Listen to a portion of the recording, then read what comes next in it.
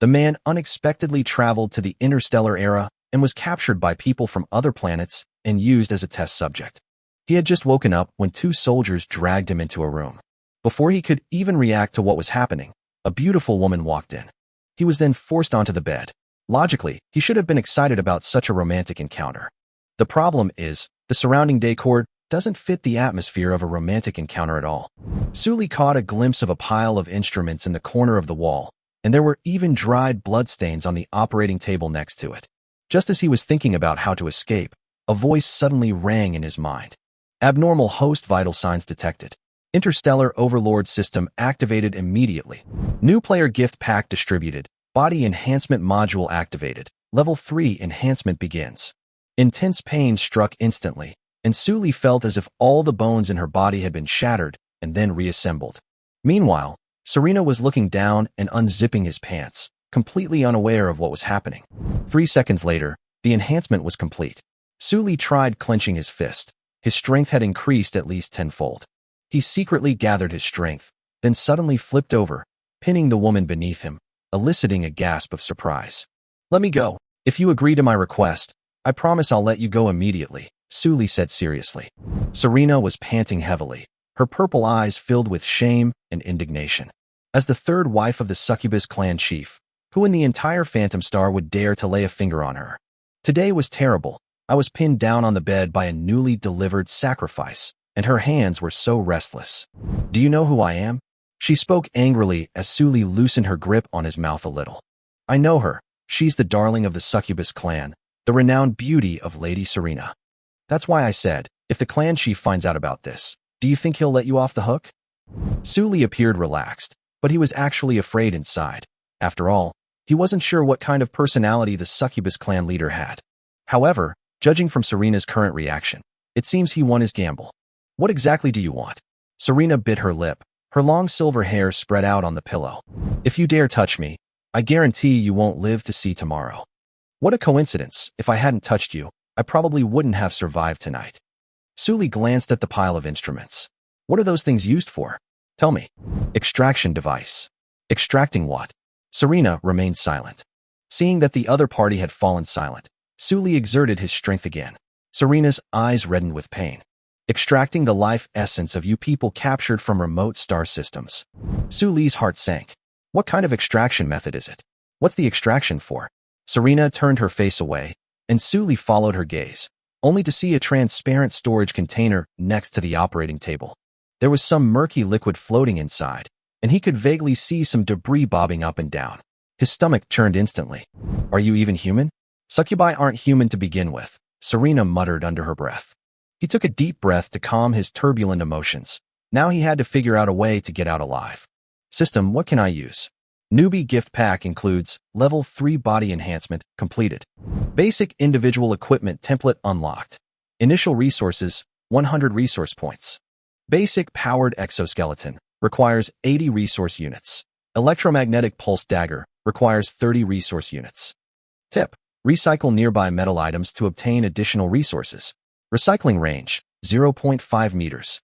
Sully glanced around the room and found that although the room was small, there were quite a few metal items, and there were even several alloy boxes in the corner.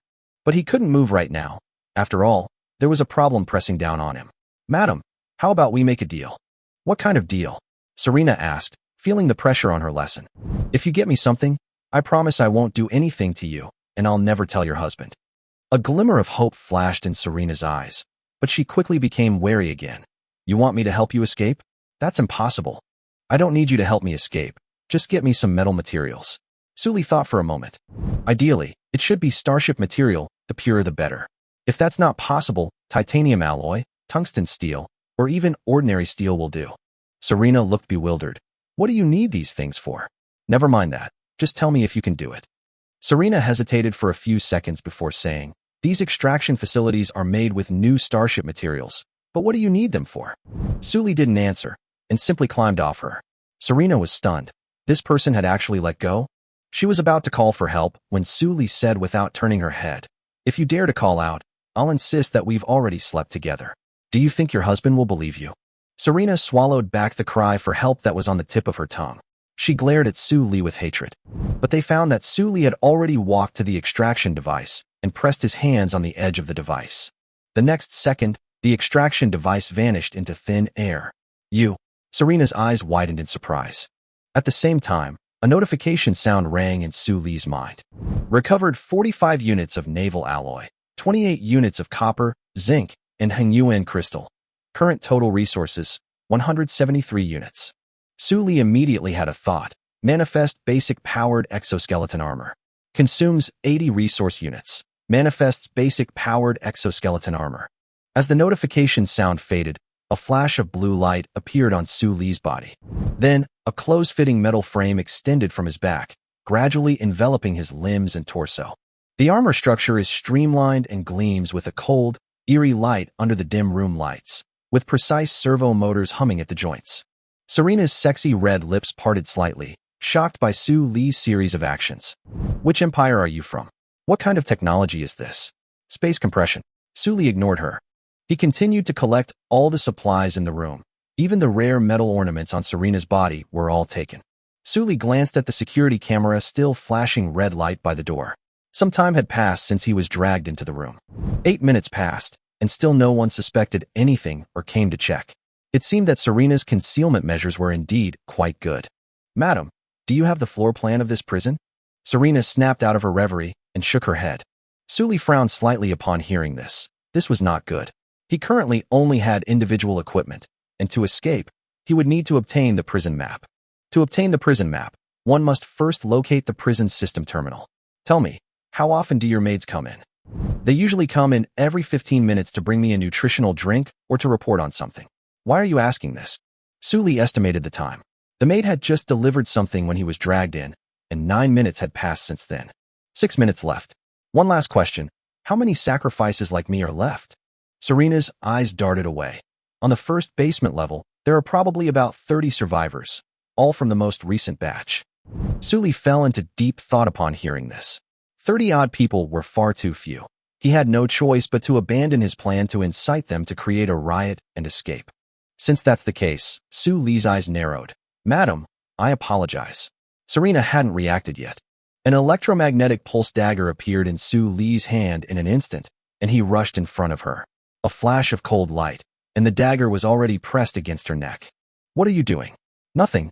I just want you to act in a play with me, Su Li said in a low voice. I'm going to take you hostage and rush out in a bit, so you need to tell me where the defenses are weakest. You should know that, right? Serena froze. Go east. At the end is the supply route that is usually used for transporting supplies. There are the fewest guards there. Su Li applied a little force, and the dagger drew a shallow bloodstain on her neck. Don't worry, I'll release you once we get out. With that, Su Li pushed her towards the door. Su Li extended his left hand, touched the metal door, and with a thought, decomposed it. The door instantly disintegrated and disappeared completely. Su Li, holding Serena hostage, stormed out of the room. Madam, you're out? Madam, someone help. Madam has been taken hostage. Hearing the commotion, the maidservant guarding the door immediately bowed her head respectfully. But when she looked up, she found that the lady was being held hostage by a person covered in unidentified armor, and she immediately shouted loudly. Hearing the commotion, 3 succubus guards clad in purple power armor rushed over from around the corner. Don't come any closer, Su Li roared. If she dares to come any closer, I'll kill her. Fearing for Serena's safety, the guards stopped in their tracks and raised their pulse guns at Su Li. The lead guard shouted into the communicator, Report. Madam has been kidnapped. Requesting backup. Seeing that the other side had already called for reinforcements, Su Li immediately dragged Serena eastward. The guards behind him were about to fire when their captain stopped them. Don't shoot. You'll hurt the lady. Chase after her. Su Li frowned slightly as he heard the footsteps behind him growing louder. You can't escape, Serena said breathlessly. There's a cliff ahead. Su Li ignored Serena's words, his brain still racing. Vehicle detected 100 meters ahead. At the end of the corridor stands a huge cargo gate. A fierce gust of wind howled in through the half-open gate. Outside the gate, several dilapidated mining carts sat on rusty tracks. Below the tracks was a bottomless abyss. We've arrived. I told you this was a dead end. Serena was utterly desperate. She didn't believe a word of Su Li's lie that he would let her go. Su Li dragged her straight to an abandoned mining truck and slammed his hand down on it. Abandoned maglev mining vehicle detected. Unlock new template. Maglev vehicle, basic vehicle, requires 200 resource units to materialize. Su Li's face lit up with joy, and he shouted to the pursuing guards, "Don't move. If you take another step forward, I'll throw her down." The arriving guards immediately stopped dozens of meters away and pointed their guns at Su Li. The captain, who was in charge, shouted a threat. "Release the lady right now. You can't escape." Su Li smiled dismissively, placing his hand behind his back on the mining cart, and with a slight thought, he activated the recycle function. The entire giant mining truck vanished in an instant. The guards were completely stunned. The mining truck was gone.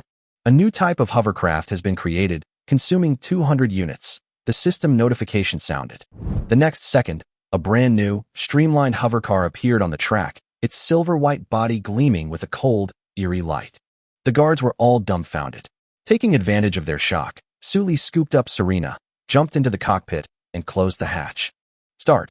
As the start button was pressed, blue flames erupted from the bottom of the hovercar, which sped off along the track. "Quickly, give chase."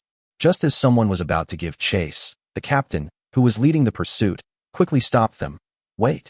Have you forgotten what's inside? Go get help." Meanwhile, Serena, on the other side, was still in a complete daze.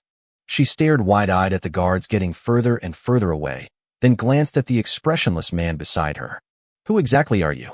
However, Su Li had no time to pay attention to her, as he was focused on what was in front of him. His gaze occasionally swept over the unidentified mineral deposits on the walls along the edge of the tunnel. After crossing the cliff, the hovercar entered a tunnel, its headlights illuminating the way ahead. All that could be seen was the pitch-black tracks stretching to an unseen end, with only a vague sense that the tunnel was becoming wider and wider. Su Li held the steering wheel with one hand and fiddled with the instruments inside the car with the other. When Serena saw that he was ignoring her, she huddled in the passenger seat and stopped making a fuss. But her eyes remained fixed on Su Li, as if she were looking at an alien. "Have you stared enough? Can you let me go now?" Serena asked tentatively. "I will release you once it is safe." Su Li wasn't lying. After all, he didn't intend to kill Serena, as that wouldn't benefit him at all. Now, all he needs is Serena, the clan chief's wife, as a hostage. Seeing Su Li say this, Serena stopped talking and instead changed the subject, patting the hovercar beneath her. "Tell me, what technology did you just use? Space folding? Or something else?" "Don't ask questions you shouldn't ask." Su Li interrupted her coldly, his gaze fixed ahead. Quite mysterious." At this point, the sides of the track had become exceptionally wide, and the height was tens of meters. The surrounding area was covered with mineral crystals of unknown material. Under the headlights, the crystals occasionally reflected a dark red glow. "What kind of mine is this?" "Black nucleus, or," Serena said slowly. "This is the core material for charging energy weapons, and it sells for a very high price outside." Su Li's eyes lit up instantly. "Is there a lot of this kind over here?" After all, this kind of resource system can definitely be recycled, and it might even be able to exchange for a lot of resource points. After this place was abandoned, all that was left were fragments of ore. The larger pieces were long ago mined away. However, it seems that the excavation here is not yet complete. What was the reason for stopping it in the first place? Serena slapped her head, unable to figure out the reason for a moment. After all, as the clan chief's wife, she was of noble status, and it was not her place to do such dirty and tiring work. Su Li then reduced the speed of the hovercar, preparing to stop and carefully observe the crystals. Just as the hovercar was about to stop, a deep roar suddenly came from the front of the track. The sound, like metal scraping against metal, came from deep within the tunnel, making the windows of the hovercar vibrate. Upon hearing the voice, Serena abruptly raised her head, as if recalling something terrifying. "Quick, hurry, I remember." But it was too late. The hovercar had already stopped. The headlights shone ahead, and about 50 meters ahead on the track, a dark mass was lying there. The creature was covered in a black and red crystalline carapace, and the sharp claws at the tips of its 6 limbs gleamed coldly. "Black mineral beast," Serena screamed. "Quick, back up." Su Li's alarm bells rang immediately as well. In his mind, the system frantically issued notifications. Unknown creature detected. High-purity black core or crystals detected within its body. High-energy units can be recovered after being killed. Before Su Li could react, the black or beast suddenly moved. With a sudden push from its 6 legs, the thing launched itself forward at a speed even faster than a minecart. Su Li suddenly pulled up the control lever, and blue light exploded from the bottom of the hovercar, causing it to abruptly slide to the side. The black mineral beast slammed into the rear of the vehicle with a bang, causing the entire hovercar to veer sideways. Sully gripped the steering wheel tightly, trying to keep the car stable, while Serena was slammed against the door and groaned in pain.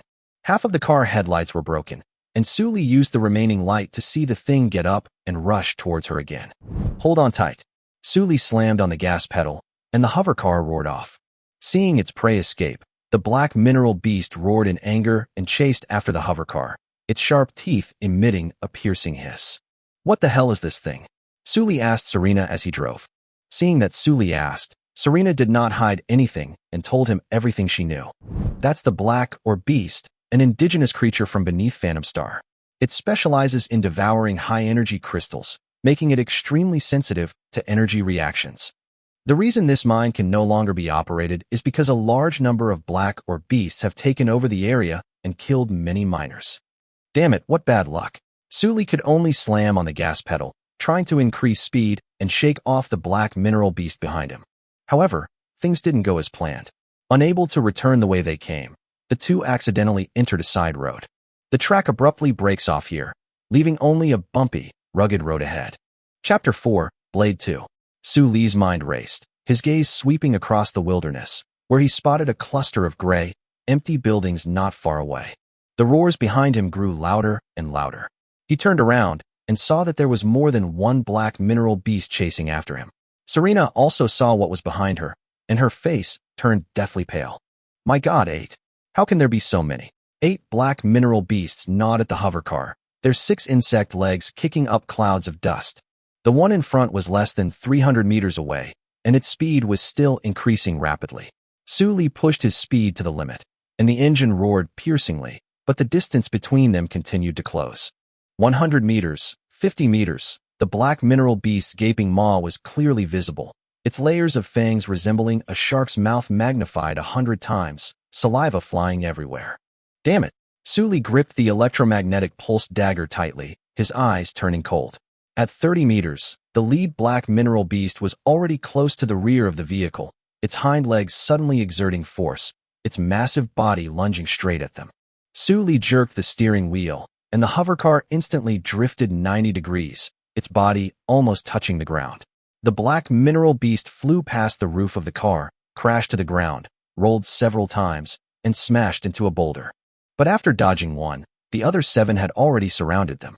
Sully roared, "Hold on tight." He spotted a gap between 2 black mineral beasts, floored the accelerator, and the hovercar squeezed through the gap. The left side fong scraped across the vehicle body with a piercing metallic tearing sound, followed by a violent jolt and a large area of warning red lights illuminating the dashboard. Damage detected. Suspension system efficiency reduced by 42%.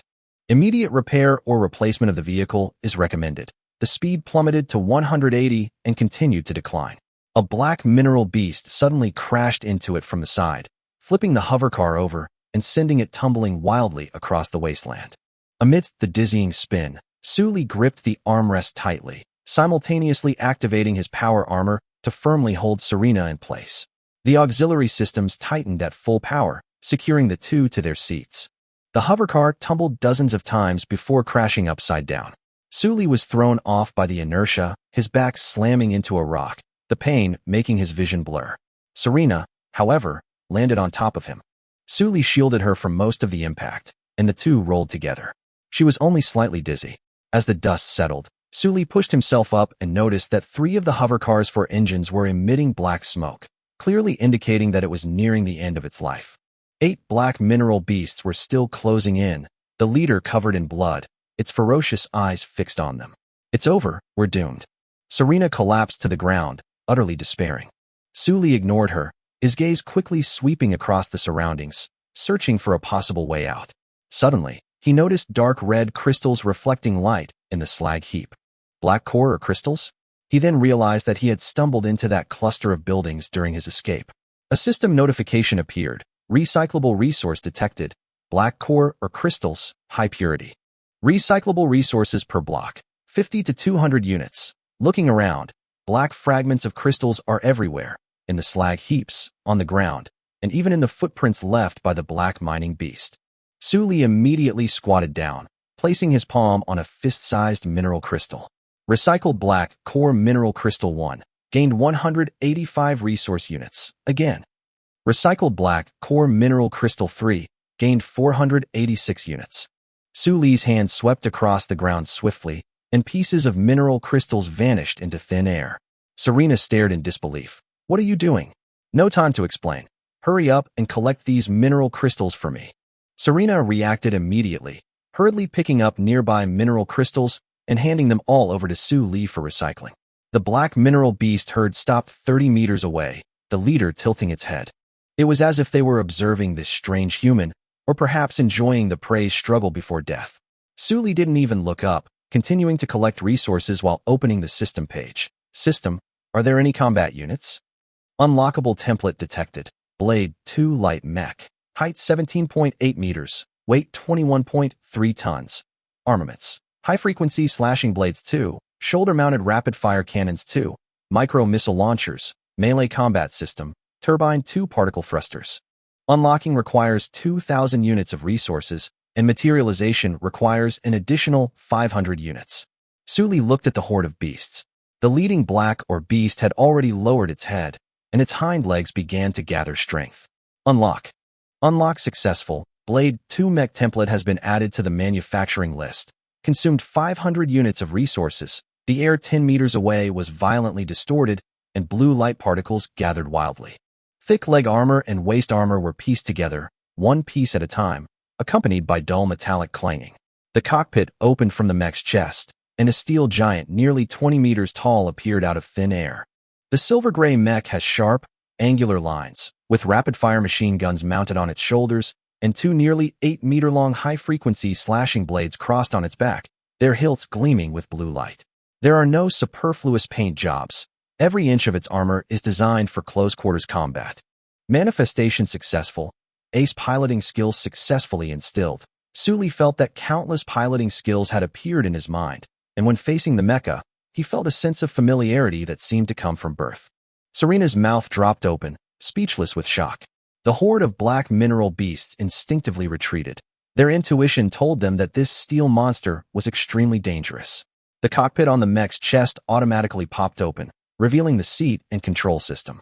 Without the slightest hesitation, Su Li used his powered exoskeleton to rush to the foot of the mecha, grabbed the tether to rise to the hatch, and jumped inside. The seat perfectly conformed to his body shape, instantly tightening automatically to secure him firmly. Gazing at the holographic screen and gripping the joystick, an even stronger sense of familiarity welled up inside him. Countless advanced piloting techniques flashed through his mind, as if he had piloted this mech countless times before. Chapter 5 Run? Can you escape? As the cockpit closed, the holographic display screen lit up instantly, and system prompts popped up one by one. Self-test complete. Module normal. High-frequency blade fully charged. Rapid-fire cannon fully loaded. Close combat system activated. Su Li gripped the control stick tightly, the screen displaying the outside scene in real time.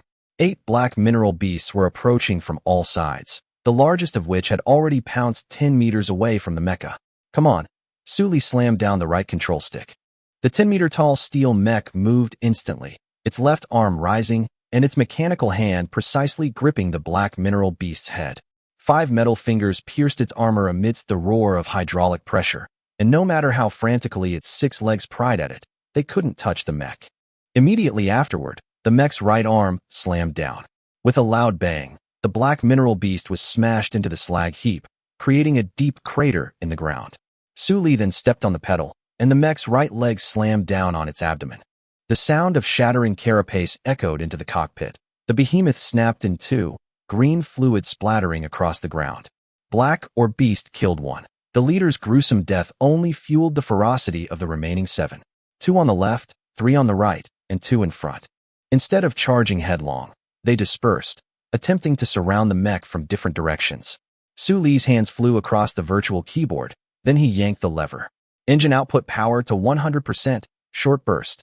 The mech bent its legs, and blue particle vortexes burst from the jets beneath its feet. The 10-meter-tall steel giant suddenly bounced backward 30 meters, leaping out of the encirclement and landing steadily in front of the 7 black mineral beasts. The landing kicked up a cloud of dust. Su Li pressed a button, and two high-frequency slashing blades on his back were simultaneously unsheathed, landing in the mecha's hands. The blades vibrated, crimson energy covering their edges, and even the surrounding air was distorted by the high temperature. High-frequency blade activated. Blade temperature 8,500 degrees Celsius. A black mineral beast pounced first. Su Li controlled the mecha to step forward and meet it. His right arm blade slashed from bottom to top, directly cleaving from its abdomen to the top of its head. The carapace, muscle, and blood instantly vaporized, leaving only a charred gash. The black or beast split in two mid-air, its body parts crashing to the ground, its internal organs sizzling from the intense heat. Black or beast killed too. Without pausing, Su Li's thrusters roared to life again, propelling the mech toward the horde of beasts. His left hand swept out with a slashing blade. Two black mineral beasts charging side by side had their heads blown off simultaneously. The severed wounds were charred shut, blood barely having time to spurt. Killing black or beasts 3-4. The remaining four finally became afraid, whimpering and retreating. But Su Li gave them no chance to escape, pushing the control stick all the way down, and the mech gave chase with its blade drawn. One of them turned and fled, its back thrusters accelerating instantly. Su Li gave chase, stabbing it from behind with his blade, the blade piercing straight through the beast's mouth. Killed black or beast 5. Another beast seized the opportunity to attack from the side. Su Li simply released his twin swords, and as it got close, his mechanical hand slammed into its upper and lower jaws. The immense force instantly snapped its mouth off. Su Li threw it to the ground, picked up his cleaver, and stabbed it into its eye socket, then twisted it violently twice. Killing the black or beast 6, only 2 remained. They completely collapsed, fleeing desperately into the darkness, one to the left and one to the right. Run? Do you think you can escape? Su Li's right hand moved rapidly on the virtual keyboard, and the crosshair immediately locked onto the black or beast on the left. The rapid-fire cannon sprayed bullets wildly, the shells blasting a straight line through the slag heap, blasting away several legs of the black mineral beast. It fell to the ground, struggling to get up, but the mech was already upon it. Su Li stepped on its spine and thrust his high-frequency blade downwards, pinning it firmly to the ground. Killed black or beast 7. Looking around, the last one had already escaped 500 meters away. Su Li raised his left arm, switched the rapid-fire cannon to single-shot demolition mode, and locked the crosshair onto the back of the black mineral beast's head. With just one shot, the last had exploded.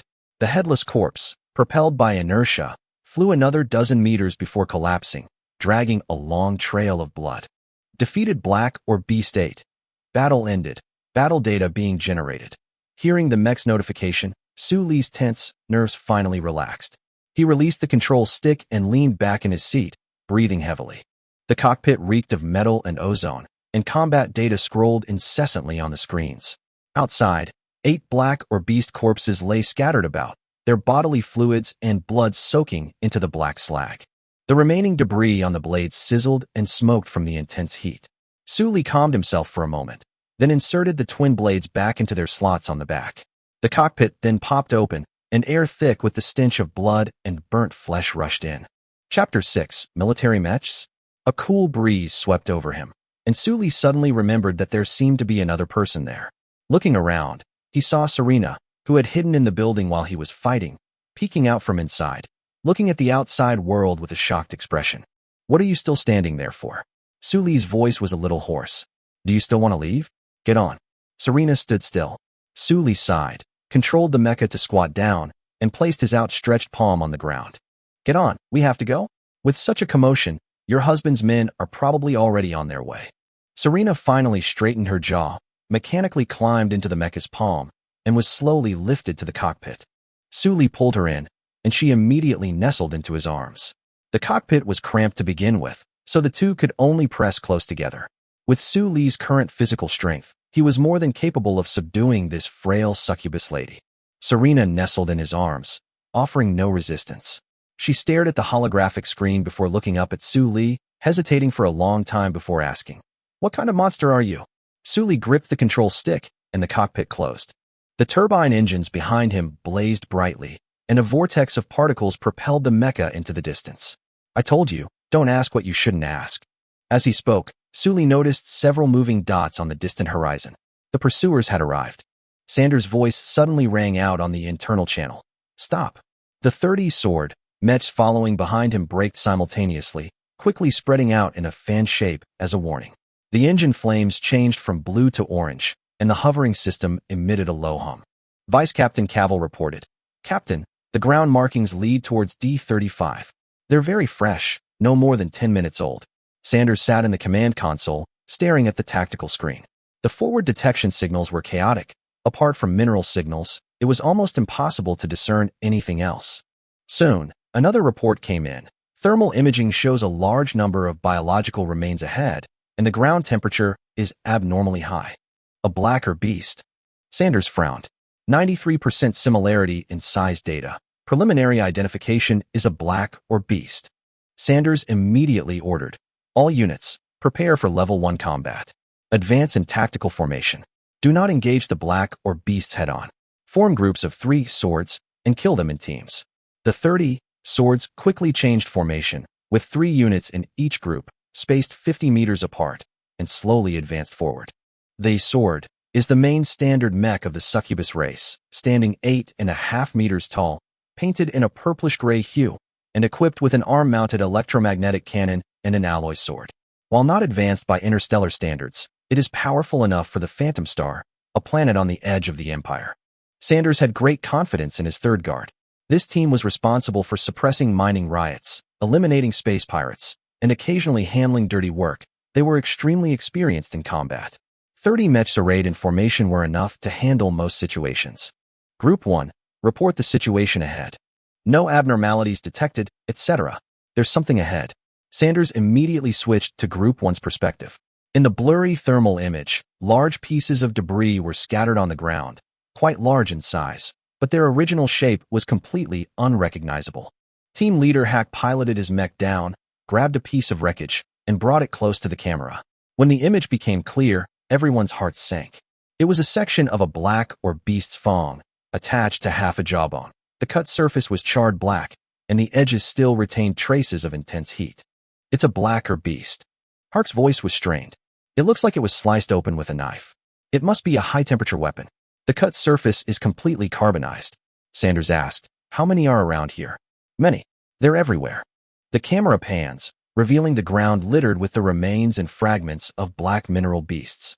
The largest is less than half a meter long, while the smaller ones are reduced to dust. Black bodily fluids seep into the slag, mixing with charred flesh and bone fragments, filling the air with a nauseating stench. Reports quickly came from each group. Some carcasses were neatly severed, some had their shells smashed to pieces by blunt force, and one was simply crushed, its internal organs spilling out. The tally jumped out, at least 8 black or beasts. Sanders' throat went dry. The black or beasts are thick-skinned and tough. Their carapaces can withstand even small-caliber electromagnetic cannons. A single enraged black or beast requires at least 3 swords working together to take it down. If all 8 charged at once, their entire guard might not be able to handle them. But now, all 8 black mineral beasts were chopped up and thrown on the ground like dumpling filling. Cavill's voice trembled. Captain, this couldn't have been done by that prisoner, could it? Sanders was silent for a moment before giving the order. Hark, examine the wound and determine what weapon caused it. Hark flipped over the severed limb and quickly concluded. Most of it was cut by high temperature, so it should be a high-frequency weapon. The blade temperature is at least 8,000 degrees, but the carbonized layer is very thin, which means the cutting speed is extremely fast. What about the weapon's size? Hack paused for a moment. Judging from the width and depth of the wound, it's quite large. Only a military-grade mech could be equipped with it. Military-grade mech. Sanders frowned even more deeply. He had seen many standard military mechs on Phantom Star, and even knew about their exclusive mechs. But he had never heard of a mech capable of so easily slaying 8 black mineral beasts. Chapter 7, again? Are there any other wounds? Hark flipped over another piece of wreckage and said in a deep voice, several of them were killed by passive energy weapons, like those from rapid-fire cannons. This level of control is definitely extraordinary. Sanders immediately activated the combat simulation system, inputting all the on-site data.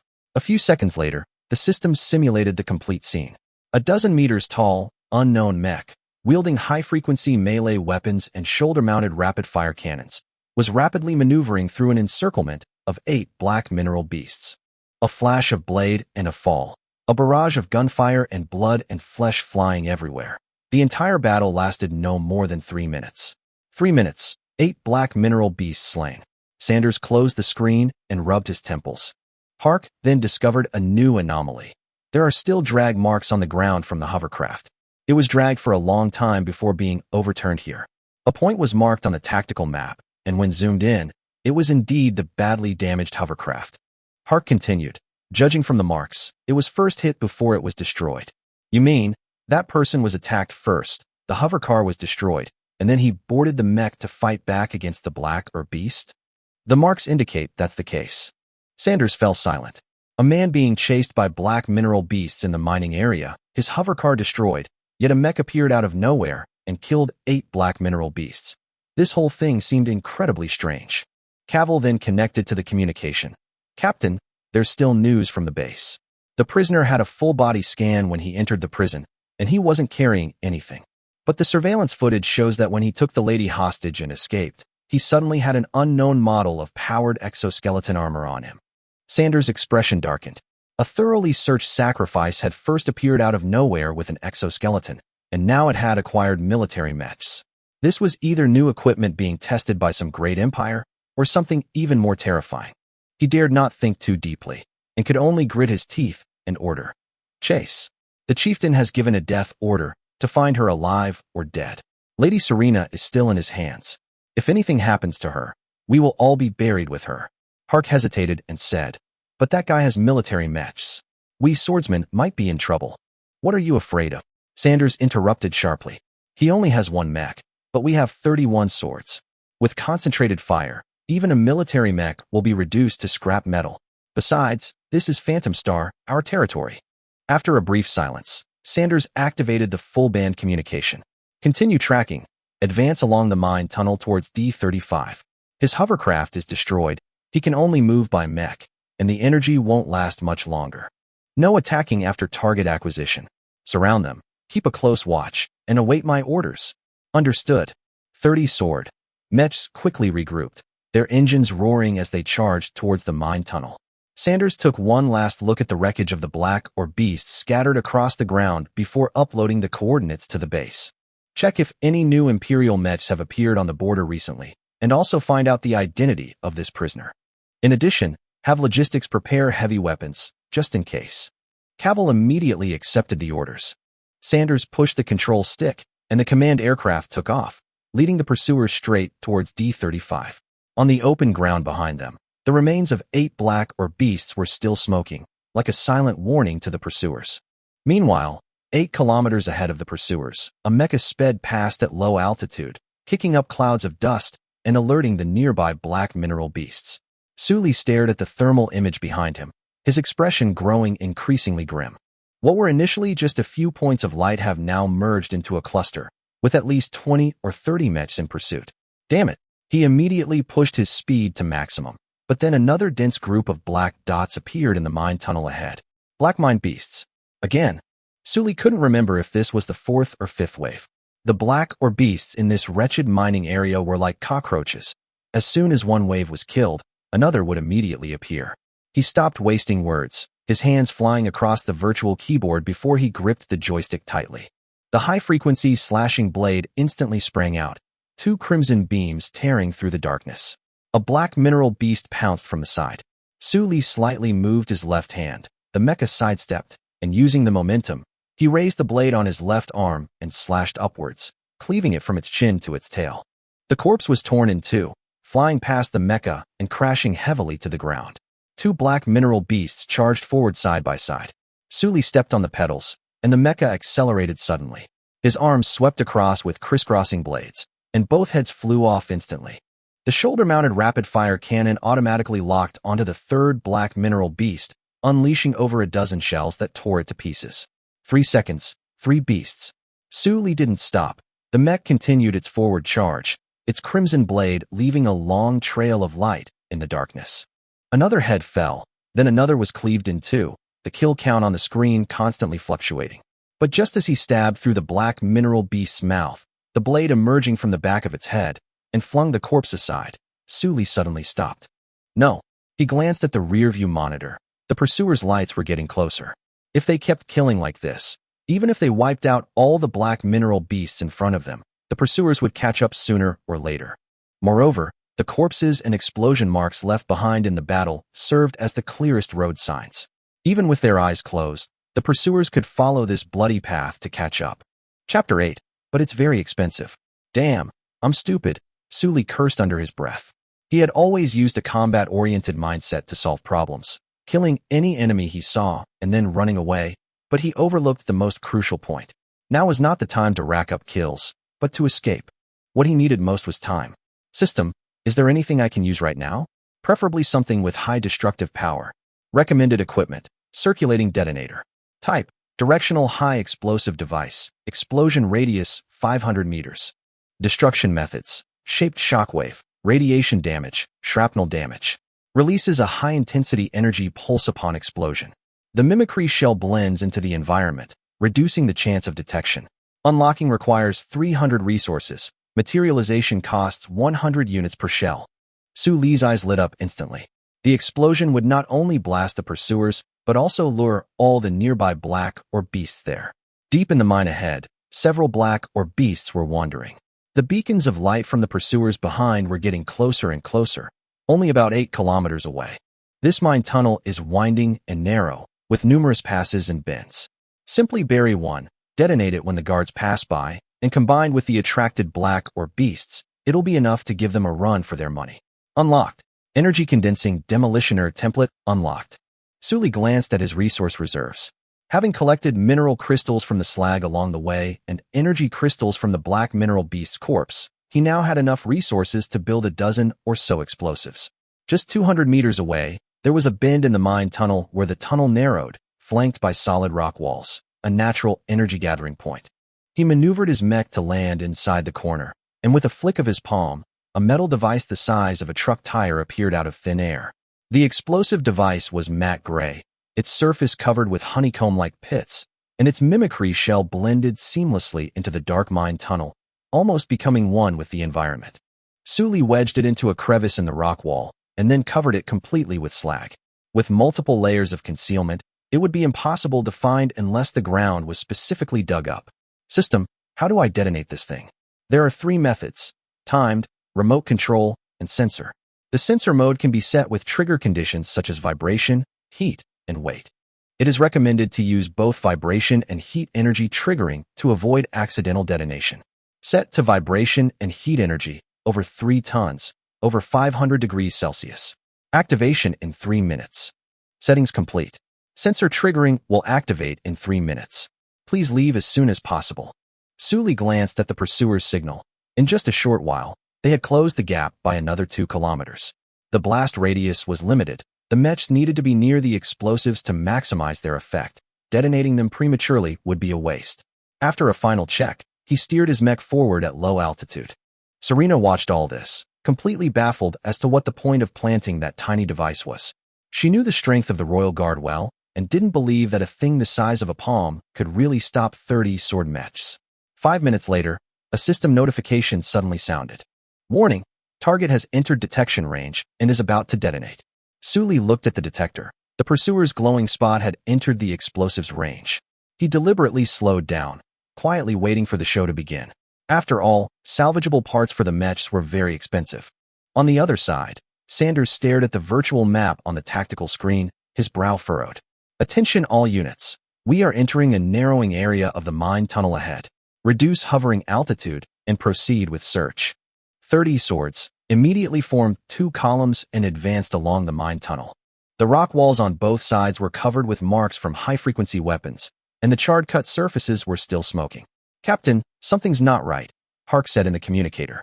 That kid has been fighting at high intensity all the way, killing black or beasts and escaping, yet he doesn't show any signs of running out of energy. It's too weird. Sanders also noticed something amiss. They had replenished their backup power twice, yet the enemy maintained a constant high-speed operation. What kind of engine did that kid have? Be careful, he's not simple. Sanders gave a deep command. Everyone land. Search and advance. Second group scout.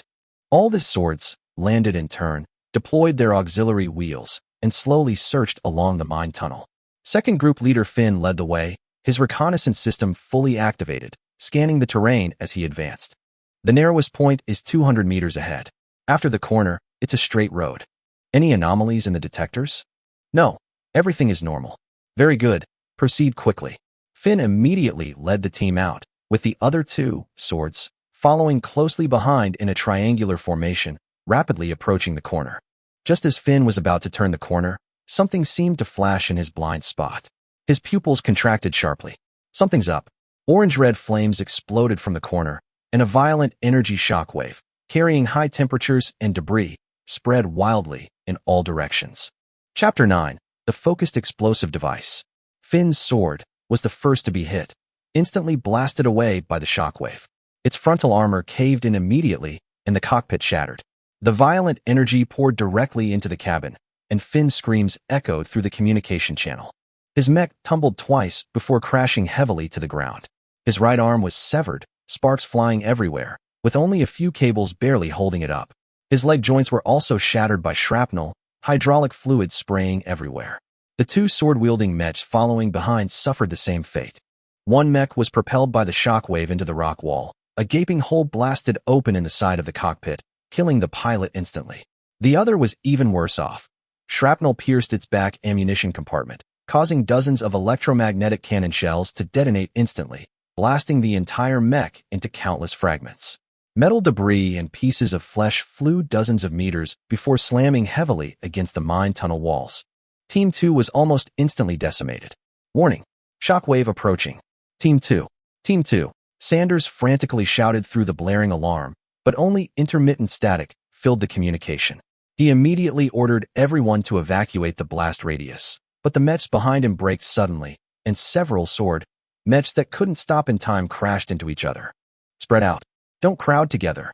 Group leader Hark desperately tried to maintain order, but the shockwave was too wide, and communications were intermittent, throwing the mine into complete chaos. On the tactical screen, Group 2's signals went out one after another. Sanders slammed his fist on the control panel, his face extremely grim. Cavill reported in a trembling voice that Finn was seriously injured, his mech was 59% destroyed, and he was no longer combat ready.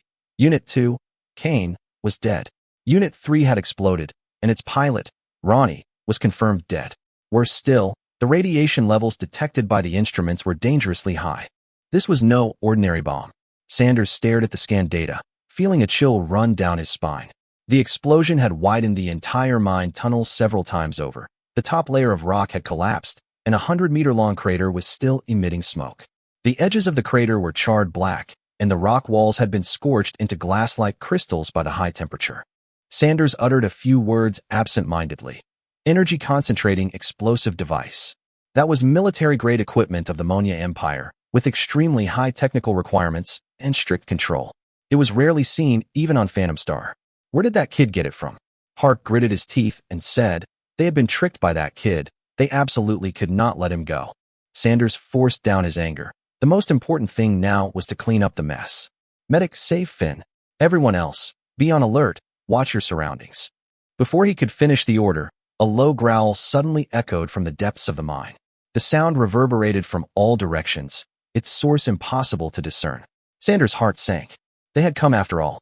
In the darkness, pairs of dark red eyes lit up one after another. One pair, two pairs, for pairs, until they were densely packed together, almost countless. At least 30 or 40 black mining beasts surged out from the depths of the mine tunnel, some as large as trucks, others as small as motorcycles, their carapaces gleaming coldly in the gray light. Thick saliva dripped from their mouths, clearly drawn by the energy pulses released by the energy-concentrating explosive device. All units, form ranks. Circular defensive formation. Sanders immediately ordered. The remaining 20-odd swords quickly formed a circle, their electromagnetic guns and alloy swords fully drawn, aimed at the approaching shadows from all sides. But the leading black or beasts had already charged within 50 meters. Fire! Electromagnetic rifles and electromagnetic cannons roared simultaneously, shells exploding one after another in the horde. The leading black or beasts were blasted apart by concentrated fire, their flesh and blood flying everywhere. One black or beast's head was blown off, its headless corpse still propelled by inertia for more than 10 meters, leaving a long trail of blood. However, more black or beasts pounced. A giant black or beast crashed in from the side, overturning one of the sword mechs. Just as the mech tried to get up, it was pinned down by two more black or beasts. Fangs instantly tore open the cockpit, and a shrill scream came through the communication channel, followed by only the ear-piercing sound of metal tearing apart. "I'm out of bullets. Help me. This thing's hide is too tough. We can't get through it." Screams echoed through the channel, and panic began to rise among those on the defensive line. Hark slashed down a charging black mineral beast, seizing the opportunity to plunge his blade into its eye socket and smash its head apart. But as soon as he pulled his blade out, he looked around in horror. "Captain, too many. We can't hold them off." Chapter 10, My Turn. Sanders gritted his teeth and decisively connected to the emergency channel. "Headquarters. This is Sanders from the 3rd Guard. The number 7 mine tunnel in the east district of the mining area has been attacked by a large number of black or beasts. Requesting support." The channel was filled with harsh static, and the sound came through intermittently. "3rd Guard team. Poor signal. Location repeated. East District. Mine tunnel number 7. We're surrounded. At least 100 black or beasts. Need heavy firepower support. Hurry." Received. Support is on its way. Estimated arrival time, 50 minutes. 50 minutes? All the team members in the channel heard this. Holding out in this godforsaken place for 50 minutes is practically tantamount to letting them wait to die. Suddenly, a black mineral beast lunged at Sanders from the side. He jerked the control stick, his mech dodging to the side, and with a backhand slash, he plunged his alloy blade into the monster's hind leg. The alloy blade sank half a meter in, and the black mineral beast roared in pain as it turned and fled. Sanders immediately roared, "Don't panic. Hold the line. Cover each other and don't get scattered." But as soon as he finished speaking, 5 black mineral beasts charged at him from the front at the same time. Several sword Mechs in the front row immediately opened fire, their electromagnetic cannons focusing fire to blast 2 of them to pieces, but one of them still managed to charge into the formation despite the hail of bullets. A mech swung its blade, striking the black or beast precisely in the neck, but at the same moment, the black or beast's fangs snapped into the cockpit. With a muffled thud, the hard fangs tore through the outer armor and pierced directly into the cockpit. The pilot screamed in agony, and Sanders roared for help, but it was too late. The black beast violently swung its head, tearing a gaping hole in the cockpit and ripping half of the pilot's body out. The pilot swung through the air before slamming heavily against the rock wall. Hark, his eyes bloodshot, aimed at the monster's neck wound and slashed down, the blade cutting deep. The black beast's head lolled to one side, twitched a few times, and then collapsed motionless. However, more black mineral beasts surged up, 40, 50. Sanders couldn't even count them. The mine tunnels were filled with black carapaces, scarlet eyes, and drooling fangs. "Captain, we're almost out of ammo," his adjutant, Cavill, shouted urgently. "Conserve ammo. Aim carefully before you fire. There's no way to save any. There are just too many of them." Another sword was knocked down, and 3 or 4 black mineral beasts swarmed around it, tearing at it frantically. The sound of metal being ripped apart by their fangs was chilling. The driver's screams lasted for more than 10 seconds before finally stopping abruptly. Sanders swung his sword to slash back one of them, then blasted another away with his electromagnetic cannon. But the number of beasts hadn't decreased. In fact, it was increasing. "Captain," Hark's voice was filled with despair, "we can't hold on." Sanders' eyes were bloodshot. He knew they couldn't hold on, but in this mine tunnel, they were no match for the black mineral beasts. "Hold on. Hold the line." His voice was hoarse. "Reinforcements are on their way, hold on." Another black mineral beast pounced. Sanders dodged it, and with a backhand thrust his battle sword into its relatively soft belly, the blade piercing through the spine and emerging from its back. He pulled out the sword, and the corpse collapsed with a thud, revealing even more gaping maws behind it. The horde of black or beasts roared and charged again, the sounds of gunfire, tearing metal, and screams instantly mingling together. On the other side, Sully hid on an inconspicuous slag heap, shutting down the mecha's engines and keeping only the life support system running, while the detection system remained constantly activated.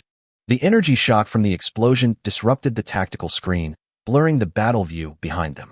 Only large red dots could be seen moving rapidly, and yellow dots representing pursuers were constantly fading. These guys actually managed to hold out for so long. It seems I underestimated them. The 3rd Royal Guard was indeed quite capable to have lasted this long among the black or beast horde. Unfortunately, they chased the wrong person. Serena stood to the side, her eyes slightly narrowed, remaining silent. When the last yellow dot representing the pursuers went out, Sully finally moved. He glanced at the time. 18 minutes had passed since the energy-concentrating explosive device detonated, longer than expected. All right, it's my turn. Sully took a deep breath and lightly tapped the control panel. 4 pre-positioned explosive devices activated simultaneously in different directions of the mine tunnel. These were originally a backup plan he had left behind, in case pursuers bypassed the beast horde, or if the black or beasts killed their pursuers and then spread towards him. Now, these devices had a better purpose. Without hesitation, Sully pressed the detonation button. 4 explosions rang out almost simultaneously, with fireballs erupting from the mine tunnels in the east, south, and north directions.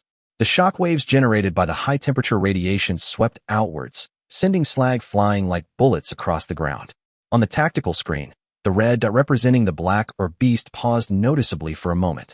The next second, as if summoned, they abandoned the remains of the sword in the mine tunnel, turned around collectively, and surged wildly towards the direction of the explosion. Nearly 100 black mine beasts were crammed into the narrow mine tunnel, their carapaces rubbing against each other. The ear-piercing creaking sound mixed with their roars, causing the rock above them to crumble and fall.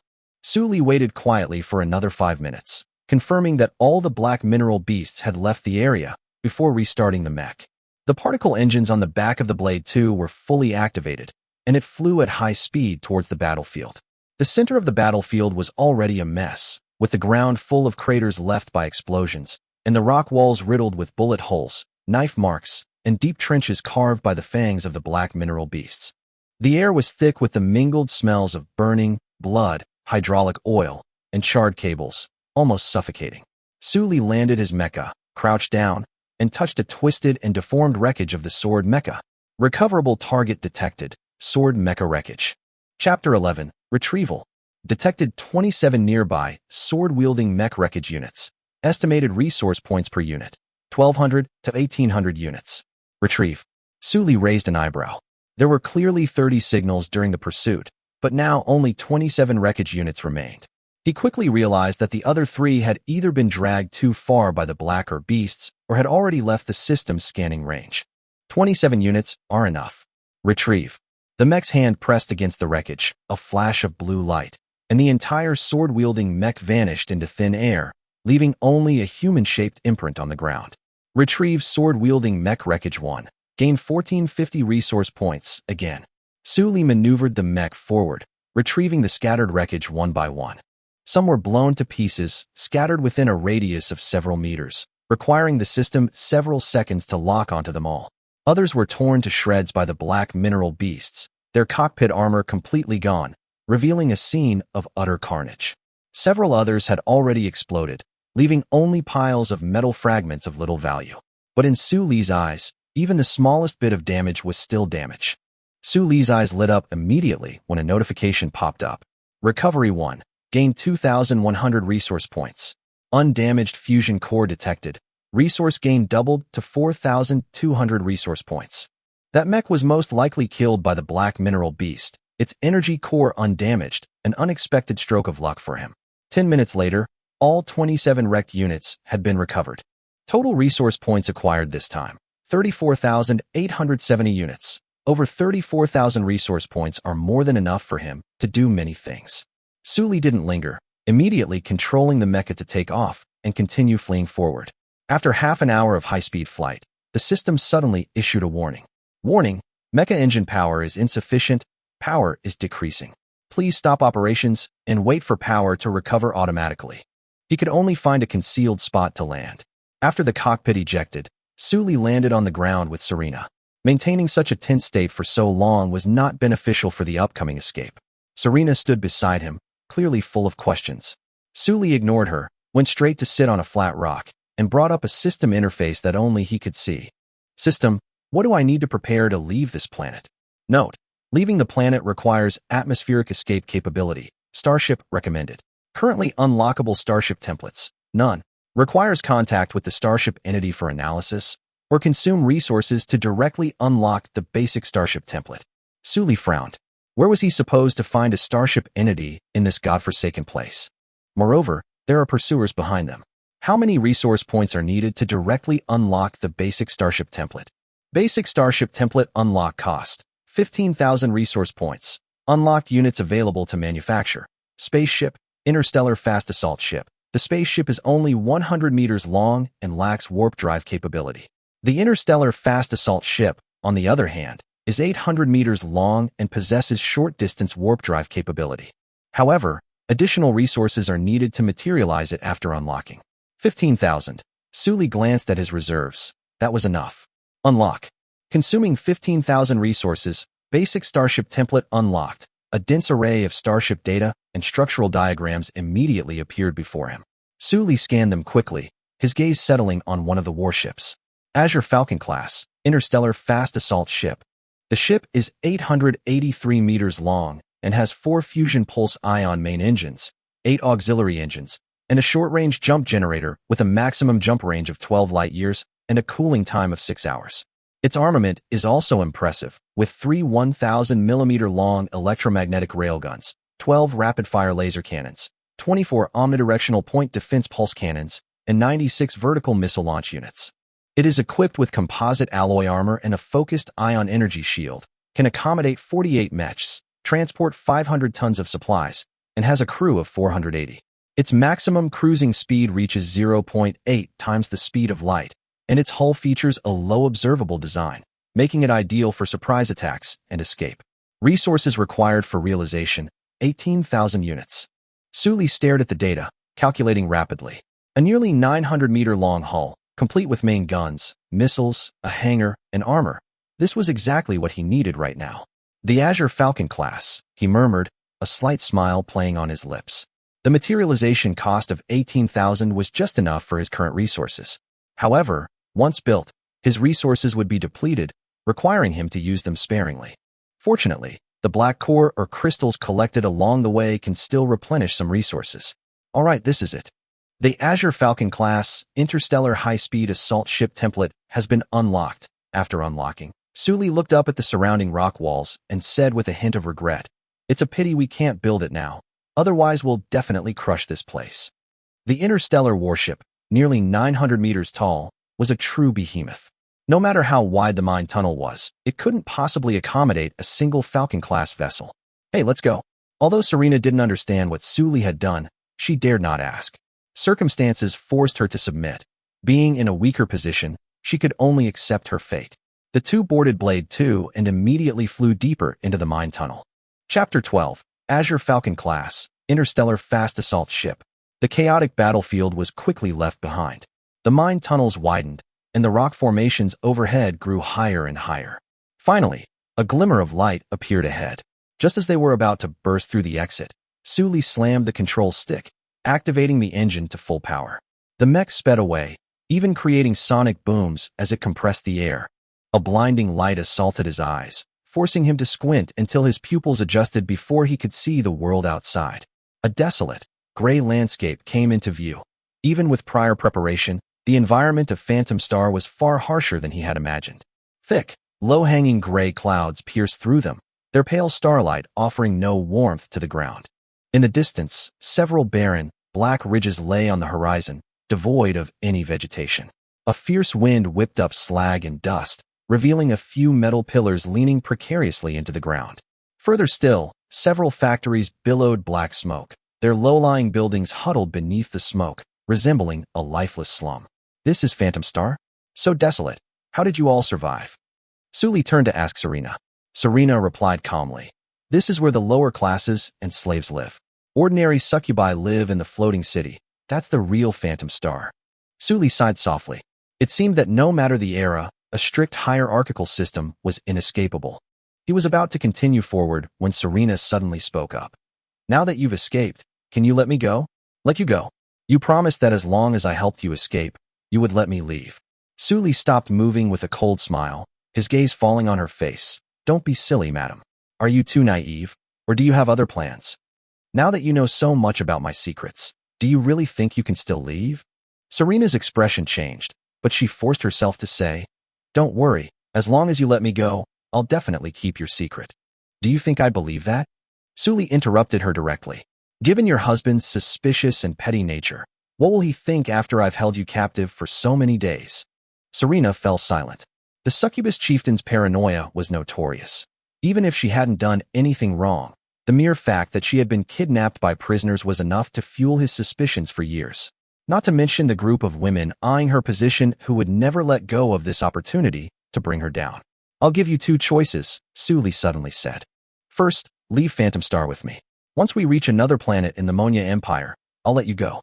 After that, you can go wherever you want." Serena tentatively asked, "And the second?"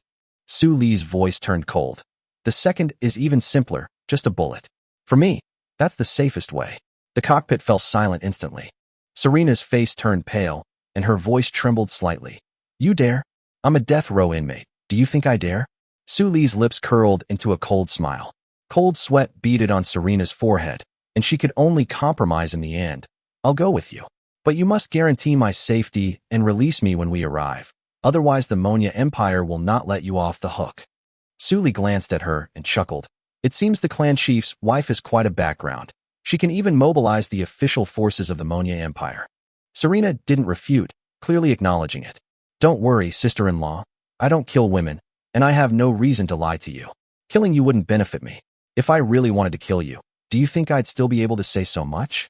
He paused, then added bluntly, "Besides, you're useless to me anyway. Having you around would only be a burden. I'd be more than happy to get rid of you." Though these words were harsh, they secretly relieved Serena. At least someone like Suli was easier to see through than those who made empty promises and stabbed others in the back. Suli stopped wasting time and immediately increased power to fly forward. He needed to find a place to materialize the starship. System, scan the surrounding terrain and find a secluded, open area. Southeast direction, 87 kilometers away, valley basin detected. Flat terrain, surrounded by mountains, suitable for materializing large units. After confirming the coordinates, Suli immediately steered the mecha to a southeasterly direction. As the first pale star rose, he finally arrived at the valley.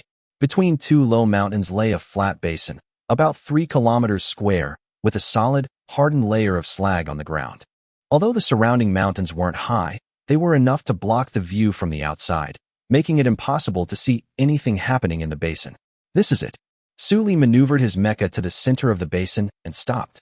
"System, manifest a Falcon-class interstellar rapid assault ship." Manifesting a Falcon-class interstellar rapid assault ship requires 18,000 units of resources. Confirm manifestation. Confirm. The moment confirmation was made, the ground beneath their feet began to tremble slightly. The space in the open area ahead violently distorted, and a massive metal skeleton slowly emerged from the void. First to appear were the menacing keel of the ship, followed by the rib-like frame. Countless metal trusses intertwined and extended in the air, supporting the nascent form of a colossal object. Silvery white alloy flowed from the gaps in the skeleton, covering the entire structure like mercury. It finally solidified into a streamlined outer armor. The entire materialization process was accompanied by low, continuous spatial vibrations. Chapter 13, Welcome Aboard, Commander. 30 seconds later, a brand new Falcon-class interstellar fast assault ship silently materialized, its silver-gray armor gleaming coldly under the starlight. 3 twin-mounted electromagnetic railguns extended from the armor's gaps at the bow's front, while dozens of automatic rapid-fire laser cannons lined the sides of the hull. Vertical missile launch cells were spread around the ship's hull, and 4 fusion pulse ion thrusters were arranged in a line behind the nearly 900-meter-long streamlined hull. Each thruster was over 30 meters in diameter, making a person standing next to this steel behemoth appear as small as an ant. "Damn, that's huge," Suli exclaimed, maneuvering his blade 2 mech to land on the landing platform on the ship's side. The platform automatically unfolded, revealing a hatch leading into the ship, followed by a cold, mechanical voice. "Welcome aboard, Commander." When the system materialized the starship, it had already set Suli's biometrics to the highest level of access. The hatch slid open silently, and fresh air rushed out, carrying a faint scent of metal and an unknown purifying substance. Suli leaped from the mecha cockpit carrying Serena, the powered exoskeleton landing steadily. Serena's purple eyes were filled with shock. She had seen Suli conjure mecha out of thin air before, but she still couldn't understand where such a massive interstellar warship came from. "What the hell is this? Powered armor and mecha are one thing, but now you even have a starship? How did you do that?" "I told you, don't ask what you shouldn't ask." Suli didn't turn around and walked straight into the hatch. Inside the ship was a wide and bright corridor, with soft LED strips embedded in the walls, and the alloy mesh floor made a steady clicking sound underfoot. Two hoverboards used for rapid movement within the ship floated over, carrying the two of them deeper into the corridor. Every 20 meters along the way was an airtight door, which automatically opened as Sully approached. After passing through 3 doors, a holographic sign appeared before them, indicating the directions to the bridge, engine room, mech hangar, and living quarters. Without hesitation, Sully headed straight for the bridge. The passage widened as they went forward, with entrances to functional areas appearing on both sides. Through the observation window, he saw a spacious war room. A huge holographic sand table remained operational, a pale blue light slowly flowing within. At the end of the corridor, a heavy, airtight door blocked his path, with the words "Bridge" clearly marked above it. Sully jumped off the hoverboard, and a beam of blue light descended from above, quickly sweeping over his entire body. Identity confirmed. Sully, authority level, Supreme Commander. Welcome to the bridge, Commander. A mechanical female voice echoed in the corridor, and the airtight doors slid open to both sides. The moment the doors opened, Sully paused slightly, and a magnificent bridge appeared before him. This was a hemispherical space with a diameter of over 60 meters, which sank down in a stepped manner and consisted of 3 ring-shaped operating platforms. Milky white light streamed down from the dome, reflecting off the silver-gray metal walls with a cold, solemn sheen. The top level was the commander's platform, where Sully was located. The reinforced glass beneath his feet was as clear as a mirror, offering a panoramic view of all the operating areas below. In the center of the platform sat a black alloy chair, more of a command throne than a seat, the seat of authority over the entire warship. The armrests are covered with touch panels and holographic projectors, and the top of the chair back is embedded with a miniature sensor array capable of reading the commander's mental commands. The middle platform is the tactical and navigation area, with 12 control panels arranged in a fan shape and a giant holographic tactical sand table at the center. Once activated, it can project a 3-dimensional battlefield image with a radius of 5 meters, displaying star maps, enemy and friendly positions, and fleet movements. The lowest level is responsible for monitoring core systems such as power, shields, weapons, and damage control, with 24 control panels arranged in a complete circle. In the center of the circle, a thick energy guide column runs through the floor and the dome, its surface flowing with pale blue energy patterns. Sully looked up and saw that the dome was actually a single piece of transparent armor, through which the hazy, phantom-like starry night sky was clearly visible. Starlight fell between the 3 platforms, as if draping the slumbering behemoth in a silver veil. Sully took a deep breath, suppressing his shock, and sat down in the commander's chair. The chair immediately adjusted to his body shape. The armrest panel lit up, and 3 floating screens unfolded in front of him. Welcome aboard, Commander. The Azure Falcon-class interstellar fast assault ship, Azure Falcon, all systems ready. Please enter the activation command. Activate all systems, Sully ordered in a deep voice. Executing. The next second, the entire bridge suddenly awoke. The transparent dome switched to display mode, and the phantom starry night sky was covered by dense data windows. External sensor readings, ship integrity, energy shield status, weapon system self-checks. Thousands of data streams scrolled rapidly. The holographic tactical sandbox in the middle layer also lit up, projecting a 3-dimensional star map of the Phantom Galaxy with a radius of 5 meters. In the star map, Phantom Star was a dark red planet, surrounded by 3 orbital defense platforms and the signal markers of a patrol fleet. Chapter 14, What is Biomass? The 24 monitoring terminals on the lower platform activated simultaneously, and the fusion cores switched from standby to full power operation. Blue patterns flowed rapidly on the energy guide pillars, a deep hum echoed across the bridge, and the 3 layers of lighting turned a cool, combat-ready blue. The control panel and terminals were precisely illuminated, while the passageway was shrouded in shadow. On the floating screen in front of Sully, the self-check progress soared. The power system was online, with an output power of 32%, capable of reaching 100% at maximum. The warp engine was on standby, with a maximum warp distance of 12 light-years. The weapon system's main guns were ready, missiles were being loaded, shields were at full energy, the life support system was functioning normally, and the ship's oxygen circulation was stable. Serena stood behind Sully, already almost numb with shock, a layer of cold sweat even seeping from her forehead. The dense control panel, the floating holographic screen, and the slowly rotating tactical sand table all indicated that this starship's technology far surpassed that of the Phantom Star. In her view, the Falcon was at least 2 eras ahead of the Phantom Star, and Sully had made no attempt to conceal this from her. The more she knew, the more worried she became about leaving alive. But this time, she learned her lesson and kept her mouth shut, trying to remain invisible. Sully ignored her because a new notification popped up on the screen. Self-check complete, 100%. All systems on the Azure Falcon are ready to set sail at any time. Warning, crew numbers are severely insufficient, failing to meet minimum departure requirements. Sully frowned, and the system immediately listed detailed data. The standard complement of the Tsangjuan-class destroyer is 480 people, but currently there are only him and Serena on board. The minimum requirement for departure is at least 12 people in core positions. The positions of shipboard AI, navigator, fire control operator, chief engineer, and damage control team leader are all vacant. In unattended mode, the ship's weapon hit rate will decrease by 73%, shield response will slow down by 58%, and warp positioning time will be extended by 340%. Damn it, Sully couldn't help but curse. He was so focused on building the starship that he forgot that such a behemoth, nearly 900 meters long, was simply not something one person could completely control.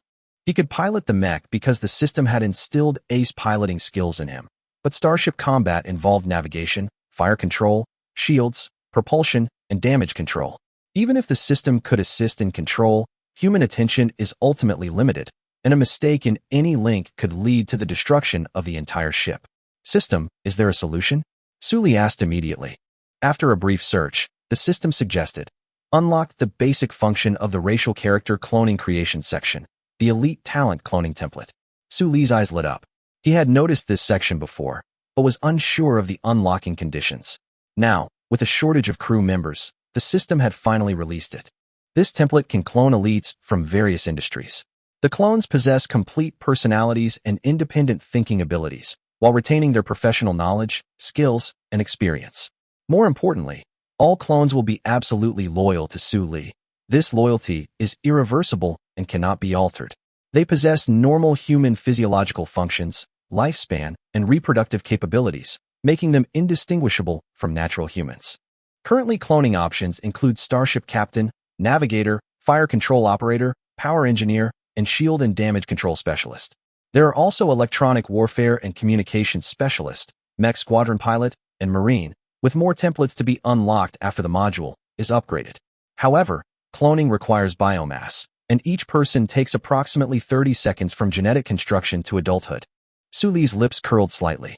While a full complement of 480 people wasn't yet possible, the minimum starting positions for the mission had been secured. Unlocked. Elite Talent Cloning Template unlocked. Hint. Core personnel can be cloned immediately to meet minimum starting requirements.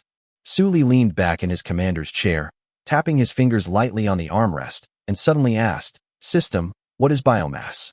The system explains that biomass is the collective term for organic matter in carbon-based life forms, including proteins, fats, and cellulose. These substances, once recovered, can be broken down into basic elements such as carbon, hydrogen, oxygen, and nitrogen, which can be used to cultivate clones or manufacture biological materials. And its source is precisely microorganisms and corpses. Simply put, it's just meat. Sully smiled knowingly. You could say that, host. Upon receiving confirmation, Sully immediately thought of the black or beast. That thing was practically a ready-made biomass recycling station. Damn, what a pity. I should have unlocked it sooner. However, going back was too risky, so Sully quickly suppressed the idea and instead inquired about equipment that could easily retrieve items. The system quickly retrieved the information and provided a standard engineering robot. It was 2.1 meters tall, weighed 480 kilograms, and was equipped with a micro-fusion battery, providing a battery life of up to 720 hours. Mining, building, repairing, recycling, it can do it all. Unlocking requires 500 resource points, but each robot only costs 50 resource points to materialize. Wow, an engineering robot. This is great. Unlock. Engineering robot template unlocked. 500 resource points consumed. Chapter 15. Oh wow, unlocked. Sully looked towards the distant mine tunnel. The corpses of those black or beasts were still lying inside. As long as they were all recovered, the biomass problem wouldn't be a problem for the time being. First, Build 50 engineering robots, placing them in the open space outside the starship. Sufficient resource points detected, engineering robots materializing. The tactical light screen unfolded, and the air on the open ground beside the starship suddenly trembled violently. 50 points of light lit up simultaneously, rapidly stretching and expanding, with metal skeletons, joints, hydraulic rods, and wiring emerging layer upon layer from the light. In just 3 seconds, 52-meter-tall silver-gray robots stood in neat rows, 5 columns, and 10 tiers, awaiting Su Li's command. The head of the foremost robot glowed blue and emitted a short, electronic sound. Beep. Su Li gave the order directly. Target: black or beast corpse. Search an area of 50 kilometers and bring back all the corpses. The moment the order was given, the vector thrusters on the backs and feet of all 50 robots simultaneously emitted particle flames. They shot into the sky in unison, hurtling towards the mine tunnel, their trails of light stretching into the distance like shooting stars streaking across the night sky. Su Li was still somewhat worried. Such a commotion, won't the enemy spot us? The engineering robots are equipped with a mimicry outer armor layer, allowing them to evade most detection devices. Given the current technological level of Phantom Star, the probability of them being detected is extremely low. That's good. 20 minutes later, the sound of air being torn apart came from the direction of the mine tunnel, and the first batch of engineering robots returned. Each robot dragged a black or beast corpse behind it, and the energy traction beams pulled the wreckage of different sizes, which were neatly piled up in the valley after landing.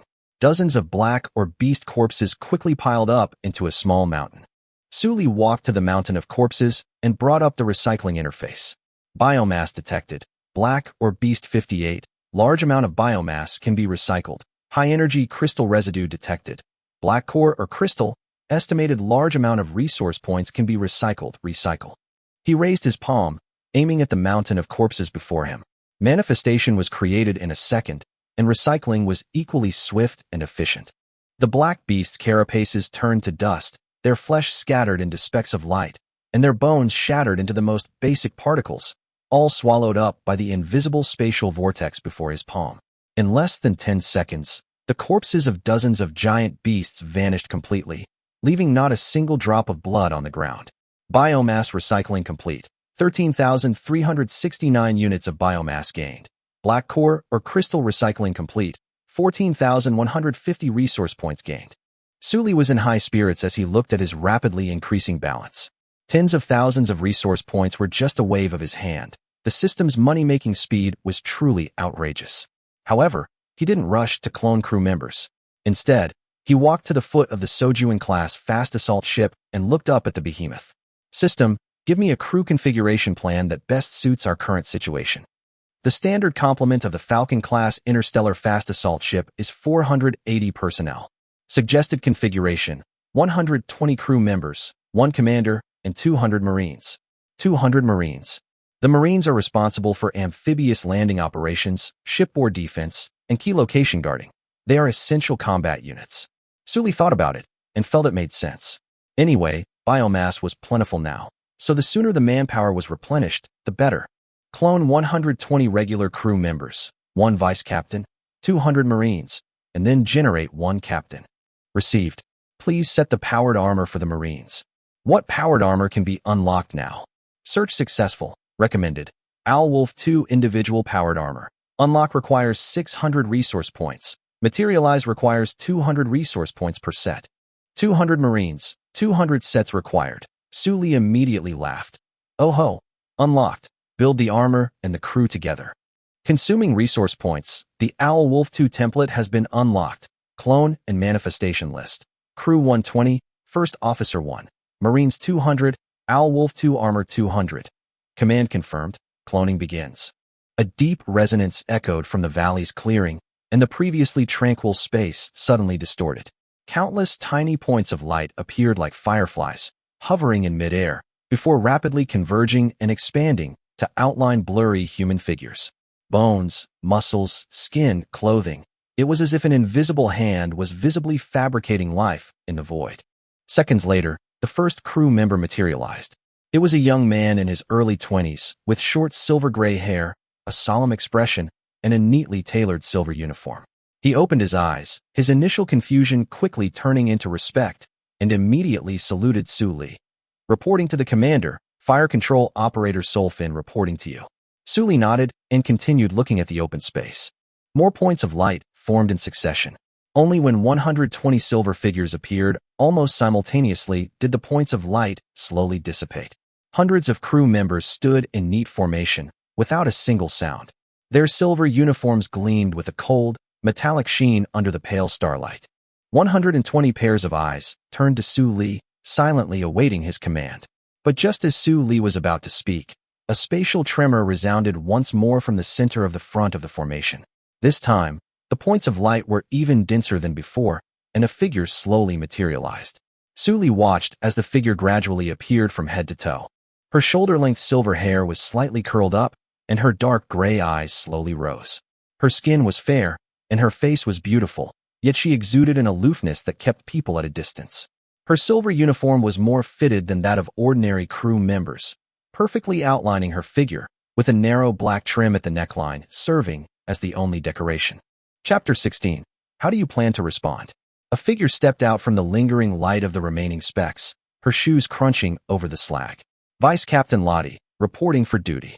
Her voice was crisp, her posture ramrod straight, without a single unnecessary movement. Su Li glanced at her and asked directly, "How much do you know about the Azure Falcon-class interstellar high-speed assault ship?" Lottie immediately replied that the system had already instilled all the data on the Falcon-class starship into her subconscious, and she had fully mastered the starship's operating procedures. Su Li raised an eyebrow. The system had indeed prepared thoroughly this time. He immediately ordered Lottie to lead all the crew members onto the ship and take their positions to prepare for activating the starship. Lottie accepted the order, turned around, and led the crew onto the ship in an orderly manner. The whole process was swift and efficient.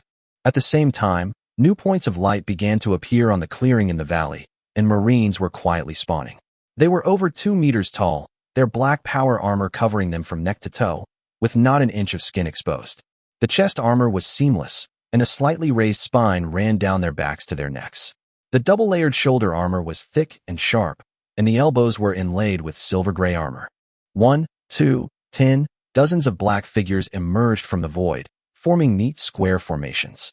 Su Li noticed that their armor wasn't pure black. Beneath the matte coating lay intricate dark patterns, allowing these warriors to almost blend into their surroundings. Soon, all 200 Marines were in place, their black armor gleaming with a cold light, exuding an overwhelming sense of oppression. One of the soldiers, whose armor details were noticeably different, stepped out of the ranks and saluted Su Li. Reporting, "Commander, all 200 Marines are present. Requesting instructions. Marine Captain, Lin Xiao." Su Li stepped forward and took the weapon from Lin Xiao. The gun was heavy, with a unibody design, a caliber of at least 12 millimeters, and a futuristic-looking integrated rail on top of the receiver. A system pop-up window appeared in his field of vision. The Scar-H electromagnetic assault rifle, the standard weapon of the Owl Wolf II, is 12.7 millimeters in caliber, accelerated by an electromagnetic coil, achieving a muzzle velocity of 1,800 meters per second. It has an effective range of 600 meters, can penetrate 40 millimeters of homogeneous steel plate, carries a 40-round electromagnetic magazine, and can fire in fully automatic, 3-round burst, and semi-automatic modes. The unloaded weight is 4.8 kilograms. Su Li pulled the trigger, the response crisp and decisive, without the slightest hesitation. He handed the gun back to Lin Xiao, who solemnly took it and instantly resumed a standard gun-holding posture. "Very good. Hurry up and board the ship." "Yes, sir." 10 minutes later, Su Li arrived at a hatch inside the starship. On the panel beside the door were 4 words, "Temporary detention." He entered the code, and the hatch slid open with a soft click, revealing a small, windowless compartment of only about 10 square meters. Serena was sitting on a cushioned bench, leaning against the wall, her long, pale legs crossed, looking completely relaxed, not at all like someone who had been imprisoned.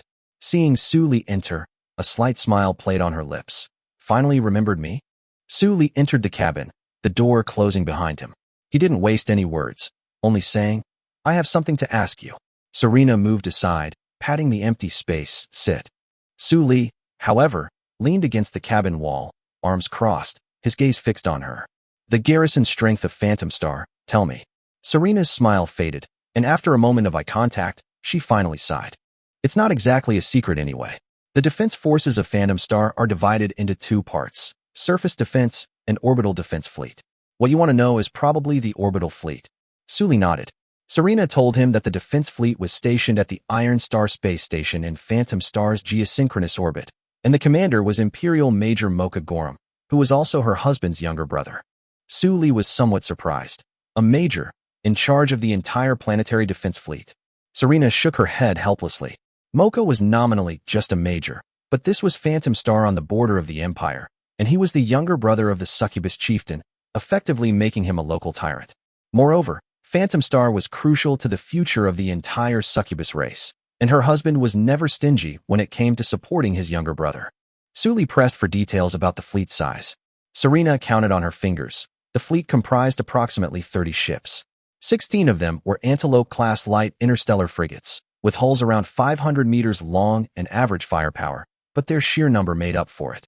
There were also 6 Hyena-class medium interstellar destroyers, with hulls reaching over a kilometer in length, commonly used light destroyers in the Imperial fleet. Each ship is equipped with 8 electromagnetic railguns, making them formidable.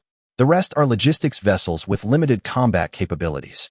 But Serena changed the subject, saying the real problem wasn't these. Sully's gaze darkened. What's the most troublesome thing? Mocha's flagship, Serena looked at him, is a Steel Crocodile-class light interstellar cruiser. Sully was surprised to find that the planetary defense fleet was equipped with cruisers. Serena reminded him that this was, after all, the border of the Empire's Soyuz star system, where there was already a considerable official garrison, and Phantom Star was the stronghold of the succubus race. Mocha had clearly used considerable means to acquire this cruiser. The Steel Crocodile-class cruiser is over 2,000 meters long, and its weaponry is among the best of the Imperial standard cruisers, with a firepower coverage sufficient to cover a significant portion of Phantom Star's orbit. Serena stared at Sully and said, word by word, "It is both Mocha's flagship and his greatest asset. How do you plan to deal with it?" Chapter 17. It's good that you're afraid of death. After listening, Sully fell into deep thought, his mind quickly flashing through the configuration of the Phantom Star garrison fleet. 16 frigates, 6 destroyers, 1 cruiser, and numerous logistics ships, far exceeding the size of his own Sojuan class. The Antelope-class light frigate recorded in the system only had a small number of electromagnetic guns and laser anti-aircraft arrays. Against these ships, the Hayabusa-class destroyers would almost certainly crush them. The real problem lies with the Hyena-class destroyers, armed with 8 electromagnetic guns and an energy main gun, far more powerful than any frigate. As for the Steel Crocodile-class cruisers, their danger level rises even further. Not only do they possess massive main gun calibers, but they also carry large energy shields, capable of suppressing multiple smaller vessels with a single ship.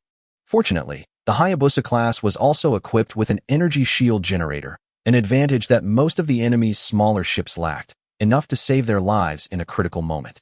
"You don't look well," Serena suddenly spoke, pulling Sully back to reality. Sully looked up at her. "Since you've come to ask me, it means you're already planning to leave, and your departure won't be very amicable, right?" "You guessed pretty accurately." Sully smiled. "How many starports does Phantom Star have?" Serena told him that Phantom Star has 3 starports in total. The one above the equator is a commercial port, and the one above the polar regions is the military home port for the garrison fleet. The last one, located above the capital floating city, is a starport exclusively for the succubus race and is also the most heavily guarded place. Sully asked if they could leave through a civilian starport, but Serena shook her head. Civilian ports also require departure permits, which he didn't have. Once the starship left the atmosphere, Mocha would immediately receive the message. The sensor network on Phantom Star was controlled by the succubus race. If the starship approached orbit, the garrison fleet's radar would inevitably detect it. Even if they couldn't confirm the target, they would still send ships to investigate. Sully was silent for a few seconds, then asked, "What if I force my way in?" Serena was stunned. "Are you crazy? There are more than 30 starships on the other side, plus cruisers. You only have 1 starship. What are you going to do to break through? If you don't want to live, don't drag me down with you." Sully didn't answer, but only asked, "What do you think of Mocha? I mean, his combat command style." Serena stared at him for a few seconds, as if reassessing his mental state. But Sully's gaze was serious, so she could only helplessly reveal what she knew. Mocha graduated from the Imperial Royal Military Academy, served in the 3rd Fleet Group of the Soyuz region, and later transferred back to the Phantom Star Garrison Fleet through clan connections. His biggest characteristic is caution, or rather, fear of death. He has served for so many years and has never personally risked his life on the battlefield. It's good that he's afraid of death. Suli's lips curled up slightly. Serena asked, puzzled, what's good about it? A person who is afraid of death won't send out all his forces immediately. As the fleet commander, Mocha will definitely stay on the safest flagship and won't let the flagship go out to risk its life first. Serena opened her mouth, but couldn't find a way to refute it, because what Suli said did make sense. Suli then asked, how large is the coverage of the Phantom Star orbital sensor network? Are there any blind spots? Theoretically, it's full coverage, but I heard Mocha mention that there was an accident when the network was laid in the southern hemisphere, leaving a small blind spot in the sensor array. The range is roughly several tens of kilometers, and it only lasts for about 3 minutes. What's the location? I don't remember the exact coordinates, but I know it's south of the equator, close to 30 degrees south latitude. Suli nodded. For him, that was enough. He turned and walked towards the hatch, and Serena called out behind him, are you just leaving like that? Suli stopped and turned around. Don't worry, I'll release you after we get out. The hatch closed and locked, and Serena could only mutter under her breath, what a madman. When Suli arrived at the bridge, the 3-tiered control panel was already filled with crew members in silver uniforms, and the holographic screens were constantly displaying data streams. Lottie stood beside the captain's chair and saluted immediately upon his arrival. Commander, all bridge personnel are in position, and all systems are undergoing self-checks. How is the progress? The fusion core has been ignited, and the output is stable at 15%. The navigation department is importing the Phantom System star map, which is expected to be completed in 3 minutes. Weapon systems are undergoing self-checks, and all communication systems are online. Lottie projected the data onto the central tactical main screen. Suli glanced at the fluctuating numbers and nodded. Very good, continue. He then sat down in the captain's chair. Lottie turned to the control panel. Navigator, star map progress. Loading 87%, gravitational field data around Phantom Star complete, calculating safe jump window. Power unit, how much output can the fusion core achieve? What's going on in Chapter 18? Power unit, how much can the fusion core output be increased? Lottie stood in the center of the bridge, her tone calm. The young man wearing glasses quickly pulled up the data. Currently at 15%, the temperature rise is normal, and the helium-3 consumption is within expectations. It can rise to 40% at its highest, but it must stabilize for 3 minutes before the jump. Lottie nodded, then asked the sensor team, what about the surrounding airspace? Scanning in progress. The Phantom Star's orbital signal is too complex. No military signal has been detected yet. Further filtering is needed. Keep a close watch and report immediately if you spot any military signals. She then immediately ordered the takeoff procedure to begin. The fusion core output increased to 25%, the gravity compensator preheated, the landing gear lock was released, and responses from each station sounded in succession. Countdown to takeoff, 30 seconds. The attitude control unit reported the data. The gravity compensator output had reached 40%, and the landing gear had fully retracted. Suli felt the seat vibrate slightly. As the countdown progressed, the bridge gradually quieted down, and everyone stared intently at the screen in front of them. Attitude Group 5, 4, 3, full lift. Attitude Group 2, 1, Falcon 001, take off. A deep rumble came from deep within the ship's hull as the gravity compensator began to counteract the planet's gravity, and the entire assault ship slowly rose, with slag falling below. At an altitude of 100 meters, the ascent rate is 15 meters per second, the attitude is stable, and there is no abnormal vibration. Lottie scanned the tactical screen and confirmed that the power was maintained at 25%, while the actual demand was only 21%, and the hull still had ample capacity. She immediately ordered the detection team to turn on the sensors at full power and to report immediately upon detecting enemy units. 10 minutes later, the engine output of the Falcon 001 had reached 82%. The climb angle was 73 degrees, and it was expected to break through the atmosphere in 2 minutes and 40 seconds. The valleys on the surface of Phantom Star had long since shrunk to invisible dots, and gray-white clouds swept past the sides of the ship. Suli gripped the armrests tightly, feeling the strong pushback sensation from the seat. The acceleration of the Hayabusa-class fast assault ship was even more ferocious than he had anticipated. Just then, The sensor monitor suddenly reported. 3 Imperial starships have been detected in the orbit of Phantom Star, blocking the designated decoupling point at a distance of 12,000 kilometers. What model? Sully asked immediately. 3 Imperial Antelope-class light frigates, traveling at 0.3 times the speed of light, are crossing course. It is estimated that we will encounter them 4 minutes after our ship breaks through the atmosphere. Sully looked at the star map, where 3 red dots representing Imperial ships were moving above, blocking the flight path of the Azure Falcon 001. Is it possible to go around it? We can't get around it. Lottie shook her head. The enemy has already blocked our route to the gravity well. Forcing a detour will only expose us sooner and may attract more enemy ships. Su Li's gaze darkened. Then we have no choice but to fight. You take command.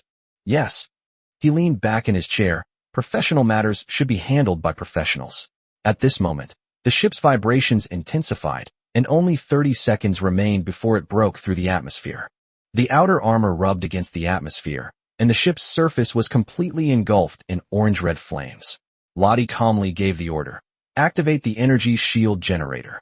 The shields are activated at 70% power and can withstand peak temperatures of 12,000 degrees Celsius.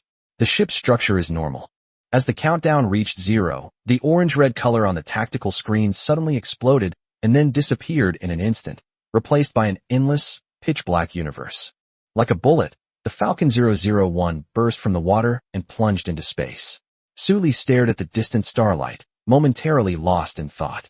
It has entered low Earth orbit. 3 Antelope-class destroyers are approaching from 3,000 kilometers to the left front and are expected to enter weapon range in 2 minutes and 50 seconds. The report brought him back to reality. Sully asked, have they discovered us? Lottie stared at the sensor screen. The infrared signal when we break through the atmosphere is too strong. We must prepare for the worst. Sure enough, the Empire's warning soon came through the public channels. No starship ahead. This is the 3rd detachment of the Phantom Star garrison fleet. Your ship has left Phantom Star without permission, which violates the Manhwa Empire's interstellar navigation regulations. Your ship is ordered to immediately reduce speed, shut down the engines, and undergo inspection. Repeat, immediately reduce speed, shut down the engines, and undergo inspection. 10 minutes earlier, in the outer space of Phantom Star, 3 Antelope-class light frigates were sailing in formation, carrying out a monotonous orbital patrol mission. On one of the frigates, sensor operator Pete stared blankly at the screen. He had been watching for 3 hours straight, and all he saw was cargo ships entering and leaving commercial starports. The Phantom Star had been peaceful for over a decade. Outer space was maddeningly boring. Pete yawned and reached for the cold coffee beside him. But just then, the edge of the sensor screen suddenly flickered. Pete abruptly put down his cup, leaned closer to the screen, and saw a point of light rapidly rising from the surface of the Phantom Star, its speed increasing faster and faster. What's going on? Chapter 19 Strike First. What the hell? Pete muttered, tapping on the control panel, but a series of alarms popped up on the screen. Target not identified, no departure clearance, no transponder signal. The black ship. He immediately zoomed in on the detection image, and the outline of a silver-gray starship was slowly rising from the surface of Phantom Star. Pete pressed the communicator and said urgently, Captain, you'd better come and see for yourself. Half a minute later, Captain Harris, a balding, overweight man in his early 40s, rushed onto the bridge, pulling up his trousers, followed by his rosy-cheeked female adjutant. Pete, you better really have something urgent to do, or I'll kick your ass. Harris said angrily, but his expression changed immediately after glancing at the monitoring screen. What is this thing? Pete said helplessly. An unknown starship has taken off from Phantom Star. It has no identification code, no departure permission, and the control tower cannot find any record of it. Smuggling boat. It's very likely, but it's nearly 900 meters long, half the size of ours, so it's definitely not an ordinary civilian ship. Harris stroked his thinning hair and asked in a deep voice, what did the control tower say? There are absolutely no plans to depart today. That's an unregistered ship. Harris sat back in the captain's chair and immediately ordered, all ships are on level 3 alert. Main guns are charged and ready to fire. Connect the scimitar and iron fist. The tactical screen flickered, and images of the 2 captains quickly appeared. This is the sharp knife. We have detected an unidentified starship launching from Phantom Star. We request assistance in intercepting it. Curved blade received. Iron fist received. Harris, Are you sure it's not a smuggling ship? Smuggling ships aren't this big. Harris said gravely. Formation 3. I'll be in the center. You guys flank from the left and right, and be sure to maintain a safe distance. The 3 Antelope-class light interstellar frigates immediately adjusted their course, formed a triangular formation, and surrounded the silver-gray starship's breakaway point. Pete stared intently at the sensor, his fingers flying across the keyboard. Target speed is 0.35 times the speed of light, and it's still accelerating. Harris frowned and reminded the other 2 ships. This speed is not like that of a civilian ship. The other side is obviously prepared. Be on high alert. Should we report this to Iron Star Space Station? The captain of the Scimitar asked. Let's confirm the situation first. If it turns out to be some succubus noble's private yacht that forgot to turn on its transponder, we'll be the ones who suffer if we report it. But the data on the screen was getting increasingly strange. The silver-gray starship not only failed to slow down, but instead crashed straight into the interception line of the 3 ships. Captain, the target has reached the critical point for deceleration, but there is still no sign of deceleration. How fast is it exactly? 0.5 times the speed of light, which is far beyond the speed of our ships. Harris's eyes widened in shock. The Antelope class's maximum speed was only 0.35 times the speed of light, yet the other ship was faster than an Imperial warship. Attention, all personnel. The target's speed is exceeding expectations, and we may not be able to stop it. Scimitar and Iron Fist expand to the left and right by 5 degrees each to increase the interception area. Receive. Send a warning to the other side. Harris decisively ordered. Pete connected to the public communications channel and shouted in a deep voice, unidentified starship ahead. This is the 3rd detachment of the Phantom Star Garrison Fleet. Your ship has taken off without permission, violating the Monya Empire's interstellar navigation regulations. Immediately reduce speed, shut down the engines, and submit to inspection. The public channels were completely silent. Starship ahead, please respond. There has still been no response. Pete looked at Harris and saw that the captain's face was terribly gloomy. Send it again. Pete took a deep breath. Starship ahead, this is the last warning. If you do not cooperate, we will take coercive measures. Meanwhile, on the bridge of the Sojin 001, Lottie listened to the warning without showing any change in expression. Main guns charging, target enemy ship on the right flank. Charging complete. Triple main guns fire simultaneously, 3 rounds in quick succession. Firing. The moment the firing button was pressed, the hull of the Sojin 001 shuddered violently. 3 blue streaks of light shot out from the bow, too fast for the naked eye to follow, leaving only afterimages on the retina. The recoil from the main gun caused the starship's speed to drop by several points, while the 2 sides were only 2,800 kilometers apart. The electromagnetic railgun projectile travels at near the speed of light and arrives at its target in less than a second. Enemy main gun energy response detected. Quickly avoid. Boom. The Antelope-class frigate, which was flanking from the right, had barely detected the energy reaction before its hull was hit head-on by the main gun of the Sojin-class fast assault ship, even before the captain could give an order. A giant hole was drilled through the outer armor, and the shattered armor and the crew members who couldn't escape in time were instantly sucked out of the ship by the vacuum of space. Sector D armor damaged. Motor deck temporarily locked. Wait, another attack is coming. Take evasive action immediately, the captain roared. The damaged frigate frantically maneuvered to the side, but it was all in vain. The 001 frigate had already anticipated the attack, and the 2nd and 3rd waves of main gunfire followed in quick succession. Boom, boom. Chapter 20. How is that possible? This time, the Scimitar was not as lucky as before. During the emergency lateral maneuver of the Antelope-class frigate, its reactor was hit by a main gun fired by the Sojin 001. The horrific secondary explosion instantly tore the entire starship apart, even reducing the bridge to fragments, preventing it from sending out a distress signal. Enemy ship destroyed. Inside the bridge of the Tsangjuan 001, the monitoring crew showed a look of joy. In the pitch-black universe, a dazzling point of light suddenly expanded, turning into white light in the blink of an eye, and then shattered into countless fragments that flew in all directions. Scimitar, respond. Damn it. Captain Harris of the Scimitar slammed his fist on the armrest. He immediately roared, scatter. Don't approach in a straight line, use a serpentine maneuver. Main guns return fire, don't let it lock on. The captain of the Iron Fist gave the same order, and the remaining 2 Imperial starships suddenly turned, leaving long trails of blue flames in their wake. The electromagnetic railguns of both ships fired simultaneously, sending a barrage of projectiles hurtling towards the Sojin 001. Faced with this attack, Lottie simply smiled contemptuously.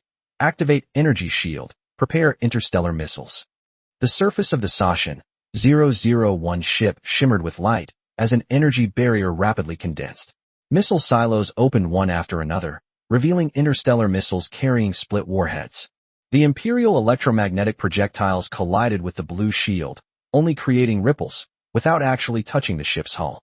How is this possible? That's an energy shield. Harris stared in shock on the bridge of the sharp knife. The adjutant was equally incredulous. Aren't energy shields only equipped on cruisers and above? How can this small starship withstand them? Won't the reactor explode? No matter how advanced the technology of the Monya Empire is, only cruisers and higher-class starships can withstand the staggering consumption of shields. The reactors of frigates and destroyers simply cannot supply enough power. Forcibly installing shield generators would only lead to reactor overload and ultimately cause the entire ship to explode. This conclusion was reached by Imperial scientists through countless tragic accidents. Concentrate your firepower, aim at one spot, and bombard it. Harris roared. I don't believe that such a small starship can last long. Upon receiving the order, the two Imperial starships increased their firepower sharply, relentlessly bombarding the shields of the Falcon 001. On the bridge of the Tsangjuan 001, the monitoring crew quickly reported, the target on the right flank has been destroyed. The remaining two ships are maneuvering in a serpentine pattern. The enemy's firepower density has increased by 34%, and their speed is 0.3 times the speed of light. They are turning every 2 seconds. Lottie, launch the interstellar missiles. Lottie gave the order decisively. The vertical launch unit silently activated, and the first missile shot out, trailing a blue and white plume of flame, followed by the second, third, and fourth. In less than 0.3 seconds, nearly 100 interstellar missiles flew out densely from all around the ship, their blue and white flames intertwined, like a flower of death blooming in space. After leaving the ship, the missiles quickly adjusted their attitude. Under the control of the Intelligent Target Acquisition Module, nearly 100 contrails gradually converged into a river of light, heading towards the Sharp Knife and Iron Fist respectively. Enemy missiles are coming. Peter, the monitor on the Sharp Knife, shouted in panic. Lock up missiles. Full air defense firepower, stop them. Harris immediately ordered. The Imperial ships launched their close-in weapon systems, CIWS, one after another, but in terms of both quantity and performance, they were far inferior to the interstellar missiles of the Sojuan class. When the two missiles collided and exploded, the Hayabusa-class missile quietly changed direction, leaving the Imperial missiles to explode into fireballs on the spot, while it continued its advance through the flames. The Imperial close-in weapon system unleashed a barrage of fire, weaving a dense web of flames around the ship. A few missiles were detonated in midair, turning into scattered flames, but the vast majority of missiles successfully penetrated the barrage thanks to intelligent target acquisition. Close-in weapon system interception rate less than 3%. Interception failed. Enemy missile has crossed the interception zone. Before Harris could deploy, the first missile had already penetrated the upper structure of the USS Sharp. With a deafening roar, a jet of metal exceeding 100,000 degrees easily pierced through the outer armor and tore directly into the internal compartment. The hull of the Sharp Knife ship suddenly shook, and the lights inside the ship flickered violently. Outer armor of zones A3 to A7 damaged. Numerous casualties. Harris gripped the handrail tightly, forcing himself to remain calm. Don't panic. Maneuver to evade, and continue intercepting with the close-in laser cannons. But no sooner had he finished speaking than a second interstellar missile came hurtling in from the side, skimming close to the surface of the Sharp Knife ship. Close-in weapon system laser cannons simply cannot keep up with its speed. The laser pulses they fire can only glide past the missile's tail fins time and time again. Chapter 21, Openly Repairing the Plank Road. An interstellar missile swept past the close-in weapon laser cannon, made an emergency change of course, and headed straight for the midsection of the Sharp Knife ship. With a loud crash, a huge gap was torn open in the 3-layer armor plate, exposing the internal pipes and cables to space. The coolant and hydraulic oil mixed to form a yellowish-white liquid that gushed out and instantly froze into ice crystals. Fire in the engine compartment. Engine number 2 output drops by 40%. Captain Harris immediately ordered the activation of the motor deck to isolate the damaged area and contacted the space station for support. The communication module was also affected by the explosion. The crew did their best to repair it, but they were temporarily unable to connect to the Phantom Star space station. Harris's face darkened, and he had no choice but to order a retreat. The Sharp Knife's remaining 2 engines were running at full power as it slowly turned around, attempting to escape the battlefield. But the Falcon class gave it no chance. Nearly 100 interstellar missiles were launched in 2 columns, with dozens of them locking onto the Sharp Knife. A barrage of explosions rained down on the ship, causing more and more damage to the Sharp Knife. The sound of metal tearing under the strain could even be heard from inside the bridge. Immediately afterwards, a missile struck the ammunition compartment directly. The compartment was blown to pieces, and the temperature of the stored ammunition skyrocketed due to the intense heat. Ammunition compartment damaged and on fire. Temperature control system malfunctions. Harris whirled around and ordered immediate depressurization to extinguish the fire and establish a firebreak. But it was too late. As the missile continued to bombard the ammunition compartment, the temperature finally exceeded the critical point, and the ammunition inside instantly detonated. The Sharp Knife was completely torn apart in the middle, its bow and stern seemingly snapped off by a giant hand, flying in 2 different directions. Flames surged at the fracture, engulfing starship fragments and the frozen corpses of crew members, before an even more terrifying chain reaction erupted. The fusion reactor at the stern lost the restraint of the ship's hull, and the protection device overloaded and melted within seconds, causing a secondary explosion in the reactor core. This explosion was even more terrifying than the ammunition depot explosion. The rear half of the Sharp Knife was blown into fine fragments, and the bridge was completely engulfed in flames. What exactly is going on? This was Harris's last thought. The last frigate, the Iron Fist, met a similar fate to the Sharp Knife, except it lasted an extra minute. Ultimately, it was also blasted into wreckage in midair by the combined attack of the main gun and missiles of the Goshawk-class destroyer. Inside the bridge of the Sashin, 001, Lottie reported to Su Li, "Commander, the enemy ship's energy signal has disappeared. The battle is confirmed to be over." Su Li nodded and said only 2 words, "Move closer." Lottie was taken aback and immediately reminded him that the Falcon 001 had just experienced a high-intensity battle and had consumed a lot of energy and ammunition. The most important thing to do now is to withdraw from the battlefield and replenish resources. Otherwise, if enemy reinforcements arrive, they will be put on the defensive. Su Li laughed. "Lottie, can't you see? A wealth of resources are beckoning to us." Lottie then realized that he was referring to the wreckage of the destroyed Imperial starships. Su Li told her that those wreckages were exactly the resources they desperately needed, and it would be a real shame to leave like that. Besides, it's too late to run now.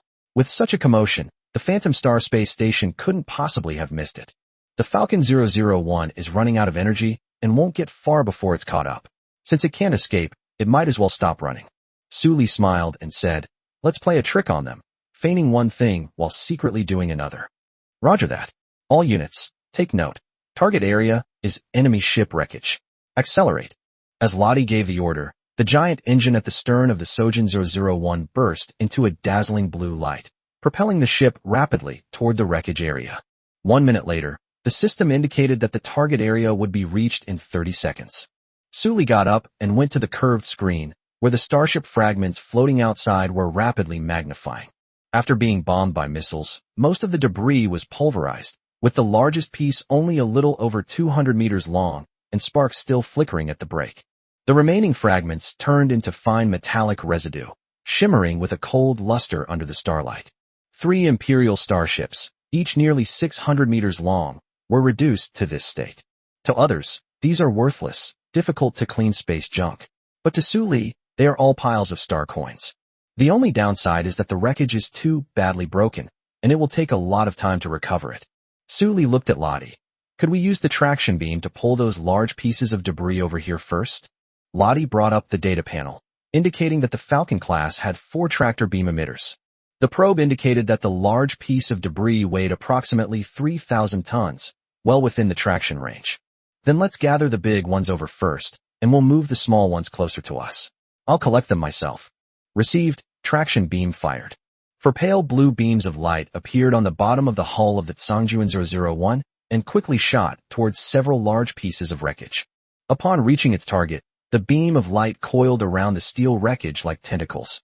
The massive object, over 200 meters long, suddenly paused, then was slowly pulled toward the Falcon 001.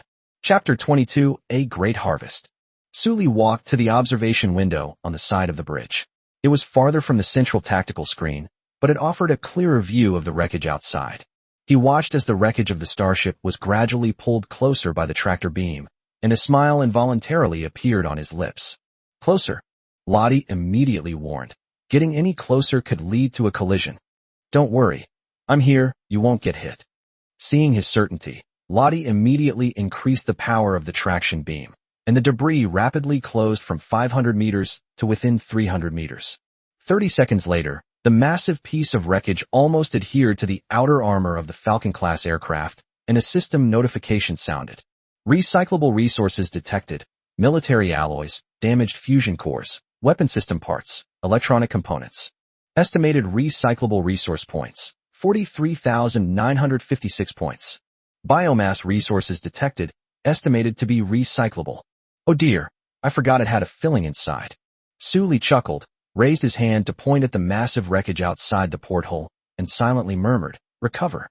The once peaceful space suddenly distorted, the edges of the wreckage began to crumble, and the ship's armor, paint, and internal structure disappeared layer by layer. In just 10 seconds, the massive starship wreckage completely disintegrated, leaving not even a single screw behind. Recycling complete, 43,956 resource points obtained. Recycling complete, 15639G of biomass obtained. Just a piece of wreckage brought in more than 40,000 resource points, which not only made up for the losses in the previous battle, but also left a large surplus. The recycling efficiency left Sully speechless. Next piece. Before he could even speak, Lottie had already ordered his men to drag over the second large piece of wreckage. Although this piece was smaller, its quality was still astonishing. Sully raised his hand to retrieve it as usual, and the resource points surged once again. Recycling complete, 42,823 resource points obtained. Next, the Falcon-class reef continued to pull the debris, and Sully recovered it all the way, with the system notifications showing that it was almost a continuous stretch. Recycling complete, 32,698 resource points obtained. Recycling complete, 41,258 resource points obtained. Recycling complete, 36142G of biomass obtained. 10 minutes later, the larger starship wreckage had been completely cleared away, and Sully turned his gaze to the tiny specks of light scattered on the star map. Within a radius of several kilometers, there are hundreds of fragments of varying sizes, all of which are valuable items that should not be wasted. However, the small debris was too scattered, and continuing to drag it one by one with the traction beam would only waste time. Lottie, adjust the ship's attitude and move slowly through the small wreckage area. Clear. The Trojan class reduced its engine power and slowly entered the wreckage zone, with small fragments constantly hitting the hull surface, making a dense, soft sound. Sully then instructed the system, expand the recycling area. Received. Sufficient host resource points detected. Deducting 10,000 resource points, the recovery distance has been extended to 1 kilometer. Unclaimed recyclable material detected. Recycling initiation. Recycling complete, 425 resource points obtained. Recycling complete, 283G biomass obtained. Recycling complete, 268 resource points obtained. An even more intense barrage of notification sounds flooded his mind, startling Sully so much that he froze. System, mute the recycling notifications for resources below 10,000. They're too noisy. Received. Announcements for resource points below 10,000 have been muted. The notification sound finally stopped, leaving only the resource numbers on the panel continuously flashing. Sully immediately felt much clearer-headed. While the sound of incoming payments is pleasant to hear, when there are too many, it can become quite noisy and give one a headache. As the debris in the wreckage area dwindled, the resource point numbers finally stopped decreasing. The wreckage of just 3 Imperial starships brought him a full 1,000,000 resource points. Sully couldn't help but sigh. War is indeed the most lucrative way to acquire resources. But just then, a large number of red dots suddenly appeared on the tactical star map in the center of the bridge. Commander, our sensors have detected a new Imperial military starship signal in airspace G39 at a distance of 802,000 kilometers, and it is slowly approaching. They've arrived so quickly? How many are there? 8 ships. 2 Imperial Hyena-class light star destroyers and 6 Antelope-class light star frigates. Sully squinted at the star map. The enemy's 8 starships were arranged in 2 trapezoidal formations, with 2 destroyers in front and 6 escort ships scattered behind, a standard reconnaissance formation. What about speed? They're moving very slowly, like they're searching for something. My initial assessment is that they're a reconnaissance force sent after the 3 Imperial starships lost contact, and they haven't found us yet. Haven't you noticed yet? Sully leaned back in his chair, his mind racing. He wasn't blinded by his recent victory. The reason we were able to win before was because the opponent was unfamiliar with the Goshawk class and was caught off guard by the ample resources and the surprise attack. However, this fleet was led by 2 destroyers, indicating that they were already on guard. The Goshen-class destroyers were currently suffering from severe energy and ammunition depletion, and even if they were replenished with resources immediately, they were not suited for a direct confrontation. With 8 Imperial starships firing in unison, even with its shields at full power, the Falcon-class's shields probably wouldn't be able to withstand it. We can't beat them. Chapter 23, Prism-class, medium-sized starship. Sully felt it was time to add some more helpers to her team. System, what starship templates are available to unlock now? Host requirement detected, searching in progress. Sufficient host resources detected, retrieval successful. The Prism-class medium-sized interstellar frigate is now unlockable. Oh wow, the permissions for the medium-sized frigate have finally been granted. Sully immediately pulled up the detailed data and checked each item one by one. Prism-class medium-sized interstellar frigate, 1,500 meters long, with a standard crew of 530. Powered by 4 fusion reactor pulse thrusters and equipped with 6 blue light particle attitude engines, the maximum cruising speed reaches twice the speed of light. It also has a long-distance jump engine, with a maximum jump of 45 light-years and a cooldown time of only 3 hours. The bow is equipped with 2 twin-mounted particle main guns, and 12 rapid-fire electromagnetic railguns are distributed on both sides. The entire ship is equipped with 32 pulse laser close-in weapon systems. It has 128 vertical launch units, capable of carrying anti-ship and interceptor missiles, as well as electronic warfare pods. The ship's hull is composed of composite alloy armor, an energy diversion layer, and a honeycomb impact-resistant structure. The hangar can accommodate 12 spacecraft or 24 Mechs. But what Sully really looked at repeatedly 3 times was its core ability, Prism Combined Shield. Multiple Prism-class destroyers can connect with each other and share energy. 3 to 5 destroyers working together can withstand direct fire from a cruiser's main guns. If 6 to 10 ships are deployed simultaneously, the shield strength will increase non-linearly, and it may even be able to withstand the bombardment of battleship's secondary guns for a short period of time. Is this even a frigate? Sully turned to Lottie and said, "Take a look and calculate how many ships we need to take down the Phantom Star garrison fleet." He raised his hand and projected the Prism-class data onto the central screen of the bridge. After carefully reading through the document, Lottie quickly analyzed. The overall performance of this new frigate is no worse than that of the Imperial Standard Destroyer, and some of its data is even stronger. If it's just about dealing with this reconnaissance fleet, 5 Prism-class ships would be enough. Are you referring to the entire Phantom Star garrison fleet? She finally realized what was happening and looked at Sully with disbelief. Sully laughed. That's right. Since we have the capability to take over the entire Phantom Star garrison fleet, why should we run away? The people who should be afraid now are them. Besides, if we want to develop, isn't the entire Phantom Star the best resource hub? Actually, there were some things he didn't say. The original owner's identity remains a mystery, and he has been constantly hunted down. To uncover his past, he first needs a safe place to stay. With the system at his disposal, as long as he had enough resources, he had no fear of any enemy. As for that world he once knew, he had no lingering attachments. Orphaned and having witnessed too much injustice while working as a lawyer, that corrupt world was no longer worth his time. On the contrary, it was this interstellar era full of unknowns that truly piqued his interest. After confirming that Sully was not joking, Lottie quickly operated her hands on the virtual panel and finally gave a conclusion. To completely destroy the Phantom Star garrison fleet, at least 10 Prism-class medium-sized interplanetary frigates will be needed in a joint operation. 10 ships. Sully repeated in a low voice, then shook his head. That's not enough. System, unlock the Prism-class medium frigate template. Generate 10 Prism-class and 5 Hayabusa-class ships. and generate crew members simultaneously. Received. Sufficient host resource points detected. Unlock successful. Host resource points and biomass sufficient detected. Starship and matching crew in progress. The next second, a low tremor came from the bridge of the Sojin 001.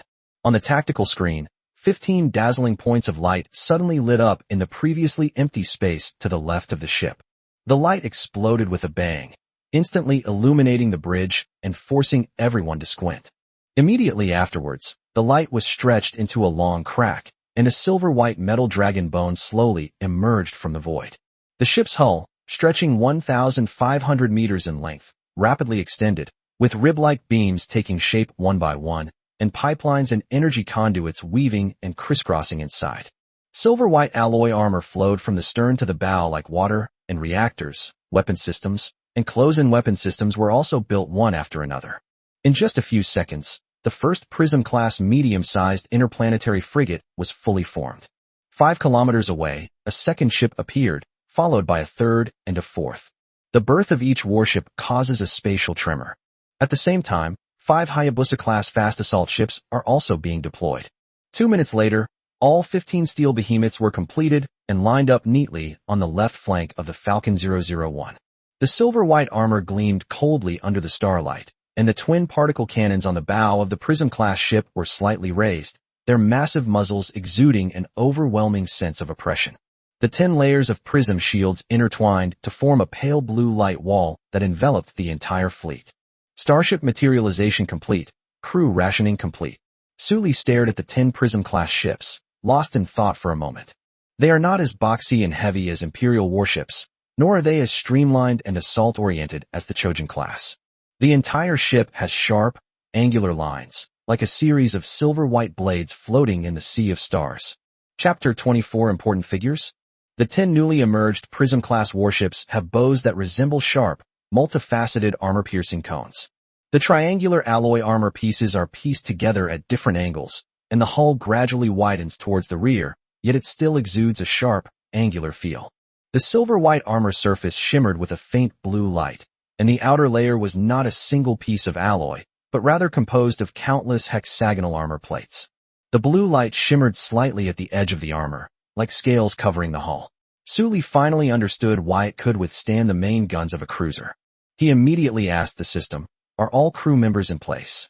The system responded that the crews of all 10 Prism-class destroyers had materialized on board, were all in position, and were conducting a system self-check, which would be completed in 2 minutes. Can we fight before the self-check is over? The weapon system is temporarily unavailable, but it will be ready for combat immediately after the self-check is complete. The system recommends waiting for 2 minutes. Sully glanced at the star map. The 8 Imperial starships were still 200,000 kilometers away. At their current speed, it would take them at least several more minutes to arrive. He immediately ordered Lottie, "Notify all ships to activate the combined shields at full power after the self-inspection is completed, maintain the offensive formation, and keep weapons ready at any time." Yes. Meanwhile, aboard an Imperial Hyena-class light destroyer, the monitoring crew member Lepo was almost asleep from searching. They searched outer orbit for a whole day, but didn't even see a trace of the Cologne Empire smugglers. Lepo yawned and complained to Captain LaRue, "We scanned G14 to G45 3 times, but we didn't even find a faster-than-light trail. The target has probably already escaped. We should report and withdraw." LaRue sat in the captain's chair, staring intently at the star map, ignoring him. Lepo became more and more enthusiastic as he spoke, convinced that it was impossible for the people of the Cologne Empire to venture into this desolate area, where even civilian cargo ships were rare. Until LaRue turned around, staring at him with a weathered face. "If you say another word, you'll be punished by cleaning the starship's toilets." He solemnly reminded them that this time they were not tracking down ordinary smugglers, but an important figure from the Cologne Empire who had illegally entered the country, and they had to find him. Lepo was unconvinced, but pretended to be concerned about the captain's health, pressing him to tell him who he was and why they hadn't found him after searching for so long. After a moment of silence, LaRue finally revealed that the intelligence came from the capital. Labo immediately shut up. The order from the capital meant that the so-called important figure was definitely not an ordinary person. LaRue continued, saying that 3 days ago, an unidentified fast assault ship entered the Imperial border and then disappeared without a trace. The last location of that assault ship was detected on the outskirts of the Phantom Galaxy. Lepo suddenly realized. So we're not looking for smugglers, but that assault ship? LaRue shook his head. It doesn't matter what ship we're looking for, what matters is the people on board. We've given a death order, they specifically want them alive. What if you die? Even if he's dead, we have to bring his body back. LaRue gave him a cold look and ordered everyone to perk up and scan the G14 to G45 route again. Just as Lepo was about to turn back to the control panel, the communication panel suddenly lit up, and after a piercing electrical sound, a female voice echoed across the bridge. Attention all units of the Phantom Star Defense Fleet. This is Iron Star Space Station. Emergency mission issued. Ralu sat up straight instantly, and Lepo also dropped his nonchalant expression. The report stated that 3 Antelope-class corvettes on patrol in the G68 region of outer space suddenly lost contact. Their last signal was 40 minutes ago. The space station had tried all communication channels, but could not get through. Nearby patrol teams immediately proceeded to the G68 area to conduct a search mission. LaRue frowned immediately upon hearing this. The G68 region was just an ordinary asteroid belt, with no dangerous areas that posed a threat to 3 Imperial starships. If 3 warships lose contact at the same time, there is only one possibility unless there is a collective malfunction. They were killed at the same time. How could such a thing happen in a remote place like Kamestar? Lepo's voice rose several decibels. 3 starships have lost contact at the same time? Could they all have been wiped out? LaRue ignored him and directly ordered the navigator. Immediately retrieve the coordinates of area G68. Chapter 25 Bait. The star map navigator immediately operated the control panel, and the blue grid star map filled the central screen, with the G68 area marked by a prominent red circle. The data next to it clearly states, at the edge of the asteroid belt, the density of debris is relatively low, and the signal attenuation rate is about 15%. The navigator reported, Captain, G68 is in orbit outside the Phantom Star, about 830,000 kilometers away from us, on the edge of the scree zone. The signal will be greatly attenuated when passing through that area. LaRue stared at the star map and said in a deep voice, retrieve the ship inspection records from there. Soon, a document popped up. In the past 6 hours, only one civilian cargo ship had passed through the G68 area, and it had been scanned by their system. What cargo ship? A Phantom Star Mining Company's Pike-class medium transport ship. Based on the route, it should have already left G68 and is heading towards Equatorial Starport. LaRue frowned slightly, his gaze never leaving the red circle. A few seconds later, he decisively ordered, notify the other starships to enter Level 3 combat readiness. Preheat the thrusters, power on the weapon systems, maintain formation, and advance at a constant speed towards the G68 area. The order was quickly relayed, and the entire fleet began to adjust its posture. 3 minutes later, Lepo could no longer suppress his doubts and asked in a low voice, Captain, could this be the work of the assault ship we're looking for? LaRue gave him a cold look but didn't answer. Even he himself wasn't sure of the situation, and making hasty guesses would only demoralize the fleet. Lepo awkwardly shut his mouth, looked back at the screen, and felt a cold sweat creeping onto his forehead. He couldn't explain what he was afraid of, but he felt a chill run down his spine. LaRue pressed the ship's communication button, and his calm voice echoed in every cabin. Attention all personnel. We are about to proceed to Area G68 to conduct a reconnaissance and search mission. All personnel, immediately enter combat readiness. This is not a drill. Repeat, this is not a drill. As the broadcast ended, 2 Hyena-class light destroyers, leading 6 Antelope-class frigates, formed a fan-shaped battle formation, like an open net, and slowly approached the G68 area. The roar of the engines shook the ship, but they were unaware that the real hunters were already waiting ahead. Meanwhile, the sensor monitoring crew, their eyes glued to the star map, reported, Commander, the enemy is accelerating. On the screen, 8 points of light representing Imperial starships were steadily approaching.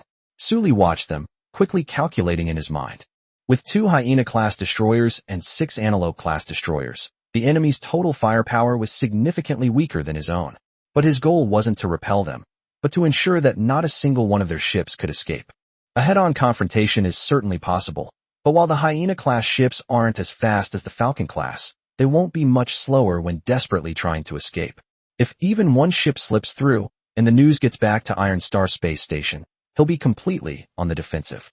Suli is not afraid of tough battles, but if he can easily annihilate them all, there is no need to leave any future troubles for himself. He turned to Lottie. Check if there are any suitable asteroid belts or scree areas nearby for hiding ships. Lottie immediately pulled up a map and marked several areas on the star chart. Yes, there is a medium-density asteroid debris belt on the edge of G68, enough to hide a large starship, about 20,000 kilometers away from us. Suli zoomed in on the deep space image, revealing a dense mass of debris and asteroids of varying sizes packed together.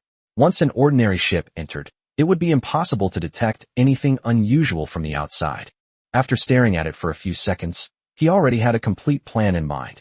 All Prism-class and 5 Falcon-class ships move forward immediately and hide in the scree belt. The Falcon 6 will remain in place and be responsible for attracting the target. Lottie's eyes lit up, and she immediately understood his intention. Commander, you mean? Suli smiled and said, one starship is much easier to fight than 16, isn't it? Lottie nodded and immediately ordered. Falcon 1 through 5, follow the Prism-class ships into the scree zone. Reactors shut down, all ships remain silent, and no firing is permitted without orders. The 15 starships immediately sprang into action, forming a column and moving swiftly toward the asteroid belt like a group of silent hunters. The silver-white hull shimmered a few times under the starlight before disappearing into the depths of the rubble, vanishing completely from sight. Only the Falcon 6 remained, floating alone, looking like a lone prey. 10 minutes later, the monitoring crew member lowered his voice and said, Commander, the enemy is 150,000 kilometers away and has entered our weapons firing range. Suli and Lottie had already moved to the bridge of Prism 1. Leaning back in his command chair, watching the Imperial fleet draw closer, he calmly asked, how's the decoy situation? Lottie reviewed the data and replied, the Falcon 6 is drifting slowly along the edge of the debris cloud, as instructed. To disguise it as a damaged starship, they shut down the shield generators and reduced the reactor power to minimum. Now, from the sensors, it looks like a wrecked ship that's about to be scrapped. Suli then asked, can the enemy scan us? The radiation elements in the asteroid belt strongly interfere with gravitational wave radar. Without specialized detection equipment, it would be very difficult to detect us. Lottie paused, a slight smile playing on her lips. Given the technological level of Phantom Star, the probability of them possessing that kind of detector is 0. Chapter 26, etc. Suli nodded, leaned back in her chair, and looked through the main observation window of the bridge, her gaze falling on the deep starry sky in front of her. The distant gravel belt resembled a faintly visible barrier, with pebbles of all sizes casting dappled shadows under the starlight. Now, all they need to do is wait. The bridge was eerily quiet, save for the low hum of the instruments. Everyone stared intently at the screens, afraid of missing even the slightest signal. Time stretched out endlessly in the silence. Suli tapped the armrest lightly with her fingers, her gaze fixed on the 8 points of light that were slowly approaching on the star map. The way he looked was like a hunter quietly watching his prey walk into a trap step by step. Lottie stood beside him, occasionally glancing up at him before looking down at the data, afraid that the plan might go wrong. Meanwhile, on the bridge of the light destroyer Sawtooth, LaRue stared intently at the glowing spots on the sensor screen, his brow furrowed. Is that a warship? Why is the signal so weak? The images transmitted back by the Deep Space Telescope made it impossible for him to recognize the type of the starship. The starship was about 800 meters long, with a beautifully streamlined hull, but it seemed to be drifting in the vacuum as if it had lost control. It swayed and rocked, like an abandoned ghost ship, so weak that it seemed it might go out completely at any moment. Can you confirm the model number? LaRue turned to his adjutant, his voice now tinged with seriousness. The adjutant quickly searched the database, but ultimately shook his head. Sir, the Imperial official database does not have a matching model. It does not belong to any of our starships. The possibility that it was an illegal entry by a foreign warship cannot be ruled out. LaRue's face immediately darkened. If it wasn't an Imperial warship, could it really be a smuggling ship from the Cologne Empire? The question is, could the 3 previously missing Antelope-class frigates be related to this half-dead ship? Are there any other signals around? LaRue stared at the airspace and said in a deep voice, if it could cause 3 of our warships to lose contact, it certainly wouldn't be just this one. The adjutant immediately pulled up the full airspace scan results and repeatedly screened them, cold sweat gradually beading on his forehead. The star map remained empty, with nothing unusual except for the unknown starship. But the quieter it was, the more uneasy Ralu felt. Everything was too quiet, abnormally quiet. He always felt that something was lurking in the shadows of the gravel belt, quietly waiting for them to approach. Scanning has detected it. The crew members suddenly looked up and reported. No other starship signals have been detected within a radius of 500,000 kilometers. It can be confirmed that this is the only ship in the vicinity. Lepo immediately became excited and couldn't wait to interject. Captain, this is just a wrecked ship. Could it really have been this ship that took down the 3 Antelope-class ships that went missing before? LaRue ignored him. It wasn't that he didn't want to answer, but rather that a chill had crept up his spine. While the Antelope-class corvettes may not have particularly strong firepower, they are still regular military frigates. The simultaneous loss of contact with 3 ships, without even being able to send a distress signal, is something no ordinary vessel could accomplish. If it was indeed this starship that did it, its combat power must be terrifyingly powerful. Unless it wasn't it that did it. Unless there is an ambush in the gravel belt. Scan again. LaRue's tone suddenly turned somber. Focus on scanning the asteroid belt to confirm if there are any starship signals inside. The crew immediately sprang into action, constantly adjusting the filtering parameters in an attempt to penetrate the interference from the gravel belt. A moment later, he looked up helplessly. Report to the captain. The radiation from the asteroid belt is too strong. Even with the filter on full blast, it can't penetrate. LaRue remained silent for a few seconds, his brows furrowing deeper and deeper. Switch to passive mode to expand the range and search for heat sources and electromagnetic signals. Yes. Those few seconds felt like an eternity to LaRue. The only sound in the bridge was the hum of the instruments. Everyone held their breath. Finally, the crew member spoke again. Captain, no abnormalities. No artificial heat source signals were detected deep within the asteroid belt. No. LaRue stared at the star map, his doubts not only not disappearing, but growing stronger. Lepo, however, seemed completely relieved and excitedly shouted. Captain, I think it was this ship that did it. It may have ambushed our fleet and was damaged itself. Look at how it's drifting. It's probably exhausted, and its reactor is almost shut down. Let's capture him quickly. If he's connected to an important figure in the Cologne Empire, this would be a huge achievement. He rubbed his hands together as if a medal were already hanging on his chest. Lalu glared at him fiercely, and Lepo had no choice but to shut up, but the greed and excitement in his eyes did not diminish in the slightest. LaRue looked back at the star map, his mind racing as he weighed the options. On one hand, there is readily available credit. On the other hand, there are uncertain risks.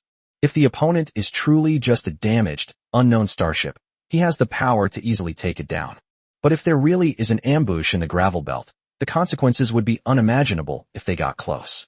LaRue gritted his teeth, but in the end, the credit outweighed his unease. Send a communication to make that ship identify itself and accept inspection. Yes. Lepo immediately switched to the public channel, cleared his throat, and shouted in a condescending tone. This is the first detachment of the Phantom Star Garrison Fleet of the Manhwa Empire. Unidentified ship ahead. Stop immediately for inspection. Repeat, stop immediately for inspection. The public channels were completely silent. 1 second, 2 seconds passed, but the unknown starship remained silent. It still floats on the edge of the debris cloud, like a corpse floating in the universe. LaRue stared at the faint point of light, tapped his fingers twice on the armrest, and then stopped. That yearning for credit ultimately outweighed the unease lurking in his heart. Everyone, please. He took a deep breath and raised his voice by half an octave more than usual. Chapter 27. Wait until they get closer. Antelope class in front, Hyena class behind. Maintain defensive formation and slowly advance to 50,000 kilometers in front of the unknown starship. Everyone, perk up and open your eyes wide. A unified response rang out in the communication channel, and 8 Imperial starships immediately started up and slowly moved toward the target. The 6 Antelope-class destroyers were arranged in an arc, like outstretched wings, with a Hyena-class destroyer guarding each of the 3. The electromagnetic main gun at the bow of the Hyena-class ship was already charged, its muzzle flashing with a faint light, and the distance between the two sides was gradually decreasing. 80,000 kilometers, 70,000 kilometers, 60,000 kilometers. Meanwhile, inside the bridge of Prism 1, Lottie stared at the red, slowly approaching on the tactical star map, and a slight smile finally appeared on her lips. They've taken the bait. Suli leaned back in the command chair, lightly tapping her chin with her fingers, and said with a faint smile, "Don't rush. Wait until they get closer." The bridge fell silent again, everyone holding their breath, waiting for the prey to step into the trap completely. At 50,000 kilometers, the Imperial fleet stopped. LaRue raised his right hand and clenched his fist. All ships halt. Antelope-class ships advance to form an encirclement formation and maintain a safe distance. The Hyena-class main guns lock onto the enemy's reactor, engines, and bridge. As soon as the enemy makes a move, fire immediately without asking for permission. Lepo stared at the sensor screen, but something still felt off. He hesitated before reminding him, "Captain, it's too quiet. It's not normal for a ship to be surrounded by 8 starships without being able to communicate or respond." LaRue said impatiently, "Ignore it. Send an Antelope-class destroyer to board and investigate. Bring back the living, and if they're dead, bring back the data cores." 2 Antelope-class ships immediately accelerated and approached the Sojin 6, while 4 landing craft slid out from the ship's hull, trailing pale blue flames as they rushed straight toward the target. 30,000 kilometers, 20,000 kilometers, 10,000 kilometers. LaRue's heart raced for no apparent reason, and the hairs on the back of his neck stood on end, as if some danger was approaching from behind. "Sensors, give the asteroid belt one last scan." The crew quickly operated the control panel, but the report read, "No abnormalities at the moment. The asteroid belt is constantly moving, and there is too much debris to identify any special targets." Just as LaRue was about to breathe a sigh of relief, the crew suddenly shouted, "Wait! Energy detected! It's a starship." Lepo jumped to his feet, his face deathly pale. "Captain, a large number of starship signals have appeared in the asteroid belt." LaRue abruptly stood up and demanded sharply, "How many ships?" 15 ships. They're hurtling out of the asteroid belt at extremely high speed." The next moment, the edge of the asteroid belt on the tactical star map seemed to explode, and dense points of light appeared simultaneously. 15 unknown starships formed a wedge-shaped attack formation, like a red-hot dagger, piercing straight towards the 8 Imperial ships. "Identify the model." "Unidentified. These starship models are not found in the Imperial database." Just then, the analyst shouted in alarm, "Wait, that unknown starship has escaped." LaRue suddenly looked at the main screen. The previously lifeless Skyhawk 6 suddenly sprang to full power, its silver-white hull shooting out and disappearing into the depths of the asteroid belt in the blink of an eye. Countless pebbles formed a natural barrier, swallowing it up in the blink of an eye. LaRue had only one thought in his mind. They fell for the trap. That unknown starship was never the prey, but rather the bait. Their fleet was the real prey. "All personnel. Mission abandoned. Immediate rendezvous with the enemy." Before he could finish speaking, a scream came from the communication channel. "They've opened fire."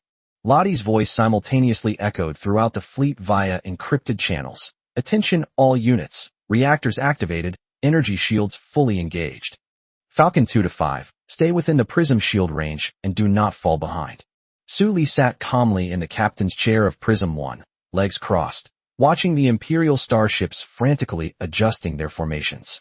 He handed over complete command of the fleet to Lottie, allowing her to exercise her full authority. After all, Lottie's tactical command talent was far beyond what he could match. Chapter 28. Full Fleet, Fire. Prism 1 through 10. Main guns charged to 60%. Lottie's gaze was cold as she quickly assigned targets. Numbers 1 to 4, focus fire on the flagship destroyer on the left. Numbers 5 to 8, lock onto the destroyer on the right. Numbers 9 and 10, clear out the frigates. Report immediately when recharged. 10 Prism-class and 5 Falcon-class ships simultaneously activated their reactors, sending dozens of ship shadows rushing out of the asteroid belt, as if tearing a rift in the entire asteroid belt. The silver-white hull gleamed coldly under the starlight, and all the warships formed a wedge-shaped attack formation, like a red-hot dagger, piercing straight into the flank of the Imperial fleet. The Imperial fleet was thrown into chaos. 6 Antelope-class frigates hastily moved forward, blocking the Hyena-class destroyers and barely managing to form a crooked, arc-shaped defensive line. The communication channel was a cacophony of noise. Some were shouting that enemy ships had been spotted, others were demanding adjustments to formation, and still others hadn't even confirmed the target. The enemy ship is turning, and the Antelope-class frigate is attempting to intercept it. Prism 7 was the first to transmit the detection results. Lottie stared at the chaotic, moving red dots on the tactical star map, a slight smile playing on her lips. The Imperial fleet had indeed taken the bait. Maintain speed and press forward. Don't give them a chance to breathe. She calmly ordered.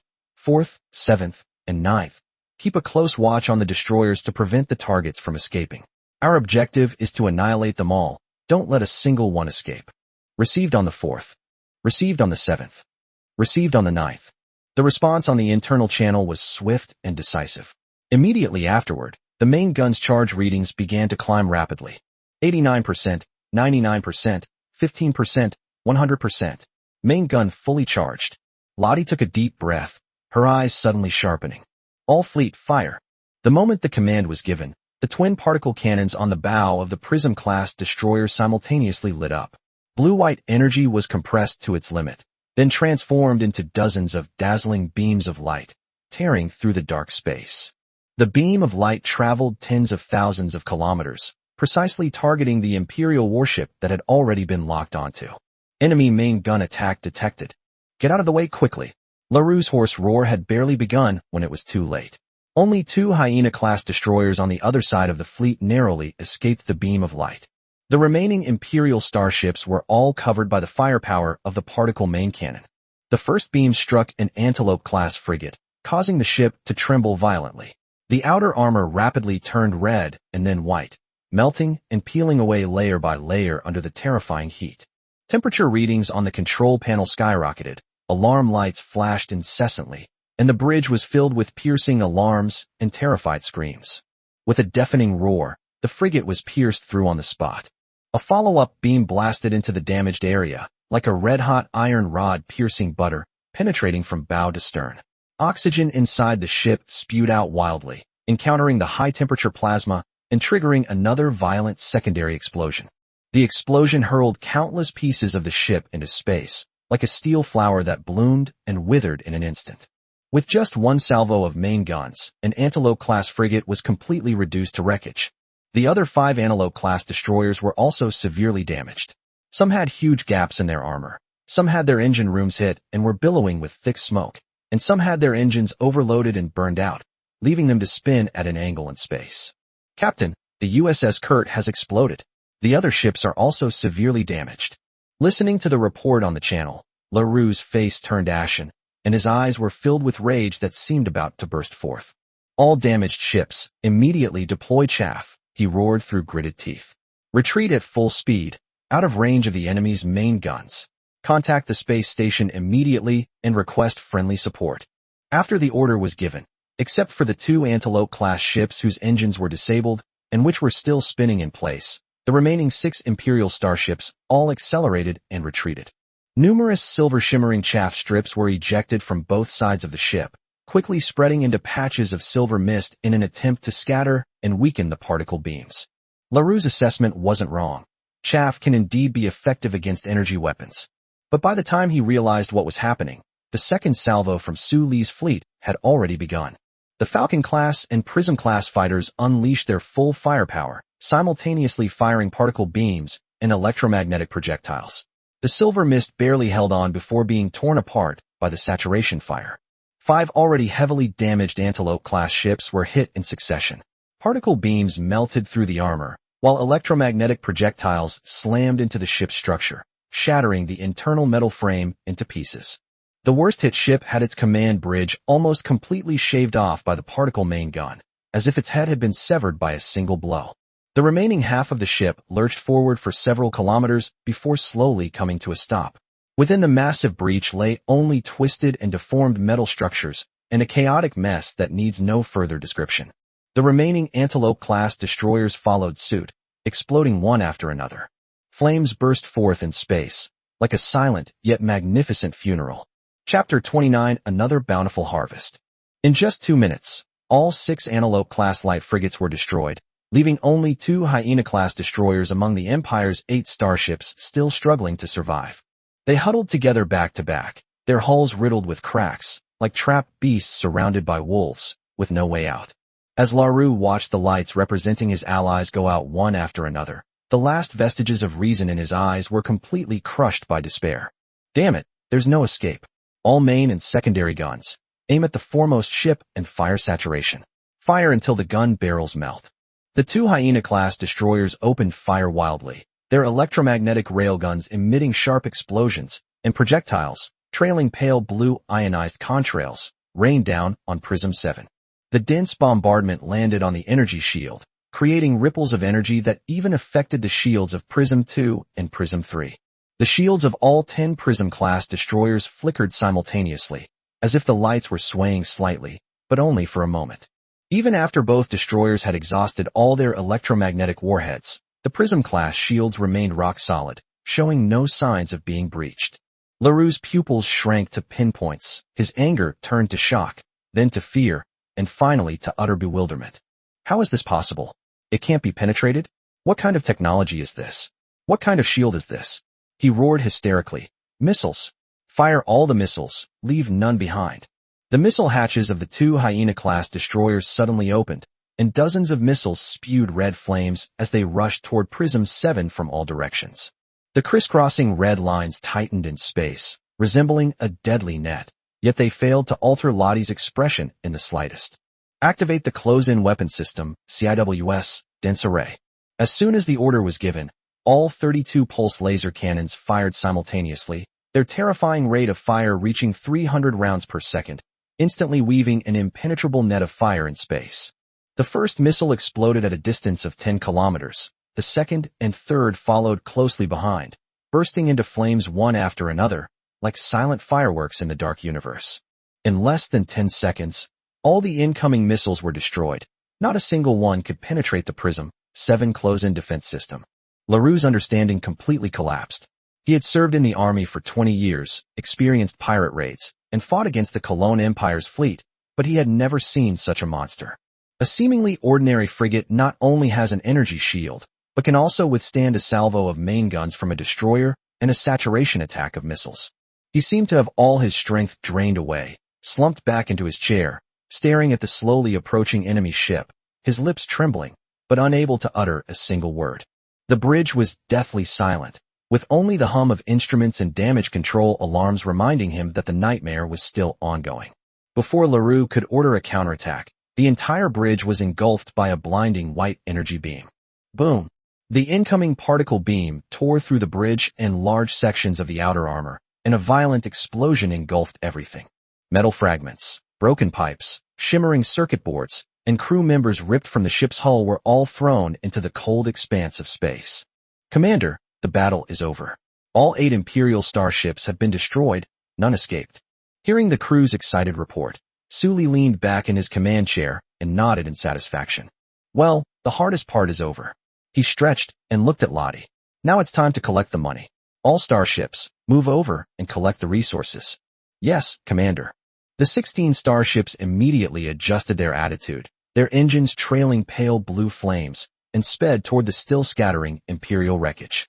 As Prism 1 entered the wreckage area, a familiar system notification rang in Sully's mind.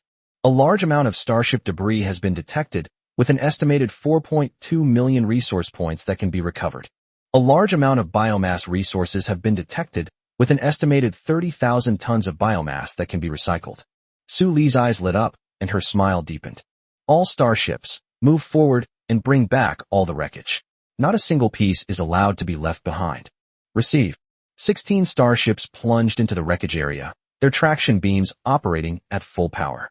The pale blue beams, like invisible giant hands, continuously dragged back the twisted armor plates, broken keels, and sparking bridge wreckage. Recovery successful. 38,692 resource points obtained. Recycling successful. 1,600 units of biomass obtained. Recycling successful. 25,169 resource points obtained. Recycling successful. 33,271 resource points obtained. Notifications rang in Sully's mind one after another, and his resource points, which had been almost depleted due to the appearance of 15 starships, began to rise rapidly. With each notification, the number jumps up, as if the account balance is constantly increasing, which is incredibly satisfying. As the ships collect resources at an increasingly faster pace, the rate at which resource points increase also begins to multiply. Chapter 30 New Discoveries. After the last piece of starship wreckage was recovered, Sully glanced at the system panel and couldn't help but click his tongue in amazement. For 1,200,000 resource points, plus tens of thousands of biomass. The previous expenditure of manifesting 15 starships was not only fully recovered, but also multiplied several times over. Staring at the long string of numbers behind the resource point, Su Li's eyes grew brighter and brighter. He seemed to be starting to like this feeling. The system is indeed a wonderful thing. As long as you dare to fight, you can keep getting more and more. That's called recycling. Commander, the crew member in charge of sensor monitoring suddenly spoke up. An unknown signal has been detected in the asteroid belt. Su Li put away the panel and turned to look at the monitoring screen. Starship? The crew quickly adjusted the parameters and reported. The signal source is deep in the asteroid belt, previously obscured by meteorites and debris clouds. The impact of the battle just now dispersed the debris clouds, reducing the interference, which is how we were able to detect it. What type? The signal signature is not in the Imperial database. It can only be confirmed as an assault starship. Assault starship? Su Li frowned, a bad feeling rising in his heart. When did it appear? The signal has always been there. We just didn't detect it before, the operator said in a low voice. It may have been hiding there before we arrived.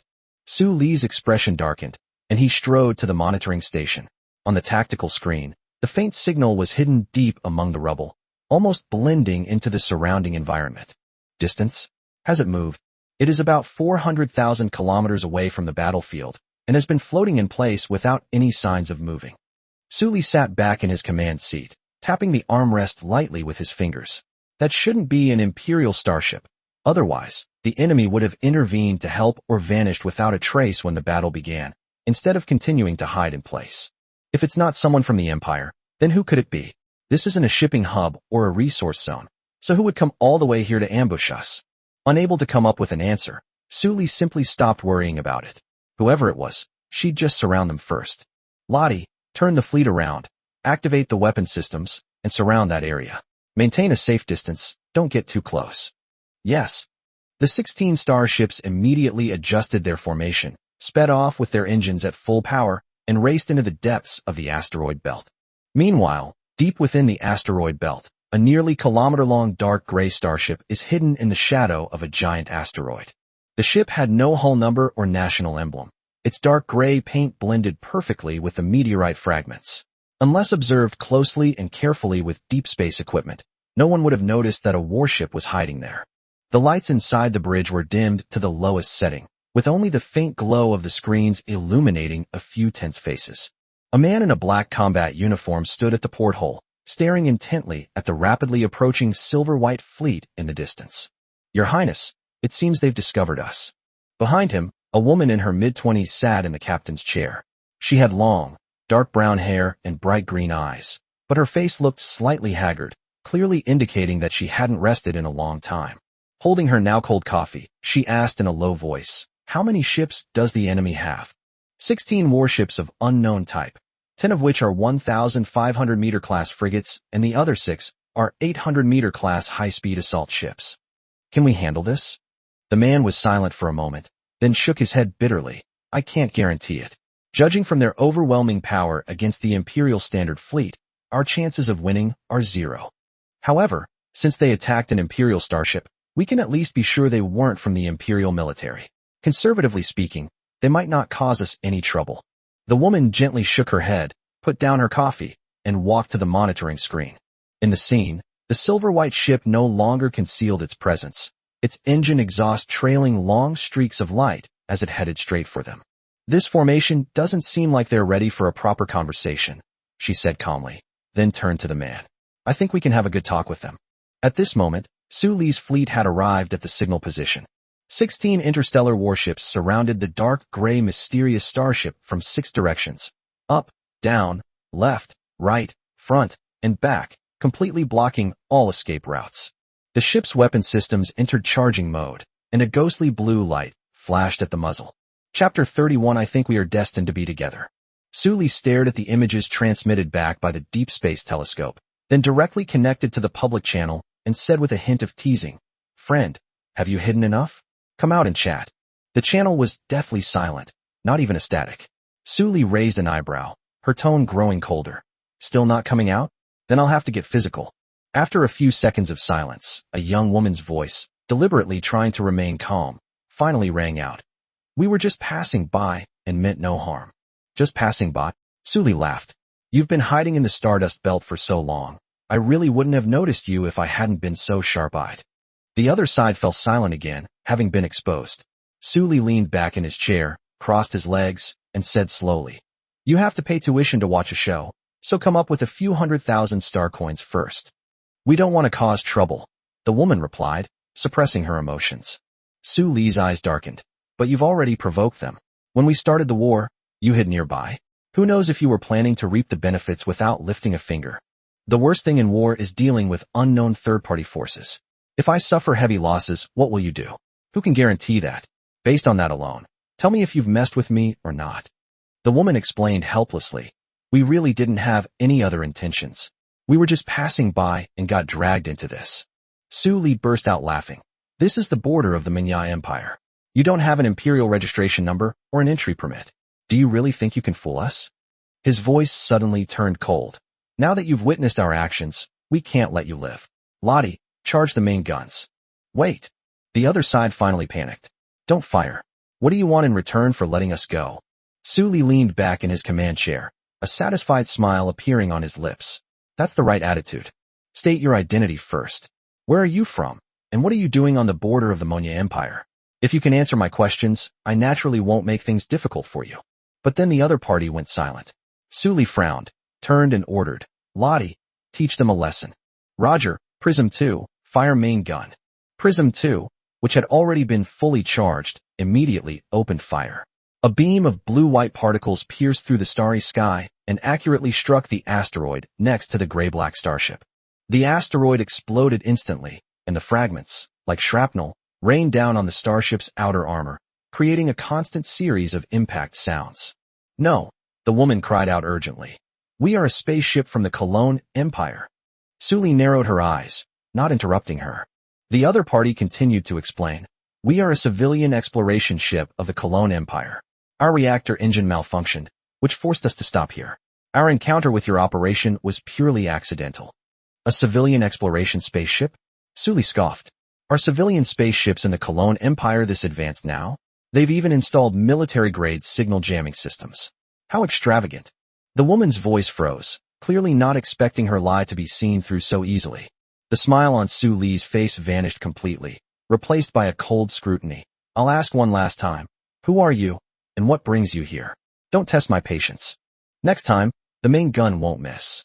He said, then looked at Lottie. Lottie understood and pulled up a set of analysis results on the data panel. Based on signal feature comparison, this starship is highly similar to the Shadow Chain-class high-speed assault ship that the Cologne Empire commissioned last year. A 3D image of a dark gray warship unfolds. Its hull lines are smooth and sharp, and its surface is covered with a special wave-absorbing coating, clearly showing the rugged style of the Cologne Empire. The ship is 832 meters long and uses the new concealment coating of the Cologne Empire, specifically designed for special operations and intelligence gathering, Lottie added calmly. Suli nodded and sarcastically said to the public channel, the Shadow Chain-class high-speed assault ship must be expensive, right? These days, even civilian research teams in the Cologne Empire can get their hands on military warships. There was a long silence on the other end for 5 or 6 seconds, before a long sigh finally came from the other end. What exactly do you want? Suli smiled knowingly. It's simple, compensation. What compensation? That's a lot. Suli counted on his fingers. My fleet just finished a major battle. Fuel costs, ammunition costs, personnel overtime pay, and compensation for mental distress. I have to pay for it all. Who told you to sneak around here with impure motives? The woman's voice snapped. This is blatant extortion. No. Suli shook his finger. Miss, don't forget your identities. I am a legal citizen of the Manhwa Empire, and it is my duty to maintain the security of the empire. He paused deliberately, his smile deepening. However, I think we have a connection. As long as the hush money is paid properly, I can pretend I didn't see it, no matter what you're trying to do in the Manhwa Empire. Otherwise, I could take you there to collect the reward. The Imperial military would likely be very interested in the Cologne Empire spy ship that illegally entered the country. Chapter 32, just tell me whether you'll give it to me or not. You just wiped out an Imperial fleet, and now you still claim to be law-abiding citizens. The woman opposite Suli was so angry she laughed. Are you kidding me? That's not important. Suli waved his hand casually. Just tell me if you're going to pay or not. If you're not, I'll just wipe you all out. Anyway, I saw something I shouldn't have seen, and keeping you around is just trouble. The woman, barely suppressing her anger, asked, how much do you want? Suli held up one finger and said simply, since we have a connection, I'll give you a discount. It's a fixed price of 10 million star coins. 10 million? Why don't you just rob someone? A man's angry shout suddenly came from the public channel. Isn't this robbery happening right now? Suli picked at his ear, clearly losing patience. You think your lives are worth 10 million? If not, I'll send you back to your hometowns. Silence fell across from them, broken only by the faint sounds of hushed conversation. Suli leaned back in her seat, her fingertips lightly tapping the armrest as she waited quietly. Half a minute later, the woman finally spoke. 10 million is impossible. We don't have that much savings. We evacuated in too much of a hurry and didn't bring most of our supplies on the ship. Evacuation? Suli immediately seized on this word, her eyes flickering slightly. So you snuck out? Are you politicians from the Cologne Empire, or rebels? Neither. Then what are you? Silence fell on the other side again. The gray ship drifted along the edge of the star fragmentation belt, like a fish playing dead. Suli's patience finally ran out, and he shouted, fire the main guns. Let them learn a lesson. The main cannon, poised to fire, roared instantly, and a beam of blazing white energy tore through the void, striking the outer armor of the Shadow Chain-class high-speed assault ship. With a loud bang, the fragile armor was blasted open with a hole several meters wide. Debris flew everywhere, and twisted pipes were exposed. Don't fire, I'll talk. The woman finally snapped, her voice filled with barely suppressed anger. Just say it already, stop beating around the bush. Suli slammed his hand on the armrest. If you keep dawdling, believe me, I'll make you fly. The woman was silent for a moment, then said helplessly, I can talk, but I want to talk to you face to face. Meet. Suli looked at Lottie in surprise, then narrowed his eyes and quickly assessed the risks involved. Lottie moved closer to him and whispered a warning. Commander, be careful, this might be a trap. These people are of unknown origin, we can't be careless. The woman opposite them had clearly guessed their concerns and said calmly, you don't need to worry about me playing tricks. Our lives are in your hands. To show my sincerity, I will take a shuttle to your flagship and discuss things with you in person. Suli's gaze swept between the half-damaged gray ship and Lottie, and he asked meaningfully, you came alone, aren't you afraid I'll detain you? My life is in your hands anyway, so what difference does it make whether you deduct it or not? The woman retorted, her tone revealing a nonchalant acceptance of the situation. At least for now, we still have room for negotiation. Suli thought about it and realized that she was indeed interested in their identities, so she agreed. Okay, but you can bring a maximum of 3 people, and you can't bring weapons. Okay, please have your fleet make way. As long as you don't try anything funny, I guarantee your safety. Suli said casually, but the threat was all too clear. After the communication was cut off, he immediately looked at the sensor operator. Keep an eye on that ship. As soon as you detect that the weapon is charging, fire immediately. Don't wait for my order. Yes. The operator stared intently at the monitoring screen.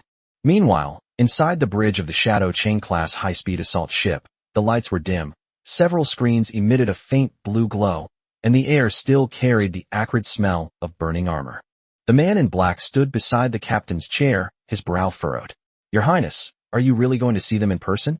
It's too dangerous. Why don't you let me go in your place? The woman sitting in the captain's chair shook her head, her tone calm, yet unusually firm.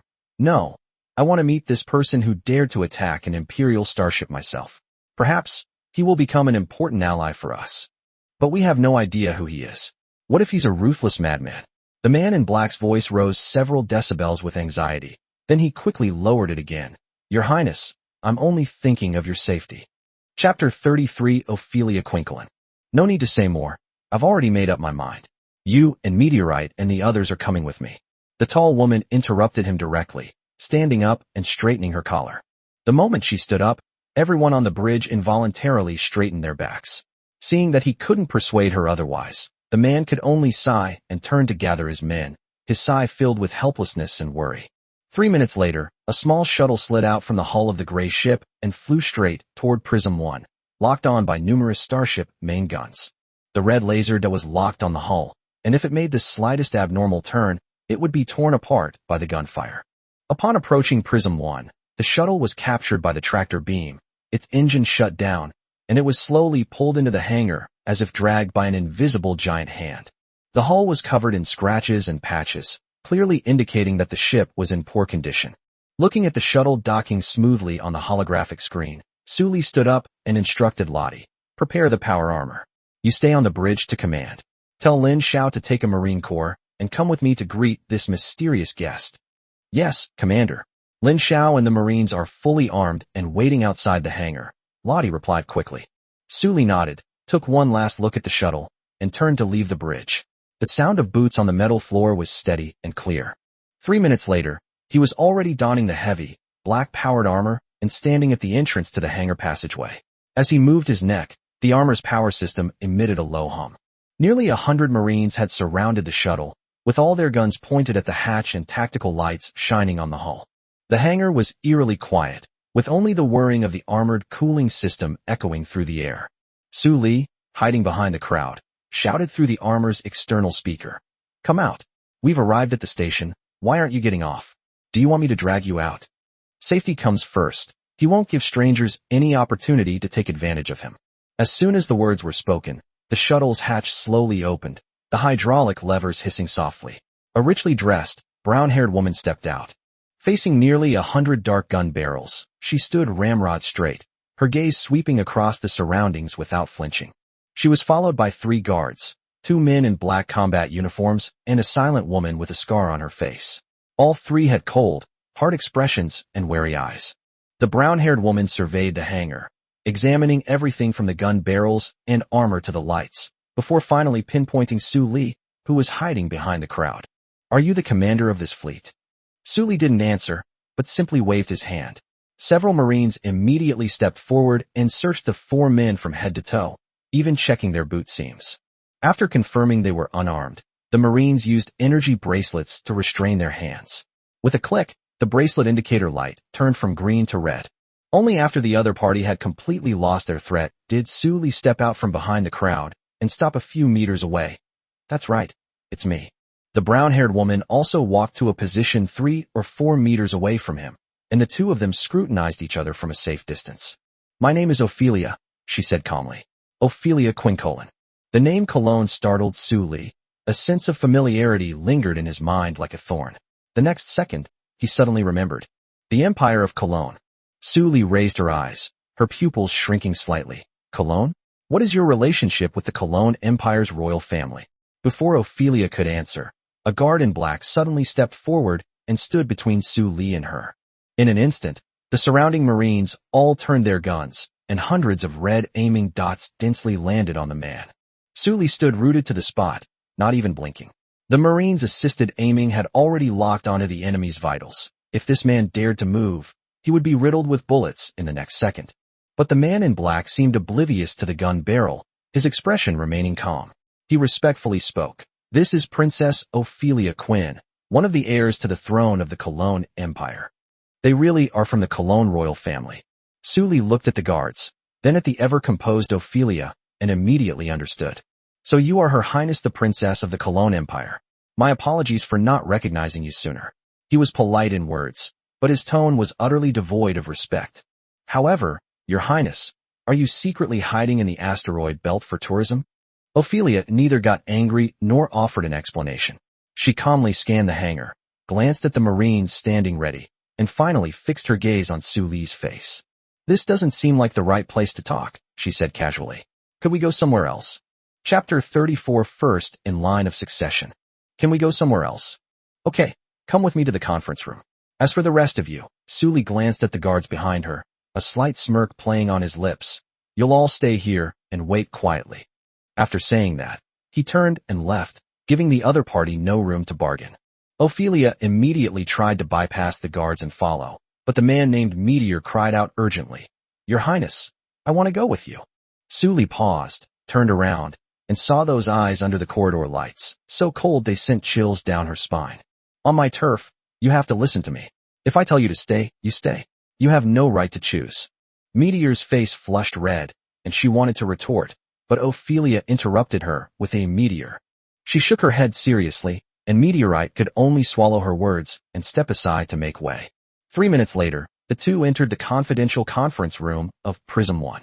The silver-white wall has only two giant tactical light screens, with a cold metal table in the middle and a chair on each side, clearly intended for top-secret conversations. After Su Li sat down, she gestured with her chin towards the person opposite her. Sit. Ophelia did not stand on ceremony and sat down opposite him with an upright posture, clearly having received extremely strict royal etiquette training. Su Li looked at her for a few seconds and went straight to the point. Speak, Your Highness. How could someone of your status come to such a godforsaken place? Ophelia took a deep breath and looked directly at him. I am Princess Ophelia Quincolin of the Cologne Empire. My father is Emperor Aurelian Cologne of the Cologne Empire. She deliberately stopped, trying to see surprise, awe, or fear on Su Li's face. Su Li remained expressionless, simply listening quietly. Ophelia suppressed her disappointment and continued. My father reigned for 63 years, transforming the Cologne Empire from an unknown force into one of the three giants of the interstellar world. You should have heard of him. Of course. Su Li nodded. The name Aurelian is indeed well known on the interstellar network. This is no mere politeness.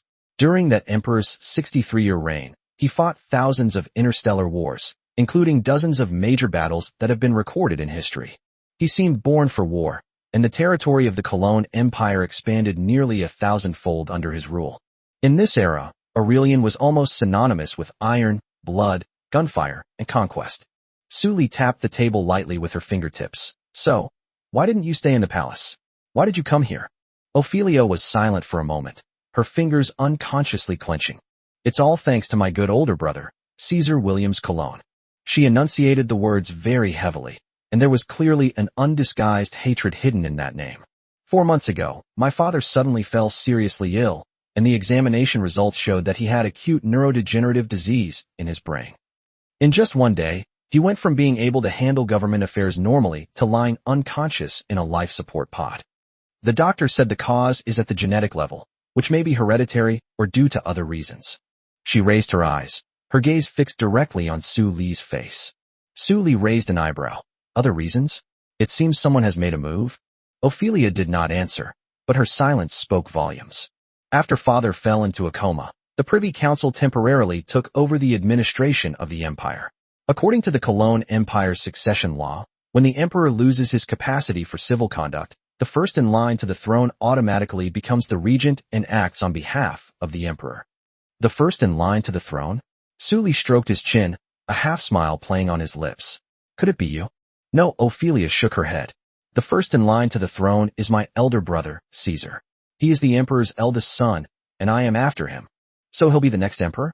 Under normal circumstances, that is indeed the case. She nodded first, then changed the subject. Of course, that is before the law is changed. Su Li leaned back in her chair and gestured for her to continue.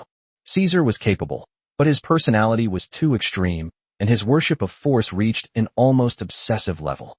He never wants to say a word if something can be resolved with force.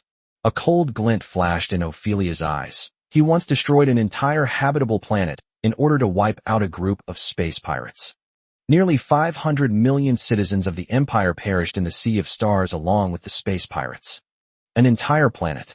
Su Li asked, slightly surprised. That's right, the whole one. Ophelia's voice rose a few decibels. Everyone outside thinks he's not a qualified monarch. Even my father thought so. So 4 months ago, my father secretly convened a meeting of ministers to discuss the selection of a new successor. She paused for a moment, her expression solemn. And I have been successfully elected as the first in line to the throne. Chapter 35 I struck gold. Successfully elected as the first in line to the throne. Upon hearing this, Su Li's nonchalant expression finally softened somewhat. Ophelia's gaze suddenly turned cold. On the day the meeting ended, before the results could be announced to the public, Caesar somehow found out about the meeting's contents. I don't know what methods he used, but my father suddenly fell seriously ill that day. Several ministers who attended the meeting mysteriously disappeared one after another, and the rest of them all kept silent, no one daring to mention that meeting again. The meeting room was silent for a moment. Su Li raised an eyebrow. So, he's still the first heir in the end? That's right. Ophelia nodded bitterly. After my father fell seriously ill, he smoothly took over as regent. On his first day as regent, he had me placed under house arrest. She clenched her fingers, her voice filled with suppressed hatred. If the guards hadn't risked their lives to save me, I'd probably be a corpse by now. Suli nodded. Power struggles are never about right or wrong. It's all about who wins in the end. History is written by the victors, and the losers don't even have the right to defend themselves. Then how did you escape? Ophelia's eyes dimmed, and she said in a low voice, It's all thanks to my captain of the guard, Meteorite. They received advance warning before Caesar made his move. Meteor, along with other guards, suffered heavy casualties in order to secretly send me out of the palace. Later, we seized a Shadow Chain-class assault ship at the Imperial Star spaceport, broke through the blockade set up by Caesar, and were chased all the way to the border of the Monya Empire.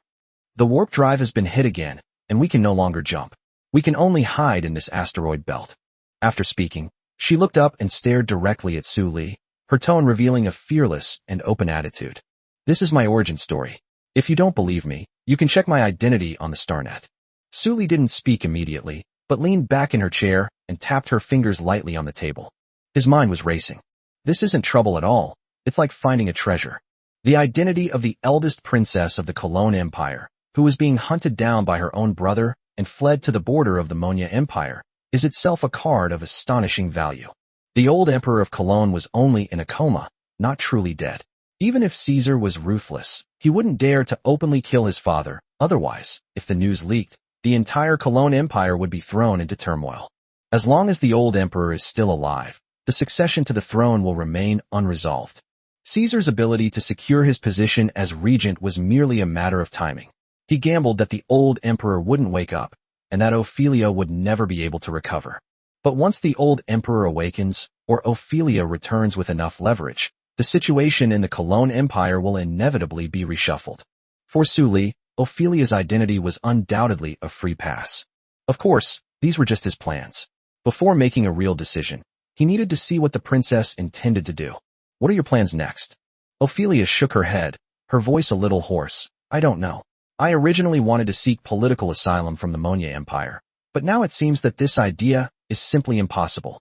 Cologne and Monya have been mortal enemies for so many years. Not only will they not take me in, they might even send me back to exchange for diplomatic leverage. At this point, she sighed softly, her mood clearly somber. Su Li dropped her teasing tone and asked seriously, So, you're planning to stay hidden in the asteroid belt forever? Yes. Ophelia looked at him. We originally planned to hide for a few days and wait for things to calm down before figuring out what to do. She paused, her expression becoming complicated. Who knew you'd suddenly appear out of nowhere? Su Li laughed. You guys are lucky. Lucky? Ophelia looked incredulous. You cornered us here and extorted 10 million star coins from me, and now you're saying we were lucky? You've misunderstood. Su Li shook his head slowly. Think about it. What if it wasn't me who found you today, but those 8 Imperial Star ships? Ophelia opened her mouth.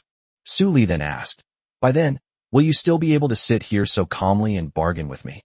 The meeting room fell silent once again. Ophelia remained silent for a long time, and in the end, she couldn't refute anything. Because Su Li was right. If the Imperial pursuers had arrived first, she would either have already been taken back to the Cologne Empire, or she would already be a corpse floating in space. She stared at Su Li for a few seconds, then suddenly asked, After all that, who exactly are you? Me. Su Li spread his hands, smiling casually. Just a businessman. Merchants. Ophelia looked incredulous, her tone laced with sarcasm. Are all the merchants of the Monya Empire this rich? And do they have so many warship-class starships following them around? Business is tough, Su Li said without changing his expression. It's just a matter of bringing more bodyguards. Look, we just acquired another starship. Chapter 36, Because She's Valuable. Ophelia clearly understood his unspoken meaning. Su Li had obviously already taken her starship as his spoils of war. She stared at Su Li for 2 seconds, pondered for a moment, and couldn't help but laugh. Su Li scratched his head, somewhat puzzled. What are you laughing at? Ophelia stopped laughing. I find it funny how you talk. You're clearly extorting money, but you make it sound like a legitimate business deal. Su Li didn't reply. He got up, walked to the wall, and waved his hand to bring up a star map. The pale blue light illuminated his face, making his features exceptionally clear.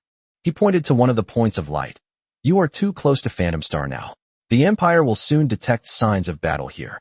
Once they send more fleets, you're really finished. Ophelia looked at the star map and calmly asked, So? Su Li turned to look at her. So, I suggest you come with me first. Ophelia was taken aback. Are you helping me? Of course, Suli drawled. But there are conditions. He sat back down at the table, crossed his arms, and leaned forward slightly. What can you offer me with your current assets? Ophelia sighed. What do you want?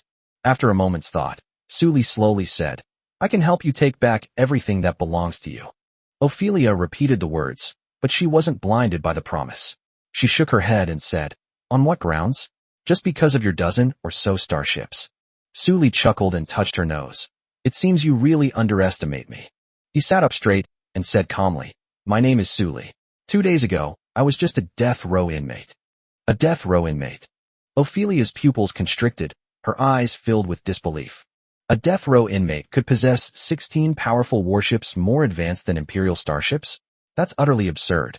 Suli didn't explain at all, but calmly said, You don't need to know these things. You just need to know that I have the ability to help you fulfill your wish, and that's enough.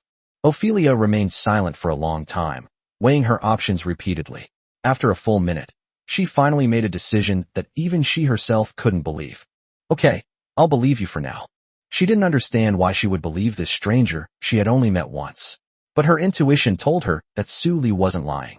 Of course, she wasn't entirely unprepared. Having grown up in the palace, she understood better than anyone that there's no such thing as a free lunch. What do I need to give in return? Simple, Suli said with a smile. When it matters, just let me use your name. You can do whatever you need to do, and I will provide assistance unconditionally. Ophelia repeated softly, With my name? As a member of the royal family of the Cologne Empire, she knew better than anyone what her name truly represented. She pondered for a long time before finally saying, I need to think about it. No problem. Suli slapped the table, stood up, and walked towards the door. Anyway, we don't need to make a decision now. As the door slid open, he glanced back at her and said, But before you've thought it through, you have to come with me. Where to? I'll arrange accommodations for you. Suli said with a teasing smile. You didn't think I'd let you go back, did you? Ophelia thought for 2 seconds and then stood up as well. It seems I have no choice. Don't say that. Suli waved his hand. I'm a very humane person. I will definitely give others a choice. But the next second, his eyes suddenly turned icy cold.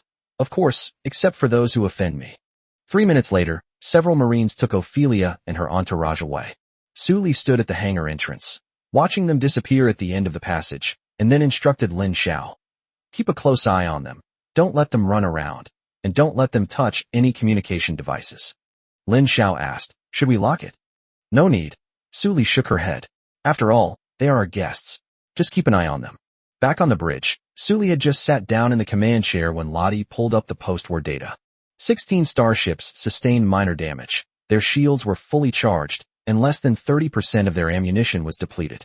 Only Prism 7 suffered minor damage to its outer armor. The rest of the warships were in good condition. Suli nodded in satisfaction, then told Lottie Ophelia about her identity and wanted to hear her opinion. Lottie hesitated. Commander, Ophelia's identity is too sensitive. The dignified princess of the Cologne Empire is being chased to the border of the Manhwa Empire by the regent. If her elder brother Caesar finds out she's here, it will probably cause us trouble. Suli leaned back in her chair and looked at the twinkling points of light on the star map. I've thought about all of these things just now. But do you know why I still decided to take her in? Lottie shook her head.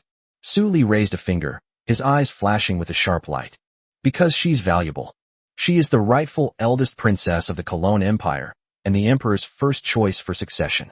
At certain times, the title of first in line to the throne of the Cologne Empire is even more useful than a fleet group. Chapter 37 Nova.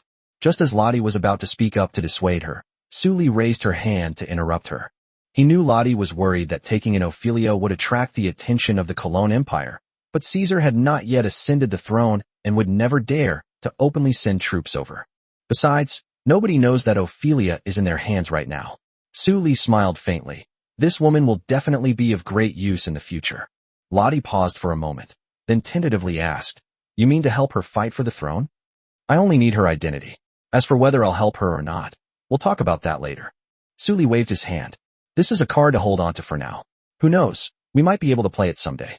After Lottie understood, she nodded and then asked about the next steps. Suli did not answer immediately, but instead zoomed in on the star map and placed her finger on a mark near the Phantom Star. Go to Iron Star Space Station. Lottie frowned upon seeing the location. Iron Star Space Station was the base of the Phantom Star garrison fleet. Charging there would be quite risky. Su Li, however, was very decisive. According to the intelligence provided by Serena, the Phantom Star garrison originally consisted of only about 20 main starships. They have already destroyed 11 ships, and their remaining strength has been greatly reduced. If they don't act now, it will be too late once the enemy reacts. After all, they were on enemy territory, and they couldn't keep the fact that they had destroyed more than 10 starships in a row a secret forever. Instead of waiting for the defending fleet to call for support and for more Imperial starships to arrive and encircle them, it would be better to wipe out the remaining fleet before the enemy could figure out the situation. As the base of the garrison fleet, the Iron Star space station must have abundant resources, and taking it down would allow us to replenish those resources. Su Li immediately asked Lottie to calculate how many troops would be needed to capture the Iron Star space station. Lottie quickly retrieved the enemy's data. The remaining main force consisted of 1 Steel Crocodile-class light cruiser, 3 Hyena-class light destroyers, and 7 Antelope-class light frigates. As for those logistics support ships, they have little combat capability. The only one that we really need to be wary of is the Steel Crocodile-class cruiser. In the holographic model, a giant ship that is 2,300 meters long appears, and its size is significantly larger than that of the Prism-class frigate. The Steel Crocodile class is equipped with the Empire's advanced energy shield, providing extremely strong defense. It also has a twin-mounted particle main gun and several electromagnetic secondary guns, making its firepower far superior to that of the Hyena-class destroyer. Su Li immediately thought of the previous battle. The 10 Prism-class ships, working together to form a shield, could easily withstand the saturation bombardment of 2 Hyena-class ships. The particle main gun of a cruiser is several times more powerful than that of a destroyer, and the combined shield may not be able to withstand it easily. Can a Prism-level weapon block it? Su Li asked Lottie. Lottie immediately began to deduce the results, but the conclusion she reached was not optimistic. All 10 Prism-class ships are connected to the joint shield, which theoretically allows them to withstand direct hits from the main guns of the Steel Crocodile-class ships. However, the particle cannon will rapidly deplete the shield's energy. Based on the output power of the Steel Crocodile class, the combined shield can only withstand a maximum of 7 to 8 salvos. Once this limit is exceeded, the shield could overload at any time. Not to mention that if 3 destroyers and 7 frigates fire simultaneously, the shield will only collapse even faster. Lottie admitted that the chances of winning this battle were not high. Su Li simply nodded, his tone casual. Then let's build new starships. He directly asked the system if he could unlock the cruiser template, since he now had millions of resource points. The system's response was straightforward. The cruiser template had not yet been unlocked, and the resource standards were still insufficient. Su Li was somewhat surprised, then changed his approach. Since they couldn't build cruisers, were there any templates that could replace some of the capabilities of cruisers? At least in terms of armor or firepower, we need to be able to solve the immediate problem. The system began its search and quickly provided new recommendations. Recommended template: Hammer-class electromagnetic heavy gunship. The next moment, a projection of a starship that Su Li had never seen before appeared before his eyes. The starship was unusually long, with a length-to-width ratio exceeding 7:1, resembling an elongated silver-white shuttle. Instead of the armored structure of a conventional starship, the bow of the ship features a giant electromagnetic railgun barrel that runs from bow to stern. The entire keel of the starship was replaced by a single giant cannon. Su Li stared at the projection for a full 5 seconds before slowly asking, "System, what is this?" Detailed data immediately appeared next to the starship projection. City Breaker class electromagnetic heavy gunship. Ship length, 1,880 meters. Ship beam, 230 meters. Ship height, 180 meters. Mass, approximately 3.9 million tons. Standard staff, 280 people. Propulsion system, fusion reactor pulse thruster 3, dilution configuration.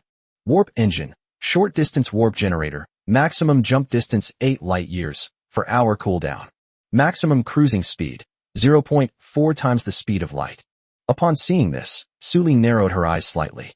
At 0.4 times the speed of light, it's considerably slower than a Falcon-class creature. This thing clearly can't run fast. He then continued reading.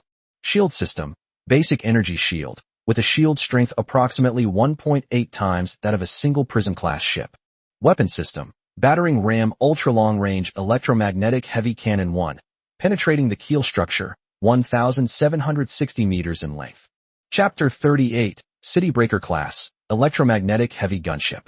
Projectile type, Giant Electromagnetic Solid Projectile, projectile mass, 18 tons, initial velocity, 2.8% of the speed of light, effective range, 1.2 million kilometers.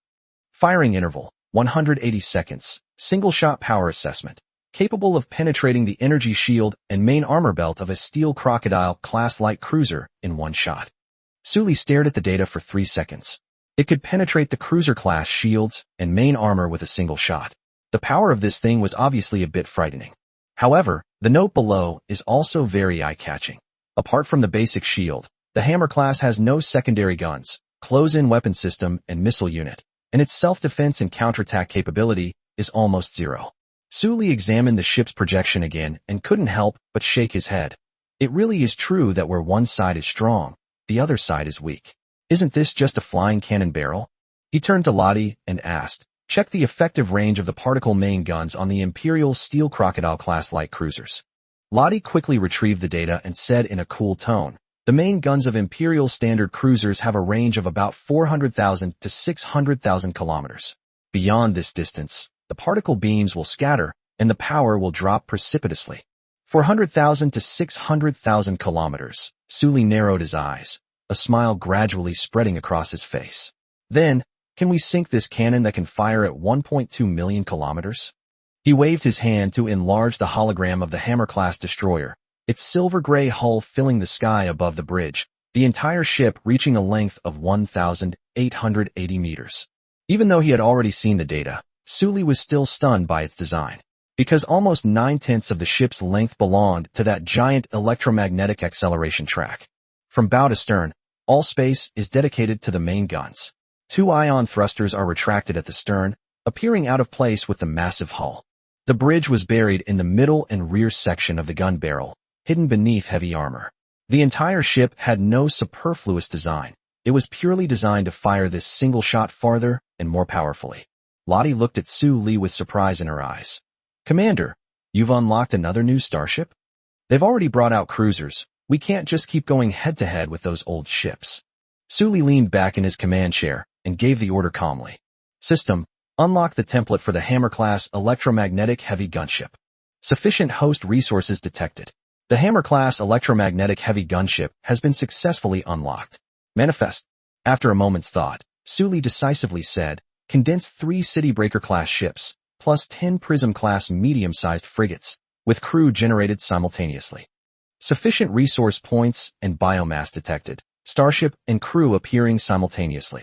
Suddenly, the vacuum of space outside the porthole rippled, and the distant starlight seemed to be twisted, bent, and spread out in layers, as if a pebble had been thrown into the water. Silver-gray particles emerged from the void, initially as thin streams, but quickly coalesced into a torrent, condensing into 3 enormous silver-gray lights in front of the fleet. Each ray of light was nearly 2 kilometers long, like 3 small suns suspended in the darkness. Then, the 3 dragon bones gradually appeared, moving from nothingness to reality. The first thing to appear was the robust electromagnetic acceleration track, pieced together section by section along the hull. Each docking was accompanied by a faint blue flash, followed by a deep hum, after which the seams disappeared without a trace. Then, silver-gray alloy armor continuously formed from both sides, overlapping and covering the surface. The blue light flickered on and off, until finally the hull was as smooth as a mirror, with no visible welds. The Hammer-class electromagnetic heavy gunship has been fully materialized. 3 silver-gray behemoths hovered side by side. Sully looked through the porthole and couldn't help but gasp. Those were clearly 3 silver-gray javelins lying across the universe. The pitch-black electromagnetic cannon muzzle at the bow was astonishingly large, big enough to fit a shuttle. The cannon barrel runs the length of the entire warship. One could say the ship is the cannon, and the cannon is the ship. There is no decoration, no redundancy, only the ultimate pursuit of destructive power. Once materialized, the thrusters at the stern of the 3 giant ships lit up, and pale blue ion light trailed thin streaks of light that quietly swept across the darkness. Sully stared at the 3 slender figures, her lips twitching slightly. They really have distinctive features. Indeed, Lottie said with a hint of teasing. You can tell what it does at a glance. So it's best to treat it as a secret weapon and try to maximize its effectiveness. Yes, that makes sense. Sully nodded in agreement. The Prism-class medium-sized interplanetary corvette is now fully operational. 10 Prism-class corvettes simultaneously slid out of the particle light clusters, adding to the original 10, making a total of 20 Prism-class corvettes scattered throughout the universe. 6 sharply angled Hayabusa-class high-speed assault ships circled in the middle, their hulls longer and sharper, and their exposed weapon systems more aggressive. If the Hammer class is a bare iron rod, then the Prism class and the Falcon class are exquisitely crafted works of art. In the far distance, 3 Hammer class destroyers hovered silently, their slender hulls almost disappearing into the darkness, with only the pale blue ion light at their sterns still flickering. Chapter 39 Departure. Sully stood by the porthole and gazed at the starry sky for a moment, then turned and ordered, "Lottie, notify all captains to prepare for Level 1 combat readiness. Target, Phantom Star Iron Star Space Station. Proceed." "Yes." Lottie immediately walked to the communications station and turned on the fleet's internal channel. Her voice instantly echoed across all 29 starships. "All fleets, alert. Level 1 combat readiness. Warm up warp engines. Target, Phantom Star Iron Star Space Station, synchronous orbit. Formation deployed as planned. Prism-class frigates advance, joint shields activated. Saucy-class high-speed assault ships stand by on both flanks. Hammer-class electromagnetic heavy gunnery ships pre-charge their main guns and stand by at the rear of the fleet." Response received. Within the channel, the captains of each ship responded in turn. The Prism-class and Falcon-class ships quickly confirmed the order, and finally, the 3 Hammer-class heavy gunboats also responded. Breakthrough Hammer number 1 received. Main gun pre-charging begins. Breakthrough Hammer 2 received. Main gun pre-charging begins. Breakthrough Hammer number 3 received. Main gun pre-charging begins. The next second, the ion thrusters of all 29 starships lit up simultaneously. A pale blue trail of flame ripped through the dark starry sky, leaving behind 29 ever-growing streaks of light as the entire fleet sped toward the Phantom Star Iron Star Space Station. Meanwhile, on the bridge of the flagship of the Phantom Star Garrison Fleet, the Steel Crocodile-class cruiser, the atmosphere was so oppressive it was almost suffocating. Has the distress call been sent out? Has the Imperial Border Fleet Group not responded yet? Fleet Commander Mashagrame slammed his hand on the armrest of his chair, causing the metal armrest to vibrate and hum.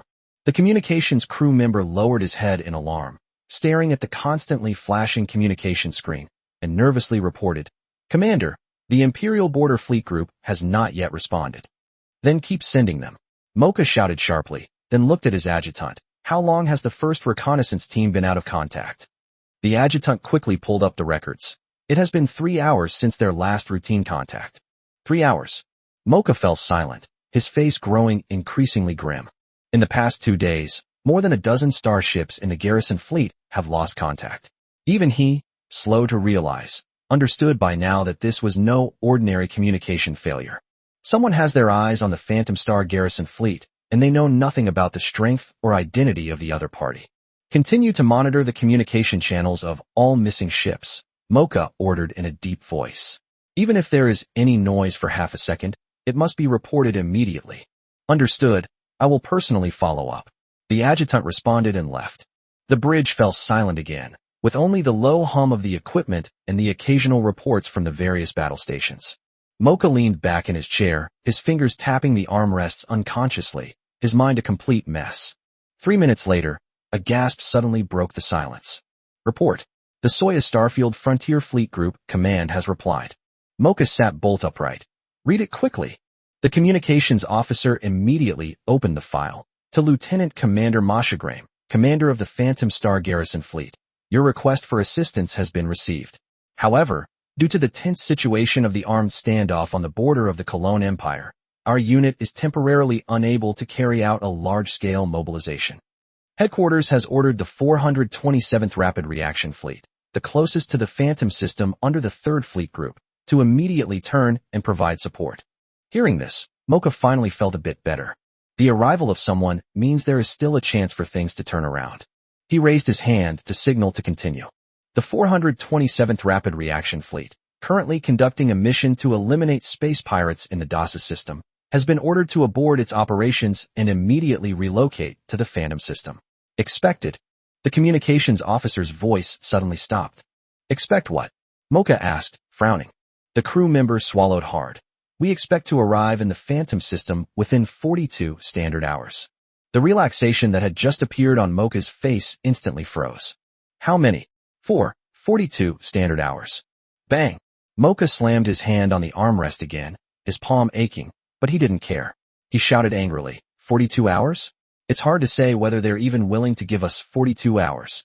He pointed at the communications officer, his voice growing increasingly agitated. Didn't you tell them what's going on here? More than 10 starships have completely lost contact. We don't even know who the enemy is. Are you expecting them to come back in 42 hours to collect the bodies?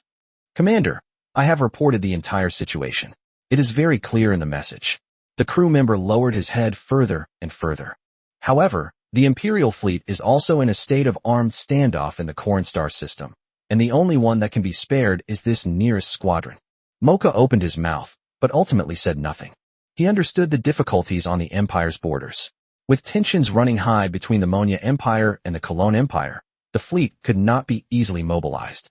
While it was understandable, he still felt completely drained and slowly sank into the seat. He looked up at the dense array of energy lines on the top of the bridge, remaining motionless for a long time. Inside the bridge, no one dared to utter a sound. After a long silence, Mocha finally spoke in a low voice. When did the first wave of starships lose contact?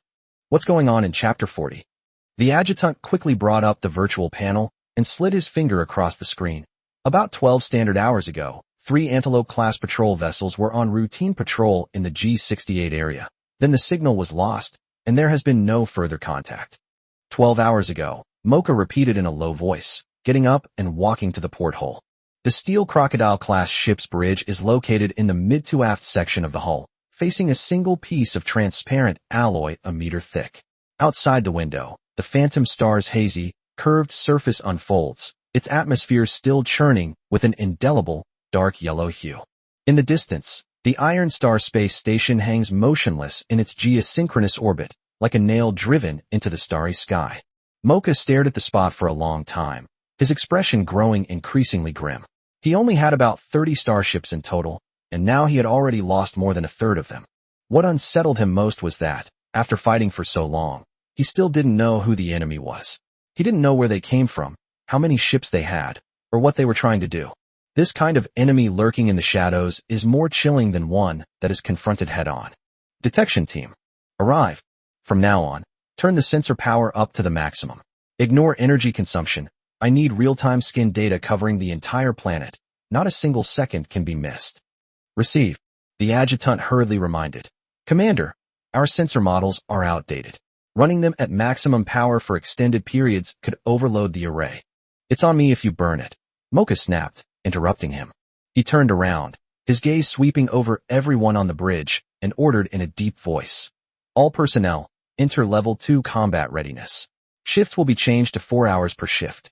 No one is allowed to leave their post without authorization, and someone must cover for you even when you go to the toilet. The communications team sends a message every 5 minutes to confirm the location of the 427 Rapid Response Fleet. I need to know where they are. Even if they have only crossed one star system, I must report it. He then looked at the weapons officer. All weapon systems are pre-charged, and the main gun's capacitor is maintained at over 70%. The weapons officer raised his hand to remind the commander. Commander, prolonged high load on the main gun's capacitors will accelerate their aging and also pose a risk of overload. Do as I say. The weapons officer was startled and immediately lowered his head to adjust the parameters. The atmosphere inside the bridge suddenly tensed up.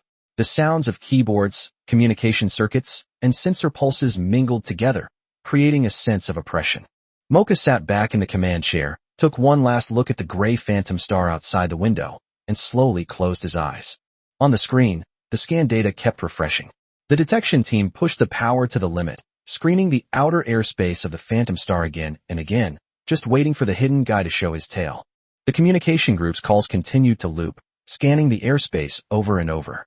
But in the end, everything was normal. There were no abnormal signals, no unknown heat sources, and even the fluctuations in background radiation were within the normal range. The data stream was as smooth as stagnant water. Ironically, this very normalcy made Mocha feel even more uneasy. 18 minutes later, a hurried report abruptly broke the silence. Report. High-energy reaction detected. Mocha's hand, holding the coffee, froze in midair. He turned his head sharply, his voice even carrying a hint of barely suppressed joy. Found it? Detected. Detected. 3 missiles. Before the monitoring crew could finish speaking, a tremendous electromagnetic noise suddenly filled the bridge. The central tactical main screen instantly went white, with 3 blindingly bright spots, comparable to stars, filling the entire detection interface. The intense electromagnetic noise forced everyone to cover their ears. The next second, the entire Steel Crocodile-class ship seemed to be slammed hard from the side by an invisible giant hand, and the hull tilted sharply by nearly 20 degrees. Unsecured items inside the bridge flew into the air, and several crew members who weren't wearing harnesses were thrown violently to the ground by the force. Mocha was also thrown to the side, his arm hitting the handrail, and he groaned in pain. Boom! A giant projectile slammed head-on into the half-open energy shield of the Steel Crocodile. From the detection of the high-energy reaction to the impact of the shell, only a few seconds passed, so fast that no one had time to react. The terrifying kinetic energy was almost entirely converted into heat and shock waves, and the pale blue energy membrane on the shield's surface instantly turned deathly white. It lasted only half a second before the shield, like ice struck by a boulder, began to crack wildly outwards from the point of impact. Blinding blue arcs of electricity erupted from the cracks, and then the entire shield collapsed with a deafening roar. Shield damage rate 89%. Imminent collapse, the damage control crew member shouted hoarsely. Mocha's previously joyful expression froze completely, her hands gripping the armrests tightly. What's going on? Where did the attack come from? The crew member monitoring the sensors was practically lying on the control panel, frantically swiping through the data interface. But the ship was still shaking, and every time he tapped, it was thrown off course, forcing him to repeatedly calibrate. Undetermined. Trajectory being tracked. Damn it! Mocha slammed his fist on the armrest. Activate the backup shield generator, quick. The backup shield generator is located in the mid-to-rear part of the hull. According to the standards of Imperial warships, it takes at least 12 seconds to go from a cold start to full power deployment. But they didn't have 12 seconds at all. The second shell has arrived. Boom! The shell pierced straight through the already tattered main shield. The energy membrane collapsed inward like a burst bubble. With nowhere to go, the residual energy surged back through the energy channel, rushing straight into the capacitor modules inside the ship. Chapter 41 40 minutes? The overload current instantly exceeded all safety thresholds, and the shield generator in the middle and rear of the Steel Crocodile-class tank overloaded almost simultaneously, which then triggered a violent sympathetic explosion. The temperature in the shield maintenance compartment soared to 3,000 degrees Celsius in 0.3 seconds, and dozens of maintenance crew members were engulfed by the explosion flames before they could even scream. The shockwave tore through the bulkhead and spread along the corridor into the ship's interior, crushing all equipment and personnel in its path into fragments, and completely tearing open the outer alloy armor. The superconducting coils inside the armor then ignited, and purple electric lights spread along the hull like blood vessels, appearing eerie and ferocious in the vacuum. Inside the bridge, Mocha was thrown from his command chair by the shock, rolled twice, and then slammed his head into the tactical platform base, causing blood to flow freely from his forehead. The intense dizziness made him lose his sense of direction, and all he could hear was a buzzing in his ears. The adjutant seemed to be calling him, but he couldn't hear a word. Mocha struggled to his feet, but stepped on the leaked liquid on the floor and fell again. By the time he managed to steady himself by holding onto the tactical platform, the third shell had already landed. After being bombarded by 2 massive projectiles, the Steel Crocodile-class warhead was already riddled with holes. The 1,880-meter-long electromagnetic acceleration track endowed the warhead with terrifying kinetic energy. An 18-ton solid alloy warhead, traveling at 104,000 kilometers per second, struck the armor belt of the Steel Crocodile-class cruiser head-on.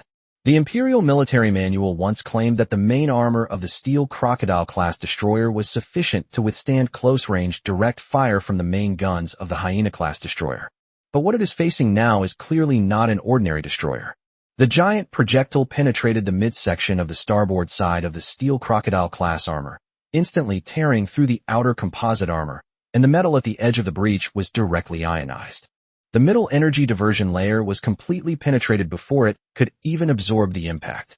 Internal partitions, pipelines, cables, and crew members were instantly reduced to plasma mist upon contact with the warhead. From a distance, the entire cruiser appeared to have been blasted sideways. Armor fragments and broken pipes sprayed into space, leaving a trail of gray-black debris mixed with faint traces of human remains.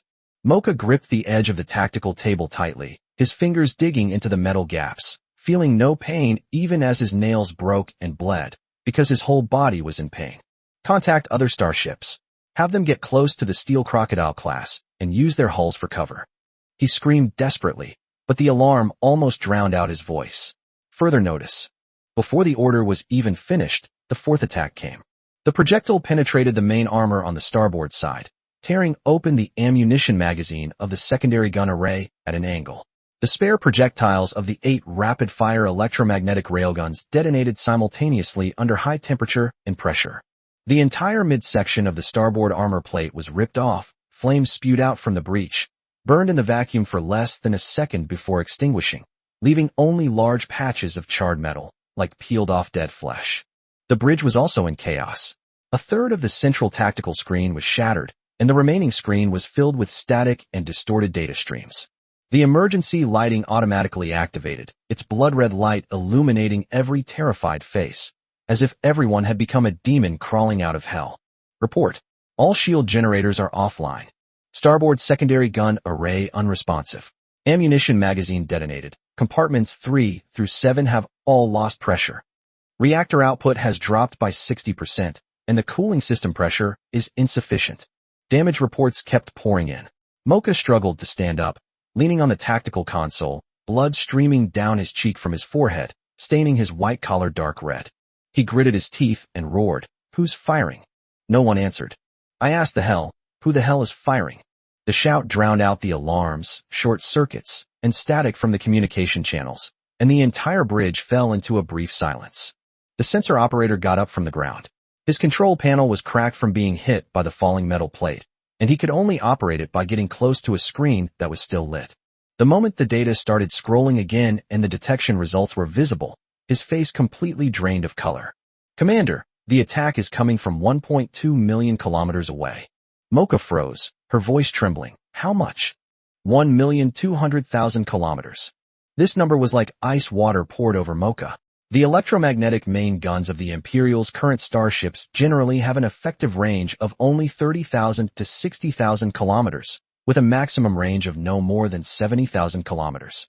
But the enemy opened fire from 1.2 million kilometers away and still managed to defeat the Steel Crocodile class without any chance to fight back. Where's the main gun? Mocha roared in a hoarse voice. The main gun should be able to reach them. Aim at them and shoot them down. The fire control crew responded in a panic. Report. The main gun array has been affected by the blast wave. The capacitor bank is damaged, and the cooling system is completely shut down. Repairs will take at least 40 minutes. 40 minutes? Mocha's face turned pale. 40 minutes is enough time for the opponent to blast the Steel Crocodile into cosmic dust. Just then, the communications officer shouted through the background noise. Commander, Hyena 3 has sent a message. They've detected the source of the launch. But the distance is too far. The destroyer's main guns are simply out of range. Requesting instructions. Mocha opened his mouth, but faced with this desperate situation, he was momentarily at a loss for what command to give.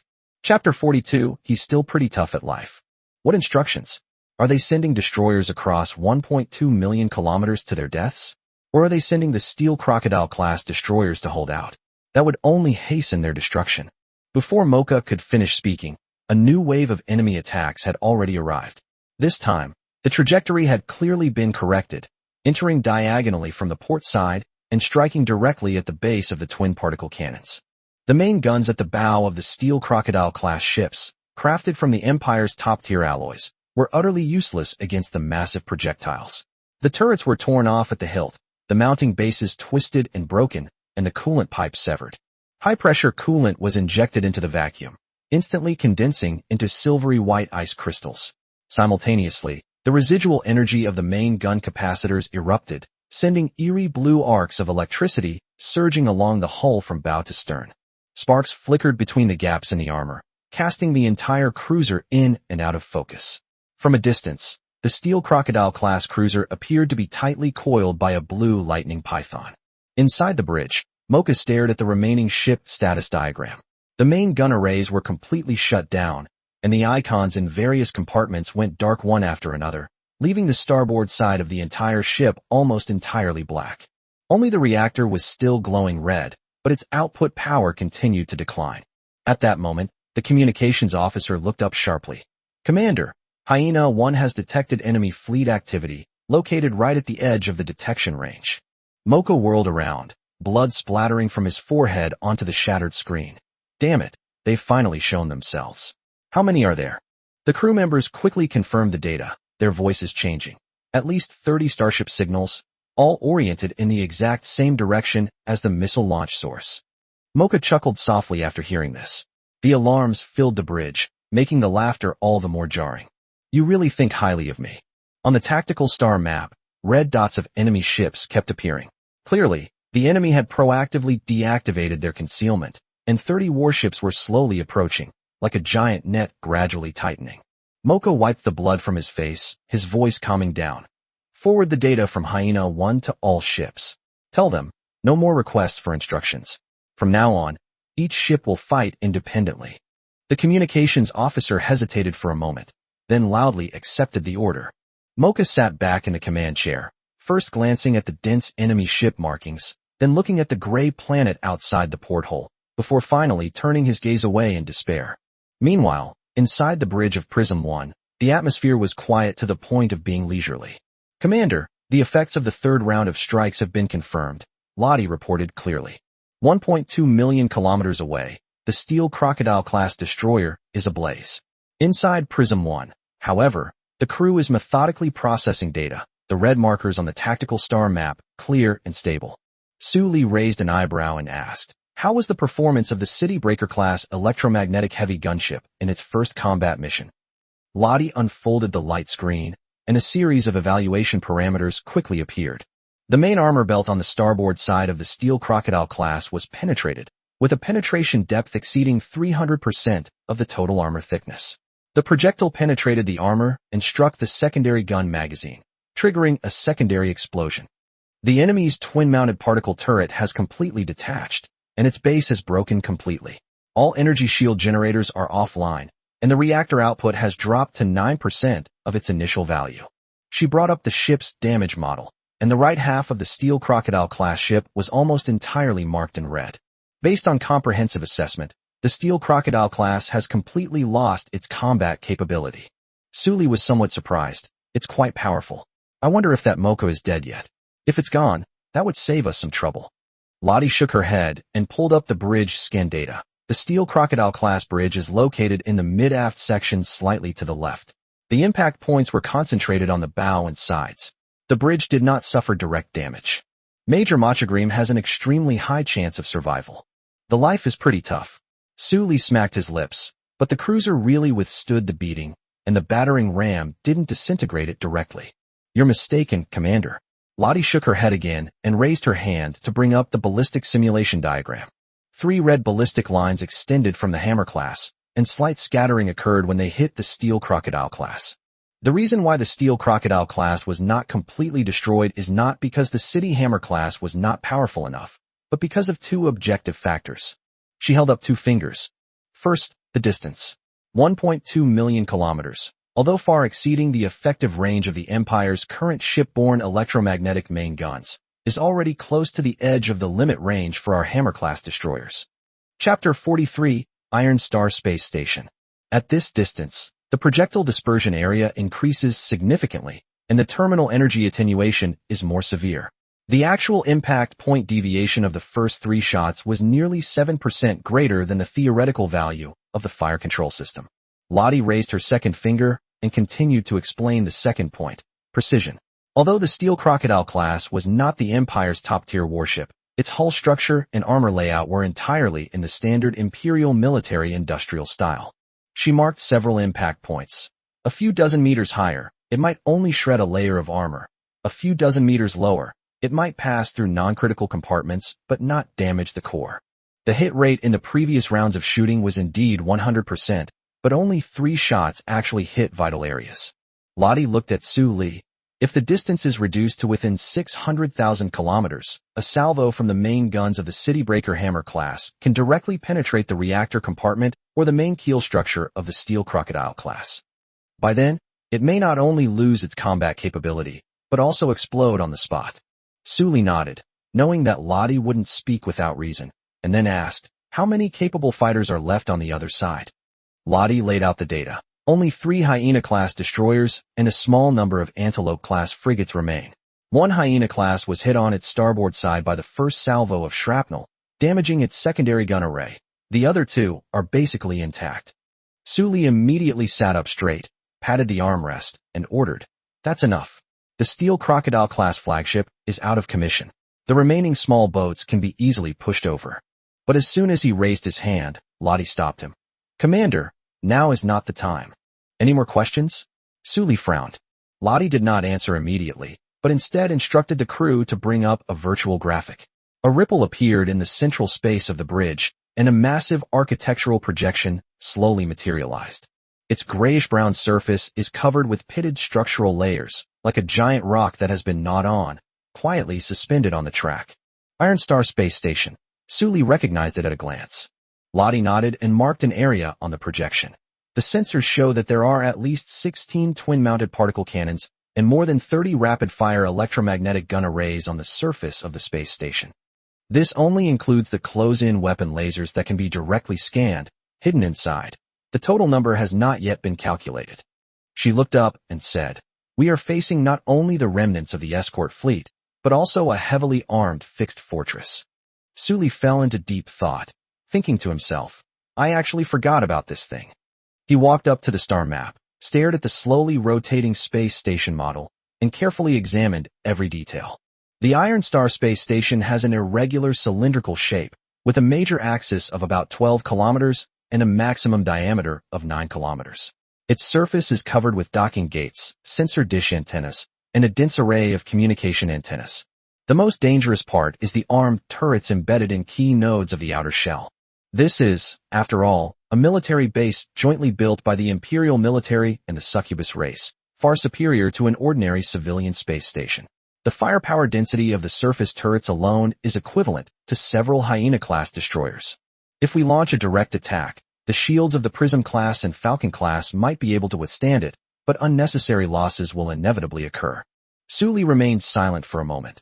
Then her eyes suddenly flickered, and a smile appeared on her lips. The Prism class and Sashin class destroyers should advance and deal with the remaining destroyers and frigates first. Just as Lottie was about to remind him, Sully added, have the 3 Hammer class electromagnetic heavy gunships switch targets and aim at Iron Star Space Station. Lottie raised an eyebrow slightly. You mean? That's right, bombard the space station. Lottie immediately pulled up the firing parameters of the Hammer class destroyer and the structural data of the Iron Star Space Station and quickly began analysis. The 3 Hammer-class destroyers fired at 3-minute intervals.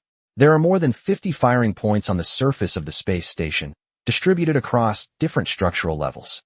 A single salvo can cause limited damage and cannot directly cripple its defense system. She added, if the enemy initiates an emergency evasion procedure after being attacked, the accuracy will continue to decrease. Although the space station is bulky, it can make short-range attitude adjustments. Sully did not change her mind. She turned around, sat back in the command chair, and calmly spoke while leaning against the back of the chair. Then let's play round by round. He raised his hand and pointed at the projection. Take out the particle cannons first, attack them from largest to smallest, and prioritize dealing with the twin-mounted particle cannons. That thing poses a threat to Prism-class shields. As for the electromagnetic turrets, they are less powerful and can be placed further back. Lottie fell silent, quickly analyzing the feasibility of the plan. 3 Hammer-class destroyers could easily launch long-range strikes against fixed targets. Although their firepower was insufficient to cover the entire space station in one go, focusing on key firing points and chipping away at them with heavy artillery round after round might not be a bad idea. Chapter 44 Uninterrupted Shooting. After all, no matter how the space station adjusts its attitude, it can't move. Unlike a moving starship that needs to predict its course, the hit rate of a fixed target is a completely different matter. She nodded and said, I understand. As soon as Sully finished speaking, the atmosphere on the bridge suddenly became tense, and everyone at their posts immediately sprang into action. The fire control team calculated firing parameters, while the communications team continuously transmitted real-time data from the Iron Star space station to the 3 Hammer-class heavy gunboats. A minute later, Su Li leaned forward, his gaze fixed on the dim gray dot in the star map. Attention, all ships of the Hammer class. Target, Iron Star space station. All 3 ships shall fire alternately for a saturation attack. No need to wait for the firing interval. Breach the city number 1 to number 3 fire in sequence. Do not cease fire until the ammunition is exhausted. Breakthrough hammer number 1 received. Saturation strike mode switched. Main gun capacitors begin pre-charging. Breaking hammer 2 received. Target locked. Ready to launch at any time. Breakthrough hammer number 3 received. Ammunition inventory check complete. Su Li raised his hand and ordered, "Open fire." Dozens of kilometers away, the hammer of destruction, I was the first to start. This heavy gunboat had almost no superfluous structure. The entire warship resembled a giant cannon barrel stretching across the sea of stars. Inside the ship, the 1,760-meter-long electromagnetic acceleration track began to charge, and thousands of superconducting coils lit up in sequence, forming an invisible acceleration channel within the track. An automatic loading mechanism pushed an 18-ton solid alloy projectile into the space. The giant projectile, tens of meters long, hovered in the center of the magnetic field, with blue and white electric arcs constantly jumping around it. A deep hum traveled from the stern to the bow, its frequency increasing. Inside the bridge, the captain of the number 1 ship stared at the countdown on the holographic projection. The primary coil is fully charged. The secondary coil is fully charged. The third stage coil is fully charged. A few seconds later, the countdown resets to 0. Emission. The entire broken hammer number 1 suddenly jolted backward, the terrifying recoil force being dispersed throughout the ship by the magnetic field, and mechanical resonance swept across the entire ship, causing even small, unsecured objects to tremble continuously. The 18-ton alloy projectile was propelled forward by the alternating magnetic field in stages, from the initial stage to the middle stage, and finally the final stage. After a full 47 seconds of acceleration, it finally broke free from its orbit. In an instant, the projectile's speed soared to 104,000 kilometers per second, leaving a pale blue ionized trail behind it, heading straight for the Iron Star space station more than 1,000,000 kilometers away. As the projectile leaves the barrel, the rail cooling system is fully activated. Liquid nitrogen is poured into the cooling pipes, absorbing temperatures of tens of thousands of degrees Celsius, and then turning into white mist that is sprayed out from the ship's heat dissipation grills. The white mist rapidly condensed into ice crystals in the vacuum, spreading around the hammer of destruction number 1 into a cloud of ice mist. Immediately afterwards, the second rammed hammer opened fire. The third rammed hammer followed closely behind. As the third missile was launched, the second projectile of the first missile was loaded and fired again.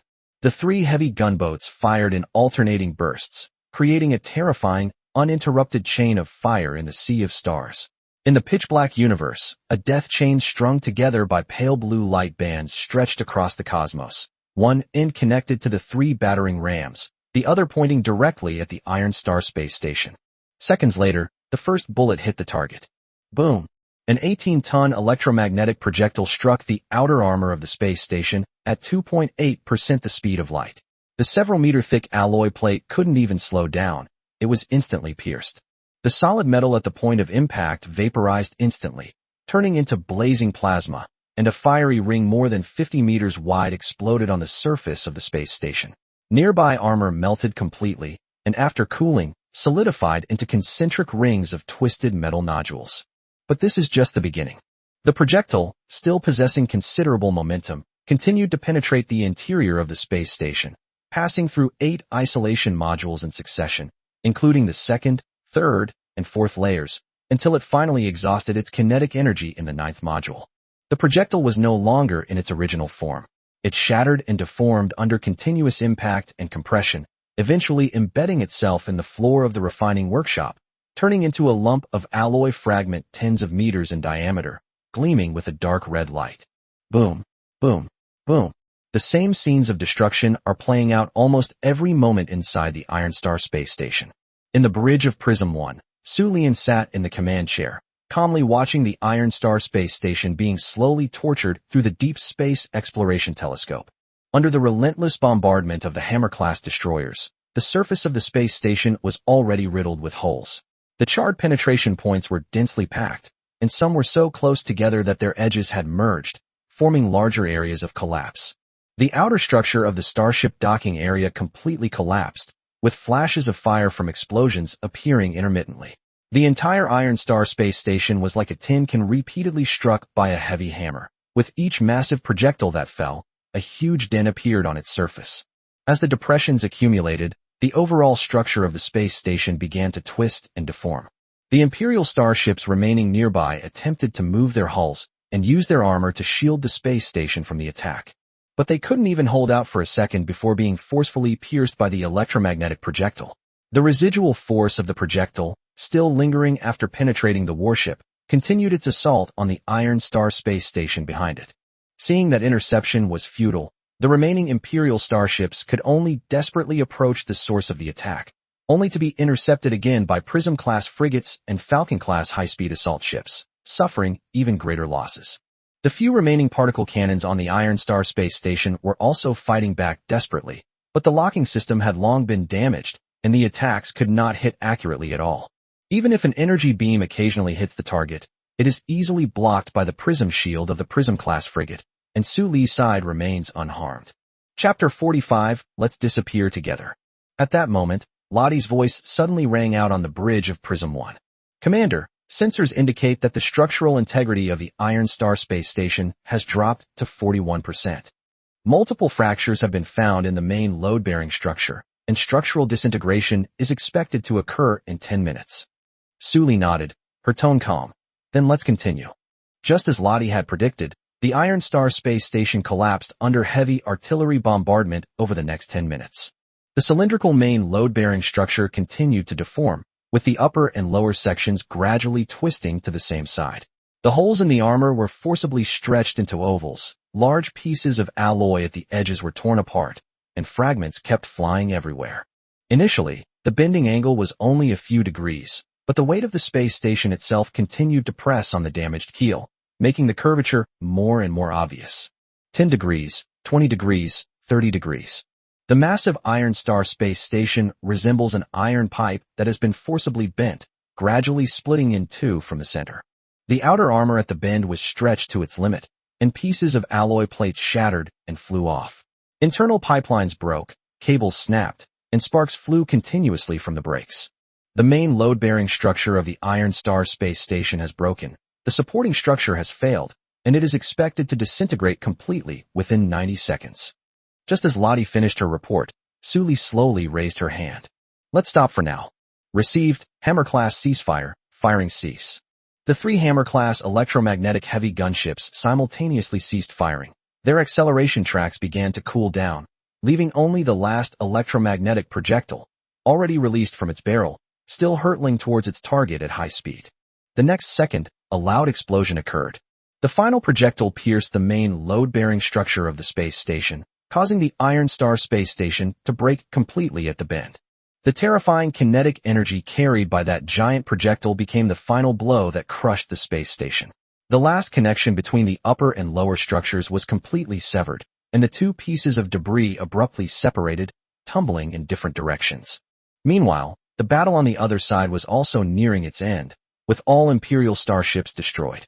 After Lottie finished compiling the battlefield data, she turned and reported, Iron Star space station has completely lost its ability to resist. She pulled up the scan results, which showed that the main body of the space station had broken off in the middle, with the 2 parts completely separated. The debris was tumbling irregularly, and its angular velocity was still increasing. The internal compartments collapsed on a large scale, with more than 300 oxygen leaks, making it impossible to determine how many areas could still maintain air pressure. What's more troublesome is that the wreckage is rolling around and causing all the docking surfaces to rotate erratically.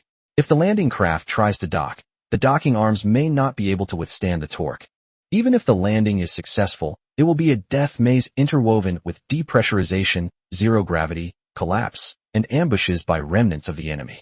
The Marines will also have to be wary of secondary structural collapses. Just as Lottie was about to give a risk rating, Su Li interrupted her. Who said I was going to log in? Lottie was slightly taken aback.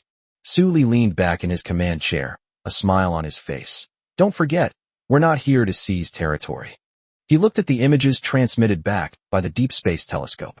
1.2 million kilometers away, the Iron Star space station, broken in two, was tumbling in the hazy outer orbit of the phantom star.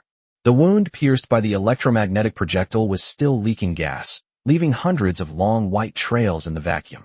Just recycle it directly. Lottie raised an eyebrow and tentatively asked, Commander, what do you mean? What era are we living in? Why bother with a landing operation? Sully laughed. Our goal isn't to occupy this place. We can just blow it up and take it back.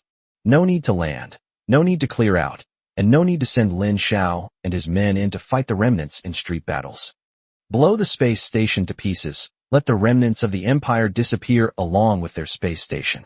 Once the system recovers it, we won't lose any of the resources we're entitled to, and we can also save unnecessary casualties.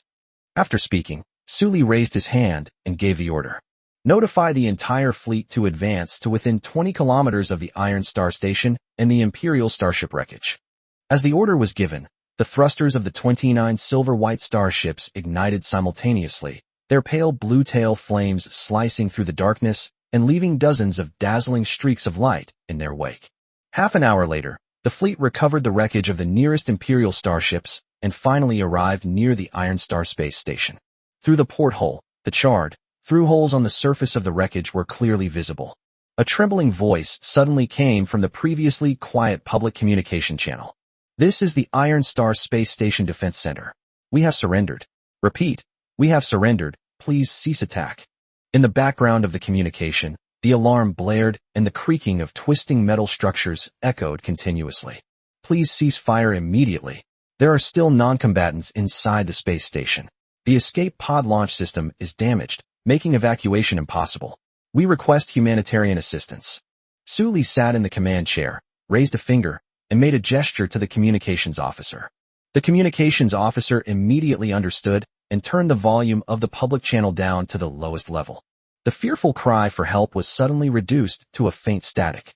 Sully nodded in satisfaction, then looked at Lottie. Lottie, exist.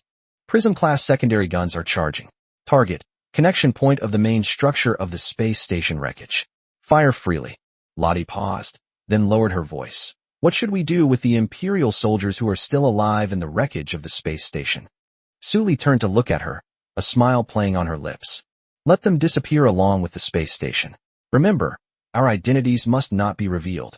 Lottie understood instantly and replied decisively, understood.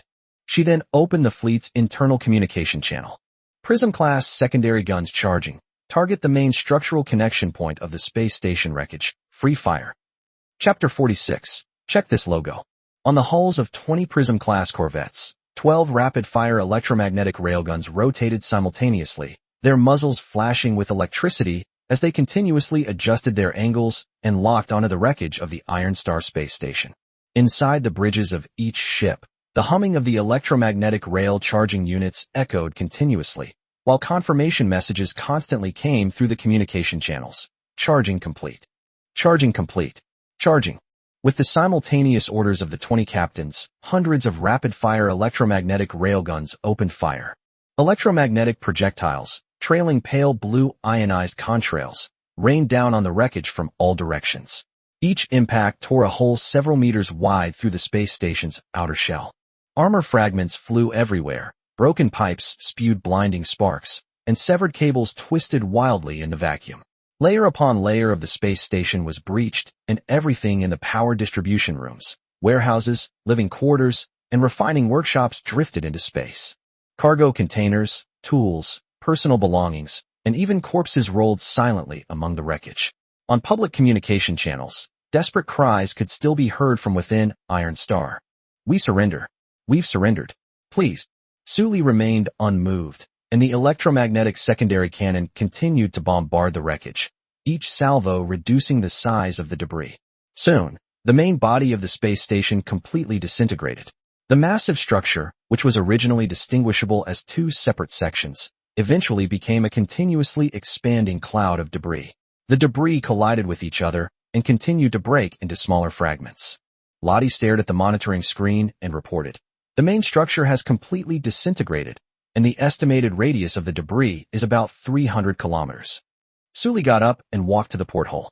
Looking out, the Iron Star space station had completely disappeared, leaving only gray debris clouds slowly spreading under the dim light of the phantom star, occasionally flashing a metallic reflection, which was then swallowed up by the debris in the blink of an eye.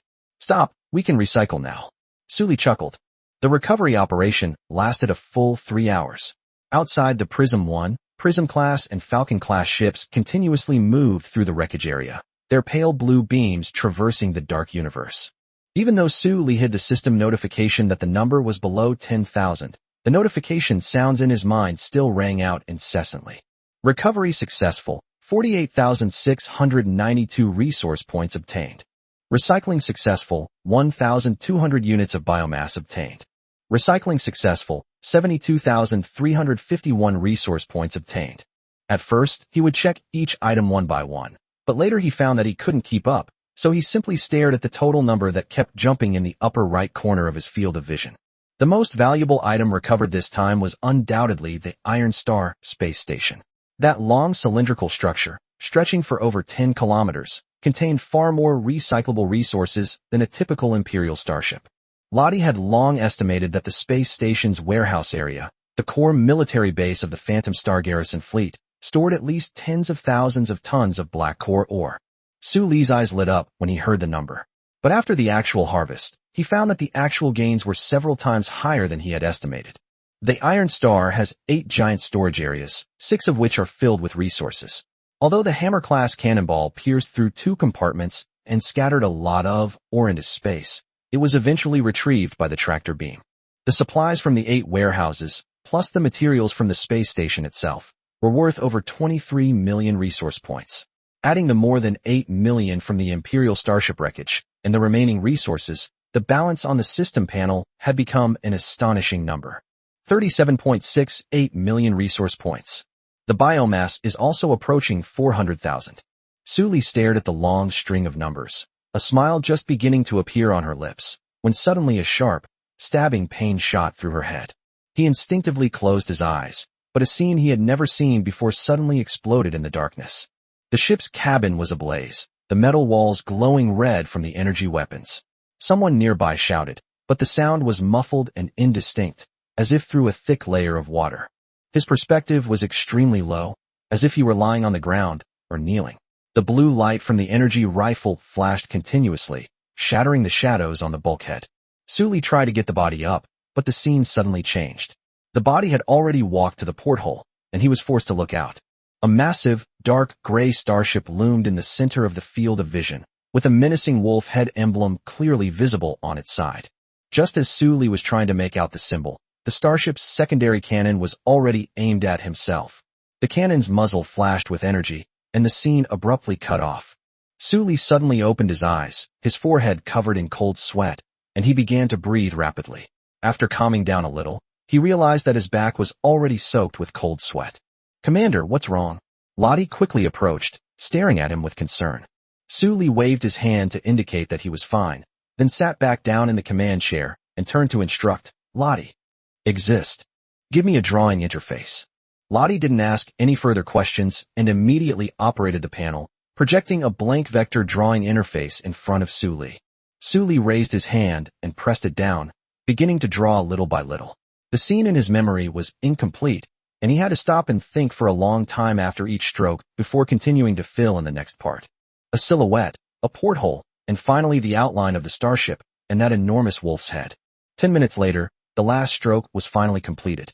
Sully shrunk the pattern, compared it repeatedly with the image in her mind, and nodded in satisfaction. "Lottie, look up this mark." Chapter 47, Someone with Connections? Lottie had been staring at Sully's painting for a long time before finally speaking hesitantly. "Is that a wolf's head?" It's no wonder she hesitated. The unknown creature in Sully's painting had its mouth wide open, and a few rough lines on its upper and lower jaws served as fangs. Without a discerning eye, one couldn't tell what it was at all. "That's right, doesn't it look like it?" Sully asked seriously. Lottie smiled helplessly. "Commander, if you say it's like that, then it is." Sully coughed lightly, ignoring his own drawing skills. "It's fine as long as it's roughly correct. Check if any fleets or forces use this wolf head as their symbol." Lottie stopped smiling, raised her hand to bring up the data panel, and a dense stream of data immediately appeared before her eyes. The wolf head is a totem commonly used by many military fleets, but the scope is too broad, and the criteria need to be narrowed down further. Su Li frowned as she recalled the suddenly appearing fragment of memory, then her eyes lit up after a moment. Their starships are a mixed bag in terms of type and paint scheme, unlike the official fleet. We can start by looking at space pirates and mercenary groups. The style of an irregular fleet, Lottie murmured, her fingers flying across the panel. Then the target is basically a space pirate or mercenary group. Su Li leaned back in her chair, staring at the ferocious wolf head, a strange feeling lingering in her heart. Since transmigrating, the original owner's memories have been fragmented and blurry, occasionally surfacing only as incomplete pieces. But this time was different. The memory was not only clear, but it also lasted for an exceptionally long time, as if it were reminding him of something. Found it. Lottie suddenly spoke up, projecting the results onto the main screen. I compared the logos of thousands of space pirate and mercenary groups on the StarNet, and only this faction's logo matched the design drawn by the commander very closely. High-definition images came into view, showing that the dark gray paint, the curved bow, and the diamond-shaped engine nozzles were 7 or 8 parts similar to the starship in Su Li's memory. On the side of the ship is a scarlet, ferocious wolf's head. In the side-opening wolf's mouth, 2 rows of irregular fangs are interspersed, and a prominent 6-pointed star stands in the center of its forehead. The Fang Wolf Pirates, Lottie said slowly, one of the top 5 large-scale pirate groups in the Soya Star region. At their peak, they possess thousands of starships of various types, and nearly 100,000 armed personnel, with the Soya Star region as their core, and their activities covered multiple surrounding star regions. Over 1,000 ships? Su Li raised an eyebrow. That's almost the size of a standard fleet of the Monya Empire. That was just the peak period. Lottie shook her head. In recent years, the Imperial military has launched dozens of large-scale operations against key Garo strongholds. Garo's activities have indeed been reduced in scale and frequency, but their true core combat power, namely their main combat fleet, has never been defeated head-on. Lottie continued flipping through the documents, her tone becoming serious. Every time the Empire's crackdown begins, the main force of Garo disappears beforehand, as if they already know the military's action plan. Su Li smiled and said, "It seems that someone from the Empire has tipped them off. Based on the current situation, that's highly likely." Shadow Fong nodded in agreement. The Imperial military has investigated several times, but in the end they only caught some minor figures and found no further clues. The people behind these Fong wolves seem to be quite powerful. Su Li narrowed his eyes. Who is their leader? Current leader, Savage Gregor Urant, Harpo Orc. Lottie waved her hand and brought up a crimson wanted poster. The image showed a one-eyed werewolf with a wolf's head and a human body, looking ferocious, with a bounty of up to 90 million star coins below. His file was classified as top secret by the Imperial Intelligence Department, and a red notice was issued for his arrest. The Intelligence Department even left a note. Su Li became interested. What nickname? This person is extremely ruthless and cunning, and is proficient in interstellar guerrilla tactics.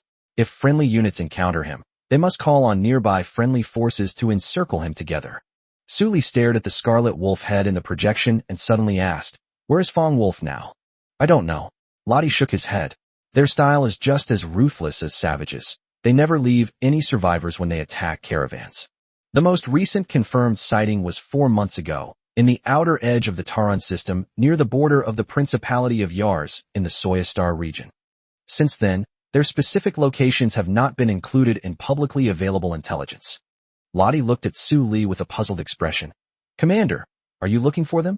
Su Li's lips twitched slightly. He hasn't even assembled a decent fleet yet, with only about 30 starships under his command. Going to confront a force like Fang Wolf would be pure suicide.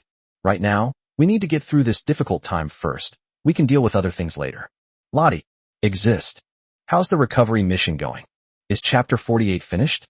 All the large units have been recovered. Only some small wreckage that drifted too far away remains. We need to send people to retrieve them, so we'll have to wait a while longer. Very good, no rush. Su Li nodded, turning his gaze to Lottie. It's time to meet our friend, Major Mocha. Lottie's eyes flashed with surprise. Here. Of course not.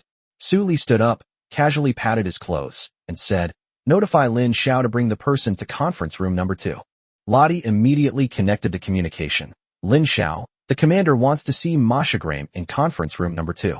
Lin Zhao's rough voice came through the communicator quickly. Received. We'll be there in 10 minutes. 10 minutes later, the conference room door slid open silently. Mashagram strolled in, flanked by 2 powered armored marines. To be precise, the 2 men flanked him, effectively trapping him in the middle. He wore an energy bracelet on his wrist, with a blue halo pressed against his skin. If he struggled even slightly, it would release an electric current strong enough to cause muscle spasms.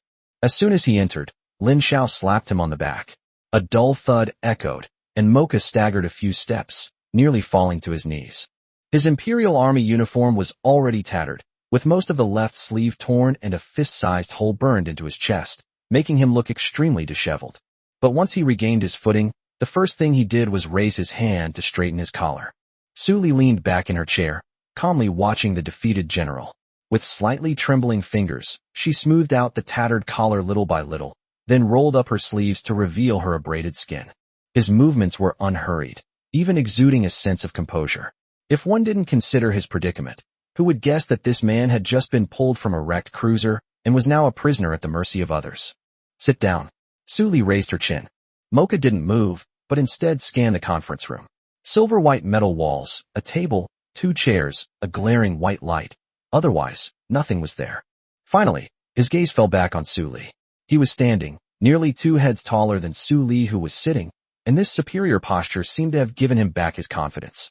He straightened his back and slightly raised his chin. You're the commander they're talking about?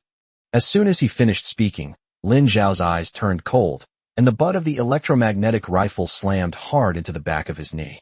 With a sharp crack, the sound of bone breaking was extremely piercing.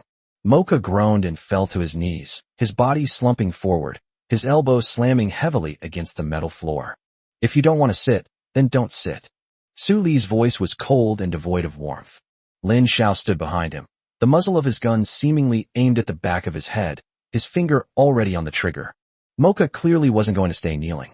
He gritted his teeth, braced himself with his hands on the ground, and his legs trembled violently. Blood seeping from his knees soaked through his military trousers, leaving 2 dark red stains on the floor. He slowly propped himself up, and with each movement, a layer of cold sweat appeared on his forehead. It took him almost a minute to sit back down in his chair, and then he gasped for breath for 5 minutes, his face deathly pale. Lin Zhao stood behind, his eyes full of disdain. After a long while, Mocha finally looked up and spoke in a hoarse voice. Tell me, what do you want? Su Li did not answer, but just looked at him quietly, her eyes calm and without a ripple. Ransom? Or are you trying to use me as a bargaining chip to negotiate with the Empire? Mocha spread his hands. I advise you to give up now. The Empire never negotiates with terrorists. Terrorists? Su Li repeated, his tone playful. Otherwise what? Mocha leaned forward abruptly, straightening the chain of his energy bracelet, which slammed onto the table with a crash. You condoned your subordinates' attacks on Imperial warships, murder of Imperial soldiers, and illegal intrusion into Imperial space stations. Any one of these offenses is enough to get you killed 800 times over. Do you think the Empire will let you off the hook? He became more and more agitated as he spoke, and his spittle even splattered onto the table. Su Li looked up at him, a slight, disdainful smile playing on her lips.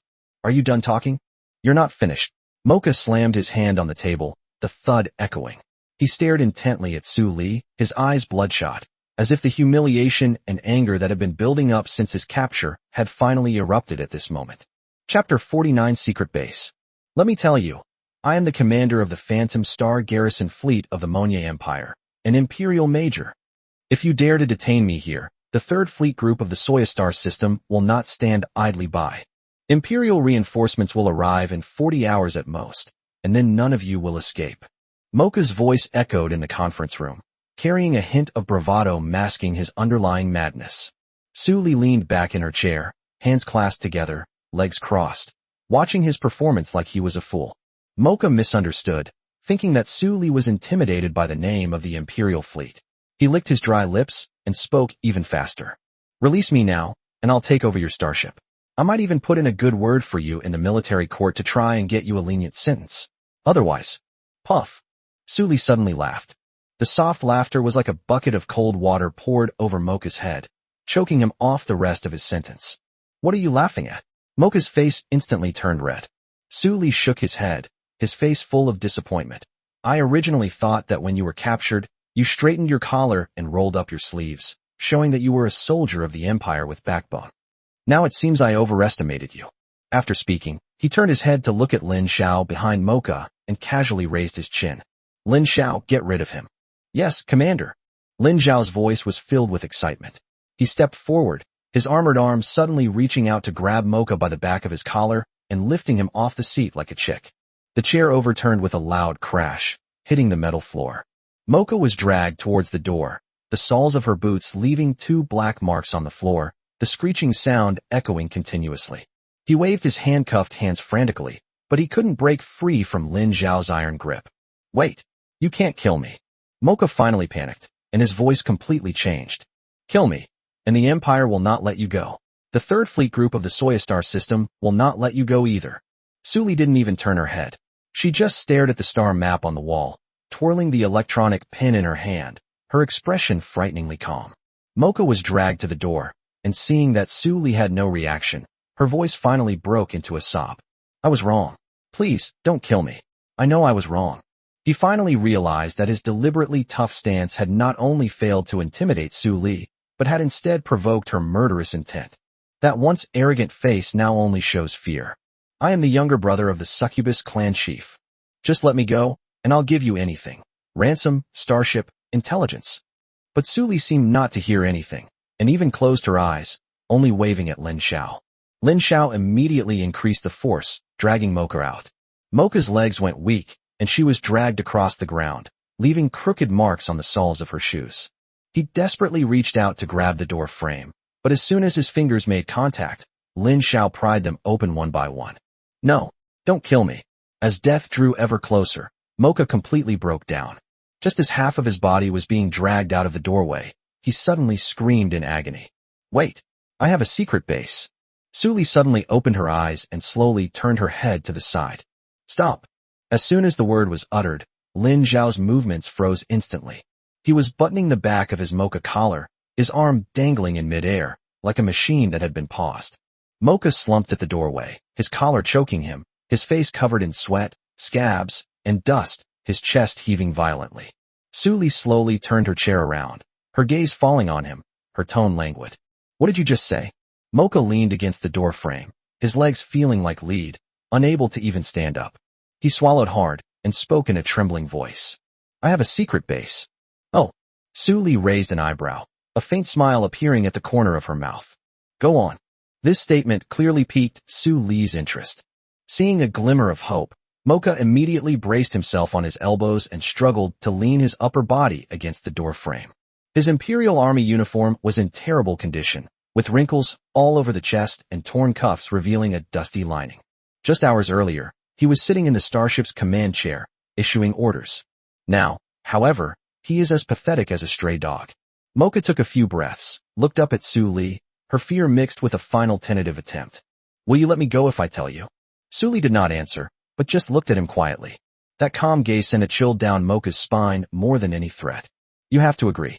Mocha wanted to haggle, but before he could finish speaking, Su Li suddenly stood up. Chapter 50, I hope you're telling the truth. Su Li slowly stood up, a perfectly ordinary action that made Mocha's next sentence get stuck in his throat. Lin Xiao immediately stepped forward, his heavy armor stomping across the metal floor, and grabbed Mocha by the back of his collar, forcefully pulling him off the door frame. No. I'll tell you everything. Mocha desperately raised his hands and kicked his legs, trying to break free, but to no avail. I have a secret base, not listed in the Imperial Military Archives, and nobody knows its location. It's filled with abundant resources, including black core or crystals, military alloys, and star coins. Just let me go, and everything inside is yours. Su Li rubbed her temples, and after a few seconds, she spoke coldly. You have no right to negotiate with me. You're still alive only because you said a few words that caught my attention. Do you really think your negotiation skills saved you? Before Mocha could defend herself, Su Li called out, Lin Xiao. The armored hand tightened abruptly, lifting Mocha off the ground. The collar was tightly wrapped around his neck, and his face instantly turned a deep purplish red. I was wrong. I'm not negotiating anymore. He struggled desperately in midair, his voice trembling. Don't kill me. I'll tell you everything. where the base is, how much stuff is inside, and how to get in. Suli stared at him for a full 5 seconds, until Mocha was almost out of breath, before she slightly raised her chin. Lin Xiao let go, and Mocha fell to the ground with a thud. His knee hit the metal floor, and he trembled all over in pain, unable to get up for a long time. Suli scrolled through the star map in front of her, not even glancing at him. How much wealth could an imperial major like you have? Mocha leaned against the door frame, panting heavily. Seeing Lin Xiao still standing beside him, his last bit of hope vanished completely. That's my own base. I've served on the border for over 20 years, and I always keep a little bit of everything that passes through my hands. I've been accumulating military supplies, black market transactions, and confiscated smuggled goods little by little for over 20 years, and I've stored them all in that place. More than 20 years of savings and planning. Now I can only hand them over. Coordinates, Suli said calmly. Mocha resigned himself to his fate and confessed everything like spilled beans. In the Taran system, the Soyastar region is near the border of the Principality of Yars. Between the orbits of the third and fourth planets, there is an asteroid belt numbered TA-E7. The base is hidden inside a hollowed-out asteroid, about 80 kilometers in diameter. Its exterior is just ordinary rock, and even military detectors cannot detect anything unusual. I personally oversaw the entire modification project. Suli's eyes narrowed slightly, but she didn't speak immediately. A major who has been entrenched in the Empire's important mining areas for more than 20 years, and has long been involved in black nucleus or crystals and military alloys, must have amassed a considerable fortune. If Mocha is telling the truth, this windfall is likely far beyond expectations. Does anyone else know about this place? Suli asked. It's gone, really gone. Mocha waved his hands frantically. Even my wife doesn't know. Only my adjutant, and I know. Suli's voice turned serious. Where is your adjutant? Mocha looked up at him, her eyes flashing. He was on the starship before. He's long dead. I hope you're telling the truth. Suli's tone suddenly turned cold as she turned to look at Lin Xiao. Put him back in a separate cell and prevent him from contacting anyone else. Continue to provide him with 3 meals a day as usual and find someone to treat his injuries. Lin Xiao nodded and accepted the order. Suli added, if it's proven that he's lying, then you can handle it as you see fit. Mocha shuddered, his shoulders slumped, his forehead pressed against the cold floor, and he mumbled something that sounded like he was thanking someone, or perhaps he was crying. Suli ignored him, bypassed Mocha curled up on the ground, stepped onto the fast-moving template, and sped towards the bridge.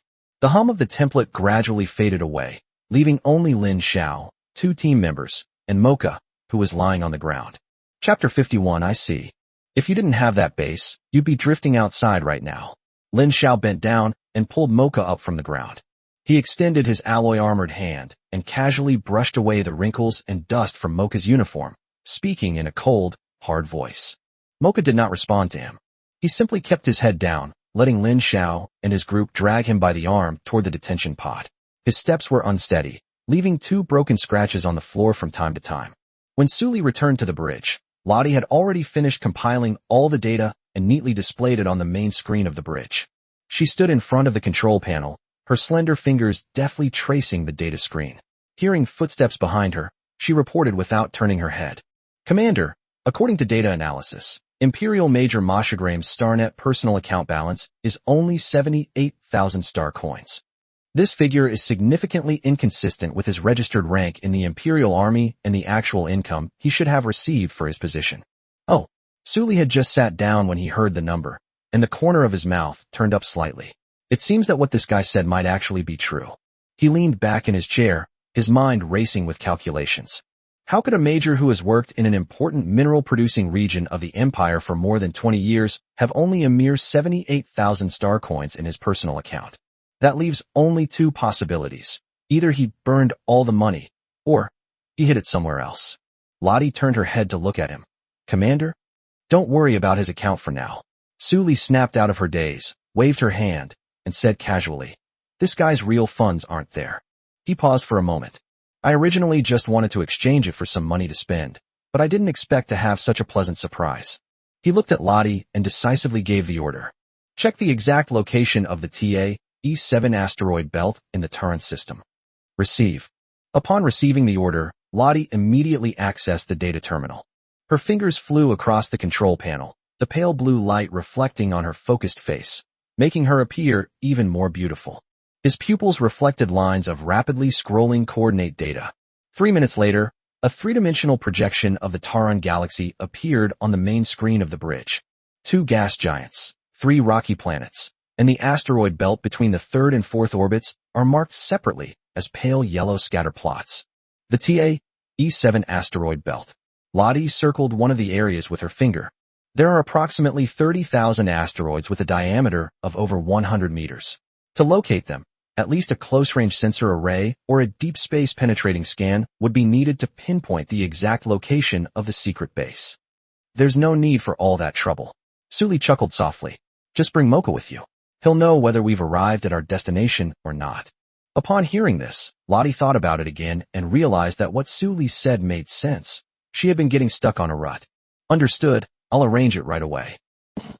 3 minutes later, the star map of the Taran system was still slowly rotating on the main screen of the bridge. Suli stared at the TAE-7 asteroid belt, marked in pale yellow, for a few seconds, and a timeline slowly took shape in his mind. If we're fast enough, 12 hours is enough to sweep through the entire asteroid belt and bring back all the resources from the base. After all, the Falcon-class aircraft carriers are extremely mobile. Once loaded and warped back, they can evacuate before Imperial reinforcements arrive. There was enough time, even a little extra. Lottie, exist. Suli turned around and drew a line on the star map with her finger. Send 6 Falcon-class destroyers to the Taran system and empty out Mocha's base. I want to see them return with resources within 12 hours. As for the other starships, he paused, a slight smile playing on his lips. Come with me to meet Mocha's brother-in-law. Lottie looked at Suli in surprise and asked in confusion. Commander, are you talking about Victor, the succubus chieftain? Who else could it be but him? Suli leaned back in his command chair, crossed his legs, and said casually, Mocha is his younger brother. As the older brother, shouldn't he contribute something? Lottie did not reply immediately. She turned off the recycling list on the data panel and brought up a high-resolution scan of the phantom star's surface. The bustling lights of the succubus capital, the floating city, flickered intermittently above the hazy clouds. Commander, I don't think this is a suitable method, Lottie suddenly said. Suli glanced at her in surprise. What? I mean, your plan doesn't apply to our current situation. You see, Lottie put down the data panel, stood up, walked to the star map, and pointed to a constantly moving red dot. The support fleet sent by the Imperial Border Fleet Group is getting closer and closer. Our time was already limited, and the Falcon-class ships would need at least 12 hours to go to the Taran system to retrieve supplies. If you include scanning and positioning, it could take even longer. Oh, I see. Suli suddenly realized. That's right, there's no need to take that risk. Lottie moved her finger to the location of Phantom Star, then pointed to the Taran system. We currently have 29 starships. If we send out 6 of the Azure Falcon-class ships to recover supplies as you plan, will the remaining 20-odd starships just sit there waiting? Upon hearing this, Suli immediately fell into deep thought. Instead of wasting a lot of time, we should go together with the escort ships. As Lottie spoke, she zoomed in on the Taran galaxy on the star map. The Iron Star space station has been recovered by us, and there are no more Imperial military forces in the orbit of Phantom Star. Moreover, Phantom Star itself is the stronghold of the succubus race. Even if Victor wanted to escape, he would have to think twice. Suli narrowed his eyes, stared at the star map, and slowly spoke. You continue. A large part of the reason why Victor was able to maintain his position as the succubus chieftain was the military support he received from Mocha, who had an official Imperial background. As Lottie spoke, she suddenly changed the subject. In addition, as you mentioned before, the area where the Garo Star pirates have been active recently is located in the Taran system. If we only send a few Falcon-class ships, there is a possibility of unnecessary losses. Clearly, Lottie's words had successfully moved Suli. Chapter 52 Starship? Upon hearing this, Suli immediately fell into deep thought. Lottie's analysis hit the nail on the head. I did underestimate them. 6 Falcon-class ships went to an unknown star system alone, and whether they could return safely was still unknown.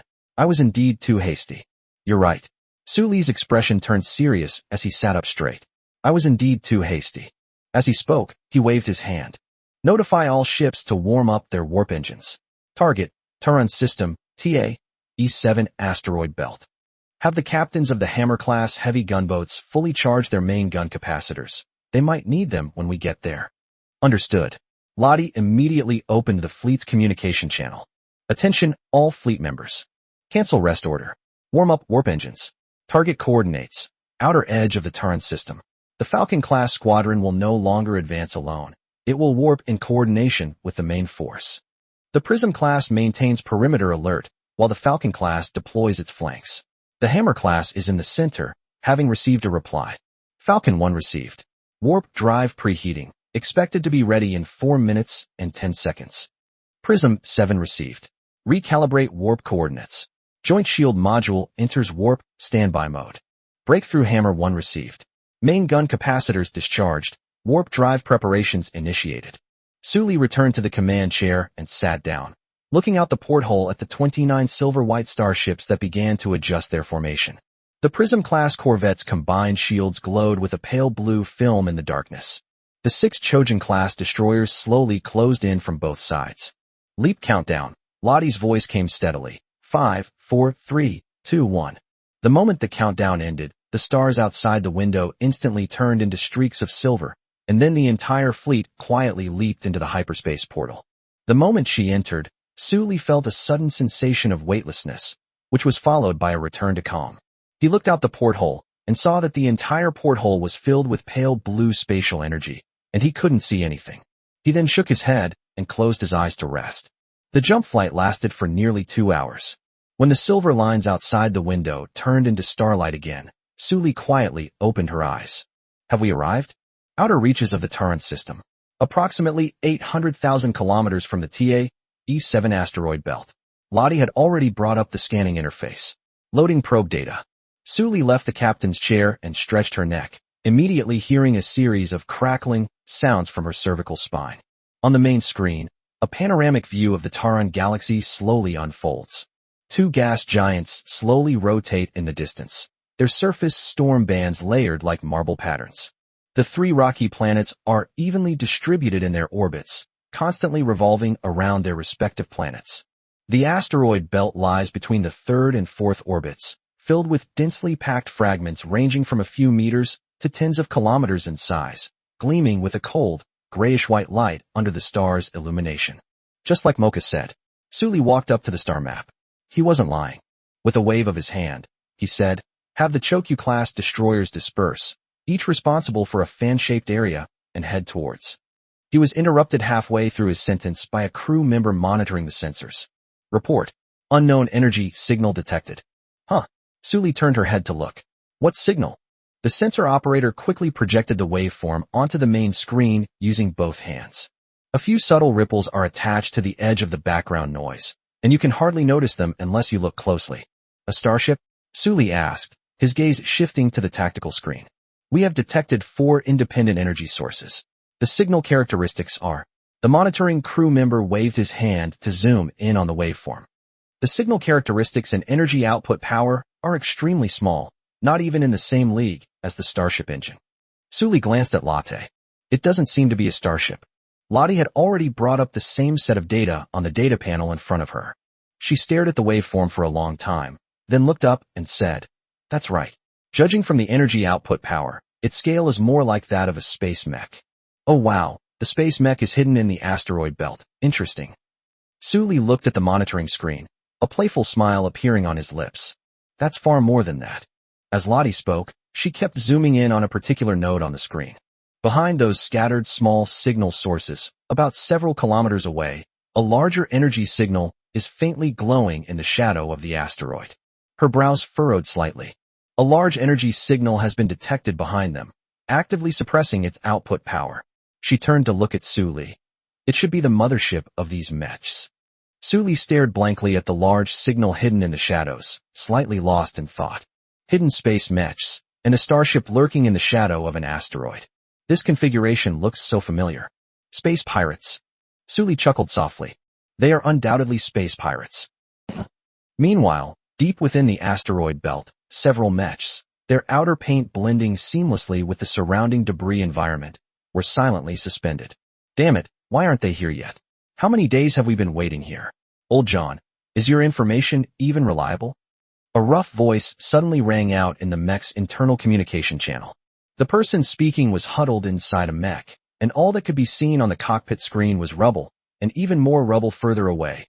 Not a single ghost could be seen. "Shut the hell up!"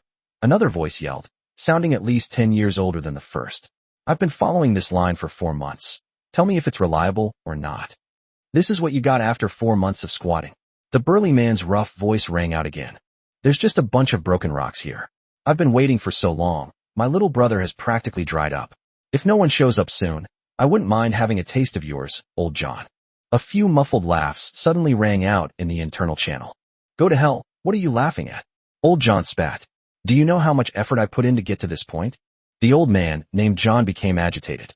"I spent 2 whole months staking out the Phantom Star orbit just to check the port entry and exit records of this major's ships." He's always incredibly shrewd. If I hadn't noticed that every time he returned from patrol, there was always one ship with a mismatched timeline, I might have actually managed to fool him. You could tell that. Chapter 53, Are They Surrounding Us?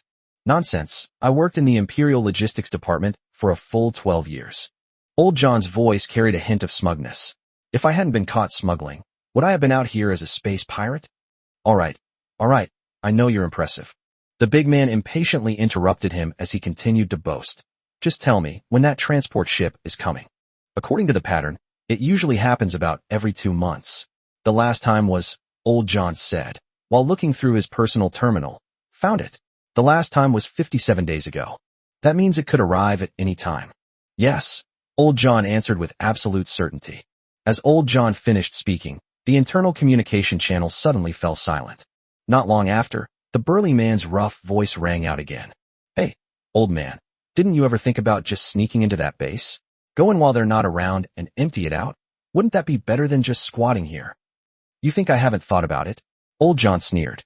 "See that big rock over there? I saw it, so what? There's a tunnel about 8 kilometers in from there. I secretly put 2 detectors in there when that major was transporting goods last time," Old John said, a pained look on his face. "Damn, the first one flew less than a kilometer before being turned into scrap metal by the automatic turret. Luckily, the other one dodged quickly." "There's still one left. How's it going?" the burly man asked Yehoidak. "Another one flew to a point 4 kilometers away and discovered another energy gate." Old John smacked his lips. The moment the probe got close, it triggered an alarm, and the entire tunnel's defense system was activated. Wardfa, with 16 automated turrets, 3 energy gates, and a self-destruct device independent of the base's main system. I've seen those self-destruct devices before. If you force your way in, the things inside will immediately explode, turning everything into dust. Silence fell over the communication channel. "Damn it," the burly man spoke first. "That bastard is really cunning. After all, they've been operating on the border for decades. How could they have embezzled for so long without being caught? They must have had backup plans," Old John snorted. "That's why I made you guys wait on the transport ship. The transport ship's captain has a temporary access key valid for 72 hours. Once we get it, we can walk right in without a sound from any of the gun emplacements." "Who is the captain?" a slightly green-looking young man asked. "No background. It's always the same transport ship. The captain seems to be a succubus, I forgot his name, but he doesn't look like a proper Imperial soldier." "That's a piece of meat, isn't it?" the big man laughed. "It's a piece of meat to begin with. So the question now is, when exactly will this piece of meat be delivered to our door?" Old John paused for a moment, then suddenly changed the subject. "Boss, should we move everyone a little further into the asteroid belt? This location can detect the entrance, but it's just too close. If the transport ship's detectors scan us first, and then they realize the situation is unfavorable and try to escape, that would be disastrous." "No need." The captain, who had been silent until now, finally spoke. He uttered only one sentence, and all sound in the communication channel disappeared at the same time. "From this position, once we spot the transport ship, we'll all move in together. Transport ships usually don't carry too many weapons." "All right then." Old John didn't insist any further. After the captain made the decision, the channel fell silent again. The debris from the asteroid belt tumbled slowly in the starlight, while the passive sensors of several Mechs flickered intermittently in the corners. After about 3 or 4 minutes, the inexperienced young man couldn't hold back any longer. "I said, what if that transport ship doesn't come?" However, no one paid him any attention. What if that major gets transferred? What if someone reports him? What if the Empire discovers his base? "Can't you say something nice for once?" The big man couldn't help but curse. "This is my awareness of risk. You have absolutely no influence. Shut up, the captain's voice suddenly rang out. Switch to passive listening mode and keep quiet. No one dared to object, and they almost simultaneously switched to passive listening mode. The previously noisy communication channel suddenly became dead silent. The Mech's audio sensors amplified the electromagnetic signals in the surrounding space to their limit, but apart from the low-frequency radiation noise of the asteroid belt itself, nothing else could be heard. After about 10 seconds, the big man couldn't hold back any longer. Captain, you're being far too suspicious. Shut up, old John suddenly shouted, interrupting the big man's words, his voice carrying an unusual tension. The reason he first detected something wasn't a transport ship, but rather the edge of the asteroid belt, as if something was constantly approaching. The energy signal was suppressed so low that it almost blended into the background noise unique to the asteroid belt, but the periodic magnetic pulse fluctuations did not lie. Starship-class propulsion systems. And not just one. Old John was the first to react. Shut down all engines. Switch to passive mode. All equipment to run at low power. His voice was extremely low. Hearing Old John's anxious tone, everyone dared not delay and immediately acted according to his instructions. In an instant, the lights on the equipment inside the Mech's cockpit began to go out one by one. All the Mechs huddled in the shadow of the asteroid's fissures, even turning down the life support lights in their cockpits to the lowest setting, maximizing their camouflage capabilities. Is the transport ship we've been waiting for finally here? The burly man asked in a low voice. Impossible. Old John also kept his voice as low as possible. We only have one transport ship waiting for. But this commotion is at least, he paused, his eyes fixed on the frequency band, at least 20 or 30 ships. The channel instantly erupted in chaos. 20 or 30 ships. Could it be the Imperial fleet? But this isn't the pulse frequency of the Imperial fleet. I've never seen this waveform frequency before. As soon as Old John finished speaking, a large number of moving light spots suddenly lit up on the passive sensor. The light spots were approaching from all directions, not just one direction. They were not actively scanning, and the engine output power was deliberately reduced. This was clearly not normal. The young man's voice suddenly became flustered. They're surrounding us. Chapter 54 pressing in. Boss, something's not right, Old John said in a very low voice. What's wrong? It seems they really weren't heading straight towards the base. Inside Old John's mech cockpit, the light spot on the passive sensor screen was slowly moving diagonally toward the base. The arc of the formation appears to be larger than before. They seem to be searching for something along the way. The captain stared at the sensor monitoring interface in front of him, lost in thought. Old John, are you mistaken? A young man's voice suddenly rang out. Are they searching for us? Don't be ridiculous. How could they possibly find us? What do you think? Could they be tourists? Old John didn't offer any further explanation. Besides that secret base, all that's hidden in the asteroid belt are their few Mechs and the mothership lurking in the shadow of the meteorite. Under normal circumstances, who would be foolish enough to travel to the asteroid belt? Old John tapped his finger and quietly switched to the captain's dedicated encrypted communication frequency. Boss, if you ask me, we should retreat. Saving our lives is the most important thing. The captain was silent for 2 seconds. Are you sure they're coming for us? To be honest, these are all my gut feelings. Old John scratched his head, his tone revealing a hint of uncertainty. However, judging from their behavior, it is clear that they already know the exact location of the base, but instead of heading directly there, they're coming diagonally towards us. As Old John spoke, his tone suddenly became absolute. We have to consider the consequences of them discovering us. Think about it. If they find us, what are our chances of winning in a fight?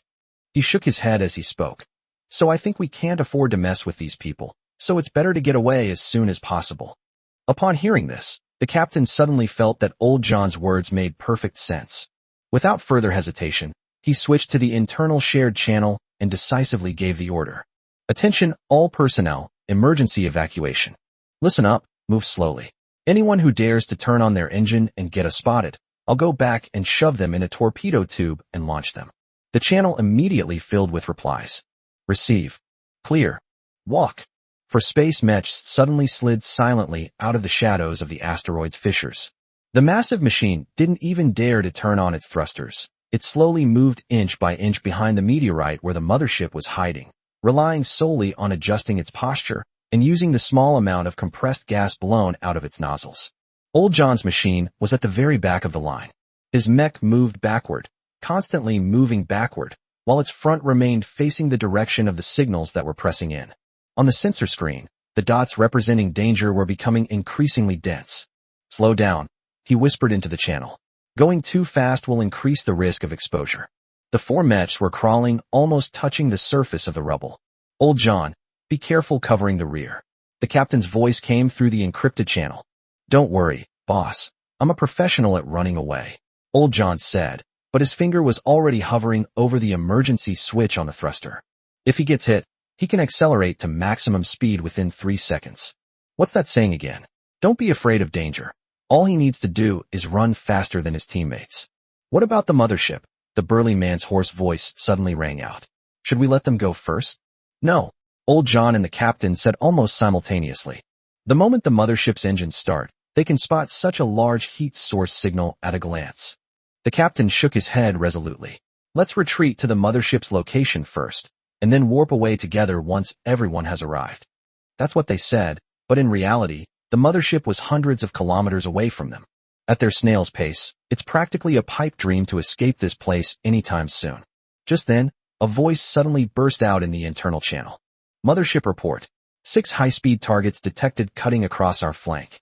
Extremely fast." Old John and the captain's heart sank. They've really arrived. And they locked onto their mothership right away.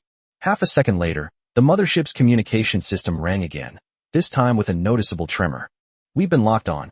They're cutting off our escape route. Full engine speed. Run," the captain roared, giving the order. The thrusters of the four Mechs ignited almost simultaneously, and pale blue flames suddenly exploded in the darkness, propelling them rapidly toward the mothership. It wasn't that they didn't want to slip away on their own, but in this vast asteroid belt, space Mechs without a mothership couldn't get very far. The blue light engine of the space mech is simply not capable of long-distance interstellar travel. But even with their quickest reaction, it was already too late for them to accelerate towards the mothership. 6 Sasho-class high-speed assault ships quietly emerged from the shadows on either side of the asteroid belt, their electromagnetic guns emitting intense light, as if they had just finished charging.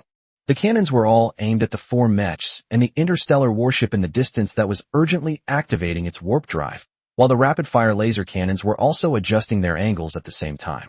Meanwhile, on the bridge of Prism 1, on the sensor screen, the warp drive signal of the enemy mothership was gradually brightening, while 4 other small dots were desperately flying towards the mothership. The enemy starship is activating its warp drive, and 4 Mechs are maneuvering at high speed toward the starship, Lottie reported calmly. Su Li's brain started working at lightning speed. Since the other party wanted to run away, there must be something fishy going on. He suddenly had a feeling that he was about to win the lottery.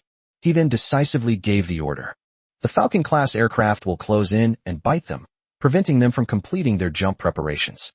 The Prism-class destroyer advanced and fired warning shots. Lottie had unknowingly begun to transform into Su Li's adjutant, immediately turning orders into instructions.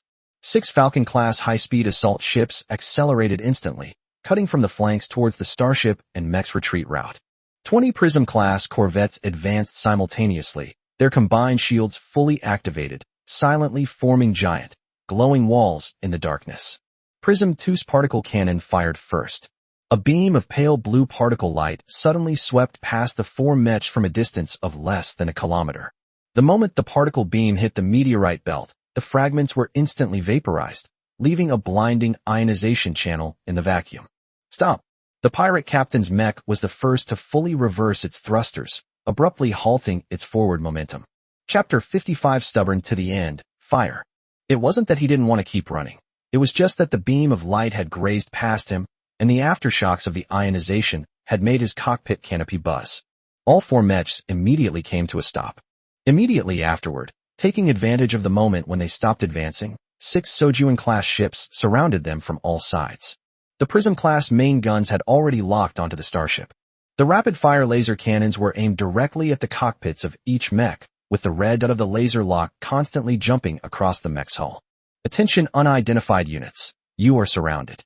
Immediately shut down your engines, disarm your weapons, and remain in position. Lottie's voice suddenly rang out on the wide-area public channel. If they continue to resist stubbornly, we will take coercive measures. However, the mothership ahead did not respond. Its warp drive was still charging, and the low-frequency hum was transmitted directly through the hull into the surrounding space, stirring up waves.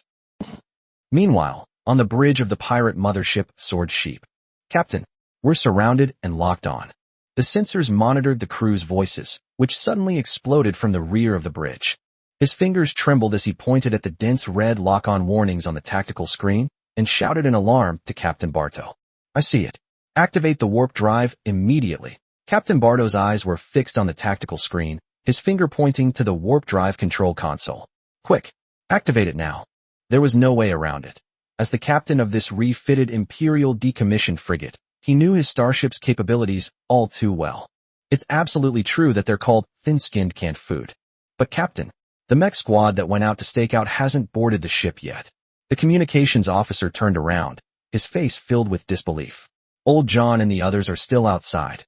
"Damn it, we can't even take care of ourselves. How can we care about them?" Bartow slammed his hand on the metal armrest of the captain's chair, his voice suddenly exploding in the narrow bridge. "Start it now." The communications officer's mouth was open, as if he wanted to say something more, but he was reprimanded by Bartow again. "Are you deaf? Didn't you hear me tell you to start it right away?" Seeing Captain Bartow's bulging veins on his face, the crew member at the engine control console gritted his teeth and, with no other choice, typed in the warp drive activation sequence. The sound of the warp drive charging gradually rose from the depths of the ship, the deep hum causing the entire metal floor of the bridge to tremble slightly. Bartow breathed a slight sigh of relief when he saw that the warp drive had been activated. As a seasoned space pirate and veteran gambler, he bets that the enemy will give a shout before firing. If he can seize this opportunity to successfully jump, he will be the ultimate winner. This method had worked for him many times before, and it had always saved him from death. Bartow's eyes were fixed on the tactical view on the main screen. The 6 silver-white assault ships had already cut in from both flanks, and the signals from the 20 starships in the distance were still pressing forward, their blue energy shields forming a continuous expanse, which greatly surprised him. Could it be a new experimental starship of the Empire?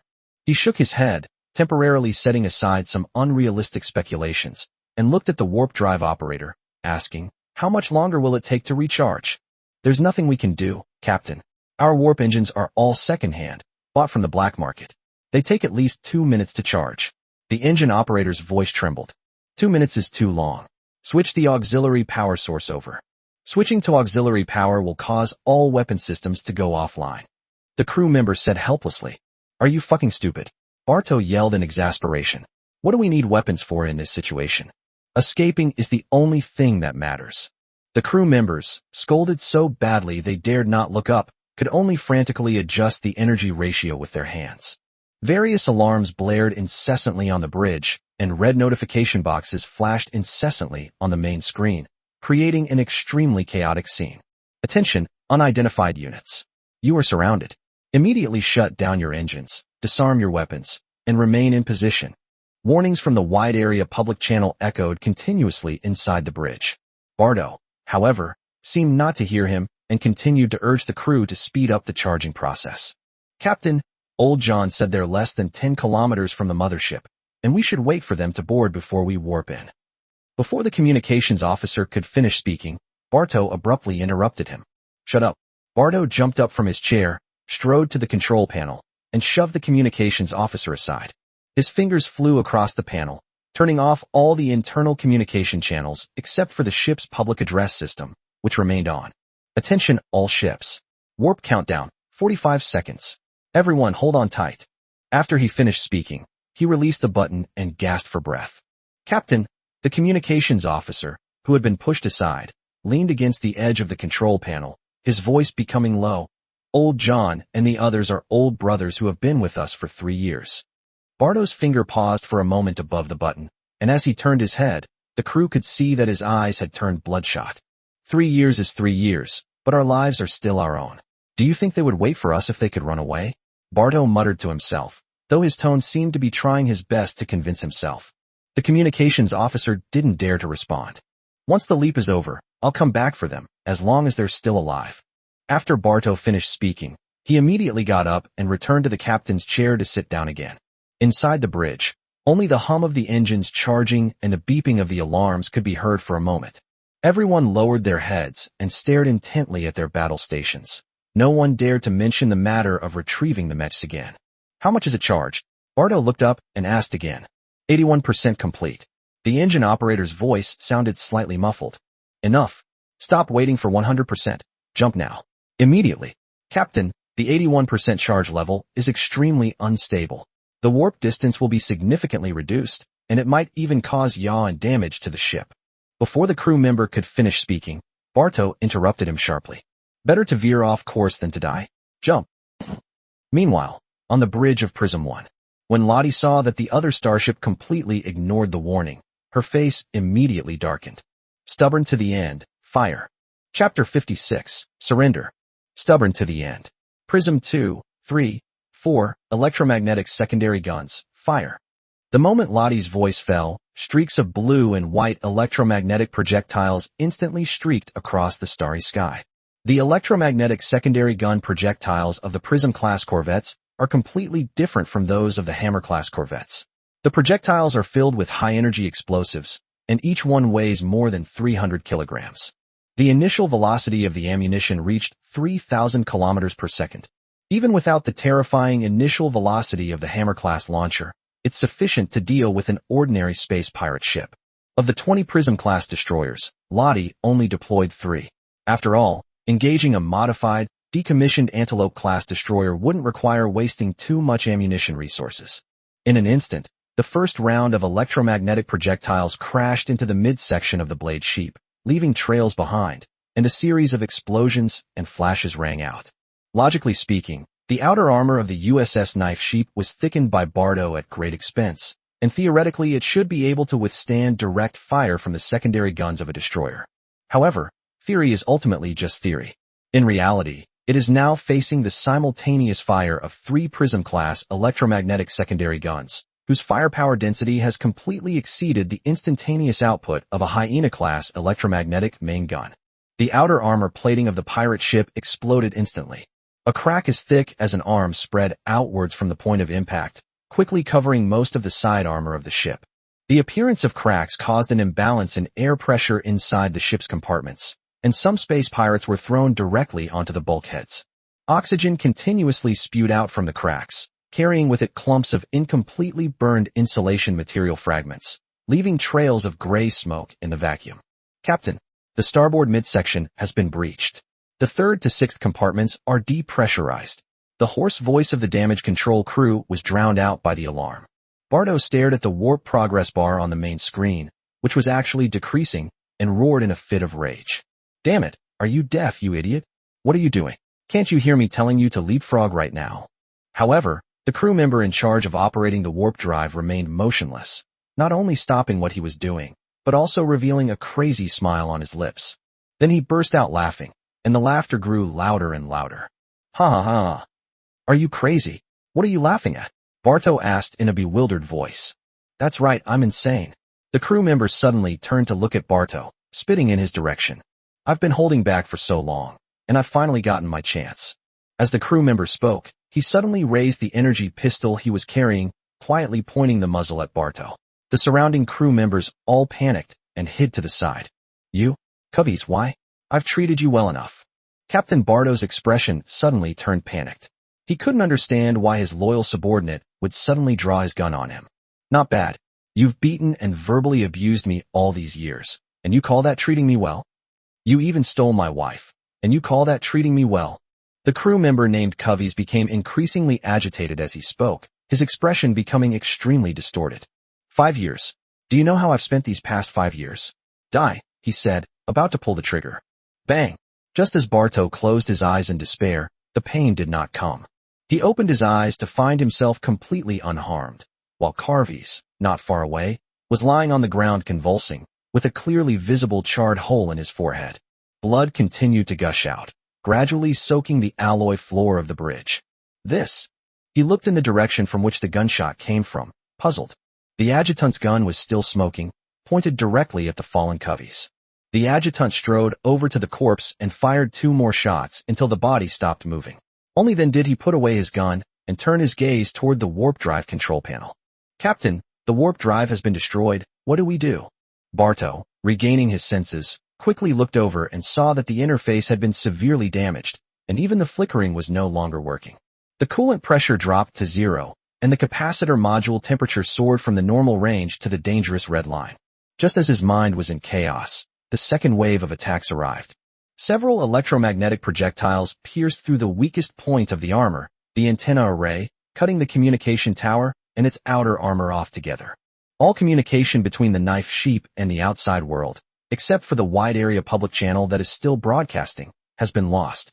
Dozens of other projectiles struck the attitude adjustment nozzles, instantly shattering the ceramic liner of the ion thrusters. High-temperature plasma gas continuously spewed out from the breach, leaving twisted purple trails at the stern of the ship. "Captain, the warp drive is overheating.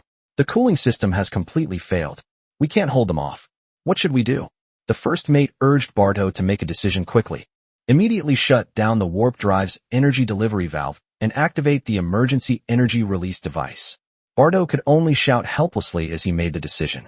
Upon hearing this, the adjutant immediately located the emergency release button under the control panel and pressed it decisively.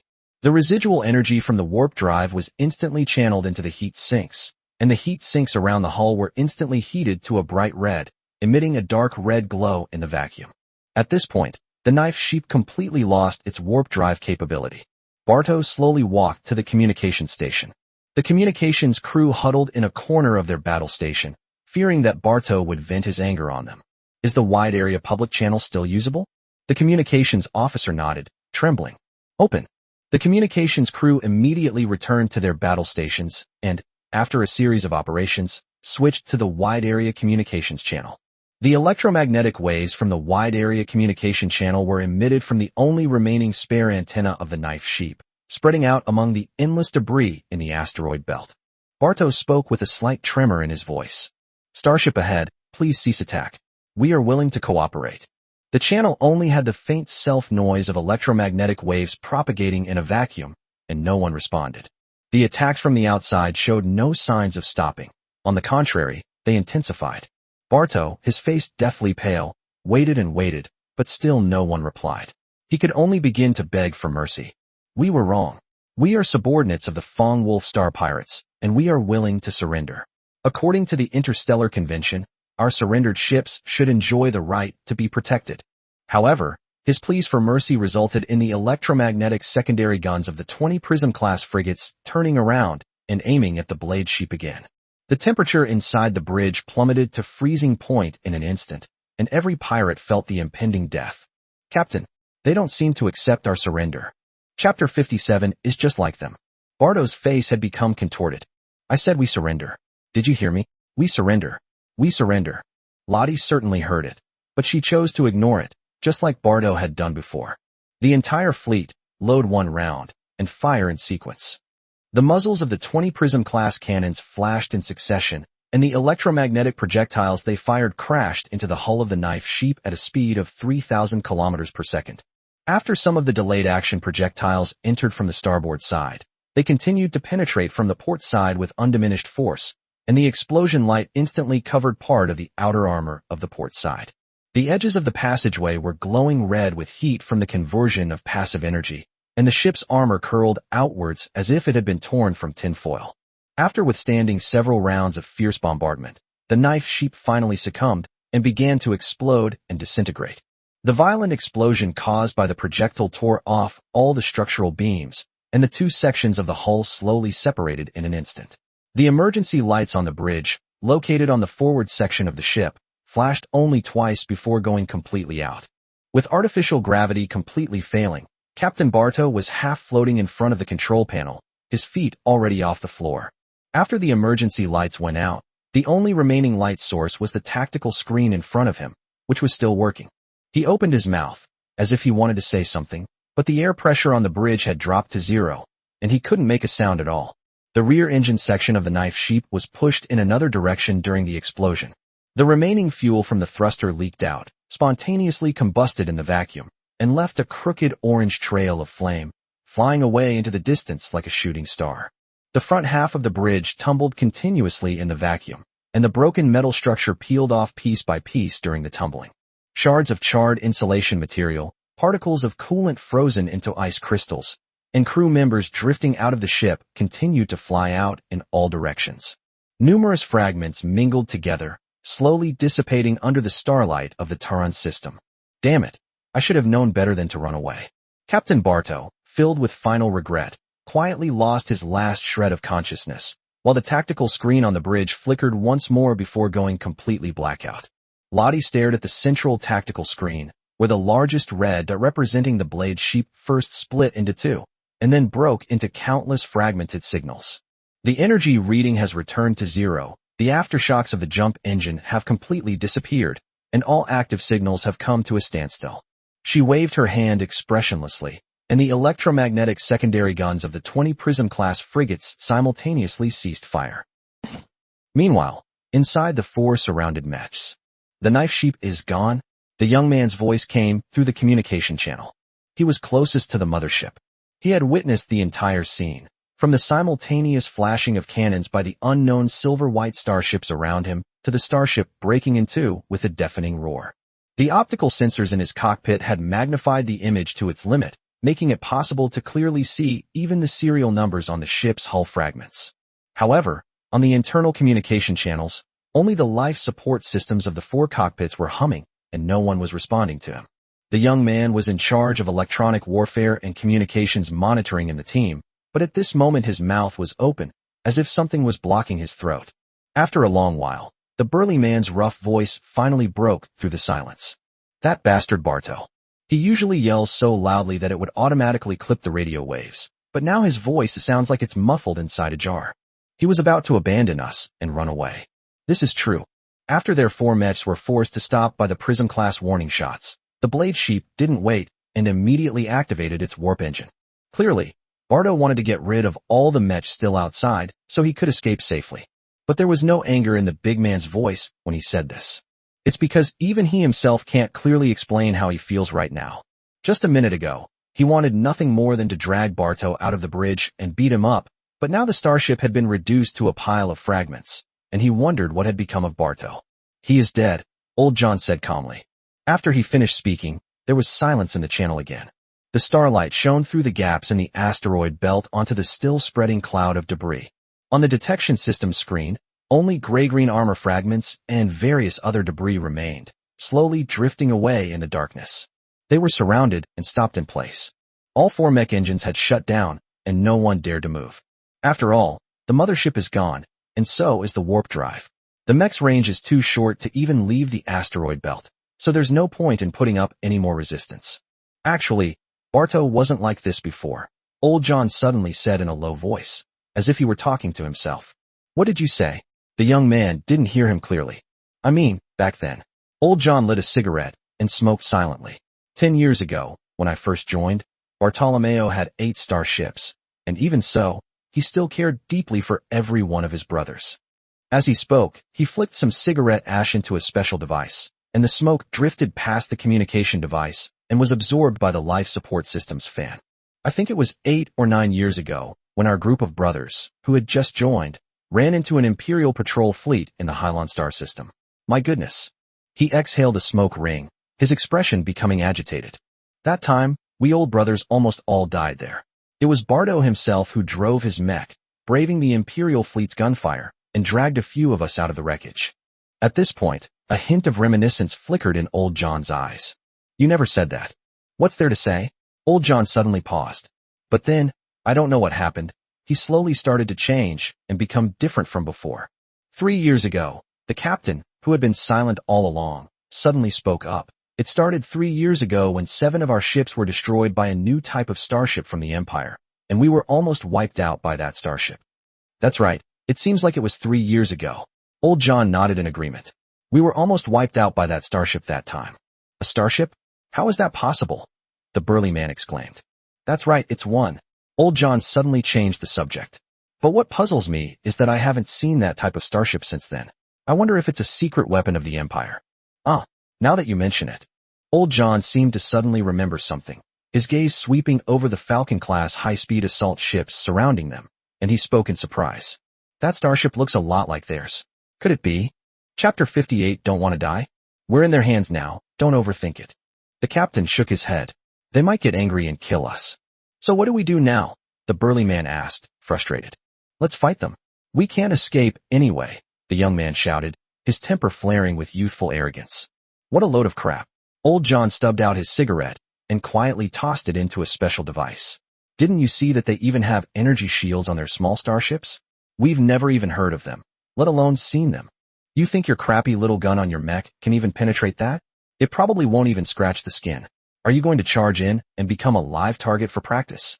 Then what do you suggest we do? The young man asked, clearly unconvinced. Surrender.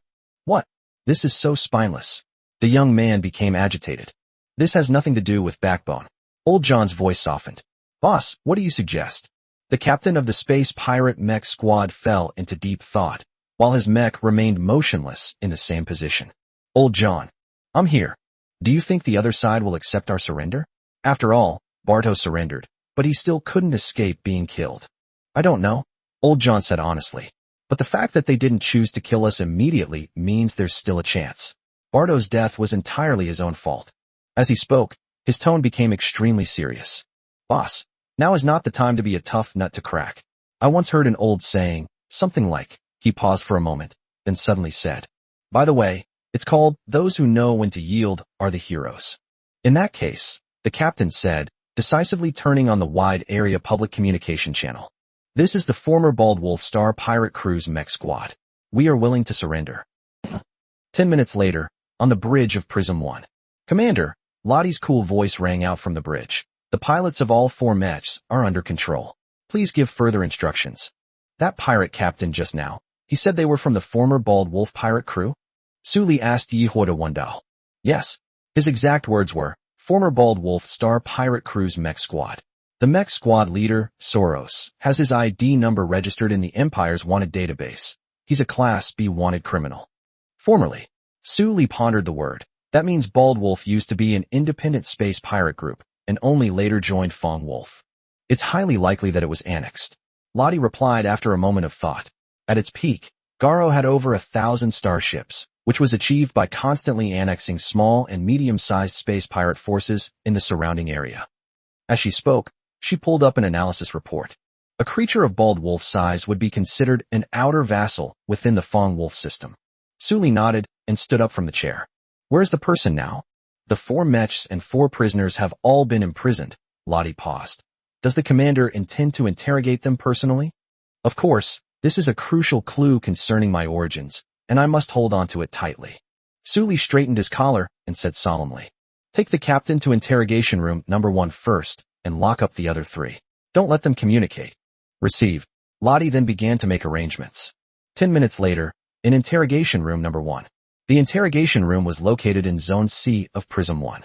The cold lights in the corridor made the metal walls appear white, and the air carried a faint smell of disinfectant mixed with machine oil. 2 Marines in power armor stood guard at the door, one on each side, and there was another one inside the door.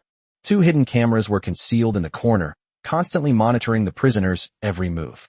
Combined with a set of physiological monitoring sensors embedded under the table, the surveillance was extremely tight.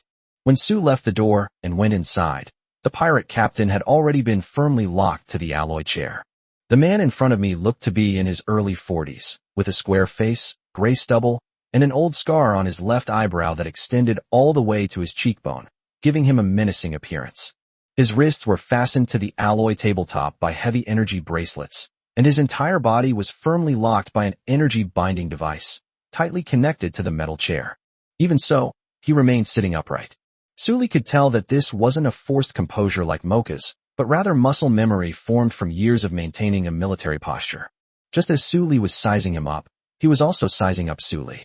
Suli pulled out a chair and sat down, while the Marines behind him immediately stood to the side, their electromagnetic rifles slightly raised, keeping a close eye on the prisoner's every move.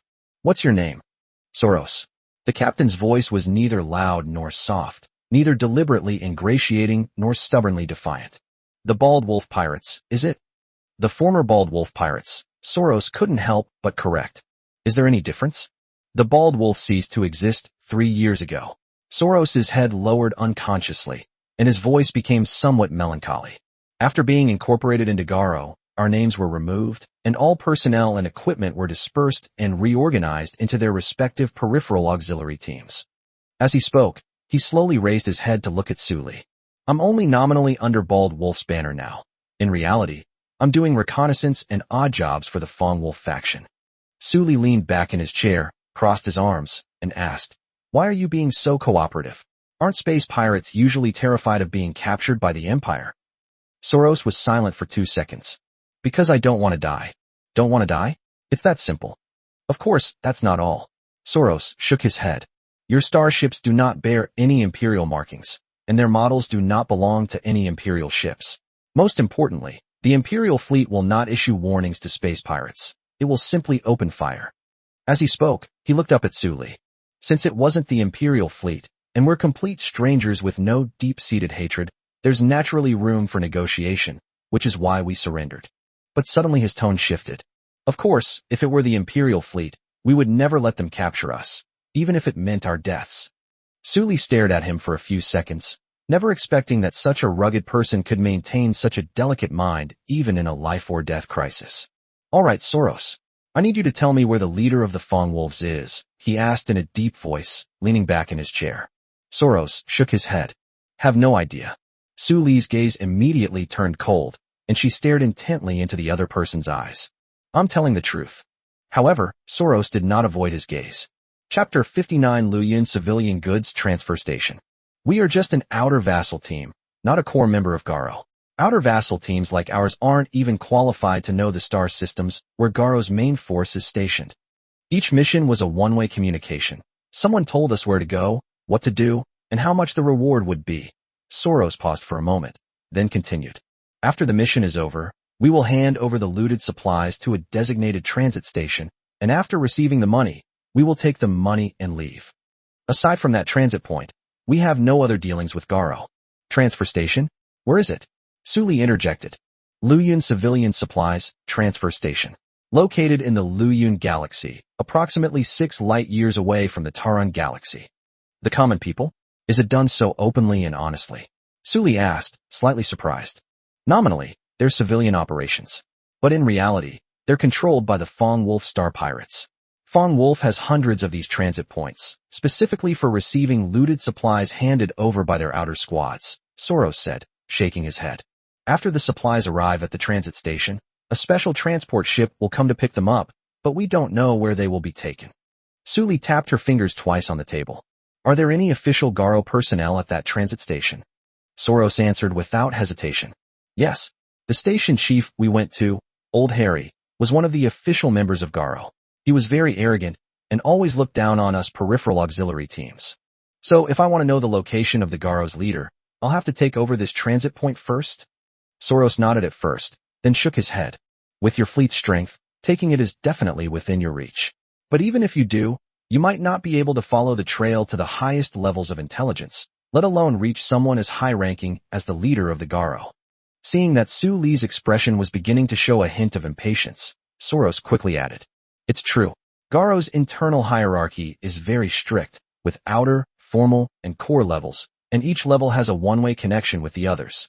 The station manager was just a formal member, and his only way of contacting core members was through periodic reporting. If the transit point is compromised, the core members will immediately cut off all contact, leaving no chance for anyone to track them down. Upon hearing this, Su Li immediately leaned back in her chair and fell into deep thought once again. The hierarchical structure of this pirate organization was far more sophisticated than he had imagined. The entire process involved plundering the perimeter, collecting supplies at transit stations, and dispatching transport ships to haul them away. Communication was one way throughout, with layers of isolation. This doesn't seem like a system that a ragtag bunch could build. It seems this Garo is no ordinary person. What was the size of Bald Wolf before you were recruited? At its peak, it had more than 10 starships. Later, it was wiped out twice by the Imperial fleet, losing many of its ships. It was forced to join the Garo's vassal state to avoid being completely absorbed, but that was practically the same as being absorbed. However, he suddenly seemed to remember something and looked up at Su Li. But what? However, when we were attacked by the Imperial fleet before, we saw an Imperial starship that was similar to yours. That single starship destroyed 7 of our ships. What did you say? A starship almost as big as mine. His words successfully piqued Su Li's interest. That's right. It's similar to yours, but there might be slight differences. The Empire's starships don't seem to be as big as yours. Soros racked his brains, recalling all the details from back then. Is there anything else besides these? It seems like that's it. It's been too long, and I haven't encountered it again in so long. I guess the Empire's experiment failed. Upon hearing this, Su Li's brain began to work at lightning speed. A failed experiment? Probably not. It might be a powerful weapon hidden by the Monya Empire. Thankfully, I received this information in advance. Otherwise, if I were to encounter this situation unexpectedly in the future, I might suffer a hidden loss. It seems we'll have to keep a close eye on this new type of ship in the future. Getting back to the point, Su Li pulled his thoughts back and continued to ask. After you joined, have you met the leader of Garo? Or any of their core members? No. Zoroya shook his head, then suddenly changed the subject. However, I did meet a guy codenamed One-Eyed. He seemed to be of a much higher rank than Old Harry. He was the one who negotiated the terms of our recruitment. Are there any others? That's all, really that's all. His expression was extremely sincere, as if afraid that Su Li would think he wasn't telling the truth. Alright, let's look at it from a different angle, Su Li said with a slight smile. Do you know if Garo has made any big moves recently? Soros narrowed his eyes and his brain began to race, and unexpectedly, he actually came up with something. I'm not sure if this counts as a major operation. He suddenly opened his eyes. Starting 4 months ago, the space station's cargo receiving frequency changed from once a month to once every 2 weeks, and the cargo received was all military supplies. I asked other teams, and it seems like this is the case on all space stations. What supplies? High-energy weapon module, energy core, warp drive components. Moreover, all of these are military-grade. They don't even want civilian-grade supplies. The civilian-grade supplies submitted last time were all returned, and Barto even got a scolding from the station chief for it.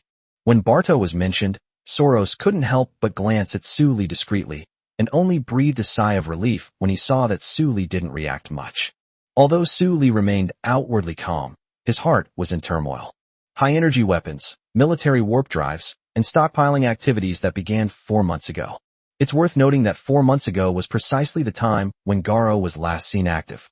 A pirate crew that had been wiped out by the Imperial fleet and reduced to a smaller size did not hoard funds or food. Instead, it hoarded military supplies needed for the war. This doesn't look like they're accumulating wealth. It clearly looks like they're preparing for war. Anything else?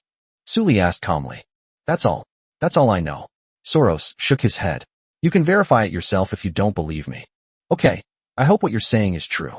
Su Li stood up, turned, and walked outside. Don't worry, you'll definitely be alive until the news is confirmed. However, Soros did not respond. He glanced down at the energy bracelet on his wrist, then suddenly looked up again. What about Old John and the others? Chapter 60. I know where they are. Old John. Those are the same people who were arrested with me. They're all alive. Su Li walked to the door without turning her head and said, as long as they don't court death, they shouldn't die for the time being.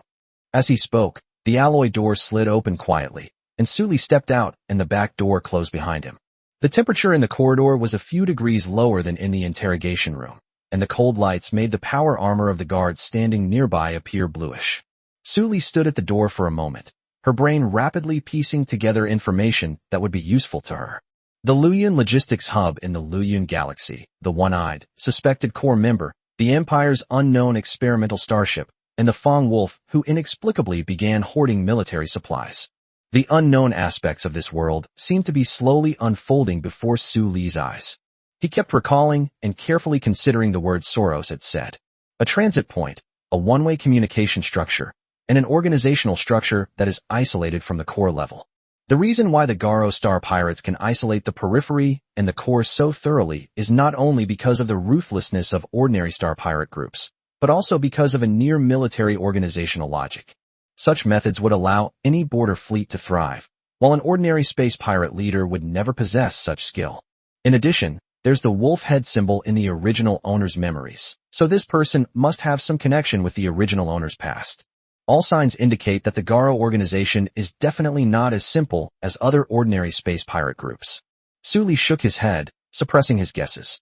Just as he was about to step onto the mobile platform and walk towards the bridge, Lottie's voice suddenly came through the communicator. Commander, Serena requests an audience with you. Su Li paused in her steps. Serena? Isn't she staying obediently in the detention pod? He suddenly remembered the succubus chieftain's wife whom he had kidnapped all the way from Phantom Star to the Turan Galaxy. She was initially confined in the solitary confinement chamber of the Falcon 1 for a period of time, but later, after the fleet combined forces, she was moved to the solitary confinement chamber of the Prism 1. Yes, Commander. She just contacted the bridge and said she wanted to talk to you. Upon hearing this, Su Li raised an eyebrow in surprise. This silver-haired succubus had been as quiet as if she didn't exist ever since she boarded the ship with him. She doesn't cry, make a fuss, or protest. She eats and sleeps normally every day, and occasionally chats with the Marines who bring her food. Why is she suddenly looking for me now? Interesting. Did she say something? No. She only said she wanted to talk to you in person. After hesitating for 2 seconds, Su Li immediately changed direction and headed towards the cell where Serena was being held. After all, he always felt that Serena was not as simple as she seemed on the surface. Despite her seemingly delicate appearance, this woman managed to reach into the official ranks of the Monya Empire and was thriving in the border star system. To be able to remain calm and at ease on a starship full of strangers after being kidnapped is a testament to one's composure. This succubus clan chief's wife might know something even more secret. 3 minutes later, in the detention compartment of Zone B. The environment here is several times better than the interrogation room, with a luxurious, soft single bed and a full range of bathing and leisure facilities. Apart from 2 Marines who take turns guarding the door 24 hours a day to prevent people from leaving, most people would not be able to tell that this is a detention cell. The door slid open quietly, and Su Li stepped inside. Serena was sitting quietly on the edge of the bed, holding a steaming cup of coffee in her hand. She changed into a dark gray casual outfit and casually tied her long silver hair into a high ponytail with a hair tie. She doesn't look like a prisoner who's been locked up for days at all. Instead, she looks like a bored, stay-at-home woman or a mature, sophisticated woman who's been sipping coffee at home on the weekend. Su Li leaned against the alloy wall, casually crossing his arms, and said calmly, "I heard you wanted to see me? Here I am. Just say what you want to say." Upon seeing Su Li enter, Serena elegantly sipped her coffee, then a faint smile appeared on her lips. "You haven't come to see me for so long. Have you forgotten about me?" she said slowly, her tone carrying a hint of resentment. "All right, stop using these methods on me. I'll release you when it's time." Su Li was completely unmoved by her behavior. Sigh. Serena wasn't surprised that her moves weren't working. Instead, she turned to Su Li and asked, "I heard you're looking for news about Fong Wolf?"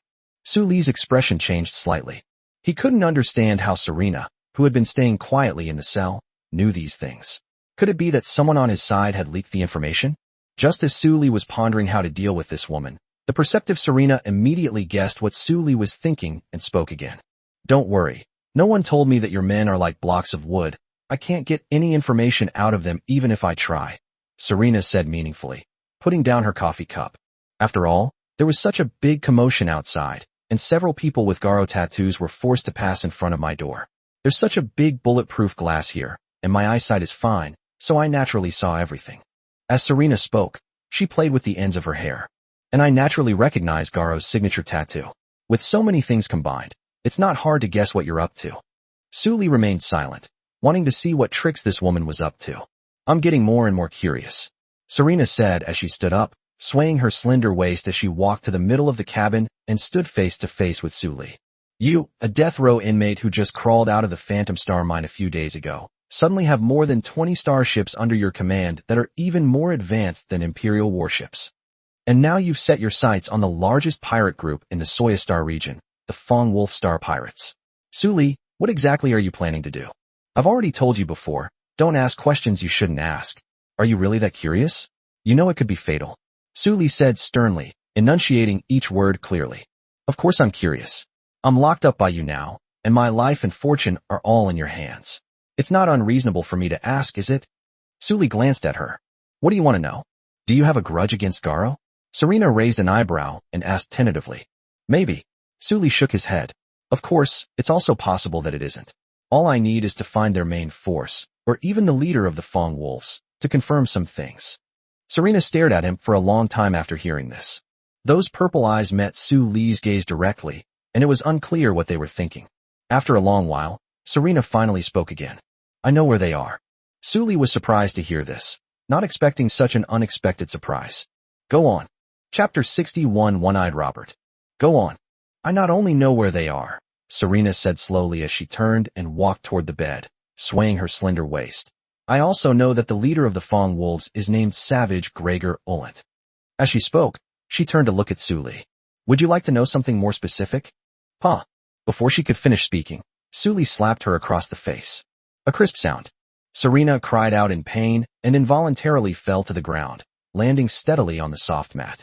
Just say it already. What are you dawdling about? Su Li sniffed his still slightly fragrant hands and urged Serena. A blush had risen on Serena's face. He turned over and looked at Su Li, his eyes filled with shame and indignation, yet he was utterly helpless. In the end, he could only honestly continue. The Imperial Intelligence Department gave him the codename Wolf King. 15 years ago, he was a colonel and fleet commander in the Imperial Border Fleet Group, but he was hunted down after a failed military rebellion. Left with no other option, he defected with his entire personal guard fleet to become space pirates.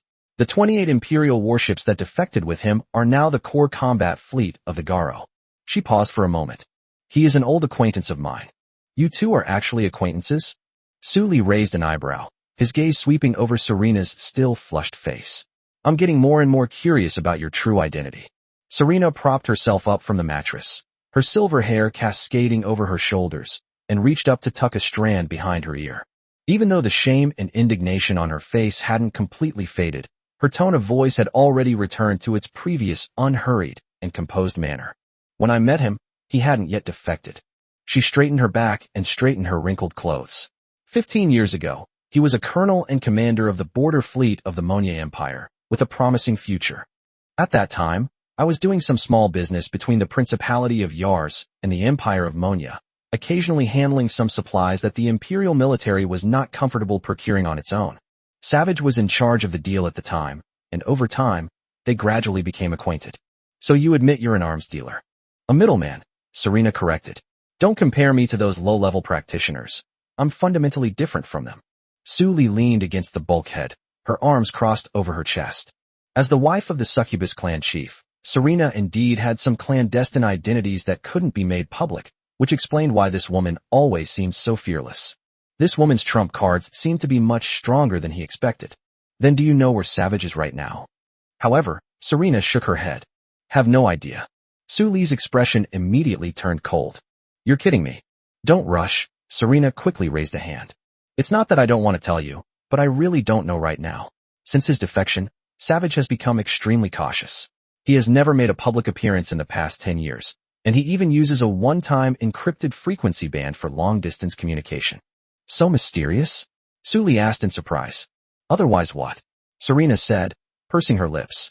What do you think has allowed Garo to survive the repeated attacks by the Imperial fleet until now? As she spoke, she extended a slender finger. Being well-informed is one aspect, but more importantly, their command chain is almost impossible for the Empire to dismantle in one fell swoop.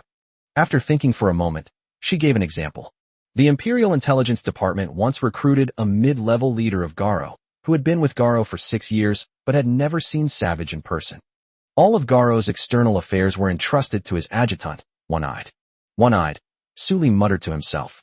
Yes, One-Eyed Robert Gray, only he knows Savage's exact location. Serena nodded. If you want to find Savage, you must first find One-Eyed. That is arguably the only way. Su Li remained silent, recalling her earlier conversation with Soros. Soros previously stated that the person they encountered before, representing Garo to negotiate the terms of incorporation, was a man known as One-Eyed. And now Serena has also mentioned the same name. Two identical clues, yet from two completely different sources, and both pointing to the same person. This is clearly not a coincidence. Where does this One-Eyed Robert usually hang out? He suddenly asked. Not necessarily. Serena stretched out her slender legs and leaned against the headboard, her fingers twirling a strand of silver hair. His whereabouts are just as mysterious as Savage's, but there is one place he will always visit regularly. Where? Su Li asked, her voice tinged with urgency. Seeing that Su Li was getting anxious, Serena started beating around the bush again. He's so eager. Su Li's eyes narrowed, and he made a move to raise his hand and slap down again. TSK. I told you so, okay? How boring. Serena, seeing that Su Li was about to give her another surprise, was immediately startled and continued. A transit station in the Luyan galaxy. It is one of the few large-scale supply transfer stations of the Fong Wolf. As Savage's second-in-command, One Eye goes there to inspect it at least once every quarter. Luoyuan Galaxy? Luoyuan Civilian Supply Transfer Station. Serena's eyes widened slightly at once. You know? I learned it from a prisoner from the outer forces of that Garo, Su Li said casually. They always handed over their supplies there. That matches up. Serena nodded upon hearing this. The Flowing Cloud Transfer Station is a major material transfer node for the Fong Wolf in the Soya Star region. The looted goods from the outer patrol teams were gathered there and then transported away by specialized transport ships. One Eye would spend at least a few days there each quarter to inventory supplies, issue pay, and handle disputes among the peripheral teams. Basically, he was Savage's supervisor. Su Li leaned against the cabin wall, her fingers tapping lightly on her arm. If the transit point Soros mentioned is the same one Serena mentioned, then it seems necessary to make a trip to that place. The Luoyuan Galaxy is only a few light years away from the Turan Galaxy. If we set off now, we will arrive in no time. As for Mocha's secret base, it can be completely emptied first, and then the fleet can directly transfer to the Luoyuan star system. The two things do not conflict at all, and can even be done in one trip. Chapter 62 The Real Goal. Serena got up from the bedside and walked to Su Li, her purple eyes staring straight at him as he fell into deep thought. If you're going to the cloud transfer station, I can talk to One Eye on your behalf. You? Of course, as Savage's adjutant. I've naturally dealt with him before, at least enough to get him to sit down and listen to me for a bit. She paused. Moreover, given my identity and position, I can also lower his guard. If I send your people, they probably won't even get to see him. Why? Because One-Eyed knows the current distribution of all forces in the Soya starfield. Her gaze shifted to the porthole. If an unfamiliar force like yours approaches the transit station, it will definitely put him on high alert, making it impossible for him to reveal Savage's location. Serena's tone became serious. And if I go, it won't arouse his suspicion too much. Su Li stared at her for a few seconds. Since you've chosen to do this, state your conditions. It's simple, let me go. Serena said bluntly. I'll help you find Savage's location, and you'll give me my freedom. The cabin fell silent for a moment. Su Li leaned against the bulkhead without moving, constantly weighing Serena's words in her mind, while her expression remained completely blank. Serena had been very well behaved during her days of confinement on the starship, neither attempting to escape nor trying to cause him any trouble. This shows that the woman is very pragmatic and has a good understanding of her own limitations. She knew she couldn't escape on her own, so she was waiting for the right opportunity to negotiate. And now she has seized this opportunity perfectly. Okay. Su Li made her decision after a moment's thought. Upon hearing this, Serena raised an eyebrow in surprise, not expecting Su Li to agree so readily. Su Li suddenly took a step forward, getting closer to her, staring intently at her. The distance between the two people suddenly shrank to less than an arm's length. However, there's a prerequisite. What? Even if that one-eyed guy isn't at that transfer station, you can't go alone. He changed the subject. What if you encounter danger yourself? As he spoke, Su Li held up one finger and chuckled. Don't worry. I'll have someone follow you and protect your personal safety. He then turned and walked out of the detention cell. 10 minutes later, when Su Li returned to the bridge, Lottie was at the tactical console organizing the scan data transmitted back by the Sojuan-class destroyer. She heard footsteps and immediately turned around. Commander, is everything going smoothly? Not bad. Serena said she knows the leader of the Fong Wolves. Su Li sat down in front of the command chair, crossed his legs, and said casually, It's confirmed that in order to find Savage, we must first find his lieutenant, One-Eye. One-Eyed. Lottie suddenly remembered the person Soros mentioned in the surveillance footage. Is it the same person Soros was talking about? That's right. Soros said that One-Eye once represented Garo to negotiate the terms of their acquisition, while Serena said that One-Eye was Savage's external agent. The two lines match up. Su Li leaned back in her chair, picked up the energy drink next to her, and took a sip. She also said that One-Eye goes to the Luoyuan transfer station to inspect every quarter. Su Li changed the subject and said with a playful smile, and she even asked to be sent to the Luoyuan transfer station to find One-Eye. Lottie's eyebrows twitched slightly. Oh, she would actually make such a request on her own initiative? There must be some conditions involved. Yes, the condition was that I let her go, and I agreed. Su Li's tone was very casual. Anyway, there's no harm in trying.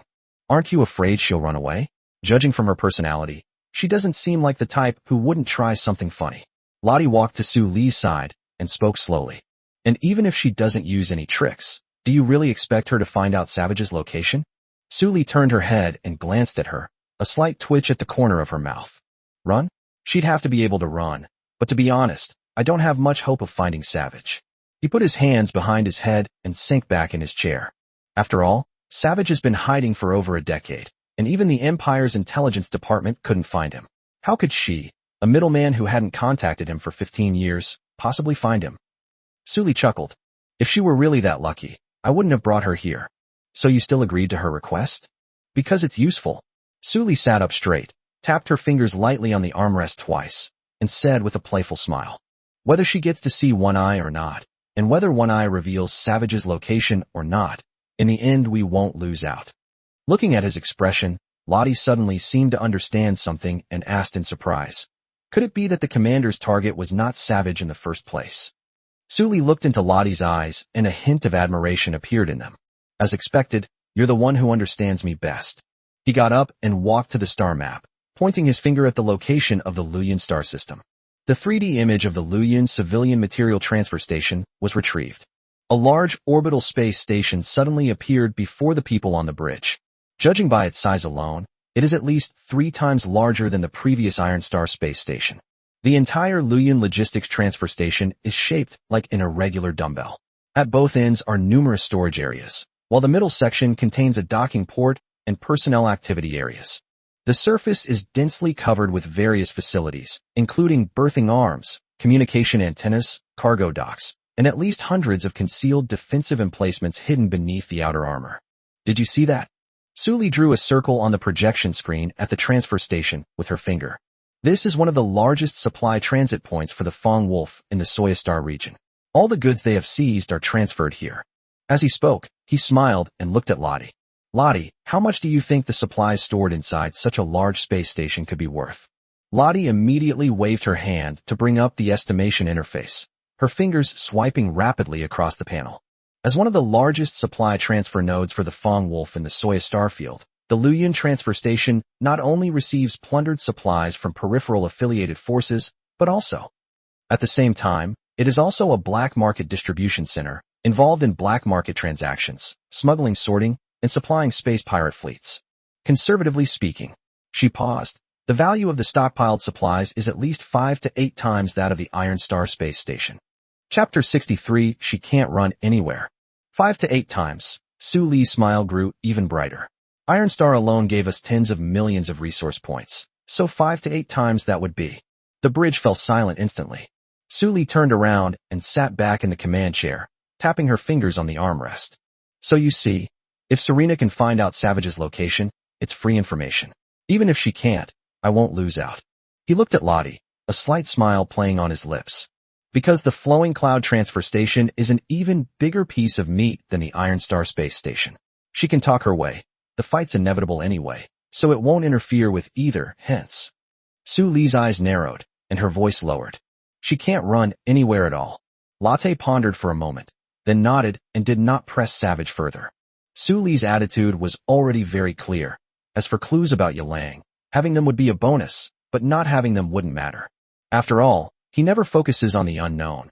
He only cares about his own immediate and tangible interests. From the moment he learned that Luyan Transfer Station was a crucial material transshipment hub for Yilang, he had already been secretly calculating how to maximize his profits. That's just his style. No matter how much you already have, you're always eyeing the next bigger thing. By the way, how's Mocha's warehouse doing? He suddenly asked Lottie. Falcon 3 has completed target positioning. Upon hearing this, Lottie immediately switched the star map to the TA-E7 region of the Turan system. An asteroid with a diameter of about 80 kilometers was highlighted. The entrance to the target base has been confirmed. The technical team of Falcon 3 has cracked the camouflage layer of the entrance, and the access keys for the 3 energy gates are being decoded. How long will the parsing take? The first energy gate has been deciphered. The second and third gates use an Imperial military-grade dynamic encryption protocol, and the key system is completely different after each update. Lottie immediately pulled up a set of data. The technical crew of the Sojin 3 is attempting to break the self-destruct mechanism by force, which is expected to take another hour. Too slow. Suli shook his head. Didn't Mocha provide the access key? The key he gave me was set to be valid a month and a half ago. According to him, the system updates automatically every 2 months, and the next update will be in about a week. Lottie shook her head and said regretfully. But when the Falcon 3 tried to access it, it discovered that the key system had been changed in advance. Were we replaced ahead of schedule? Yes. The updated timestamp shows it was updated approximately 30 standard hours ago. She looked up at Suli. In other words, shortly after Mocha was captured by us, the base's defense system automatically triggered an emergency key update. The key he gave us is now invalid. Suli frowned slightly. Didn't he say there were still 10 days or so? Could he be up to something? Perhaps he misremembered, or perhaps he activated some kind of secret protocol after being captured, or more likely, Lottie paused. It's more likely that the system itself has a security mechanism that is automatically triggered when contact with the commander is lost. After Mocha was captured, the system determined that he was out of contact, which may have caused the key lock to be automatically changed. Suli leaned back in her chair, gently stroking her chin with her fingers, and spoke softly. Can you confirm that it has been cracked? Confirmed, but this will take some time. After all, Imperial military-grade encryption protocols are not just for show. Lottie pulled up a set of data. The Chuangyuan 3 is using a full-band quantum brute force cracking method, attempting 200 million key combinations per second. Based on the current progress, it will take at least 40 minutes to break through all 3 energy gates. If the encryption complexity exceeds expectations, it may take even longer. 40 minutes it is, I can wait. Suli shrugged, then suddenly changed the subject. But Lottie, Mocha said the base also has an automated defense system. Once we crack it, will that system be activated? It's not impossible, Lottie nodded. The 3 energy gates and the automatic defense system are controlled by the same security system. If the defenses aren't disarmed first, there's a high chance the automatic defense turrets will activate once the gates are opened. She looked at Su Li and reminded him. Moreover, according to Mocha's testimony, there is a physically triggered self-destruct device inside. If it is accidentally triggered, all the resources inside will be destroyed. So what's your suggestion? Suli asked curiously. I suggest that after the crack is complete, do not send people in immediately. Let the technical cracking team try to disable the defense protocol from within the system first. If remote deactivation fails, Lottie paused. Then we can only send in the Marines and use physical removal methods to force the Mechs to advance quickly and dismantle them before the defense system is fully activated. Suli thought about it and felt that this method was indeed feasible, so she nodded. Notify Lin Xiao to select 30 team members, bring all their equipment, and have them stand by in the hangar. Once the program is cracked, they should immediately pilot their Mechs in. After all, the Marine Corps' Mechs haven't even been deployed yet. 20 minutes slipped by unnoticed. The only sounds in the bridge were the low-frequency hum of sensor pulses and the occasional crisp sound of crew members tapping on panels. Suli leaned back in the command chair, closed her eyes to rest, and breathed steadily. 30 minutes later, the Falcon 3 suddenly sent a communication. Report, the second energy gate has been analyzed. The third door has the highest encryption level and is expected to take another 20 minutes to crack. The turret control protocol's firewall architecture is Imperial military grade. We are currently attempting bypass injection. Lottie replied, received, and then continued to stare at the progress bar on the panel. 40 minutes later, the announcement sounded again. Report, the third gate analysis complete. All 3 energy gates unlocked. Turret control protocol, bypass injection successful. Defense system has entered standby mode. Repeat, defense system has entered standby mode. Entry is permitted. The brief report, tinged with excitement, kept reaching Su Li's ears, while Lin Zhao's gruff voice also came through the channel. Commander, all Marine Corps Mechs have been inspected and repaired. Please give instructions. The situation at the entrance tunnel is unknown, and Mocha may not have provided a complete description of its internal structure. Take him with you, and once inside, maintain vigilance and advance, reporting back as needed. Chapter 64 has quite a few good things. Suli solemnly instructed in a serious tone. If any hidden defense mechanisms not marked by the system are triggered, do not fight them head-on. Prioritize your own safety. Clear. After hanging up the communication, Suli immediately zoomed out to the maximum magnification of the deep space exploration system. The asteroid, 80 kilometers in diameter, suddenly took over the entire main screen. Its gray, irregular sphere was pitted and covered with traces of meteorite impact. Only upon closer inspection can one discover several subtle traces of artificial cutting exposed at the edge of the asteroid. Commander, Lin Xiao has set off. While reporting, Lottie switched to an external detector. In the footage, the door to the side hangar of Prism 1 is slowly sliding open. 31 fully prepared, blade-type, Mechs lined up in 2 rows and quietly slid out of the hangar tracks one after another. The thruster's pale blue exhaust trails left 30 extremely long beams in the darkness, stretching towards the entrance of the asteroid base. 20 minutes later, in front of a natural depression at the base entrance, Lin Zhao's captain's aircraft was the first to get close to the asteroid's surface. 30 sharp blade-type, light Mechs followed closely behind, quickly forming a search formation. The Mech attitude control nozzles emitted bursts of light flames, adjusting the Mech's attitude and hovering at the entrance. The cave entrance in front of the team was about 300 meters in diameter. From the outside, it looked like just a natural cave and had nothing to do with the base. Enter. At Lin Zhao's command, the mecha squad immediately filed in and flew towards the depths of the cave.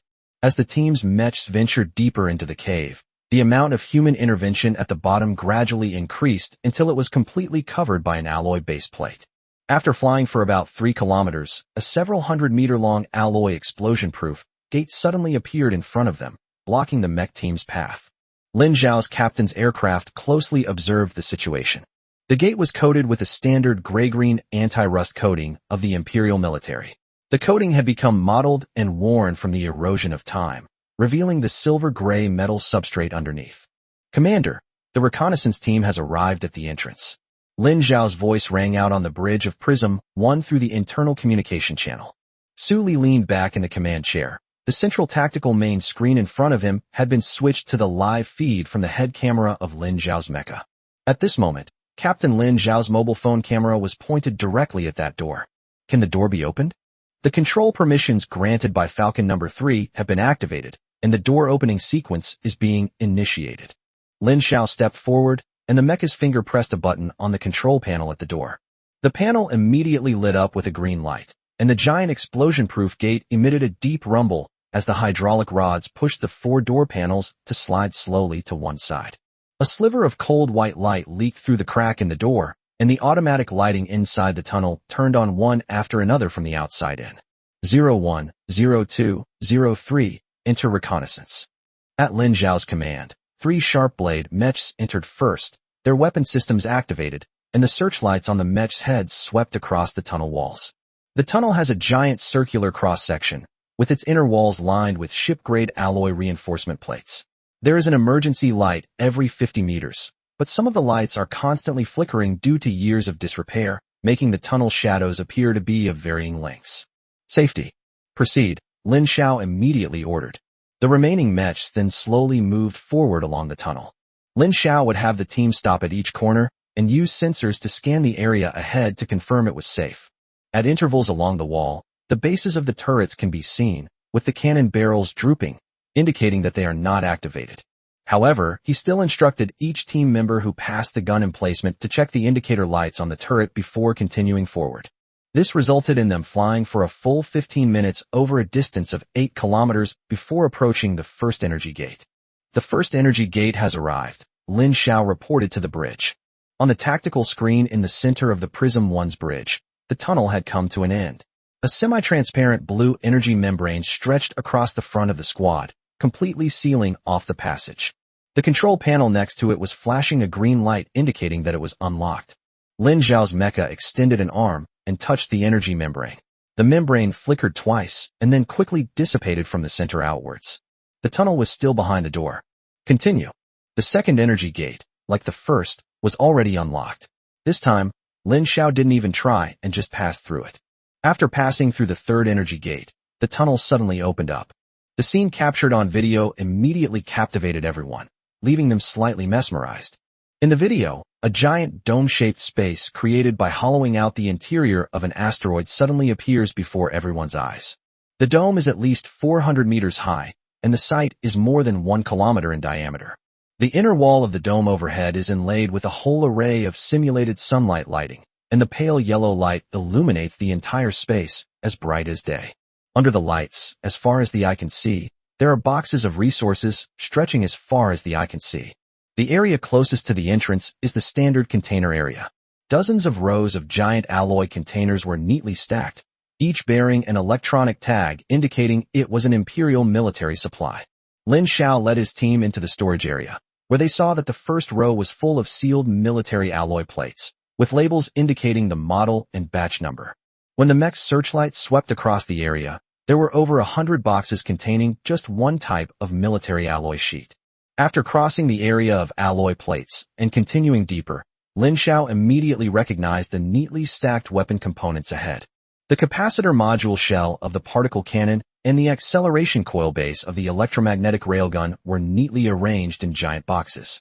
As the squad flew deeper into the area, the value of the accumulated supplies increased. The team only slowed down when they were drawn to an area marked with hazard signs. Below the label, layers of alloy boxes bearing the tag Imperial Mining Bureau Special or Refining Grade T7 Black Core or Crystal were stacked up. They are all high-grade black nucleus mineral crystals. Damn, Mocha, that guy, he's really got a lot of dirty tricks up his sleeve, even as a colonel. Suli couldn't help but exclaim. That's normal. After all, Mocha is the younger brother of the succubus, and also an Imperial major and head of the planetary defense fleet. He's practically the local bigwig in this region, Lottie remarked. Commander, this is only the edge of the entrance area. We haven't gone any deeper yet. Lin Zhao's voice carried in barely suppressed excitement. Let's move on, Suli said, withdrawing his gaze. I want to see what good things Mocha has hidden away. Receive. Chapter 65, A Small Fortune. The mech squad continued to advance deeper into the warehouse area. As you walk further in, the piles of things change. They are no longer basic materials, but have become more advanced semi-finished products and precision components. A whole row of anti-static shelves was filled with sealed graphite boxes, and the brand new electronic tags could still be faintly seen on the surface of the boxes. Curvature compensation crystal, grade A. Even though Su Li didn't recognize the device, he did recognize the eagle emblem on the electronic tag that represented the Imperial Quartermaster Department. Next to the eagle emblem is a classified note. Core component of the warp drive for Imperial military starships only. Lottie told him that this kind of material was extremely rare on the Imperial black market, and its value was dozens of times higher than that of refined black core or crystals. To Su Li's surprise, there were hundreds of boxes here. Lin Xiao, the image has shifted to your left. Su Li's tone was tinged with excitement. Lin Zhao's camera immediately turned to the left. It was a military green metal box stacked more than a dozen times. Unlike the previous metal boxes, there were no labels on the surface of the box. Lin Xiao moved his arm slightly and pried open a metal box. The moment the lid was opened, a burst of intense light erupted from inside the box, even startling the camera's automatic light sensing system. This is an energy block. Lin Xiao was stunned for a moment. Inside the metal box, neatly arranged energy blocks filled the entire box. Each block was a 1 meter by 1 meter cube, and its surface was constantly flowing with a translucent pale golden light. Energy blocks, and high-grade energy blocks at that, the standard energy source for Imperial mechs and heavy infantry weapons. Just one block is enough to power a sword-wielding mech for a full week. Lin Xiao roughly counted that each box cost about 500 yuan, and there were dozens of boxes in this pile alone. Looking around, there are at least hundreds of these stacked boxes. That's a huge amount of energy. Lottie, Su Li said softly to Lottie beside him. Calculate how many star coins these things are worth. Lottie stared at the screen displaying the tactics, lost in thought.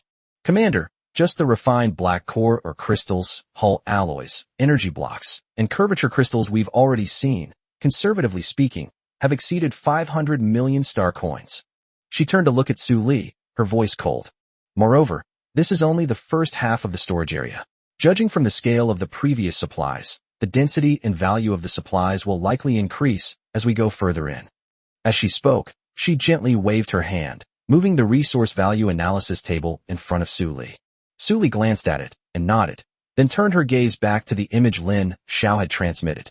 Lin Xiao did not linger and led his team to fly deeper into the storage area. 10 minutes later, the reconnaissance team finally flew to the edge of the base. However, the scene at the end of the storage area was completely different from what everyone had imagined, a scene of piled-up resources. There weren't many cargo holds piled up. There were only a few small storage lockers, placed separately next to the alloy wall at the far end of the storage area. Lin Xiao maneuvered the mecha to land next to the locker. The locker's exterior was clearly projected onto the bridge's tactical screen through the mecha's camera. These lockers were only about the height of an adult's chest, smaller than any other lockers I had seen before, and each one was sealed with an independent energy lock and temperature control system. The locker's exterior is also marked with the words Imperial Weapons Research Institute, and the explosion-proof door is locked with multiple layers of heavy combination locks. Open it. Lin Xiao gave a brief order to one of the storage cabinets. A Marine immediately stepped forward, and the tool head on the robotic arm engaged the energy lock slot of the storage cabinet. The circuit gradually overloaded, and with a soft click, the blast door quietly popped open. After the blast door popped open, a large amount of mist gushed out, instantly obscuring everyone's vision. 3 seconds later, the fog slowly dissipated, revealing the true scene inside the cabinet. However, when everyone saw the items inside, they were all stunned for a few seconds. Inside the cabinet, 3 unknown crystals floated silently in their own independent magnetic fields, each about the size of an oversized basketball. Around the crystal, extremely fine halos of light slowly rotate at the center of the crystal. With each pulse, the halo's color shifts between cool white and pale gold. They hover a few millimeters above the magnetic field base, making no sound, yet subtly radiating enormous energy. This is an artificial star's energy core. Even Lottie was a little unsure for a moment. Her fingers danced across the analysis panel, searching for all available information, and finally drew a conclusion a minute later. Confirmed. Strategic Reserve Materials of the Imperial Border Fleet Group, Artificial Star Energy Cores, codenamed Titan Heart. Each piece contains energy equivalent to the total output of a standard fusion reactor operating at full power for 1 month. The maximum power supply for the main guns of the current Imperial battleships relies primarily on this. She turned to look at Su Li.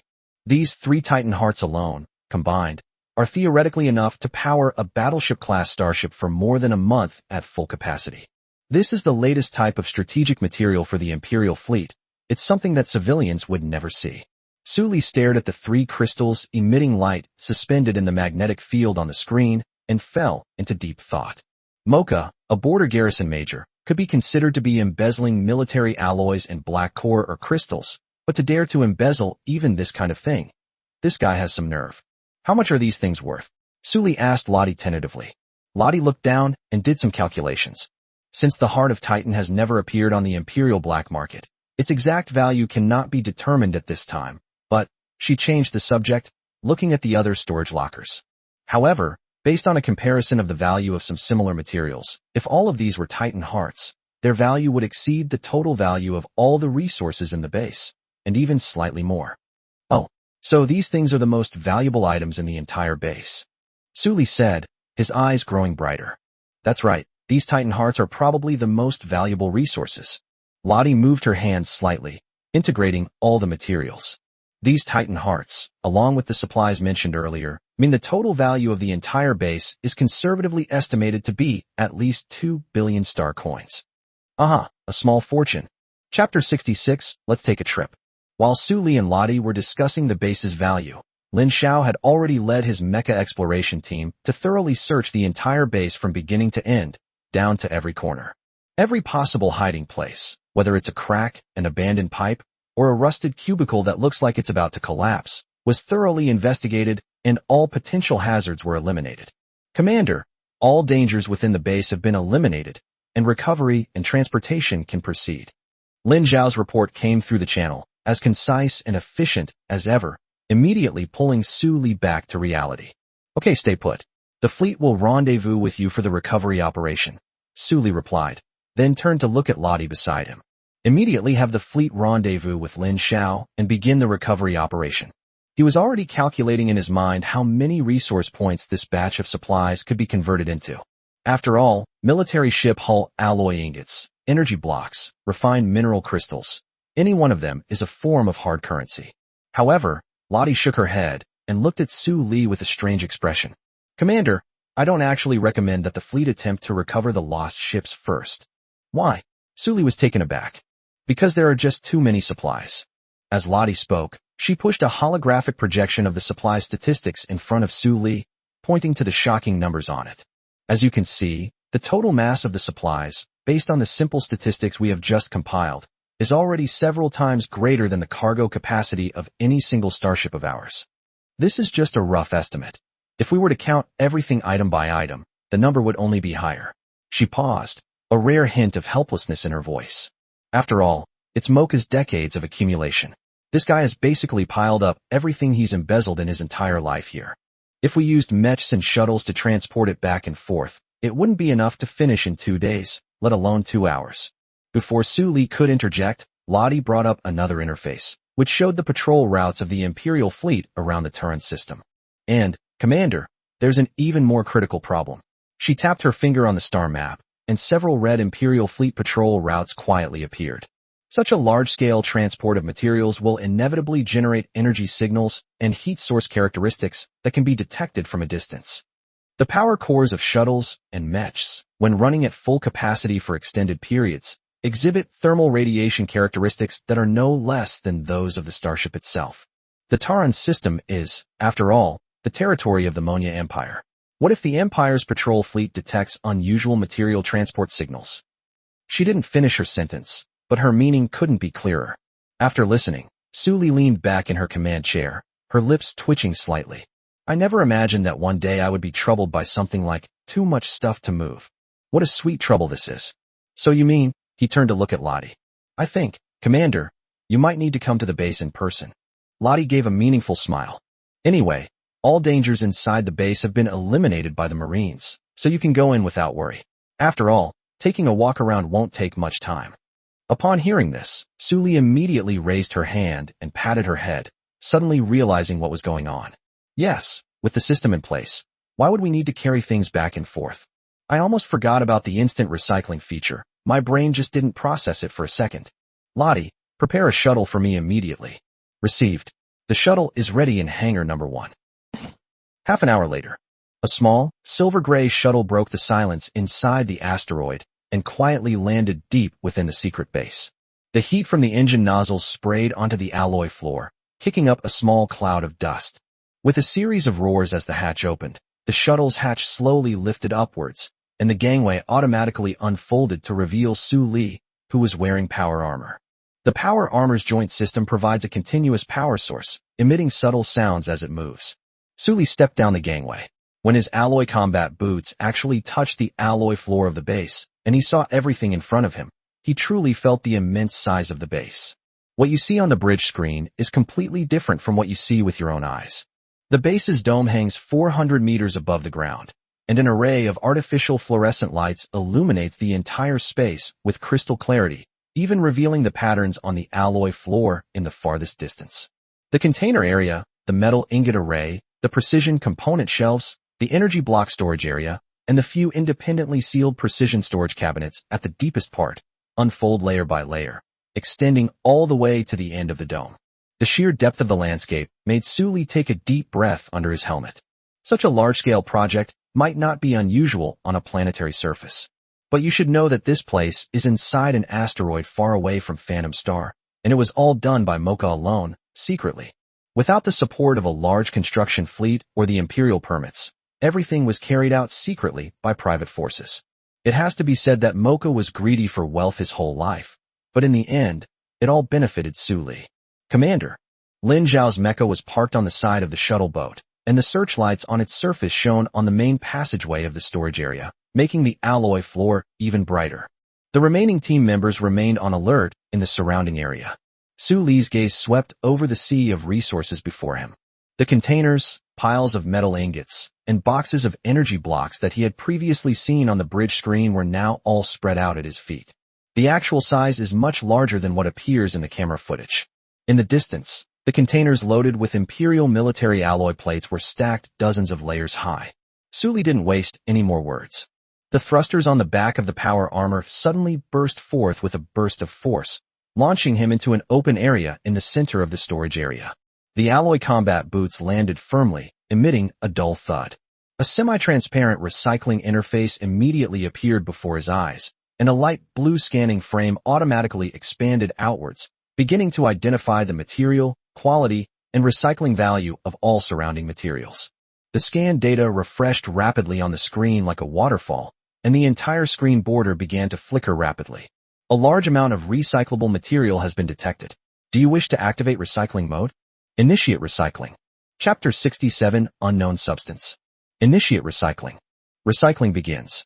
Recovery successful. 27,640 resource points obtained. Recovery successful. 31,902 resource points obtained. Recycling successful. 92,055 resource points obtained. The recycling mode was activated immediately, and the number representing the resource point balance began to surge wildly at a visible speed. The anti-gravity propulsion system of the power armor propelled Su Li, quickly flying deeper into the storage area along the main passageway. The system, centered on him, swept outwards like an invisible black hole, devouring all the resources it detected. The alloy sheet is broken down into molecular-level raw material particles, which are then dispersed into invisible microparticles in the air and subsequently absorbed and disappeared by the system in batches. The energy blocks were disassembled into concentrated energy units, and even the packaging boxes disappeared completely in an instant. The system recycled everything from the container's metal shell and alloy floor to even the fixed supports on both sides of the aisle, as long as it was determined to be a recyclable material. Where he walked, in an instant, only clean rock foundations remained, as if an invisible giant scraper had scraped the entire area. The alloy flooring is gone, the supporting structure is gone, and the mountain of shipping containers is gone too. Only the asteroid's original gray rock face remains exposed, bearing the rough chisel marks left after the rock layers were hollowed out. When Su Li merely flew to the metal ingot accumulation area, the system had already recovered more than 20 million resource points. Without pausing, he continued flying deeper into the distance. This area is at least 3 times larger than the container area we just saw. Silver-gray military-grade ship hull alloy ingots were piled up in the shape of pyramids, with the largest piles reaching hundreds of meters high, their tops almost touching the array of fluorescent lights on the dome. System scan data shows that the mass of a single alloy ingot exceeds 300 tons. Recycling successful. 321,034 resource points obtained. Recycling successful. 484,190 resource points obtained. Recovery successful. Resource points obtained. As Su Li's flight speed increased, the system's recycling speed also increased. The resource point numbers on the prompt panel became so fast that they were almost invisible, leaving only a series of light and shadows jumping around the edge of the interface. The resource point balance has become an absurdly long string of numbers. At this moment, Su Li stopped looking at it. His attention was now deeply drawn to the even denser area of resource accumulation ahead. After the system recognized the box containing refined black core or crystals, the displayed figures were more than an order of magnitude higher than those for alloys, with the recycling value of a single box exceeding 2 million resource points.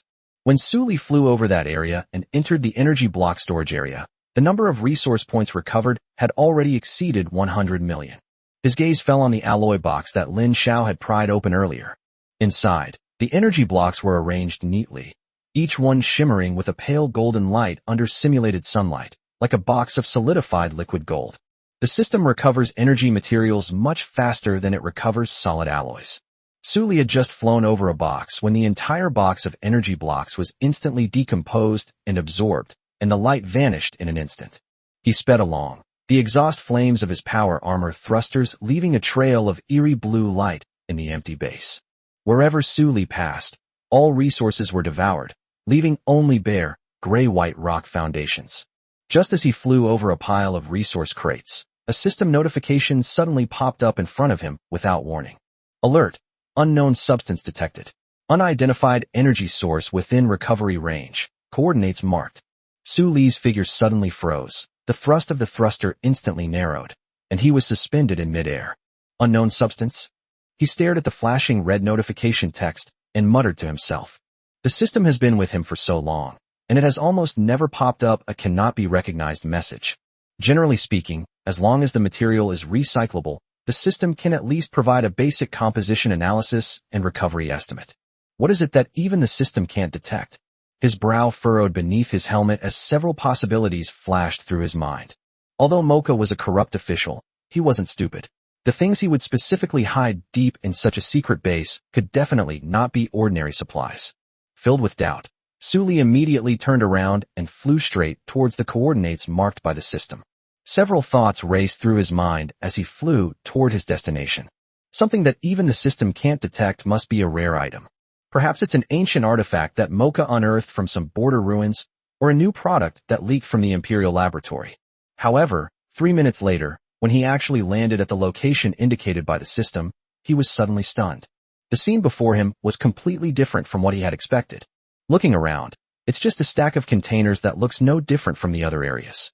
Same alloy cargo boxes, same stacking method, same dust thickness. If it weren't for the red marker arrow stubbornly flashing on the system interface, Sully would have almost thought he had flown to the wrong place. What's going on? He hovered in midair, frowning as he scanned the surroundings. The coordinates provided by the system are accurate to the meter, and the arrow points directly to a standard cargo box below. From the outside, the box was almost indistinguishable from the hundreds of similar boxes around it, with the same paint job, the same Imperial mining number spray-printed code, and even the dents and scratches on the box exuded the cheapness of ordinary warehouse goods. That's it. Sully maneuvered the armor and slowly landed on top of the cabinet, the alloy combat boots making a dull thud as they stepped on the metal lid. He glanced at the system interface and saw that the red arrow was piercing straight through the lid of the box, pointing to a certain spot inside the box. Open this box.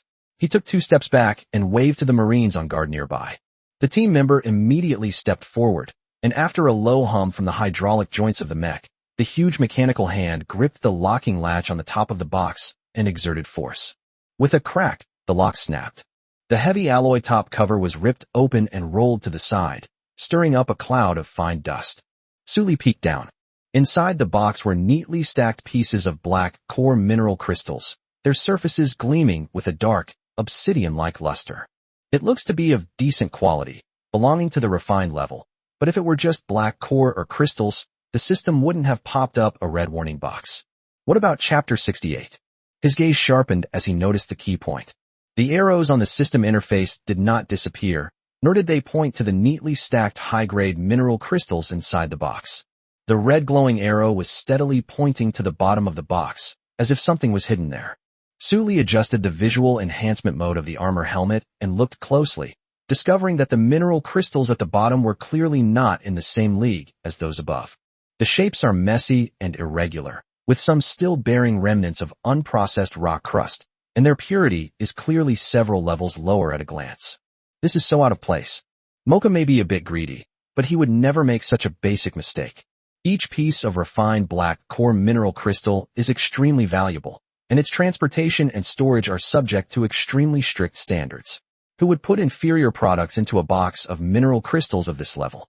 Sully felt that either it was intentional or someone had done something behind his back. Pour everything out of there. He moved, and the thrusters spewed out flames again, propelling him off the top of the container and hovering him in midair to give the Marines room to maneuver. The Marines' execution was as swift and efficient as ever. With a stretch of its arms, the mech grabbed the slots on both sides of the box and flipped the entire box 180 degrees. Splash! The black core mineral crystals inside the box poured out like a flood, with large and small crystal pieces colliding and making a crisp sound like shattered glass, and in the blink of an eye, they piled up into a small mountain. As the pile of mineral crystals rolled down, Sully's pupils suddenly contracted. Something quietly slid out from the pile of mineral crystals. After breaking free from the mineral crystal, the thing rolled around a few more times on its own before coming to a stop on the alloy floor with a muffled thud. The sound was strange. It didn't sound like the crisp sound of a mineral crystal hitting the ground. Instead, it sounded like a solid iron ball hitting the ground. A high-density, unknown energy core has been detected. The composition of the matter cannot be determined, and the energy fluctuation frequency exceeds the coverage range of the current system database. Under continuous monitoring, immediate absorption is recommended. The system's red warning box popped up instantly. Sully's gaze was fixed on the object exposed at the bottom of the ore pile. At the same time, after landing, he subconsciously took a step back behind the Marines, his power armor operating at full power, maintaining a posture ready to dodge at any moment. System, what exactly is that? He asked the system. Unidentifiable. This substance does not belong to the currently known elements in the periodic table and contains an energy loop structure not recorded in the database. Based on observations, its energy reading is continuously rising. Immediate absorption is recommended. You want me to absorb something I can't recognize? Sully almost laughed in anger. What's the point of absorbing it then? After absorption, the system is expected to undergo a functional upgrade, the details of which will depend on the attribute data of the energy core. The upgrade direction cannot be predicted in advance. The system's response remained cold and impersonal, offering no room for negotiation and no risk warnings whatsoever. In other words, the system's default absorption behavior itself does not pose a risk. Upgrade. Su Li's heart skipped a beat. The awakening system has been running for so long, and it has basically just been collecting resources and unlocking technology step by step. I have never heard the system mention any functional upgrades. He immediately deployed the portable detector mounted on the armored arm. A small spherical device detached from the arm armor and flew out, hovering above the rock and beginning a close-range, multi-angle scan. The high-resolution image was then projected onto his helmet display, showing him the true appearance of the object in detail. The rock was about the size of a football, with an irregular oval shape and an extremely rough surface, as if it had been gnawed by something. The color was an indescribable dark gray, somewhere between coal slag and lead, yet it lacked any metallic or mineral luster. The strangest thing is that, under the strong light of the array of fluorescent lights overhead, the surface of this thing does not reflect any light at all, as if all the light is swallowed up. Su Li stared at it for a few seconds, and even had a strange feeling, as if that thing was pulling her gaze inward. His expression gradually became serious. How did Mocha manage to get his hands on this stuff? And why did he put it at the very bottom of a pile of black nucleus crystals? Was he trying to hide it? Or did he not even know what it was, and simply acted out of the instinct of a corrupt official to take it first and think later? Lottie, check if you can find any information about this thing. Su Li packaged the image data captured by the detector and sent it directly to Lottie, who was on the bridge of the Prism 1, via the fleet's encrypted channel. Receive. Lottie received the data as quickly as ever, starting to act almost the instant the data packet arrived. Her slender hands flew across the holographic keyboard, simultaneously accessing all the databases she could. Imperial Public Archives, military technical data, and intelligence from the black market and dark web. On the holographic screen, data streams cascaded down like a waterfall, and the search progress bar finished running and returned to 0 one by one. 3 minutes later, Lottie's voice came through the channel again. Commander, there is no information available at the moment. She shook her head, her delicate embroidered eyebrows furrowing. Whether it's the StarNet public database, the black market dark web transaction records, or the Imperial military's technical archives, none of them can find any match for this thing. It is completely blank on an informational level. Can't find it. Su Li's gaze returned to the grayish-brown object, his brows furrowing slightly. That's strange. How did this thing end up here? Commander, the quality of this batch of crystals is inconsistent. The purity difference between different grades far exceeds the normal range. Lottie suddenly changed the subject, pulling up data from a previous scan of the crystal pile. I dare say that Mocha probably didn't put it in himself. How so? The upper layer of mineral crystals in the box are all high-purity refined products, but the lower layer of pieces are almost raw materials that have just been blasted out of the ore vein, and even the initial purification has not been achieved. This method of packing is completely inconsistent with any standard procedures in mining transportation. Therefore, it's more likely that the lower-level miners, in order to meet their production targets, simply slipped this strange substance, which they didn't recognize, into the mix with the inferior mineral crystals they submitted. Chapter 69 System Upgrade. Lottie paused, then added, as for the origin and nature of this thing itself, those low-level miners probably know even less. Su Li remained silent for a few seconds, quickly processing Lottie's speculation in her mind. Admittedly, this explanation is the only plausible one at present. After all, the management of mines has always been chaotic, and it is not uncommon for miners to fill boxes with whatever they can find in order to avoid having their wages deducted. In the past, the filling material was all waste rock and slag. This time, I guess some unlucky guy actually used a rock that the system couldn't even scan as waste material. After a moment of silence, Su Li clicked her tongue. Forget it. If I can't figure it out, I won't think about it anymore. Su Li shook her head and walked towards the stone. The crunching sound of the combat boots as they stepped over the scattered fragments of black mineral crystals was enough to make one's teeth ache. He admitted that he still had some doubts. After all, this thing was really too strange, with unknown origins and ingredients. But then I thought, since the system has already decided that there is no problem, it means that in the system's judgment logic, this thing does not have any immediate danger. He stopped before the stone and calmly gave the order. Absorb. Absorbing an unknown energy core. Progress, 10%, 40%, 70%, 100%. Absorption complete. System function upgrade in progress. Estimated time, 30 seconds. As the 30-second countdown for the system upgrade began, Suli simply closed her eyes and stood still, quietly sensing the changes in her body. However, nothing happened until the countdown was about to end. He stood there for 30 seconds, so quiet that he could hear his own heartbeat and the faint hum of the power armor's internal circulation system. That's it. Upgrade complete. New system template feature. Clone template, now unlocked. Suli immediately opened his eyes, reached out and swiped in the air to bring up the system's main interface. A brand new feature template icon appeared in the previously empty expansion slot, flashing a pale blue light indicating it was activated. He clicked on the detailed description, and lines of text immediately appeared before his eyes. Cloning template. The host can create a clone entity that is completely controlled by the host's subjective consciousness. The clone shares the same perception, memory, and decision-making systems as the host, with zero control latency. Clone data, 100% all-round. The clone's physical attributes have reached the theoretical limits of currently known biological systems, encompassing several dimensions including strength, speed, endurance, reaction time, perception, and self-healing. Clone feature, unaffected by any external factors, including but not limited to electromagnetic pulses, mind control, radiation, chemical toxins, extreme temperatures, vacuum environments, and high-gravity fields. The clone can maintain full performance without any degradation under any environmental conditions. Clone recovery, the ability to recover infinitely after being damaged. The repair speed is cellular-level instantaneous reconstruction, meaning that any cell destroyed can be replaced immediately within any time. The clone cannot be completely destroyed by any known attack method. Suli's gaze swept back and forth over these few lines of annotations 3 times.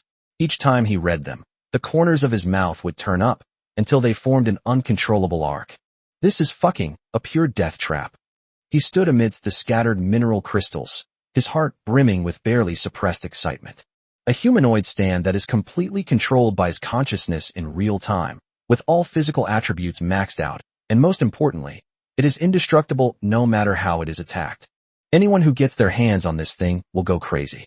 Despite having been in this world for so long, Suli may seem incredibly powerful now, commanding dozens of starships. But deep down he knew best that since transmigrating to this world, his biggest anxiety had never been about investigating his origins, nor about how many fleets or resources he had stockpiled. The only thing he valued most from beginning to end was one thing. That's your fate. No matter how many starships and people he has under his command now, if anything happens to Suli, all of that will instantly become nothing but empty talk. Therefore, he has always been extremely cautious, rehearsing every action plan several times, and never allowing himself to take even the slightest risk of facing danger at any stage.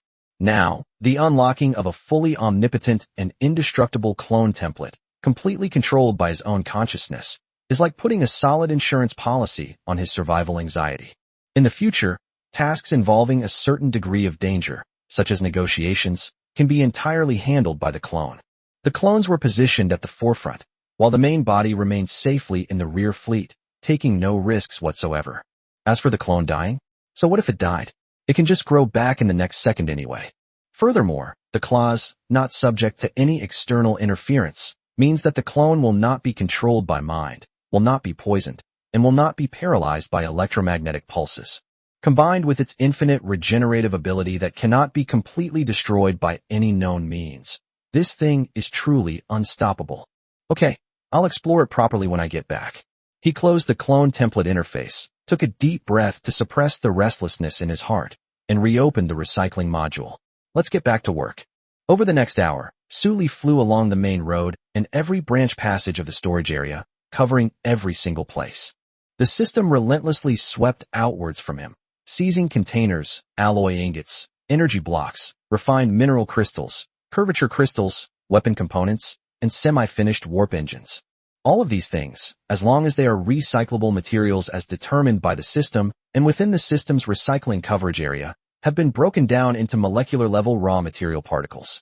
Finally, it is absorbed by the system and transformed into the constantly changing resource point numbers on the system interface. Mocha's savings accumulated over decades were completely wiped out in less than 2 hours by the system's unreasonable recycling mode, leaving not even a single screw behind. When Sully stepped onto the shuttle's gangway, his feet crunching on the scattered rocks, the entire base was completely unrecognizable.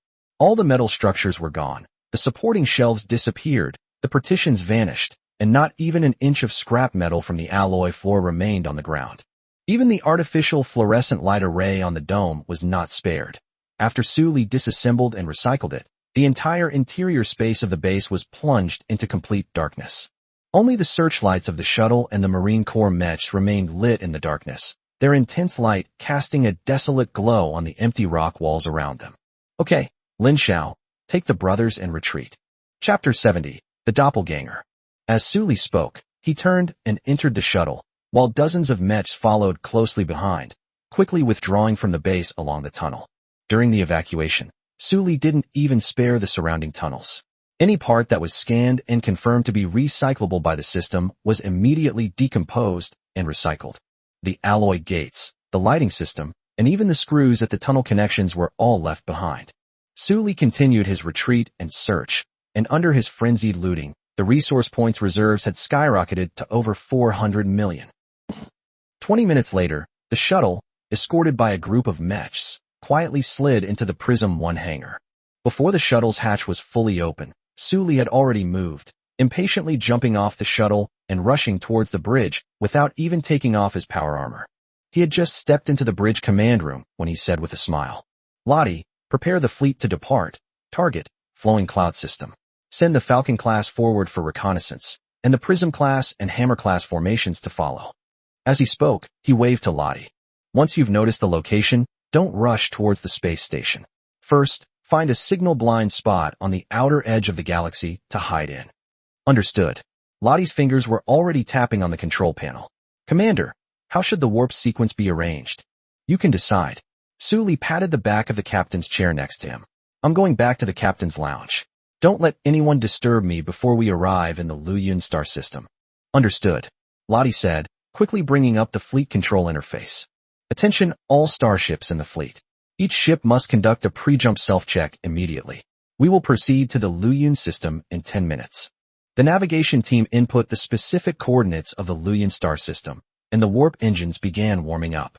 The escort fleet formed into formation number 3, and the shuttles and mech units were recovered within 3 minutes. As soon as she finished speaking, the entire Prism 1 ship began to tremble slightly. The warp drive began charging, and a low-frequency humming sound came from inside the ship. Inside the bridge, the crew members at each post immediately became busy, correcting navigation coordinates, monitoring engine conditions, calibrating the formation synchronization, and constantly transmitting operating commands between their respective positions. Seeing that the entire bridge was on track, Sully turned around and walked out of the bridge without stopping. He stepped onto the mobile platform and sped towards the captain's lounge. He took off his power armor as he walked, removing the arm armor, chest armor, and leg armor piece by piece, and throwing them into the equipment recovery pod on one side of the corridor. When he arrived at the captain's cabin door, he was only wearing a close-fitting dark gray undershirt, which made him look much lighter. The airtight door to the captain's lounge automatically began scanning and silently slid open after recognizing Sully's biometrics. He went inside, and the door quietly closed behind him. The room was so quiet it felt like a completely different world from the outside. The engine's hum was suppressed by the soundproofing layer into a barely audible background noise. The orange ambient lights automatically turned on, illuminating the already small space with a warm and inviting hue. Sully walked to the bedside and sat down, took a deep breath, and raised her hand to bring up the system interface. The newly unlocked clone template icon is still shining. "Okay, let me see how this thing works." He rubbed his hands together and, on a whim, opened the icon. The interface unfolded in a flash, and a brand new panel appeared before Sully's eyes. In the center is a preview box showing the outline of a human body, and on the right is a list of the clone's basic attributes, with a line of small text following each item. After carefully examining the small characters, Sully's eyelids twitched. Strength, the current known limit for a biological entity. Speed, the current known biological limit. Resilience, the current known biological limit. Restore, instant cell-level reconstruction. Environmental resistance, fully immune. Below that is a separate note highlighted in blue. This clone is unaffected by electromagnetic pulses, radiation, extreme temperatures, vacuum environments, mind control, toxins, or any other known external factors. Suli stared at this note for a long time before slowly squeezing out a sentence through gritted teeth. Isn't this just like Superman? He took a deep breath and immediately pressed the Create button above the preview box. A short notification pops up. Confirm creation of clone? After creation, the host can instantly transfer consciousness between the main body and the clone through subjective will. Confirm. As soon as he finished speaking, the system interface lit up suddenly. All the text and icons suspended in the air simultaneously transformed into countless tiny specks of light, as if attracted by something, and began to converge toward the open space in the center of the room. More and more white dots gathered, gradually outlining a blurry human figure, and then the interior of the outline gradually solidified. The entire process was free of smoke, loud noise, and even other unnecessary light effects. In less than 5 seconds, a person who looked exactly like Su Li and was completely naked appeared in the captain's cabin. Su Li walked around the clone, looking it over from head to toe. That feeling was quite peculiar. It's like looking in a mirror, but the person in the mirror suddenly stands outside the mirror. This body was 2 fingers taller than his original body, with broad shoulders, a narrow waist, and smooth muscle lines, as if it were a work of art meticulously sculpted by a god, without a single unnecessary edge. He walked around to the front to examine the face closely. The features were still his, but each one seemed to have been subtly adjusted to the most comfortable proportions. The eyebrows and eyes were deeper, and the jawline was clean and sharp. His already handsome face now appeared even more refined, surpassing even the so-called A-list celebrities of his previous life. He couldn't help but click his tongue. It must be said that his original body was indeed quite good-looking, which explains why Serena didn't resist much when he took her hostage. The only difference between this clone and the original is that the clone's eyes are empty. He just stood there motionless, not even breathing. Su Li reached out and poked the clone's arm. It feels warm to the touch, and you can clearly feel the elasticity of the muscles under the skin. It doesn't feel like something manufactured at all. Interesting. He withdrew his hand and brought up the control panel. System, how do I transfer consciousness? The host needs to transfer their consciousness to the clone through the system. After the transfer, the main body will enter a dormant state until the consciousness is transferred back to the main body. Are there any risks involved in the transmission process? None. Consciousness transmission occurs through a dedicated system channel, allowing for high-dimensional transmission without physical space limitations, and is completely immune to interception or interference. Chapter 71 Eternal Level Advanced Hibernation Pod. Su Li hesitated for a fraction of a second, then gritted her teeth, closed her eyes, and chose to transmit immediately. The moment he made the selection, he felt as if the whole world had been paused. My body was still standing in the same spot, but my 5 senses felt as if they had been suddenly pulled out of my body by an invisible hand and dragged in another direction. There was no pain, no dizziness, and not even a loss of direction. His consciousness was as if it were a basin of water, instantly poured from one cup into another, so smoothly it was outrageous. When Su Li opened her eyes again, the perspective had already switched to that of a clone. He tried repeatedly opening and closing his fingers, and the sensation was extremely realistic. The stretching sensation of each tendon was clearly transmitted to his brain, and the pressure feedback from his palm was extremely solid every time he clenched his fist. The main body remained standing in the same spot, maintaining the same posture as when it clicked the panel, completely still. His breathing was slow and even, as if he had entered a very deep sleep. System, he spoke, his voice coming from his clone, the tone identical to his original. Can I see the state of the original now? Yes. The interface has been projected to the clone's view. A light blue system panel popped up in front of him, with a small status window in the upper right corner displaying the body's real-time vital signs data, with a green normal mark following each data point. There is also a line of small text at the bottom of the window. Consciousness transmission is stable, with link latency less than 0.01 milliseconds. 0.01 milliseconds. Su Li stared at the number for a while, and the corners of his mouth slowly curled up.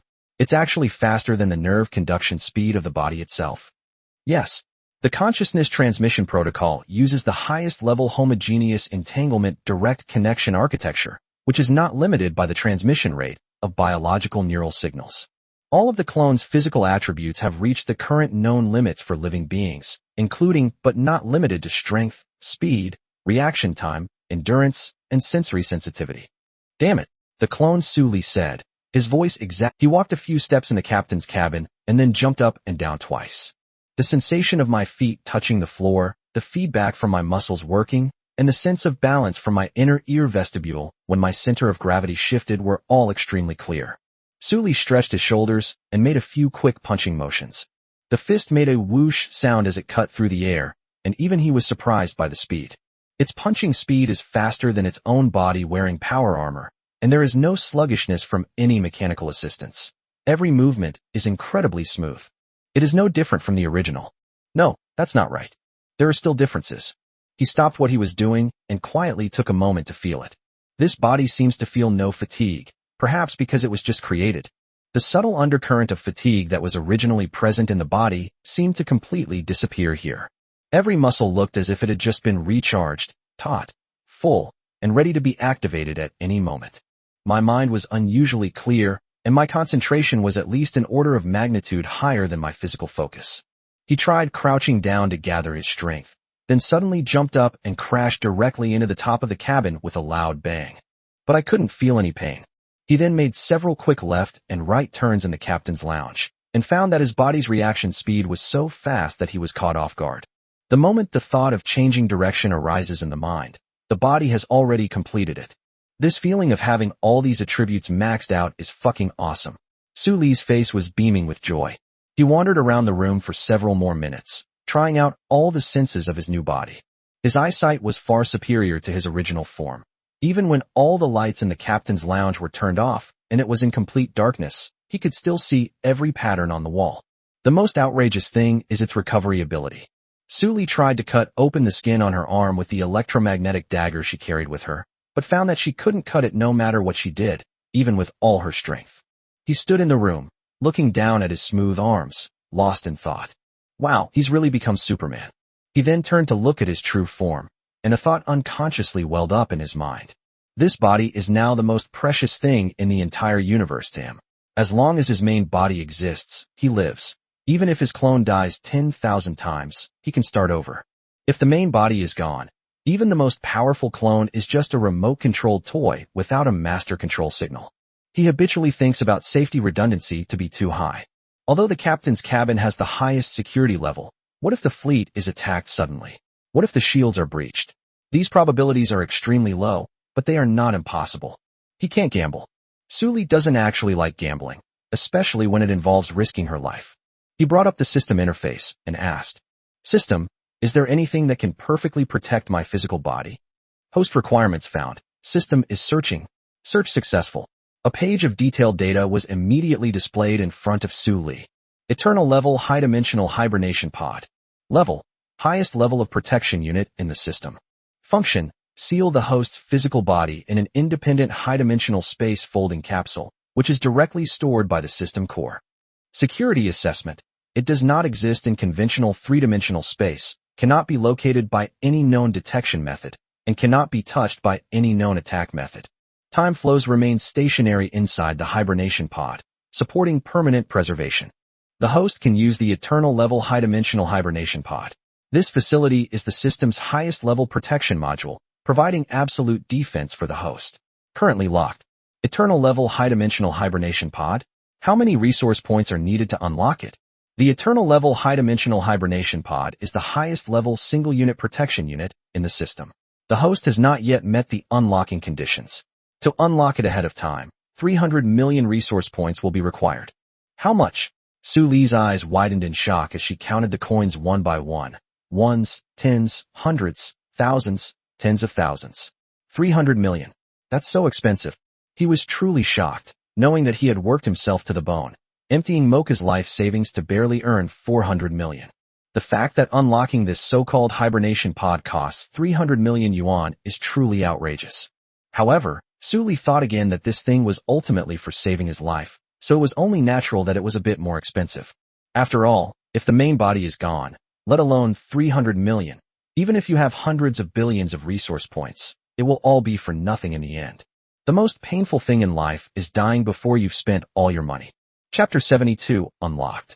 Moreover, the system itself stated that the Eternal Level High-Dimensional Hibernation Chamber is the top-of-the-line product within the system. It's important to know that the system never engages in false advertising. Anything that can be labeled eternal must have the highest level of protection. Besides, having just reaped so many benefits from Mocha, spending 300 million to buy a permanent trump card for survival is a win-win situation no matter how you look at it. Unlock it. Suli gritted her teeth. Confirm command. Consume 300 million resource points to unlock the eternal high-dimensional hibernation pod ahead of schedule. Confirm. Sufficient host resource points detected. Eternal level high-dimensional hibernation pod unlocking. Congratulations, host. The eternal level high-dimensional hibernation pod has been unlocked. Would you like to materialize it immediately? Representation. The moment Suli finished speaking, the air in the center of the lounge suddenly distorted. There were no exaggerated light effects or explosions, and no sound was emitted. As if the calm water had been gently stirred, a palm-sized, dark silver cube quietly appeared in midair. Suli was stunned. That's it. He reached out in surprise, and the dark silver cube immediately fell into his palm. It feels cool to the touch and has a smooth surface like liquid metal, yet it has no seams or textures. Suli looked through it carefully, but couldn't find a single button or switch. Finally, she had no choice but to ask the system. How do you use this? Mind control.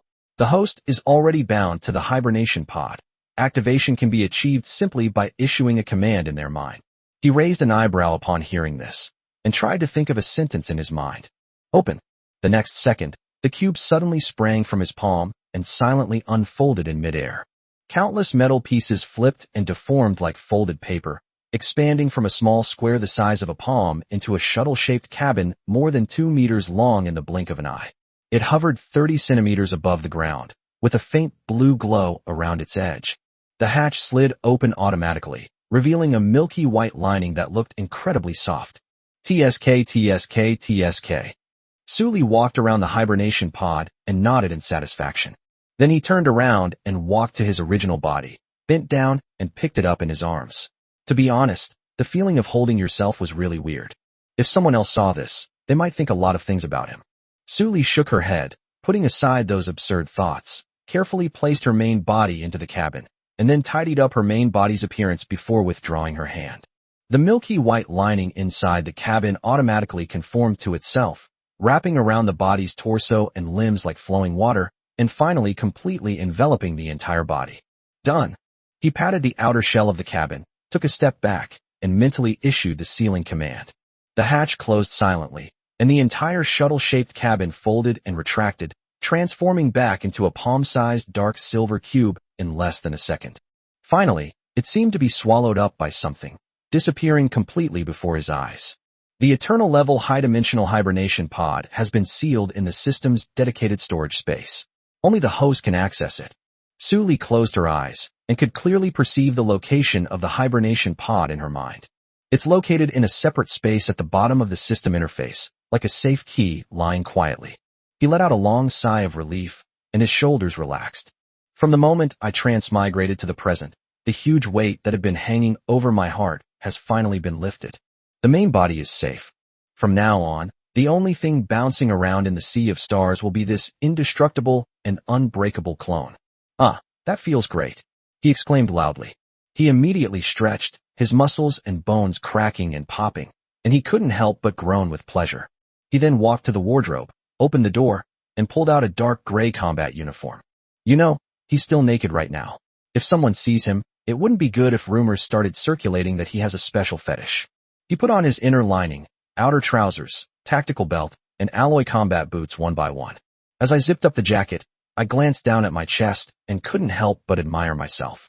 Wow, that physique. I couldn't even achieve that in my past life, lifting weights in the gym until my arms broke. 3 minutes later, after fully dressing, Suli stretched his neck, strode out of the captain's lounge, and pressed the internal communication button as the door closed behind him. Lottie. Commander. Lottie's voice replied instantly. Is the fleet's warp deployment arranged? The first jump has been completed, and we are currently in a short engine cooling countdown at the navigation point. The second jump is expected to occur in about 20 minutes. Okay, now I need you to prepare something for me. Remember that? Send it to the training ground. Suli then explained everything she needed to Lotte. Are you sure? Lottie's tone rarely showed a hint of confusion. Commander, what are you going to do? Suli's lips curled up slightly. I want to test how tough my life is. Lottie paused for 2 seconds, and before she could reply, a third person's voice suddenly came through from the bridge. Commander, weren't you supposed to be resting?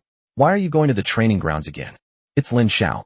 This guy had just run up to the bridge to admire the view of the space tunnel, and hadn't even had time to change his power armor. Hearing the noise on the channel, he immediately perked up. As Su Li walked, he laughed and said, "Oh, Xiao Lin is here too. Perfect, you come over here as well.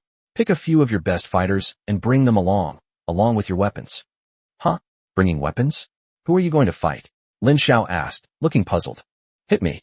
There was a long silence in the channel. Then Lin Xiao asked in a very cautious tone, "Commander, have you been parasitized by some kind of alien parasite? Stop talking nonsense and hurry up. First training ground. See you in 20 minutes. Su Li laughed and cursed, then immediately cut off the communication. Prism 1's first training ground is located in the midsection of the ship and is the largest tactical training ground on the entire starship. The 800 square meter space is equipped with everything from a close combat zone to a live-fire shooting range. Meanwhile, the floor and walls were covered with shock-absorbing alloy plates, and various training obstacles and targets were piled up in the corners. When Su Li arrived, all the lights were already on, and the cold white main light made the entire training ground look like an operating room. In the very center of the training field, there was a row of the things he wanted. Alloy battle knives, high-frequency daggers, electromagnetic oscillating rods, single-molecule sharp-bladed battle axes, and even handheld particle cannons. A whole host of energy weapons were lined up in 3 dense rows. Chapter 73 Test. Lin Xiao stood beside the weapons rack, with 5 Marines standing behind him, looking at each other in bewilderment. Their expressions were filled with deep confusion, not understanding what the commander was planning to do. Reporting to the commander. Lin Xiao straightened his back as soon as he saw Su Li walk in. The man has arrived, and the equipment is ready. Su Li walked to the center of the training field, took off his jacket and threw it aside, leaving him only wearing a close-fitting dark gray tactical vest. The rules are simple. He patted his chest. You guys, take turns attacking me. Use any weapon you like. The entire room fell silent. One of the Marines muttered under his breath, Captain Lin, did the commander get a brain fart from interference during the fleet's jump? Lin Xiao glared at him fiercely, then turned to Su Li. Commander, are you serious? Do I look like I'm joking? Su Li opened her arms wide, smiling easily. Come on, don't act like a little girl. Lin Xiao paused for 2 seconds, then pulled a standard alloy battle sword from the weapon rack, walked to a distance of 3 meters opposite Su Li, and hesitated again before speaking. Commander, are you sure? Swords have no eyes, what if? If you manage to hurt me, I'll reward you by making you the captain. Su Li accurately grasped Lin Xiao's inner desires. Despite his large stature, Lin Xiao harbors a dream of becoming a starship captain. He has also fantasized about commanding starships and dominating the cosmos. Getting back to the point, Lin Xiao took a deep breath and immediately stopped hesitating. With a push of his feet, he shot forward, his alloy battle blade slicing through the air in a silver arc, the blade cleaving straight at Su Li's shoulder. When? A crisp, almost ear-piercing metallic clang rang out. What? Lin Xiao's eyes widened in surprise. The sword seemed to have struck a piece of high-density alloy. The rebound force made Lin Xiao's arms go numb, his hands ached, and the sword almost flew out of his hands. He staggered back half a step, looked down at the blade, and saw that there was a chip the size of a grain of rice on the edge. Although Su Li's combat uniform had been cut open on the shoulder, there wasn't even a white mark left on the skin underneath. What's going on? Lin Xiao blurted out. Su Li looked down at her shoulder, dusted off the torn fabric, and smiled at Lin Xiao. That's it. Lin Xiao's lips twitched violently. He was not satisfied. He's the head of the Marine Corps, and his individual combat performance has consistently ranked first in the entire fleet. Even though he held back a bit of force in that last strike, it shouldn't have been so bad that it couldn't even scratch someone else. Again, his fighting spirit was immediately reignited. Suddenly, he took 5 steps back, shook his numb wrist, gripped the knife hilt tightly again, took a deep breath, and then accelerated his sprint. With a flick of his wrist, the blade changed direction and slashed horizontally towards Su Li's waist. This strike was delivered without any reservation. Full force. Click. The high-density alloy sword was actually shattered in half by the impact. The first half of the blade spun and flew 7 or 8 meters, embedding itself in the shock-absorbing coating of the ceiling. The hilt was still in Lin Xiao's hand, and upon closer inspection, a bloody gash could be seen in the gap between Lin Xiao's thumb and forefinger.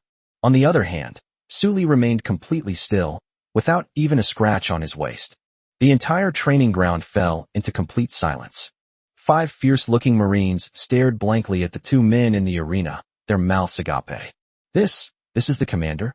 Lin Xiao looked down at the remaining half of the broken knife in his hand, and fell into a silence that seemed to collapse his understanding. On the other side, Suli twisted her waist and cracked her neck. If the knife isn't good, try something else. He gestured with his chin toward the weapons rack. Hey, Gao Zhoubois, bring that over here. A Marine mechanically turned around and took a high-frequency dagger from the shelf.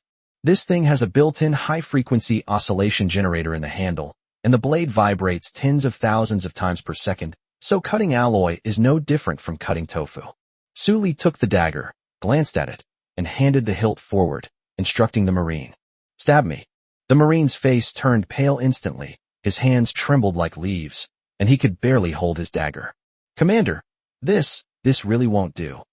This is an order. But, are you trying to disobey military orders? Suli raised an eyebrow. The team member gritted his teeth, closed his eyes, and with a determined heart, grabbed Gao Zhoubois' arm and thrust forward, the blade striking Suli squarely in the abdomen. Buzz. The high-frequency vibration sound suddenly changed the tone the moment the high-frequency blade touched Suli's skin. The sharp, buzzing sound instantly transformed into a muffled metallic roar, which abruptly stopped after about 3 seconds. The high-frequency generator at the handle of the knife was found to be burnt out. Smoke began to rise from the handle, and the burnt smell of a short circuit gradually filled the air. The Marine abruptly released his grip and stumbled back several steps, looking utterly shaken. When Suli looked down, he saw that there was only a tiny white spot on his abs. He reached out and touched it, and even the white spot disappeared, leaving his skin smooth as before. Does a little itchiness count as an effect? His tone was very serious, as if he were genuinely thinking about the problem. Lin Xiao was starting to question the meaning of life. He had seen impressive people, but he had never actually seen anyone stand still and withstand a high-frequency dagger without even breaking their skin. This is not scientific. This completely contradicts any known common sense about biomechanics. But the facts were right in front of him. Commander, Lin Xiao's voice trembled slightly. How did you become so fierce? Haha. Maybe I've been lifting weights too much lately. Suli stretched his shoulders and said in a relaxed tone, Anyway, all you need to know is that your commander is incredibly strong right now. As he spoke, he picked up an electromagnetic kinetic weapon from the table and handed it to Lin Xiao. Take it and shoot it here. He pointed to his chest. This time, Lin Xiao didn't hesitate and immediately pulled the trigger. Bang, bang, bang. 3 bullets struck Su Li's training uniform on the chest, instantly tearing 3 holes in the fabric. However, once the bullet hit the skin, it was instantly turned into a copper disc, clattering and falling to the floor, bouncing a few times before stopping.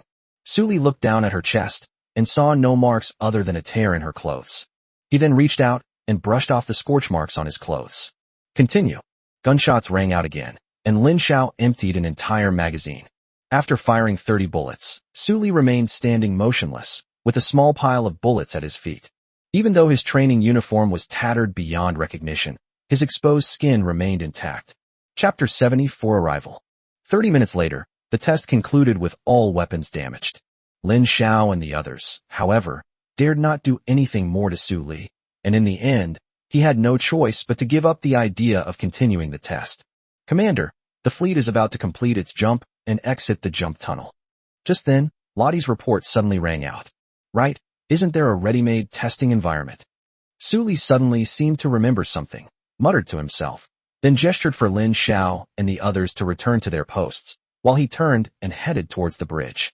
10 minutes later, Su Li had changed into a brand new combat uniform and was sitting in the command chair on the bridge. He looked out and saw the blue light of the jump tunnel gradually dissipate outside the porthole, and the distorted starry sky slowly returned to normal. The moment the fleet left the warp drive, the entire Prism 1 hull shuddered violently. It was as if the space field had been ripped across the ship's hull as it was suddenly pulled back from a state of faster-than-light travel. Su Li sat in the captain's chair and could clearly feel the vibration. She found that she actually liked the vibration. Leap complete. Lottie's voice came from the tactical console. The entire ship is in normal condition. Engine cooling countdown, 180 seconds. All ships report their situation. Prism 2 to 20 report. Warp normal, shield on standby.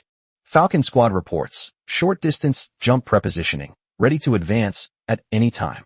Braking hammer number 1 to number 3 report, electromagnetic gun capacitors are charging, no abnormalities. Suli nodded and turned her gaze to the main screen in front of her.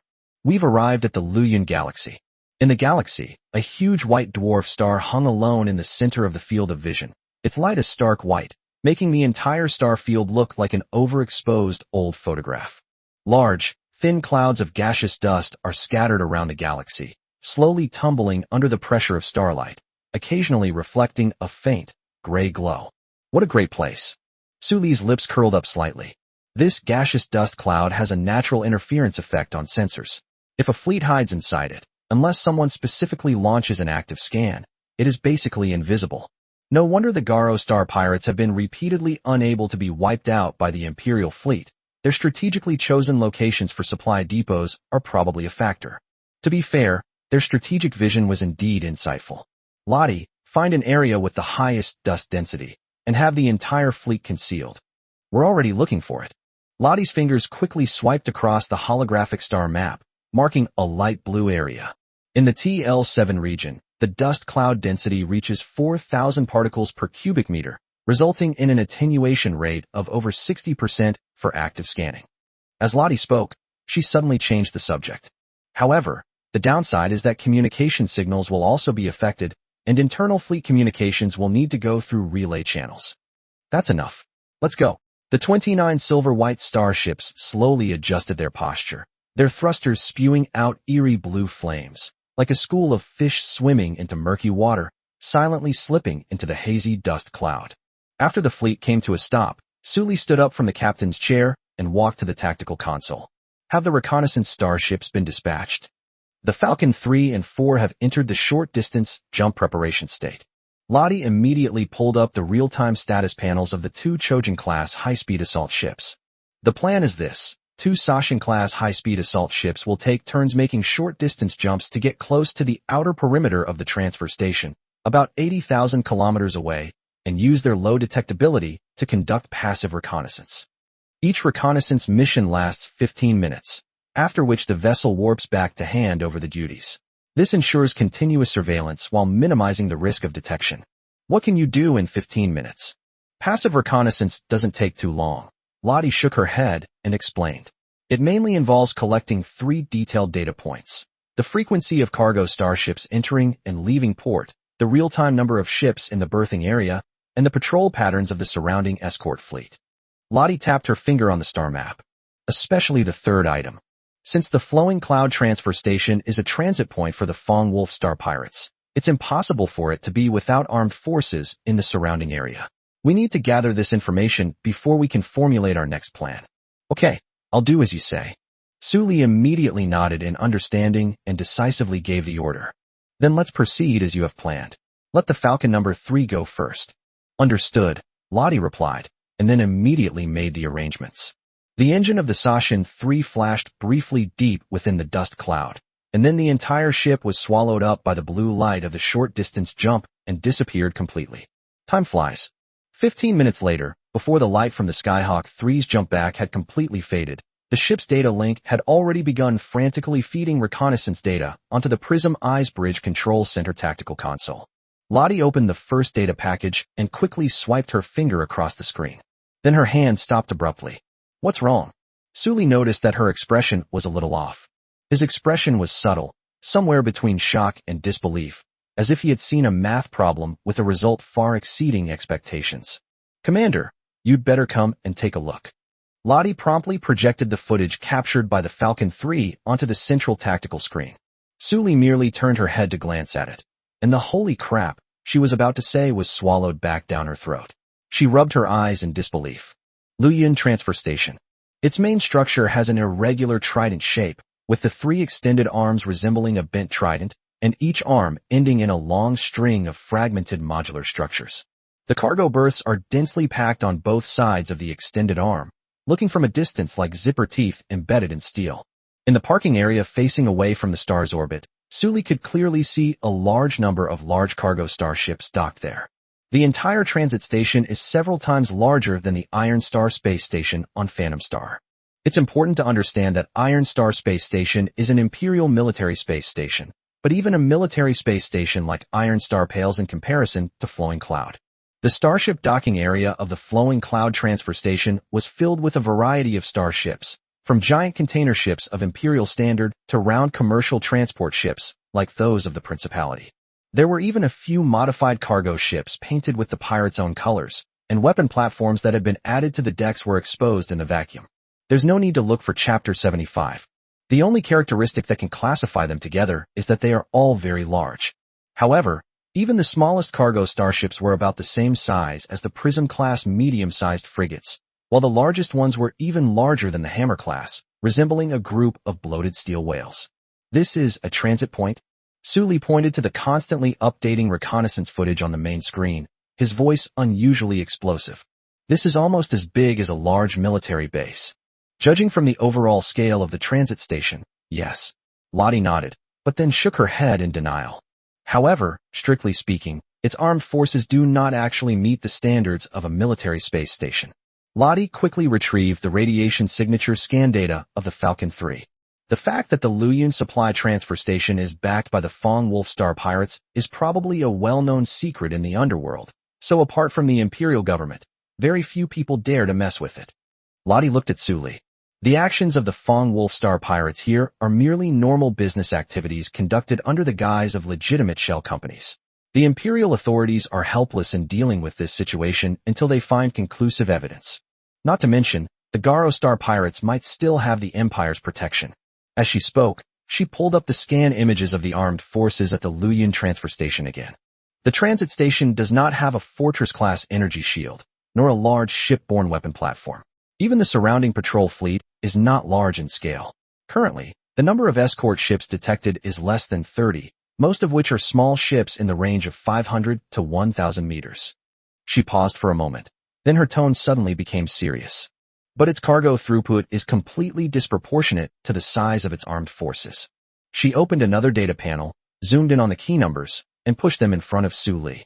Within a mere 15-minute reconnaissance window, the Falcon 3 recorded 57 cargo starships entering the port and 69 departing. On average, a cargo starship enters or leaves the port every 30 seconds. Lottie's tone had regained its composure, but she was speaking much faster than usual. Based on this throughput frequency, the number of cargo starships that are docked at the Luyun Logistics Transfer Station on a daily basis is likely to remain in the tens of thousands. This doesn't even include those transit ships that only stop temporarily, load and unload, and then leave. Tens of thousands of starships are docked. Sully quickly went through the size of his fleet in his mind. 29 ships. Moreover, the largest ship he currently possesses, the Hammer class, would probably be smaller than the belly of a single heavy cargo ship among the cargo starships over there. So, my previous plan to find the one-eyed man. I'm afraid we'll have to make some adjustments. Lottie took over the conversation without any hesitation. Commander, I have extracted some of the communication records related to the One-Eyed's activity patterns at the Flowing Cloud Transfer Station, which you previously asked me to pay special attention to, from the captured transfer station database. One-Eyed does indeed appear here regularly, serving as a liaison point between Savage and the surrounding forces. He visits the Flowing Cloud Transit Station at least once a month. But the problem is that the freight volume at the Luyun Logistics Transfer Station is just too large.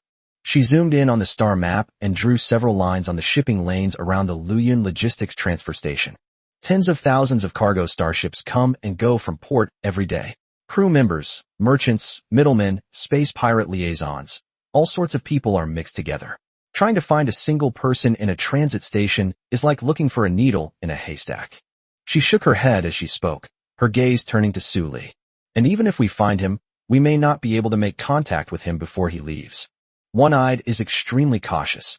According to the communication records at the Flowing Cloud Transfer Station, he has never stayed there for more than 6 hours. Sully was silent for a few seconds, then suddenly smiled. Then there's no need to look anymore. Since the Flowing Cloud Transfer Station is a core node under the control of the Fong Wolf Star Pirates, why should I bother searching for a needle in a haystack? Sully turned around, walked to the main display screen, and pointed to the huge trident-shaped steel structure on the screen. Look at this place. Every day, tens of thousands of cargo starships come and go. Containers are piled up like mountains, and energy blocks are loaded and unloaded in boxes. This isn't some kind of transfer station. This is clearly a gold mine that grows legs and runs on its own. He turned to look at Lottie, his eyes gleaming with a dangerous light. Besides, we were planning to take over this transit station anyway. If we take over this transit station, why would we need to go looking for that one-eyed guy? Not to mention, the defenses at this transit station are a complete mess. Isn't this just a soft target? Sully chuckled, his tone sinister as he said, I'm afraid that in the end, it won't be us looking for him, but him coming to us. A smile involuntarily crept onto Lottie's face. She lowered her head, her hands moving rapidly across the tactical platform. The system retrieves a complete defense map of the star system surrounding the transit station, the escort fleet's patrol routes, and several possible retreat routes. For a full 3 minutes, she didn't say a word. Only the sound of her fingers tapping on the panel echoed in the bridge. Then it quietly stopped. Commander, it's theoretically feasible, but there will be a significant problem in practice. She raised her head and looked at Su Li with a strange expression. Oh, what's the problem? Is it that we can't defeat the escort fleet at Luoyuan transfer station? Su Li asked, puzzled by her questioning gaze. Lottie shook her head. No, the escort fleet is not a problem. According to reconnaissance data, the armed forces surrounding the Luoyuan supply transfer station consist of only 23 ships, mainly frigates and light destroyers, with no star cruisers or higher-class combat ships. With our current fleet strength, taking them down head-on shouldn't be too difficult. She then abruptly changed the subject. The real problem is, how do we stop those cargo starships? Lottie waved her hand, marking the 3 main interstellar routes around the flowing cloud transfer station in a striking red. The location of the Luoyuan transfer station is quite special, as it is right at the intersection of 3 interstellar trade routes. This means that no matter which direction we attack from, there will always be enough window of time for cargo starships to jump out in the other 2 directions to escape. Chapter 76. It's time to send reinforcements. Lottie's fingers flew across the screen, connecting the jump points in the 3 directions. If we can't take those cargo starships, then the value of the flowing cloud logistics transfer station itself will be greatly reduced. Commander, as you know, what we want is not just that space structure, but more valuable are the numerous cargo ships docked inside, and the various rare resources they carry. Su Li leaned against the edge of the tactical platform, arms crossed over his chest, listening to Lottie's analysis, his brows gradually furrowing. Go on. With our current fleet size, blockading 3 shipping lanes simultaneously is an almost impossible task. Lottie pulled up the fleet's force deployment map. We now have a total of 29 starships. If the forces are divided into 3 routes to block the waterway, the strength of each route will be reduced to about 10 ships. With the firepower of a dozen or so frigates and assault ships, intercepting those converted armed cargo ships would be, frankly, a bit of a stretch, and even risky, inflicting casualties. She zoomed in on the fleet's deployment map and gestured with her finger across it. And there is another problem. Our current ship configuration is essentially a large-scale guerrilla fleet. The Prism class is a frigate, the Sojin class is a high-speed assault ship, and the Hammer class is a fire support ship. Looking at the entire fleet, the largest ship, the Citybreaker class, is only 1,880 meters long, significantly smaller than the heavy cargo ships docked at the flowing cloud transfer station. Lottie began to analyze slowly. If it's a direct fleet battle, our combined shield and ultra-long-range electromagnetic cannons will indeed have an advantage. However, if the escort ships are dispersed to intercept fleeing cargo ships, their firepower and energy shields, lacking cruiser-level suppression capabilities, will significantly reduce their interception efficiency without sufficient deterrence. After listening, Sully remained silent for a long while. He stared at the massive triangular space structure on the central tactical screen and at the dense array of cargo ship lights in the docking area, his mind racing. Lottie is right. 29 starships, placed in a small border region like Phantom Star, are indeed a force to be reckoned with. However, if they want to take over the lucrative Luoyuan transit station, the fleet size is probably still a bit insufficient. Especially those cargo ships. The transit station currently houses thousands of cargo ships, each fully loaded with goods. Even if he had a system to reclaim this cheat, it wouldn't be possible for him to swallow all the cargo ships in an instant. If even a small number of cargo ships manage to escape during the engagement window, the gains from this battle will likely be diminished. But Sully doesn't like discounts. You're right. He straightened up from his conductor's chair and exhaled. Before we launch a full-scale attack on Luoyuan Relay Station, we need to boost our fleet strength. Lottie's eyes lit up when she heard this. Commander, you mean? Unlocking a new ship? Otherwise what? Sully shrugged. With only 29 ships in total, how can we blockade 3 shipping lanes, surround tens of thousands of cargo starships, and suppress that 20-odd escort fleets? Anyone would want to carry extra equipment for this job, especially. He smiled slightly. Besides, we do have the funds to build ships right now. Let's get right to it. System. The system interface popped up in Su Li's field of vision, and a pale blue light screen spread out in front of him. Host, please issue your command. Retrieve currently unlockable starship templates. The conditions are that its tonnage must be larger than the Prism class, and its firepower must be more powerful than the Hammer class. Something similar is fine, and ideally it should also be capable of both ship-to-ship combat and area denial. Host requirement detected. Searching.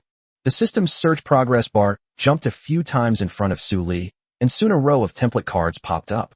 Su Li's eyes quickly scanned the cards one by one. Then he squinted. Lottie. Exist.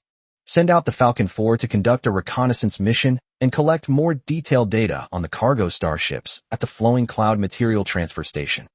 Tonnage, model, configurations, especially the specific parameters of those large cargo starships. I'll use this data for comparison later. Clear. Lottie's finger was already on the communication panel, but her eyes were fixed on Su Li's serious expression, and the corners of her mouth unconsciously curled up slightly. A commander who is good at thinking is often a qualified commander, and Su Li is transforming into a qualified and excellent commander. Su Li sat back down in the captain's chair, tapping her fingers on the armrest. On the central tactical screen, the outline of the Luyun Logistics Transfer Station was faintly visible through the gaps in the dust cloud, while its surface was covered with countless cargo ship lights. His gaze went beyond the transit station itself, landing on the bustling interstellar routes deeper within. Tens of thousands of cargo ships, countless supplies and resource points. He wants all of these things. As for how to ask for it, that depends on what new toys the system can offer him.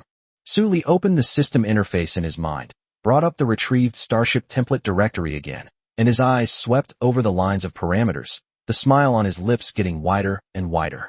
System, come here and tell me all about the great things in this new template you've unlocked. A pale blue system panel slowly unfolded before his eyes, and a series of detailed data on Starship templates began to appear one by one. Inside the bridge, Lottie had already begun coordinating reconnaissance missions for the various Hayabusa-class destroyers, with operational commands from each department constantly coming through the communication channels. Meanwhile, deep within the dust cloud, the engines of the various Sashin-class high-speed assault ships lit up, only to be swallowed by the blue light of short-range jumps a second later, silently disappearing once again toward the direction of the Flowing Cloud Transfer Station. On the bridge of Prism 1, Su Li flipped through the unlockable template catalog on the system panel in front of him, his eyebrows sometimes raised and sometimes furrowed. It's not that these templates are bad. An upgraded version of the medium-sized ion cannon frigate, a heavy torpedo destroyer, a long-range fire support ship. Each one is quite interesting, and their firepower parameters and shield strength are also significantly higher than those of the Prism class. But even after looking at it over and over again, he still felt that something was missing. These unlockable starships are either too small in tonnage to withstand the continuous attrition of the main battlefield. Either the firepower density is impressive, but the speed and maneuverability are lacking. Chapter 77, Blizzard Class, Medium-Sized Interstellar Cruiser. System, is this all you've filtered out? Su Li asked, puzzled. The host currently has 17 unlockable templates, all of which have been displayed. Would you like to adjust the filter criteria? Stop sifting, just spread them all out. I'll look at them myself. All the unlockable template data images were immediately laid out in Su Li's field of vision, arranged in 3 columns from top to bottom. His gaze swept from left to right, from frigates to destroyers, from destroyers to fire support ships, and finally stopped quietly on the rightmost starship preview image. After carefully looking at it, he was immediately captivated. The preview image was noticeably larger than the other images. The silver-gray hull stretched out in a long, streamlined line, narrowing at the bow and gradually widening towards the stern, resembling an elongated teardrop. The triple-gun turrets are arranged in a row along the central axis, and the muzzles are so thick that an entire shuttle boat could be stuffed inside. His finger hovered over the starship preview image, then stopped scrolling. This. Su Li clicked on the preview image and pulled up the detailed data interface.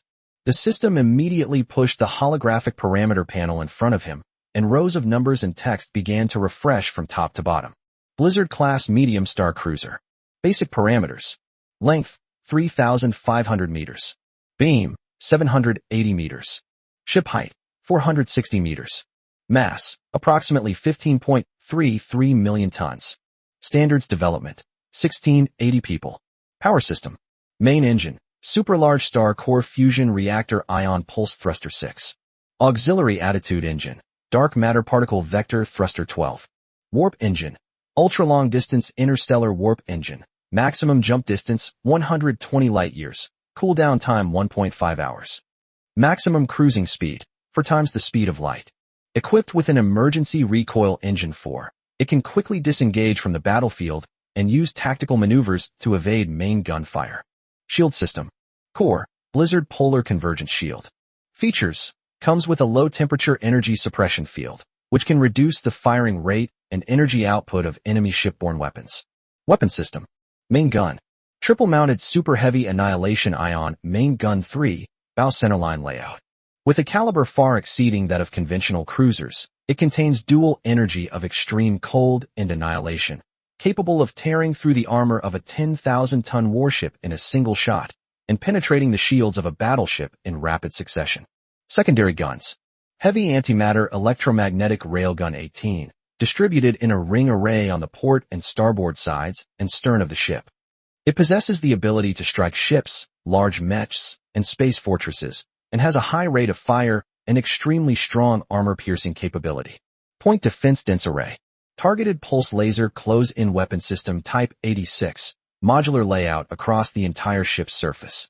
Intercepting enemy fighter jets, mechs, and missile clusters, covering the entire airspace without blind spots. Missile/shipborne strike unit. Large vertical launching unit, 384.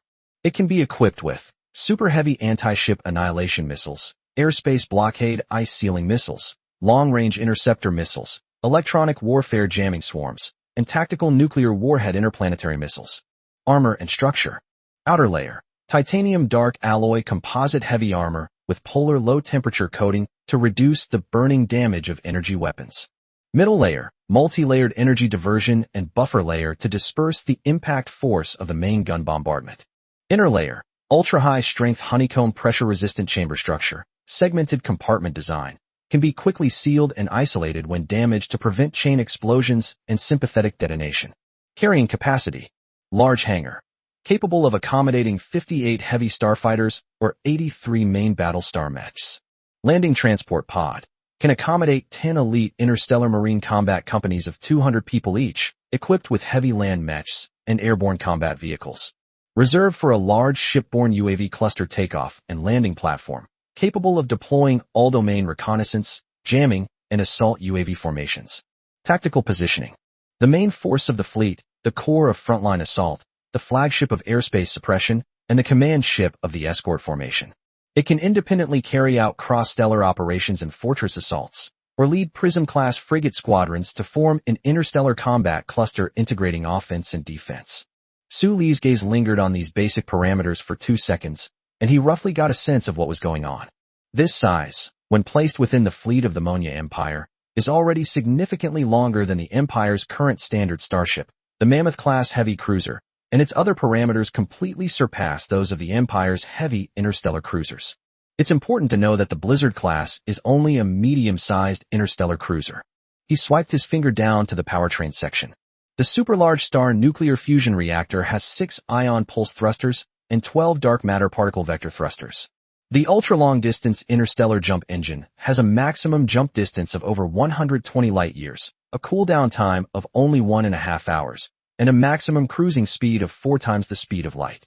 Don't underestimate this speed. If it were placed on a steel behemoth over 3,000 meters long, it would be terrifying.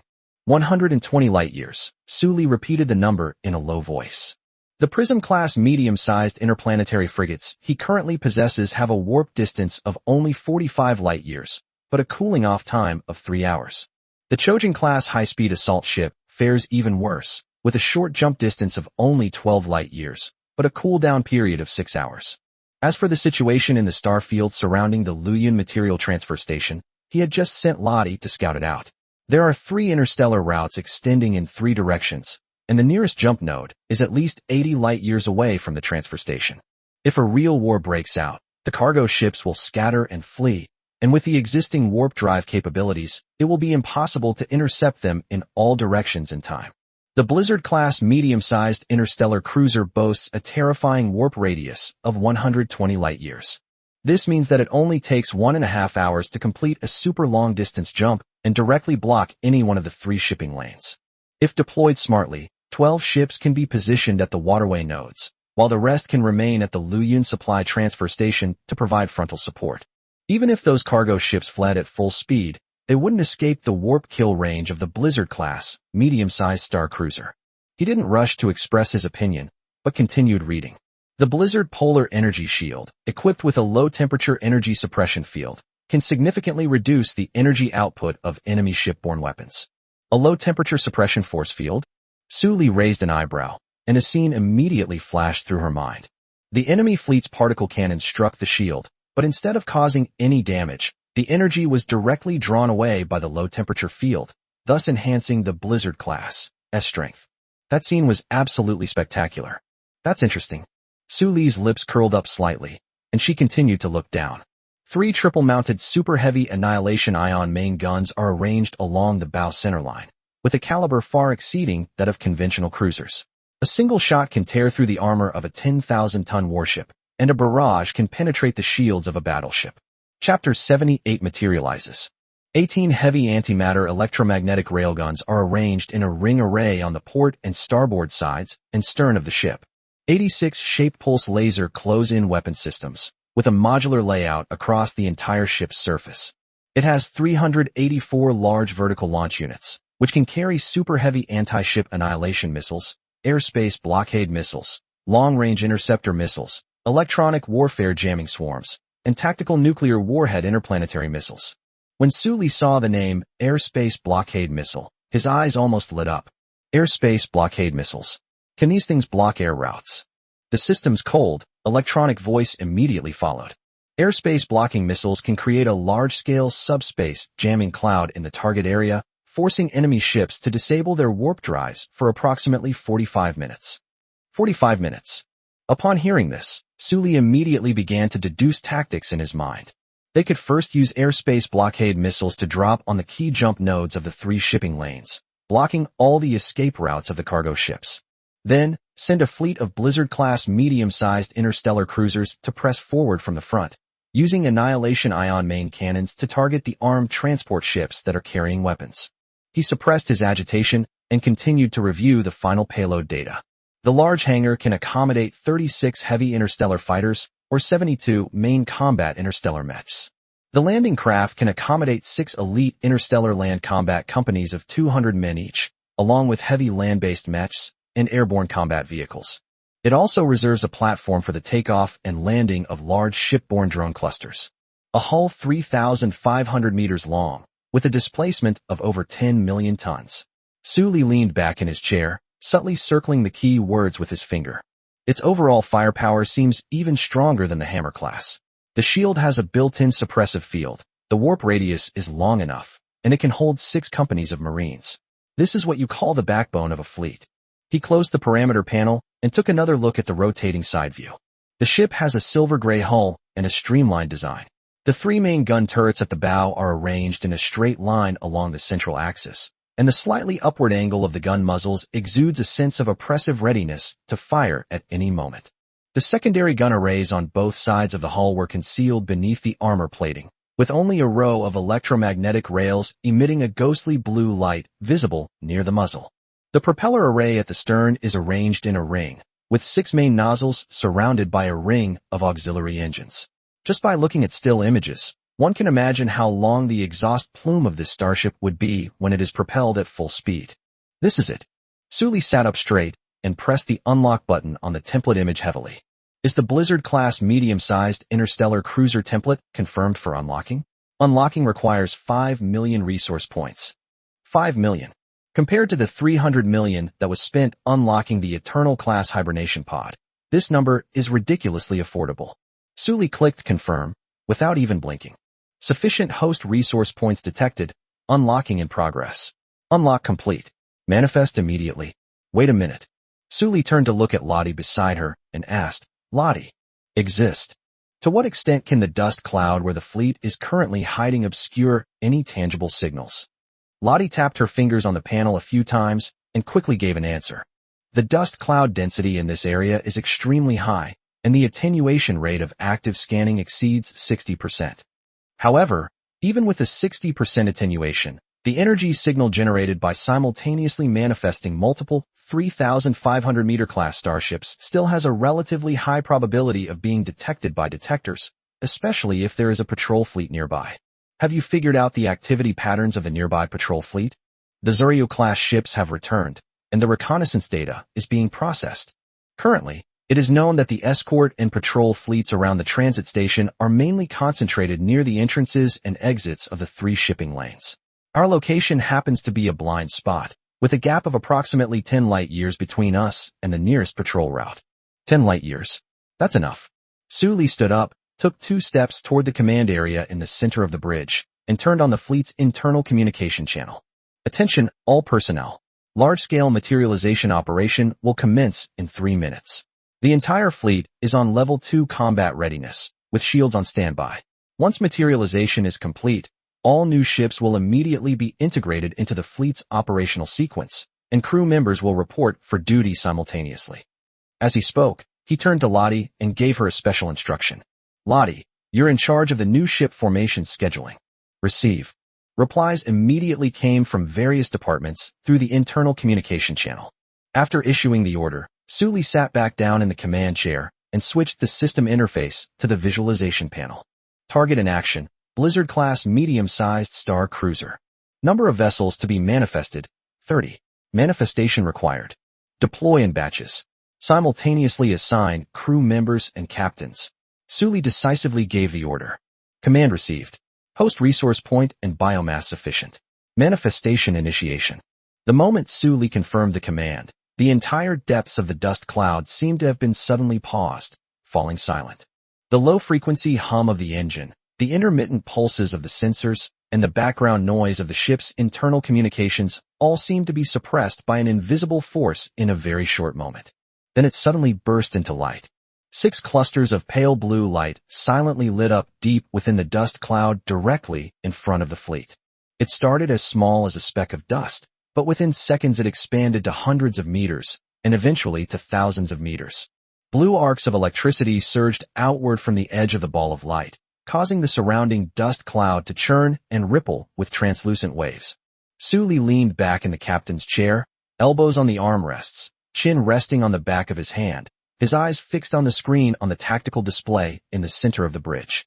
Even though I'm extremely familiar with this kind of scene, I still feel incredibly shocked every time I see it. A silvery white metallic outline began to emerge at the core of the light cluster. First, there are the 3 triple gun turrets at the bow, arranged in a triangular pattern, with each gun barrel several meters wide.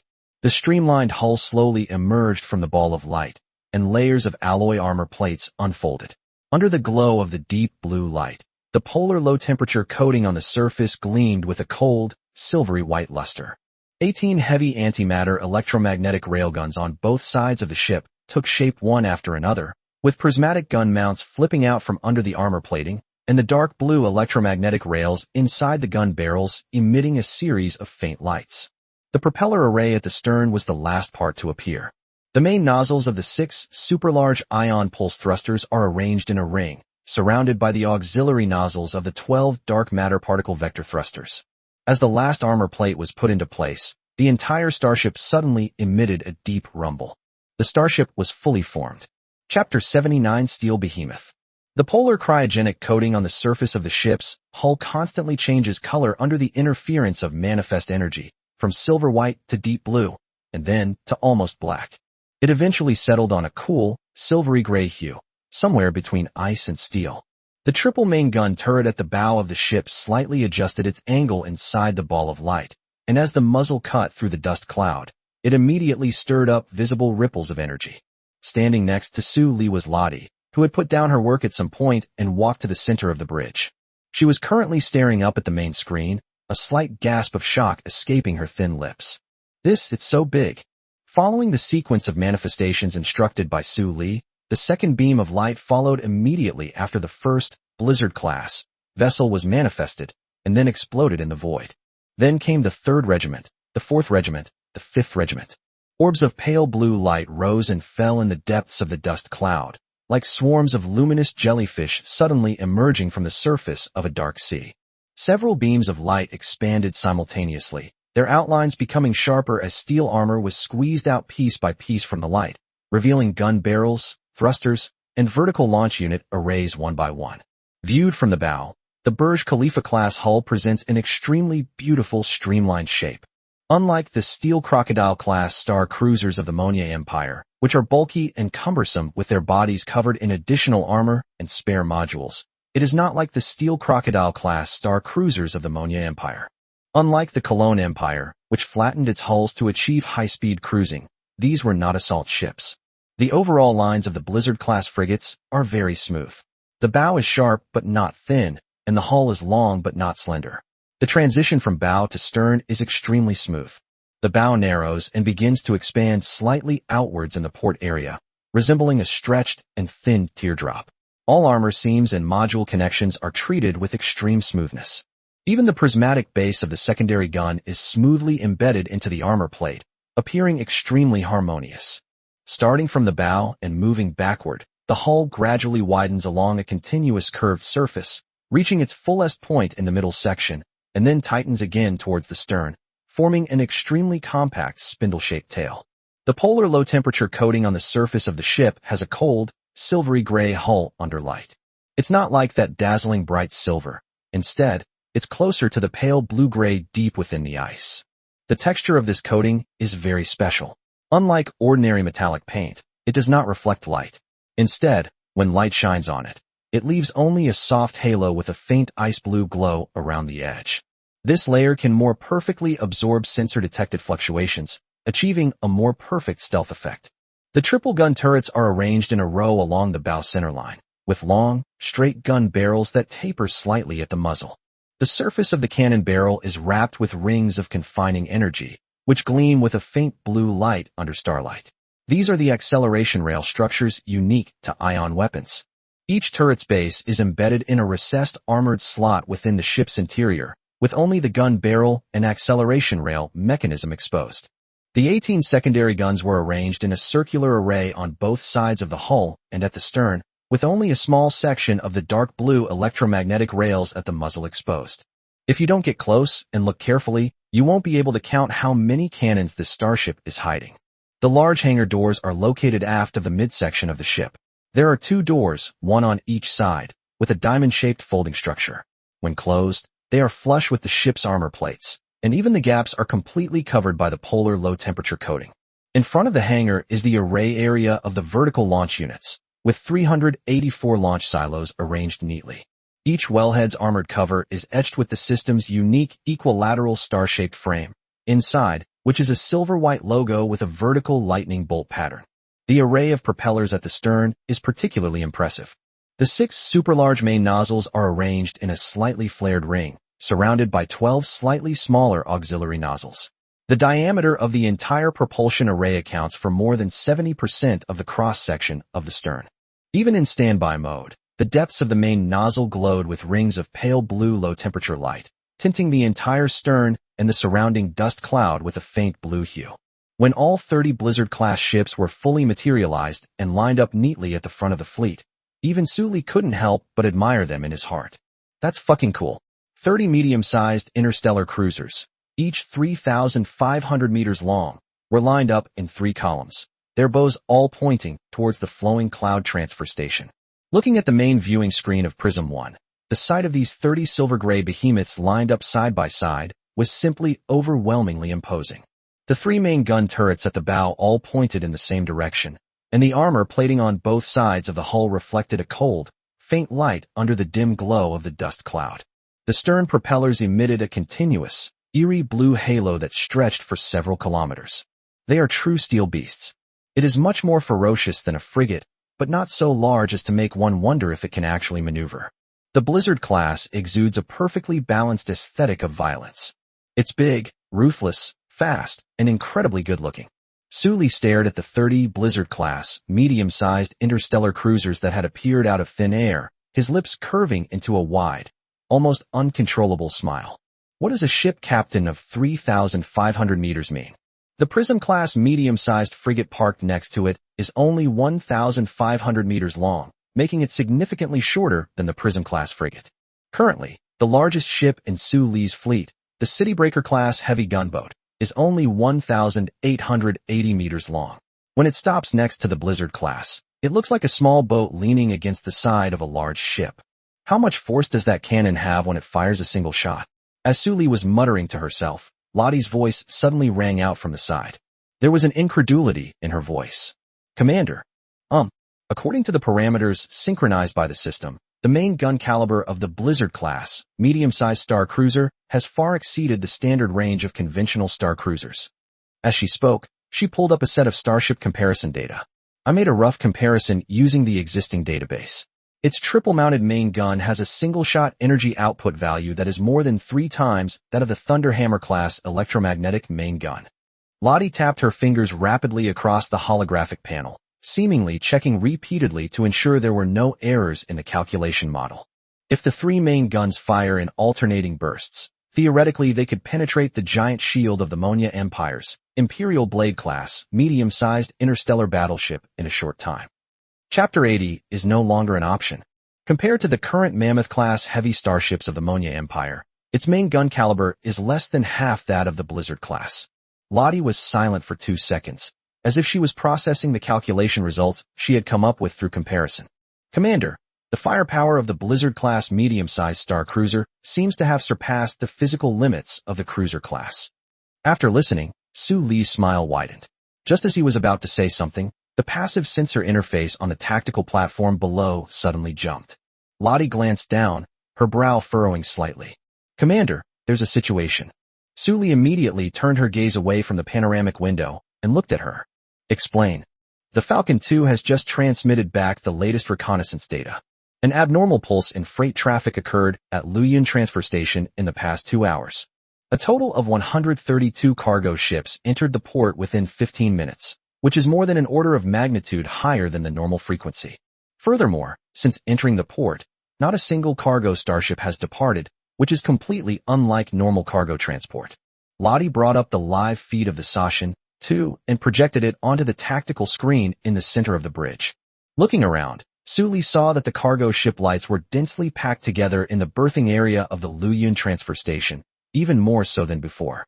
Especially at the innermost large berths, several super-heavy cargo starships are loading and unloading simultaneously, and the robotic arms for loading and unloading containers are moving much faster than before.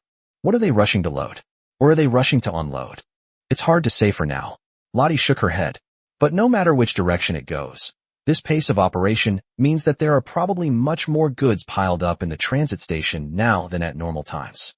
Sully turned his head back to look at the 30 Blizzard-class medium-sized interstellar cruisers hovering quietly outside the window, their silver-gray hulls blending perfectly into the gray background of the dust clouds. He glanced again in the direction of Luoyang Transfer Station. Then he laughed. He originally only planned to seize a transit station and plunder some resources, but now it seems that there are probably far more things on this transit station than he expected. Lottie, exist.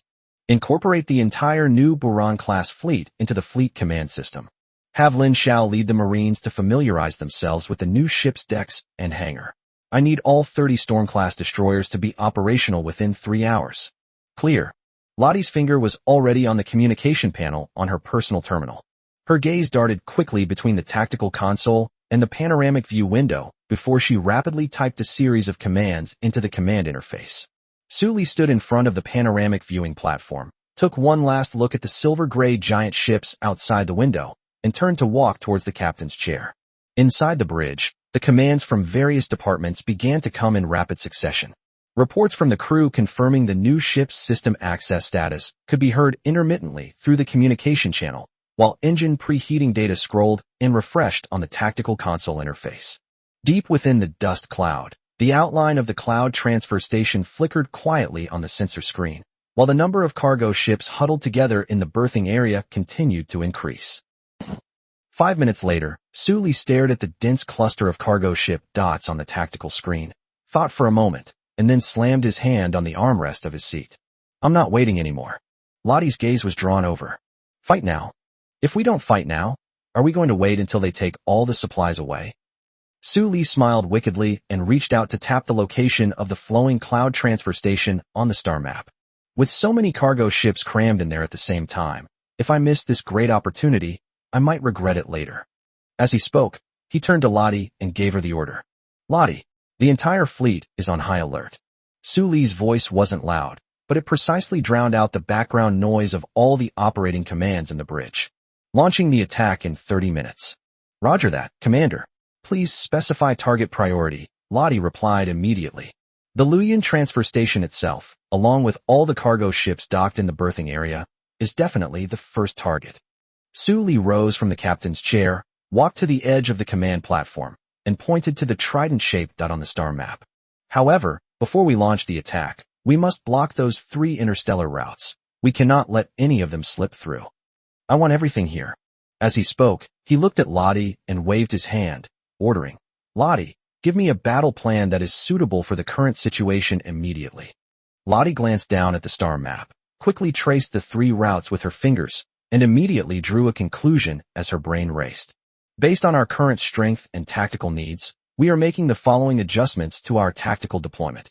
With that, she waved her hand, projecting a set of data onto the tactical main screen, and began to explain it in detail. Based on the needs of the battlefield, all units are now organized into 4 squadrons. Each of the 3 formations was responsible for 1 interstellar route, while the remaining main force would encircle the flowing cloud transit station from the front. Lottie spoke twice as fast as usual, her fingers flying across the tactical panel, typing out dispatch commands. The mission of the channel blockade formation is to occupy the key jump nodes of the channel, and then the Blizzard-class medium star cruiser will immediately launch airspace blockade missiles. A subspace interference cloud is formed in the jump window region, blocking the jump escape path of all cargo starships. The main fleet simultaneously advanced, pressing forward from the front at Luoyuan transfer station to deal with all the escort fleets at the transfer station. Su Li looked at her and couldn't help but smile with relief. Indeed, professional matters should be left to professionals. Lottie, you will be in full command of the entire operation from now on. You do not need to consult me, Su Li immediately ordered. Upon hearing Su Li's instructions, Lottie gladly took over command, took a deep breath, and immediately instructed the communications crew to turn on the fleet's internal communication channels. Attention all fleet members, enter level 1 combat readiness status. All crew members immediately took their combat positions, the shield system began charging, and the weapons crew disengaged their safety devices. After confirming that their ship's combat system has completed its self-check, each ship's captain will reply via the formation channel. The 30-minute countdown has begun.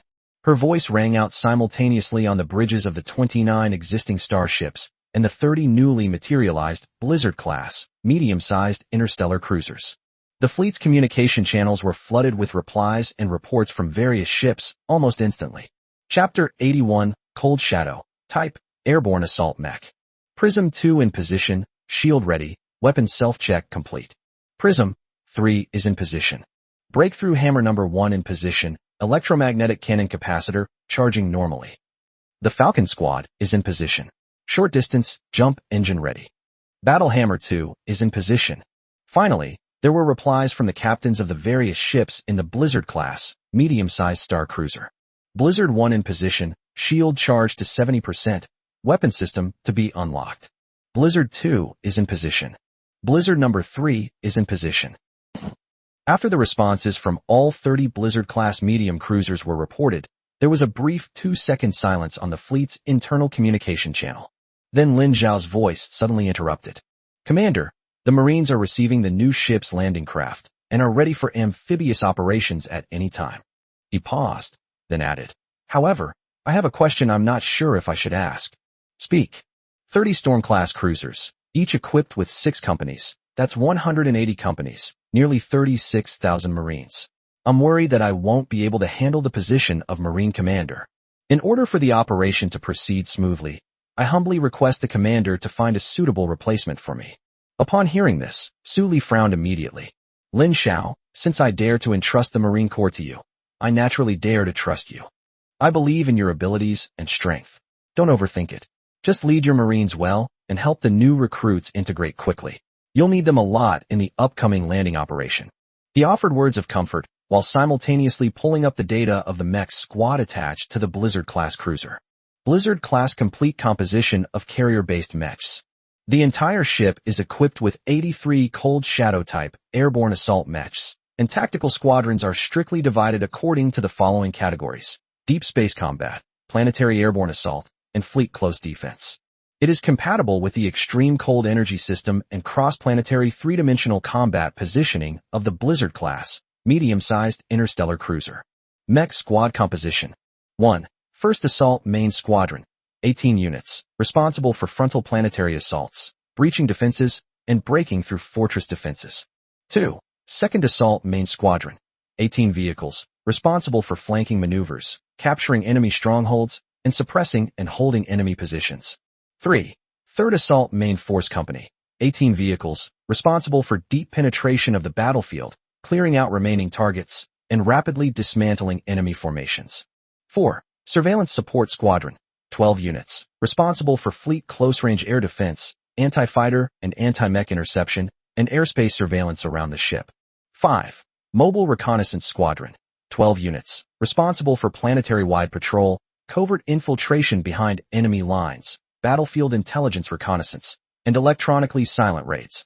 6. Flagship Guard Special Operations Squad, 5 units, elite special-equipped Mechs exclusively for the captain, providing close-quarters shipboard security, high-risk strategic decapitation strikes, and emergency breakouts in dire situations.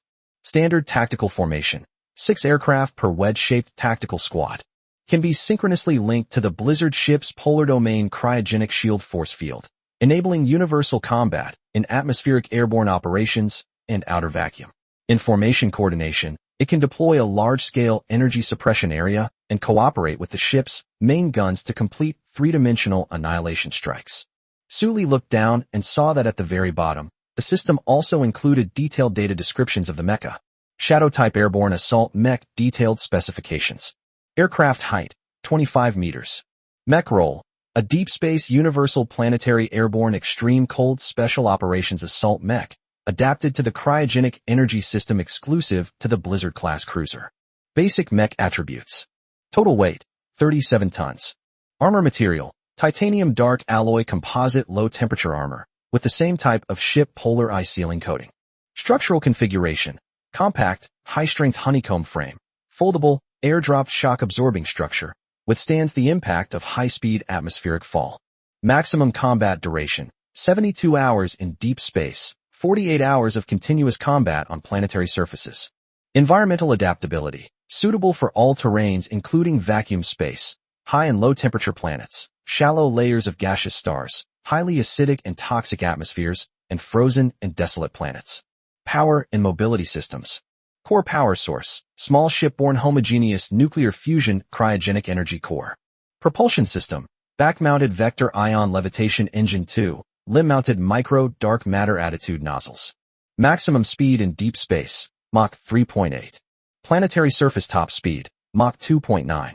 Special abilities, short-range jump evasion, high-altitude drop with buffered airborne position, zero-gravity agile tactical maneuvering.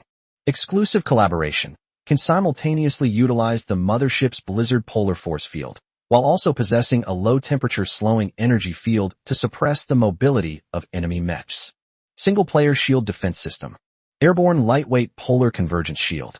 Equipped with a low-temperature attenuation force field, it weakens the penetration power of enemy projectiles, the damage of energy weapons, and the movement and firing rate of mechs.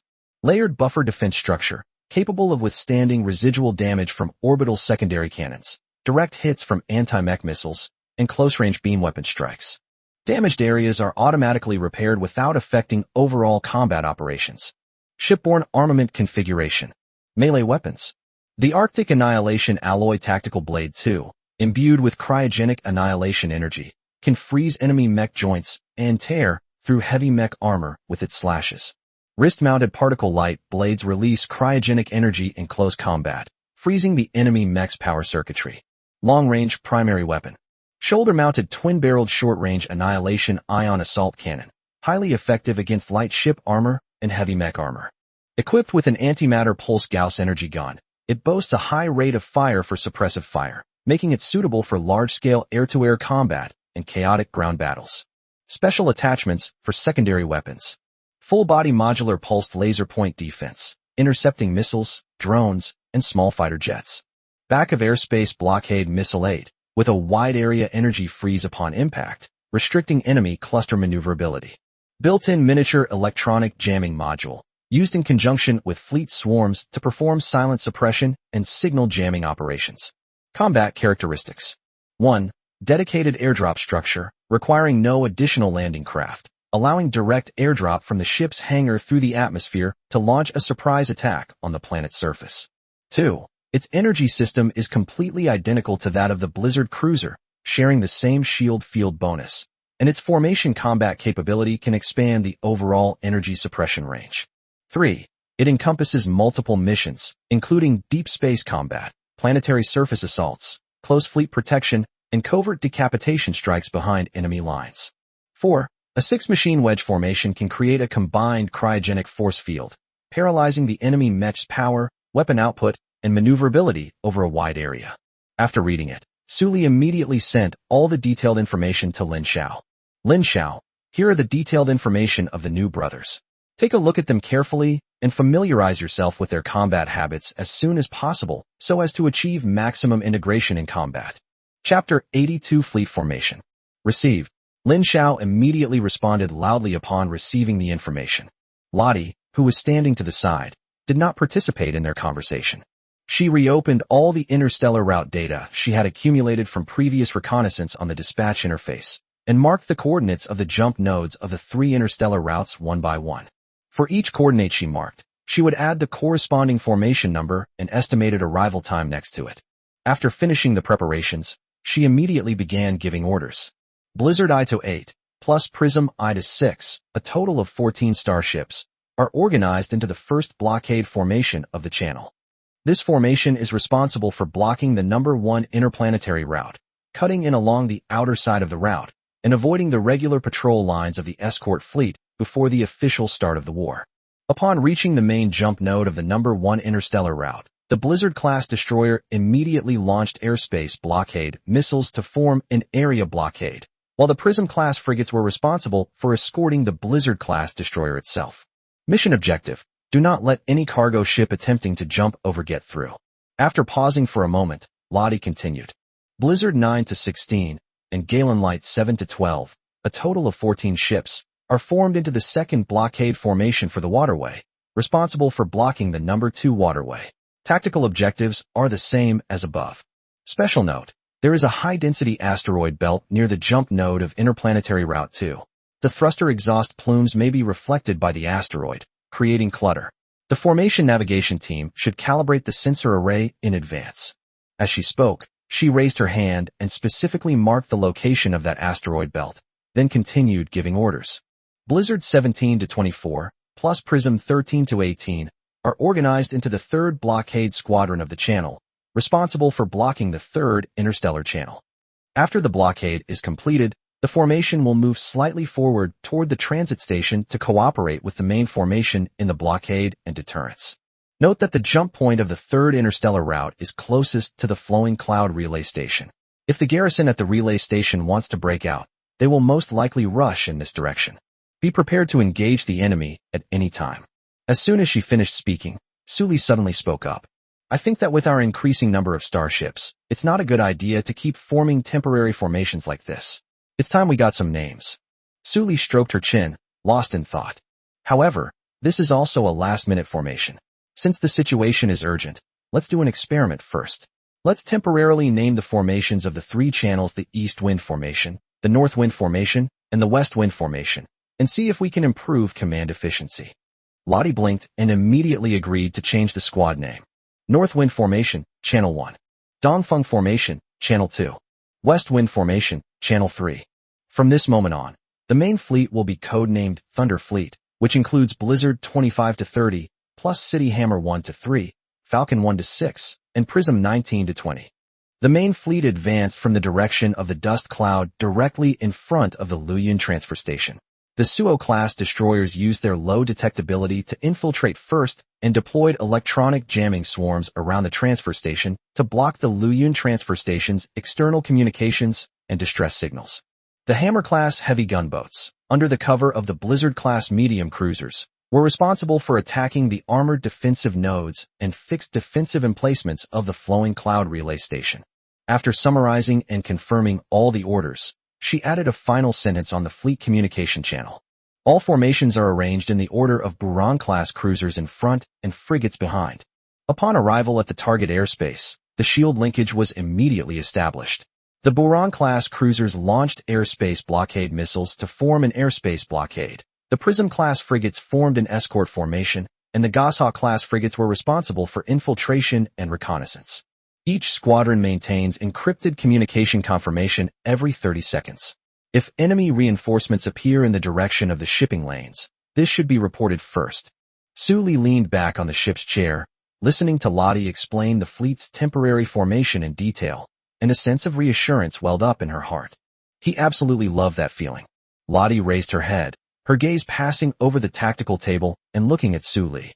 Commander, squadron assignments complete, warp sequence set. Requesting confirmation to launch the assault. Su Li straightened up and waved his hand. Set off. Attention, all fleets. Lottie immediately ordered with a serious expression. Start warp engines. All squads, proceed to your respective target routes immediately. The various temporary fleet formations immediately responded. North Wind formation received. Leap engine activated. Dongfeng formation received. Leap engine activated. West Wind formation received. Leapfrog. Deep within the dust cloud, 29 existing starships and 30 silver-gray Blizzard-class medium-sized interstellar cruisers activated their warp engines almost simultaneously. The dark blue light from the engines rose and fell, stretching from the forefront of the dust cloud to the rear of each fleet, leaving trails of light tens of kilometers long in the dense gaseous dust. As the jump portal opened, the 59 starships stretched into a thin line almost simultaneously before disappearing from the airspace one after another. The moment the jump portal opened, the entire dust cloud was torn apart by an invisible force, and the gaseous dust tumbled and pushed aside to both sides, revealing an extremely wide vacuum corridor.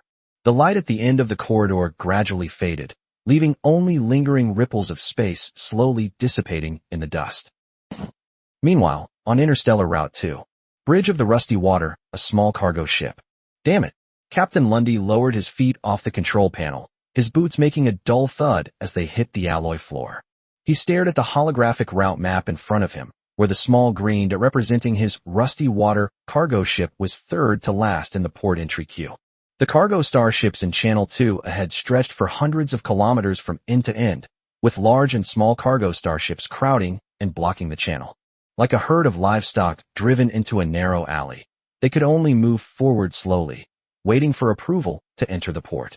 Each starship's thrusters were running at minimum power, their exhaust flames glowing weakly, like a swarm of fireflies trapped in a quagmire. Looking back, new cargo starships were slowly approaching from the outside of the channel and joining the queue. I waited in line for 2 hours, but they didn't move an inch. He turned his head and yelled at the monitor next to him. Old Kent, how many more have come up behind us? Chapter 83 is a bit off. The monitor, known as Old Kent, poked half his head out from behind the sensor panel. His gray hair was a mess, like a chicken coop. He squinted at the screen, mumbled something under his breath, and then shouted back. Captain, another dozen or so ships have arrived. 2 medium-sized cargo ships, 1 bulk or carrier, and a few others whose models are unclear, but they are probably converted private cargo ships. A private cargo ship? Lundy didn't immediately understand what he meant by private cargo ship, but after a moment's thought, he immediately understood and chuckled and cursed. Smuggling is smuggling, no matter what, a private cargo ship. Look around here. Who the hell isn't smuggling? Lundy leaned back in his chair, pointed at the long line of large cargo starships ahead, and cursed. How many of these ships in this entire convoy actually went through customs properly? They're all smuggling goods. He changed the subject, let out a short sigh, and said with a hint of weariness in his voice. It's just that as Garo's vassals, they can still get a proper customs declaration after smuggling. Unlike us, who have to be skinned alive by those Garo vampires after smuggling. After saying that, he reached into the groove next to the armrest of the seat, took out a tube of nutrient solution, bit open the cap, and took a sip. A taste that seemed to be like water that had been soaking in dirty socks for 3 days exploded in his mouth, making him wince. I was about to vomit, but then I thought about my current financial straits, so I swallowed it down despite feeling nauseous. He is 53 years old this year, and has been running interstellar freight for more than 20 years. He had traversed almost all the well-known shipping routes in various empires, and even many unnamed smuggling routes. Back when he entered the industry full of enthusiasm and confidence, he thought he could at least become the captain of an interstellar caravan. However, while imagination can be rich, reality is extremely cruel. He has now managed to become a captain, but only as the captain of a small cargo starship used for smuggling. What's even more infuriating is that this kind of gray area smuggling work is more tiring than regular freight transport, and the pay is fucking low. Old Kent emerged from behind the sensor panel, carrying 2 cups of synthetic coffee that had been steeping for who knows how long. He handed one to Lundy. There was a ring of brown tea stains on the rim of the cup that couldn't be washed off. Lundy took it, glanced at it, and didn't bother with it. He took a big gulp to get rid of the unpleasant smell in his mouth. Peeling off a few layers of skin is secondary, Old Kent said, sitting down on the empty seat under the captain's chair. The already old seat creaked under the weight. The key issue is that the profit margin for this shipment was already thin. We traveled around most of the star system from the border of Cologne to get here, and we burned 30% more fuel just to avoid the Imperial patrol fleets along the way. At the transit station, Garo takes a 10% cut, there are berthing fees, and the loading and unloading fees are extra. Once this batch of goods is sold, the money we'll actually pocket will probably only be enough to eat for 2 months. 2 months? You're underestimating me. Lundy scoffed, holding his cup. Last month, a cooling pipe burst in the engine room of the Rustwater. Just repairing it cost me a full 300,000 star coins. I'll be lucky if this trip can fill the hole. Sigh, there's nothing I can do. I have to keep going even though I don't earn much. Old Kent sighed helplessly. What else can people like us do besides smuggling? Regular transport fleets don't want people with criminal records. The logistics fleets of various imperial militaries require 3 generations of political vetting, and even the trading companies of duchies require university degrees. As he spoke, he looked up at Lundy. And you? I remember you didn't even finish high school. Can we not talk about these sad things? Lundy teased. Then, silence fell over the cramped bridge.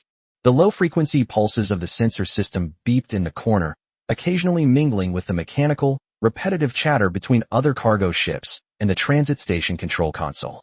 The triangular outline of the Luyan transfer station was quietly lit in the upper right corner of the sensor screen, while the starport location was densely packed with the lights of cargo ships. The berthing area was already completely congested. Newly arrived cargo ships could only queue up outside the channel and wait for the cargo ships inside to unload their supplies and leave before they could move in. The convoy moved forward a little, but only about 3 ship positions before stopping again. Lundy turned his head to look out the porthole, bored. Through the reinforced glass of the porthole, which was riddled with tiny meteorites, he could see the enormous tail of the heavy cargo starship that was much larger than his own. The engine nozzles were spewing out rings of eerie blue standby flames, and the diameter of the tail nozzle alone was almost half the width of the Rustwater. The cargo racks on both sides of the ship were packed full, with countless layers of alloy containers stacked on top of each other. Some of the containers even had their paint scratched off, revealing the grayish metallic base coat underneath. Several medium and small transport ships were squeezed next to the heavy cargo starship. The shapes are varied, ranging from round commercial transport ships to slender fast cargo ships, and even a few converted ships with extra cargo holds welded to their decks. All the ships had their mooring lights on, and the red and blue lights formed a long, crooked line in the channel, stretching from the direction of the starport all the way into the depths of the channel, its tail disappearing into the light and shadow of the stars.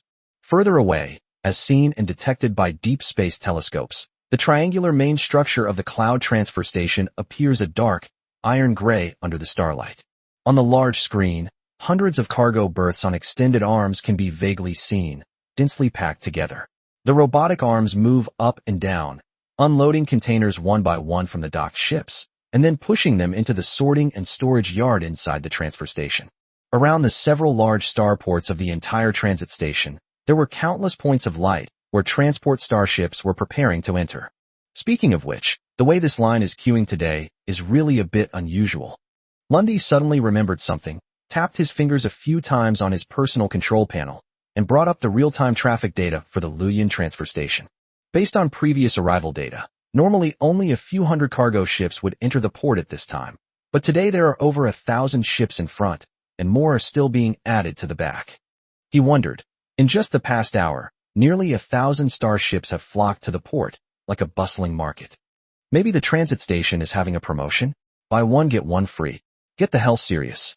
Chapter 84 Private Escort Fleet. Seriously, you bastard. Lundy laughed and cursed, then tapped his fingers a few more times, switching the data interface to the freight dispatch channel inside the transit station. A long list of cargo ship numbers popped up on the screen. They were all ships that had entered the port, but had not yet completed loading and unloading. He roughly counted that there were at least nearly 1,000 transport ships docked at their berths, delaying their departure. Something's not right, he muttered to himself. What's wrong? So many cargo starships have entered the port, but not a single one has left yet. Lundy flipped through the data from earlier in the document. Look, their outbound records are 0. 0. Not a single ship. Are they all stuck inside? I wonder if they're rushing to load or unload. That's none of our business. Old Kent yawned, looking completely unconcerned. Let them block us, we'll wait. We'll unload when it's our turn, take the money and leave. The Garo people won't shortchange us a single penny. Although they take a hefty cut, their integrity is unquestionable. Lundy thought about it and realized that there was nothing wrong with what he said. Although Luyan Transfer Station is not officially under the direct jurisdiction of Yalang, everyone knows in secret that the operator of the transfer station has to pay taxes to Yalang every month, and more than half of the surrounding escort fleet are Yalang's people. There are people who dare to cause trouble here. A few years ago, a foolish independent mercenary group, unaware of its own limitations, tried to take over the flowing cloud transfer station. As a result, Garo sent 3 cruisers to pin the mercenary group's flagship directly to the waterway opposite the transit station as a public spectacle. It is said that the wreckage of that starship still floats along the shipping lane, becoming a free billboard for the cloud transfer station. Therefore, Lundy is not worried about safety issues at all. Over the years, he has had quite a few dealings with the Garo gang. They are ruthless when it comes to taking money, but they are also reliable when it comes to getting things done. As long as you pay your share of the commission according to the rules, they will truly treat you as one of their own and protect you. So even though Garo takes a high percentage, Lundy is still willing to cooperate with them. All right. Lundy slurped down the last mouthful of his synthetic coffee, put the cup down on the side of the control panel, and stood up to stretch his shoulders. The bridge of the Rusty Water, a small cargo starship, was not large to begin with, so he could only walk around the captain's chair after getting up. We'll get a turn eventually, so once we do, we'll unload as quickly as possible and leave immediately. Next time, I plan to run the route over the Principality. I heard the parking fees there are 30% cheaper than here. Before he could finish speaking, a series of urgent alerts suddenly popped up on the bridge sensor panel. Old Kent put down his cup, frowned, and got up to go over. A series of waveforms appeared on the sensor screen, with extremely high frequencies and strengths far exceeding those of normal cargo starship jump signals, and there was more than one of them. What's going on? There's a transition signal. Old Kent tapped the sensor panel a few times, zooming in on the data. Their location is directly behind us, at a distance of approximately 600,000 kilometers. The jump characteristics are very strong, unlike the scale of 1 or 2 starships, but rather like a large-scale fleet jump. What? The rear. Lundy hadn't reacted yet. He walked over to the sensor panel, glanced down at it, and Garo's escort fleet is out patrolling again. Maybe. I heard that the escort fleet here recently replaced a batch of new ships, so it's normal that they're patrolling more frequently than before. Old Kent didn't think much of it, and casually turned off the notification sound. I guess it's another patrol team that just changed shifts and jumped back from the outer perimeter. Lundy hummed in agreement and walked back to the porthole. Outside the window, the queue of ships entering the port was still moving slowly forward. The engine nozzles of the heavy container ship ahead suddenly lit up, propelling the entire ship forward by one position before falling silent again. The port's signal lights flashed in the direction of the starport, and the mechanical female voice on the control console repeated the number of the next cargo ship to enter the port in a methodical manner on the navigation control channel. Everything is normal. Just as he was about to turn around and go back to his seat, he saw a flash of light outside the porthole. It wasn't like the changing light of a star. Instead, It was a sudden, intense blue light that surged from behind, illuminating the entire bridge in a bluish glow. Lundy instinctively turned around to look behind him. The Rustwater, a small cargo ship, has two small portholes on the rear side of the bridge. The windows are not big and are mostly blocked by a bunch of messy pipe supports. But the remaining small portion of his field of vision was just enough for him to see the scenery behind the channel. A dozen or so dark blue warp-like orbs were seen rapidly dissipating in the void behind the flight path. Giant, silver-gray starships quietly emerged from the core of the light cluster. The first thing to emerge was the sharp, elongated curve of the ship's hull at the bow, followed by the secondary gun arrays hidden beneath the armor plating on both sides of the hull slowly appearing. In less than half a minute, a massive warship quietly leaped out of the jump tunnel. The hull was streamlined, completely different from the bulky and cumbersome cruisers like the steel crocodile-class cruisers of the Manhwa Empire that he had seen before. The bow narrows and gradually widens towards the stern, with lines so smooth they resemble a stone washed by water. The silver-gray coating on the ship's surface did not reflect any light under the starlight. 1, 2, 5, 8. Lundy stopped counting when he got to the 8th ship, because he saw that behind the 8 silver-gray behemoths were 6 slightly smaller escort ships. Within seconds of completing their warp jump, all ships rapidly adjusted their formation, with the large silver-gray warship in the center and the escort ships spreading out to the flanks, all pointing their bows directly toward the starport.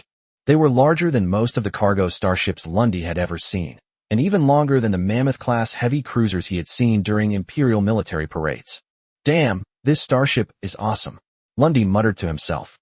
And I've never seen this paint scheme before.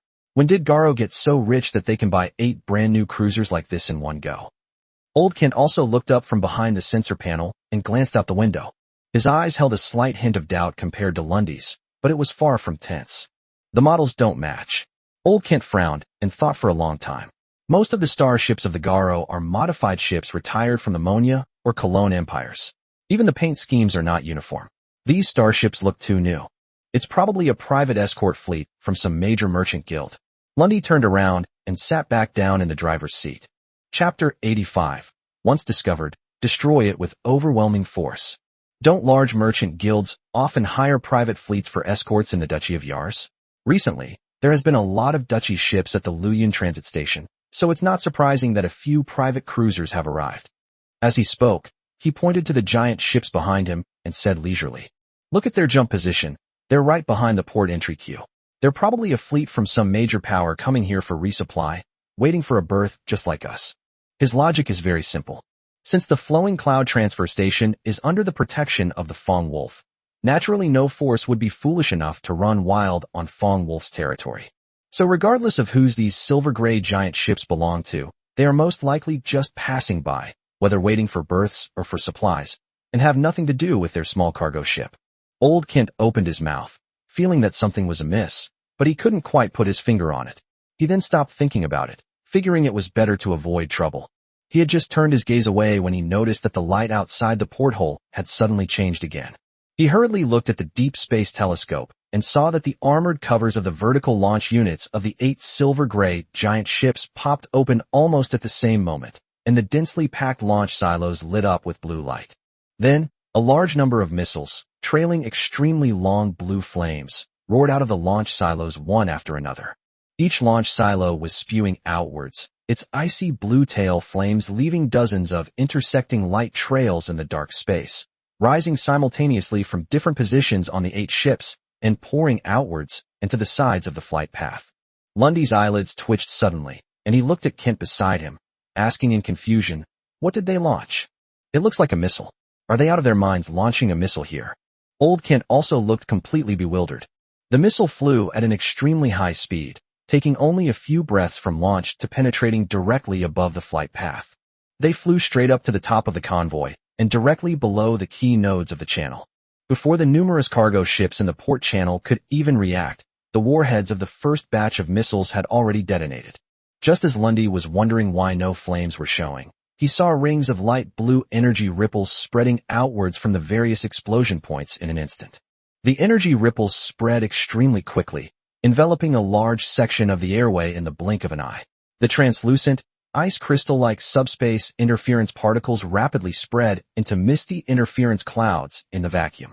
The interference cloud continued to spread along the direction of the channel, extending from directly above the channel to both sides, stretching endlessly until it completely covered the entire port access channel from beginning to end.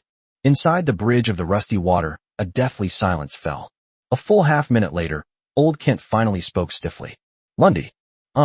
They launched what seemed to be airspace blockade missiles. Look like. Aren't blockade missiles meant to block shipping lanes? Right. Why are they closing the waterway? Just as they were wondering what was going on, various panic shouts suddenly came from the public channel. What's going on? The waterway is blocked. The jump engine cannot be started. Are they insane? This is Fong Wolf territory. Lundy sprang up from the captain's seat and rushed to the sensor panel. Old Kent had already brought up the warp drive status interface before him, and there was a glaring red warning box that almost filled the entire screen. The jump engine is offline. The interference field strength exceeds the threshold. The current airspace is not accessible for jumps. This is impossible. Lundy stared at the line of red text, his eyes almost popping out of their sockets. A complete blockade of the shipping lanes. Who the hell is this lunatic? Damn it, this is Fong Wolf's territory. Old Kent didn't say anything. He glanced out the porthole and saw 8 silver-gray giant ships hovering quietly behind the channel. The ice-blue shields on the ship's surface glowed faintly, their cold sheen reflecting off the interference clouds. The triple main gun turret at the bow has been slightly raised, with the gun muzzles pointing directly towards the starport. The long queues for port entry began to erupt into bursts of riots. The engines of the large cargo ships ahead lit up and went out intermittently. Several cargo ships had already panicked and began to make emergency turns, trying to bypass the channel and replan their jump route. However, the interference clouds on both sides of the channel are spreading wider and wider. Ice crystal-like subspace interference particles have enveloped the entire channel, spreading from the end of the channel all the way to the entrance of the starport. The thousands of cargo ships seem to have become a herd of livestock locked in cages, only able to move back and forth within the waterway, but unable to go anywhere. On the wide area public channel, shouts, screams, questions, and the roar of overloaded engines mingled together, making it impossible for anyone to hear what anyone was saying. Amidst the cacophony of the communication channels, a voice suddenly cut in. The voice wasn't loud, the speech wasn't fast, and it could even be described as very polite, but that voice instantly drowned out all the noise. Attention all cargo ships in the interstellar corridors. This is the Dongfeng Formation flagship Blizzard 9, issuing an official announcement. In the blink of an eye, the wide area public channel, which had just been filled with curses and shouts, suddenly fell into dead silence. The voice continued, enunciating each word clearly. You are now all surrounded by our forces. Interstellar Route 2 is now officially under complete blockade, with warp interference fields covering the entire route and the airspace on both sides. No starship is permitted to leave its current course coordinates without our permission. After a brief pause, the voice continued. Now, all cargo ships must immediately shut down their main engines and remain stationary in their current positions. Any form of movement of the ship's position is prohibited, including turning, reversing, and maneuvering to the sides of the channel. Violators will be considered as attempting to leave the channel and will be forcibly destroyed. Repeat. Unauthorized departure is prohibited. Anyone found attempting to leave the flight path or forcibly jump will be destroyed by our forces. The moment the words were spoken, the public broadcast channel erupted in chaos again. Destroy it. Who the hell do you think you are, talking so arrogantly, saying we have to stop just because you tell us to? Do you own this shipping lane?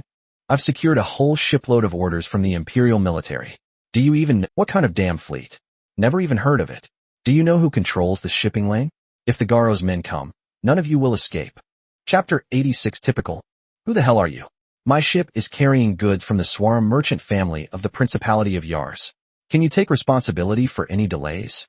I am the captain of the Captain Fin, a merchant ship registered with the Monya Empire. According to the Empire's interstellar navigation law, I have the right to. Screw your interstellar travel laws. Can't you see what's going on right now? Curses, threats, and questions mingled together on the public channel, creating a chaotic scene. Lundy sat blankly in the captain's seat of the rusty water, his hands gripping the armrests tightly. Old Kent had already turned the public channel volume down to the lowest setting, but the cacophony of arguments still leaked out from the panel, buzzing loudly. This is insane. Old Kent looked at the dozen or so silver-gray behemoths silently hovering just behind the channel in the probe, his lips a little dry. This is absolutely fucking insane. Lundy did not respond. He kept an eye on the Baran-class destroyers behind the channel, watching them return to their motionless positions after launching their missiles. Even the standby flames of the thrusters were kept very low, as if they didn't care at all what the cargo ships were cursing on the public communication channels in the waterway. However, this situation sent chills down his spine even more than those missiles. Just as the arguments on the channel were about to subside, a heavy cargo ship painted in gray-blue took the lead in making a move. Suddenly, its attitude thrusters on both sides spewed out a row of blue flames, and the entire starship began to move laterally in the formation, forcibly squeezing itself out of the densely packed cargo ship group. The surrounding cargo ships adjusted their positions to make way for it, fearing a collision. After gradually breaking away from the formation, the flames from the engine nozzles of the cargo ship suddenly turned from blue to bright white. The ship began to accelerate, and the bow was aimed directly at the side of the channel, rushing towards the small gap where the interference clouds had not yet completely closed. The captains of the other cargo ships, who were separated from the group, were surprised to see someone leading the charge. However, when they saw the insignia on the cargo ship, a look of understanding appeared on their faces. On the side of the cargo ship, a huge emblem composed of 3 crossed scimitars was painted, with gold chains wrapped around the hilts as decoration. The pattern was so large that it almost covered the entire side of the cargo starship. Almost everyone who does business in the border region will recognize this symbol. The Curved Blade Merchant Guild. The top 3 merchant guilds in the Duchy of Ars are said to be joint ventures of several high-ranking nobles in the Duchy of Ars, and even the Grand Duke in power is involved. Its cargo fleet could travel to any star system of any of the major empires, and even customs officials dared not open and inspect the cargo at will. Let alone the Fong Wolf Star pirates. Even the regular army of the Monya Empire would give them some face. The Curved Blade Merchant Guild's cargo starships had no intention of heeding the warnings broadcast on the Wide Area Public Channel. What an idiot. A cold laugh suddenly rang out from the captain of the Curved Blade Merchant Guild's cargo starship on the Wide Area Public Channel. My cargo ship bears the emblem of the Curved Blade Merchant Guild. You dare to stop me with these few dubious vessels. You dare to fire and see if the Scimitar Merchant Guild will let you off the hook. Standing on the Rusty Waters narrow bridge, Lundy could see the scene clearly through the sensor monitors and deep space telescope. Old Kent, standing beside him, lowered his voice, his tone tinged with barely suppressed tension. The Curved Blade Merchant Guild is not to be trifled with, and this cargo ship is a heavy cargo ship, with a tonnage of at least 40 million tons. It must be carrying a lot of cargo. Do these people really dare to stop us? Who cares if they stop me or not? Lundy swallowed. I certainly wouldn't dare be the first to charge in. After the Curved Blade Merchant Guild's starship finished speaking, there was a brief silence on the Wide Area Public Channel as everyone waited for the starships blocking their way to reply. However, seeing that the Curved Blade Merchant Guild starships were almost out of the shipping lane, and the starships blocking their way still did not react, many people began to get restless. Some people have already quickly followed behind the Curved Blade Merchant Guild's cargo starship. Just as the Curved Blade Merchant Guild's cargo ship was about to completely leave the interstellar route, a thick beam of light from the Annihilation-class ion cannon suddenly shot out from the bow turret of a Blizzard-class ship. A thick, blue-white beam of light streaked across the dark starry sky, pierced through the thin layer of interference clouds in the vacuum, and shot straight toward the Curved Blade Merchant Guild transport ship that was about to deviate from its course. As the beam of light swept across the side of the channel, the anti-glare protection layer was automatically activated on the windows of all the cargo starships along the way. All the porthole glass instantly changed from transparent to a dark gray that was almost black.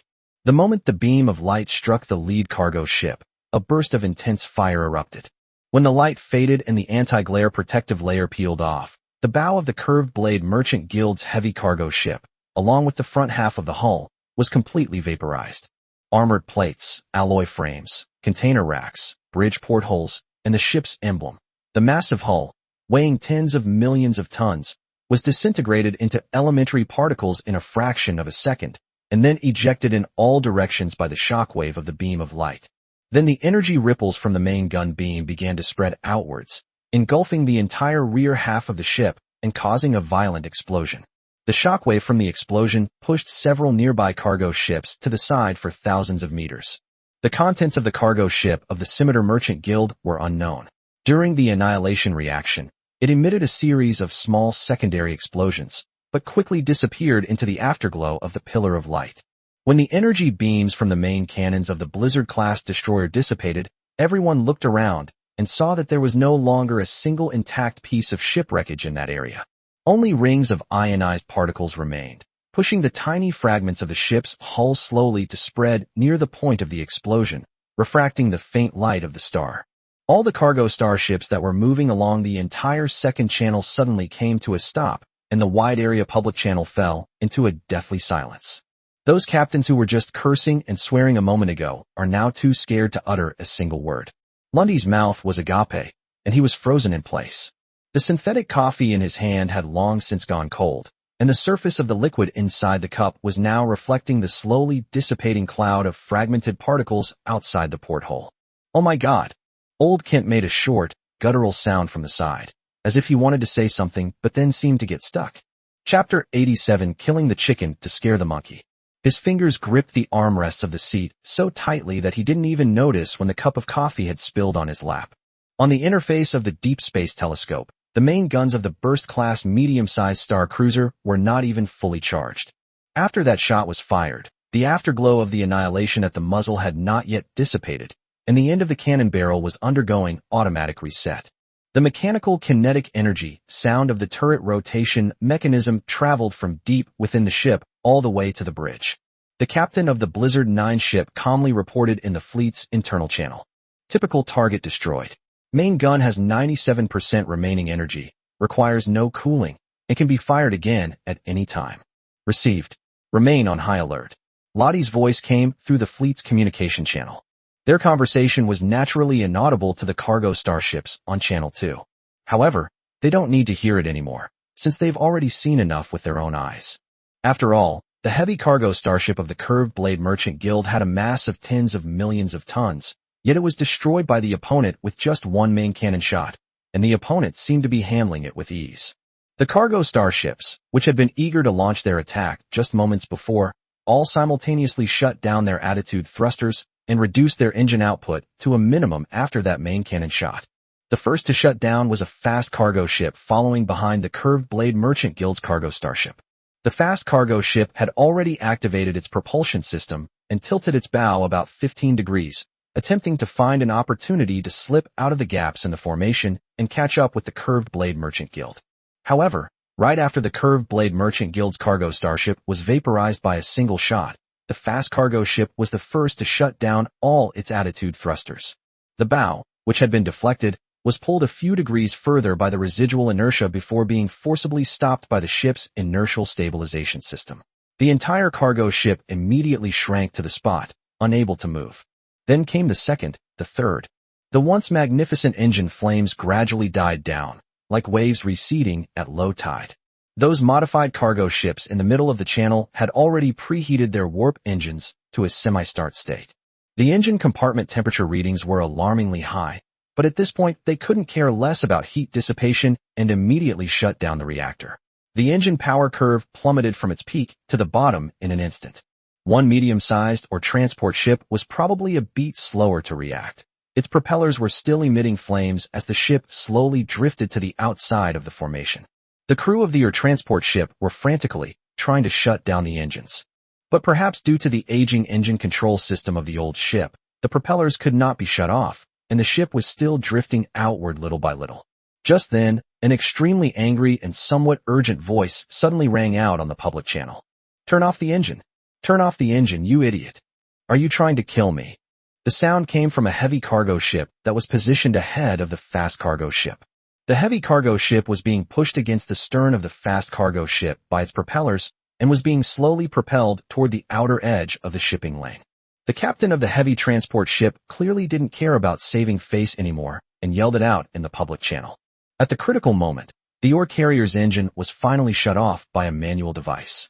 The two starships, pressed together, slid forward a short distance due to inertia before slowly coming to a stop. The captain of the ore carrier said in a trembling voice 4 or 5 times on the public channel, "We won't run away, we won't run away," and his voice was already trembling with sobs. Bridge of the Rusty Water, a small cargo ship. With trembling hands, Lundy turned on the ship's communication system and said in a hoarse voice, Attention all crew of Rustwater. Shut down all engines. No one is to act without my order.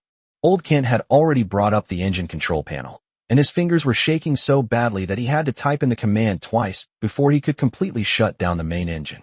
The deep hum of the engine gradually faded away, replaced by a deathly silence. Stop. Old Kent took a deep breath and slumped into his chair, casually tossing his coffee-stained trousers aside. Everything has stopped. Lundy didn't respond.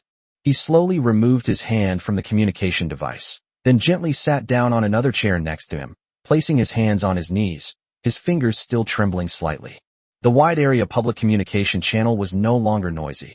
Almost no one was thinking of provoking the unknown fleet blocking their way anymore. That single main cannon shot from the Blizzard-class star cruiser not only shattered the illusions in everyone's hearts along the entire route, but also clearly established a boundary. If you don't move, you might still live, but once you cross that line, you die. To be fair, this tactic of making an example of someone to deter others has been quite effective. At least these cargo starships no longer dare to make any rash moves. Those starships are now all cowering in the port channel, not daring to make even the slightest adjustment to their attitude, for fear that any big move would make them the next target of the Blizzard class. The deep, serious voice of Captain Blizzard 9 rang out again in the public channel. I'll repeat myself again. All cargo ships must immediately shut down their main engines and remain stationary. Do not attempt any unnecessary actions or forced jumps. If anyone violates this rule, that cargo ship will be your fate. After he finished speaking, the public channel fell silent once again. This time, no one argued anymore. Only the icy blue ripples of the interference clouds rolled silently outside the porthole, completely obscuring the entire waterway. 8 massive silver-gray cruisers were positioned directly behind the channel, their main guns still pointed at all the ships, the eerie blue glow emanating from the depths of their muzzles. Meanwhile, on the other side, on Interstellar Route 1, the process of the North Wind Formation blocking Channel 1 was a few minutes faster than that of the East Wind Formation. It's not that the Dongfeng Formation was slow, but rather that the cargo ships lined up in the number 1 channel, which was blocked by the Beifeng Formation, were generally small in tonnage. Most of them are small and medium-sized fast cargo ships and bulk or carriers, with the largest having a full load mass of no more than 30 million tons. Civilian ships of this tonnage have weak engine thrust, and their warp drive is much smaller than that of large cargo ships, resulting in a longer warm-up time. When the North Wind Formation reached its warp point, several cargo ships in the latter half of the formation hadn't even finished warming up their warp engines. When they realized something was wrong and tried to activate the warp drive to escape the flight path, they suddenly discovered it was too late. Chapter 88 went by pretty fast.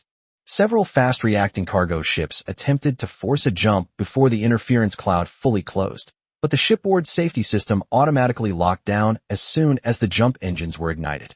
Because the interference field strength has exceeded the safety threshold of the jump engine, there are only 2 possible outcomes if a forced jump is attempted: torn to pieces by spatial shear forces, or ejected directly from the jump tunnel and turned into a pile of floating space debris. After completing the blockade, the captain of Blizzard 1 immediately reported to Lottie in the fleet's encrypted channel that the blockade was complete.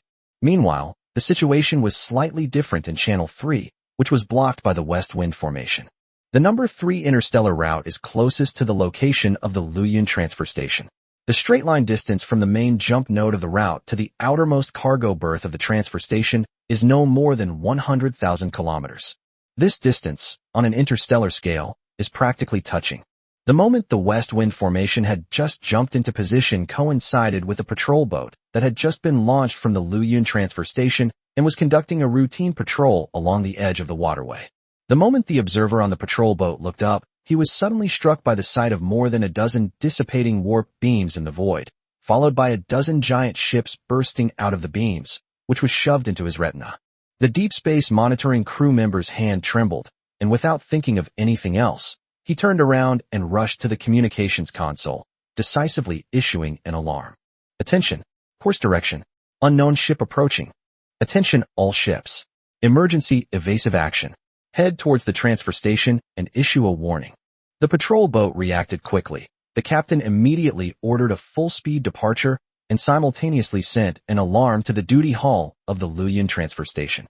However, the patrol boat is only a little over 400 meters long, and its engine thrust is no different from that of a snail compared to the Buran-class medium cruiser. However, the Zephyr formation did not take any aggressive action, but simply watched the patrol boat escape to the transit station. The primary order given by Lottie to the Zephyr squadron was to block the waterway, and only secondarily to kill or inflict casualties on the enemy. Therefore, blocking the waterway was a higher priority than pursuing the patrol boats.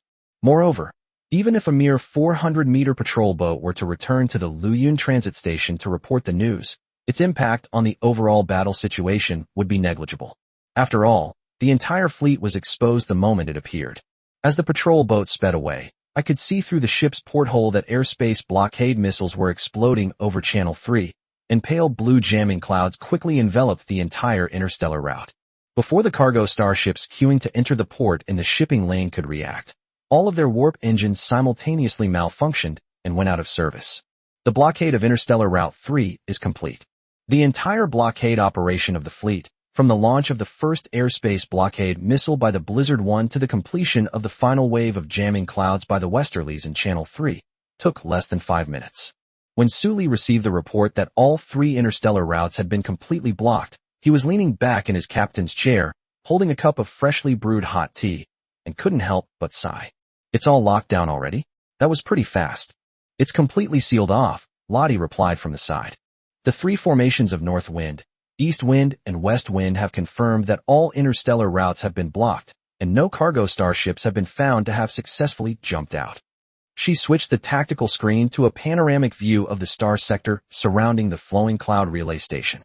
3 red blockade lines marked on the 3 interstellar routes had completely blocked all warp escape windows around the relay station. The flowing cloud transfer station itself is being slowly pushed forward, with a blue arrow representing the Thunder Squadron pointing directly at it from the front. Sully lowered her head, blew on the steam from her teacup, took a sip, and then got up and walked to the panoramic display screen. Thunder Squadron, keep pushing forward. He placed his teacup on the edge of the control panel. It's time to show them what we're made of. The speed of the Thunder formation immediately increased significantly. Blizzard 025 through 30 were the first to accelerate, with the main exhaust nozzles of the 6 silver-gray giant ships simultaneously spewing out eerie blue flames, and the entire ship began to accelerate steadily in the vacuum of space. Under the illumination of the thruster's flames, the polar zone energy shields on the ship's surface rippled with ice blue energy, and the low-temperature suppression force field continued to spread outward as the ship moved forward. 3 Hammer-class destroyers followed closely behind, their 3 1,760-meter long penetrating electromagnetic cannons having completed the pre-charging of their capacitor banks, and the electromagnetic rails on the surface of the cannon barrels lit up with a series of eerie blue ring patterns. The 6 Chojin-class destroyers silently glided out from the flanks of the formation, their low observable hulls leaving only faint afterimages on the sensor screens. 2 Prism-class corvettes brought up the rear, and the joint shield had already synchronized with the Arctic shield of the Blizzard-class cruiser. Inside the bridge, commands from various departments rang out frequently. The navigation team continuously corrected the course, the fire control team checked the status of the weapon systems item by item, and the communications team conducted encrypted confirmation with the blockade formations in 3 directions every 30 seconds. The shipborne electronic warfare system is continuously pouring jamming energy waves toward the relay station, preventing it from communicating with the outside world. From a distance, the flames emitted by the stern thrusters of each starship seemed to connect together, stretching out streaks of light in the void as they rapidly approached the cloud transfer station from the direction of the dust cloud.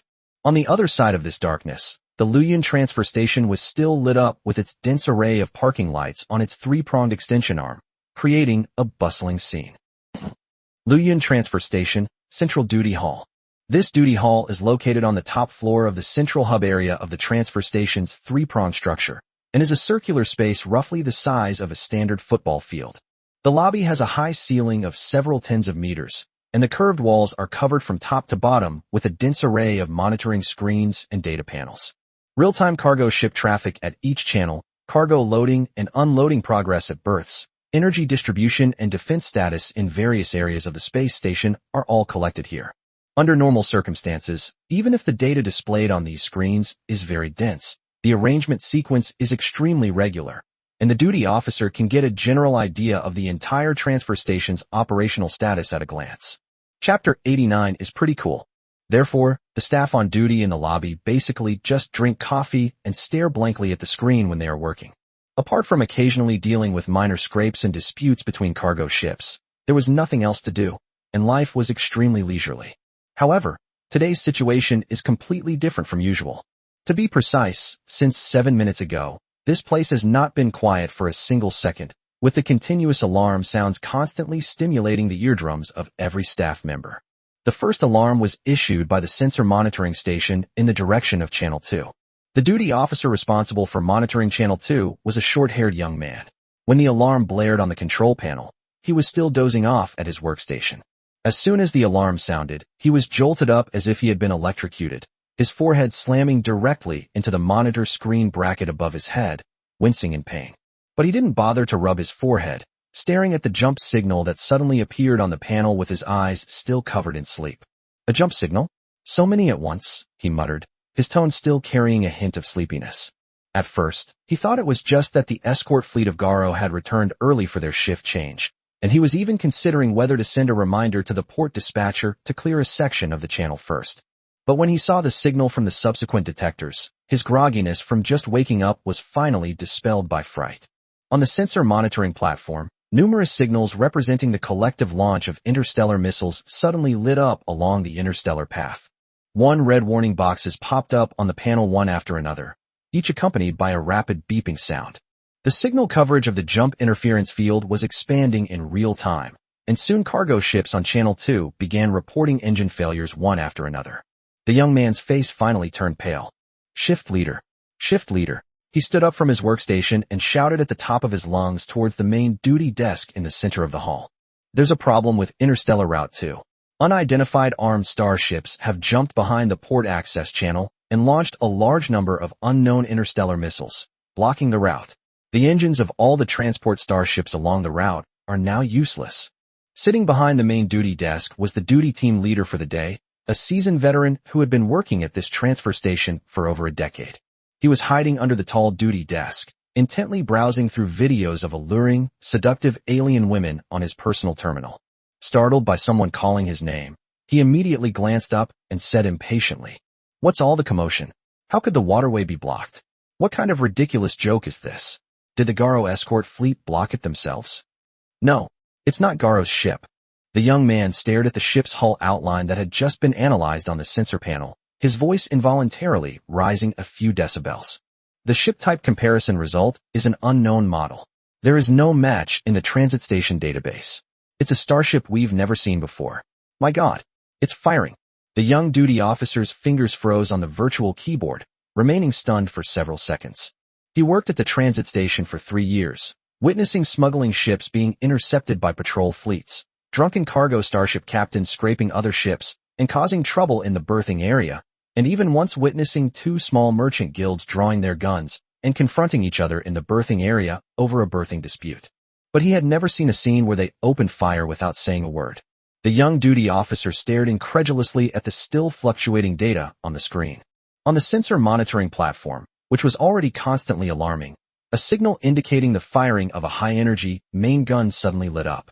Just as the shift leader finally put down his personal terminal, frowned slightly, and was about to say something, alarms sounded almost simultaneously at the number 1 channel monitoring station and the number 3 channel monitoring station closest to him. Unknown jump signal detected in channel 1. Multiple large starships are experiencing jump fluctuations. It seems the enemy has launched interstellar missiles. Wait, an unknown interference cloud has appeared, and it's still spreading. My God, there are so many. The patrol boat Little Hawk reports that Route 3 has also been blocked. The enemy has a full 8 cruiser-class behemoths. We're receiving footage from the patrol boat. My God, those starships are huge. The alarms from the 3 navigation channels blared repeatedly in the hall, the sharp electronic alerts mingling together and piercing the eardrums of the staff. One by one, the staff on duty in the lobby stood up from their workstations and curiously crowded around the nearest sensor monitoring screen. Those who were slow were still rubbing their eyes, while those who were fast were frantically typing on the virtual keyboard, preparing to retrieve more sensor data. The data on the sensor monitoring screen is constantly being refreshed. The range of the jump interference force field in the 3 channels continues to expand, and energy characteristics of at least 10 high-energy ship hulls have been detected in each channel. This guy is fucking insane. Who's got the guts to come to a place like this and cause trouble? The staff around them kept whispering among themselves, but there was no sign of panic. Instead, they seemed to enjoy watching the drama unfold. Seeing this, the duty team leader's face slowly changed color. He got up, pushed back his chair, and walked quickly to the number 2 channel monitoring station, looking down at the footage the young man had brought up. After the warp beam dissipated, 8 silver-gray behemoths and several smaller starships were seen quietly hovering behind the interstellar route. The long, sharp bows and streamlined hulls of those unknown starships were completely different from any starship he had ever seen, whether it was an Imperial warship, a Dutchy merchant ship, or a converted pirate ship. The main guns of the largest starships were so large that the caliber at the end of the barrel alone was the size of a shuttle. What model of starship is that? It's pretty cool. Another duty officer who had gathered around exclaimed in admiration, then whispered a question. How come I've never seen a starship like this before? And I can't even tell what model it is. However, no one answered him. Because someone had already projected the images monitored by those deep space probes onto the virtual screen in the center of the duty hall, everyone present looked up at the big screen. Just as everyone was curiously observing the unknown starships, a voice suddenly rang out in the wide area public channel. Attention all transport starships, the flowing cloud transfer station has been completely sealed off. Chapter 90, they're actually serious. Just as everyone was curiously observing the unknown starships, a voice suddenly rang out in the wide area public channel. Attention all transport starships, the Luyan transfer station has been completely sealed off. All starships must immediately shut down their main engines and remain stationary. No one is allowed to leave the Luyan transfer station without authorization. Otherwise, if discovered, we will take strong measures to destroy them directly. At the same time, live footage of the Curved Blade Merchant Guild's cargo starship being directly destroyed by a single energy cannon shot was also transmitted. The duty room fell silent for a few seconds, and everyone looked at each other in bewilderment. These guys are actually serious. The shift leader slowly turned around, his impatience and indifference completely gone, replaced by an expression he rarely showed in his more than 10 years working at this transfer station. I can't believe it, but I have no choice but to believe it. Where the hell did this lunatic come from? He muttered under his breath. Though his voice was low, it was still very clear in the quiet hall.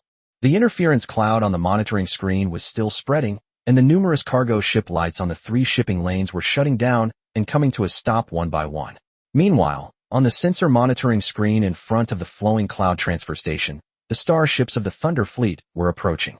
The shift leader shifted his gaze from the number 2 channel monitoring screen to the main sensor, and upon seeing this, his expression immediately turned even more unpleasant. He reached out and pressed the call button on the red communication terminal in the most conspicuous position at the duty station. After thinking for a moment and organizing his thoughts, he immediately pressed the call button. Station Master, reporting from the duty hall. 3 shipping lanes were simultaneously blocked by unidentified armed forces, and a fleet was approaching from the front. The blocking forces included at least 24 military-class cruisers and several frigates. They have now deployed a full-course jump-off interference field using unknown methods and launched a devastating fire attack on the cargo ships attempting to break away. Repeat, all 3 shipping lanes are blocked. The enemy's actions are extremely professional, unlike ordinary space pirates. You need to come to the duty room immediately. Harry, who is over 30 years old, does not look old at all.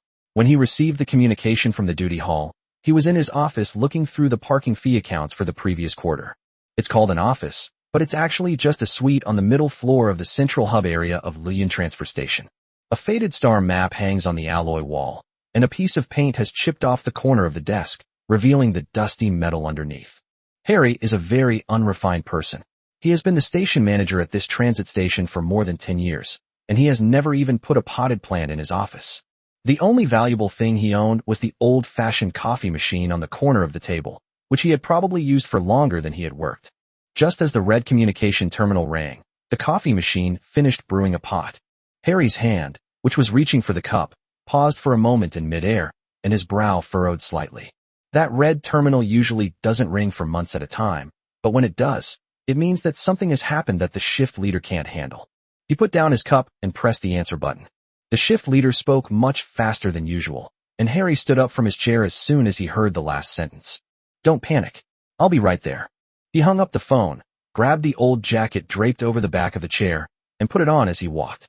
The office's automatic door slid open in front of him, and the cold white light in the corridor stretched his shadow long. He quickly boarded his private hovercar and sped towards the duty room. Outside the train window, the internal passageway of the Luyun transfer station rushed past, and the pipes and cables on both sides of the track were dragged into blurry gray light bands. When the hovercar stopped at the entrance of the duty hall, Harry jumped out before the car had even come to a complete stop. The automatic door to the duty room slid open, and a cacophony of alarms, phone calls, and keyboard clicks burst out, the noise piercing his eardrums. Harry glanced around the hall and saw that none of the 20-odd duty officers were sitting at their workstations. They were all crammed in front of the various monitoring stations. Some were bent over staring at the screen, some were holding communicators and shouting towards the port, and a few were huddled in front of the central screen, pointing and gesturing with their fingers, their expressions more interesting than the last. "The station master is here," someone shouted. The shift leader squeezed out of the crowd, his forehead already covered in a fine layer of sweat. He was holding a data board in his hand, the screen of which was densely covered with newly compiled real-time situational data. Seeing that the station master had arrived, he hurried over to Harry, opened his mouth twice, as if he wanted to report the situation from the beginning. But before he could even speak, Harry had already snatched the data panel from his hand and glanced at the data on it. All 3 interstellar routes are blocked. Completely sealed off. Channels 1, 2, and 3 are all blocked. The duty team leader wiped the cold sweat from his forehead, forcing a calm tone as he spoke. All 3 shipping lanes were blocked. The enemy did not launch conventional weapons, but a special missile that could generate a subspace interference field. As he spoke, he pulled up a set of data. "As far as I know, this weapon is only equipped by the military of the major empires. After it explodes, it will create a large-scale subspace interference cloud, causing all the warp engines of cargo starships on various shipping routes to stop. There are now 8 cruiser-class behemoths on each shipping lane, along with escort flotillas. What about the front? The situation on the front is roughly the same." The shift leader pointed to the group of blue arrows slowly moving forward on the central screen. The sensors detected 6 large ships and several medium and small ships slowly approaching the transit station from the front. The tonnage and firepower of the large ship are at least at the cruiser level, and its energy characteristics are highly consistent with those of the starships blocking the shipping lanes, suggesting that it is of the same type. The advance is slow, but the direction is clear. They're coming for us. Harry didn't speak immediately after hearing this. He strode to the central monitoring screen of the main control station, pushed aside the 2 duty officers blocking his way, and looked up at the panoramic situation map. His gaze lingered on the central screen for several seconds, and gradually his brows furrowed. The blue arrows were flashing rhythmically on the sensor screen, advancing slowly but maintaining an extremely tight formation. 6 large ships were positioned in the center, while smaller escort ships spread out to the flanks, closely following the large starships. Not a single starship deviated from its planned course, and the formation was extremely precise. Chapter 91. Who are you people? Such formation discipline is something that any discerning person can see is absolutely beyond the capabilities of ordinary space pirates. What made things even more difficult for Harry was that the fleet on the front was already less than 500 kilometers away from the transfer station, and the Luyun transfer station had long been within the range of the enemy's weapons. Has the fleet directly in front of the transit station initiated communications? Harry turned to the duty officer and asked. The shift leader quickly shook his head. No.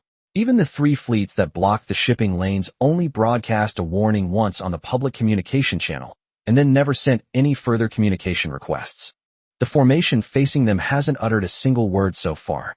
Upon hearing the shift leader's reply, Harry's expression turned even more unpleasant.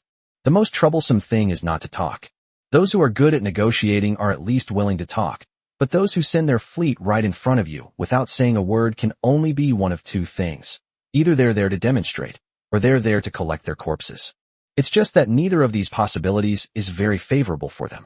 Harry stared at the screen for a few seconds, then grabbed the communication terminal on the duty desk and pressed down hard on the red button at the bottom.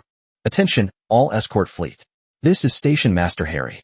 All standby ships, assemble immediately and unlock all weapon systems. I don't care if you're resting or patrolling. Within 3 minutes, I want all mobile ships to be assembled and deployed outside the berth area in front of the transit station. A cacophony of replies immediately filled the communication channel. The captains of the escort fleet had obviously received news of the channel blockade long ago, and some of the quick-acting ones had already started the reactors and were waiting for departure instructions in their berths. Within minutes of Harry issuing the order, the escort fleet at the Luyan transit station roared off from its various berths. Frigates, destroyers, and patrol boats, regardless of size or age, all surged toward the front space of the transfer station. These escort ships are generally not large in tonnage. The largest, a converted destroyer, is only a little over 1,000 meters long. Their original mission was simply to provide escort for passing cargo starships and to fend off some scattered, unruly space pirates. They rarely encounter any hotheads, so battles are almost non-existent. However, the entire escort fleet completed its assembly in less than 8 minutes. 23 ships of various types were arranged in a loose arc formation in the front area of the transit station, the flames from their engines illuminating the alloy decks surrounding the berth area with intermittent light. Harry breathed a slight sigh of relief as he looked at the assembled escort fleet. Although this amount of resources is insignificant compared to the total number of the opposing fleet, at least we won't be left in a situation where we can only passively take hits. He hadn't figured out the next step in the negotiations yet, since he needed to find out which faction the other party belonged to and what price they wanted. Harry released the communication button and turned to look at the front sensor detection screen on the central screen. "Why aren't they moving?" A staff member on duty muttered quietly. Before the words had even finished, the indicator light for the wide area public channel on the lobby communication panel suddenly lit up. The moment the lights came on, a slightly indifferent female voice cut in. "Attention all staff at Luyan Transfer Station. Your transit station and the 3 interstellar routes surrounding it have been completely blocked by our fleet. All cargo starships, whether docked or en route, are now within our fire range. Any attempt to break out or jump will be indiscriminately destroyed. All cargo starships, supplies, equipment, and ancillary facilities within the transit station's berthing area are now within our receiving scope. All armed forces within the transit point, including escort fleets, security personnel, and any individuals carrying weapons, must immediately disarm and shut down all weapon systems. All ship engines in the anchorage area were shut down, awaiting full takeover by our Thunder Fleet. You have 3 minutes to take action. Those who have not disarmed after 3 minutes will be considered to have refused to surrender, and we will take coercive measures. Now, 3 minutes, the timer begins." The indicator light on the public channel quietly went out. The duty room was so quiet that you could hear the hissing of the airflow from the ventilation ducts overhead. Harry stood in front of the central control console, one hand on the communications panel, the other slowly clenching into a fist, his expression grim and uncertain. He didn't believe for a second that anyone would actually dare to make a move on Garo's territory. Harry still harbored a sliver of hope that the disappearance of the Curved Blade Merchant Guild's cargo starship might simply be a tactic to establish their authority. After all, the Luyan transit station is not the same as those caravan starships. Destroying a cargo starship of the Merchant Guild is not just one level above directly attacking a vital supply depot of the Fong Wolf pirates. Where did this fleet come from? He muttered to himself, his mind racing through a list of all the factions he could remember.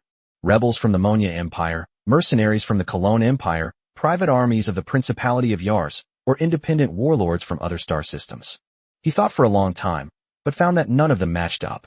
This unknown fleet was a complete blank in his memory. He raised his eyelids, his gaze sweeping across the map of the waterway blockade on the central screen, and then over the 6 silver-gray behemoths anchored 500 kilometers away from the transit station. His expression changed several times. In the end, the look of confusion and unease was overshadowed by an overwhelming anger. He pressed the public channel communication button hard, his voice almost squeezed out through clenched teeth. "I am Harry Moran, the station master of the Flowing Cloud Transfer Station. Who exactly are you people? Do you know that this is the territory of the Fong Wolf Star Pirates? These 3 waterways are the economic lifeline of the transit station. You've already blocked the waterways and destroyed the cargo ships, and now you actually want to take over the entire transit station?" His voice grew louder and louder until it was almost a shout. "When you did these things, did you ever think about Garo's revenge? I'm putting this out there. No matter where you're from, once Garo's main fleet arrives, not a single one of your ships will escape." As he spoke, He glanced at the port safety supervisor who had been watching him closely and gave a low-pitched instruction. The port security chief immediately understood, turned around, and quickly walked to the communications station, where he issued an order through the escort fleet's encrypted command channel. In the assembly area in front of the transit station, the weapon systems of 23 escort starships of varying sizes were quietly unlocked the moment they received the order, and their cannons were all pointed at the silver-gray giant ships hundreds of kilometers away. Chapter 92. It's too late. The panic among the people in the duty room subsided somewhat after witnessing this series of actions. Although the escort fleet's Earth starships weren't large in tonnage, there were still more than 20 of them. Coupled with the prestige of the Garo, they would have given a second thought to any force they encountered in the past. Harry's voice rang out in the escort fleet's internal channel. All ships, lock onto the frontal target. Let them see that Garo's territory isn't for just anyone to trespass on. The lock signals of the 23 escort starships lit up almost simultaneously. On the sensor screens at the transit station, red dotted lines representing weapon lock-on extended from the direction of the escort formation, pointing one by one towards the Thunder formation. In the duty room, everyone stared at the dense red locking lines on the screen. Several of the staff on duty were breathing noticeably heavier. Harry's hand was still on the communication panel, his face showing a mixture of anger and a certain inexplicable certainty. Having worked here for over a decade, he firmly believed in Garo's influence in the Soyuz starfield and was confident that the other side would never dare to truly break ties with Garo. At most, they would just want to extort more things. After all, similar things have happened before. Just then, the indicator light on the public channel lit up again. It was still that steady female voice. Station Chief Harry, we will interpret your answer as a refusal to surrender. Lottie's voice paused for a fraction of a second on the public channel.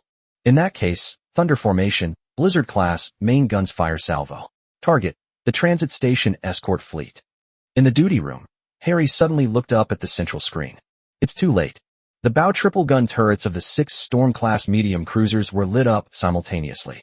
It was an extremely abnormal blue-white light. The dust particles around the muzzle were instantly evaporated the moment they were hit by the energy field of the main cannon.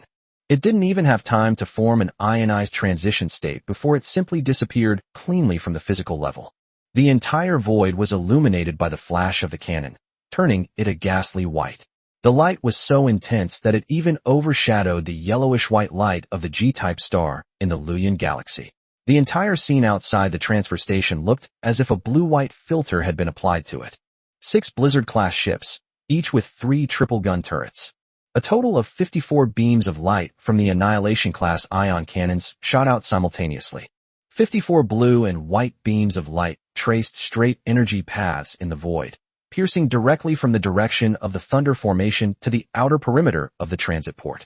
The area through which the beam of light passed was distorted and rippled with visible light, as if an invisible hand had slashed across the starry sky. The armor of the 23 escort starships melted and disintegrated the instant they came into contact with the beam of light from the Annihilation-class ion cannon.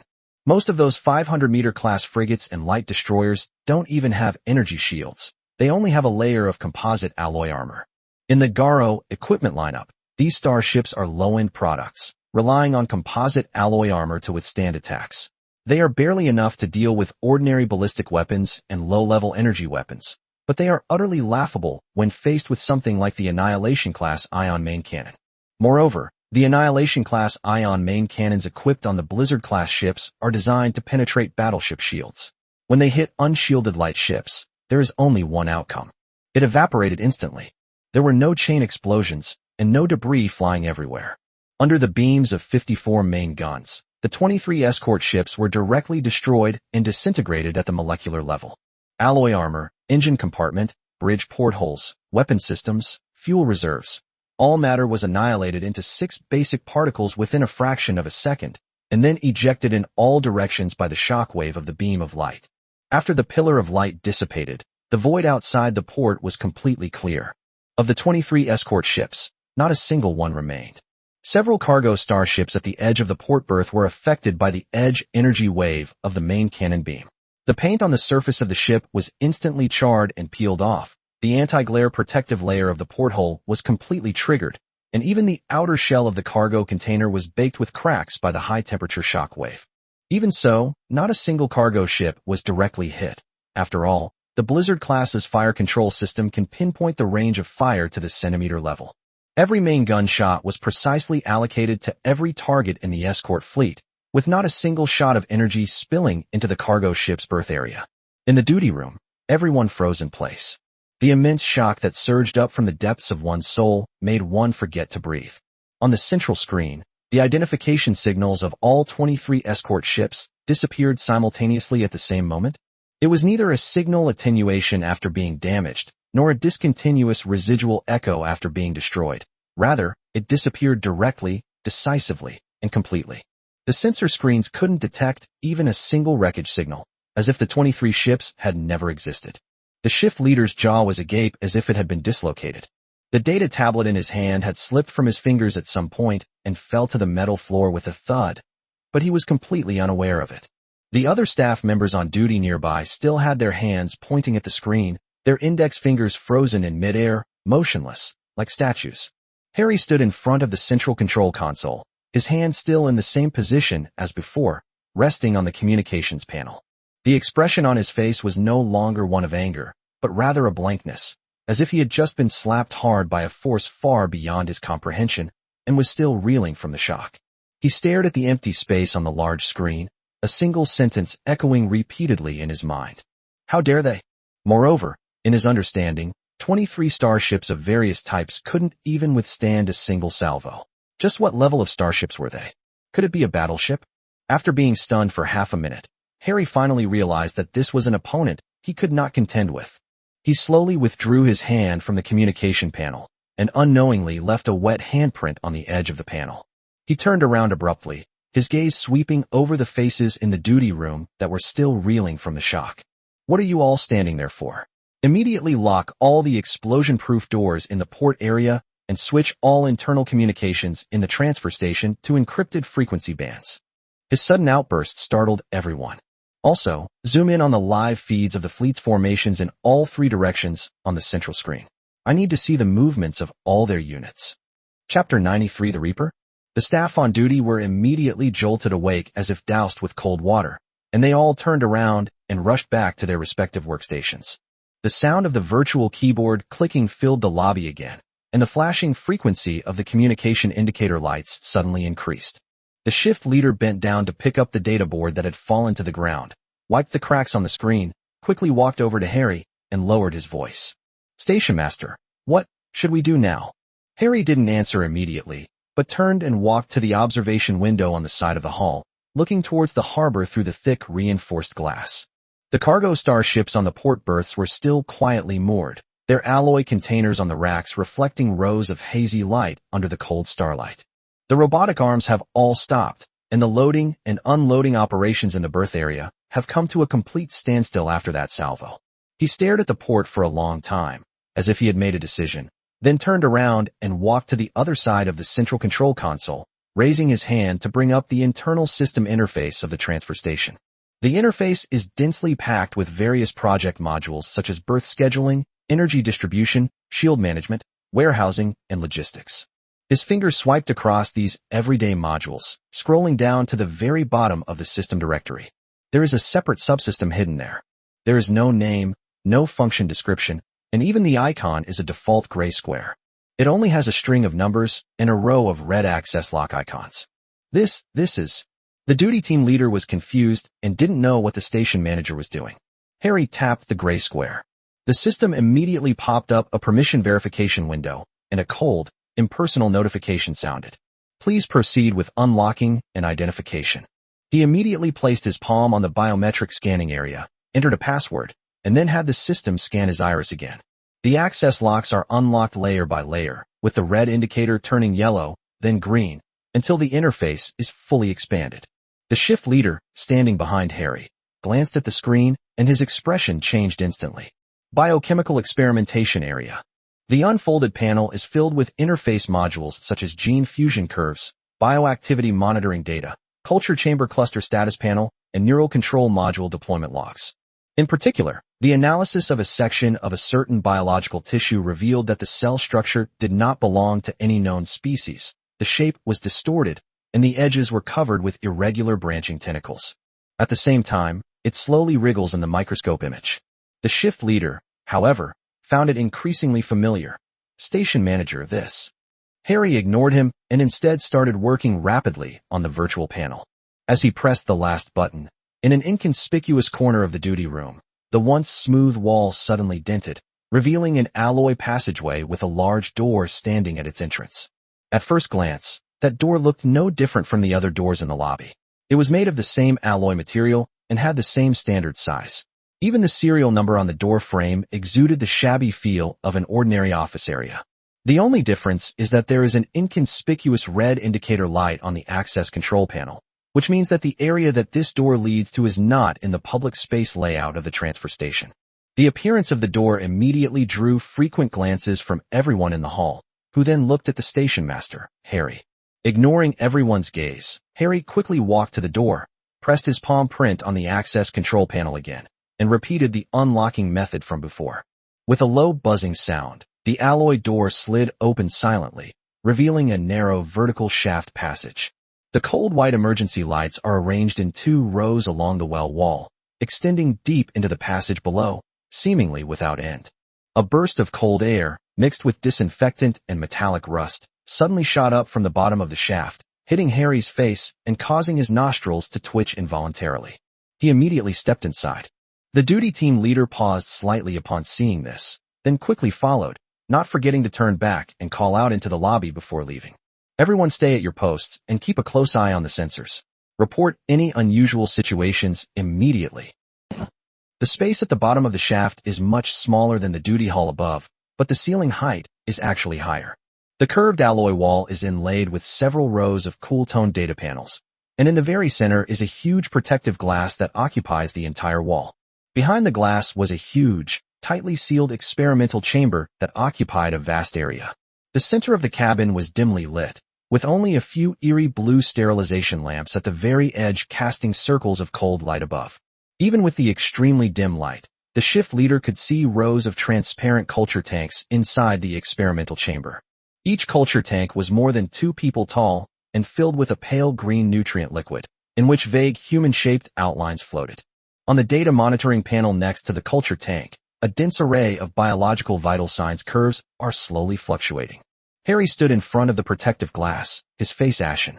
The shift leader followed him in, and when he looked up and saw the row of culture tanks, he paused noticeably.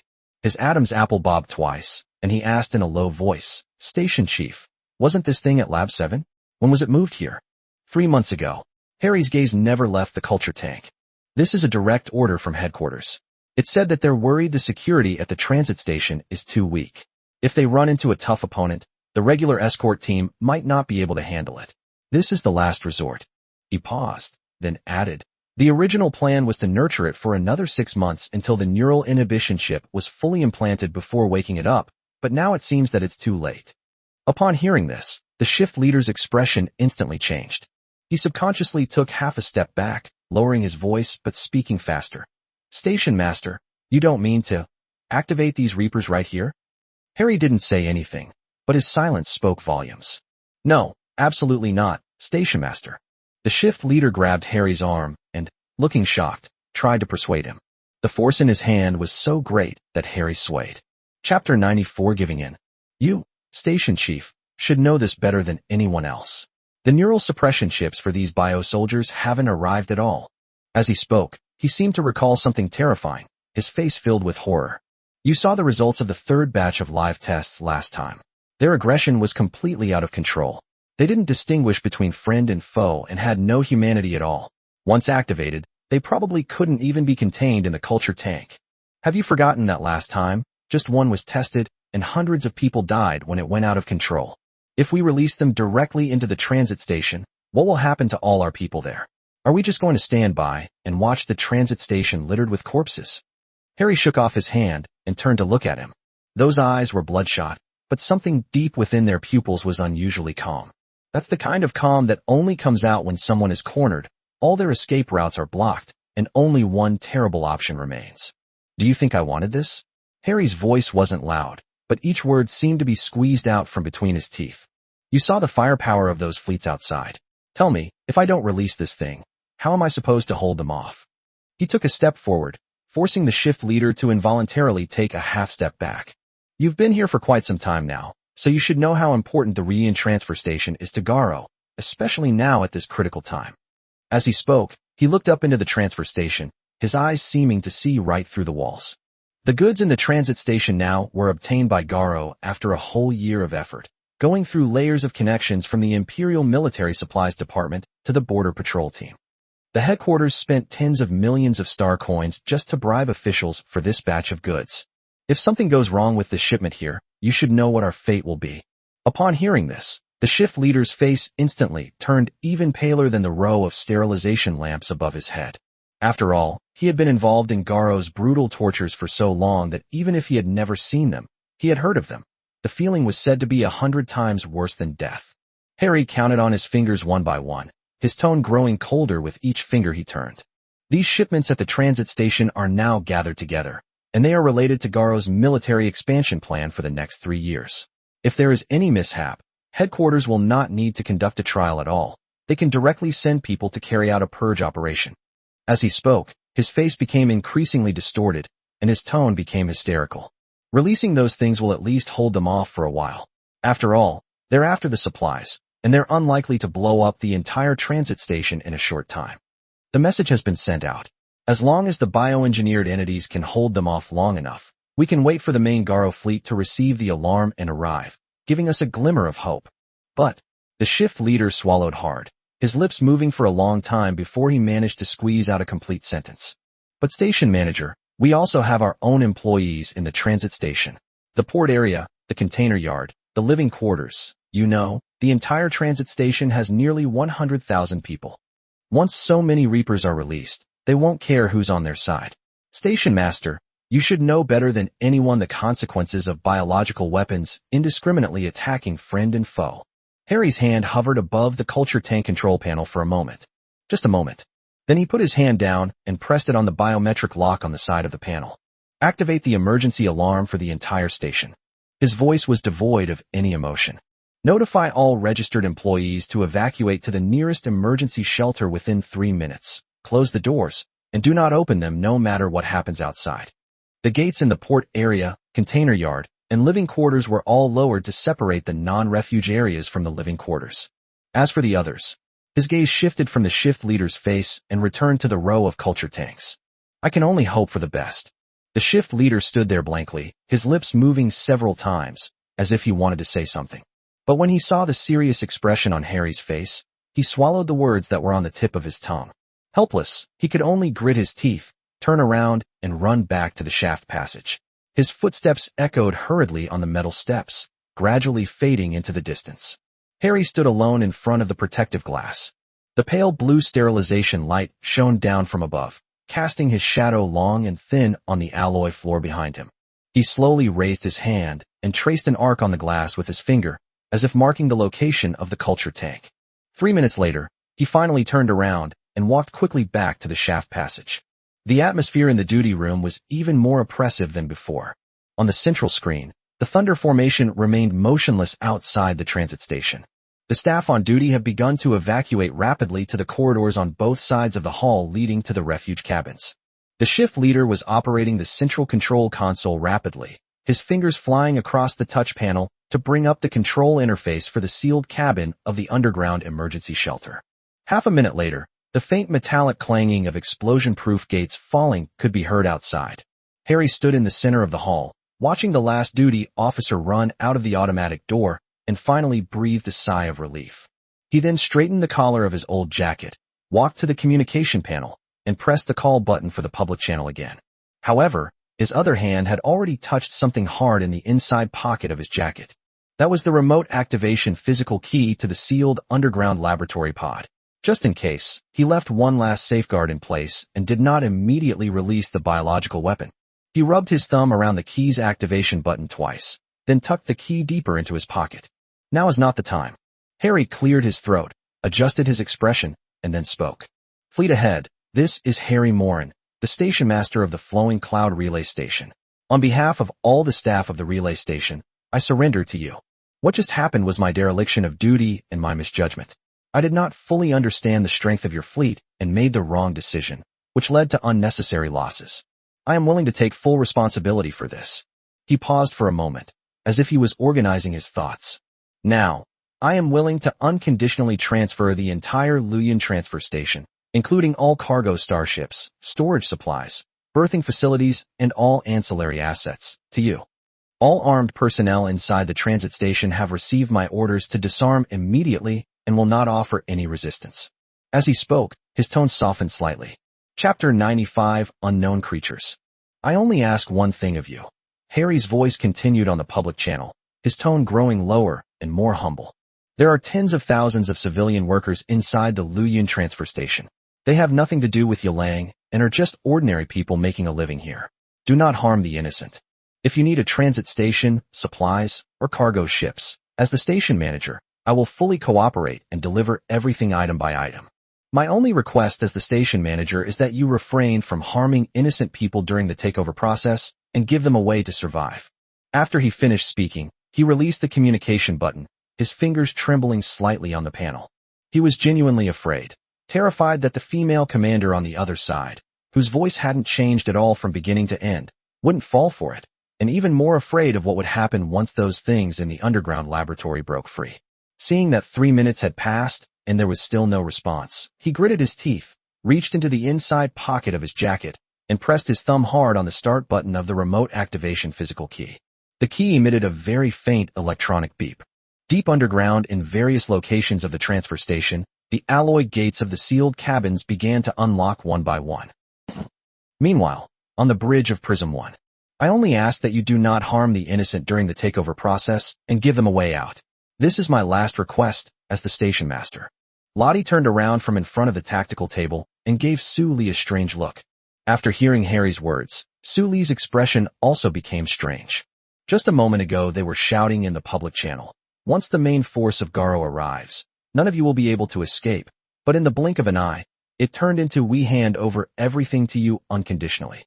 This change in attitude is a bit too quick. It's hard not to suspect that there's something fishy going on. Lottie, exist. What do you think? Lottie's answer was straightforward. Commander, I think it's unnecessary to pay attention to it. After all, the change in attitude was too abrupt, from refusing to surrender to offering it unconditionally, all within a mere 5 minutes. It's impossible for someone who has been the station master of the Garo Star Pirates for so many years to hand over Garo's secrets so easily. His subordinates felt that he was either stalling for time or hiding some shady secret. Su Li nodded and turned her gaze to the tactical screen. The triangular outline of the Luyan transfer station hangs quietly in front of me, while the countless cargo ships on the port berths remain motionless. On the surface, everything seemed to conform to what Harry meant by unconditional surrender. But Su Li's mind was only on edge. Let the Falcon 3 approach the relay station and perform a full band active scan. Commander, Lottie cautioned, we can't be sure if they'll suddenly open fire if we get too close. I want him to know I'm investigating him. Su Li stood up and walked to the panoramic window. If he really intends to surrender, I can scan his transit station and he won't be able to utter a single word. But if he's trying to play tricks on me, he paused, then don't blame me for striking first. Besides, with the defensive capabilities of a Falcon-class ship, it's not something that the firepower of a mere civilian transit station can break through. Lottie thought for a moment and felt that what the commander said seemed to make sense, so she stopped talking and turned around to quickly type a series of commands on the tactics panel. The moment the order was received, the crew members at several monitoring stations on the bridge of the Sojin 3 ship immediately began adjusting the sensor parameters, extending the scanning frequency band from the outer shell of the transfer station into its interior depths. The Falcon 3 then broke away from the flank of the Thunder formation, its tail particle vector thruster spewing out a string of eerie blue flames as it silently glided past the outer edge of the close-in weapon system's range. The shipborne active scanning array has begun operating at full power. The high-energy detection beam cut into the outer shell of the flowing cloud transfer station layer by layer, penetrating the alloy deck, container yard, and pipe interlayer, slowly projecting the entire internal structure of the space station frame by frame onto the tactical screen of the Thunder formation. Su Li sat upright in the center of the bridge, his eyes fixed on the scanning beam on the screen that was gradually penetrating deeper and deeper. The bridge was quiet for several tens of seconds, with only the low-frequency pulses of the sensor systems ringing regularly in the corners. As the probe beam advanced deeper into the cloud relay station, The returned wavebands began to change significantly. The regular pulse sound gradually turned into a rapid alarm tone. Commander. A crew member responsible for monitoring the biosensors at the tactical console sat bolt upright, his voice grave. The Tsangjuan 3 satellite detected a large number of abnormal signals at various locations within the Luyun transfer station, and the specific locations are still under analysis. However, what is certain is that significant fluctuations in non-human bioenergy have already been detected deep within the lower levels of the central hub area. Upon hearing this, Lottie immediately rushed to the crew member's workstation, glanced at the data panel in front of him, and her brows furrowed instantly. Project the scan data onto the central screen. Yes. Then the image on the central tactical screen changed, and the internal structural cross-section of the Luyun transfer station replaced the original external situation map. In the cross-sectional view, the blue lines representing the alloy structure and energy pipelines intersect to form a dense grid. At the very bottom of the grid, about several hundred meters directly below the central hub area, there was a blinding red spot of light that was flashing incessantly. The red area detected is already quite large, roughly estimated to cover at least 70% of the underground structure of the central hub area. This is only the initial detection result. Each light spot represents an independent bioenergy source, densely packed together, so numerous that the sensor algorithm cannot calculate the exact total number in a short time. What about biometric analysis? Lottie asked, her expression slightly hardening. Analyzing. The monitoring crew member's fingers flew across the panel, bringing up the full-spectrum analysis interface for the biosensors. Preliminary scan results show that the metabolic frequency of these bioenergy sources is far higher than that of normal humans, at least 4 to 5 times that of normal humans. Chapter 96 Preparing to log in. Cell activity readings also deviated significantly from human baseline values, suggesting a product of artificial intervention rather than a naturally occurring physiological structure. He paused, his voice unconsciously lowering a few decibels. Currently, there is no known biological template in the database that can perfectly match these signals. This should be a genetically modified organism independently developed by the private sector. The atmosphere on the bridge suddenly became tense. Several crew members who were busy at their respective posts stopped what they were doing almost simultaneously and turned to look at the central screen. Suli stared at the red spot of light for several seconds, then suddenly laughed. I knew it. How could a resource site administrator of Garo be defeated in less than 5 minutes? He glanced at Lottie and chuckled. That old guy is definitely up to something. Lottie did not respond. She was still staring at the bioenergy distribution map on the screen, her brows furrowing deeper and deeper. The distribution pattern of that red light spot doesn't resemble that of a typical biological sample storage room. After all, live organisms wouldn't be densely packed together for sample storage. They certainly won't be distributed in the deepest parts of the transfer station. This distribution pattern is more like a deployment unit on standby. Commander, she looked up. These bioenergy sources are located close to the central ventilation system and energy pipelines of the transfer station. She paused, then zoomed in on the data panel on the tactical platform. If they are released, they can spread to all functional areas of the transfer station through the pipeline system within minutes. Furthermore, judging from its deployment location, this doesn't resemble a laboratory sample storage facility. Rather, it looks like a pre-positioned defense deployment. Suli nodded in agreement, her smile fading slightly.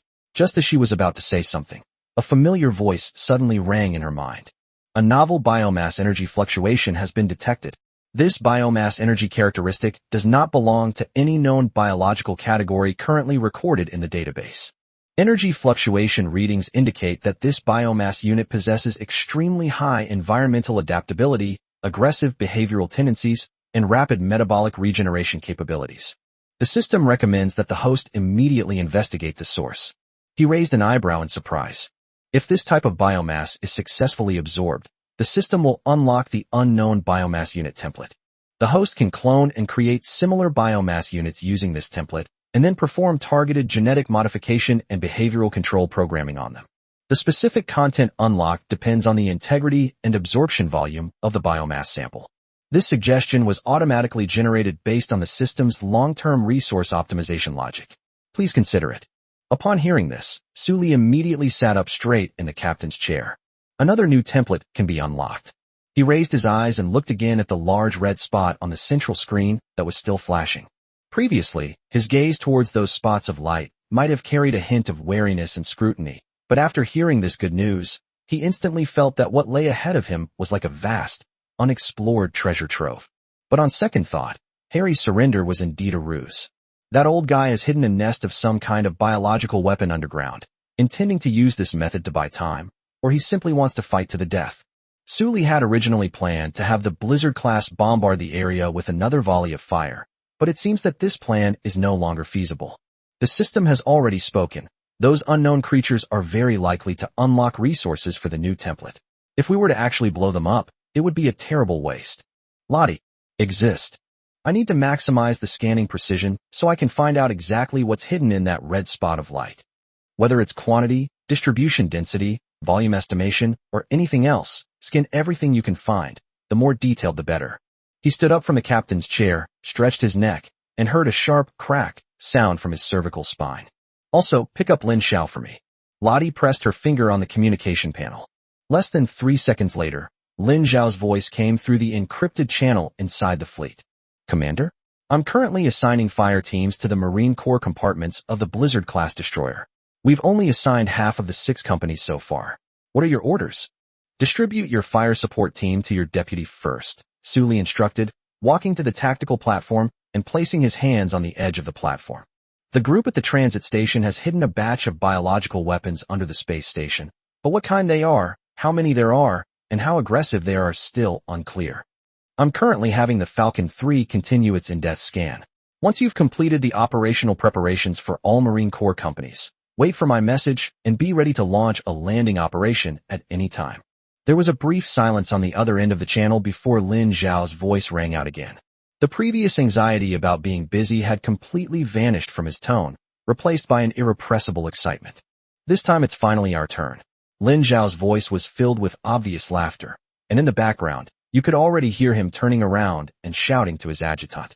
Old Zhou, throw the unfinished fire support team list to the 3rd company commander. Have everyone start the pre-battle inspection, weapons, power armor, mechs, and obstacle breaching equipment. Nothing can be missed. Hurry, hurry, hurry. Sully did not interrupt him. After Lin Xiao finished making the arrangements, he added, Lin Xiao, this amphibious landing operation may be a little different from conventional amphibious landing operations. The enemy is not human, but a completely unknown biological weapon. According to the system's recent notification, these biomasses have a much higher level of aggression and metabolic capacity than normal humans. After your men go down, be careful not to linger in battle. The first priority is to figure out their specific types and attack patterns. Understood. Lin Xiao's tone became more serious. Once we see those things, I will have the technical team calibrate all the individual soldier sensors to biomass scanning mode. After we go down there, we will first build a battlefield awareness network, and then push it forward once we have a clear understanding of it. Sully straightened up, her gaze returning to the cross-sectional diagram on the central screen.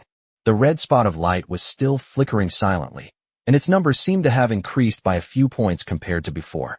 It seems that a few of them have already woken up. He immediately activated the wide area key for the fleet's internal communications. Attention, all personnel. The amphibious landing operation is about to begin. All captains of the Blizzard-class cruisers, listen to my command. Keep main guns charged and lock onto the lower level of the central hub area of the flowing cloud transfer station. Once the Marines have completed their clearing operations and obtained the biological samples, they are ready to launch an artillery barrage at any time. Receive. The captains of the 6 Storm-class cruisers replied in unison. Chapter 97 Monster. Meanwhile, at a material storage yard in the transit station. Damn it. A material handler grumbled as he wiped the sweat from his anti-G suit onto his trousers, then bent down, grabbed a rope pinned to the bottom of the container, and pulled hard. The clips remained firmly in place. To think we'd run into space pirates raiding the transit station. He cursed again, spitting into his palm, gripping the buckle again, and lifting himself up. With a snap, the rope was finally pulled out. I've been working at this transit station for 3 years, and this is the first time I've seen anyone dare to cause trouble here. Sigh. I guess I'll be working for nothing again this year. After he finished speaking to himself, he straightened up and wiped the sweat from his forehead with his sleeve. This is the 4th container yard in the port area of Luoyun Transit Station. The ceiling of the storage yard is more than 30 meters high. 2 of the old-fashioned fluorescent tubes on the top are broken, and the remaining few are blinking weakly, illuminating the entire storage yard in alternating gray and white light. The containers were stacked like a maze, with alloy boxes piled one on top of the other, extending in 4 directions to the horizon. The air was filled with the smell of engine oil and metal dust mixed together, and after smelling it for a while, my throat felt dry. Normally, the roar of the robotic arms loading and unloading containers in the yard is so loud that people have to shout to talk face to face. But now all the robotic arms have stopped, and the whole yard is so quiet that you can even hear the hissing sound of airflow brushing against the rust in the ventilation ducts overhead. The shutdown of all robotic arms resulted in some goods being trapped under the containers. "Old Zhao," he called out, throwing the removed securing straps on the ground and heading towards another shipping container. "Do you think this shipment can still be sent out? What if space pirates seize it? My commission for the next 6 months will be gone." "Lao Zhao." He called out for a long time, but no one answered. He frowned immediately, held onto the container's exterior, and walked around it, peering towards the direction where another colleague had just been working. But the aisles between the containers were empty. All that remained was a pair of worn-out synthetic leather gloves on the ground, and a crooked, wet drag mark on the alloy floor next to them. The color of the wet stains was not very clear under the flickering light. All that could be heard from the surrounding loudspeakers was the continuous hissing of electrical current, echoing in the empty container yard, making people inexplicably uncomfortable. "Old Zhao." He took a step forward, his voice trembling slightly. "Stop messing around, you bastard. Come out here right now. Don't scare me like that." Just as he was about to get closer to take a closer look, he felt as if he had kicked something and shivered for no reason. Looking down, I saw a tattered employee badge lying there, its plastic sleeve crushed, revealing an old photograph inside. The edge of the card holder was still covered with some kind of dark green, viscous liquid, which was dripping down the lanyard of the name tag. He bent down to pick up the employee badge, dipped his finger in the dark green, unidentified liquid, and then squinted to examine it closely. Just then, at the end of a dark passage in the distance, an emergency light suddenly began to flash violently, startling him. He looked up in that direction. The passageway led to an abandoned pipeline area deep within the storage yard, a place no one ever went to. Half of the lights at the entrance were broken, with only a few emergency lights flickering weakly, making it look extremely eerie. In the brief interval between the flickering lights, he suddenly caught a glimpse of what appeared to be a dark shadow flashing by in the corner of his eye. The shadow appeared to be larger than an adult, with a pale, slightly luminous edge. It looked as if something wet was reflecting light under the lamp. He immediately gripped Lao Zhao's employee badge tightly, swallowed hard, and, as if possessed, took another step forward, wanting to see clearly what that thing was. Sometimes, curiosity really does outrun fear. As he approached the entrance to the passage, a pungent stench suddenly assaulted his nostrils, growing stronger and stronger as he drew closer to the passage. When he was a few meters away from the entrance of the passage, he suddenly stopped. The equipment passageway was very dark, and the pale white light of the emergency lights could only illuminate a small area near the entrance. Further in, there was a thick darkness that was almost tangible enough to be stirred by hand, and from the depths of the darkness, there seemed to be sounds coming from. The sound was very faint and hard to describe. It looks a bit like a dog gnawing on a bone, and a bit like something soft being torn apart repeatedly. Occasionally, a slight cracking sound would be heard, like the crunching sound of tiny bones being bitten. His feet felt like they were nailed to the floor. Reason told him to turn back, but his legs wouldn't obey him. His gaze was fixed on the darkness deep within the passage, his pupils dilated. The emergency light flashed once. Just that one moment. He saw it clearly. About 10 meters deep in the passage, near the pipe rack against the wall, at least 7 or 8 humanoid silhouettes, similar to those seen at the entrance, were crouching. They formed a loose circle, and something seemed to be lying on the ground in the middle. One of them had its head buried in that thing, its neck bent downwards with an abnormally flexible force. The shoulder blades were bent so much that they were about to bulge out from under the grayish-white skin, like 2 blunt knives about to pierce the skin. His pupils suddenly contracted. The emergency light flashed again.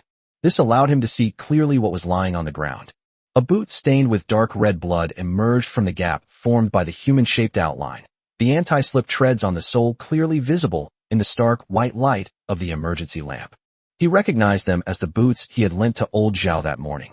Upon closer inspection, it was clear that Old Zhao's body was completely mangled, with his thighs and arms torn off.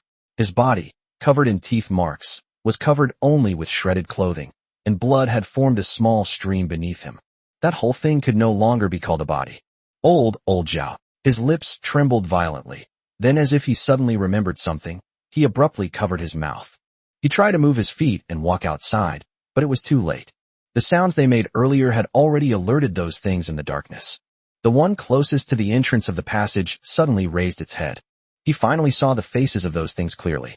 The face had no lips. The gums and teeth were directly exposed to the air. It had more than twice the number of teeth of a normal person, each one sharp and interlocking, stretching all the way to behind the ears. Furthermore, an unknown liquid would occasionally leak out as its sharp teeth opened and closed. Where the bridge of the nose should have been, there were only 2 irregular holes left, and the eyes were covered with a paste-like substance that was still wriggling. Chapter 98: A Feast of Blood. The monster merely tilted its head, as if scrutinizing him. With each opening and closing of its mouth, it still held a piece of soft tissue that it hadn't had time to swallow, as well as a small piece of work clothes fabric soaked in blood. Blood dripped down its jaw, making soft pattering sounds as it hit the alloy floor. The mover turned and ran without saying a word. Unexpectedly, the sole of his boots suddenly slipped on the floor, and he fell to the ground with a bang. He used one hand to prop himself up on the ground, while frantically pounding the communicator clipped to his waist with the other. Monsters in the passage. Old Zhao has already been eaten by them. However, all he received in response from the communicator was a jumble of electromagnetic noise. The public channels, dispatch channels, and emergency channels, channels we use daily, were all filled with noise.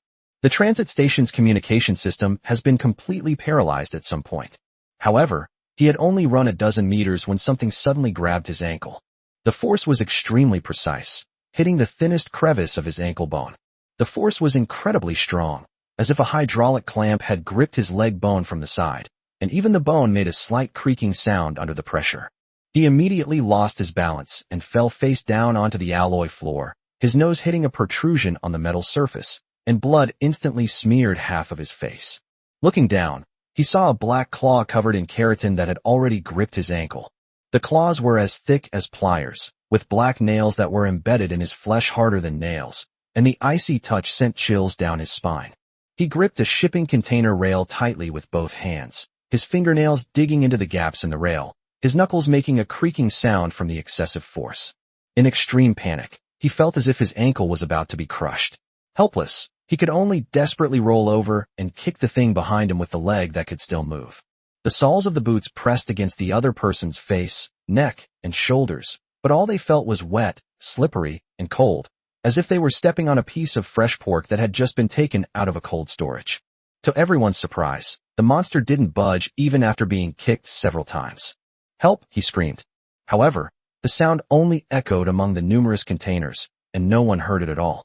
The monster tilted its head, its eyes, covered in an unknown paste, constantly wriggling, as if it were examining the struggling, screaming 2-legged creature on the ground. More and more monsters, carrying old Zhao's corpse, have reached the area around the porters. He could even hear the dull thud of tendons being ripped from bones, mixed with the crunching sound of bone fragments being chewed. He also saw that more and more monsters were pouring out from the depths of the passage, so densely packed that it made his scalp tingle. The porter lay on his back, face up, with several eyeless faces looking down at him from above. The monster that had caught him seemed to have grown tired of watching. It stretched out a claw, grabbed Lao Kai's ankle, and lifted him up, while its other claw gripped the back of his knee, and at the same time opened its mouth wide.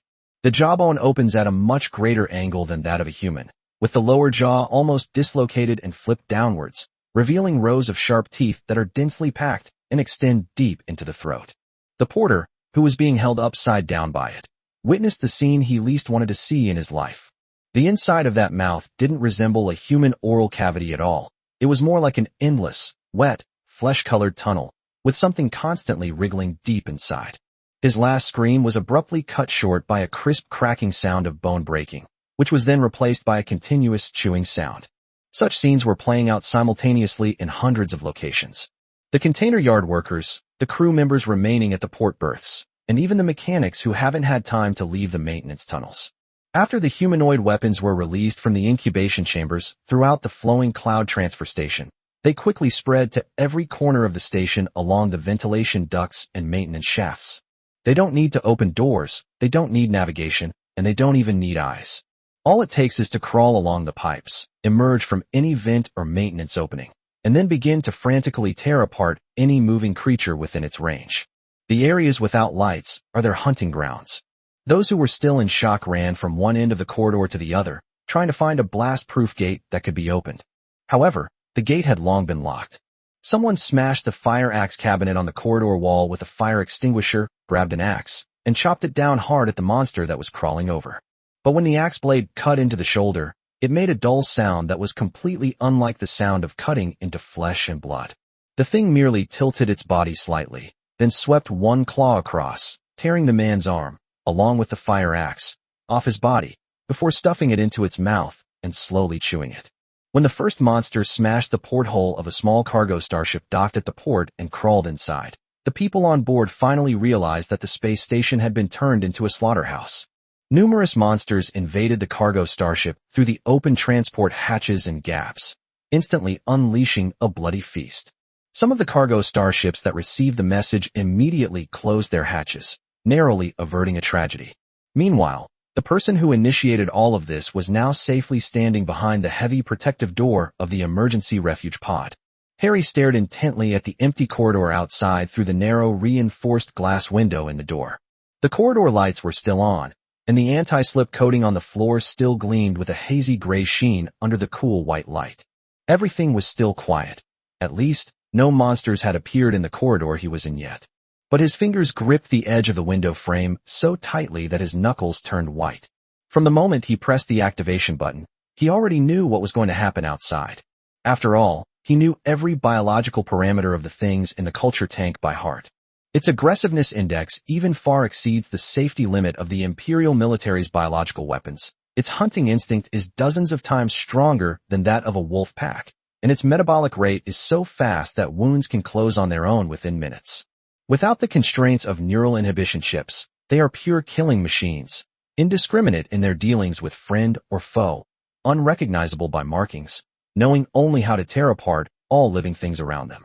The voice of the shift leader came from behind, low and trembling slightly. Station Master, the harvester's signal appeared almost simultaneously in the port area, living area, container yard, all non-refuge areas. Their spread is at least 3 times faster than in the last test, seemingly undergoing autonomous evolution. Chapter 99 High Explosive Shotgun. Harry did not turn around. His gaze remained fixed on the empty corridor outside the window, as if waiting for something to emerge from the shadows at the end of the corridor, or as if praying that it wouldn't emerge from the shadows at the end of the corridor. His lips moved, but his voice was so low that only he could hear it. Meanwhile, on the bridge of Prism 1, the crew member at the monitoring station sat up abruptly, his fingers flying across the panel, projecting the monitored and analyzed data onto the central screen. Commander, the biomass energy fluctuations inside the transfer station have increased dramatically, far exceeding previous scan estimates. Preliminary assessments indicate that the previously detected unknown organisms have been released from their containment and are rapidly spreading along the internal passageways of the transit station. Sully stood up from the captain's chair, walked to the central screen, and looked at the rapidly spreading red light spot on the cross-sectional diagram. The edges of the light spots had spread to the port area, container yard, and living area, with dense red dots flowing everywhere like spilled blood. He paused for 2 seconds before revealing a meaningful smile, then pressed the internal communication button for the fleet. Lin Xiao, your men can set off now. Roger that, Commander. Lin Xiao released the communication button, stood up from the high command position in the hangar of the Storm-class cruiser, and turned to face the large hangar maintenance area that was brightly lit by cold white lights. Inside the maintenance area, there were hundreds of neatly arranged mech formations and Marine Corps formations. Each formation was led by its own company commander, whose helmets were tucked under their arms, and the light from the hangar overhead lights reflected on their faceplates. The cold white lights inside the hangar shone on the outer alloy armor of the Frost Shadow type mech, reflecting a layer of eerie blue light, just like the polar domain coating on the hull of the Blizzard-class cruiser. Commander orders. Landing forces prepare to depart. Lin Xiao shouted, issuing the final brief order over the channel as he walked towards his command mech. Attention all personnel, this landing operation is against an unknown biological weapon. Activate all anti-biological and chemical defense devices. We must not let our guard down. As he spoke, He stepped onto the mecha elevator, leaped up, and landed steadily in the cockpit, then revealed a ferocious smile. Our mission is to clear out these ungrateful monsters, and then take over the entire Luoyuan transfer station. As the cockpit canopy closed, the giant airtight doors in front of the hangar began to slowly open to both sides, revealing the pale void above the Luoyuan transfer station port area, illuminated by the cold light of the stars. All mech units will proceed according to Plan Number 3, advancing in a wedge formation. Marines boarded the landing craft and followed closely behind. After landing, they spread out in standard assault formation, avoiding huddling together and becoming easy prey for the enemy. They first established a foothold and built a defensive line before advancing step by step. After Lin Xiao issued a series of orders, he emphasized one more point. Attention, all fire teams. In areas where the engagement zone is adjacent to the berthing area, ammunition must be used primarily for targeted kills. Indiscriminate firing toward the container yard is strictly prohibited. You know, the supplies in those containers belong to our commander. Whoever damages them has to go and explain to the commander. Receive. All the units immediately responded in unison. After all, everyone knew how much Su Li valued these supplies. The hangar doors of the 025 Blizzard ship are now fully open. Dozens of Cold Shadow type assault mech engines ignited at the same instant, and the heavy ion thrusters emitted a deep and powerful roar. They were then ejected in 2 batches from both sides of the hangar, their back-mounted vector ion levitation engines leaving trails of icy blue light in the void. In preparation for this landing and clearing mission, Lin Xiao had the maintenance team replace all the rapid-fire electromagnetic cannons on the arms of the Cold Shadow type assault mechs with small-caliber, high-explosive shotguns. After all, ordinary electromagnetic guns have too strong penetrating power. If they hit the alloy bulkhead, the warhead may penetrate several layers of bulkhead and fly to places it shouldn't go. High-explosive shotguns have a wide kill radius and controllable penetration. A single shot can create a storm of steel balls, making them ideal for targeting numerous, poorly protected biological targets. Immediately afterwards, the hangar doors of the remaining Blizzard-class cruisers in the Thunder Squadron opened one after another, and hundreds of assault mechs detached from the undersides of the various cruisers in sequence. The vector light generated by the ion thrusters suddenly intertwined into a dark blue net of light in the void between the fleet and the transfer station. The thruster nozzles on the left, right, and rear sides of each mech were working simultaneously, and with slight attitude adjustments, they quickly arranged themselves into a standard wedge-shaped attack formation in the air. Following closely behind the mech formation were the assault landing pods carrying the Marines, each pod housing several well-equipped, well-staffed, and highly motivated full-strength Marine units. Soon, the mech landing force and landing craft formations, close to the outer edge of the berths in the port area, split into dozens of landing formations and rapidly entered the outer areas of the major ports of Luoyuan Transfer Station. On the outer perimeter of some port areas, crew members of several cargo starships were peering out of their portholes, staring in disbelief at the scene outside. Hundreds of mech thrusters trailed trails of light, and countless assault landing pods streaked across the starry sky. The energy-storing light on the main gun turrets at the bow of those 6 silver-gray behemoths never went out. Lin Xiao personally led a squadron and piloted the mecha to be the first to step onto the alloy platform of berth number 7 in the port area. The 25-meter-tall, Cold Shadow type assault mech retracted and folded its airborne structure from midair, and the shock absorption system of its legs emitted a dull metallic impact sound the moment it touched the deck. Before the aircraft had fully stabilized, he had already begun to move forward rapidly. The Annihilation alloy blade on the left arm of the mech popped out, and the high-explosive shotgun on the right arm also rose at the same time, the muzzle quickly sweeping across the container yard in front of the berth where the lights were flickering. The panoramic sensor in the mech's cockpit was projecting the entire 360-degree view of the surroundings onto the panoramic tactical screen in front of him in real time. As one of the several large, fully open container yards at the Luoyuan Transit Station, the lights in the B7 yard are still on, but the ground is covered with dark red bloodstains. Chapter 100. The cleanup begins. At the entrances of several equipment passages on the north side of the yard, several grayish-white human figures could still be seen in the intermittent flickering of the emergency lights, shrinking into the depths beyond the reach of the lights. Targets detected. Several equipment access points in Zone B7. Initial estimates suggest at least several hundred. Lin Xiao made a notification in the channel, and locked the crosshair of the high-explosive shotgun to the nearest passage. However, the monster in the passage reacted even faster than Lin Xiao had anticipated.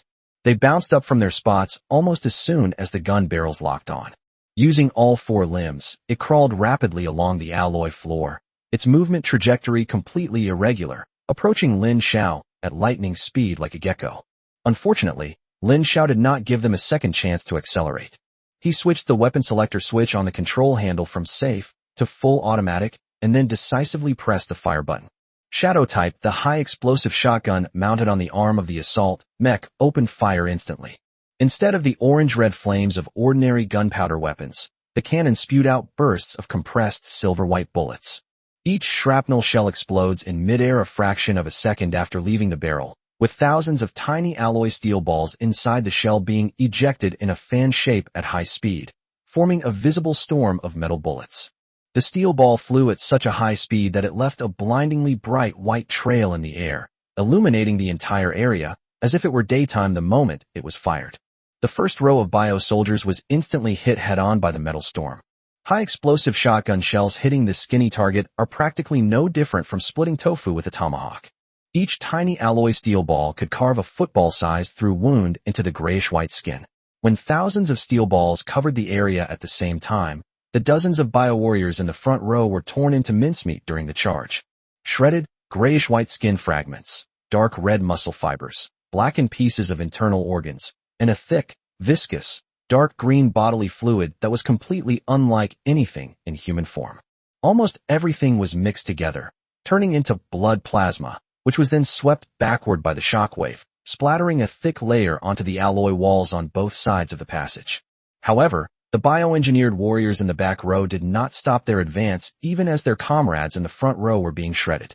They continued charging forward, stepping on the still twitching remains of their kind, the sound of their bare feet crushing broken bones echoing endlessly from the depths of the passage.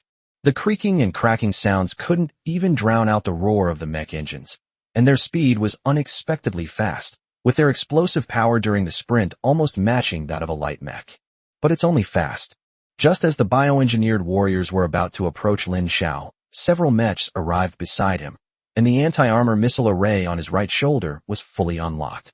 Hundreds of small high-explosive incendiary bombs then roared out of the array pipes, streaking with grayish-white flames as they precisely struck the section where the bio-soldiers were most concentrated. Boom, boom. A series of violent explosions rang out, and at the moment of the explosions, the entire passage seemed to have been violently folded in half. Clusters of bright orange fireballs expanded inside the tunnel, reaching temperatures so high that even the surface coating of the alloy bulkhead bubbled and peeled off on the spot. Before the flames from the explosion had completely dissipated, the missile array on Lin Xiao's mecha fired another 12 incendiary bombs, completely turning the passage into a high-temperature furnace. In contrast, the bio-warrior's body structure is surprisingly fragile in the face of extreme heat. Their grayish-white skin almost instantly carbonized and cracked in the flames, revealing the muscle tissue underneath that was completely unprotected by a layer of fat. Then, the muscle fibers rapidly contracted and broke under the high temperature, and the entire human form was twisted into a completely unnatural curled-up posture in the flames, as if the limbs were spasming like a burning insect. Their bodily fluids appear to contain some highly volatile component that ignites like gasoline upon contact with an open flame. The entire body began to burn from the inside out, and the grayish-white skin turned charred black within seconds, then peeled off piece by piece from the bones. A few bioengineered warriors, still covered in embers from the fire wall, rushed toward the nearest mech with their mouths full of sharp teeth. However, the extreme size difference ultimately makes their various behaviors seem utterly ridiculous. Their claws gripped the frontal armor of the Mechs tightly. The high-speed friction between the horny spikes and the alloy armor produced an extremely piercing noise. The sound is somewhat like a nail scraping against glass, and also somewhat like the high-speed whistling sound produced when metal is being cut. The attacked mech pilot looked down at the claw marks on the armor beneath his feet. However, the surface of the titanium alloy composite armor only had a few shallow gray scratches, and the paint was not even scratched. He controlled the mech to raise its right arm, and in an instant, he used the mech's hand to grab the bio-warrior that was still scratching wildly, and forcefully closed his 5 fingers together. Puffed. Dark green fluid spurted out from between the mech's fingers, sizzling and burning on the alloy floor. The liquid's acidity and alkalinity were clearly enough to corrode ordinary civilian armor plates, but it seemed far from being able to corrode the external armor of Su Li's Mechs. Note that their bodily fluids are corrosive. Marines should not remove their power armor easily, which would expose their skin, Lin Xiao reminded them in the formation channel. After clearing one passage, Lin Xiao led the rest of the team to another passage. At the same time, dozens of sharp blade type light mechs have begun to cut in from one side. Their thrusters left trails of eerie blue afterimages in the maintenance corridors on both sides of the passage and in the pipework compartments, while the high-frequency slashing blades shone brightly in the darkness as arcs of intense heat. When the high-frequency vibrating blade of the slashing blade cut into the bio-soldier's body, it encountered almost no resistance. Where the blade passed, limbs were severed, and dark green fluid gushed from the cut, splashing onto the ceiling and the surrounding walls. To be fair, the regenerative abilities of bio-soldiers are indeed quite strong. Several bio-warriors, after being cut in half at the waist, were still desperately crawling with their arms, their muscle fibers wriggling like maggots in an attempt to reconnect. However, their regeneration speed cannot keep up with the speed of destruction when faced with wounds caused by high-frequency cutting blades. Chapter 101 Crushing Victory. Confirmed that the biological target does not possess an energy shield or any ranged attack capabilities. Lin Xiao synchronized the kill data to the tactical panels of all Marines and took a step forward. Behind him, accompanied by a series of mechanical roars, several assault landing pods landed one after another. After the hatches exploded, nearly 1,000 Marines poured out of the landing pods. Their power armor is thicker than Lin Xiao's original Owl Wolf Dash type, and is an improved version of the Owl Wolf Dash power armor that has been specially optimized by the fleet's experimental personnel. Each suit of armor is fitted with melee armor plates specifically designed to target biological targets on the chest, shoulders, and forearms. The weapons they carried were also changed to high rate of fire energy rifles, and every few fire teams, one member carried a portable particle flamethrower. That thing was something Lin Xiao had specifically asked the armory to pull out from the Blizzard-class cruiser's armory before setting off. It was also specifically designed to deal with swarms of biological targets. Fire teams advance in alternating shifts. Particle flamethrowers move forward. At Lin Xiao's command, the first 3 Marine companies to land quickly deployed into a defensive formation around the port area berths, unleashing full firepower at the cluster of bioengineered soldiers ahead. The blue bullets from the energy rifles streaked across the container yard lights, leaving straight lines of light. The monsters that poured out from the other equipment channel hadn't even gone 20 meters before they were riddled with holes by crossfire. After being shot, the monsters' bodies would twitch briefly for a few seconds, and then their grayish-white flesh would quickly become inactive, with a thin layer of frost gradually covering their surface. The energy attenuation effect of the polar zone low-temperature coating on the cold shadow type mech is also useful for these biological tissues. The effect of particle flamethrowers is simpler and more direct. Portable particle flamethrowers do not fire ordinary flames, but rather a diffuse stream of high-temperature particles, hot enough to carbonize biological tissue the instant it comes into contact with it. A 10-man fire support team protected the Marines carrying flamethrowers. After getting close to the equipment passage, the high-temperature particle stream from the flamethrowers swept around the entrance of the passage. Dozens of monsters that had just crawled out of the shadows at the top of the passage were reduced to piles of charred, brittle shells before they even hit the ground, shattering into powder upon impact. These things don't even deserve to be called biological weapons, a Marine muttered in the channel.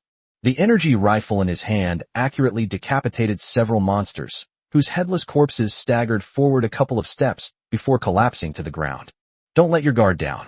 Lin Xiao's voice immediately boomed through the channel, his tone utterly joking. Their advantage is quantity. We still can't be sure exactly how many of these things there are, so don't let your guard down. He glanced at the tactical display screen, at the ever-growing number of biomonsters that were continuously engulfing the storage area, and said in a deep voice, "Everyone hold the line and don't advance rashly.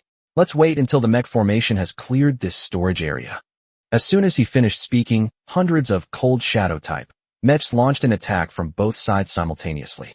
The movement of the cold shadow type mech when it is advancing on the ground is completely different from when it is hovering in the air. Despite its 25-meter height and 37-ton weight, the machine can still reach Mach-level speeds on the planet's surface. In the gravitational environment inside the space station, they moved so fast that they were reduced to blurry afterimages. The mech formation consisted of 6 mechs per group.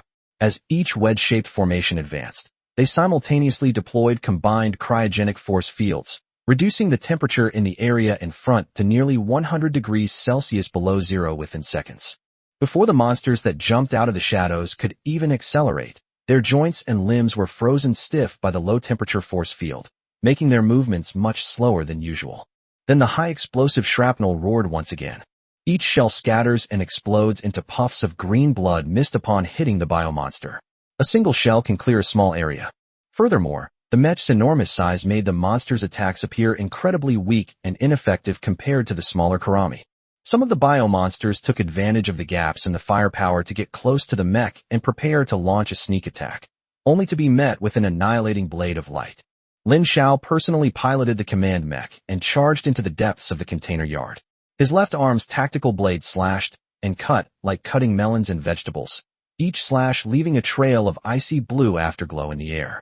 A monster that tried to pounce down from the top of the container was sliced off in one swift motion by him, its entire upper body cleanly cut off. The cut was as smooth as a metal plate that had been processed by a laser cutter.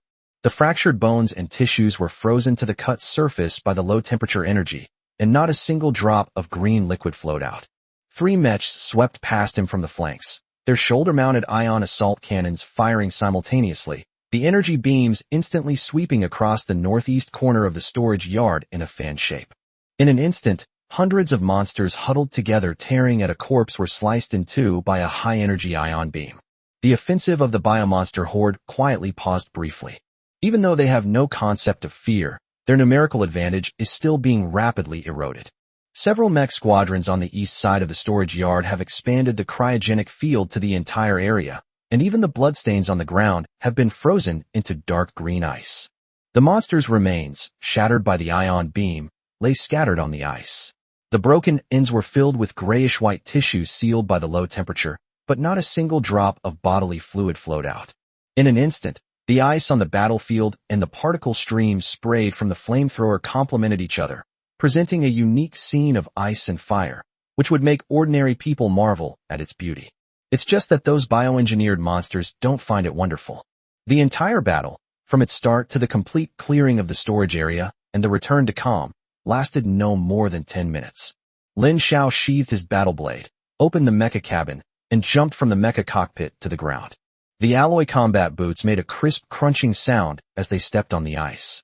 He gently patted a button on his chest, and a portable power armor set immediately extended out section by section, quickly covering his entire body. After completing his attire, Lin Xiao crouched down and used his hand armor to flip over a relatively intact monster corpse at his feet. The creature's face was tilted upwards, its lipless mouth wide open, revealing rows of densely packed sharp teeth that gleamed with a disgusting glaze under the lights of the container yard. There is a hole in its torso that was pierced by an energy rifle, and the structure of its internal organs can be clearly seen from the edge of the hole. Chapter 102 Bring them all back to me. After staring at the corpse for a few seconds, Lin Xiao stood up and gave instructions over the communication channel. Attention all units. Everyone immediately take inventory of the battlefield and tally the ammunition consumption. The technical team selected all the relatively intact corpses, placed them in a sealed sample chamber, and expedited their return to Prism 1 laboratory. Marines immediately carried the sealed sample capsule over and put all the selected monster corpses inside. The alloy shell of the sample chamber is etched with biohazard markings.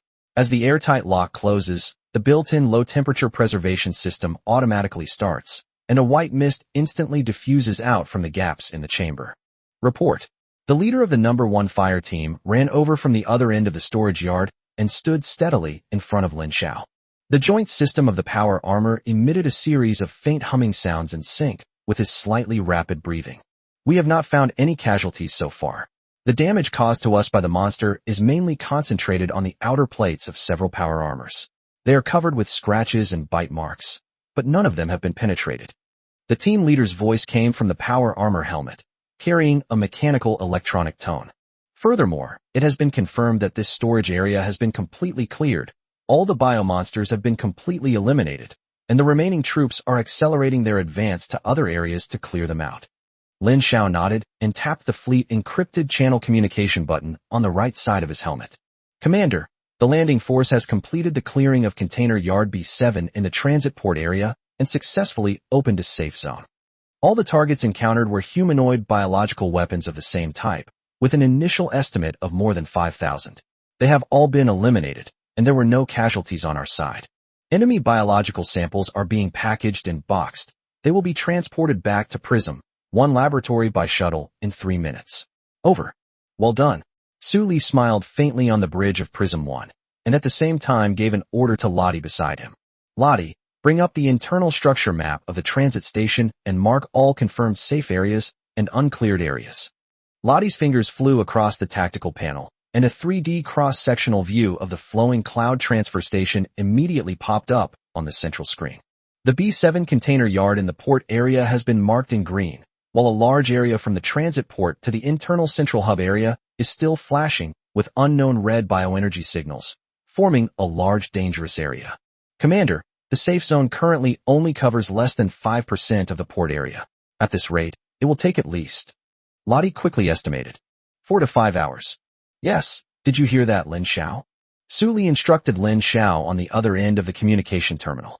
Compared to the entire Luyan transfer station, the B7 yard is just a corner. The area you're clearing now is less than 5% of the entire Luyan transfer station. He smiled faintly as he spoke. Have your people start from the port area and continue pushing forward, clearing each area one by one, making sure not to leave any blind spots. Those monsters spread from underground within the transit station. The source must be deeper down. Also, Su Li paused for a moment, her expression turning serious. I want you to detach a portion of your forces while you advance. In addition to clearing out the biomonsters and expanding the safe zone, you also need to pack up and bring back all the intelligence, data, and experimental records related to these biological weapons that you find. I need to know where these things came from, who made them, how they were transported to the transit station, and how many more are there elsewhere. Understood. Lin Xiao's reply was brief and forceful. In the background, the deep rumble of the Mechs thrusters reigniting could already be heard. This will push towards the central hub area of the transit station, while simultaneously searching the core databases in various locations. Old Zhou, redraw the search grid for the second and third companies, focusing on the office areas above the middle level in the central hub area. The experimental records are most likely hidden there. Su Li turned off the communication, stood up from the captain's chair, and stretched his neck. Just as he was about to have Lottie pull up the resource reserve area distribution map of the transit station, a short notification sound suddenly rang out from the tactical console. Lottie glanced down at the panel, then looked up at him and said, Commander, the shuttle sent back by Lin Xiao has arrived at the hangar of Prism 1, and the biological sample sealed chamber is being transferred to the laboratory. It is expected to arrive within 2 minutes. Su Li paused, then turned and strode toward the bridge entrance. I'll leave the bridge to you. I'm going to the lab. After stepping out of the bridge, he stepped onto the portable rapid movement board and quickly moved towards the central laboratory.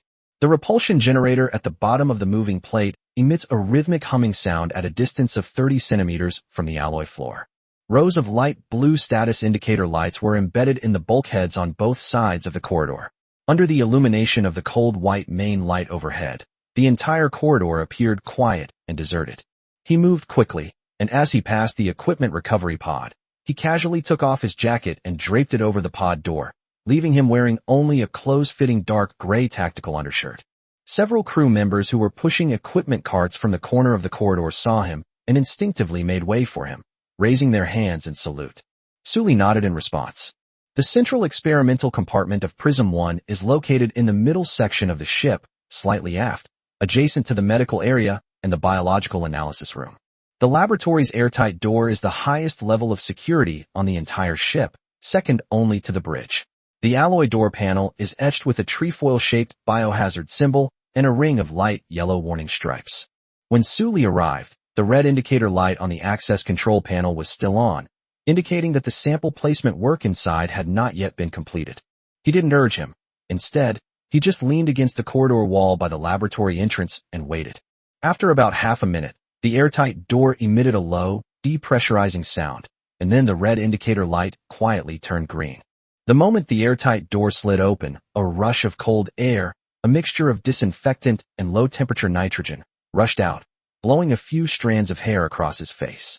Inside the laboratory, rows of cool white sterilization lamps illuminated the entire space with crystal clarity.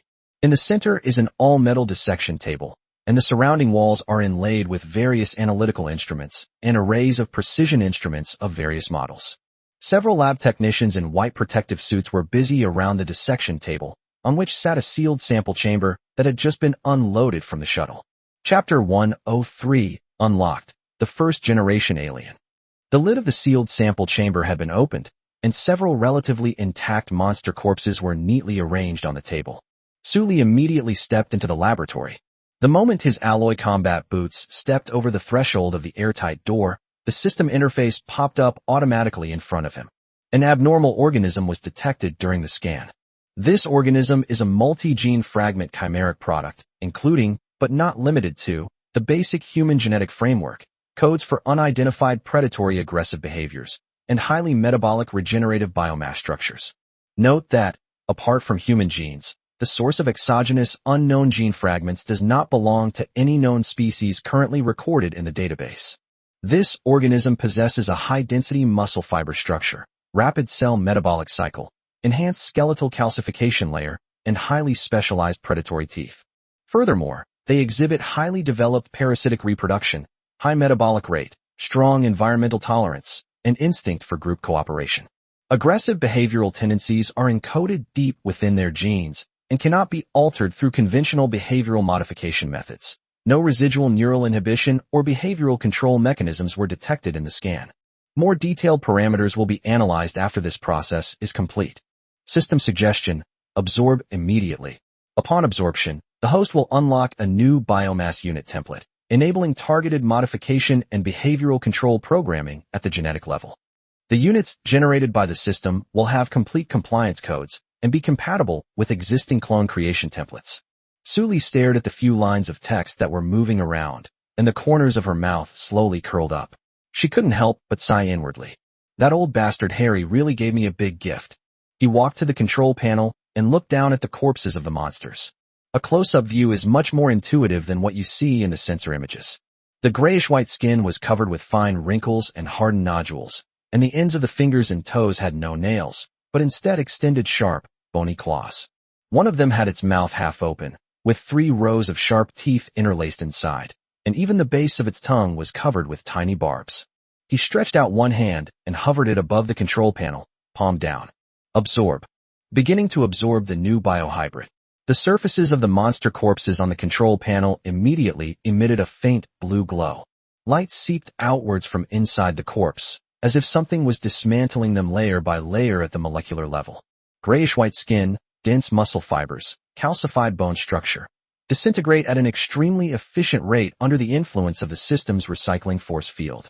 It then quickly transformed into streams of invisible particles, which were eventually absorbed by the system. The whole process probably only lasted a few seconds. After that, the work surface was completely clean, with not a single drop of residual biological tissue fluid left. Absorption complete. Gene sequence analysis in progress. Unstable expression sequences were removed, neural system control nodes were optimized, behavioral control programming interfaces were embedded, metabolic circulation pathways were optimized, and core combat instincts were preserved. Analysis complete. The complete sequence of the exogenous gene fragment has been analyzed. The system is generating a novel organism template. A new biological template has been generated. Template name: Alien 1. The template's detailed parameters have been loaded into the host system interface, and the host can view them at any time. Alien. Sully's surprised gaze immediately fell on the newly popped-up template card on the system interface. The card contains a 3D preview image. A humanoid creature silhouette slowly rotated in the center of the card. Its appearance was completely different from the monsters that had just been lying on the control panel, especially in the details, which clearly showed that it had been refined and optimized by the system. Its limb proportions are more harmonious, and its muscle distribution is more reasonable, no longer as crooked and twisted as those biomonsters released by Harry. The skin was still grayish-white, but the rough nodules and wrinkles on the surface were gone, replaced by a layer of extremely fine and tight hardened epidermis. The joints have natural curves and folds, and the overall texture is more like a set of biological armor that fits the body. Its head retains the iconic lipless skull structure, but its teeth are no longer arranged in a chaotic manner like those of other creatures. The 3 rows of canines are arranged in layers according to precise occlusal angles, with the outermost ones being the longest for tearing and the innermost ones being shorter for crushing. The eyes, which were originally covered by an unknown paste, have been completely transformed into hard bioarmor, and a sharp, multifaceted tail blade has grown. At first glance, it's clear that it was created for killing. Basic attributes of the first-generation alien. Body type. The average adult height is 2.5 meters, and the average weight is 170 kilograms. Muscle density. 3.2 times that of a normal human. Explosive power approximately 2.7 times that of a professionally trained interstellar marine. Skeletal structure. Carbon-based composite reinforced skeleton, with compressive strength approaching 60% of that of lightweight mecha alloy armor. Metabolic rate. 4 times that of a normal human at rest, and can surge to 11 times in combat, accompanied by a rapid increase in body temperature to over 43 degrees Celsius. Perception system. It has full-band auditory perception and can detect sound waves from 0.5 Hz to 45 kHz. Winky face. The eyeless vision system is adapted to completely dark environments, and its sensitivity in capturing moving objects is more than 6 times that of human vision. Its sense of smell is nearly 3 times more sensitive than that of genetically modified military tracking dogs. Mobility. Top speed of quadrupedal running is 95 kilometers per hour. Vertical jump height is 15 meters, and it can climb and move short distances on vertical and inverted surfaces. Attack methods. Biting with teeth, slashing with bony claws, and stabbing with the tail blade. Bite force is approximately 1,800 kilograms, capable of penetrating the weak joints of a standard marine's power armor. Defensive capabilities. The hardened outer layer can withstand close-range direct fire from conventional live-fire pistols and shotguns. It has relatively weak resistance to energy weapons, but thanks to the buffering effect of its high-density muscle layer, it can withstand multiple non-lethal energy shots and still maintain its combat capability. Sully scrolled down the list one by one, raising an eyebrow when he saw bite force of 1,800 kilograms. He was even more astonished when he saw top speed of 95 kilometers per hour on all 4 legs. Then, when I flipped to the last column, reproduction methods, my finger suddenly stopped. Reproduction method, parasitic reproduction. The first-generation xenomorphs can reproduce by implanting embryos into the chest cavity of a living host. The embryonic development cycle is 6 to 12 hours, during which it draws nutrients from the host's thoracic cavity and gradually replaces the functions of the host's internal organs. After development is complete, the larva bursts out of the host's chest cavity, and the host dies on the spot. Chapter 104 Target discovered. The larvae undergo their first molt within 15 to 20 minutes of birth, increasing in size to 60% of their adult size, and then complete their full growth process within the following 72 hours. System improvement note. This breeding method has been marked as a controllable option in the system template. The host can strictly restrict reproductive behavior through behavior control coding, including but not limited to prohibiting unauthorized parasitic behavior, designating specific targets as hosts, and completely shutting down reproductive functions. Each first-generation xenomorph generated by the system has its autonomous reproduction privileges disabled by default. Only the host can manually enable them through the system interface. Sully read the description of the reproductive method over and over again, then slowly exhaled. Alien. He muttered the word, his voice so low that only he could hear it. He certainly knew what those 2 words meant. In those movies and games from my past life, this thing was practically synonymous with biological weapons. They are stealthy, highly efficient, reproduce rapidly, and have ridiculously strong individual combat capabilities. What's even more terrifying is that they can also cooperate with each other in collective actions. 3 or more adult aliens in a confined space could probably be more destructive than an entire Marine platoon. Now, the system not only generated this template, but also thoughtfully added complete behavior control code. This means he can directly mass-produce this bioweapon, just like he could materialize the Blizzard-class cruiser. Moreover, each one will unconditionally obey his commands, will not betray him, will not go out of control, and will not result in the embarrassing situation of Harry's half-finished products being unable to distinguish friend from foe. He closed the template card and took another look at the empty alloy surface on the control panel. It seems this trip to Luoyun Transit Station has been quite fruitful, he muttered to himself, his satisfaction almost overflowing. After all, the aliens will have a huge role to play in the future, whether it's infiltration and assassination or disrupting enemy lines. They will be extremely effective. Moreover, this is only the first generation of xenomorphs, which means there will be a second generation of xenomorphs, but they will need to absorb other genetic element templates. The most suitable source of biological genes at present is the transit station. He then opened a communication channel with Lottie. Lottie, I've processed the samples. Notify Lin Xiao and tell him to keep pushing forward. Make sure I get every single piece of experimental data and cultivation record from the Luoyun transfer station. I need to know exactly which star system this thing originated from. Receive. Meanwhile, Lin Xiao's purge team also made a significant discovery. Lin Xiao received the notification from his troops just as they were about to advance to the outer perimeter of the central hub area. Captain, Third Company reports. A hidden shaft passage has been discovered underground outside the central hub area. The entrance is sealed by an alloy gate, and the serial number on the gate is not shown on the publicly available spatial layout map of the transfer station. We scanned it with a scanner, and it's at least 4 decks deep below. The structure is very complex, unlike a typical pipeline maintenance access route. The voice coming from the communication channel was clearly panting, and the crisp sound of energy rifles could be heard in the background, mixed with the low hum of the Mechs thrusters. The Third Company had just finished clearing out the perimeter of the central hub area and was inspecting a biomonster gathering place on the lower level of a building, prying open the sealed compartments one by one. The core database of the transit station has not been found to this day, and the servers in the office area are full of expired cargo manifests and birthing fee accounts, which have nothing to do with biological weapons. Sealed off? How long has it been sealed off? Lin Xiao adjusted his posture in the mech cockpit and zoomed in on the tactical map to the area where the Third Company was located. The seal on the gate is very fresh, so it's estimated that it was sealed recently, or even just now.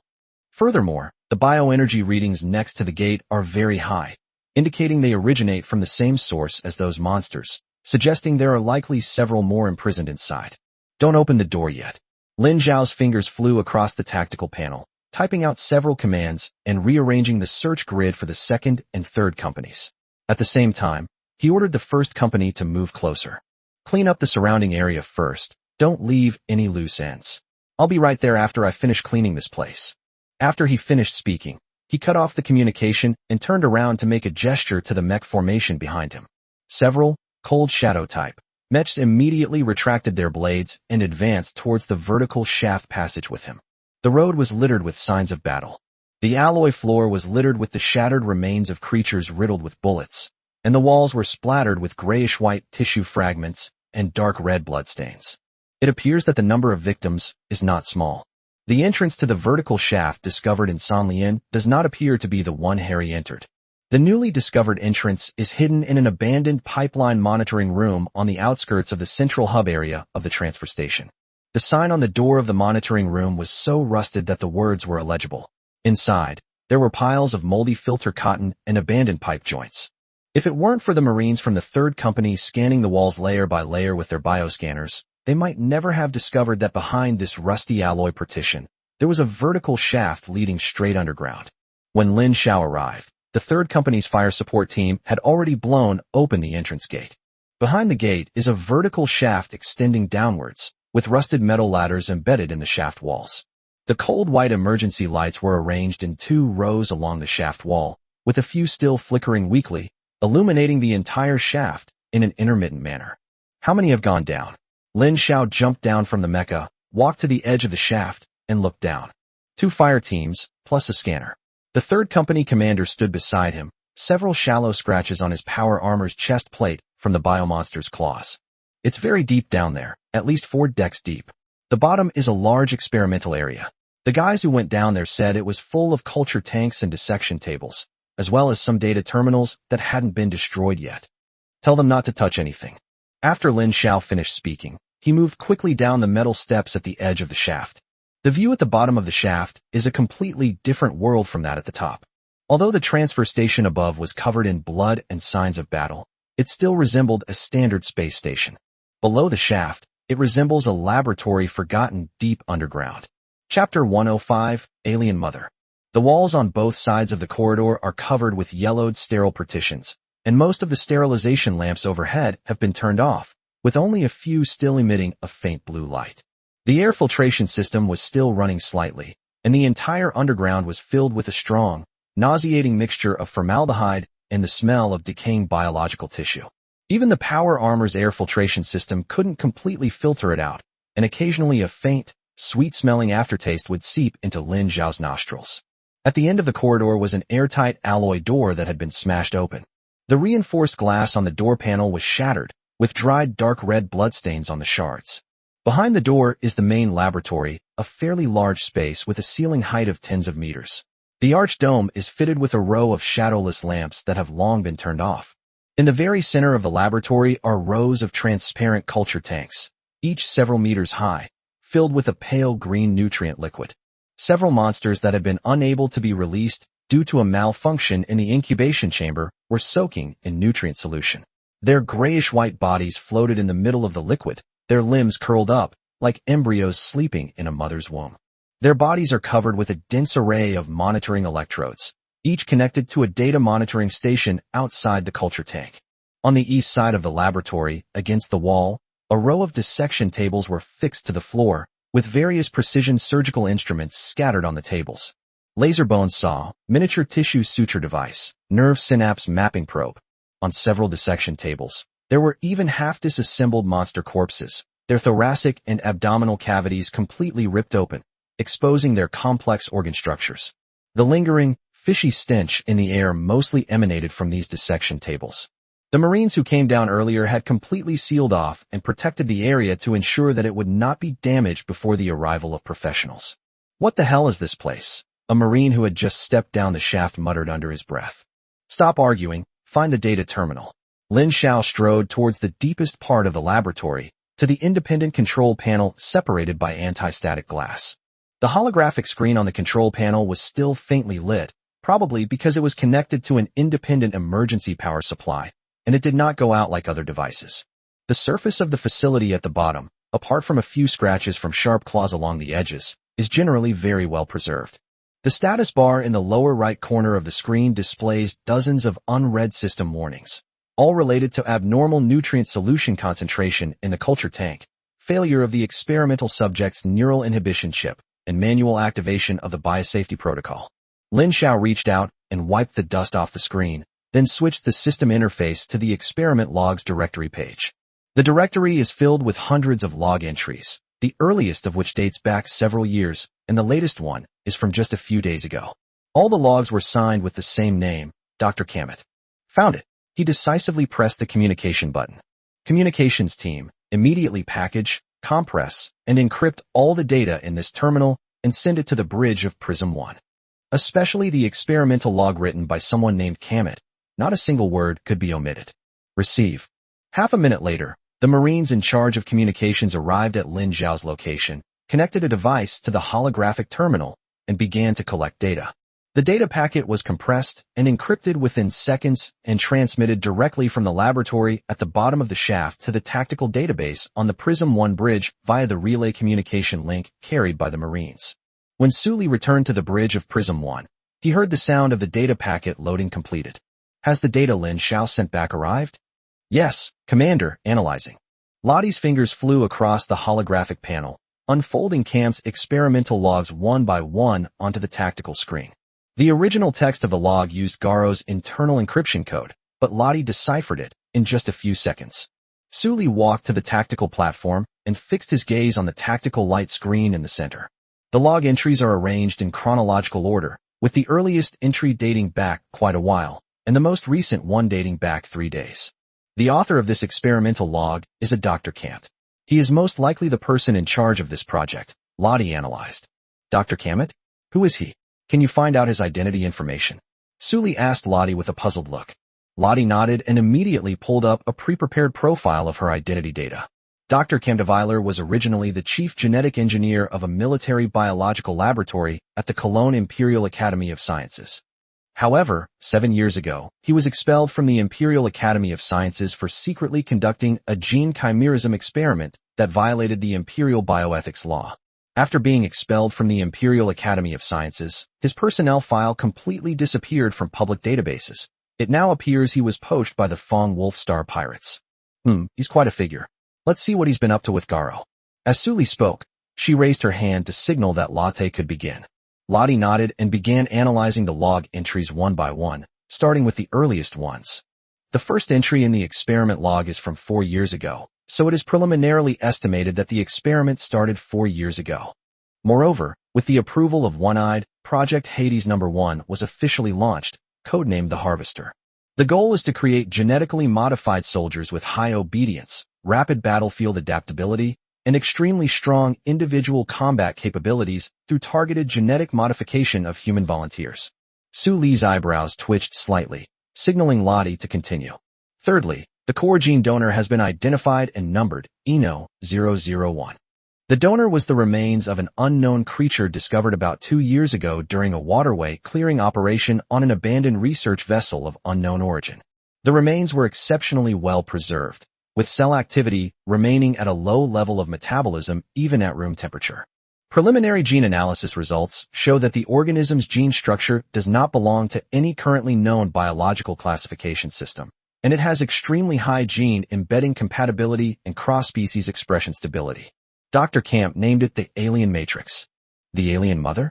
Suli asked in surprise, a hint of understanding in his eyes. It's quite mysterious. It seems that's the source of our genes. Chapter 106. Dr. Kamet. That's right, Lottie nodded, continuing her concise explanation. Fifthly, significant progress has been made in culture tank cultivation. The first-generation embryos successfully developed to the 3rd stage, and the experimental subjects exhibited muscle density, metabolic rate, and aggressive behavior tendencies that far exceeded expectations. Dr. Camp's note in his log reads, "We may have inadvertently opened a door that we shouldn't have opened, but since it's a weapon, the sharper the better." Lottie continued flipping through the pages, summarizing and explaining the key points, even speaking a little faster than usual. The following logs document 5 major version iterations, from the 1st generation to the 5th generation. The survival rate of the 1st generation experimental subjects was extremely low, with most collapsing during the culture stage due to unstable gene expression. The 2nd generation survived until the breeding was completed, but after being awakened, its behavior became completely uncontrollable. It went berserk and killed many experimental personnel, and had no choice but to be abandoned. The 3rd generation added neural synaptic inhibition structures, allowing it to barely understand simple commands, but it would lose control once in combat. Lottie paused for a moment, then continued.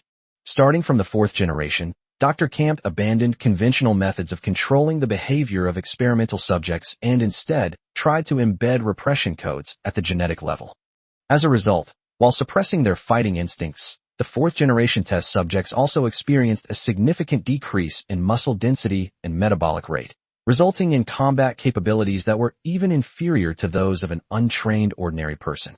By the 5th generation, the biological properties of the experimental subjects had finally stabilized, but there had been no substantial breakthrough in the control problem. In a recent blog post, Camp wrote, Lottie zoomed in on the last entry to the center of the screen. The diary entry was very brief, but it conveyed a calm and confident tone. The neural inhibition chip is still in the debugging stage. The best result so far is that it has suppressed 43% of autonomous attack behavior, but it is still far from the standard for actual deployment. However, as long as headquarters provides enough time and funding, I am confident that the control problem can be completely solved in the 6th version. That would require more live host samples. More live host samples? Suli repeated the words, her tone slightly raised. Isn't that just people? He didn't press further, but instead gestured for Lottie to continue. According to existing log records, all known experimental subjects in the Luyun transfer station are 5th generation versions, which are unfinished products that have not completed behavior control programming. These experimental subjects have basically stable biological properties, but they are extremely aggressive and cannot distinguish between friend and foe. Based on the sudden crisis at the transfer station and the operational indications at the experimental data terminals, all the restriction programs for the culture tanks had been manually deactivated. After listening, Suli leaned against the edge of the tactical platform, crossing her arms in front of her chest. It started 4 years ago. His voice wasn't loud, but his tone carried a hint of playful scrutiny. The gene donor found on an abandoned research vessel went through 5 generations of development, ultimately creating a bunch of monsters that even their own people couldn't control. When you add it all up, the resources Garo has invested in this project are probably not a small amount. He straightened up, his gaze returning to the signature of Camp's last entry on the large screen. What is the specific origin of the alien matrix? Is there a location record inside? The only record found in the experimental log so far is that the gene donor, number, Hino, 001, was discovered on an unidentified abandoned research vessel and brought back to the Garo headquarters by One Eye himself. Aside from that, the log contained no further information about the specific origin of the creature's remains. Lottie paused here, then added, but the following experimental log entries all contain clear information pointing to the exact source of that biological remains, which is currently known only to One-Eyed and Dr. Camp himself. Su Li leaned against the edge of the tactical console, her arms crossed over her chest, her gaze still fixed on the big screen, on the signature of Camp's last log entry. The lights in the bridge cast a cool shadow on his face, making the half-smile on his lips even more pronounced. Camp. He repeated the name, then turned to Lottie and asked, "Are we able to locate this person at the moment?" Upon hearing this, Lottie immediately looked at the data panel, quickly searched through the personnel file database of the transit station, and then shook her head at Su Li. His current location is not mentioned in the experimental log, and there is no record of Camp in the personnel files of the Luoyuan transfer station. Therefore, he should not be a permanent staff member at the transit station. Based on the writing style of the experimental logs and the activity patterns of the Garo's internal personnel, it is likely that he left the transit station after the experimental progress was hindered. As for the subsequent maintenance work, it was entirely handed over to Harry. Therefore, we are currently unable to determine Camp's exact location from the existing data at the transit station. So finding him is almost like finding a needle in a haystack. Su Li tapped her fingers on her arm twice. What about the one-eyed one? We should be able to wait for that one, right? The Garu contact files inside the flowing cloud transfer station show that One-Eyed visited the transfer station at least once a month. However, Lottie paused for a moment. But what? However, all the records show that One-Eyed's arrival time at the transit station is not fixed, and he never gives advance notice or lets his subordinates know his itinerary. All the Luoyuan transfer station can do is prepare berths and supply handover lists in advance before each of his arrivals. Only he knows the patterns of his actions. After listening, Su Li straightened up from the tactical console and walked to the panoramic view console. The cloud transfer station outside the window hangs quietly in the void, its three-pronged main structure gleaming with a dark, iron-gray hue under the cold light of the stars. You can still vaguely see bursts of fire occasionally erupting from the outer armor of the transfer station. That was Lin Zhao's troops carrying out a purge mission. At the port berths, the thousands of cargo starships remained with their engines off, motionless and not daring to move. We truly don't know where Kamet is hiding. But as for One-Eyed, Su Li's lips curled into a cold smile as he spoke calmly. That's not necessarily true. Chapter 107 Paper Archives? That's not necessarily true. As long as he's still active in this star system, he'll definitely have to go through this Luoyuan transit station. Su Li turned to look at Lottie, a wicked smile on his face. After all, this is one of the largest distribution centers for supplies in the Soyastar region. All the protection fees paid by the peripheral forces, the cuts from black market transactions, and the profits from smuggling all have to be collected here. As Savage's adjutant, One-Eyed was in charge of money and supplies. After saying that, he turned around and said decisively, "And even if he doesn't come, once the news of my taking over the transit station gets out, he'll definitely come looking for me." What does the commander mean? A thoughtful look suddenly appeared in Lottie's eyes. Wait. Su Li turned and walked back to the captain's chair, adjusting the backrest to a comfortable angle. How many supplies at the transfer station haven't been tallied yet? Lottie immediately retrieved the preliminary scan data of the port area and reported a rough figure. There are a total of about 1,500 cargo ships in the anchorage area, of which large container ships account for 40%, medium-sized transport ships account for 50%, and the rest are small fast cargo ships and privately converted merchant ships. Preliminary estimates suggest that the total amount of supplies currently on these cargo ships alone exceeds hundreds of times the total amount of resources we recovered at the Mocha secret base last time. This does not include the transit station's own stockpiles of supplies, energy block warehouses, refined or storage areas, and spare parts depots in the port area. Several hundred times. Su Li repeated the number, the dangerous glint in his eyes returning. That's enough. Whether One-Eyed comes or not, I need to use these resources to mass-produce another wave of troops. If he brings a fleet, these newly built starships will be perfect for showing him what true firepower density is. He then pressed the communication button on the captain's chair armrest, directly connecting to Lin Zhao's encrypted channel. Lin Zhao, what's the progress of your clearing operation? The reply from the channel came through noticeable panting, accompanied by the crisp, rapid sounds of gunfire in the background. Lin Zhao was clearly directing the advance at the front lines, and he spoke very quickly as he replied. Commander, we have cleared 83% of the area around the Luoyuan transfer station. The central hub area has been completely controlled, and 2 of the remaining 3 extension arms are being cleared gradually. The density of bioengineered monsters in the living area is lower than expected. It's estimated that most of the monsters have spread to the port area and container yard. What about casualties? There were no casualties, just a lot of ammunition used up, Lin Zhao chuckled. Ammunition consumption isn't a problem, as long as everyone is safe. Su Li nodded, emphasizing this point. Make sure your men thoroughly inspect the ceiling and ventilation ducts before advancing. Don't just keep staring at the ground. Those things are experts at sneak attacks.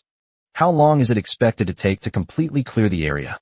At the current pace, we can clear the remaining areas within an hour. After that, we'll check each area to see if any escaped, Lin Zhao replied as he sliced the biomonster in 2. Okay, after the cleanup is complete, immediately have the technical team compile a list of the structural integrity of the transfer station and the available facilities. I need to take back all of these supplies, but before that, I need to confirm whether the transit station itself is still usable. Clear. The communication was immediately disconnected. Su Li released the communication button, leaned back in his chair, and shifted his gaze from the flashing red biosignal dots on the large screen to the group of Blizzard-class cruisers hovering quietly outside the window. 30 ships. Adding to the existing Prism-class and Hammer-class ships, the number of starships he can currently operate is still too small.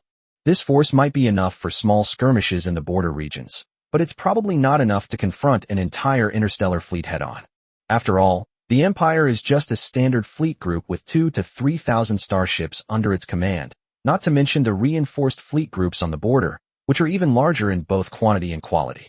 The fact that Garo was able to survive and continue to grow stronger despite being surrounded and intercepted by a large number of Imperial fleets fully demonstrates that it must also have strength commensurate with the Imperial fleets.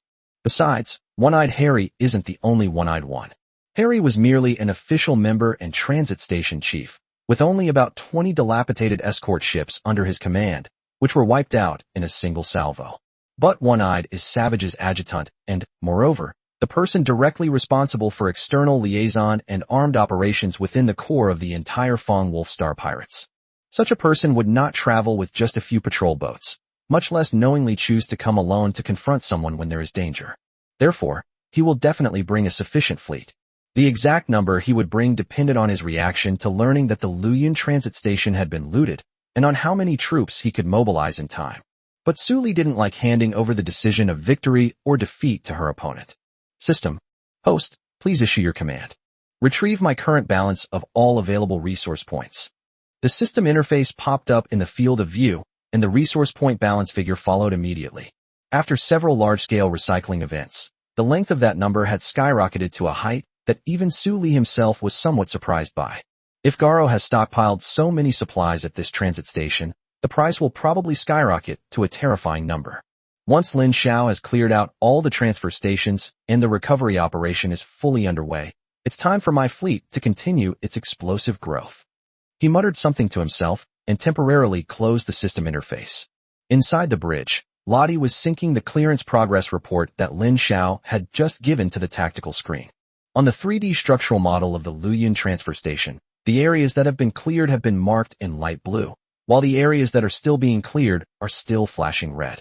However, under Lin Zhao's clearing efforts, the blue areas increased, while the red areas decreased, resulting in a stable and efficient advance. Commander, Lottie suddenly looked up from the tactical console. Lin Zhao just added a new update. What? Su Li was slightly surprised. There was an unexpected surprise. Lin Zhao's small team discovered some experimental files that were in relatively good condition in an isolation observation room in the central hub area. The records were all kept on paper and physical media. Dr. Camp seemed somewhat concerned about the security of the electronic records and made backups. Paper records? Chapter 108 Refuge Pods. Sully was genuinely surprised. It is important to understand that in today's interstellar age, paper records have long been rendered obsolete due to their short shelf life, fragility, and other factors. The way interstellar nations record data has long since switched to using optical computers. Therefore, Sully was slightly surprised when she heard that someone was still insisting on manually recording. What's written inside? Scanning for transmission. A preliminary review revealed a record stating that the discovery location of Eno 001 was on the outer edge of the Soyuz star system, in a silent deep space region not marked on official star maps. The location of the abandoned research vessel was obtained by extracting information from a deceased independent explorer. As for the specific coordinates of the body's discovery, they are most likely stored at Garo headquarters. Upon hearing this, Sully slowly stood up from the captain's chair and walked to the tactical star map. On the triangular main structure of the Luyun transfer station, most of the red biosignal lights that had been flashing had now gone out, leaving only a few scattered bright spots at the very edge still barely clinging to life. Lottie, exist. You mentioned the location of that abandoned research vessel, in the outer reaches of the Soyuz starfield, not in the silent zone of deep space on the official star map. Sully turned around and looked at Lottie. Mark the exact coordinates of this location and save them to the fleet navigation database. We'll go take a look when we have the chance in the future. Lottie's fingers were already moving rapidly across the star chart panel. The marker hung alone at the edge of the star map, surrounded by almost no other marked star systems or routes, like a deliberately forgotten blank space. She cross-referenced the paper coordinate records that Lin Xiao had dug out of the underground laboratory with the current public star map, and immediately made a special mark at a certain location on the star map. The marker hung alone at the edge of the star map, almost surrounded by no other marked star systems or interstellar routes, as if it were a deliberately forgotten blank space. Coordinates have been marked. However, Commander, that area is almost entirely blank on the existing star map, and there are no known warp nodes or supply stations marked around it. If you're going, I suggest bringing a well-equipped armed fleet. We'll see when the time comes. Sully walked back to the captain's chair, sat down, picked up the cup of hot tea that had already been changed 3 times from the control panel, and blew on it to cool it down. The most urgent task now is to thoroughly clean up the Luyun transfer station, and then recover all the interstellar cargo ships in the docking area and the supplies piled up in the warehouses. After all, One-Eyed could return with his fleet at any moment, and I don't have time to wait, nor do I intend to use my current forces to confront the main force of Garo. He took a sip of tea and put the cup down. Lin Xiao finished clearing the remaining area within an hour. After the cleanup was completed, the recycling operation was immediately launched in full swing. All cargo ships, warehouses, energy block reserves, and refined or crystal storage sites were recycled. Not a single screw was left behind. Once the resource points are in place, I'm going to mass produce another batch of starships. If the quantity is insufficient, build more. If the tonnage is insufficient, unlock larger starship units. When One-Eyed really dares to bring his fleet, I'll show him what true firepower density is. The bridge suddenly fell silent, with only the low-frequency pulses of the sensor systems and the sounds of crew members tapping on their panels. Lottie has projected the progress of clearing the Luyun transfer station and the real-time situation map onto the central screen. The blue area has covered more than 90% of the transfer station's area. The last few red spots are being cleared one by one at the ends of the 3 extension arms and in several maintenance lanes along the edge of the port area. Time passed by second. The atmosphere on the bridge wasn't exactly tense, but everyone was staring at their own screens, occasionally whispering confirmation that the biosignal in a certain area had been cleared. Sully leaned back in the captain's chair, tapping her fingers on the armrests at a steady, unhurried pace.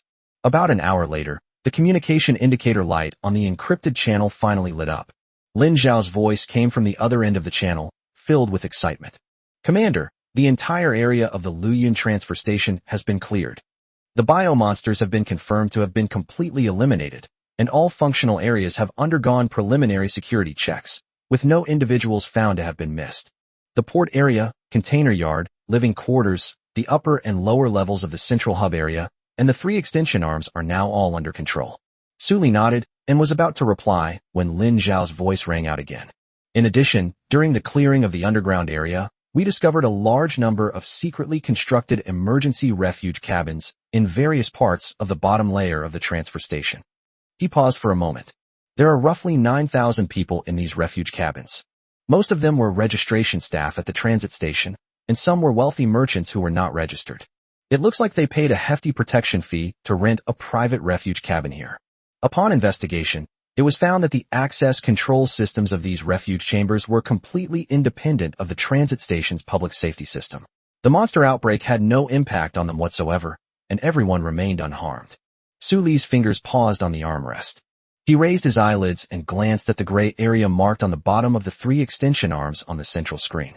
Gray areas signify non-combat zones, posing no threat, but also not within controlled territory. Su Li had already suspected this. Since Harry dared to release so many biomonsters, he must have his own hiding place. Otherwise, he wouldn't have committed such a suicidal act. The reason Su Li didn't specifically search for them was simply because he didn't care. After all, his target wasn't those people. However, the scale of nearly 9,000 people was indeed more than he had expected. The number of registration staff at Luoyun Transit Station should not exceed 3,000. The extra wealthy businessmen are probably related to the transit station's usual shady smuggling business. What's the current state of these people? Most of them are still in the refuge compartments and haven't come out. Our people haven't taken the initiative to approach them. However, a few bolder businessmen have already sent bodyguards out to scout the situation, and they are currently negotiating with the company's people at berth number 3 in the port area. Their demand is that we let them leave with their goods. Lin Xiao paused here, his tone now carrying an undisguised disgust. In addition, there were several so-called representatives of merchant groups who said that they had no connection with Garo and that they had only rented warehouses at the transit station to store goods, and demanded that we respect their private property rights. Chapter 109. My dad is the governor. Private property rights? Su Li repeated the 4 words, the smile on his lips turning cold as he let out a sneer. Everything in the Luoyun transfer station is our spoils of war. Where the hell is this private property? Take all those bastards out of the refuge compartments and gather them in a closed area of the port area for safekeeping. Not a single one of them is allowed to leave before I get there. Clear. An hour later, the 4th closed material storage yard in the port area was closed. The huge open space, which was originally used to store standard alloy shipping containers, had long been emptied by the Marines. Instead, nearly 9,000 people were brought out from various secret refuge cabins at the transit station. The yard's dome hangs high overhead, and an array of artificial fluorescent lights illuminates the entire area as if it were daytime. The air was filled with a mixture of strong smells of sweat, perfume, and disinfectant from the refugee cabins, creating an unpleasant, murky atmosphere among the crowd. Nearly 9,000 people were divided into more than a dozen square formations and sat one by one on the cold alloy floor. The Marines then stood in a circle along the edge of the storage yard. The Marines on duty stood every 10 meters, forming a circle along the edge of the storage yard. The power armor alloy combat boots were firmly anchored to the alloy floor, the joint system emitting a faint hum. The muzzle of the energy rifle in his hand was always pointed diagonally at the ground. No one spoke. The faces beneath the masks were sharply defined by the cold white light, resembling rows of silver-gray metal statues.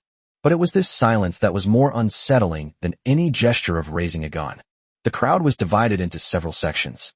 On the left are the registration staff at the transfer station, mostly uniformed porters, dispatchers, mechanics, and even research and medical personnel in white uniforms. They sat on the alloy floor, their expressions not so much fear as a numbness and exhaustion of the unknown. For these low-level workers, the difference between working for Garo and working for an unknown armed group might only be whether their wages will arrive on time next month. On the right side is another group of people whose clothing and demeanor are completely different from those of the ordinary staff. Those people, both men and women, actually formed dozens of small groups. The men were all dressed in impeccably tailored coats, while the women wore shawls made of an unknown fabric that still shimmered softly under the lights, and the gemstone rings on their fingers reflected dazzling fragments of light under the cold white light. These people gathered in 2s and 3s into small groups, and their facial expressions were surprisingly similar. Confusion, anger, and a deep-seated sense of entitlement that they don't feel they deserve to be treated this way. Standing at the front was a young man in his early 20s with meticulously styled dark brown hair, the ends of which were highlighted with a strand of dark gold, giving off a deliberately understated, yet obviously valuable shine under the lights. The fabric of his coat was clearly a high-end custom-made material from the Principality, with smooth lines and a tailored fit that was obviously made to fit his body perfectly. A small family crest was pinned to his left breast pocket. A silver eagle with outstretched wings, clutching 3 stars in its claws. A tiny, almost invisible miniature communicator was clipped to his collar, its casing encrusted with a ring of small diamonds that glittered dazzlingly under the light. He patted off non-existent dust from his coat and straightened his cuffs. He then raised his chin and looked the motionless Marine in front of him up and down with an extremely contemptuous gaze. Even though the Marine's power armor was many times thicker than his coat, he still looked completely unconcerned. "Hey," the young man's voice was loud. Even his tone was high. "Do you know who I am? Do you know?" His spittle flew in the cold white light, a few drops even splashing onto the power armor breastplate of the Marine in front of him, but he was completely unaware. The Marines didn't say anything. The goggles on the mask reflected light, making it impossible to see the expression on the face inside. Seeing that the team member did not react, the young man pointed to his nose, revealing the family ring on his finger inlaid with a pigeon blood ruby. I said, "Were you even listening to me?" The young man took another step closer, poking the Marine's chest armor plate with a finger. His fingernail made a soft sound as it tapped against the alloy surface. "My father is the governor of the galaxy. The governor of the 3rd administrative region of the Soyuz starfield of the Monya Empire. Do you know what you're doing? You dare to lock me up? Don't you have a death wish?" He paused, took a breath, and probably felt that the Marine in front of him had not immediately refuted him, which meant that his words had worked, so he became even more enthusiastic. "If my dad finds out you've treated me like this, he'll have you all arrested and shot." He took a step back and opened his arms. "I advise you to release me if you know what's good for you." As he was saying this, he suddenly changed his mind as if he had thought of something. "No, not just me. Release all of us. Then return our goods intact, and compensate us for our emotional distress, and we'll call it a day, otherwise." He extended a finger and poked it straight at the Marine's mask, his fingertip almost touching the dark lens on the mask. "Otherwise, I'll definitely send my dad with the Imperial fleet to find you. With your few lousy ships, you won't even be able to escape." Among the crowd behind the young man, several equally well-dressed merchants were secretly exchanging glances.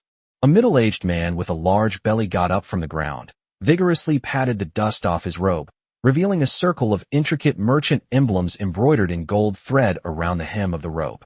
"This young master is right." His voice was much deeper than the young man's, and it echoed under the empty dome of the storage yard. "I am the regional representative of the Kirin Merchant Guild of the Principality of Ars. Our guild has an official seat in the Principality's Grand Council. Your detention of us constitutes illegal imprisonment. This violates the Principality's commercial law. I am a licensed mine owner from the Imperial Mining Bureau." Another person in the crowd stood up, waving a data board in the air. The screen of the data board displayed a scanned copy of his license, stamped with the red seal of the Imperial Mining Bureau. Chapter 110. Who is your father again? "I have a full 20,000 tons of refined mineral crystals stored in the transit warehouse. That's an order from the Imperial military. If you touch my goods, the Imperial Mining Bureau will track you down and none of you will escape. And my containers."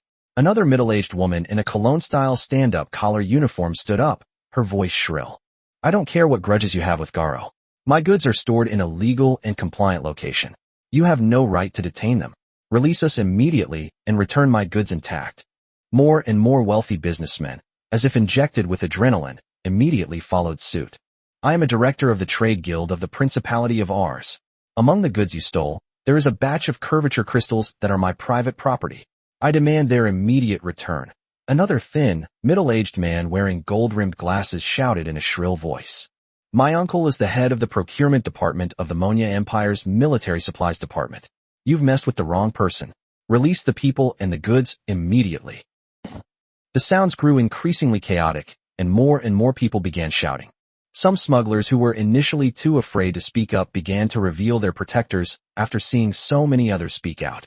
Some said they knew the Imperial Customs Governor, some said they were related to a certain business family in the duchy, and one even said he had drunk with the leader of the Fong Wolf Star Pirates. The scene became extremely noisy, and even the loudspeakers on the ceiling of the storage yard were vibrating loudly. As the commotion behind him grew louder, the young man who claimed to be the governor's son became increasingly confident. He withdrew his finger from the Marine's breastplate, took a half step back, crossed his arms, and tapped his toes lightly on the floor. After the noise behind him subsided a little, he raised his voice and spoke again. See? All of us combined have connections to the upper echelons of half of the Soyuz starfield. The Empire, the Duchy, the Mining Bureau, the major merchant guilds. How many of your little fleets, which seem to have appeared out of nowhere, can withstand the pressure from any of them? He stretched out one hand, palm up, and bent down one by one to calculate the accounts. If you release us now, return our goods intact, and compensate each of us for emotional distress, we might consider not reporting this matter.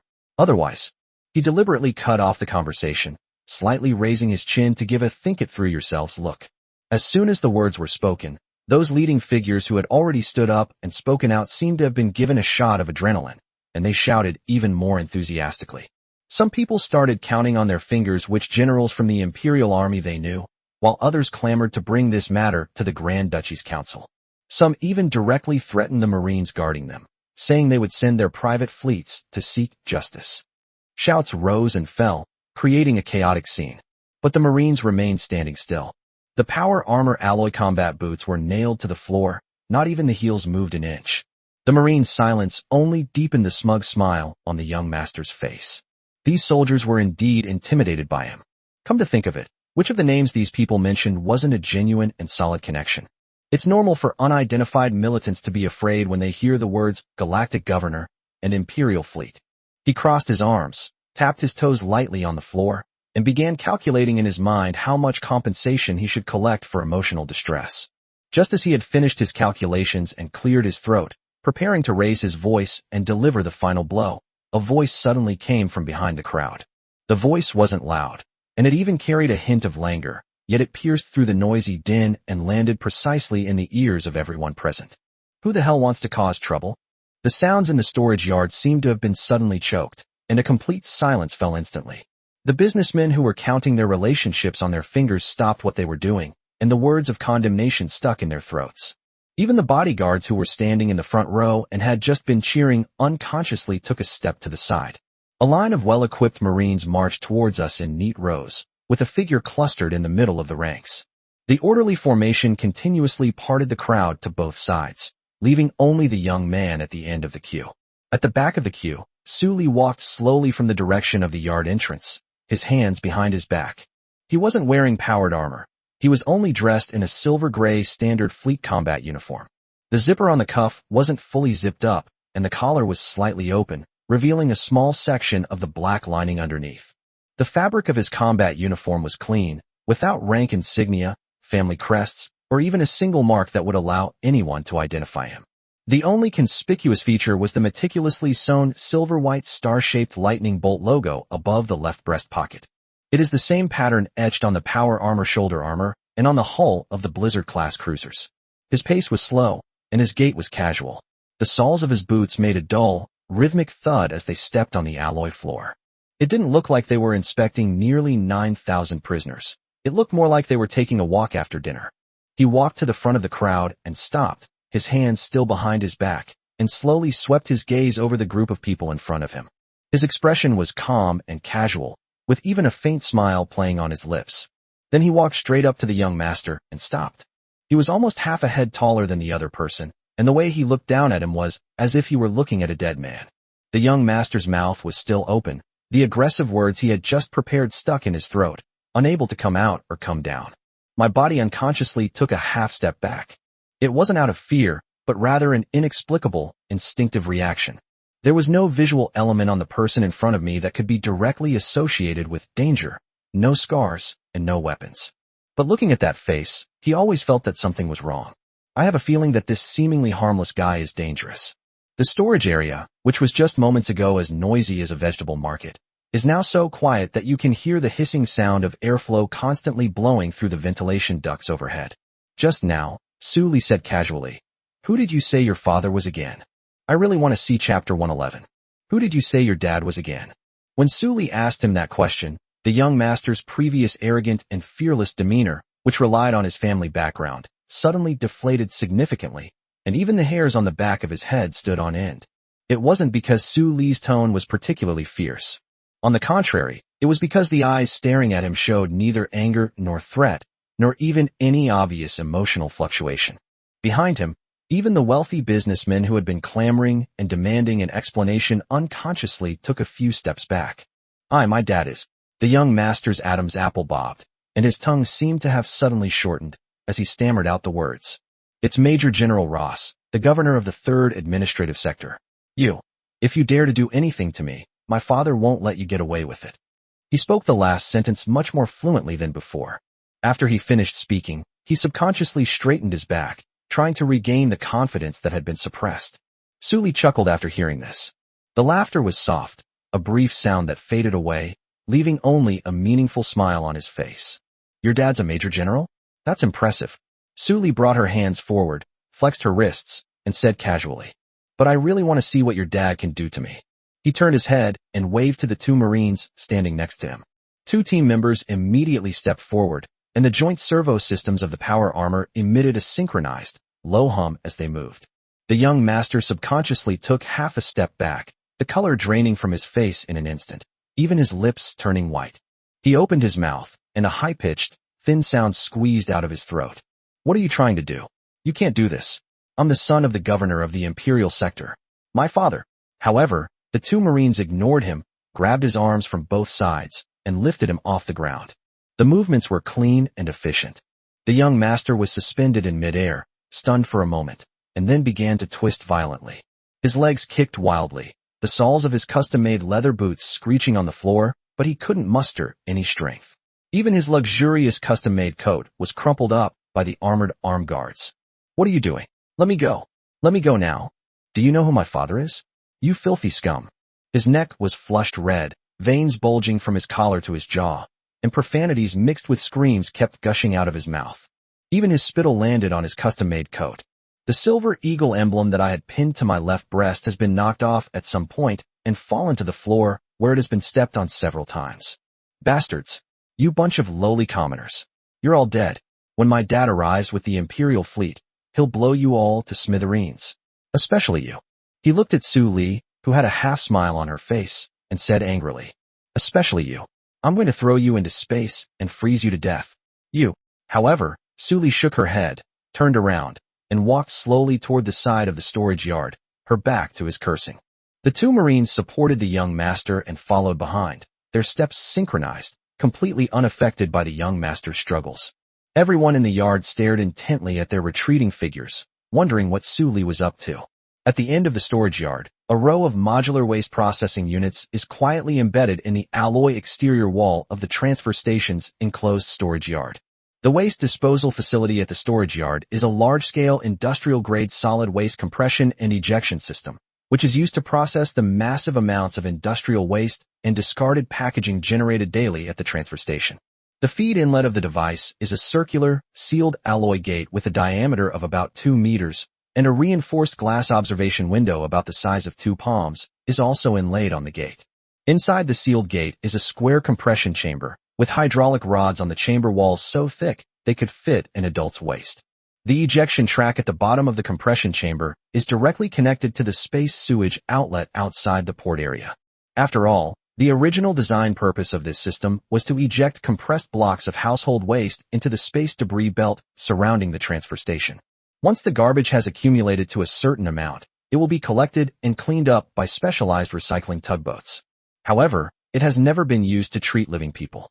But today, it may be about to experience its first time. Suli stopped in front of the device's control panel and slowly pressed the open button. The sealed gate immediately emitted a low, depressurizing sound, then slowly slid open to both sides, revealing the dark, compressed waste chamber inside. A sour, foul smell, mixed with engine oil and rotten organic residue, suddenly wafted out of the warehouse. When the young master saw the dark entrance to the garbage bin, his struggles suddenly lessened. His eyes were wide open, but he was still cursing under his breath. You bastard. You're dead. I'll remember your face. None of you will escape. My dad will tear you to pieces. Do you hear me? Tear you to pieces.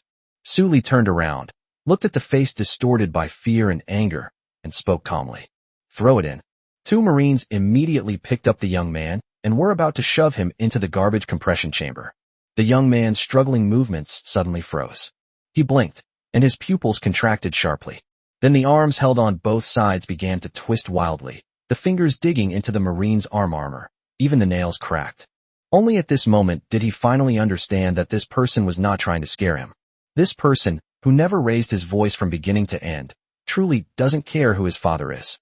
No, please, I was wrong. I was just kidding, please don't hurt me. He finally begged for mercy, tears streaming down his cheeks, mixing with snot and dripping onto his custom-made high-end suit. Please, I promise I won't tell my dad. I won't say a word. Please don't let them throw me in. However, his pleas for mercy were in vain. Two Marines grabbed him and threw him in as if he were trash.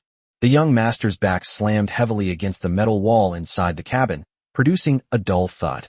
Inside the metal walls of the waste compression chamber, dark scratches from years of processing industrial waste remain on the silver-gray walls, and a small puddle of murky liquid of unknown origin has accumulated at the bottom of the chamber. Chapter 112. Don't rush, take it one at a time. The young master rolled around in the wet hold, and just as he was about to get up and rush toward the hatch, the alloy gate behind him slammed shut. Helpless, he could only lunge at the door, pounding his fists against the reinforced glass observation window. Please, I was wrong. Don't hurt me. Please, I really won't tell my dad. Please let me out.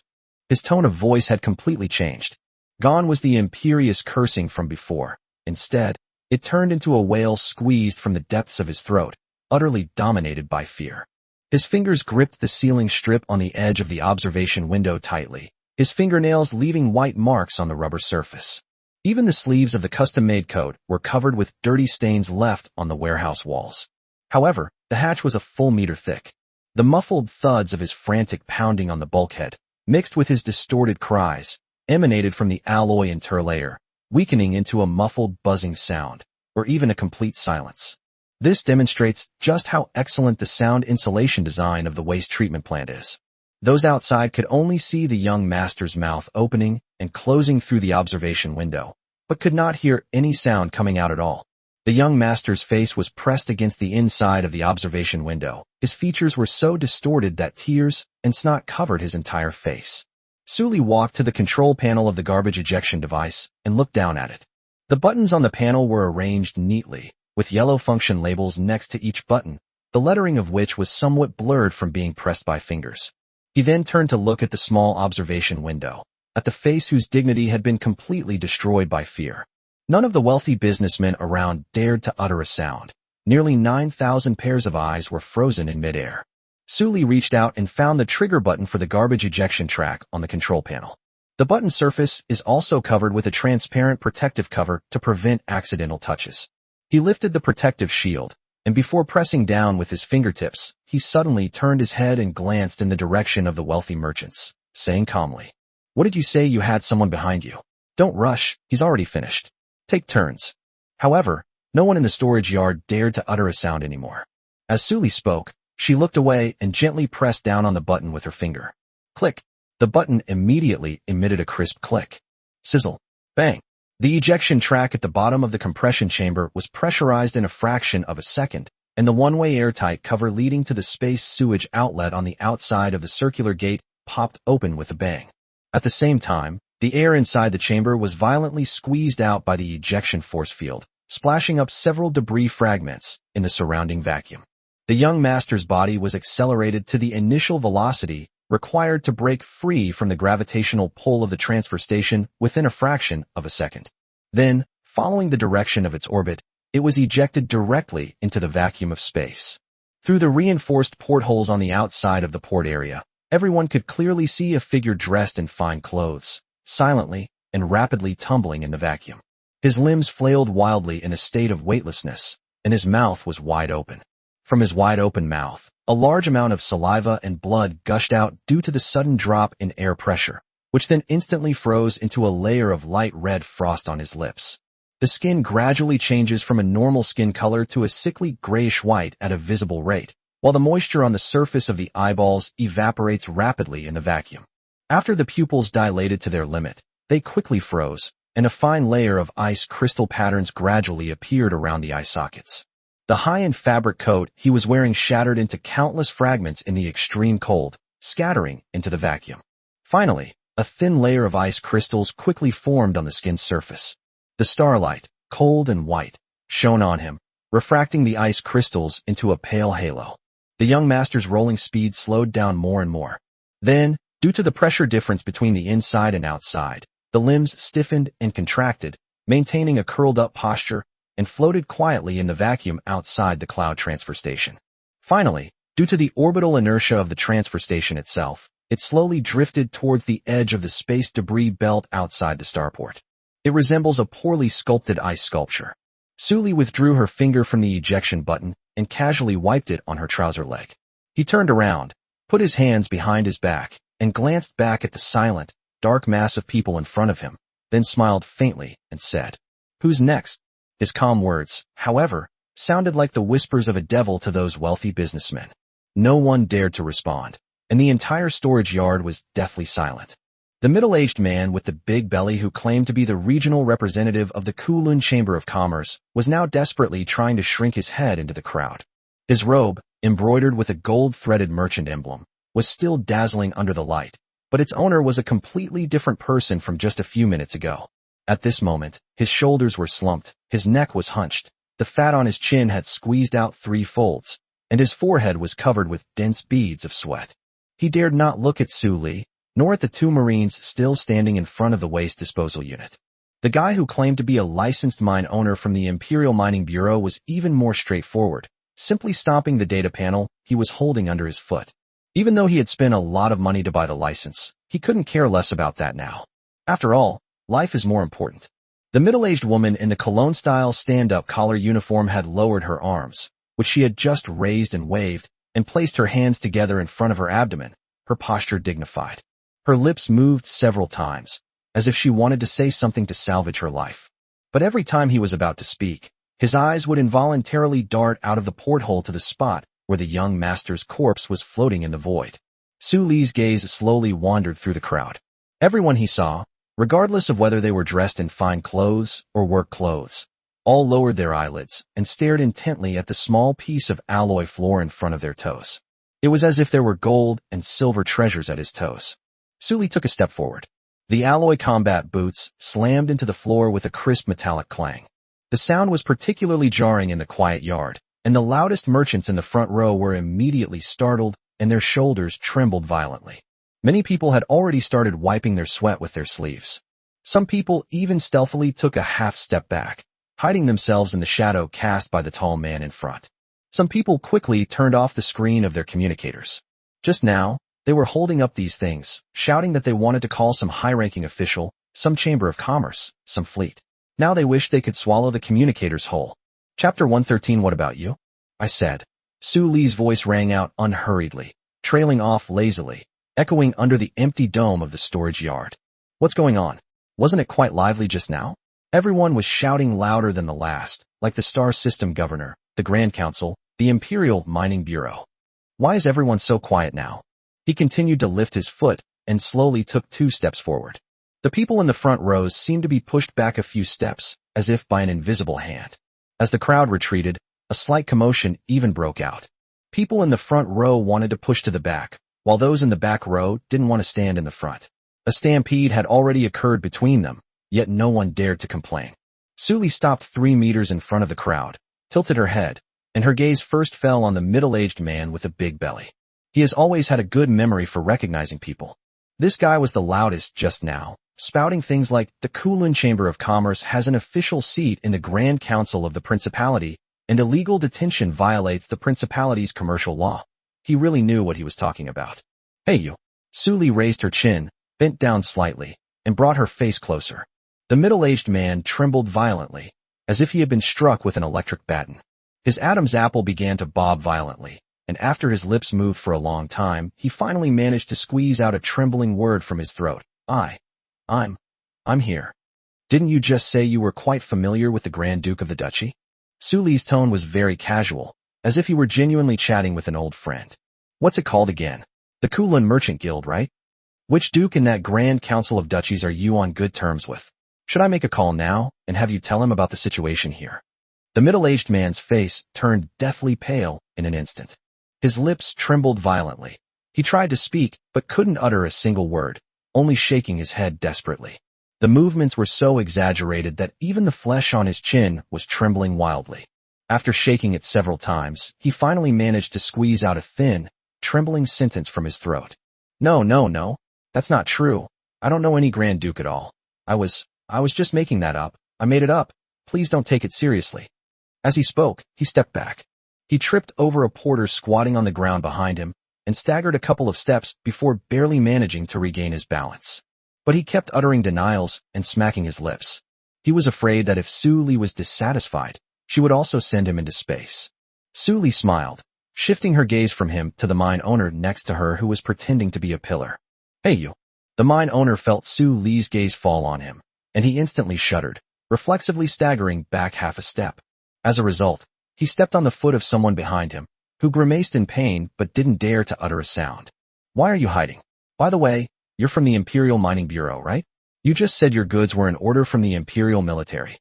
The mine owner's expression at that moment was even more interesting than that of the Chamber of Commerce representative next to him.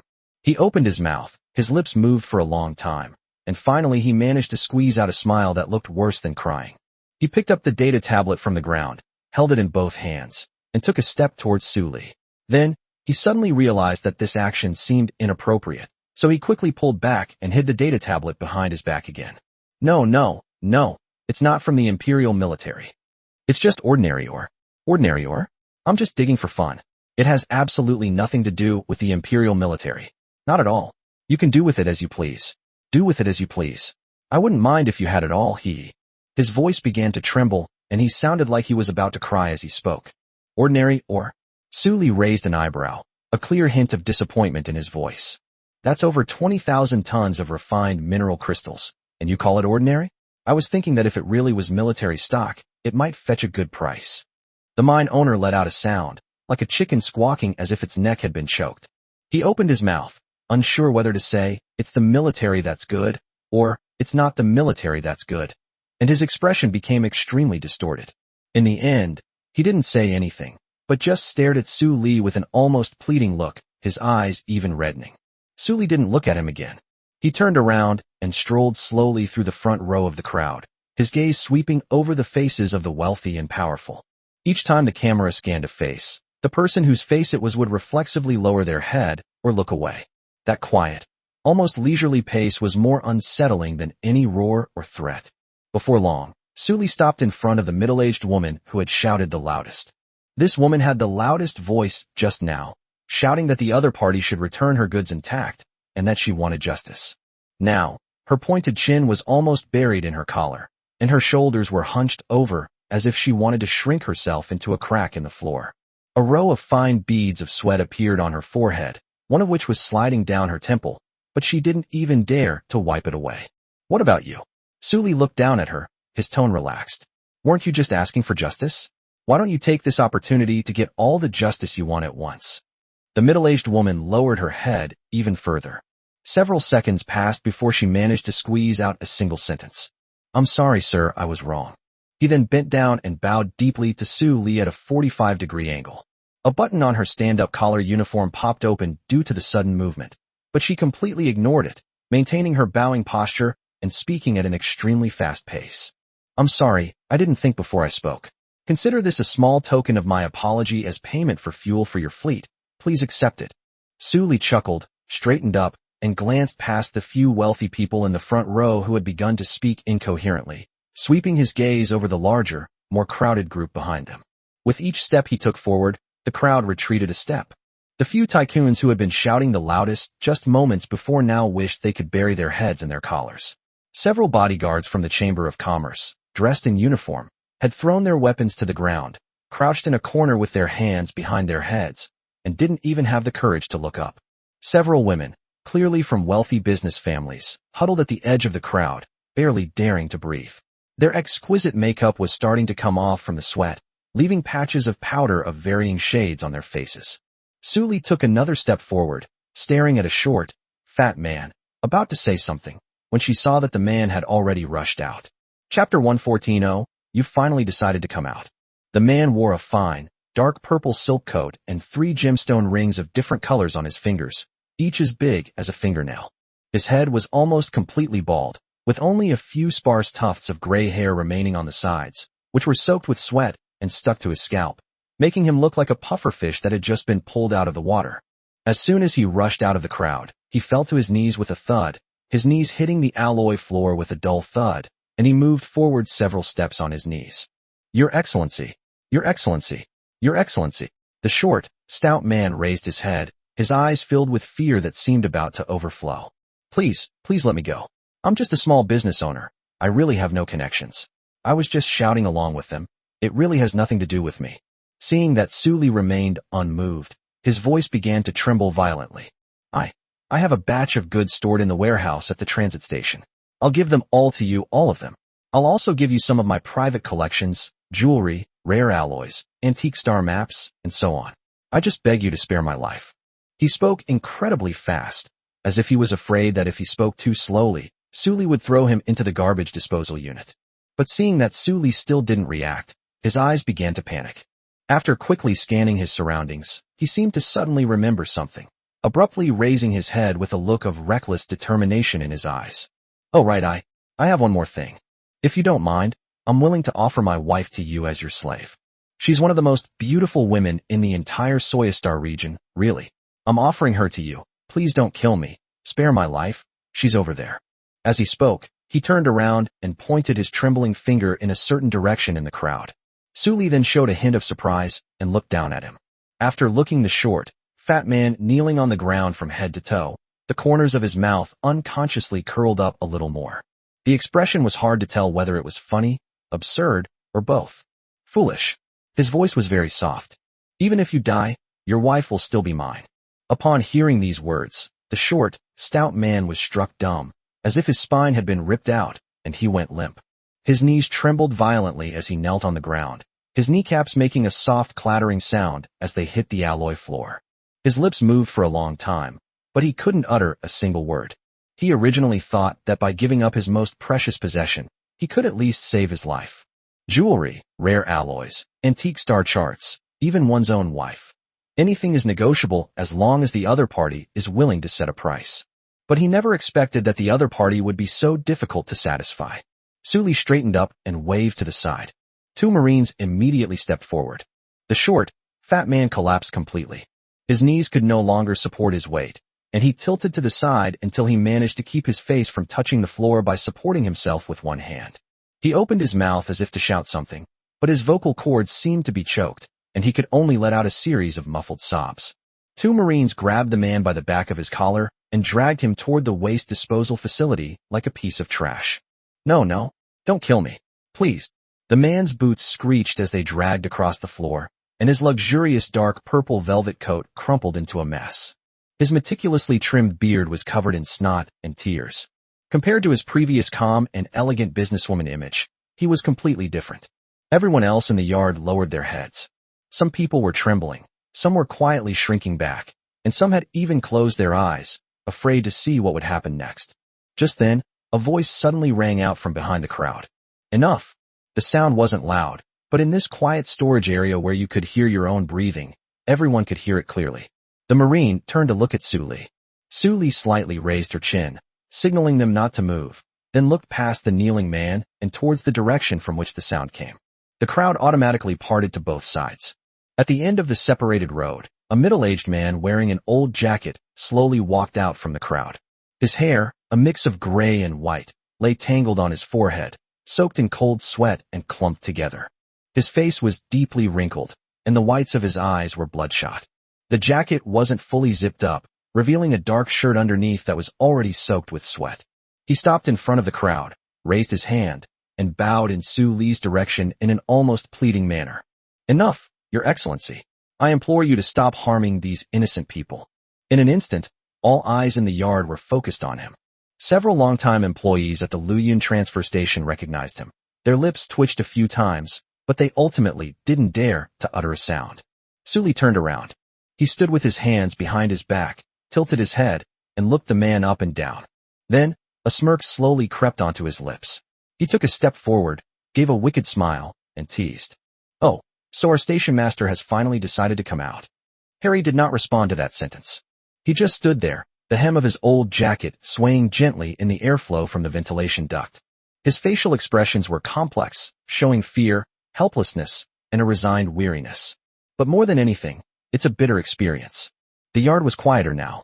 All those being held captive, whether standing or sprawled on the ground, stared wide-eyed at the man in the tattered jacket. Sully took his hands out from behind his back, stretched his wrists, and gently tapped his alloy combat boots on the floor twice. He looked at Harry, his smile growing even wider. Sully knew, of course, that Harry was watching. From the moment he stepped into the storage yard, he already knew that Harry was hiding among that group of people.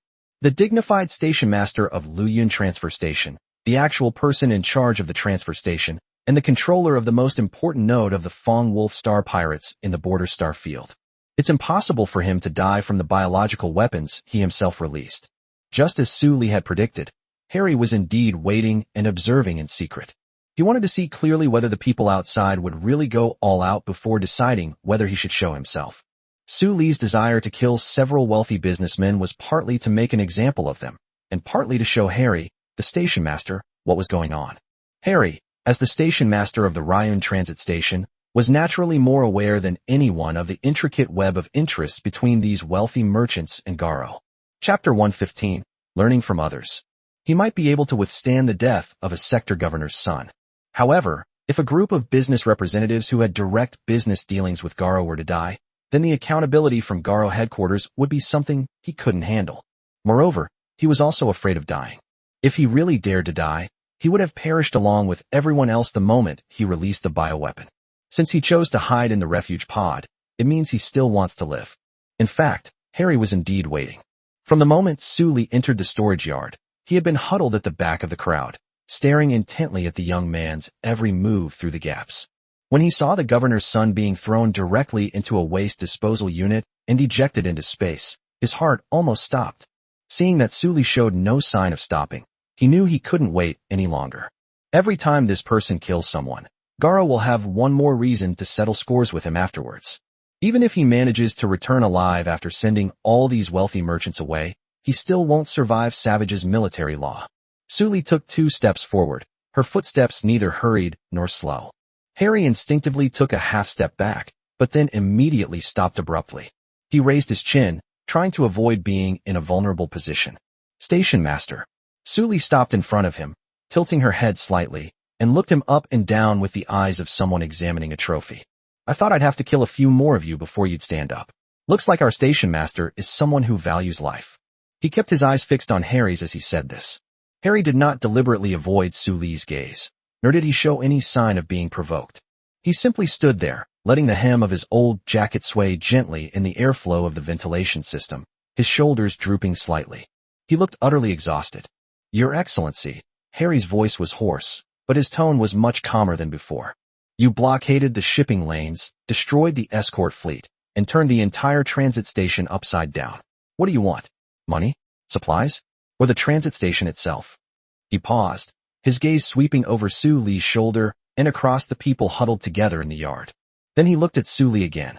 What exactly do you want to do? Sully did not answer immediately after hearing this. He tilted his head slightly to one side, scratched behind his ear with his index finger, chuckled, and then looked up at Harry with an extremely honest smile. It's nothing, I'm just out of money. I happened to be passing by and saw that you guys here are quite well off, so I came here. The people in the storage yard gasped in shock. What kind of ridiculous reason is this? They're just short of money, so they're robbing Garo's transit point? Is he crazy? At this moment, Harry's chest was also heaving violently. A hint of anger finally surfaced in his bloodshot eyes at Sully's words, but he quickly suppressed it. He gritted his teeth, suppressing his emotions to the extreme, and forced out the words. Robber logic. Don't you know that? Hey. Sully immediately stretched out a finger and shook it in midair. Then you're wrong. He leaned closer, his smile not fading but instead acquiring an inscrutable, playful quality. What's the full name of your Garo again? Have you forgotten? Seeing that Harry was speechless, Sully immediately took 2 steps closer and continued teasingly. You guys are space pirates, you know. What I'm doing is called learning from and paying tribute to the industry veterans. Don't you think so, Station Master? Harry's face changed color in that instant. He wanted to argue, but after moving his lips for a long time, he couldn't utter a single word. Because he knew that no matter how you looked at it, What this person said was logically flawless. The Garo Star pirates do not occupy any moral high ground, simply because they started out by burning, killing, and looting. Now that someone on the other side is even more ruthless and stealing, what right do they have to call others robbers? The logic that Garo taught this star system is that you can seize territory with your strength, only to have others take it away from you with even greater strength. Now he's using the word robber to insult someone who came to steal the Fong Wolf. Even Harry himself feels embarrassed saying it. Su Li looked at Harry's face, which was flushed and pale but unable to utter a word, and nodded in satisfaction. See, you remember now? You've been doing this for so many years and no one has said anything. But this is my first time doing it. I'm just learning from you. After saying that, he turned around and strode to the front of the crowd, to a metal platform used for stacking standard shipping containers. The alloy combat boots made two muffled thuds as they stepped on the platform, the sound echoing several times under the dome before dissipating. He stood on the high platform, his hands behind his back, his silver-gray combat uniform gleaming coldly under the lights. His gaze slowly swept across the faces of the sea of people below the stage, and everyone whose eyes met his involuntarily held their breath. After scanning the room, he immediately raised his voice several decibels. The voice, though not loud, had an extremely strong penetrating power, and every word was steadily transmitted to everyone's ears. Listen up, everyone. Anyone with assets exceeding 1 million star coins will have all their supplies confiscated, and each person will be subject to a ransom of 5 million star coins. Anyone with assets exceeding 5 million will be subject to a ransom of 8 million. Anyone with assets exceeding 10 million, he smiled, holding up 2 fingers, 20 million each, fixed price, no bargaining. His words immediately caused quite a stir among the audience. Hundreds of well-dressed businessmen and tycoons stared wide-eyed, their expressions even more dramatic than when they saw the young master frozen into an ice sculpture. They instinctively wanted to shout, but the lessons of the past were still fresh outside the port, and no one wanted to be the next one to be ejected. As a result, everyone's dissatisfaction was immediately swallowed back, turning into a low murmur of unrest. However, Su Li didn't intend to give them time to process this. He raised his right hand and pointed his index finger toward the porthole. Outside the porthole, deep in the void surrounding the port area of the Luyun transfer station, the elegantly dressed corpse, frozen into an ice sculpture, still drifted slowly under the cold light of the stars, its ice-covered surface reflecting grains of grayish-white light. I know what you're thinking. He withdrew his hands, put them back behind his back, and his tone suddenly turned 10 degrees colder. I personally suggest that you don't take this chance. As he spoke, he pointed to the well-dressed wealthy merchants and nobles, and said jokingly, after all, you are all prominent figures, easily found on the StarNet. You wouldn't risk your lives for such a small amount of money, would you? Of course. Chapter 116 Ransom. Su Li paused for a moment. If anyone can slip through undetected, that would be ideal, but they'd better be careful, because once I find out. A ruthless smile immediately appeared on his face as he looked at the cold corpse outside the porthole. Once you find out, go and keep that young master company. The first to break down was the pot-bellied representative of the duchy's merchant guild. He practically tumbled and crawled as he rushed out of the crowd, his custom-made leather boots slipping twice on the floor before he could barely stand. Holding his gem-encrusted personal terminal in both hands, he trembled as he raised it to Su Li. The terminal screen had already cleverly brought up the Starbank's transfer interface, and the account balance was clearly displayed. That was a number that would leave ordinary people speechless, but at this moment, the expression on his face was as if he wanted to stuff the entire terminal into Su Li's hand, afraid that the other party would change his mind because he was too slow. I'll pay right now. This is my ransom, definitely more than 20 million star coins. No, 50 million will do. Whatever you say, I'll transfer the money immediately. It wasn't that he didn't want to transfer the money, but the signal of the entire Luyun transfer station had been interfered with and blocked, making both message transmission and terminal transfer impossible. However, Su Li did not take the terminal, and didn't even bother to look at it. Lin Xiao, who was standing to his side and slightly behind, stepped forward and nodded to a Marine from the technical team next to him. The Marine wearing the arm-mounted data panel immediately stepped forward, took the terminal from the merchant representative, and plugged in a fleet-specific encrypted data interface. The blue light of the data stream flickered and bounced a few times on the interface indicator light before an anonymous encrypted account interface of the dark web interstellar bank popped up on the screen. The underlying encryption protocol of that account is a system-generated quantum random key, which is untraceable by any financial regulatory agency in any of the major empires. After a series of actions by the Marines, a notification sound indicating that the transfer was complete rang out, sounding particularly crisp in the quiet storage area. After the transfer was completed, the Marine pulled out the data port and nodded to Su Li. Su Li didn't even lift her eyelids. She just waved her hand casually.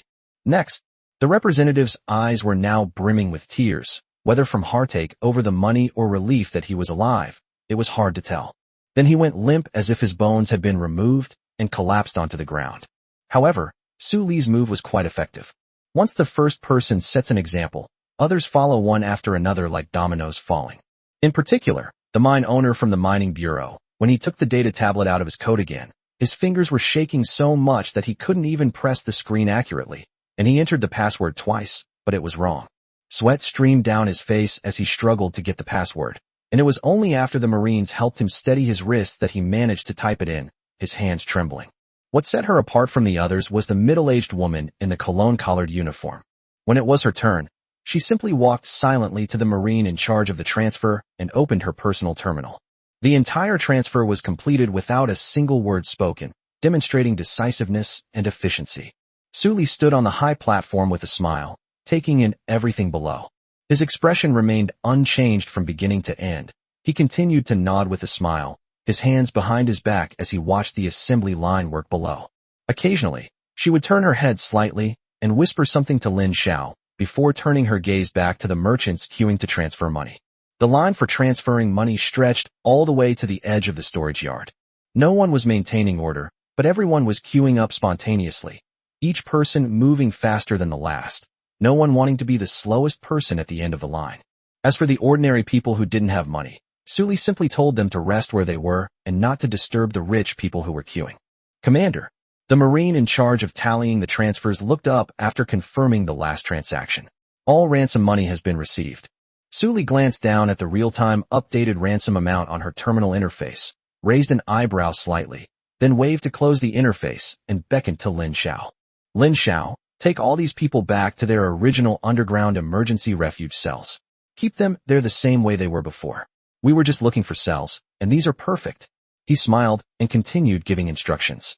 After you lock them up, put 2 fire teams at the door of each compartment, and remember to also put people in the corridors and shaft passages.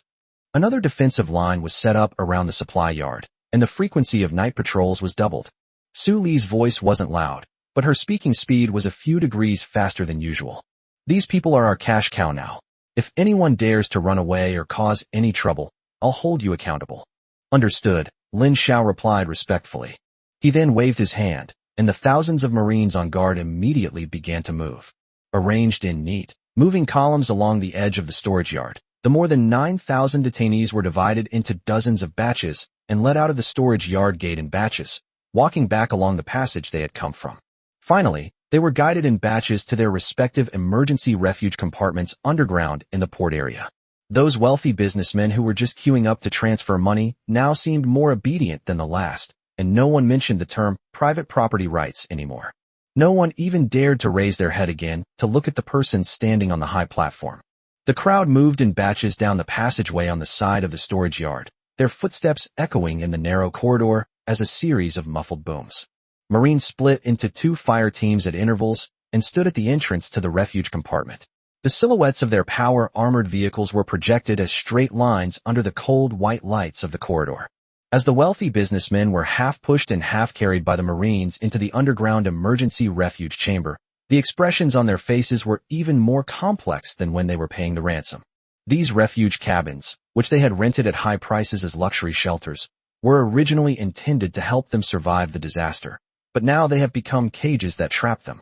One by one, the airtight doors of the cabin closed, the dull thud of the alloy latches snapping shut echoing in the corridor and gradually spreading into the distance. After all personnel were counted, the cabin doors were sealed, and the fire control team was in place.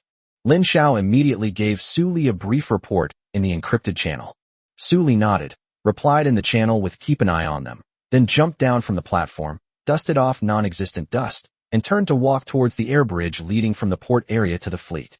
Chapter 117 Limestone Base. When he returned to the bridge of Prism 1, Lottie was standing in front of the tactical console, intently organizing the overall situational map after the transfer station had been cleared. Hearing the sound of the airtight door on the bridge sliding open, she turned around, and her gaze lingered on Su Li's face for a moment. "Commander, has the ransom been received?" Su Li slowly walked to the captain's chair and sat down. She picked up the cup of tea next to the control panel, which had been changed countless times, took a sip, and frowned because it was so bitter. He then put the cup back, leaned back in his chair, and slowly began to speak. "Received." The number was slightly higher than expected. These people are indeed much wealthier than they claim. Meanwhile, in the Soya star system, on a small asteroid that is not on any official star map. From the outside, it looks no different from the tens of thousands of ordinary asteroids scattered in this star field. The grayish-brown rocky surface is covered with craters left by meteorite impacts, the largest of which could fit a battleship, while the smallest is only about the depth of a fist. These pits and craters are piled up densely, with no atmosphere, no vegetation, and no trace of any intelligent life activity. It presents a desolate landscape. Even the most experienced smuggling ship navigator would just pass by and treat it as an ordinary space rock, not even bothering to scan it. However, these are all illusions. Only when you get extremely close can you notice the occasional glint of metallic reflection deep within the crater.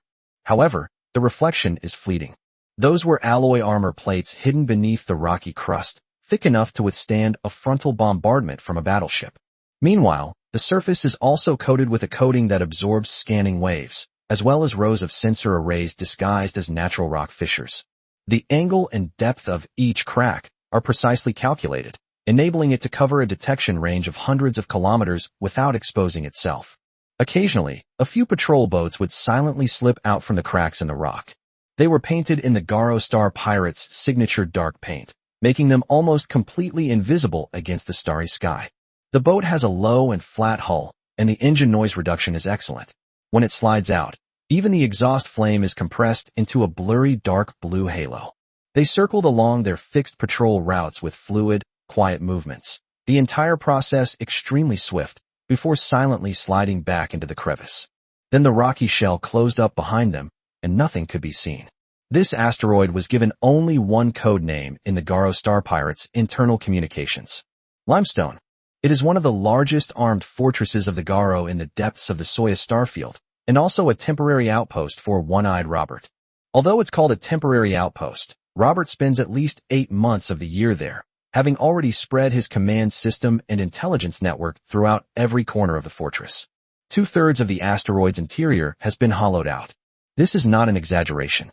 It took Garo's engineering team nearly 2 years to peel away the rock core layer by layer using plasma cutting machines and directional blasting technology. This is how the stunning scene of natural caves and man-made tunnels intertwined has come to be. It can truly be described as a giant three-dimensional maze. The ship berths are stacked layer by layer along the rock wall, from the bottom heavy cruiser repair dock to the top fast assault ship berthing platform, with a vertical drop of more than 3,000 meters. Each level houses starships of varying tonnage and purpose: heavy firepower ships, fast assault boats, electronic warfare support ships. The hull numbers were all illuminated by lights, reflecting a cold white light onto the rock face. Maintenance arms and supply pipes extend from the rock face like mechanical tentacles, firmly securing the ships to their berths. Hidden within the outer rock layer are the most valuable possessions of the entire fortress: a whole row of heavy shipborne weapon platforms. The firing arrays, disguised as natural rock slabs, are completely undetectable under normal circumstances. However, once the fortress enters combat mode, the rock slabs will all flip over within seconds, revealing the cannons that have been charged with energy underneath. 9 super heavy plasma main guns, 132 missile launch arrays, and densely packed close-in weapon turrets on the outside.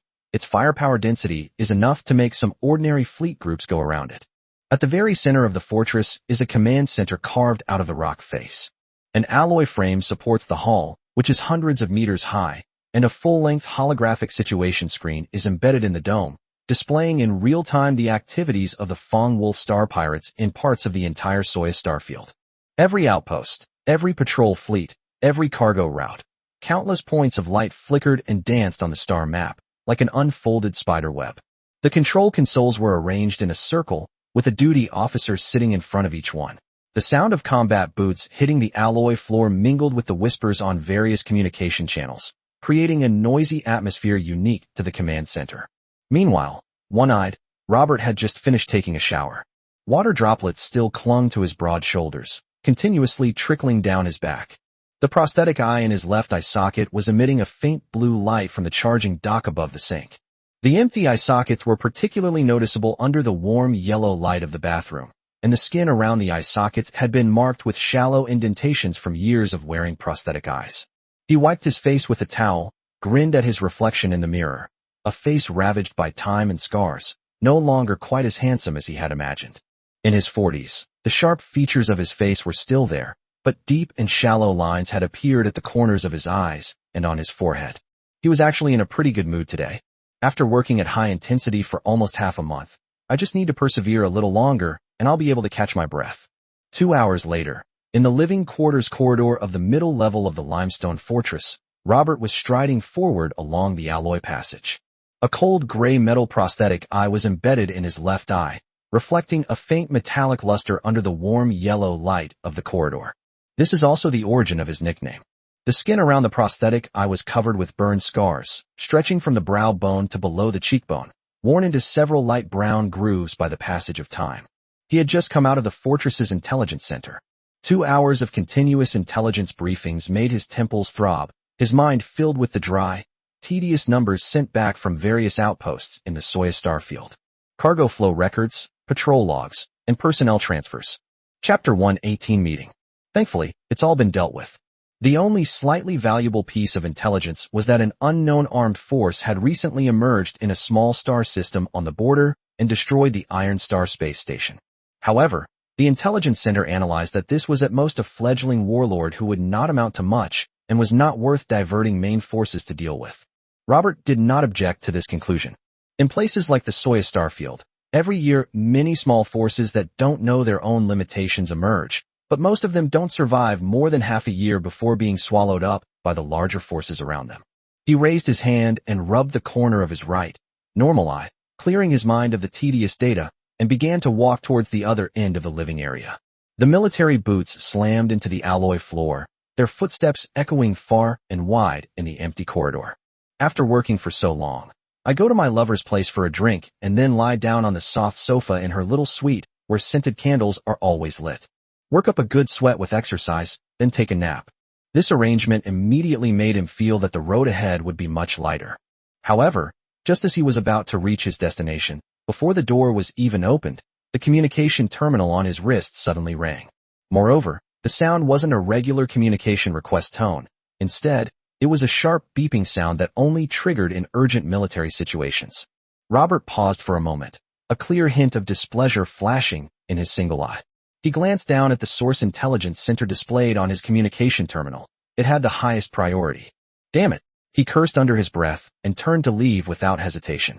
The rhythm of the military boots on the alloy floor was twice as fast as before.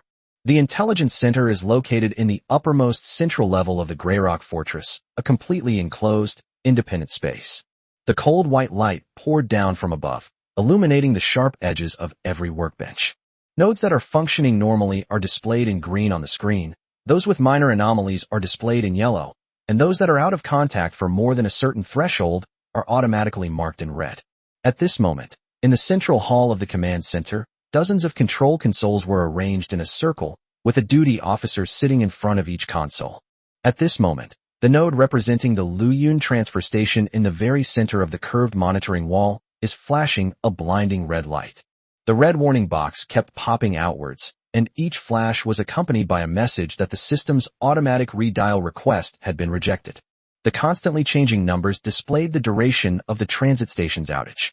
It has been more than 12 hours. As Robert opened the alloy door to the intelligence center and strode in, the intelligence analyst on duty was standing up from his workstation. "What's going on?" Robert shouted angrily. The intelligence analyst clutched a data panel in his hand, his expression extremely grave. "My lord." He spoke very quickly, clearly having already gone through the intelligence he had prepared countless times in his mind. Luyun transfer station has been completely out of contact since yesterday, and it has been more than 12 hours since then. We tried all encrypted channels, emergency backup channels, and StarNet relay communications, but received no response. Furthermore, the traffic control beacons in the port area of Luyun Transfer Station have stopped, and there has been no response from the patrol boats on the perimeter. Furthermore, he took a deep breath and handed the data panel to Robert. The screen displayed the final, crucial piece of information that had everyone on edge. The biosafety insurance for the underground laboratory at the transit station was proactively terminated shortly before the loss of contact. Robert took the data panel, his cold gray prosthetic eye moving slightly in its socket as he analyzed the data on the screen line by line.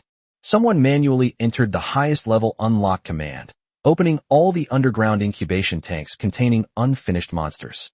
In the entire Luyun transfer station, there is only one person who can manually input this command.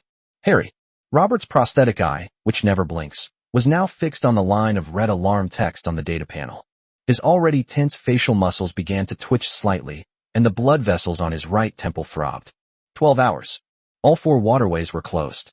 The biosafety agreement was terminated by someone. The 3 pieces of information collided in his mind, suddenly leading to a conclusion that he desperately wanted to avoid but had no choice but to confront. That idiot Harry, he muttered under his breath. The intelligence analyst was startled by his words and almost dropped the data panel in his hand. Robert shoved the data panel back into the intelligence analyst's arms, raised his left wrist, and his fingers flew across the communication terminal. The direct communication channels of all fleet commanders at the Grey Rock Fortress and several surrounding outposts were accessed. Immediately mobilize all available personnel around the transit station and draw starships from the 3rd, 5th, and 7th patrol fleets. In addition, retrieve all the communication records of the Luyun transfer station for the past 3 months, including every cargo manifest, every berth registration, and the identification code of every temporarily docked ship, and classify and screen them all. Report any unusual activity to me immediately. Robert sat down in the captain's chair on the central command platform. The blue halo of his mechanical prosthetic eye slowly contracted in its socket, scanning the giant holographic situation screen in front of him. On the screen, the real-time status bar of the Ryun transfer station was still a glaring red, with the standby status of the Garo's 3rd, 5th, and 7th fleet groups displayed side by side. All 3 fleet groups had a green standby indicator following their numbers. Get me the commanders of the 3rd, 5th, and 7th fleet groups, now. Upon receiving the order, the communications personnel immediately began rapidly typing on the panel. A few seconds later, the holographic projection area above the central command console suddenly lit up with 4 floating light screens. 3 of the screens displayed a face, while the last screen was directly connected to the head of the analysis team in the intelligence center. Commander Thurman of the 3rd Fleet Group was bald, with a row of dark red totem tattoos unique to the Fong Wolf pirates on each side of his head, extending from his temples to the back of his neck. The bridge lights behind him were dim, and only the silhouettes of a few crew members working behind him could be vaguely seen. But at this moment, his expression was extremely impatient, and he was chewing something in his mouth, his chin twitching. It was clearly Robert's urgent communication that pulled him back from a dinner that had been interrupted. As for Han Jun, the commander of the 5th Fleet Group, he was a thin man in his early 40s with neatly trimmed sideburns and wearing a pair of thin-rimmed tactical glasses. Chapter 119, just to be on the safe side. When he appeared on the screen, he was holding a data tablet in his hand, which meant that he had already received some intelligence before receiving the communication. The last commander of the 7th Fleet Group, Sokov, was the oldest of the 3, with a full head of short, gray hair. His expression was the calmest. When he appeared on the screen, he was holding a steaming cup of tea. He skimmed off the foam with the lid and took a slow sip. Lord Robert. The 3 men spoke almost simultaneously, their voices mingling in the encrypted channel. Robert didn't exchange pleasantries. His single eye scanned each of the 3 screens in turn. Enough with the nonsense. He loosened his crossed fingers and gestured with his chin toward the situation screen. You can see for yourselves. The Luyun relay station has been out of contact for over 12 hours. 3 consecutive encrypted confirmation signals have gone unanswered, and the backup frequency band and emergency wake-up protocol are also completely ineffective. As he spoke, his expression became solemn. At the same time, the biosafety protocol for the underground experimental area of the transit station has also been proactively activated. The fact that this thing was actively activated speaks volumes. He paused for a moment, then tapped his fingers heavily twice on the armrest. I called the three of you here to find out what exactly happened at the Luyan transfer station, and at the same time to prepare for battle. Was it an internal rebellion? Or had the Imperial authorities finally intervened? Or is it some blind force that dares to mess with us, the Fong Wolf? Robert said sinisterly. The three commanders' gazes almost simultaneously fell upon the situation screens in front of them. There was a moment of silence on the three screens. Thurman spoke first, swallowing what he was chewing, wiping his mouth with the back of his hand, his tone revealing undisguised irritation. I knew the defenses at such an important place as the transit station were too weak. There were only about 20 star breakers in total, not even a cruiser-class capital ship. There must be a problem somewhere inside. The internal problems are far from warranting the termination of the biosafety agreement. Commander Han Jun's voice came from the side, carrying a restrained rationality. He gently pushed up his tactical glasses on the bridge of his nose with his index finger. The reflection from the lenses obscured his eyes. But the caution in his tone was enough to show his attitude.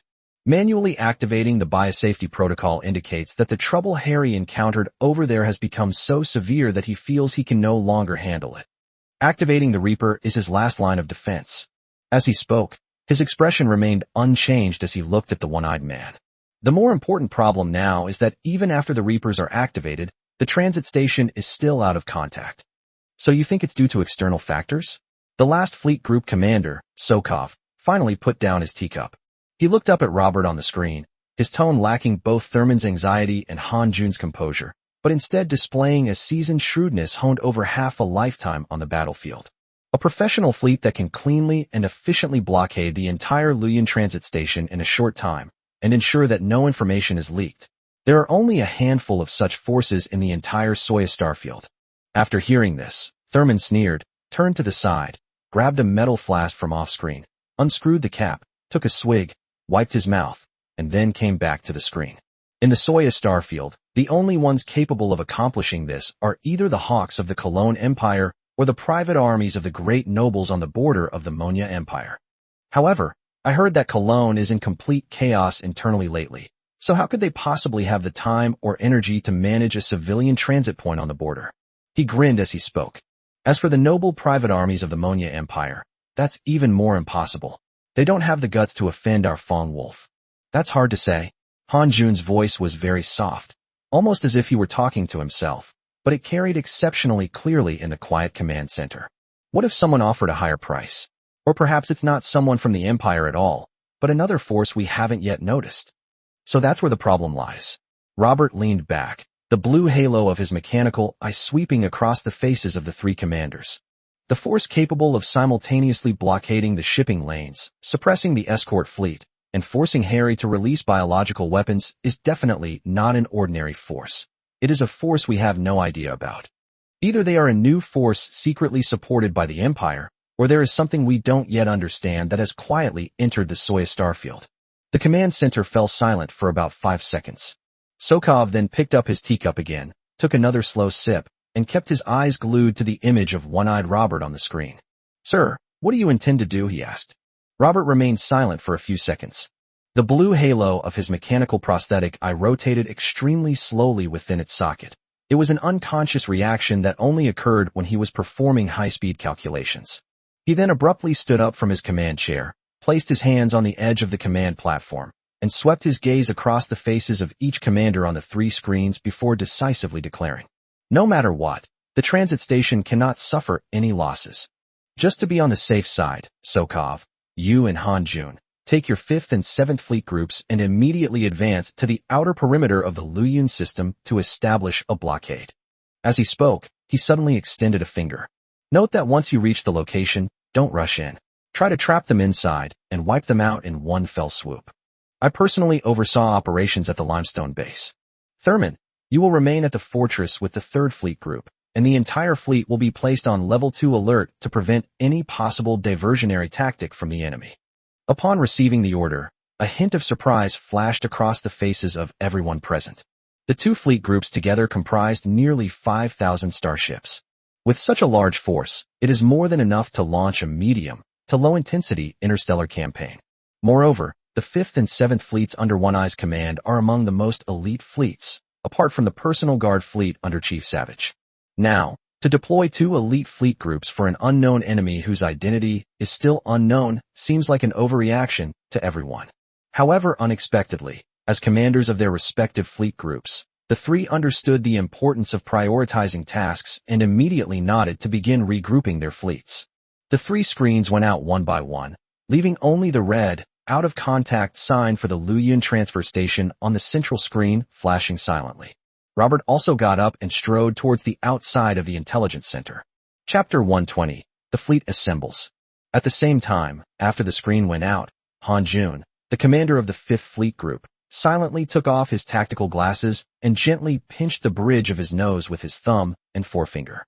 After a moment of thought, he immediately put his glasses back on, and then quickly typed out a series of command codes on the communication panel on the captain's chair armrest. At the same time, the encrypted channel was also urgently connected to the bridge center of the flagships of all the subfleets under the 5th Fleet Group. Attention all 5th Fleet Group members. This is Commander Han Jun. Upon receiving the urgent order from Lord One-Eyed, the entire fleet immediately entered a state of combat readiness. All dispersed, resting, and on-duty units, regardless of their current mission progress, must complete ship system self-checks and weapon warm-ups within 30 minutes and converge on the coordinates of the flagship iron scale. Repeat, all units. His tone remained almost indifferent and calm throughout, repeating the instructions 3 times before stopping. At the same moment, 7th Fleet Commander Sokov also immediately put down his teacup. He stood up, straightened his collar, walked to the control panel in the center of the bridge of the flagship Ironback, and pressed the communication broadcast channel for the entire fleet. Attention all captains of the 7th Fleet Group, this is Sokov. An emergency order is now being issued. All fleets immediately regrouped, recalled patrol and escort formations operating in the outer star sectors, and urgently returned to the limestone base to assemble. After arriving at the assembly coordinates, all fleets will be organized into a unified operational sequence of 3. Simultaneously, the warp engines will preheat, and some weapon systems will be deactivated. His voice wasn't as precise as Han Jun's, but it was more concise and efficient, requiring no embellishment to make the listener execute automatically. 2 orders were issued almost simultaneously to the flagship bridges of each of the various subfleets. Within the star sector where the limestone base is located, the starship fleets, which were originally scattered across more than a dozen different areas and always on standby, turned on their engines almost simultaneously. The first to emerge from inside the base were the rapid reaction squadrons of the 5th Fleet Group. 36 Retsuya-class light destroyers, arranged in 3 columns, were launched one after another from the assault ship berthing platform on the top floor of the base.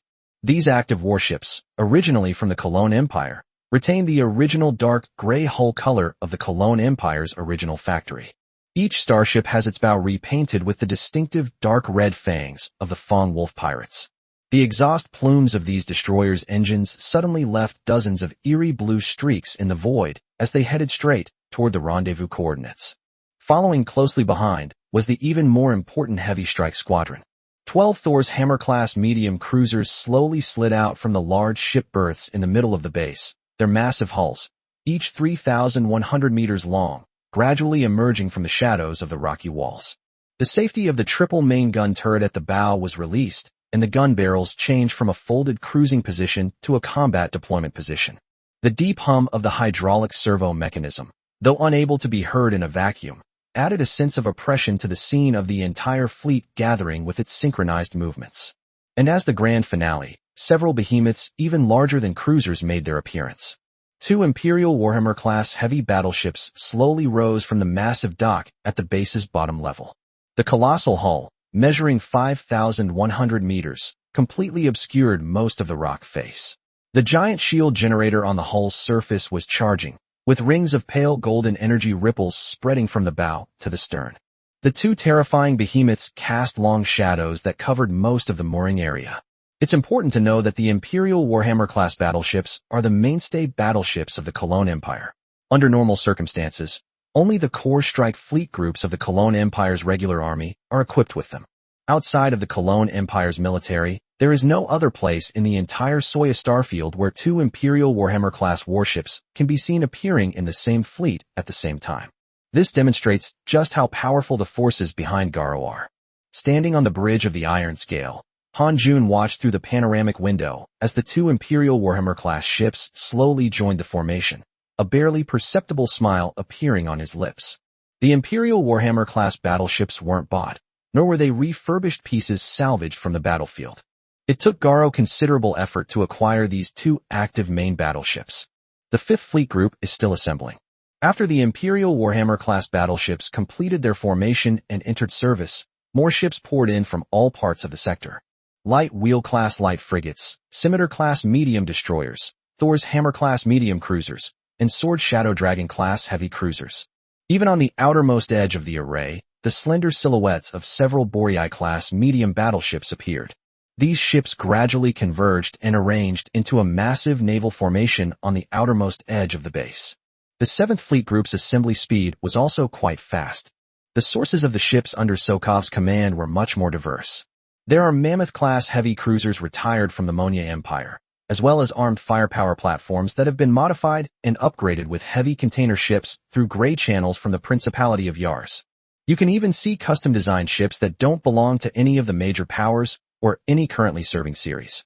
The ship's design clearly shows the handcrafted characteristics of a private shipyard, but its tonnage and firepower are in no way inferior to those of a regular warship.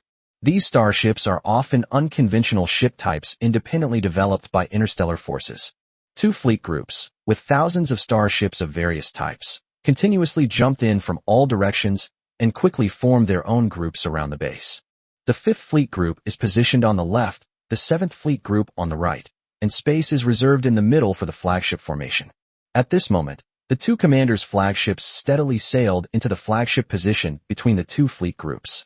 On the holographic situation display, the fleet's real-time formation data is being refreshed at a rapid pace. Sokov connected with Han Jun's holographic image and said calmly, 2 Imperial Warhammer-class destroyers from the 5th Fleet Group, 2 Imperial Blade-class destroyers from the 7th Fleet Group, plus a miscellaneous fleet of cruisers and destroyers. Han Jun, don't you think this commotion is a bit of an overreaction? However, Han Jun did not look at him. The lenses of his thin-rimmed glasses were reflecting the constantly changing fleet status data on the panel in front of him.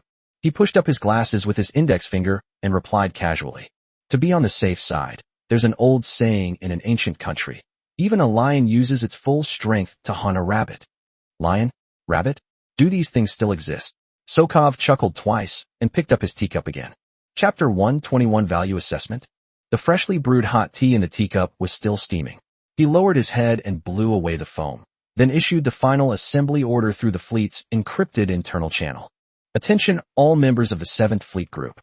The formation sequence has been confirmed, and the commanders of each fleet have adjusted their spacing according to the number 3 operational sequence. Report to the flagship immediately after the engine has warmed up. We will begin the jump in 15 minutes. Meanwhile, Han Jun's side was also wrapping up simultaneously. His fingers tapped rapidly on the panel, gradually adjusting the spacing of the 5th Fleet Group's formation from the dense formation during assembly to the dispersed formation required for warp jumps. The identification signals of thousands of ships moved slowly across the situation screen, each representing a starship that had completed the preheating of its weapons and warp engines. 15 minutes passed in the blink of an eye. The navigation systems of the flagships of each fleet group have successively completed the calculation of the jump coordinates, and the coordinate values of the Luyun star system are flashing a blue confirmation cursor in the center of the holographic situation screen. The jump sequence is initiated. All personnel will enter the jump channel in formation. 3, 2, 1 jump. With the shouts of the warp operators, thousands of starships in the void surrounding the gray rock base unleash their warp engines at full power at the same moment. The dark blue warp lights lit up one after another from the front of the fleet, quickly spreading out into a continuous sea of warp light in the void. The orbs of light expanded, spread, and engulfed the ship's hull, finally disappearing one after another from their original positions. Space was torn open and then closed again, and the remaining spatial ripples stirred up faint energy waves on the surface of the base's rocky crust. Thousands of ship identification signals disappeared from the base's sensor screens almost simultaneously within the same millisecond. Meanwhile, at the Luyun Transfer Station Command Center, Su Li looked out the porthole, where the ice sculpture of the governor's son was still slowly floating in the air, like a human-shaped road sign. Commander, Lin Zhao's voice came through the communicator in his ear. All personnel have been detained, and the list of detained personnel is being generated simultaneously. Suli replied. He then turned his gaze away from the porthole, walked to the control panel in the command center, and swiped his fingers across the virtual panel to bring up the holographic structure diagram of the transfer station. The three-dimensional image spun in front of him, showing warehouse areas, berth areas, energy areas, living areas, a dense array of triangular blocks, like a scantily clad woman, presented to Su Li without reservation. Lottie, he said, looking at Lottie, who had already come down and was tallying the ransom figures. Never mind the ransom. Put that money aside for now. Lottie looked at Su Li in surprise. Su Li stared at the giant warehouse blocks marked strategic reserves in the structural diagram, his eyes gleaming. I'm giving you a task, to tally up exactly how much cargo is in this transit station. He paused, then added a sentence. Remember, it's all the goods. Whether it's the starships in the warehouses, those in the berths, or the starships queuing up outside the 3 shipping lanes, I want you to count them all for me, without missing a single one. Lottie paused for 2 seconds, then responded loudly. Understood. I will immediately mobilize all available data processing units and scanning teams to conduct a comprehensive inventory of supplies at the Flowing Cloud transfer station. How long will it take? Preliminary estimates suggest that it will take at least 4 standard hours to inventory the strategic material reserves within the warehouse area alone. As Lottie spoke, she waved her hand to bring up a map showing the distribution of all the material storage points at the transit station. On the map, numerous resource storage points were scattered irregularly across various locations of the transit station. If we include the cargo scans of all cargo starships within the docked ports, the time will extend to 8 standard hours. As for the statistics on ships queuing within the interstellar corridors, Lottie paused for a moment. Moreover, it requires the cooperation of the outer blockade formation for scanning. Otherwise, without sufficient military deterrence, the other side may not cooperate actively. Therefore, conservatively estimated, at least 12 standard hours are needed to complete all the statistics. Too slow. Su Li shook her head. If nothing unexpected happens, the one-eyed fleet should already be on its way. We don't have that much time. He tapped his fingers on the virtual panel. In that case, let's focus our efforts on getting a clear picture of the warehouse area. As for the transport starships at the berths, priority is given to those with larger tonnage and carrying more valuable cargo. Those queuing in the shipping lane, first, have the outer blockade formation issue a broadcast, letting them declare their cargo manifest themselves. Those who dare to falsify them will be dealt with in the same way as that guy outside. He pointed out the porthole as he spoke. Lottie immediately accessed her personal terminal and began making arrangements. Understood. The plan has been adjusted. Prioritize scanning warehouse areas and large cargo starships. The reporting system will be implemented simultaneously. Also, Su Li added, don't just count the quantity, you also need to estimate the value and prioritize the recycling of high-value resources. Understood. The valuation system has been activated and is connecting to the real-time price databases of the Empire, the Duchy, and the black market. Very good. Su Li cut off the communication and pulled up a chair to sit down in front of the control panel. Their gazes couldn't help but drift towards the outside of the transit station, where the Blizzard-class, medium-sized interstellar cruisers hovered quietly.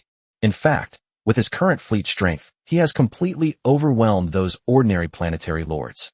Even among galactic lords, he is a top-tier force. Unfortunately, he was facing the Fong Wolf pirate gang, one of the largest pirate groups in the Soyastar region. Su Li knew that if he were to go head-to-head with a force as large as Yalang, his own resources would probably be insufficient. He only has 59 starships at most, which is more than an order of magnitude less in terms of quantity. In terms of starship quality, it is much better than Garo's old and dilapidated ones. So, we must mass-produce troops. Destroy more starships, destroy stronger starships. However, the prerequisite for massing troops is still having a massive amount of resources. Su Li stared at the blue blocks representing the warehouse on the hologram, her fingers unconsciously tapping on the armrest of her chair. Now all we need to do is watch and see how much good stuff Round, one of Garo's largest supply depots, has. Chapter 122 Hundreds of Billions. 2 hours passed in the blink of an eye. Su Li did not leave the command center. He just sat there, occasionally pulling up the surveillance footage from the Luyan transfer station. In the warehouse area, scanning teams composed of Marines in powered armor are pushing multifunctional scanning vehicles, moving quickly between the containers. The scanning vehicle's probes emit a pale green light, and whenever they scan a container, a series of detailed data appears on the adjacent display screen. Alloy type, purity, quality, estimated value. Extremely efficient. Meanwhile, in the berth area, several Prism-class frigates lowered their altitude, opened their hulls, and extended large scanning arrays to conduct a detailed scan of the giant container ship docked below from bow to stern. The captains of the container ships stood helplessly behind the portholes, watching without daring to utter a single word. After all, the wreckage of a giant container ship whose bridge had been evaporated was still floating in the air, and the sparks of electricity emanating from it stung the eyes of the captains. Meanwhile, on the various blocked interstellar routes, the Blizzard-class cruisers in each fleet had already sent instruction broadcasts to the cargo ships queuing to enter the port, following Su Li's orders. The broadcast content was very concise. Declare a cargo manifest. Anyone who makes a false declaration will be executed. A data upload link was also attached. At first, no one moved, because they hadn't reached the transfer station yet and didn't know what was happening up there. It wasn't until a Blizzard-class cruiser annihilated a heavy container ship with a single main gun shot that everyone suddenly snapped out of their daze. A giant Tortoise-class civilian transport ship was the first to respond. The captain, his fingers trembling, opened the communication panel and began entering his cargo manifest into the link. Refined trim alloy ingots, 8,000 tons. High-purity energy blocks, 15,000 units. 130 sets of curvature crystals. His hand trembled every time he typed in an item. After all, these goods were all handpicked by Garo, and losing them would mean certain death.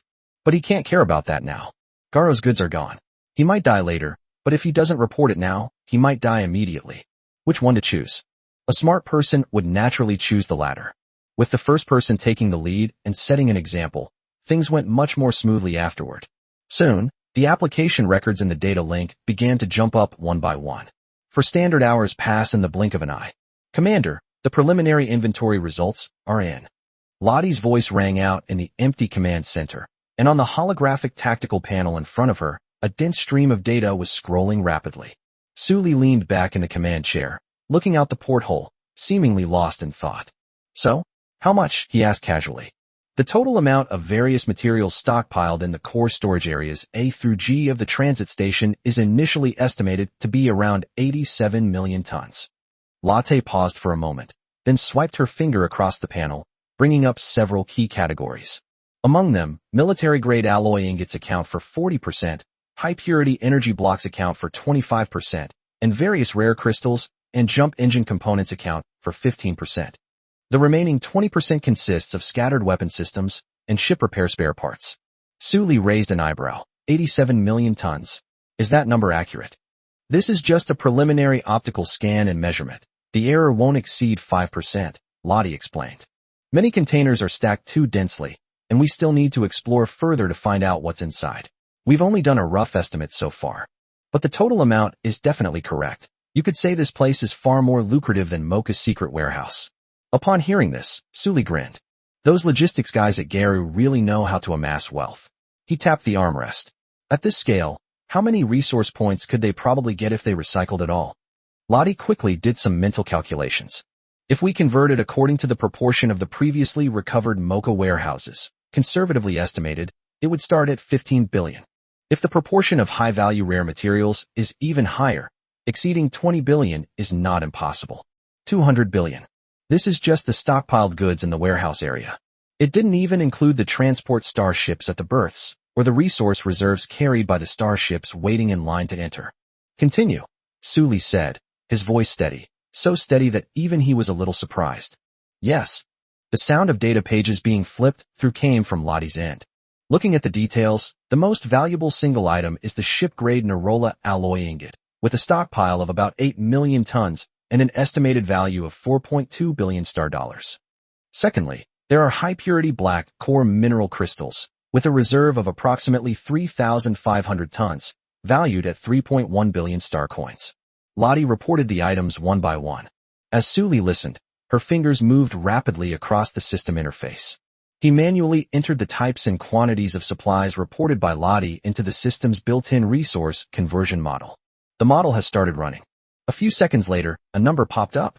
Estimated convertible resource points, approximately 18,500,000,000 resource points. 18.5 billion. It's confirmed.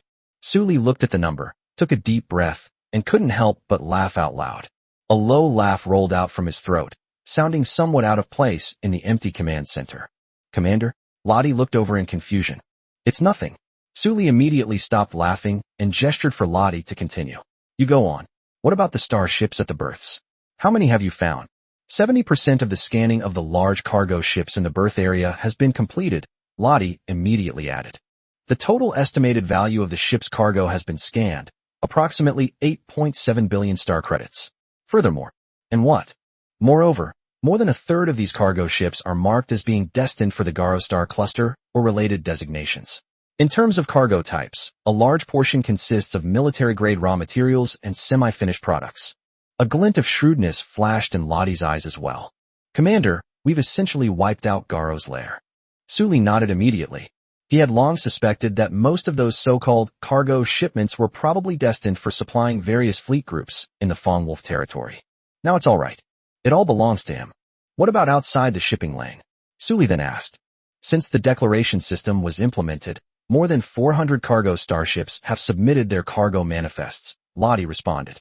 According to preliminary estimates, the total value of the declared goods is approximately 13.5 billion Singapore dollars.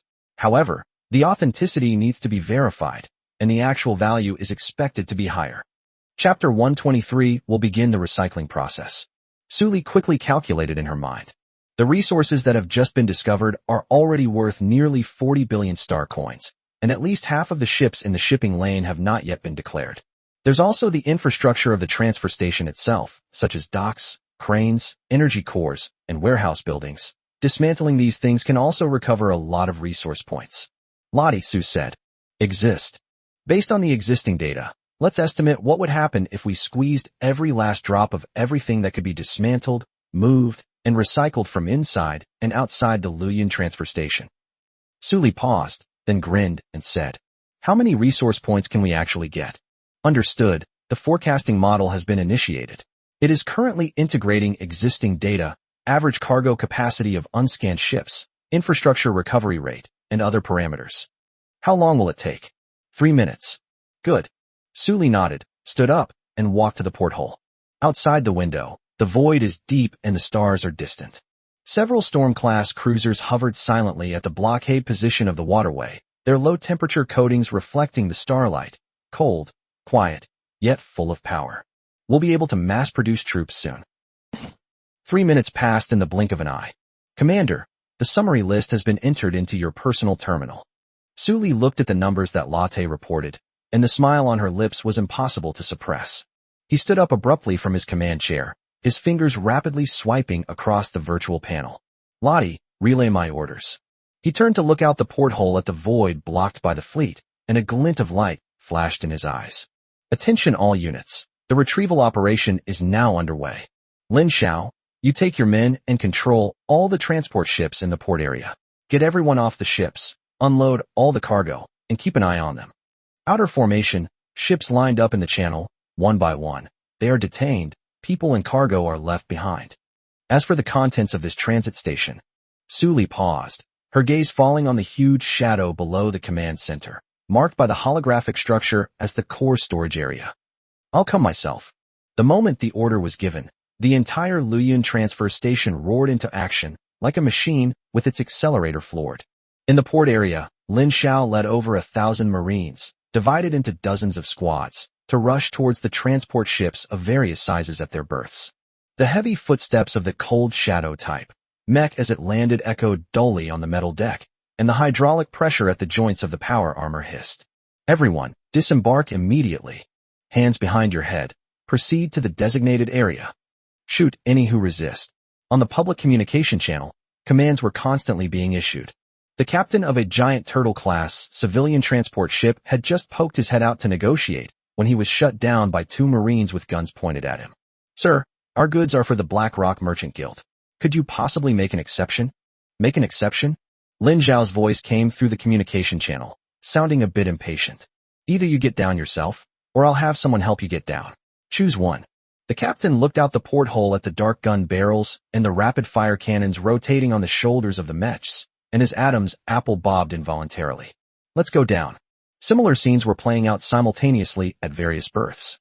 Some people tried to resist, but after seeing the cold shadow type Mech crush one of the rebels into mush with a single stomp, everyone immediately became obedient. They all welcomed them with smiles and laughter. Immediately afterwards, the crew members of each transport ship poured out of the ships like a flock of sheep being herded. Guided by the guns of the Marines, they then headed towards a temporarily cleared storage yard in a corner of the port area. More and more people are coming.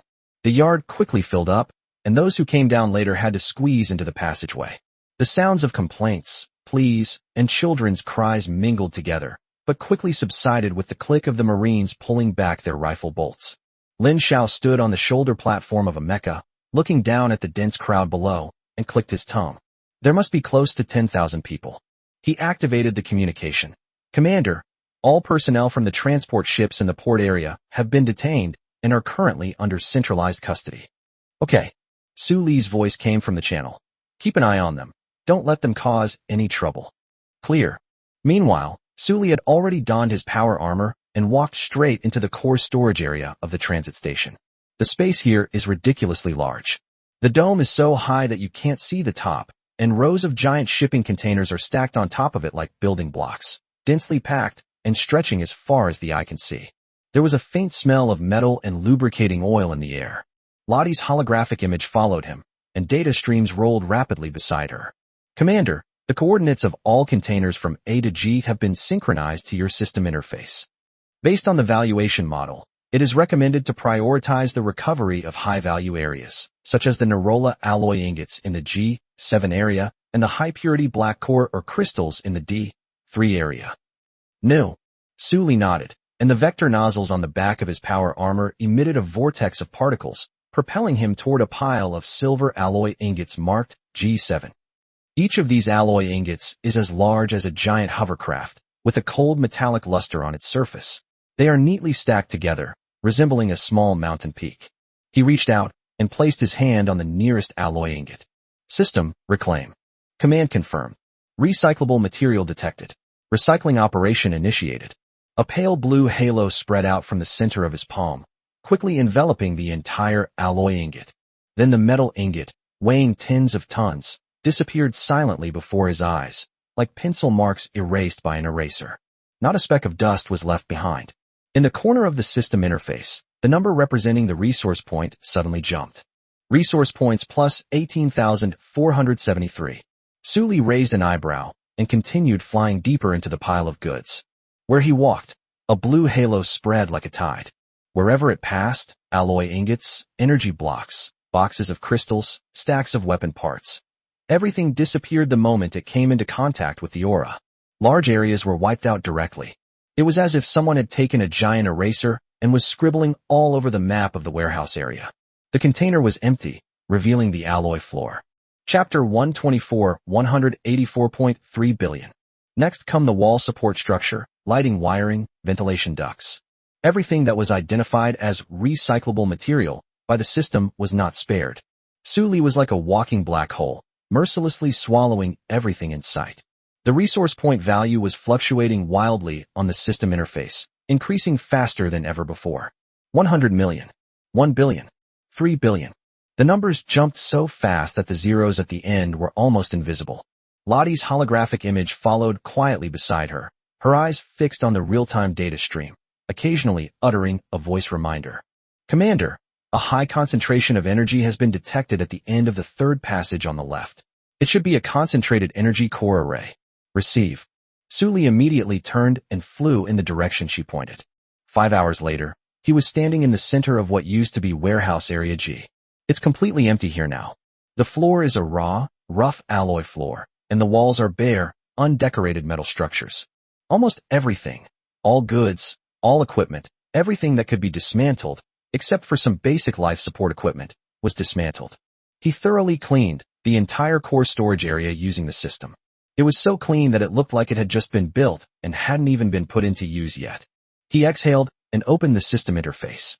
Resource reserves. 15,370,153.7 billion. Su Li stared at the long string of numbers, remained silent for several seconds, and then burst out laughing. Huh. Over 150 billion. Garo, you guys are really my money-bringing boys. Lottie's voice rang out at just the right moment. Commander, port area reports that all cargo unloading on docked transport ships has been completed, and personnel are now under centralized guard. Captain Lin Xiao asked for instructions. What should we do with those empty ships? Su Li's smile faded, and her eyes regained their composure. Deal with. Is that even a question? Detain everyone on board, including the ship. The cargo has been unloaded. Isn't the ship itself cargo? Tell Lin Xiao that none of those transport ships are allowed to escape. Once everyone's been emptied, the ship's hull. Su Li paused for a moment, then uttered 4 words. All of them will be recycled. When the order was relayed to the port area, Lin Xiao was stunned for a moment. Understood. We guarantee not a single one will be left alive. Lin Xiao immediately accepted the order and shouted to the team members beside him. Did you hear that? The commander has ordered that after everyone is detained, all ships be imprisoned and await the commander's order to retrieve them. Yes. As a result, the scene in the port area, which had just quieted down, became lively again. This time, however, it wasn't people who were making a scene, but rather various types of transport ships. The transport ships, now empty of cargo and personnel, were pulled one after another towards a single area by the giant traction device at the transfer station. They didn't care about colliding with each other and simply squeezed together. Those detained on the Star Harbor saw this scene through the isolation portholes and immediately erupted in fierce resistance. My boat. That boat was bought with a loan. It's over. It's all over. My boat is very expensive. Don't you dare touch it. Wails and curses erupted instantly. Some people have even taken the lead in rushing over the isolation netting. Brothers, we can't let them take our ship. That's our livelihood. Charge. Most people were immediately stirred up and responded by rushing towards the isolation fence. The isolation netting was only temporarily erected using simple equipment from the transfer station and was not very sturdy. It quickly became shaky and creaking under the impact of the crowd. Bang, bang, bang. A series of gunshots rang out, and the front row of rioters fell one after another, splattering blood everywhere. Those who were lucky enough to escape the bullets were terrified by the gunshots and pushed backward. A few who were slow to react were pushed to the ground by those in front and trampled repeatedly by those who retreated. Anyone who attempts to breach the safety barrier will die. The Marines in front raised their guns and shouted. The impromptu riot was quickly and swiftly suppressed by the Marines' swift and decisive actions. The storage yard returned to normal, with only the occasional low whimpers of the wounded drifting slowly in the air above. Lin Xiao crossed his arms and leaned against the leg of a shadow mecha, watching coldly. TCH, why didn't you do this sooner? He muttered something to himself. If you cooperate honestly, you might still be spared. You just have to cause trouble yourself. While the port area was busy collecting various transport ships, new guests continued to pour in on the 3 blocked interstellar routes. Unaware that the flowing cloud transit station had changed hands, they jumped over along a predetermined route and immediately crashed into the blockade of the Blizzard-class cruisers. Ships ahead, immediately shut down your engines and submit to inspection. Repeat, immediately shut off the engine and undergo inspection. Those who refuse to cooperate will be considered as engaging in hostile acts and will be destroyed. The cold, impersonal broadcasts played on a loop on public channels. Most transport ships, upon seeing the menacing Blizzard-class ships and the wreckage of transport ships floating in the port area further away, wisely chose to cooperate. The engine was shut down and the ship was towed closer. After docking, the cargo hold was opened and the crew disembarked. Then they watched helplessly as their ship was taken over by the Marines, and the cargo was unloaded by engineering machinery and transported to the storage center. A few stubborn individuals attempted to force their way through the checkpoint or turn around and run away. However, the result was the same. The main guns of the Blizzard-class cruisers don't even need to operate at full power. A light touch is all that's needed. Another brilliant firework appeared in the void, and a pile of recyclable wreckage. After recovering all the supplies stored at the transfer station, Su Li boarded a shuttle boat and headed to the transport ship docking area to continue the recovery operation. The entire recycling process, starting from when he entered the storage area, lasted a full 5 standard hours. 5 hours later, the Luoyuan transit station, once a bustling hub for supplies, has now been completely transformed. The material storage warehouses, berths, and even the waterways were completely cleared. All that remained were the basic structural elements of the transit station itself, and those were the nearly 30,000 prisoners who were concentrated in several large refuge cabins and in the port's berthing area. Suli returned to the command center, looking out the porthole at the suddenly empty void, and at the number frozen at 184.3 billion on the interface. He couldn't help but grin. Chapter 125, Further Expansion of the Army. Lottie. Exist. Including those people in the refugee cabins, how many people have we detained in total? Data being retrieved. Commander, the total number of people currently under centralized surveillance is 29,427. The transit station originally had approximately 9,000 staff members, and the various transport ships had over 20,000 crew members and passengers. Almost 30,000. Suli stroked her chin. It seems a bit crowded already. Lottie glanced at him, but didn't reply, because she knew perfectly well that the commander wasn't the kind of person who would worry about whether the prisoners' living conditions were good or not. Sure enough, Suli's next sentence was, keep a close eye on these people, especially the new ship owners and wealthy merchants. They are our long-term meal tickets. When one-eyed arrives, he might still come in handy. As he spoke, he turned and walked to the conductor's chair, where he sat down. Now, we have the resources. It's time to get down to business. He brought up the system interface and stared at the dazzling list of ship templates with burning eyes. The time to mass-produce troops has come. He looked at the long string of numbers on the system interface, a total of 153.7 billion resource points. He couldn't help but grin. Lottie. Yes, Commander. Are there any more transport ships entering through the outer shipping lanes? They are still pouring in. Captain Lin Xiao is handling it according to procedure, separating the personnel and cargo, and concentrating on seizing the ship. Very good. Suli nodded. Have him continue to keep an eye on the recycling. You get things ready. Lottie immediately stood up straight. Please give instructions. Suli's fingers moved quickly across the system interface, bringing up the list of ship templates. His gaze swept over the Prism class, Azure Falcon class, and Blizzard class. We have enough resource points. His voice was steady. Now immediately start massing troops. Specific scale? Suli barely thought about it as he tapped his fingers on the virtual keyboard, inputting a set of numbers into the command box. Prism class, 1,500 ships. 1,000 Goshawk class destroyers. Blizzard class, 300 ships. He paused and looked at Lottie. Based on the resource points we consumed in the previous manifestation, let's calculate how many resource points are needed. Data streams flashed rapidly in Lottie's eyes, and she replied 2 seconds later. Based on the consumption generated by the previous system manifestation, Commander, a total of approximately 59.6 billion resource points are required. 600 billion is nothing. Suli waved his hand dismissively. It's just a drop in the ocean for us now. He immediately brought up the system command interface. System, receiving instructions. Command received, please confirm. The manifested ships, Suli said, enunciating each word clearly. Prism-class frigates, 1,500 ships. Falcon-class high-speed assault ships, 1,000 ships. Blizzard-class cruisers, 300 ships. A total of 2,800 ships. Sufficient host resource points detected.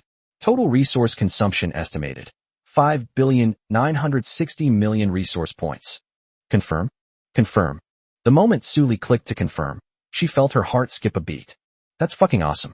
That exhilarating feeling of throwing money around so much that even the system trembles. Command confirmed. Host resource points and biomass sufficient.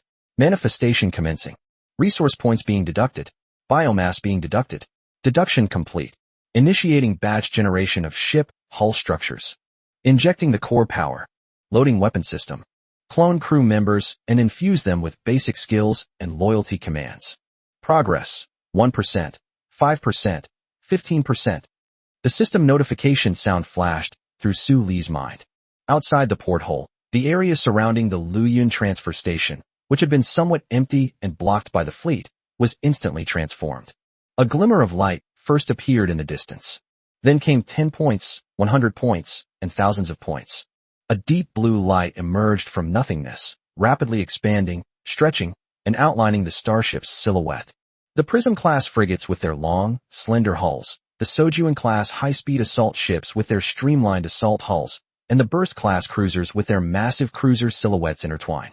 It was as if countless invisible giant hands were drawing in the void, each stroke pulling the steel behemoth directly from the blueprint into reality. Then the blinding light faded, revealing the steel. One after another, starships appeared out of nowhere in the airspace surrounding the transit station, like mushrooms after rain. They hovered silently, their engines not yet ignited, the low-temperature coating on their hulls reflecting the starlight, cold, silent, yet exuding a suffocating presence. 1,500 Prism-class frigates spread out in the airspace to the left, forming a silver-gray steel forest. 1,000 Chojin-class destroyers were lined up in the airspace to the right, their sharp bows pointing into the deep sky, like a flock of falcons poised to pounce. The 300 final-tier Blizzard-class cruisers occupied the central rear, their massive hulls resembling thick city walls, their main gun turrets gleaming darkly under the starlight. The entire airspace was almost instantly filled with the newly appeared starships. Originally, Su Li's 59 starships instantly lost much of their momentum in the face of this newly formed torrent of steel. Lottie stood by the porthole, looking at the suddenly crowded starry sky outside, and remained silent for several seconds. "Commander," she finally spoke, her voice carrying a barely perceptible fluctuation. "This scale has surpassed that of most standard fleet groups of the major empires." Su Li walked to her side and also looked out the window. "Only 2,800 ships," he said. "The fleet coming from Garo must be quite large, so we still need to keep up the good work. But the quality of our ships far surpasses theirs," Lottie immediately added. "Especially the Blizzard class. The firepower and defense of one ship are equivalent to 3 of their cruisers of the same class." "That's not enough." Su Li shook his head. "What I want is not just to be equal to, but to completely crush."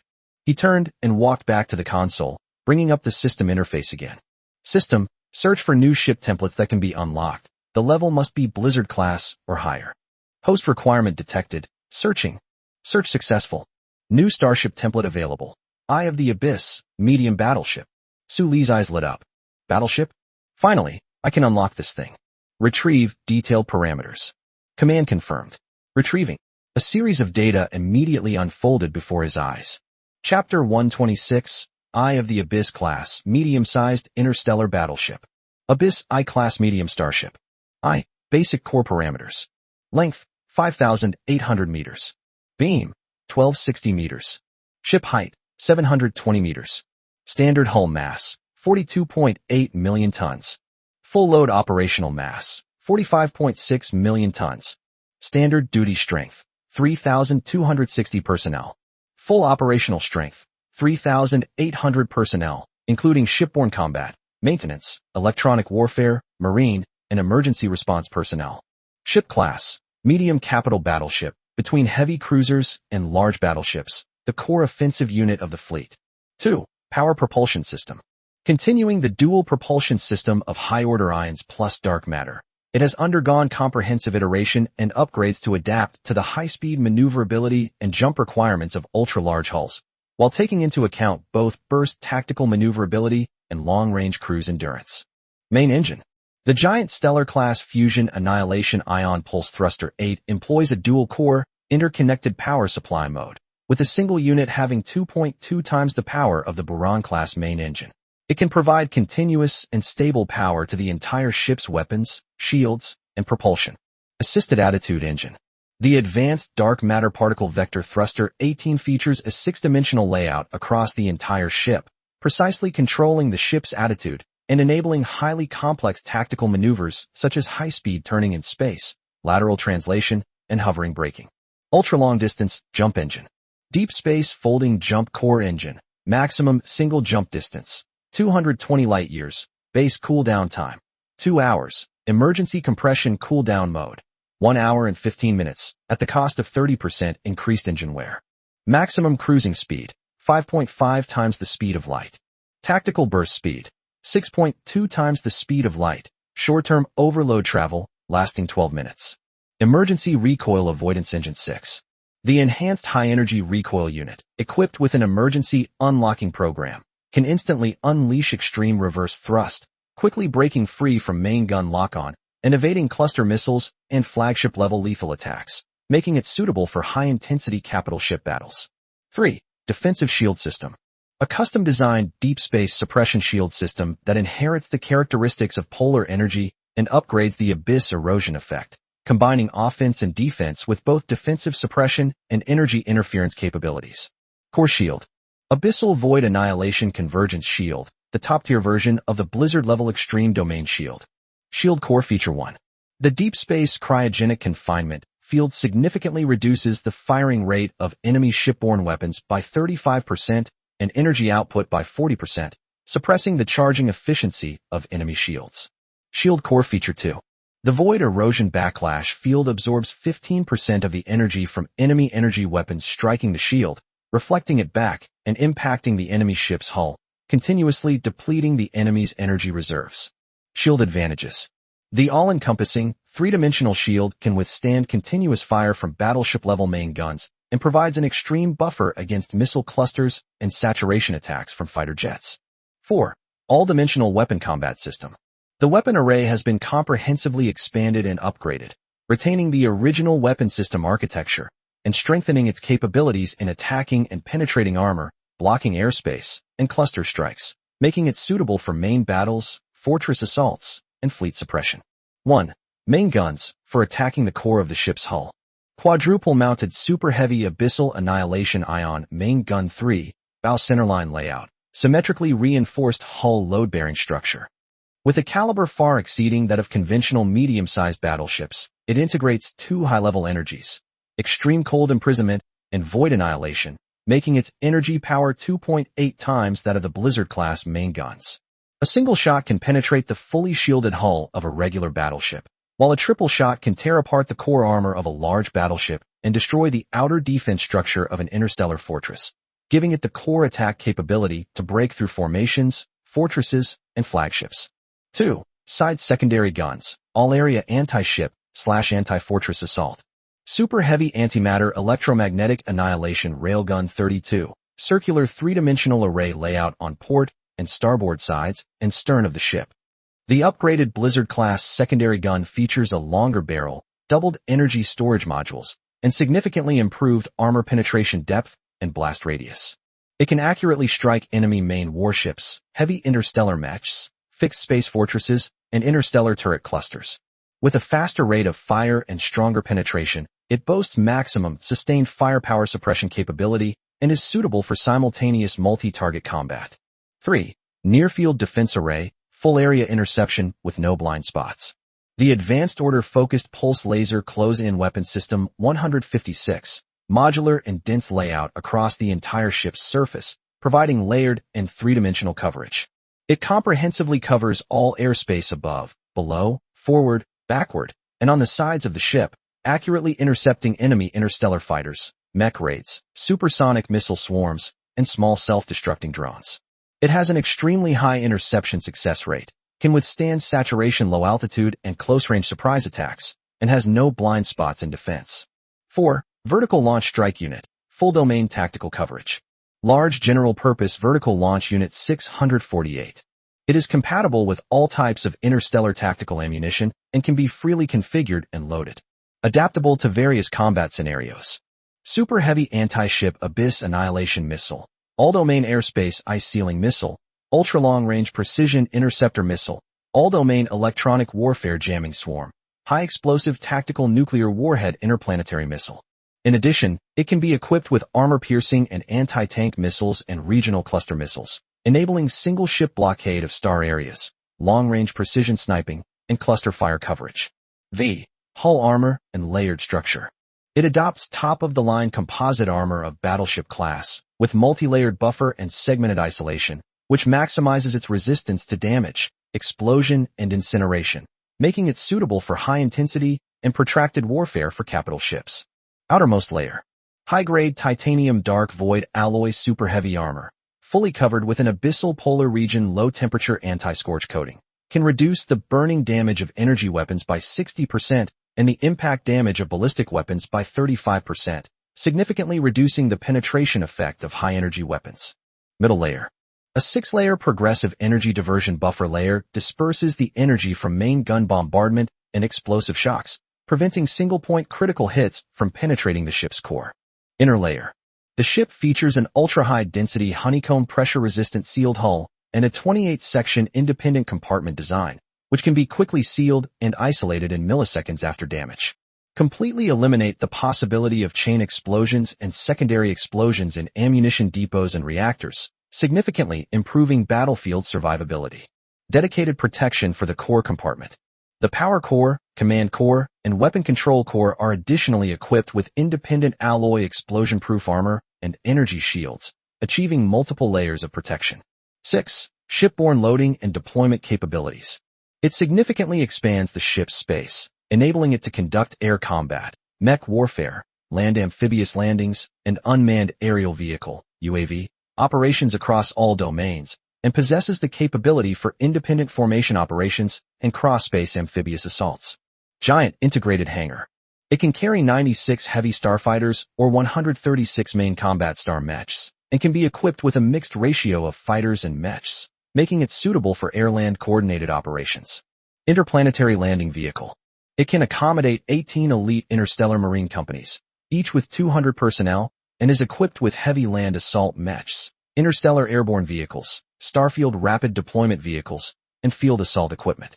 Ultra-large all-domain drone takeoff and landing platform. The modular drone swarm delivery system can simultaneously deploy 4 types of drone formations: reconnaissance, electronic jamming, suicide bombing, and precision hunting, enabling all-domain airspace reconnaissance, suppression, and surprise attacks. Additional payload can carry 4 small interstellar reconnaissance ships, 2 emergency rescue shuttles, and 1 small supply and repair ship. Chapter 127. Let's start with 50 to test the waters. 7. Comprehensive tactical positioning. The core force of medium-sized battleships, the absolute core of the frontal assault, the command flagship for cross-stellar campaigns, the offensive and defensive hub of large fleets, and the main force for attacking interstellar fortresses. 1. Capable of independently completing challenging missions such as long-range cross-stellar raids, assaults on single-point fortresses, star system blockades, and interceptions of enemy fleets. 2. It can command Blizzard-class cruisers and Prism-class frigates to form a super-large 3-dimensional interstellar combat cluster, and build a 3-tiered offensive and defensive integrated combat system for long, medium, and short ranges. 3. It can simultaneously engage in head-on battles with main warships, suppress enemy fire with cluster fire, conduct airspace defense and interception, land landing and delivery, and electronic warfare jamming across all domains.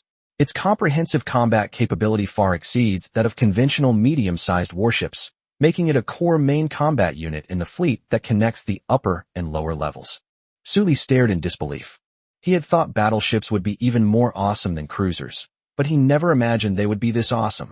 The ship is 5,800 meters long. The ship is 1,260 meters wide. The total mass reached 42.8 million tons.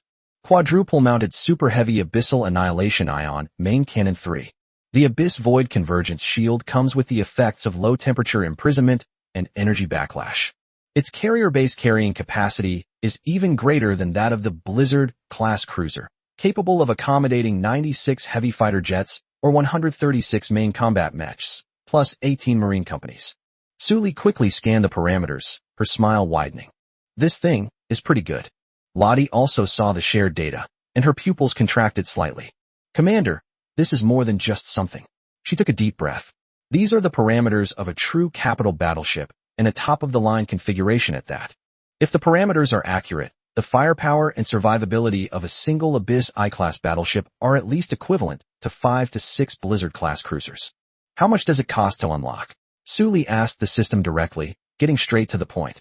Unlocking this template requires 50 million resource points. 50 million. Sully didn't even raise an eyebrow. Unlock. Command confirmed. Resource points being deducted. Deduction complete.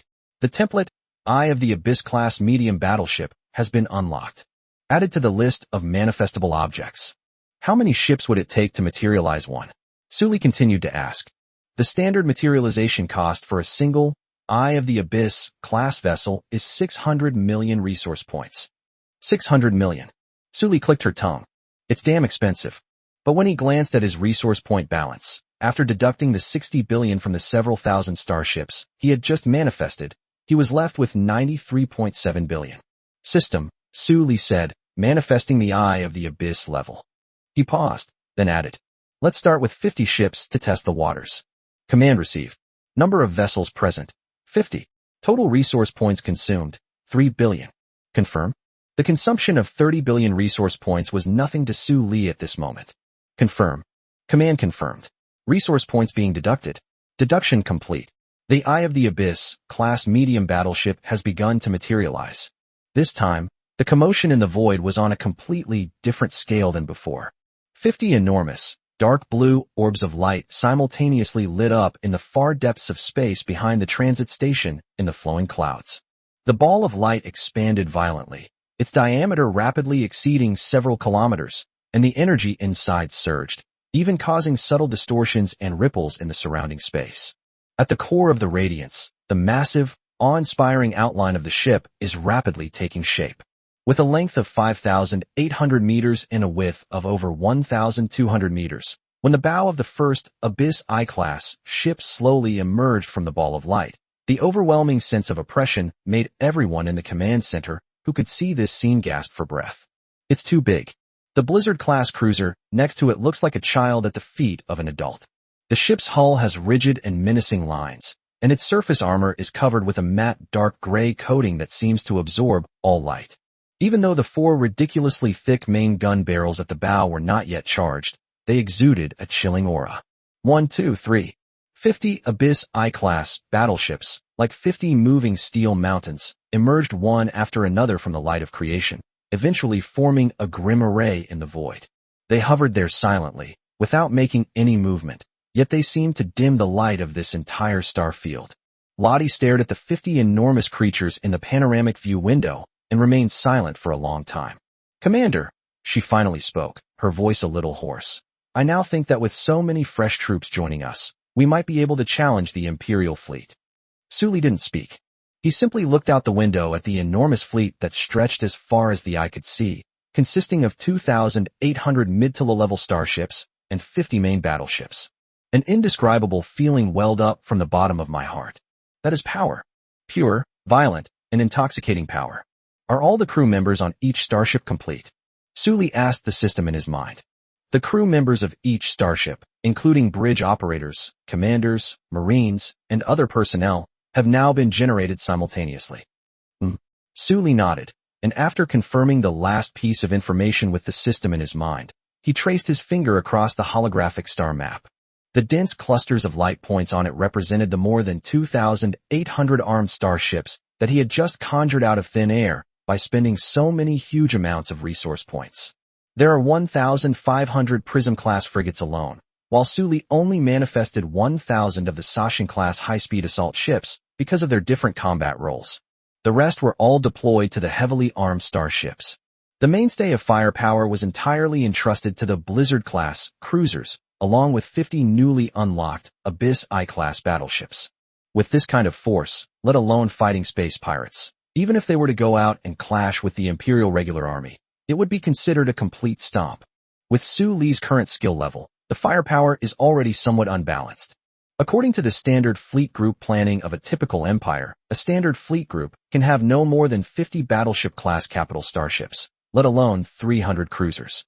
A standard fleet group is mainly composed of small and medium-sized starships, with heavy battleships and cruisers being only a minority.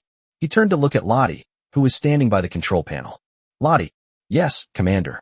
"Don't just stand there." Su Li pointed to the cluster of lights on the star map that was almost invisible. "There are so many ships, we can't just pile them all up here, can we?" He paused, his tone decisive. "You need to come up with a reorganization plan for me right now and allocate these new ships according to their organizational structure." Chapter 128, Allocation and Reorganization. A glint flashed in Lottie's eyes, and she spoke almost without pausing. "Clear. Commander, I suggest continuing with the previous fleet structure. All 50 Abyss I-class battleships were incorporated into the Thunder Fleet as its core strike force. Of the 300 Blizzard-class cruisers, only 150 were retained by the main fleet, with the remaining 150 evenly distributed among the 3 squadrons. Her fingers slid rapidly across the panel, and the data changed accordingly. The Prism-class frigates and the Sashin-class assault ships will be allocated to each formation in proportion to ensure that each formation has complete reconnaissance, escort, and assault capabilities. She paused for a moment and looked at Su Li. I can complete a detailed list of specific allocation ratios and adjustments to ship identification codes within 3 minutes. Sully nodded. Okay, let's do it this way. Do it now, and execute it immediately once it's done. Clear. Lottie responded and immediately turned to face another holographic panel, her hands flying across the virtual keyboard. Her movements were so fast, they were almost invisible. Only the constantly fluctuating data on the panel and the rapidly generating fleet organization list proved that she was working with astonishing efficiency. Sully didn't disturb her. He walked to the porthole in the command center and looked at the starry sky outside. The once empty void is now completely filled with steel. To the left is a forest of silver-gray Prism-class corvettes, and to the right is a sharp array of Falcon-class corvettes. At the very back, the thick, blizzard-level structures are interconnected, resembling rows of city walls. The array of Blizzard-class cruisers was already enormous, but further afield, 50 Abyss I-class battleships, resembling moving mountains, were silently hovering. The matte dark gray coating on the ship's surface seemed to absorb all the surrounding light. This scene is amazing. Less than 3 minutes later, Lottie's voice came through again. Commander, the reorganization plan has been finalized, and the detailed allocation list has been synchronized to the navigation and identification systems of each ship. Executed. Yes. Lottie immediately pressed the button to broadcast the message to the entire fleet. Attention all newly commissioned ships. This is Tactical Commander Lottie. The fleet reorganization order is now being issued. All ships immediately begin maneuvering according to the received formation assignment information and designated coordinates. Repeat, begin maneuvering immediately. This reorganization involves a large number of ships. All ships must strictly follow the command sequence, maintain a safe distance, and avoid collisions. The moment the order was given, the static steel forest outside the window suddenly came to life. The first to move were the Prism-class frigates, which were closest to the transit station. 1,500 slender ships, their engines simultaneously spewing out eerie blue tail flames, left thousands of streaks of light in the void. Like a flock of startled silver birds, they dispersed from their originally densely packed parking area, branching out in 3 different directions according to the newly injected coordinates in the navigation system. As the ship adjusts its attitude, the stream of particles ejected from the vector thrusters flickers silently in the vacuum, appearing from a distance like a suddenly boiling sea of light. Next up is the Soryu-class high-speed assault ship. These streamlined assault ships are more maneuverable and more agile. 1,000 cruise-class thrusters simultaneously unleash their vector tail flames, and the spatial fluctuations generated by the slight preheating of the short-range jump engines caused subtle distortions in the nearby starlight. Instead of spreading out over a wide area like the Prism-class frigates, they were divided into dozens of small squadrons, like schools of fish swimming, quickly weaving into the moving frigate formation to fill firepower gaps and enhance reconnaissance coverage. After the smaller ships began to move, the Blizzard-class cruisers also started to move. 300 colossal vessels, each 3,500 meters long, simultaneously started their main engines. Even though no sound could be heard in a vacuum, the sudden burst of the dark blue light and the dull tremors transmitted through the ship's structure when it adjusted its attitude changed the atmosphere of the entire airspace. They moved slowly, their massive hulls resembling mobile fortresses. According to the allocation plan, one group moved towards the 50 Abyss I-class battleships behind them, while the other group joined the formations of the 3 squadrons. As the grand finale, the 50 Abyss I-class battleships were moved last. When their main engines are lit, the gushing stream of ions is not a pale blue, but a deeper, almost inky black dark blue, with tiny purple arcs swirling around its edges. The colossal ship, measuring 5,800 meters in length, slowly adjusted its bow direction. The attitude engine precisely controlled every slight deviation, and the inertia generated by the massive hull's movement even caused visible ripples in the surrounding space. 50 of these monsters maneuvering in unison. The scene was incredibly oppressive. The entire fleet mobilization process lasted nearly 20 minutes. All of this was being held in the transit station, where nearly 30,000 people in the various refuge cabins could see it all clearly through the limited portholes or monitoring screens. Refugee Pod Number 7. A middle-aged man, formerly a cargo ship captain, pressed his face against the cold alloy porthole, his eyes wide open. Not again, not again. Another person squeezed in next to him and also peered out the window. What's here again? Ships. Look outside. Those big ships. They're moving. When Suli manifested the fleet earlier, the light was too dazzling, and due to the distance, many of the imprisoned people did not actually see what was happening. They only knew that there seemed to be a lot more light outside. But things are different now. The fleet began to reorganize and move, and the exhaust flames of the starship engines and the trajectory of the ships were clearly visible in the dark void. Especially when those Abyss I-class battleships began to move, their massive, suffocating silhouettes exuded an invisible pressure that could be felt even through the portholes. I swear. Holy Mary. Another young man squeezed in, unable to suppress a gasp of surprise. What is that thing? A battleship? How can it be so big? And it's not just one. Look over there. There are so many. How many are there? Weren't there only a few dozen just now? Where the hell did these come from? This is even bigger than the Imperial fleet. Could it be that the Empire of Cologne has attacked? Panic began to spread like a virus in the crowded refugee pods, and the panic intensified. Chapter 129, give me a concrete plan. It's over, it's all over. The captain slumped to the ground, muttering to himself, so many capital ships. Even the elite fleet under One-Eye's command would be no match for them. Are we doomed? What if they... Shut up. Stop talking. Unrest began to break out again. Some people tried to rush to the hatch, but were slammed back by the Marines guarding the door with their rifle butts. Retreat to the designated area. Otherwise, you will be shot on the spot.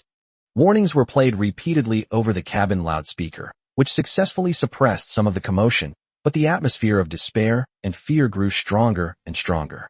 Everyone realized one thing. The ruthless person who took over the flowing clouds transit station outside probably wields power far more terrifying than they had previously imagined. Inside the command center, Suli was completely unaware of the commotion in the refuge pods below. Even if he found out, he wouldn't care. Because right now, all he sees are the points of light on the star map that are rapidly returning to their positions. Lottie stood beside him, providing real-time updates on the transfer progress.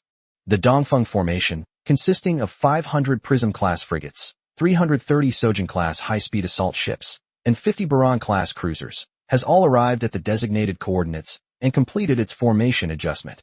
The Zephyr formation, consisting of 500 Prism-class frigates, 330 Sojin-class high-speed assault ships, and 50 Baran-class cruisers, has completed its formation. The North Wind formation is configured the same as the East and West Wind formations. The formation adjustment is complete. The Thunder main fleet, consisting of 10 Soryu-class high-speed assault ships, without escorts, 150 Blizzard-class cruisers, and 50 Abyss I-class battleships, is now all in position. She paused for a moment and looked at Suli. Commander, the fleet reorganization is complete, with a total of more than 2,800 starships, all of which are now integrated into the combat command system. Suli looked at the star map. The blue dot representing our forces has now split into 4 distinct clusters of light. 3 smaller clusters of light were arranged in a triangular pattern around the perimeter, guarding the largest and most densely packed core cluster of light in the center. The East Wind, West Wind, and North Wind fleets were divided into 3 groups. Thunder, main fleet. A complete interstellar fleet with 3-dimensional combat capabilities was formed in just 30 minutes, starting from his single command. Extremely efficient. Suli's eyes were very calm. He reached out and gently tapped the ball of light in the center of the star map that represented the Thunder fleet. Notify all formation commanders that after reorganization, maintain the existing formation and enter a state of first-level combat readiness. Weapon system preheating, shield on standby, warp drive kept cool. A one-eyed fleet. Suli's lips twitched slightly. It should be time to get there. After Suli finished speaking, the command center was silent for a few seconds. Lottie stood by the control panel, her eyes fixed on the 4 orbs of light on the star map, and tapped a few times on the virtual keyboard. Commander, she suddenly looked up. I believe we cannot simply remain on the defensive. Suli turned to look at her. Oh, what do you mean? The flowing cloud transfer station is now a sitting duck, Lottie said, pointing to the star map. When the one-eyed fleet warps over, this is the first thing it will see. If we pile all our fleet here, that would be setting up a battle line to clash head-on with it. She paused. Although we have superior firepower, it's unnecessary. Suli hummed in agreement. What are your thoughts? Lure them in, Lottie said decisively. Leave a small fleet outside the transit point, pretending to be a defensive force. Hide the main fleet completely. Hide it where they won't be able to see it the moment they jump over. When they think this is all we have, and they pounce on the bait. Lottie didn't finish her sentence, but her meaning was already quite clear. Sully thought about it, and felt that Latte's method was not bad. At least it would be much easier. Okay, let's do it that way. He walked back to his command chair and sat down, then said calmly to Lottie, "Give me a concrete plan." "Understood. My idea is to first find a concealed location." Lottie pulled up a star map and zoomed in on the area surrounding the flowing cloud galaxy. "And ideally, we should be behind a planet, using its gravitational shadow and electromagnetic interference as cover. That way, even if they use remote sensors for detailed scanning, it will be difficult for them to detect us." Her fingers slid quickly across the star chart, highlighting celestial objects one by one, only to quickly eliminate them. G7 gas giant. "No, the magnetic field interference is too strong and will affect our own communications and sensors." The TA-3 asteroid belt lacks concealment. Even if more than 5,000 starships were crammed in, it wouldn't fit. E for ice giant. Lottie paused, her eyes fixed on the screen. "Found it." She immediately shared the image to the home screen. The seventh planet in the Luyun system, Ash. A gas giant, large enough with an atmosphere rich in ionized matter to effectively interfere with conventional sensors. Its dorsal side possesses a stable gravitational shadow region and a high level of radiated background noise, making it ideal for fleet concealment. Looking at the grayish-brown planet slowly rotating on the star map, Sully immediately made a decision. "Perfect. This is it." "How far is it from the transfer station?" "Regular flight takes about 4 hours, Lottie replied. "If we activate tactical jump, it can be reduced to less than 10 minutes. But the jump energy fluctuations may be detected by long-range probes." "That's not a problem. Now that we've met, there's no need to worry about being exposed." Sully sat back in the command chair, leaned forward, and tapped the armrest with her fingers. "Order." Lottie immediately stood up straight. "First, the fleet has been repositioned. From the existing fleet, select 50 Prism-class frigates and the previous 6 old Sojin-class high-speed assault ships to form a decoy squadron.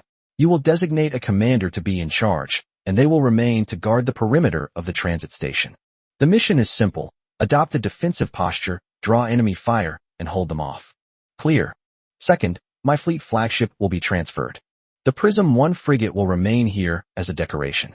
My new flagship will be the first ship of the first batch of Abyss I-class battleships to be built. Third, the Thunder main fleet, as well as the 3 subfleets of East Wind, West Wind, and North Wind. Except for the decoy squadron, all ships immediately turn and head towards the shadowy area on the far side of the planet Ash. Maintain electromagnetic silence during navigation, keep shields at minimum power, and minimize the probability of detection. Chapter 130: Mimicry and Disguise. As Sully spoke, she leaned back in her chair. Fourth, once the concealed location is reached, all starships will activate their camouflage systems to ensure stealth. Clear. Also, inform Lin Xiao that the defense of the transit station and the port will still be handled by him. Keep a close eye on those nearly 30,000 prisoners, and don't let them cause any trouble at this critical juncture. Yes. Lottie agreed and turned around to quickly type commands into the communication panel. The fleet's broadcast channels are now open again. "Attention all ships, latest command from the commander. The following ship identification codes shall immediately break away from the current formation and assemble at the preset coordinates A outside the transfer station to form a temporary defense detachment. Thunder, East Wind, West Wind, and North Wind formations. Except for the units mentioned above, all other ships must immediately adjust their course. New coordinates have been sent to the navigation cores of each ship. To reiterate, this maneuver requires complete electromagnetic silence. All ships must strictly adhere to these instructions." The command was transmitted instantly to the bridges of more than 2,000 starships via an encrypted data link. The massive fleet, which had just completed its reorganization and whose engines had not yet fully cooled down, began to move again. More than 50 Prism-class and 6 Falcon-class ships that were named slowly sailed out of formation and approached the flowing cloud transit station. Finally, they spread out in 3 directions around the transfer station, forming a standard hemispherical defensive formation.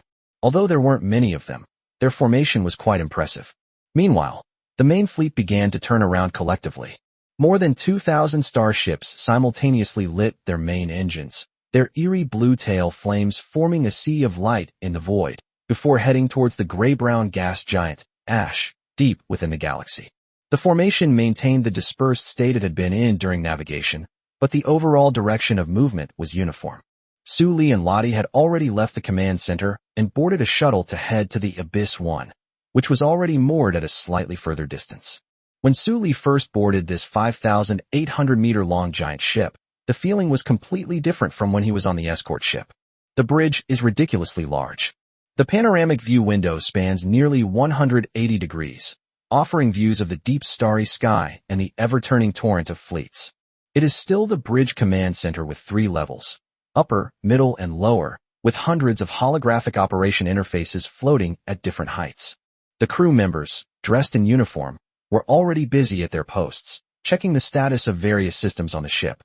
Commander, all crew members of Abyss 1 are in position, all systems have completed self-checks, and we are ready to depart at any time. Lottie had by this time fully taken over the role of adjutant and had a thorough understanding of all the data on Abyss 1. Su Li nodded, walked to the center of the bridge, and sat down in front of the obviously larger command chair. The chair is very comfortable and provides a strong sense of envelopment. Set off and catch up with the fleet. Yes. The main reactor engine of Abyss 1 roared in a deep rumble, which was transmitted through the ship's structure to the interior of the ship, and people could clearly feel the muffled sound of power vibration. The massive ship began to move, accelerated, and merged into the torrent of the main fleet. The journey from the flowing clouds transit station to the planet, Ash, is not too far on an interstellar scale. Su Li wasn't idle either. He had Lottie pull up all the detailed scan data of the Ash planet and the cross-sectional diagrams of possible ambush locations, and reviewed them repeatedly. The size of the gravitational shadow region is just enough to cover our main force, Lottie said, pointing to a fan-shaped black area on the hologram. But the edges are not very stable. If the other side's reconnaissance ship gets too close, or if it uses a high-precision gravitational wave detector, it is still possible to detect the anomaly. Then let's move the perimeter further away, Su Li said, pointing to the star map. Didn't we leave 10 Goshawk-class destroyers in the main fleet? Deploy them out and position them around the perimeter of the concealed zone. If any unidentified probes approach, shoot them down without asking for permission. Clear. Furthermore, Su Li stroked his chin. Can our mimicry camouflage simulate something else? Like a large piece of space debris? Or a group of asteroids? Lottie was silent for 2 seconds. Commander, the Abyss I-class battleship is 5,800 meters long and weighs a staggering 42.8 million tons. Her tone was flat. Current technology cannot completely disguise it as a piece of space debris. As for asteroid swarms, theoretically, thermal signals and some optical features can be simulated, but gravitational perturbations caused by mass cannot be masked. All right then, Su Li asked casually. Then I'll just hide it properly. Before long, the main fleet had arrived at the planetary orbit of Ash. Up close, this gas giant appears even larger. The gray-brown and dark yellow atmosphere churned slowly, with huge storm cyclones occasionally flashing by. Planets themselves do not emit light. They only have a faint halo when illuminated by stars. Once the fleet arrived, it split into several squadrons according to the prearranged instructions, silently gliding to the back of the planet, and then sailing into the shadowy area where most of the starlight and sensor signals were blocked by the planet itself. As soon as we entered the shaded area, the surrounding light dimmed instantly. Only the exhaust plumes of the starship's engines and indicator lights throughout the hull provided a faint light source. Activate the mimicry camouflage system, Su Li ordered. The order has been issued. Outside the bridge, the matte dark gray hull of the Abyss 1 visibly shimmered with a water-like flowing luster.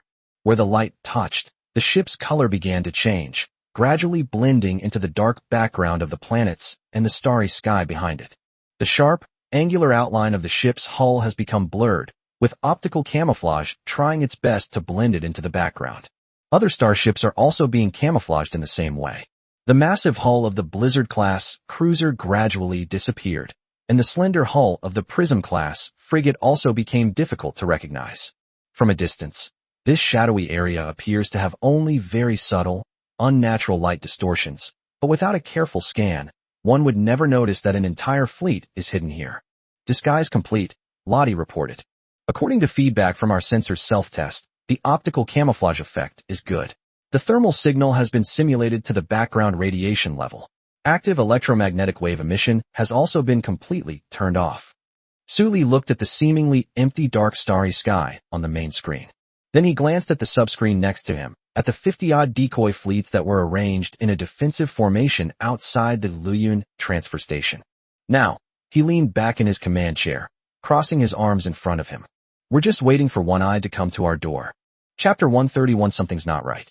At the same time, the void at the edge of the Luyun galaxy, which was originally silent, suddenly began to boil.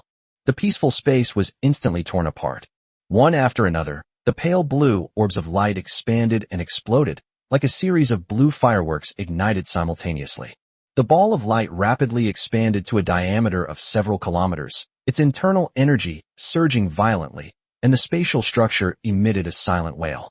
Immediately afterwards, the outlines of starships of various styles, filled with the complex atmosphere of space pirates, were forcibly squeezed out from the light. First the bow, then the massive hull, and finally the entire 5,000-meter-long behemoth completely detached from the jump tunnel. One Imperial Warhammer-class heavy battleship emerged. Then came the second, the third.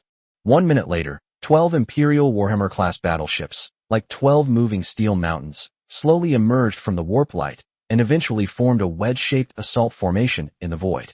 The giant shield generator on the surface of the ship has begun to charge, and pale golden energy ripples spread from the bow to the stern, standing out against the dark starry sky.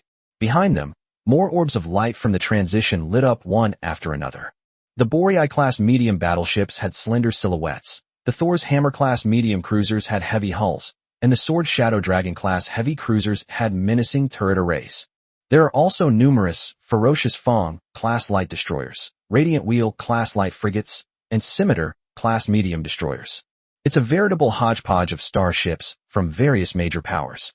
More than 5,000 starships poured out of the jump portal like a swarm of bees emerging from their nest. Instead of immediately scattering, they quickly adjusted their formation according to the predetermined sequence. The 5th Fleet Group is positioned on the left, and the 7th Fleet Group is positioned on the right. In the flagship position left in the middle, 2 command flagships, which were slightly smaller in size, but no less powerful in terms of firepower, slowly sailed in. Iron Scale and Iron Ridge. The scene was ridiculously spectacular. Aside from the dark red Fong markings painted on the starships, and the various modified and custom-made ships mixed in with the regular warships, the size and quality of this fleet are in no way inferior to the standard fleet of any empire. Inside the bridge of the Iron Scale ship, Han Jun stood in front of the panoramic window, adjusting the temple of his thin-rimmed glasses with his fingers. The mirror reflected the steel torn outside. "What is the jump completion rate?" he asked without turning his head. The monitoring crew member at the control panel below immediately replied. "Reporting to the commander, all 2,743 starships of the 5th Fleet have now exited the warp portal, with no units lagging behind." "Where is the 7th Fleet Group?" "Simultaneous completion. All 2,305 starships have arrived." Han Jun hummed in response. He turned around, walked to the captain's chair, sat down, and tapped his fingers a few times on the control panel on the armrest. The holographic situation screen immediately unfolded in front of me, with countless dots of light representing the more than 5,000 starships that had just arrived. Full power on the sensors, scan the cloud transfer station. Han Jun adjusted his glasses. "I need to know the situation there right now." "Clear." The operator's fingers immediately began to fly across the virtual keyboard. A few seconds later, the detection data was successfully fed back. The ship's crew member in charge of monitoring the sensors stared at the screen for a moment, then looked up and reported.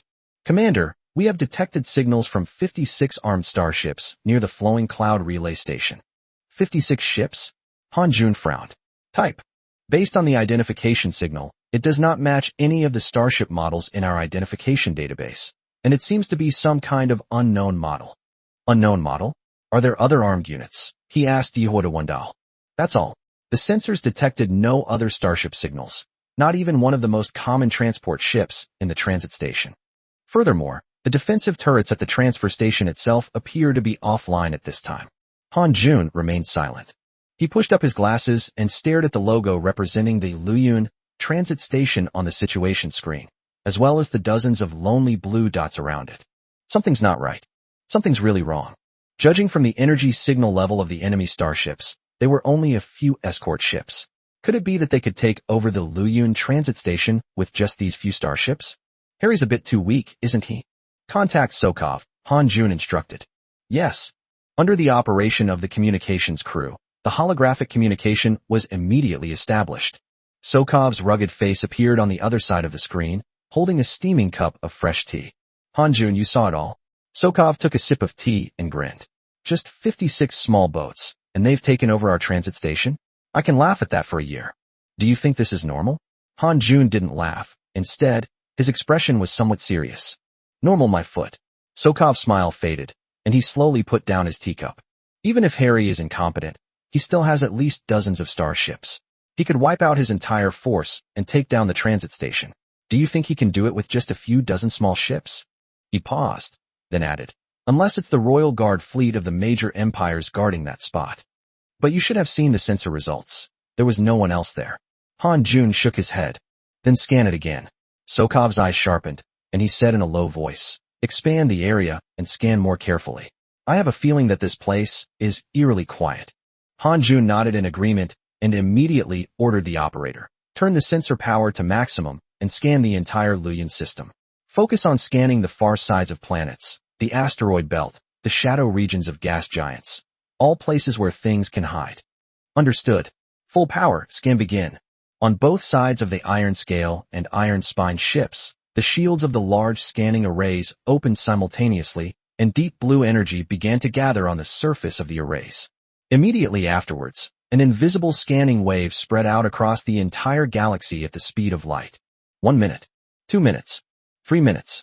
The operator stared at the feedback data, sweat beading on his forehead. Reporting. Reporting to the commander.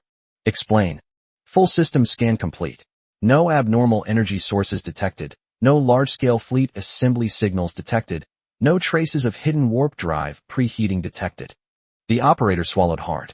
Apart from the 56 starships at the Luyan transit station, no other starship signals were detected throughout the entire Luyan star system. Chapter 132, Testing the Waters? Han Jun and Sokov both fell silent upon hearing this. On the holographic screen, the two looked at each other and their expressions turned serious. Han Jun. Something's not right, Sokov said. Something's very wrong. I know. So what do we do now? Sokov scratched his head. Just charge in, crush those 56 ships, and take back the transit station. Han Jun did not answer immediately. He tapped his fingers lightly on the armrest, his eyes fixed on the situation screen, his mind rapidly analyzing various possibilities. Ambush. But the scan results show that the galaxy is empty. Is this just a pretense? Using 56 ships to create an empty city ruse to scare people? Commander, another operator suddenly shouted. The relay station has sent a communication request. Han Jun and Sokov looked at each other in bewilderment. Bring them in, Han Jun immediately ordered. The main screen flashes, and the view changes. A middle-aged man dressed in civilian clothes then appeared on the screen. He was standing in a simple bridge, and several operators could be seen working behind him. This is the temporary garrison commander of Luyan Transfer Station, number TL-7. The middle-aged man said expressionlessly. You have entered the station's security perimeter. Please immediately state your identity and purpose. Han Jun and Sokov exchanged another glance, then couldn't help but smile. A temporary garrison commander? Han Jun scoffed. Who appointed him? No comment. TL-7 said sternly. Identify yourself immediately, or we will consider you a hostile target. Hostile target? Sokov's voice came from the side. He had also connected to the communication. With your 56 small, dilapidated ships? TL-7's expression remained unchanged. I'll repeat myself again. Please identify yourself. Han Jun stared at the other person for a few seconds, then slowly spoke. This is the Fong Wolf Group, the 5th and 7th Patrol and Escort Fleets. He was referring to Garo's official, legitimate identity, since they still didn't know who the other party really was. The Luyan Transfer Station is the private property of the Yalong Group. Now, I demand that you disarm within 10 minutes, hand over control of the transfer station, and all personnel surrender. Otherwise. However, before Han Jun could finish speaking, the middle-aged man codenamed TL-7 cut off the communication, and the screen immediately went black. Han Jun sat in the chair, tapping his fingers on the armrest more frequently. They're pretty bold, Sokov said in a low voice. They dared to refuse us with such a small force. Such a person is either a madman, Han Jun nodded in agreement, or a trap. Both of them fell silent. A few seconds later, Han Jun spoke again. No matter what it is, We have to touch it to know. After saying that, he immediately pressed the broadcast button for the entire fleet. Attention all 5th Fleet Group members. This is Commander Han Jun. Target, Luyun Transfer Station. Adjust formation to assault formation. The Imperial Warhammer-class battleship squadron advances to provide frontal fire suppression. The Thor's Hammer-class cruiser formation spreads out to the left and right to provide flank cover. The Liao-class destroyer formation will advance in a flanking maneuver, prioritizing the elimination of enemy frigates. All units, weapon systems unlock safety, cruisers and above, shield power upgraded to combat standard. We will begin the advance in 5 minutes. The order has been issued. The exhaust plumes of the engines of more than 5,000 starships simultaneously became even brighter. The formation began to change, quickly shifting from the dense state of assembly to a wedge formation suitable for a frontal assault. The 12 Imperial Warhammer-class battleships slowly sailed to the front of the formation. Their main gun turrets began to rotate, and their triple-mounted giant guns locked onto the small transit station in the distance. Behind them, more turrets were being raised. On the bridge of the Iron Spine ship, Sokov looked at the steel torrent that was changing formation outside, picked up his teacup, and took another sip. Han Jun, what kind of tricks might they be up to? He asked in the encrypted channel. No matter what tricks the other side plays, 5,000 ships will crush them all. 2. Sokov put down his teacup and then pressed the broadcast button for his fleet. 7th Fleet Group, adjust your formation according to strike plan number 3 and keep up with 5th Fleet Group. Let's go and see where those 56 ships get their confidence from. Meanwhile, on the bridge of the battleship Abyss 1, Sully sat in the command chair, watching the real-time footage on the main screen, captured and transmitted by a reconnaissance drone lurking near the transit station. More than 5,000 starships, densely packed together, were quite a spectacular sight. The 12 Imperial Warhammer-class battleships were at the forefront, their main guns already charging, with pale golden energy gathering at the muzzles. Quite a spectacle, Sully said with a faint smile. Lottie stood beside him, her eyes constantly fixed on the data panel. The enemy has completed initial reconnaissance and has not located our main force. She looked up and reported, we are currently adjusting our formation according to standard assault procedures and are expected to enter the effective firing range of the main guns in 4 minutes. What about the decoy team? The TL-7 commander is currently adopting a defensive posture as planned. Lottie paused. However, Commander, the enemy has 12 Imperial Warhammer-class destroyers. The decoy squadron probably won't even be able to withstand a single salvo. I wasn't expecting them to carry the load anyway. Sully shook his head, leaned forward, and tapped his finger on the armrest. Notify all squads to maintain silence and continue lying in wait. He then revealed a slight smile. Once they're all inside the ambush zone, we'll give them a surprise. Clear. Lottie agreed and turned to start typing commands on the communication panel. Although the main fleet is currently maintaining electromagnetic silence, commands can still be transmitted silently to every starship through preset neutrino communication nodes. The 3 subfleets are Dongfeng, Shifeng, and Beifeng. Thunder Main Fleet. More than 2,800 starships and 50 Abyss I-class battleships were all hidden in the shadows on the back of the Ash- planet. The engine is shut down. The shield maintains minimum power, and all active sensors are turned off. Like a group of hunters lurking in the darkness, quietly waiting for their prey to step into their trap. Sully looked at the massive fleet slowly advancing on the main screen. More than 5,000 ships. There are indeed quite a few. Unfortunately, the fleet he built with over 150 billion resource points wasn't just for show. Chapter 133 The First Wave of Fire. Alright. Sully suddenly remembered something. What's the range of our Abyss I-class main gun again? Lottie immediately replied. The quadruple-mounted super-heavy Abyssal Annihilation Ion main cannon has a standard range of 2.4 million kilometers. In extreme overload mode, it can reach 2.8 million kilometers. 2,800,000 kilometers, Sully calculated. If we wait until they reach 1,500,000 kilometers before opening fire, that should be enough to give them a hard time, right? That's enough. Lottie nodded. The main gun of the Imperial Warhammer class has a range of about 1.8 million kilometers, but its effective kill range is only 1.2 million kilometers. If we fire a preemptive volley from outside their firing range, we can eliminate at least 30% of their assault force. Then let's do it this way. Sully leaned back in her chair and crossed her arms in front of her. Notify all Abyss I-class captains that the main guns are beginning pre-charging. Be careful not to let the energy fluctuations leak out. Wait for my command. Yes. The order was immediately issued to the bridges of each starship. 50 colossal ships hidden in the shadows of the planet, their prows bearing 4 ridiculously thick main cannons, had dark, deep blue energy silently gathering inside them. No light leaked out. There are no energy fluctuations. All the charging process was confined within the shielded field inside the gun barrel, and even the most sensitive gravity wave detector could not detect any anomalies at this moment. Meanwhile, within the Luyun star system, Hanjun and Sokov's fleet was still advancing towards the Luyun transit station. The 12 Imperial Warhammer-class battleships led the way, like a sharp spearhead pointing directly at the transit station. 2 million kilometers, 1,800,000 kilometers, 1.5 million kilometers. The target has entered the effective range of the main guns, the monitoring crew immediately reported. Hanjun stared at the 56 lonely blue dots on the situation screen, lost in thought. There was still no response from the other party. There was no sign of escaping the warp, no sign of the hidden fleet appearing, and not even much adjustment to its own formation. It just sat there blankly. I don't know what it was doing. Commander, the adjutant asked in a low voice, glancing at him. After a 2-second silence, Hanjun immediately ordered, Imperial Warhammer-class fleet, target the enemy fleet's defensive array, launch a salvo to test the waters. Clear. The order was relayed. The pale golden energy emanating from the cannons of the 12 giant ships suddenly became dazzling.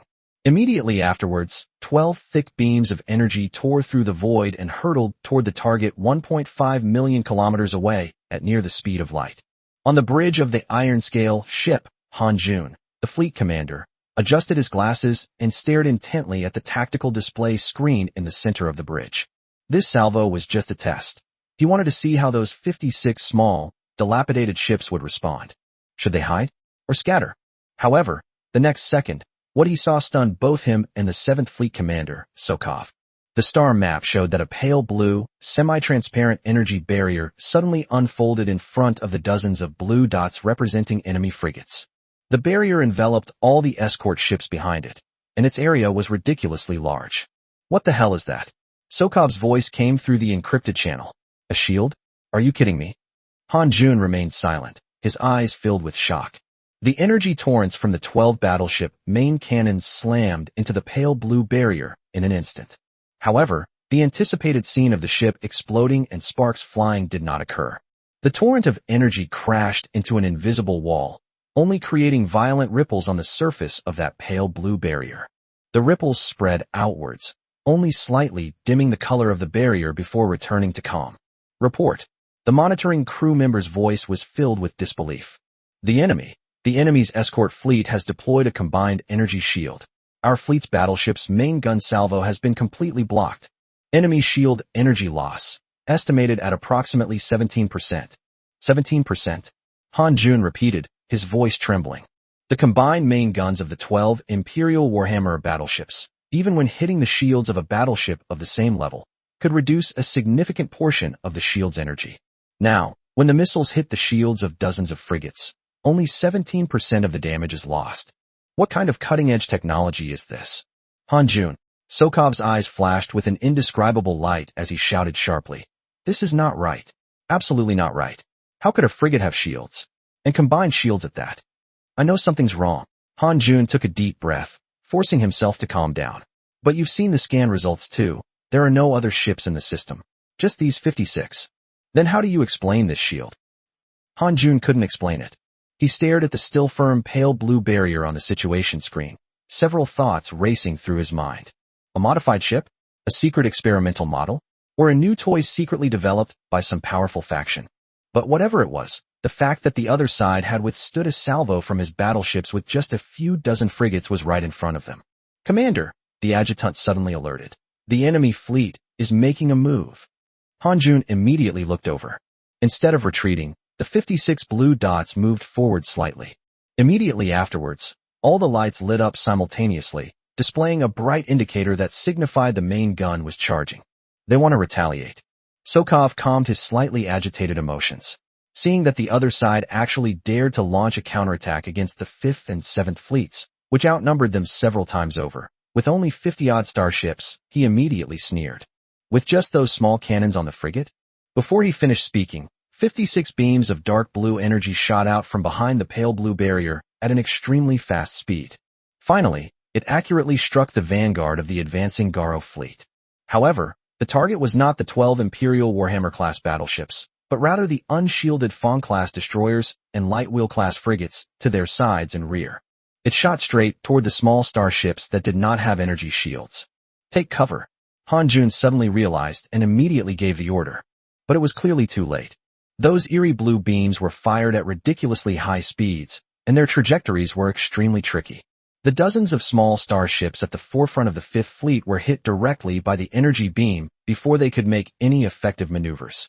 Chapter 134, What kind of firepower is this? Without the protection of the energy shield, the originally sturdy ship armor now seemed as fragile as paper in the face of the dark blue energy. Boom, boom, boom, boom. A series of explosions and flashes lit up the front ranks of the Fong Wolf Fleet formation. At least 20 destroyers and frigates were blown up on the spot, turning into expanding fireballs and scattered metal fragments. More starships were hit in vital areas, their engines shut down, their weapon platforms were paralyzed, and they staggered away from the formation. "Damn it," Sokov cursed. "What kind of firepower is this? How can a frigate's main guns hit so far and so hard?" Han Jun, however, had no time to answer him, because immediately afterward, he saw hundreds of tiny points of light flying out from the direction of the enemy fleet. Interstellar missile. The interstellar missile swarm trailed long plumes of flame, tracing chaotic paths through the air. Then, like sharks smelling blood, they pounced on the small, wounded or disorganized starships in the Fong Wolf Fleet. "Close-in weapon system intercept. Quickly," Han Jun and Sokov shouted immediately. The close-in weapon laser turrets of all ships in the 5th and 7th Fleet groups immediately opened fire, and dense beams of light intertwined in the void to form a network of fire. However, the missile was too fast and its flight trajectory was extremely unpredictable, so it actually changed direction to avoid it. Even though many missiles were destroyed in midair, most of them still managed to penetrate the fire network and instantly reach their respective targets. Boom, boom, boom. Another series of explosions followed. This time, the damaged starships and several Thor's Hammer-class cruisers that couldn't dodge in time suffered the consequences. Although the cruisers had shields, the shields were already depleted after the previous shelling, and then they were hit by missiles in succession. The shields of 2 of the ships were directly overloaded and shattered, and several large holes were blown into the hull. "Report the battle damage." Han Jun's voice had turned cold.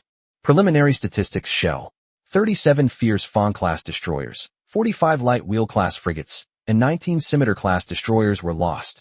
In addition, 2 Thor's Hammer-class cruisers suffered shield overload and moderate damage, and more than a dozen others sustained varying degrees of damage. The adjutant read the statistics rapidly, but his voice grew softer and softer. Han Jun closed his eyes, took a breath, and slowly exhaled.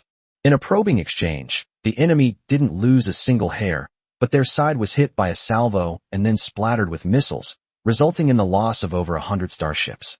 This casualty ratio is so high that it would be a laughingstock for other fleet groups. "Han Jun," Sokov's voice came again, this time without the previous ease, only a solemn tone. "This job is a bit tricky." "I know." Han Jun opened his eyes and tapped his fingers on the armrest. "But the mission still needs to be completed. Lord One-Eyed wants us to take over the transit station. How are we going to take it? With just the shields of those few dozen frigates, how long will it take us?" "They won't last long," Han Jun decided. "Order the fleet to adjust its formation, with all shielded units moving forward to concentrate fire on a single point. I refuse to believe that their shield has unlimited energy." "That's all we can do," Sokov sighed. 7th Fleet Group, battleships forward. The bridge of the Abyss 1 ship. Sully looked at the live battlefield footage on the main screen, and a slight smile appeared on his lips. "It works well." He nodded. The decoy team executed the tactics perfectly. Lottie stood beside him, her eyes fixed on the data panel. The enemy's first probing attack was completely repelled, and they have launched a counterattack. According to data transmitted by reconnaissance drones, the enemy has lost more than 100 small starships of various types, and 2 cruisers have suffered moderate damage. She turned to look at Sully. "TL-7 requests permission to continue the pursuit." "No need. They've already completed their mission." Sully shook his head and continued. "Order TL-7 to maintain the current formation, keep the shield power at around 70%, and retreat a little bit to lure them to continue pressing forward. Understood. Lottie immediately entered the command on the communication panel. The command was transmitted silently and instantly to the decoy fleet located at the relay station via the neutrino link. Soon, on the main screen, the 56 blue dots began to slowly move backward, while the light of the pale blue combined shield dimmed slightly, and the energy ripples on the surface of the shield became more intense. The actors are in position. Suli leaned back in her chair. Now let's see if the fish will bite the hook. Bridge of the Iron Scale ship. Commander, the enemy fleet is retreating. The shield energy response is decreasing, the monitoring crew member exclaimed in surprise. Han-Jun immediately looked at the tactical star map.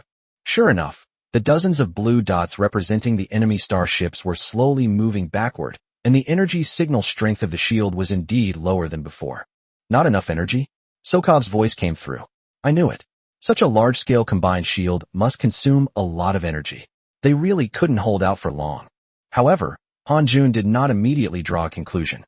He stared at the screen, his mind racing with analysis. The opponent's counterattack was swift and decisive, clearly indicating they were well prepared. Is this sudden show of weakness and retreat a sign that their energy has truly run out, or just another trap? However, the scan results still showed that there were no other fleets in the galaxy. The enemy before them, though strangely equipped, actually numbered only a few dozen.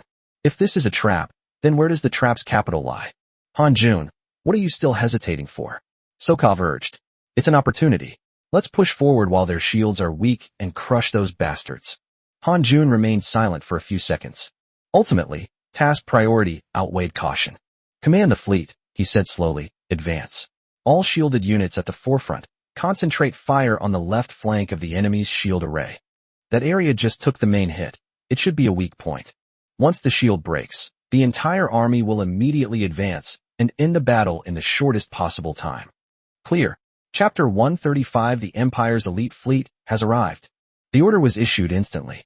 The engines of more than 5,000 starships roared to full power once again, trailing long plumes of flame as they pressed down on the seemingly crumbling pale blue shield array.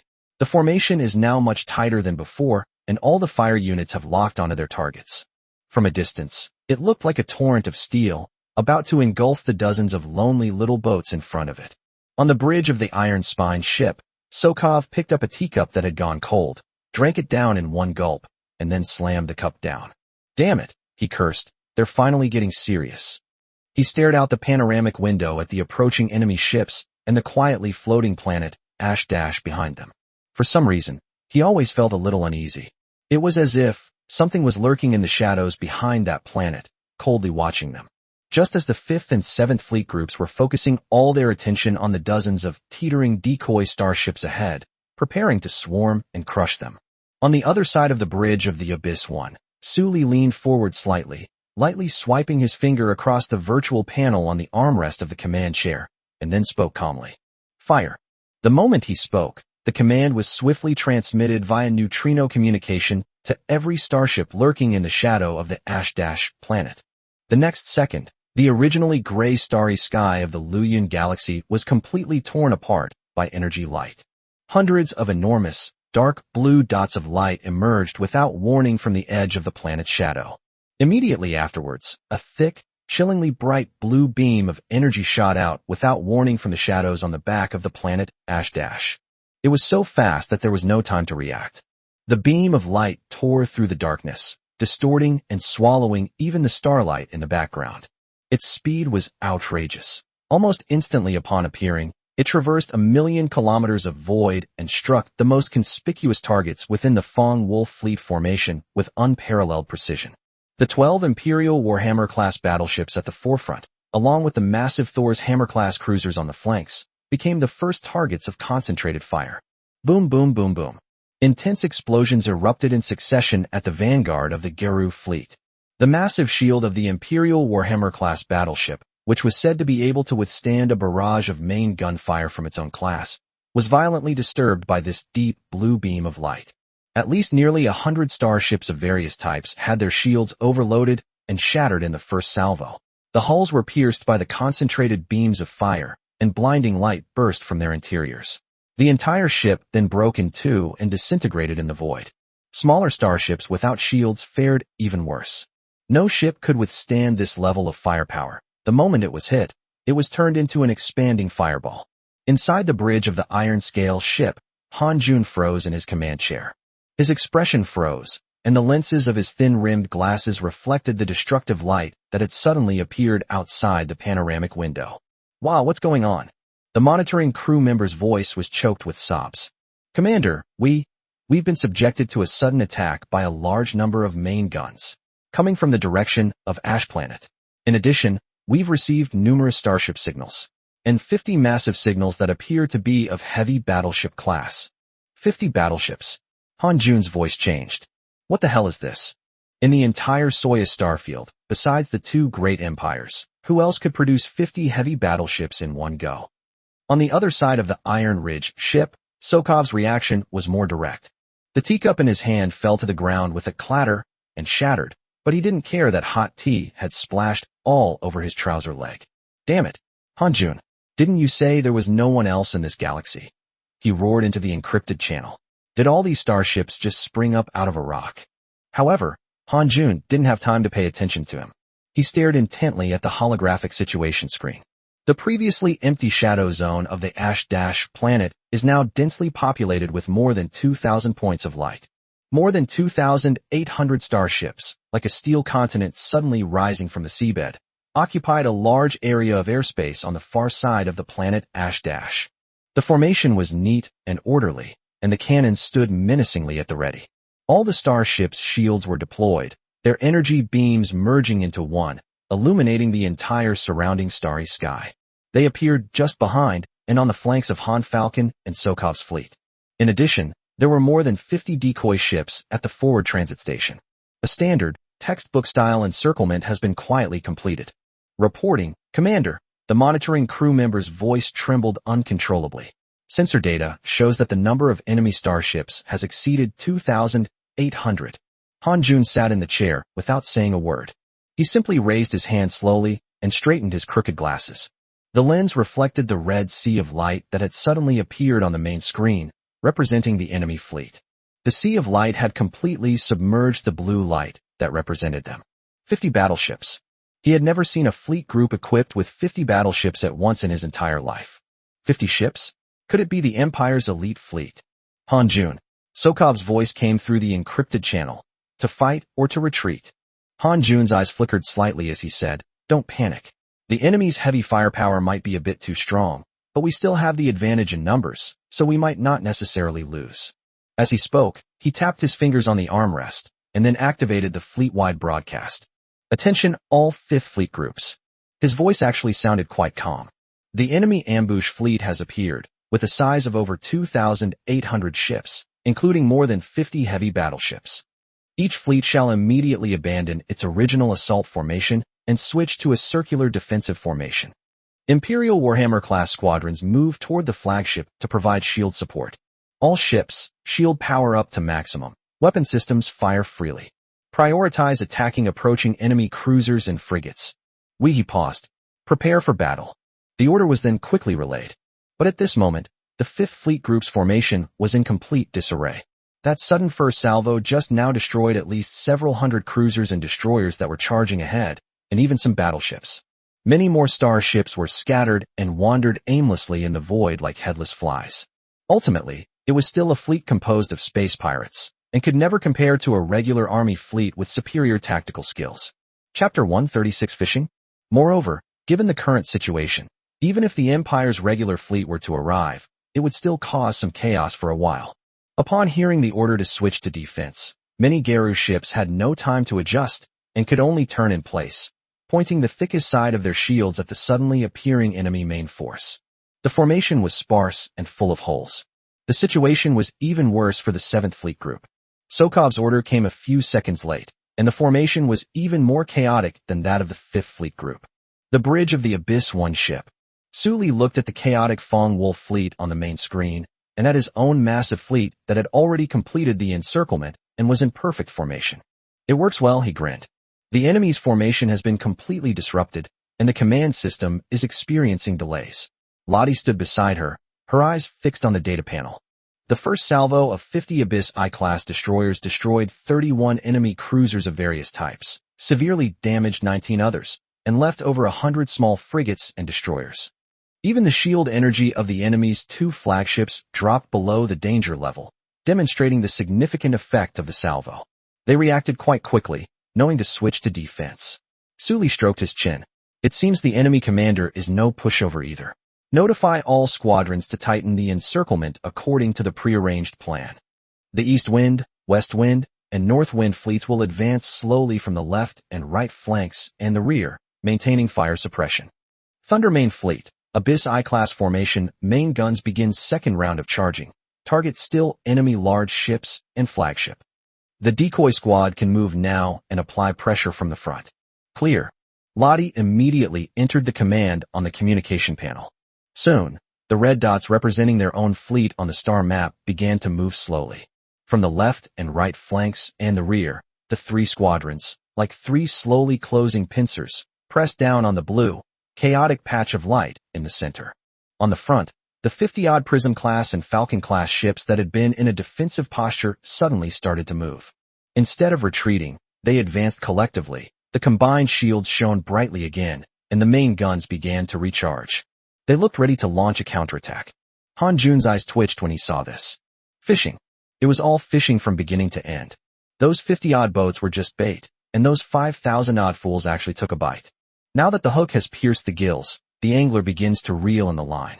Commander, the adjutant suddenly shouted. The enemy's left and right flanks and rear fleet are tightening the encirclement. The decoy fleet in front is also beginning to advance. We are completely surrounded. Han Jun didn't speak, but instead stared at the situation screen, lost in thought.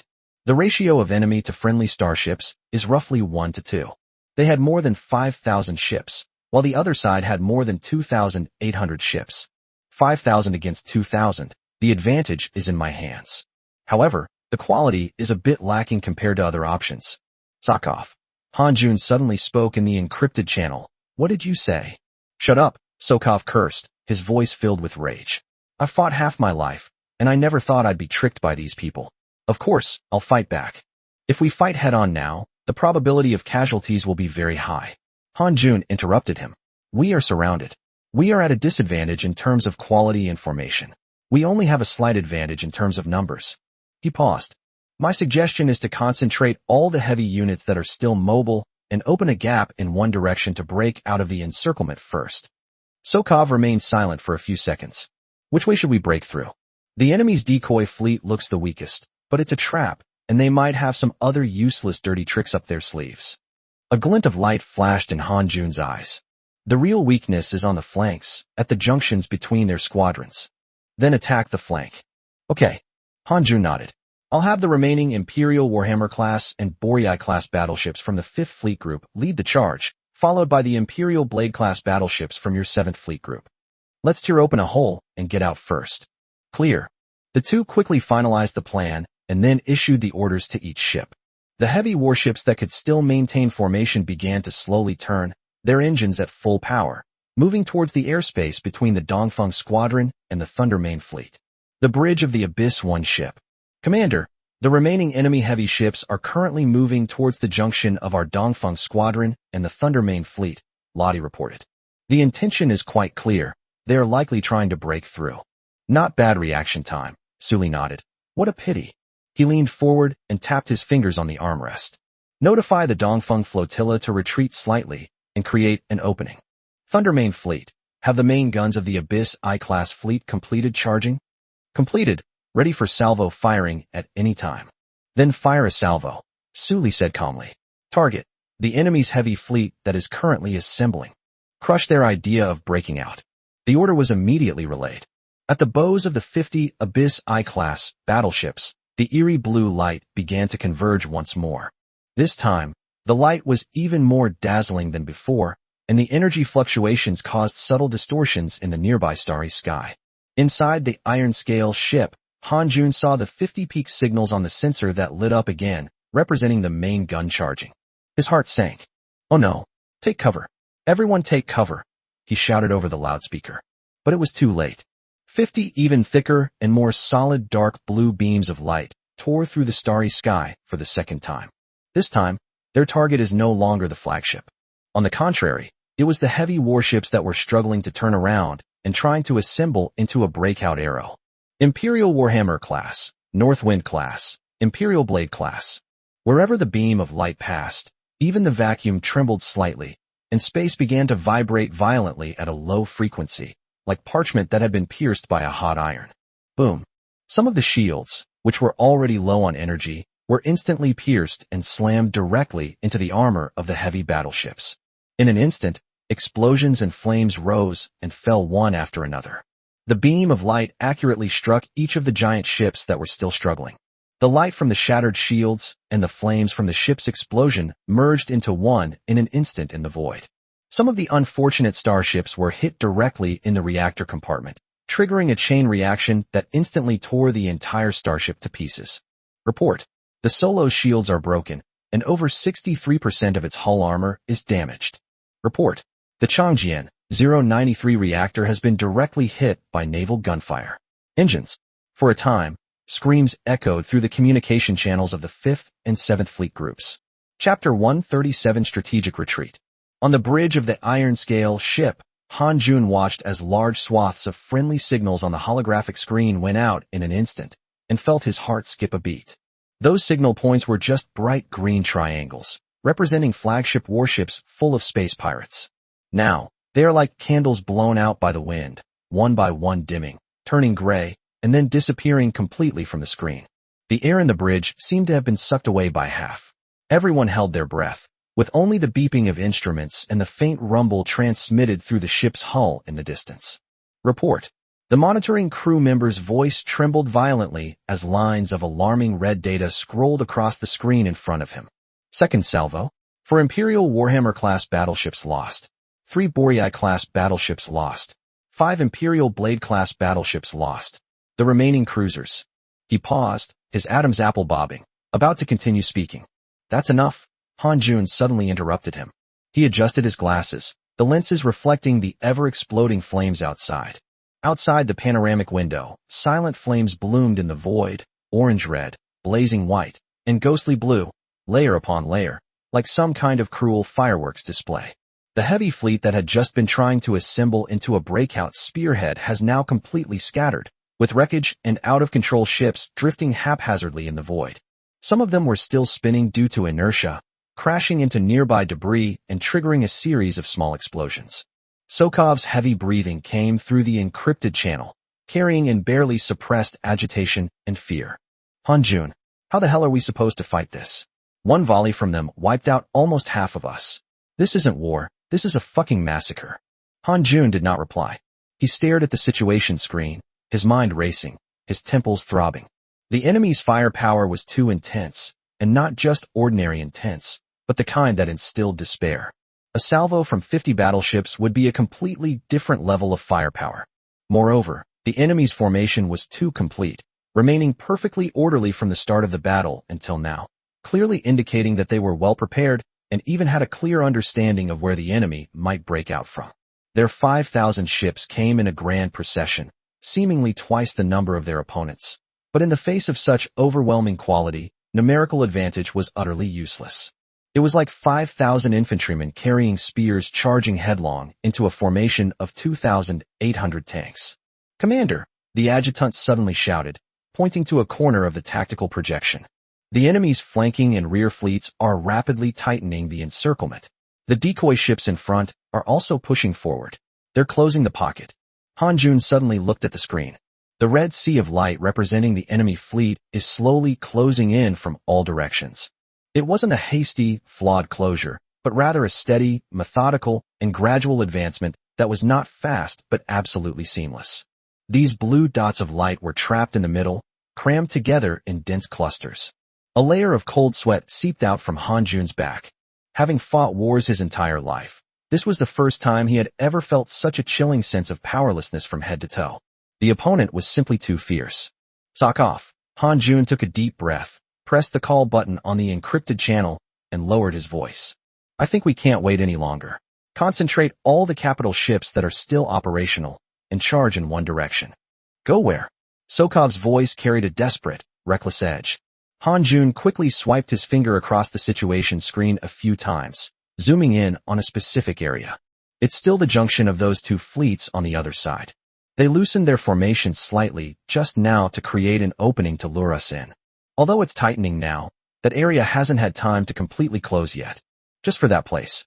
Gather all battleships and heavy cruisers that are still capable of firing, and launch a concentrated attack at one point. Fine. Damn it, let's go for it. Sokov gritted his teeth and squeezed out a few words. The order was immediately relayed. The remaining dozen or so Imperial Warhammer class, Boreai class, and Imperial Blade class battleships began to struggle to adjust their course. Their attitude thrusters suddenly spewed out streams of white propellant, propelling the battered, massive hulls to rotate slowly. The ship's hull was covered in charred damage and jagged cracks that were still sparking with electricity. Some armor plates have even peeled off in whole pieces, revealing the dark gray inner structure underneath. There were also more than 20 Thor's Hammer-class cruisers whose shields were still intact, which also changed course and desperately gathered in one direction. The engine was turned up to its maximum, and the overloaded propulsion system emitted a roar of unbearable strain. Even the plasma jet from the exhaust nozzle changed from its normal azure blue to an unstable incandescent color. These battered steel behemoths, dragging their wrecked hulls, clumsily moved toward the Dongfeng squadron. A large number of small starships followed behind. Even though the formation was crooked and the distance between them was sometimes far and sometimes near, some ships were still emitting thick smoke and electric sparks. Fortunately, they managed to assemble a breakout force that looked somewhat decent, forming an irregular cone-shaped formation in the void. The bridge of the Abyss One ship. Lottie stood in front of the data panel, her slender fingers swiping across the projection screen, bringing up one set of data after another. She spoke calmly. The enemy, led by its remaining heavy units, is gathering at the junction of our Dongfeng squadron and Thundermane fleet, intending to break through by force. The current breakout group consists of approximately 300 ships, mainly battleships and heavy cruisers. The assembly speed is slow. An effective assault formation is expected to be formed in about 4 minutes. Su Li leaned back in the back of the command chair, her fingers tapping lightly on the armrests, making a rhythmic tapping sound. Can the Dongfeng squadron hold out? It would be stressful to face it alone. Lottie looked up at him, her eyes gleaming faintly in the projected light. Given the current strength of the Dongfeng squadron, if we were to directly confront this wave of attack, it might result in unnecessary losses. Then she changed the subject. But Commander, we don't need them to face this alone.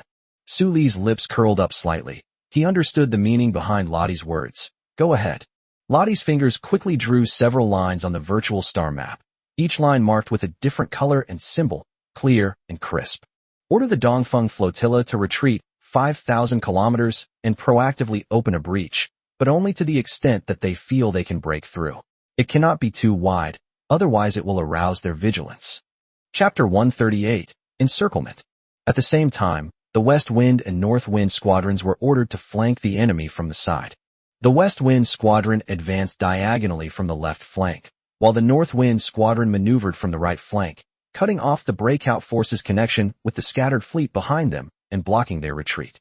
We can't let the route-strewn ships catch up and cause further trouble. Her fingers continued to trace across the star map, her movements as fluid as if she had rehearsed them countless times. Thundermane Fleet, Abyss I-class battleship formation, main guns are charging for the 3rd time. Target locked on this breakout fleet. The Blizzard-class cruiser squadron advanced, using secondary guns and missiles to clear out the smaller escort ships around them, crippling the destroyers and frigates of the 5th and 7th Fleet groups first, leaving the capital ships without cover. Once they are completely inside the trap, the East Wind squadron will turn around to seal the entrance, the West Wind and North Wind squadron will attack the flanks, and the Thundermane Fleet will crush them from the front. Concentrate fire and annihilate them. After she finished speaking, she looked up at Su Li with a calm expression. Su Li looked at her and nodded. Do as you say. You're in charge of the specifics. Don't ask me about everything. Clear. Lottie turned around, and her fingers flew across the communication panel. Neutrino communication links weave an invisible network between starships. Her orders were transmitted through the network to the captain's terminal of every starship in an instant with almost zero delay. With the order given, the Dongfeng squadron began to slowly retreat.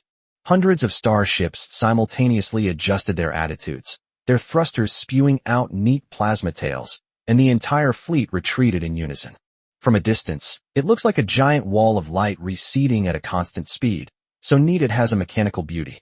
The Garo breakout fleet, which was struggling to assemble, was greatly encouraged when it saw that the enemy had actually retreated. They've retreated. See, they've retreated, a space pirate observer shouted excitedly. The enemy can't withstand our attack. They're tightening their defenses. The others were also excitedly banging on the control panel. It's no wonder they were excited. After all, they're space pirates.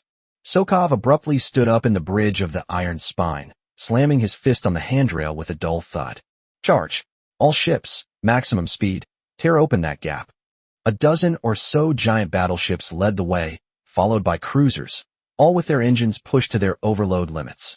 The tail flame changed from blue to a blinding white light, rushing towards the seemingly loose gap. The fleet's attack speed increased dramatically. The bows of the ships cleaved through the void, and shockwaves formed a thin film of light on the surface of the shields. However, just as they crossed some invisible boundary, it's like some kind of switch has been triggered. From the left and right flanks, the west wind and north wind fleets, which had been waiting for a long time, suddenly attacked the gap. A dense array of engine exhaust flames flashed simultaneously in the dark starry sky.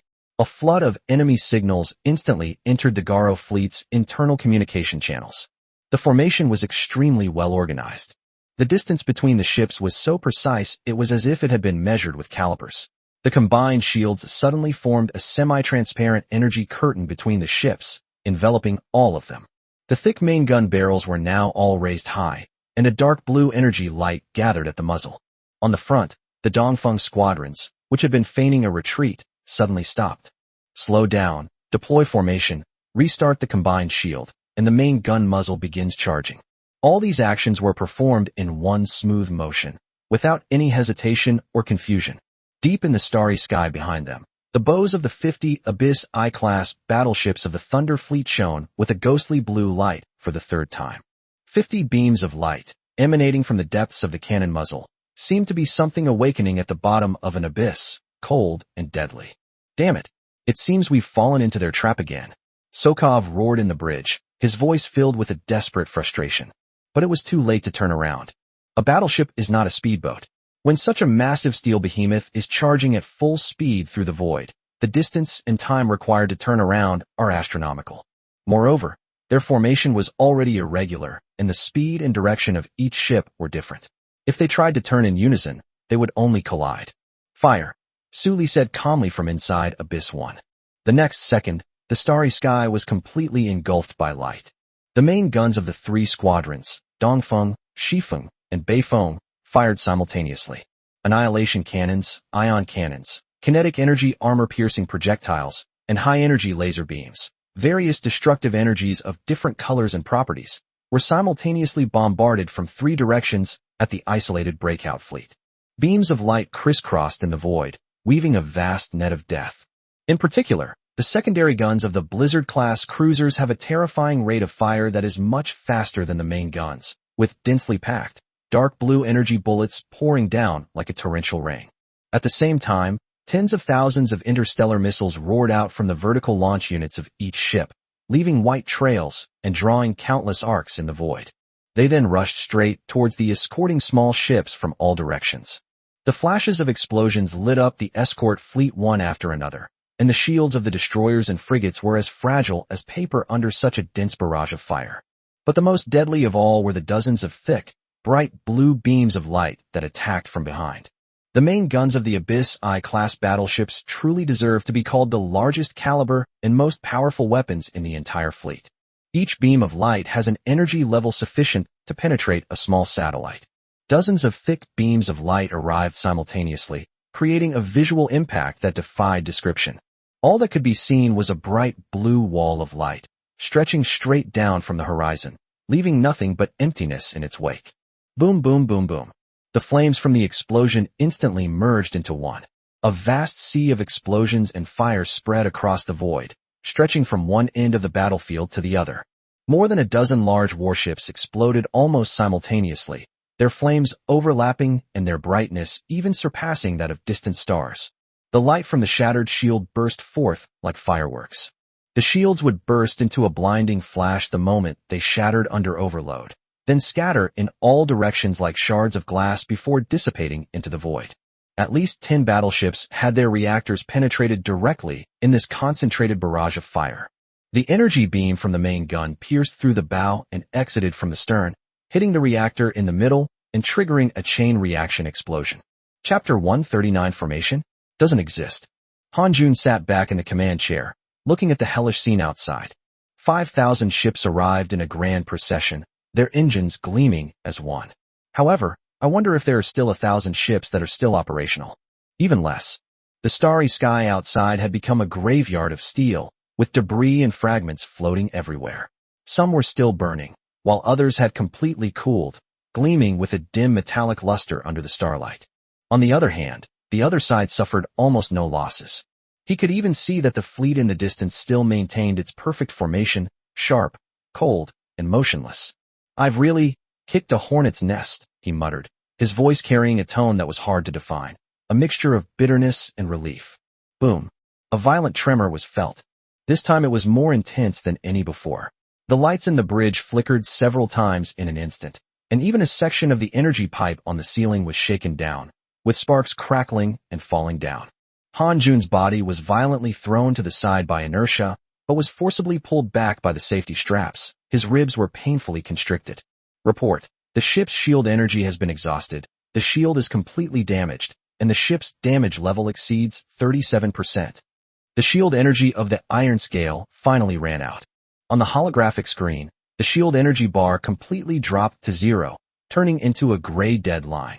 Almost simultaneously, at least a dozen main gun energy beams and dozens of missiles accurately hit the ship's hull, which had lost its shields. The explosions started at the stern of the ship.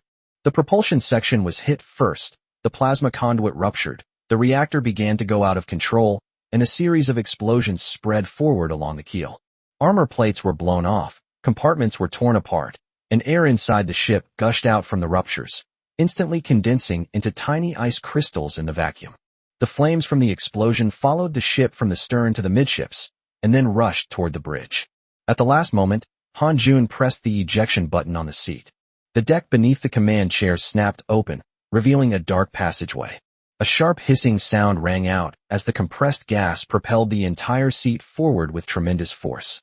On the walls of the dedicated passageway, indicator lights rapidly receded on either side of his field of vision, forming two continuous bands of light. It was then fired at the hull of the ship, at the small escape pod that had been prepared beforehand. Behind him, the battleship, Iron Scale, instantly turned into a ball of expanding flames and completely disintegrated. A flagship carrying thousands of space pirates was reduced to a pile of fragments scattered in the void in less than a minute. Some of the lucky space pirates managed to board the escape pods in time, while those who were unlucky. Almost at the same time, the flagship of the 7th Fleet Group, the battleship USS Ironback, followed suit. Sokovov also escaped by ejecting at the last moment. As his seat was ejected from the bottom of the bridge dome was sliced open by a main gun beam, and the molten metal instantly turned into raindrops, falling less than 3 meters above his head. The intense heat instantly burned half of his face. He gritted his teeth and remained silent until the escape pod door closed, at which point he finally uttered his last curse. The successive deaths of the two flagships became the final straw that broke the back of the Garo fleet. The already chaotic command system was completely paralyzed. There were no more unified instructions on the communication channels, only the desperate shouts of the ship captains and various distress signals. Some ships were still trying to retaliate, firing their main guns haphazardly in some direction, but without even locking onto a target. Some ships had already begun to turn around and flee, but because their propulsion was going too fast, they crashed directly into friendly forces next to them. Many more ships completely lost their will to fight. All their weapon systems were taken offline, and only distress beacons continued to send out weak signals. Formation? It doesn't exist. That can no longer be called a fleet. It's just a bunch of metal shells waiting to die in the void. The bridge of the Abyss 1 ship. Lottie stood in front of the tactical projection, her golden eyes scanning the rapidly collapsing enemy signals on the star map. Her expression remained calm, but her fingers moved even faster than before when issuing the command. Attention, all formations. The enemy's command system has been paralyzed. Proceed with the prearranged plan to divide and encircle the remaining large targets. Dongfeng formation. responsible for clearing the 3 remaining Imperial Warhammer-class ships on the left flank. Main gun salvo firing is permitted. No energy conservation is required. West Wind formation. Target the 2 Boreai-class destroyers on the right flank in their escort formation. Dismantle the escorts first, then attack the main force, and strive to eliminate them cleanly and efficiently. North Wind formation. Suppress the scattered rear fleet. Focus on destroyers. No need for deep pursuit. Be careful to conserve ammunition. There are still battles to fight. Thunder Main Fleet. Abyss I-class battleship formation. Freely select high-value targets for targeted elimination. Prioritize eliminating large targets whose shields haven't broken yet. Don't give them a chance to recover. The Blizzard-class cruiser squadron advanced to clear the battlefield, prioritizing the elimination of small frigates and assault boats to prevent harassment. The orders were passed down one by one. Su Li's fleet is like a precise machine, with each formation being a gear that meshes with each other and rotates with perfect precision. Those battleships and cruisers of the Fong Wolf, which had lost command and whose shields were on the verge of breaking, could not withstand 2 salvos under the concentrated fire of Su Li's fleet. One by one, the starships transformed into fireworks in the starry sky. Some explosions were particularly violent, with the flames expanding to several times the size of a normal explosion in an instant, before rapidly cooling and leaving behind a cloud of gray-black smoke. Meanwhile, many smaller frigates and destroyers completely lost their will to fight. Their captains no longer tried to fight back, but instead began to turn around and try to escape this hell.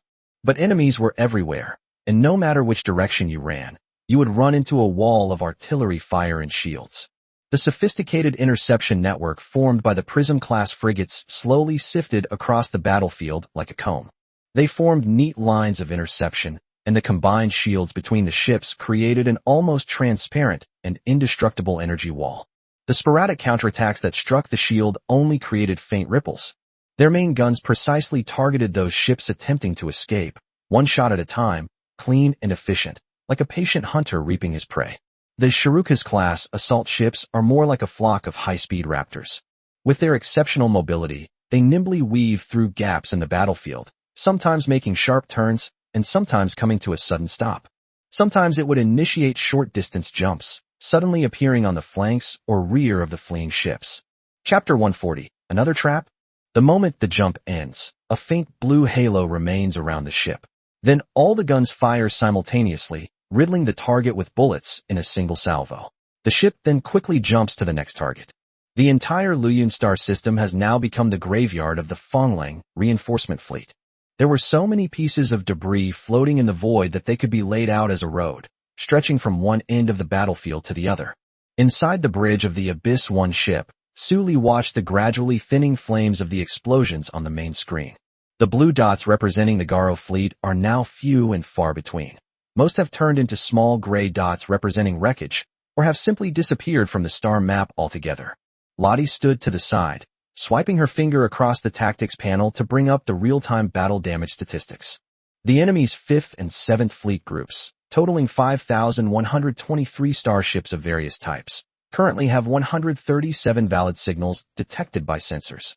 She paused for a moment, then added, "Moreover, most of them were injured, their shield energy was depleted, their engines were overloaded, and their formation had completely collapsed." Su Li nodded without saying anything. His gaze fell on the edge of the star map, where dozens of blue dots were huddled together, stumbling and moving toward a certain direction outside the encirclement. They moved slowly, and their formation was crooked and awkward, like a flock of startled ducks. "Is that the remnant force that Han Jun and Sokov gathered together?" Su Li asked. "Yes." Lottie brought up the enlarged image. The scene showed more than a dozen battered destroyers and frigates, their hulls covered in charred damage and sparks, their shields so dim they were almost invisible. Interspersed among them were a few slightly larger cruisers, but their condition was no better. One of them had its engine exhaust flames flickering, and it looked like it was about to stall. At the very front of these starships, 2 small escape pods had just been retrieved. Based on the escape pod signal, it has been confirmed that it is Han Jun and Sokov, Lottie said calmly. They have boarded the Scimitar-class destroyer and are currently trying to re-establish the command link and gather the remaining ships in the vicinity. Su Li looked at the pitiful little fleet and suddenly smiled.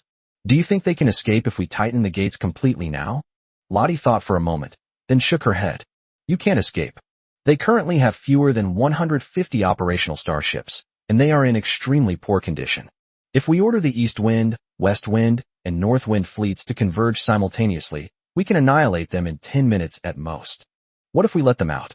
Lottie glanced at Su Li, a knowing glint in her silver-gray eyes. Is the commander planning to play the long game? That's right. Su Li leaned back in his chair. Even a cornered dog will jump over a wall, let alone two such large fleet groups, with the last bit of their resources left. If we're truly pushed to the brink, and they launch a desperate counterattack, while we're not afraid, we'll still have to waste some ammunition, and might even lose a few starships. He tapped his fingers on the armrest. Not worth it. Lottie understood immediately. So, let them out, maintain the pressure, but don't push them too hard. Let them keep running, until they're exhausted, until they think they're safe. Su Li picked up the conversation, a slight smile playing on her lips. Who knows, there might be some unexpected surprises later. Lottie nodded, her fingers already tapping on the communication panel. Dongfeng formation, open a gap in the encirclement at bearing 7, the width of which allows 2 to 3 destroyers to pass side by side. The West and North Wind formations should maintain their current formation and not get too close.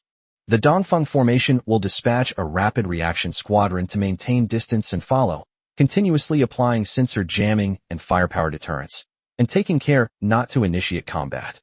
In addition, the decoy squad of TL-7 is ordered to begin cleaning up the battlefield. Prioritize recovering any valuable wreckage, especially the fragments of those Imperial Warhammer-class ships. The orders were immediately passed down one by one. On the star map, the red sea of light representing Su Li's fleet quietly cracked open in a certain direction. The gap wasn't large, but it was just enough for the remnants of the defeated army to squeeze through. Inside the bridge of the Scimitar-class destroyer, the air was so heavy it seemed to drip water. Han Jun sat in the temporary command chair that had been moved in. The ship's original captain had died in battle, and there were still traces of blood on the armrest of the chair. Sokov stood to the side, half of his face burned by the high temperature, his skin red and shiny, with several blisters. But he couldn't care less about the pain at that moment. His eyes were fixed on the sensor screen. There's movement, the monitor suddenly shouted, his voice filled with a mixture of disbelief and excitement. Right ahead, the enemy's encirclement has opened up another gap. Sokov suddenly leaned in. On the screen, the red signal representing the enemy fleet did indeed shrink back slightly in an area directly in front of them, leaving a narrow passage. On both sides of the passage, enemy ships were still densely packed, their cannons menacingly pointed. But the passage itself was empty. Another trap? That was Sokov's first reaction. Han Jun did not answer immediately. He pushed up his glasses. The temples had been bent out of shape during the ejection, and now they felt a bit awkward to wear. It's very likely still a trap, Han Jun said. But do we have a choice now? Sokov fell silent. There really was no other choice. Behind them were countless enemy ships, and both sides were completely blocked. The only direction we could move was the passage ahead, which we didn't know if it was a trap. They've already got them cornered. All ships that can still move, follow. Without further hesitation, Han Jun grabbed the communicator and said in a hoarse voice, I am Han Jun, commander of the 5th Fleet Group. I now order all surviving units to form assault columns based on this ship. Push the engine to maximum. Don't worry about overload. Just get going. Repeat, charge out first. After the order was given, the dozens of surviving starships crammed together began to clumsily adjust their course. An unusual white light had already burst forth from the engine nozzle. That was a sign that the propellant fuel was being overconsumed and the thruster was on the verge of exploding. Then they all suddenly accelerated. One ship after another rushed toward the narrow passage. The formation was extremely chaotic, and even the speed of the ships was very inconsistent, with some fast and some slow. Fortunately, the passage does exist. Chapter 141 Shattered Starbelt. The first few destroyers flew past the enemy ships on both sides, almost grazing their gun barrels. They were so close that they could see the serial numbers painted on the other ship's hull, and the subtle vibrations transmitted through the hull by the hydraulic servo mechanism when the turrets rotated. But the expected artillery fire did not materialize. The enemy ships on both sides simply stood there indifferently, their cannons pointed at them, but they did not fire. Like 2 rows of silent executioners, they watched the condemned prisoner walk to the execution ground. They really let us go? Sokov looked at the enemy fleet receding into the distance through the panoramic window, still somewhat incredulous. Han Jun didn't say anything. but just stared intently at the sensor screen. Would the other side really be that kind? On the screen, the blue dots representing themselves are passing through the passage one by one, entering the relatively empty star field on the other side of the passage. But then he saw something new. Several red dots separated from the enemy formation and silently followed behind them. The distance was kept just right. It was right at the edge of the main gun's effective range, neither close enough for them to retaliate, nor far enough to lose them. They're not letting us go, Han Jun finally spoke, his voice low. They have other motives. Sokov paused for a moment, then realized what was happening, and his expression turned even more grim. Damn it, they're chasing us like rabbits. It's better than killing him on the spot. Han Jun was quite philosophical about it. Let's go outside first and talk about it. The escape was more agonizing than I had imagined. The enemy ships that were following behind hung there like ghosts, neither getting close nor going far away. Occasionally, it would suddenly accelerate forward a short distance, the main cannon flashing briefly as it charged, startling the space pirates and the fleeing fleet so much that their hearts stopped. But after it's fully charged, it doesn't light up, it just flashes briefly and then goes back down. After several repetitions, everyone was terrified. Fuck. Fuck. Fuck. Sokov paced back and forth on the bridge, his fists clenched so tightly they cracked. The blisters on half of his face burst, and some tissue fluid oozed out. It stung painfully, but compared to the frustration in his heart, that pain was nothing.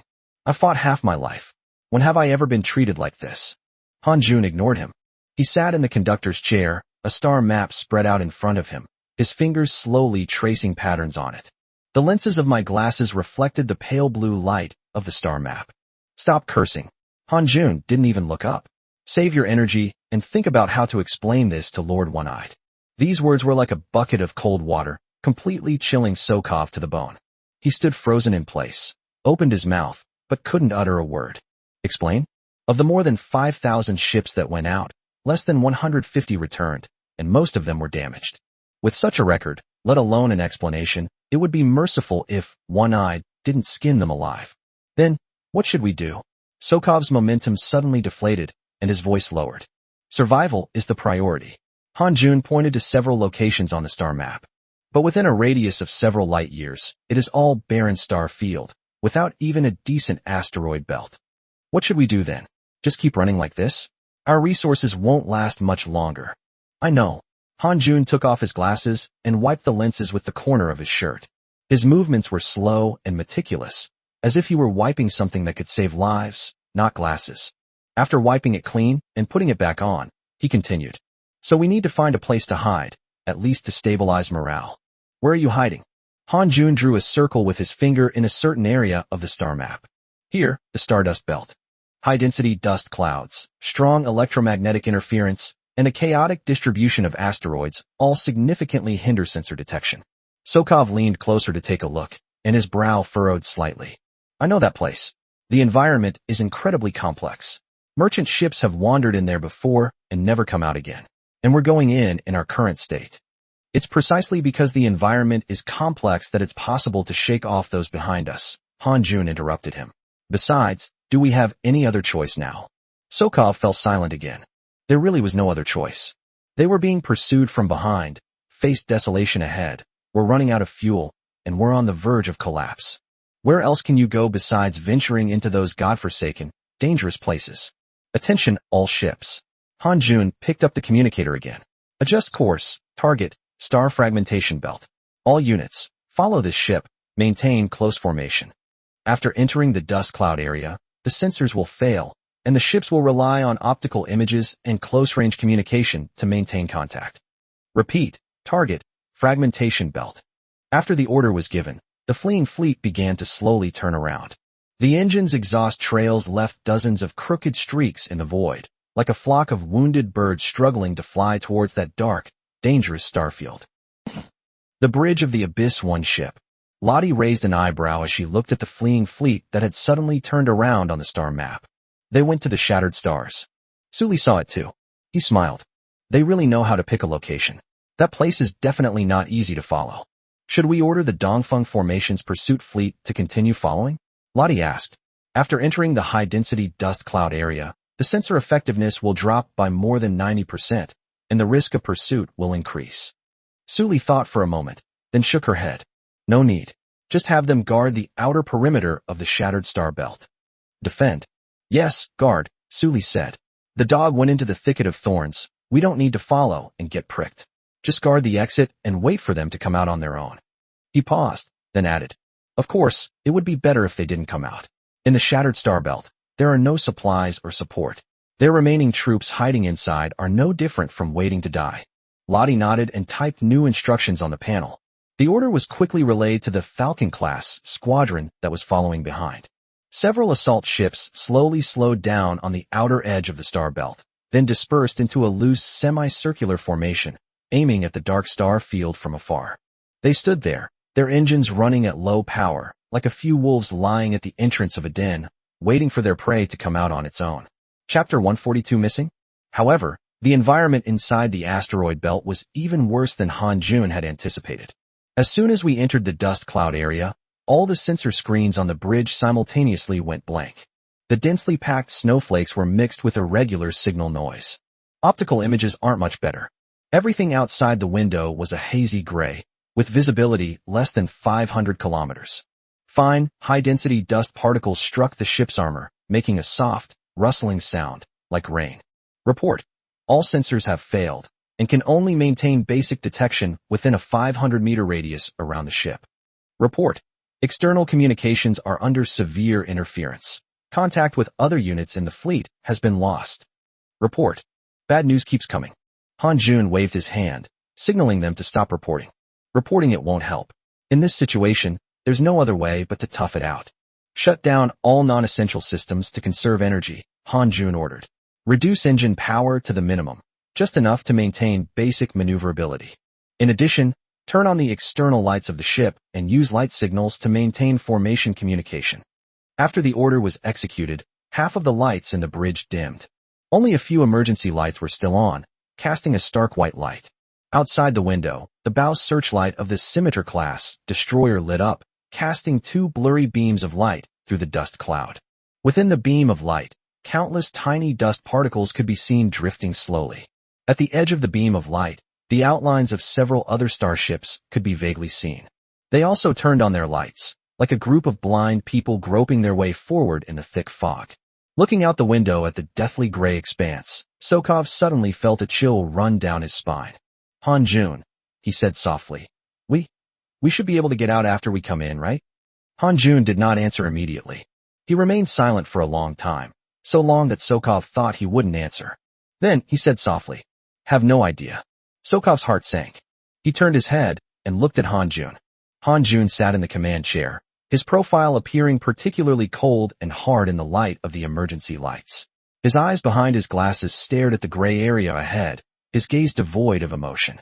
But Sokov could see that his knuckles were white from gripping the armrest of the chair. Let's take stock of how many ships are left, Han Jun suddenly said. Sokov paused for a moment, then realized what was happening and grabbed the communicator. Although external communications failed, the short-range light signal encoding within the fleet was still usable. He instructed the signalman to send out a series of interrogative signals. A few minutes later, the signalman reported. Currently, we can observe and respond to the light signals from friendly ships. A total of 132 ships. 132 ships. Sokov's mind went blank.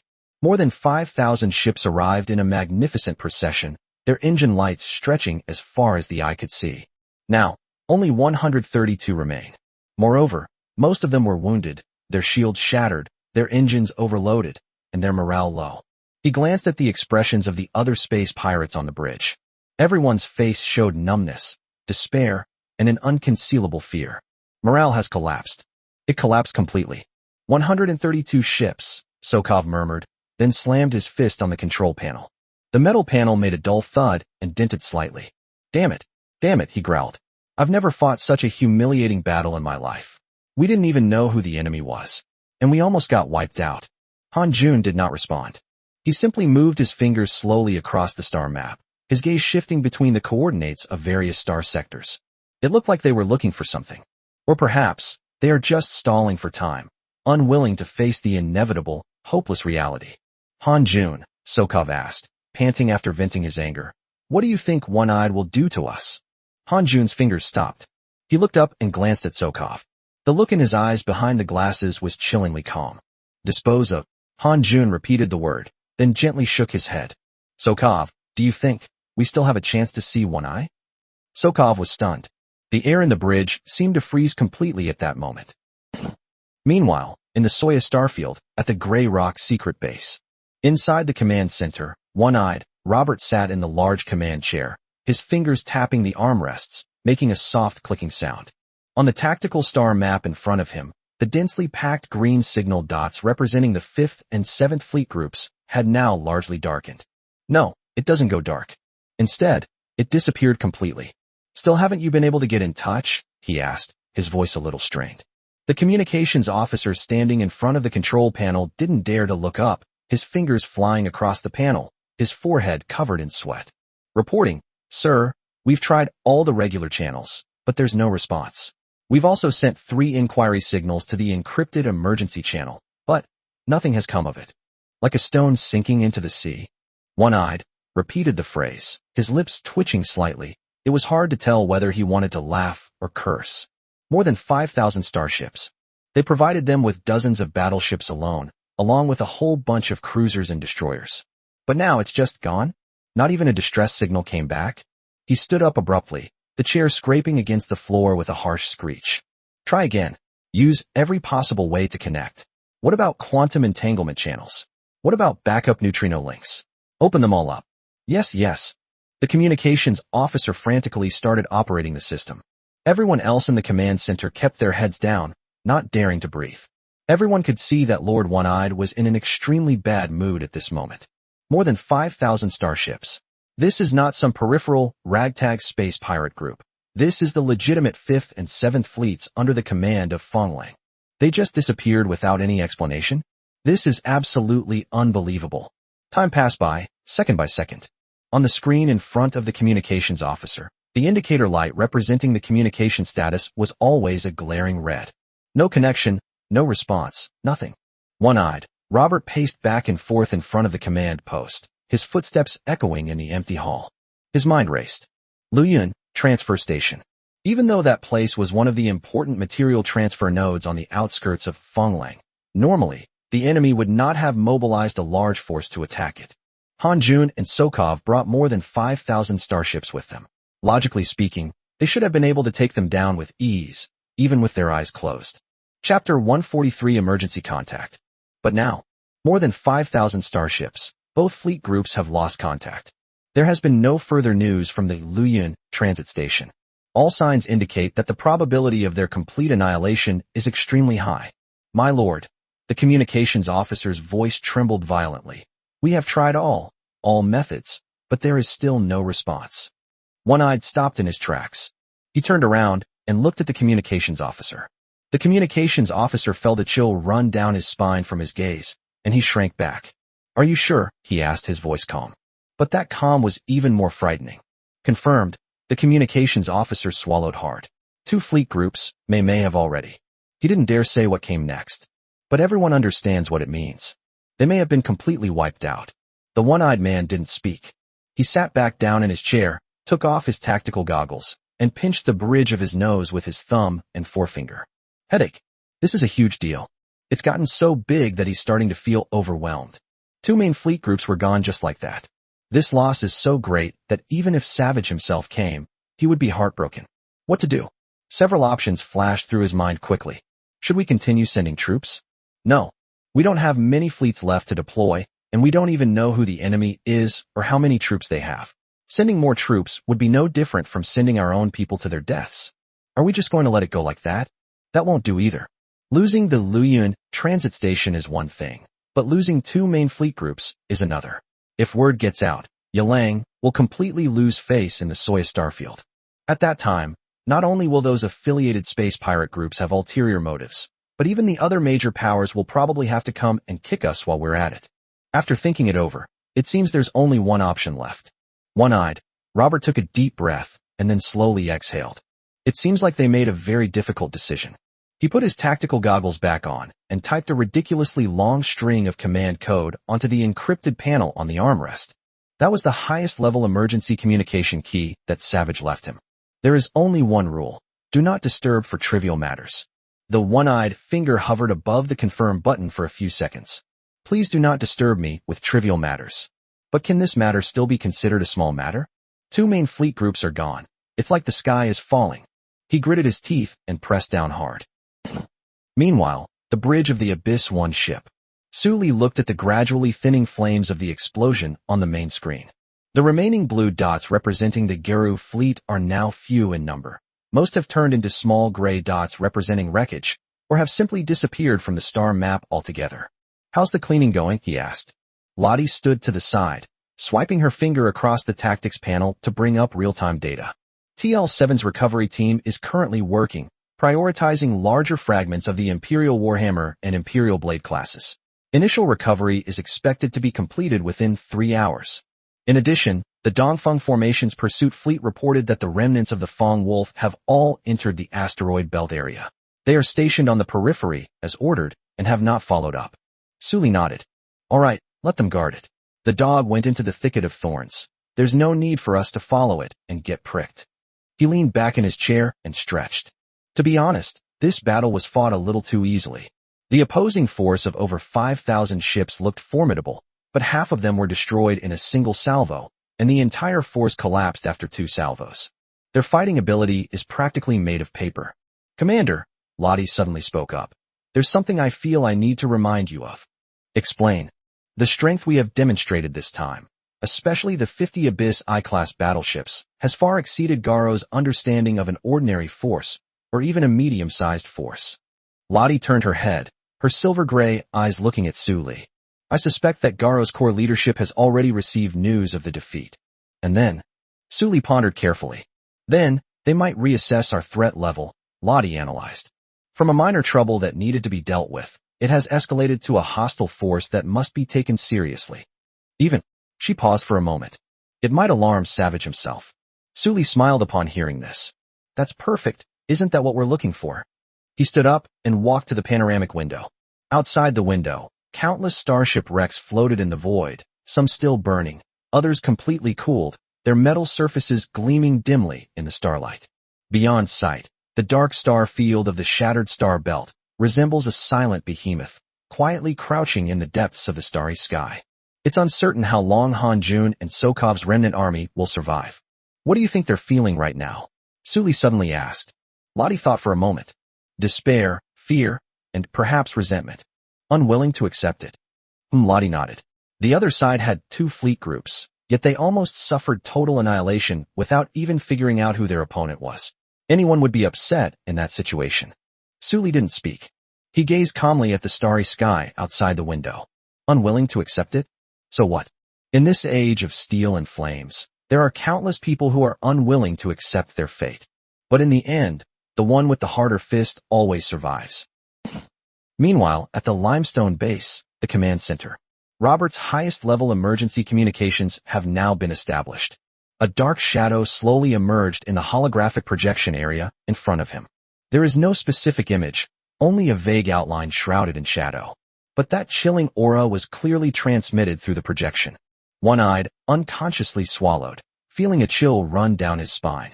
Grown-ups. After a moment of thought, he finally spoke, trembling with fear. Chapter 144 The Fleet's Dilemma. Explain. However, from the dim projection, only a cold, flat voice came out, without any emotional fluctuation. However, judging from One-Eye's past experience, this was not a very good tone. It's about the flowing cloud transfer station. One-Eyed had no choice but to bite the bullet and confess. When the transit station was damaged, I sent the 5th and 7th fleet groups, a total of 5,123 starships, but they lost contact with us. Out of contact, the voice in the projection paused for a moment. What do you mean? It's just, One-Eyed felt sweat dripping down his forehead. There's no response on any of the communication channels. Both fleet groups are probably completely wiped out. After he finished speaking, the command center became eerily quiet. Everyone held their breath, not daring to even exhale. The shadow in the projection also remained silent for a few seconds. Then, that cold voice rang out again. You mean, over 5,000 starships went to attack a small transit station, and were completely wiped out? Is that what you mean? Yes. How many troops does the enemy have? No, I don't know. One-Eyed felt as if his throat was being choked. The last message that came back only said that they were ambushed, and the enemy's starships may be numerous. Possibly a lot. The voice in the projection suddenly rose, the chilling anger no longer concealed. One-Eyed, I put you in charge of the Gorosaru. My lord, I... Shut up. One-Eyed wanted to explain further, but Savage abruptly interrupted him. 2 fleet groups, more than 5,000 starships. And you just say they're gone. You didn't even know who the enemy was or how many troops they had, yet you dared to send my fleet groups out to their deaths. One-Eyed was so humiliated that he couldn't lift his head, and cold sweat had soaked through the back of his shirt. He knew Lord Savage would be angry, but he didn't expect him to be this angry. My lord, I'm also trying to reclaim the Flowing Cloud transfer station. It's a crucial point for our supplies. Supply notes.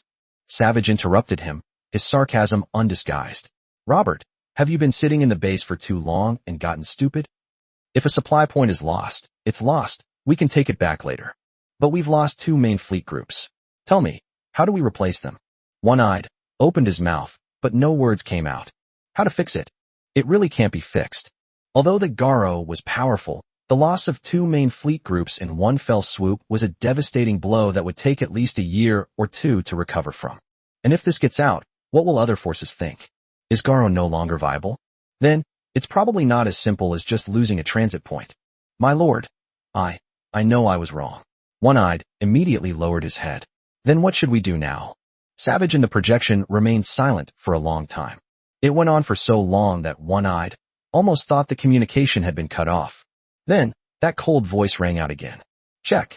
Find out who the other side is, how many troops they have, what ships they are using, and what their tactical style is. I want to know who dares to touch my Garo's fleet. In addition, tighten the defensive lines. All fleets operating outside the area should be recalled to the vicinity of their bases. No one is allowed to launch an attack without my order. One-Eyed was momentarily stunned. Recall them all? Then, what about those outer star sectors and secret outposts? Give up. Savage's voice was unwavering. The most important thing now is to stabilize our base and not suffer any more losses. But, no buts. One-Eyed's words were interrupted again. Robert, I'm warning you. I can let this matter go unpunished. But if you dare to act on your own again and lose even more fleets.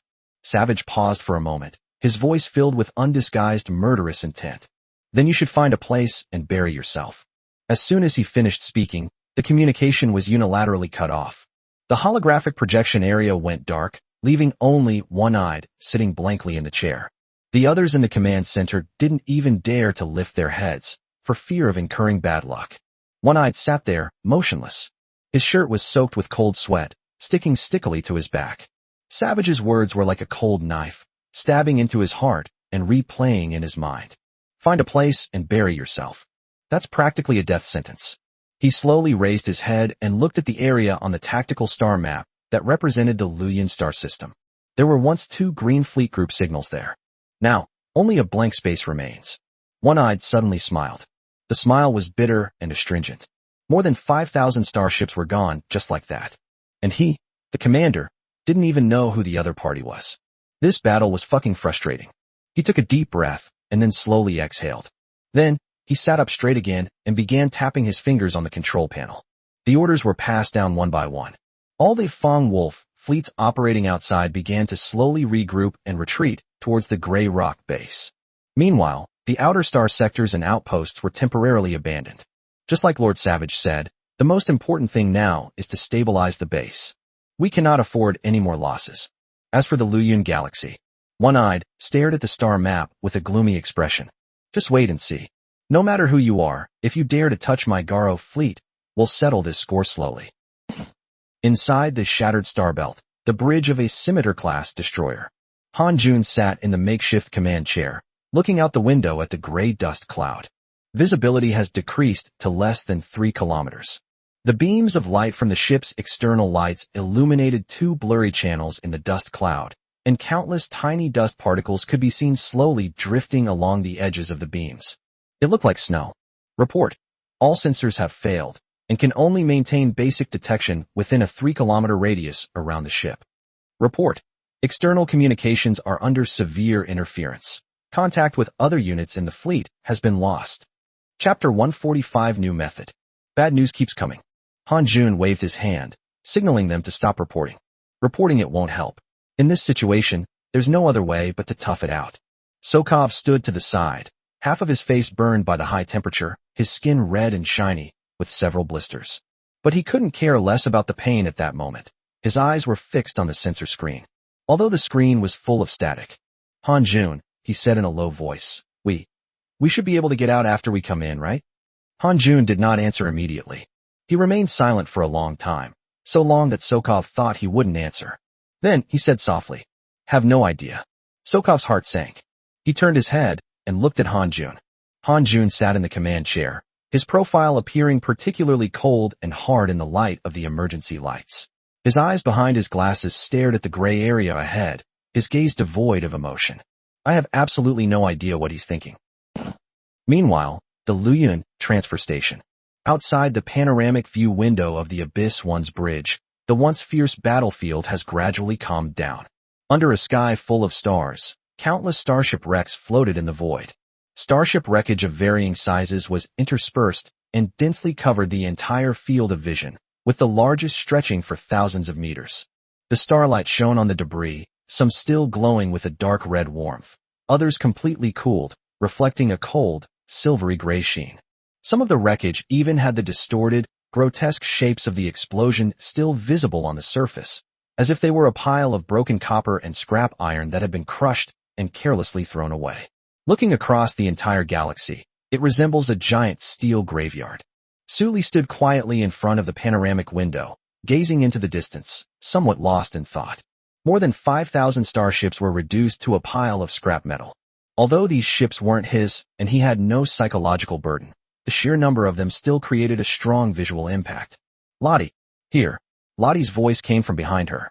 She had returned to the tactics panel and was swiping her fingers across it rapidly. "How's the battlefield cleanup going?" "The TL-7 recovery team has begun operations." Lottie looked up. Priority targets are the massive wreckage of battleships and heavy cruisers, especially fragments of Imperial Warhammer class and Imperial Blade class battleships, which are of the highest value. Initial recovery is expected to take approximately 3 hours. Sully nodded, then continued to ask, "What about the Dongfeng formation?" Still guarding the outer edge of the Star Rift zone. As Lottie spoke, she brought up a projector that displayed real-time signals from several Hayabusa-class assault ships. The entire structure is arranged in a semicircle along the edge of the asteroid belt, with the engines operating at low power. No remnants of Hanjun and Sokov's forces were found emerging. Sully was silent for a moment, then turned to look at Lottie. "How long do you think they can hold out in there?" Lottie thought for a moment, then slowly analyzed. Given the condition of their remaining ships, their fuel and supplies should last for another 5 to 7 days. But if there are unknown dangers inside the asteroid belt, then it's hard to say. Unknown danger? The environment there is terrible. Lottie nodded. A high-density dust cloud with strong electromagnetic interference and a chaotic distribution of asteroids. A merchant ship once mistakenly entered it and never came out again. We've looked into related information before, but nobody knows whether those missing spaceships sank due to environmental reasons or if there was something else inside. Sully hummed in agreement and then didn't ask any further questions. He turned to look at the floating wreckage outside the window and suddenly spoke. "Come on, come with me for a walk." Lottie paused for a moment, then asked, "What does the commander mean?" "Recycle." Sully nodded. "There's too much debris on the battlefield. Relying on the regular recycling teams is too inefficient. I'll have to go there myself and use my newly upgraded system's recycling function to scan it all." He paused, then added, "These are over 5,000 starships. Although they were destroyed, the total number is still considerable. If we rely on the people in TL-7 to slowly recover them, it will take forever." Lottie nodded and immediately tapped a few times on the control panel. "Understood. I will immediately order the shuttle ship for Abyss One to be prepared." 10 minutes later, Sully, dressed in a black combat suit, stood in front of the auxiliary shuttle cabin door of the Abyss One. Lottie followed behind him, holding a tactical tablet in her hand. "Commander, I have ordered all recovery units to withdraw from the central area of the battlefield, making room for you. In addition, the Dongfeng, Shifeng, and Beifeng formations have all been deployed on the periphery to ensure there will be no interference." "Okay." Sully nodded, then strode into the shuttle. The shuttle's hatch closed, the engine vibrated slightly, and then it smoothly detached from the Abyss One's docking platform. Sully sat in the co-pilot seat in the cockpit, looking out the window. The shuttle maneuvered nimbly among the wreckage, dodging large pieces and squeezing through the gaps between smaller ones. The pilot was clearly an experienced pilot. The entire flight was very smooth, without even the slightest turbulence. Sully confirmed that there were no more friendly units within the recycling range, and then activated the system's recycling option. In an instant, a pale blue light lit up on the system interface in front of him. Immediately afterwards, an invisible energy fluctuation quietly spread outwards from him in all directions. The waves spread outwards like ripples on the surface of water, one layer after another, visibly expanding into the distance. The first to be affected by the ripples was the wreckage of a frigate closest to the shuttle. The starship had been blown in two. Except for the bow, which was still relatively intact, the entire ship, including the stern, was completely deformed, resembling a crumpled piece of paper. The moment the energy fluctuations swept across the wreckage, the system's recovery function quietly activated. In an instant, the starship wreckage began to emit a quiet, even, pale white light, as if it had been lit up from within by something. Then, in the next instant, the wreckage fragments were slowly decomposed. Within seconds, the entire wreckage transformed from a solid state into countless tiny specks of light. Then, as if drawn away by something, those points of light surged toward the shuttle before disappearing into the void. The whole process was eerily quiet. Chapter 146. After the recycling, there will inevitably be creation. There was no sound, no vibration, and not even any debris. The wreckage that was floating there a second ago vanished completely the next, as if it had never existed. Sully raised an eyebrow as she looked at the numbers jumping wildly on the system interface. 17 million, 32 million, 58 million. Resource points are increasing exponentially. The numbers were jumping around so fast that he couldn't keep up with the changes in each individual number. He could only see the total number increasing at an incredible rate. Slide backwards, Sully instructed the ship's pilot. Circle the battlefield once. Don't go too fast. Just maintain a steady speed. Yes, yes. The driver quickly came to his senses and pushed the control lever. The small shuttle began to move slowly, drawing a large circle around the perimeter of the battlefield. Sully sat in the chair, looking at the scenery outside the window. The light from the system's recycling was like an invisible scythe, and wherever it passed, the floating debris disappeared one piece after another. Frigates, destroyers, cruisers, battleships, and even the scattered debris and parts were all swept clean. As the shuttle advanced, the previously densely packed wreckage in the void began to thin out at a visible rate. As Sully watched the numbers constantly changing on the system interface, only one thought occupied her mind. They made a killing. More than 5,000 starships. Although most of them were destroyed, the quality of the materials was still there. Especially those battleships and heavy cruisers, each of which was meticulously crafted with high-grade alloys and precious materials, making their salvage value far superior to that of ordinary merchant ships. The resource point values skyrocketed. 10 billion, 30 billion, 80 billion. Looking at the change in that number, Sully felt much more at ease. The previous large-scale military buildup cost nearly 150 billion. Although the fleet size has increased considerably, the remaining resource points are only a little over 100 billion. Although it seems like a lot, in a real war, these resource points would only be enough to build a few hundred capital ships. Now it's all right. These 5,000-plus shipwrecks are practically a windfall delivered to our doorstep. The shuttle flew over the battlefield for another 20 minutes, scanning the entire battlefield area. When Sully saw that the total resource points on the system interface had exceeded 300 billion, he couldn't help but smile. 300 billion. It directly replenished the losses. Commander, all battlefield debris has been recovered. Lottie's voice came through the communicator. The TL-7 recovery team is already collecting the remaining loose parts. There isn't a large quantity of those, so regular units can handle them. I understand, Sully replied, then smiled as she looked at the numbers on the system interface. We'll talk about it when we get back. The shuttle then changed direction and flew towards Abyss 1. Sully sat in her seat, her mind racing as she calculated how to spend the 300 billion resource points. Continue massing units? This is definitely the most direct way.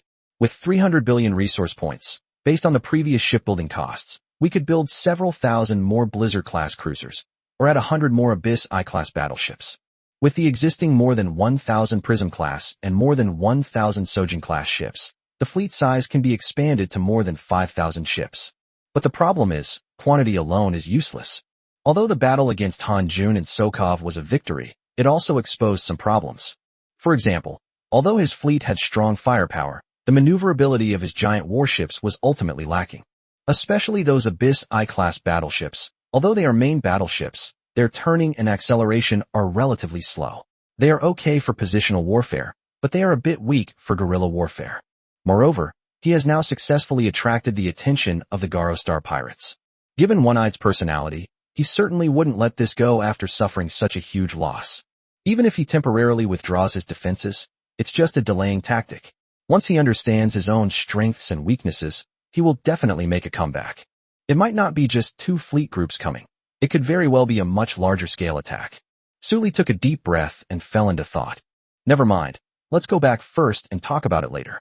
He rubbed his temples and closed his eyes to rest for a while. Approximately 20 minutes later, as the side armor of the Abyss 1 opened, the shuttle smoothly returned to its berth inside the Abyss 1. Suli walked out of the shuttle ship's cabin and went straight back to the bridge. Lottie was already waiting in the bridge. Upon seeing him enter, she immediately reported. Commander, the Dongfeng Squadron reports that everything is normal in the Shattered Star Belt, and no activity has been detected. Suli walked to the command chair, sat down, picked up the water glass on the table, and took a sip. Han Jun and Sokov are planning to stay inside forever, he said, his gaze falling on the dark patch of stars on the star map. Can they hold out that long? The strategy of waiting and waiting is currently the best solution for us. As she spoke, Lottie opened a data link. These remaining enemy soldiers are powerless to resist and can only wait for reinforcements from other Garo forces. This is exactly what we need. Suli immediately understood. But if we just keep waiting like this, we won't be able to track them down. Besides, our energy consumption is quite high. Lottie nodded. Long-term surveillance is indeed too inefficient. The environment of the Shattered Star Belt is complex, and we can't send a fleet in to search, nor are we sure if they have other escape routes. If they find another exit, or simply wait inside, our waiting here is just an unnecessary waste of resources. Suli leaned back in her chair and tapped her fingers lightly on the armrest twice. It seems I'll have to ask the system. System. He looked up and said to the empty air in front of him, are there any reconnaissance ships suitable for silent tracking? I need one that can quietly follow behind someone without being detected. There was a moment of silence on the bridge. As Suli finished speaking, a semi-transparent blue screen suddenly popped up in front of him, and the words of the system interface slowly appeared on it. Host request detected. Based on the host's request, the system is searching the ship type database. Retrieval successful. Silverlight class interstellar stealth reconnaissance ship. As the system notification sound faded, a data chart of the ship type appeared in front of Suli. Next to it was a virtual, constantly rotating 3D model of a small starship. Suli narrowed her eyes slightly, then looked closely. Chapter 147, Silverlight class, interstellar stealth reconnaissance ship. Complete and detailed parameter settings for the Silverlight class, interstellar stealth reconnaissance ship. Basic core parameters. Length, 800 meters. Beam, 145 meters. Ship height, 68 meters. Mass, approximately 1.12 million tons. Standard duty strength, 216 personnel, excluding Marines. Ship type, light high-speed stealth special purpose ship, not a main combat assault ship, specializing in deep space infiltration, silent reconnaissance, intelligence gathering, marking behind enemy lines, electronic warfare, and battlefield surveillance. Design concept, ultimate stealth, ultimate speed, extremely low signal, high perception, weak firepower, and strong survivability, designed for special missions in high-risk uninhabited star systems, enemy-controlled deep zones, and blockaded airspace. 2. Power and silent propulsion system. The ship's propulsion system completely abandons the high-power heat-generating structure of main warships, focusing on silent navigation with zero infrared, zero light effect, and low gravity signal, making it suitable for long-term stealth and infiltration. Main engine, cold fusion silent ion thruster 4. With no high-temperature exhaust flames and no high-energy radiation spills, its infrared signal during navigation is suppressed to less than 3% of that of conventional warships, allowing it to completely blend into the deep space background during normal navigation. Auxiliary attitude engine, microcurvature particle vector silent nozzle 20. The ship features distributed micronozzles throughout, eliminating mechanical vibrations and enabling millimeter-level attitude adjustments, silent hovering, and seamless lateral sliding, making it suitable for close-range reconnaissance. Warp engine, short-range silent folding warp engine. Maximum single jump distance, 45 light-years. Cooldown time, 25 minutes. Exclusive, invisible jump mode. The jump process has no spatial fluctuations or gravitational ripples and will not trigger enemy star system early warning arrays. The cost is that the jump distance is reduced to 28 light-years. Standard silent cruising speed, 4 times the speed of light, completely invisible and shape-preserving. Maximum penetration speed, 5.8 times the speed of light, short-term speed boost, will slightly expose signal, only for emergency escape.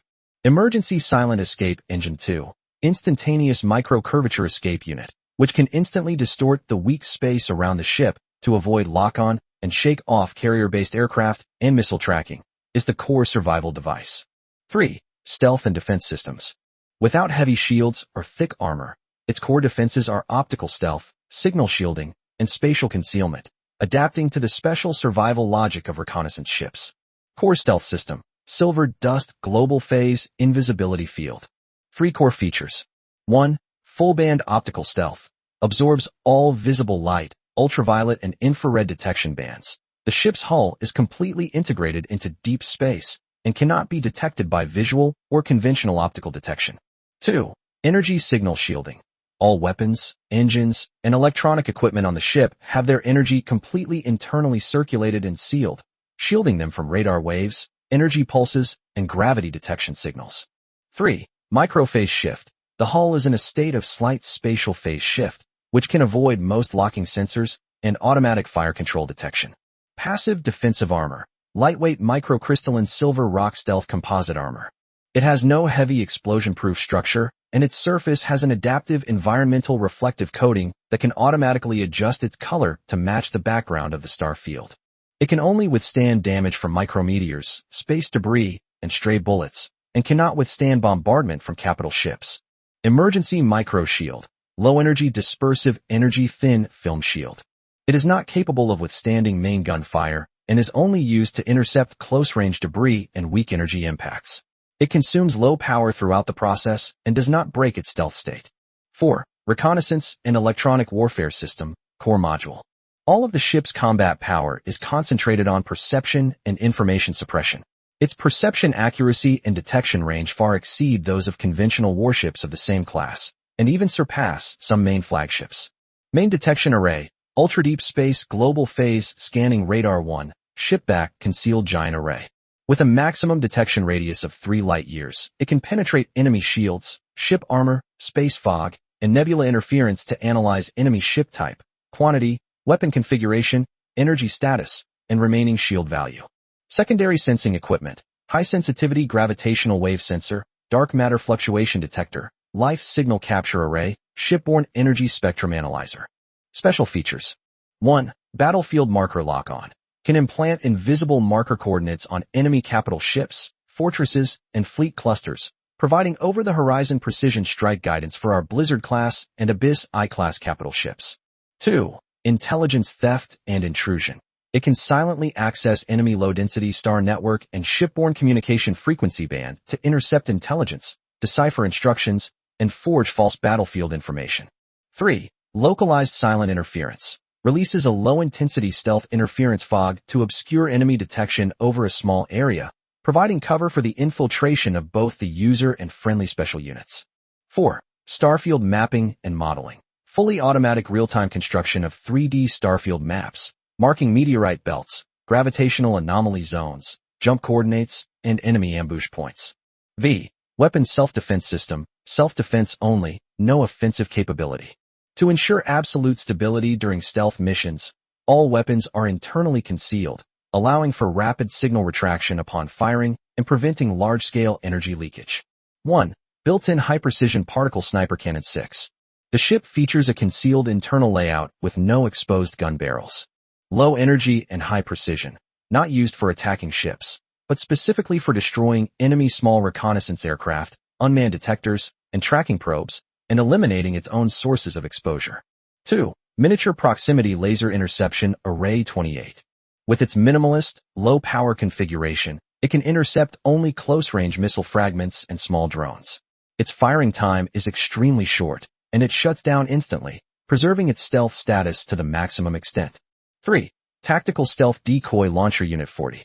The core self-defense weapon can release deep space decoys that are completely identical to the ship's signals, phases, and optical characteristics, creating multiple virtual images to confuse the enemy's lock-on, and can lure missiles and carrier-based aircraft in batches to pursue it. 4. 12 groups of electromagnetic silence interference B colonies. After being deployed, it remains in the airspace for a long period of time, obscuring local detection views and interfering with enemy radar scanning, thus creating an absolutely safe window for its own withdrawal and covert reconnaissance. 6. Shipborne Carrying Capacity. This ship lacks a heavy hangar and landing craft, specializing in lightweight, specialized payloads. 36 Miniature Stealth Reconnaissance Drones.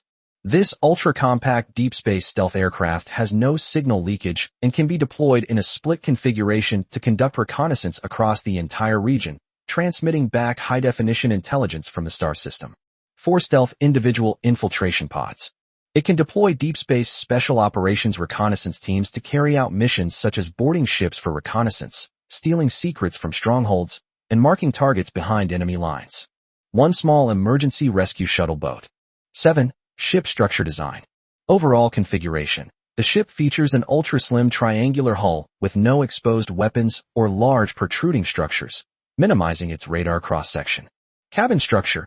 10-section lightweight sealed compartments, without heavy-duty explosion-proof design, can be quickly sealed when damaged to protect core reconnaissance data and core equipment. Core compartment protection. The Reconnaissance Control Center, Data Storage Core, and Stealth Force Field Core have built-in independent shockproof, anti-interference, and anti-decryption protection layers. Chapter 148 Eyes. 8. Comprehensive Tactical Positioning.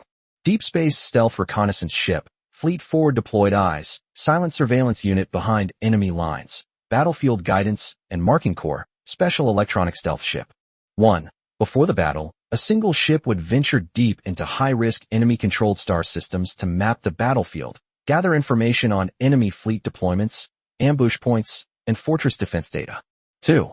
In wartime, it can covertly follow our main fleet, mark high-value enemy targets beyond visual range, and provide all-dimensional fire control data support for our battleships and cruisers. 3. Remain on the battlefield after the war to silently monitor the escape routes of enemy remnants and monitor the remaining combat forces in the star system. 4. Capable of independently carrying out special missions such as long-term deep space infiltration, intelligence gathering, enemy flight path monitoring, and star system blockade and reconnaissance. 5. It does not participate in direct fleet engagements, but rather leverages its extreme stealth and information superiority to become the tactical core and eyes and ears of the entire fleet. Sully sat in the command chair on the bridge of the Abyss 1 ship, staring at the semi-transparent blue screen in front of him. The 3D model of this Silverlight class, interstellar stealth reconnaissance ship is slowly rotating, with lines at every angle that are incredibly smooth. The sharply angled, silver-bladed hull gleamed with a cold, white metallic sheen under the virtual lighting. On the parameter panel next to it, a long string of data is densely arranged, from basic dimensions to silent propulsion system, from stealth force field to signal shielding coding, from reconnaissance and sensing array to electronic warfare module. Each item is clearly marked. He stared at it for almost half a minute, his eyes never leaving the line that read, maximum detection radius 3 light-years. Silverlight class interstellar stealth reconnaissance ship? 800 meters long, full-frequency stealth, and active silent propulsion, with a detection radius of 3 light-years. Sully muttered to himself, a slow smile spreading across his face. This thing is pretty good. Lottie stood beside him and nodded when she heard what he said. According to you, the detection range of the Silverlight-class ships far exceeds that of conventional reconnaissance ships of the same class. Its reconnaissance range, spanning a radius of 3 light-years, means that any Silverlight-class vessel anchored at the edge of a galaxy can completely monitor all shipping lanes and military movements throughout the entire system. Sully didn't reply, but tapped her fingers lightly on the armrest twice. His mind was racing at that moment. In the Battle of Luyun, most of the more than 5,000 starships of the Fong Wolf were destroyed, and the rest fled into the Shardade star belt to hide. The Dongfeng fleet starships were guarding the perimeter, essentially trapped like turtles in a jar, unable to cause any trouble. But there are problems here. We've won, but what's next? We can't keep passively taking hits like this. Therefore, What Suli needs most right now is intelligence.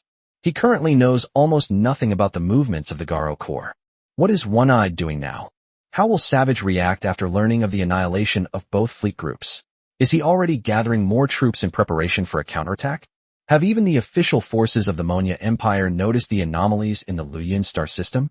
Everything outside is unknown. What he hates most is precisely the unknown. Suli slowly closed her eyes. This era is one where steel speaks volumes. Whoever has the most fleet, the largest starship, and the thickest main gun caliber can dominate. But brute force alone is not enough. You need to have eyes, to be able to see what others are doing, and to be able to anticipate the enemy's moves.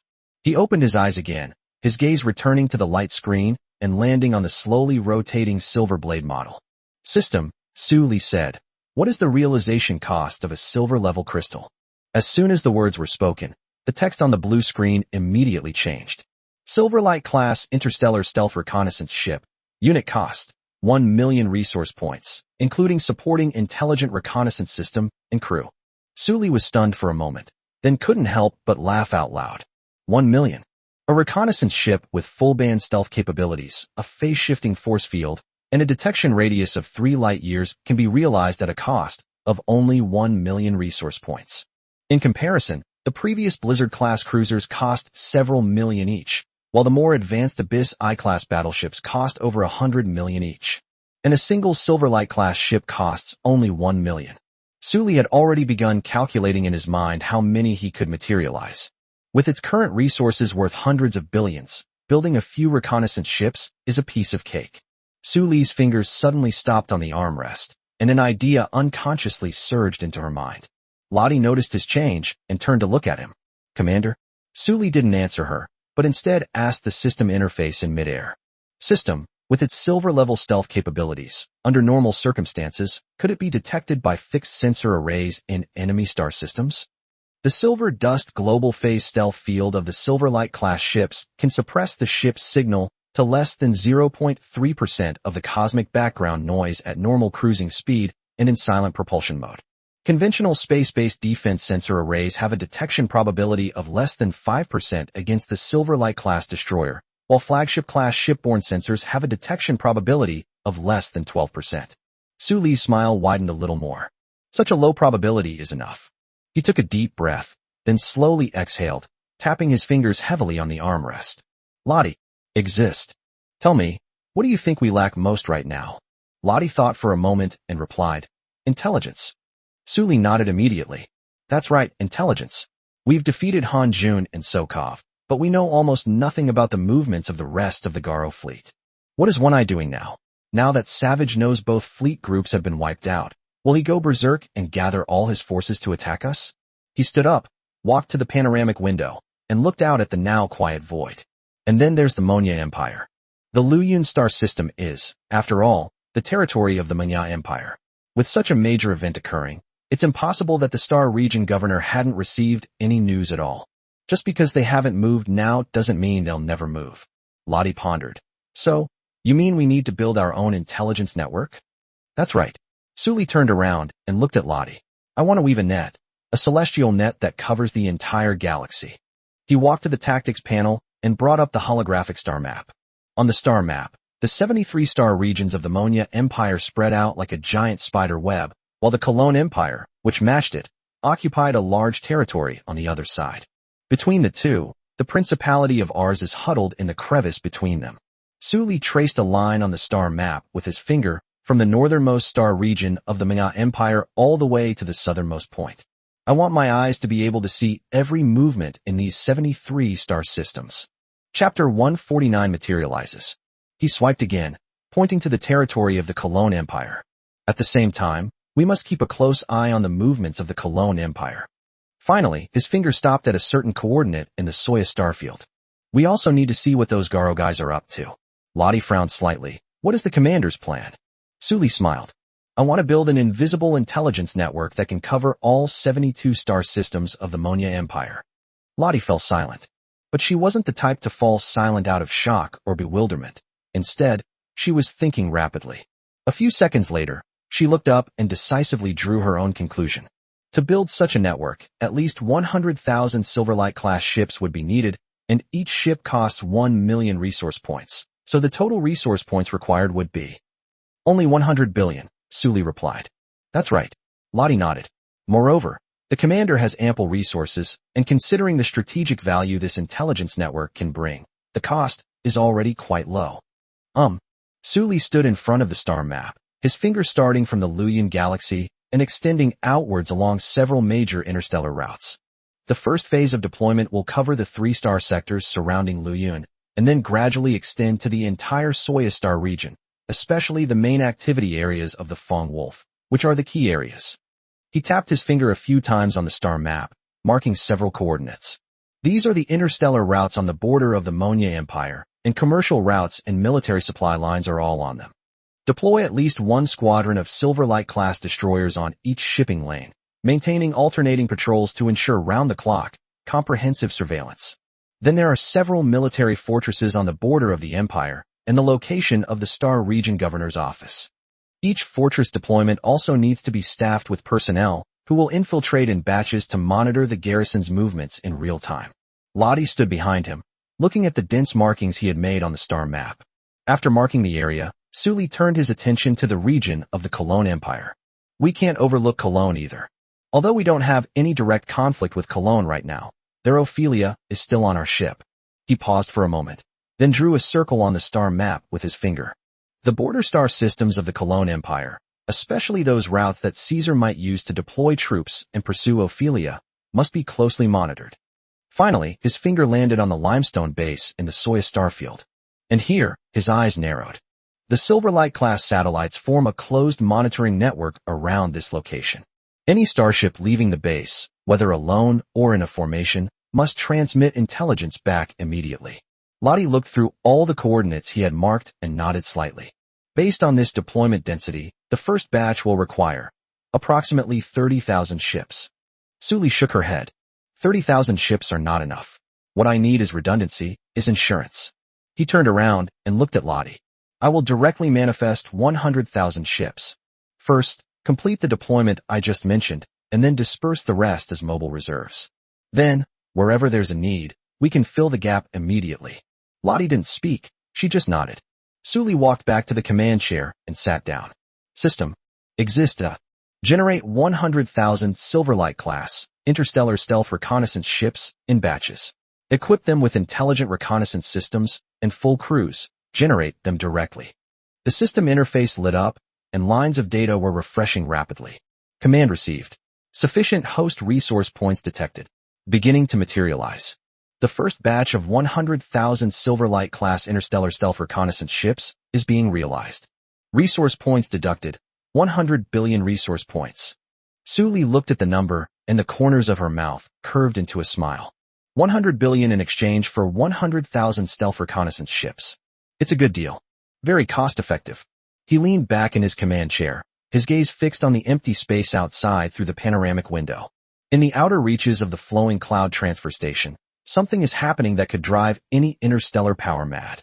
At first, there were just a few points of light. Those points of light seemed to seep out of the void, thin and blurry, with an unreal sense of transparency. If you're not looking at it intently, it's easy to mistake it for starlight and ignore it. But Sully knew what it was, and the corners of his mouth turned up slightly.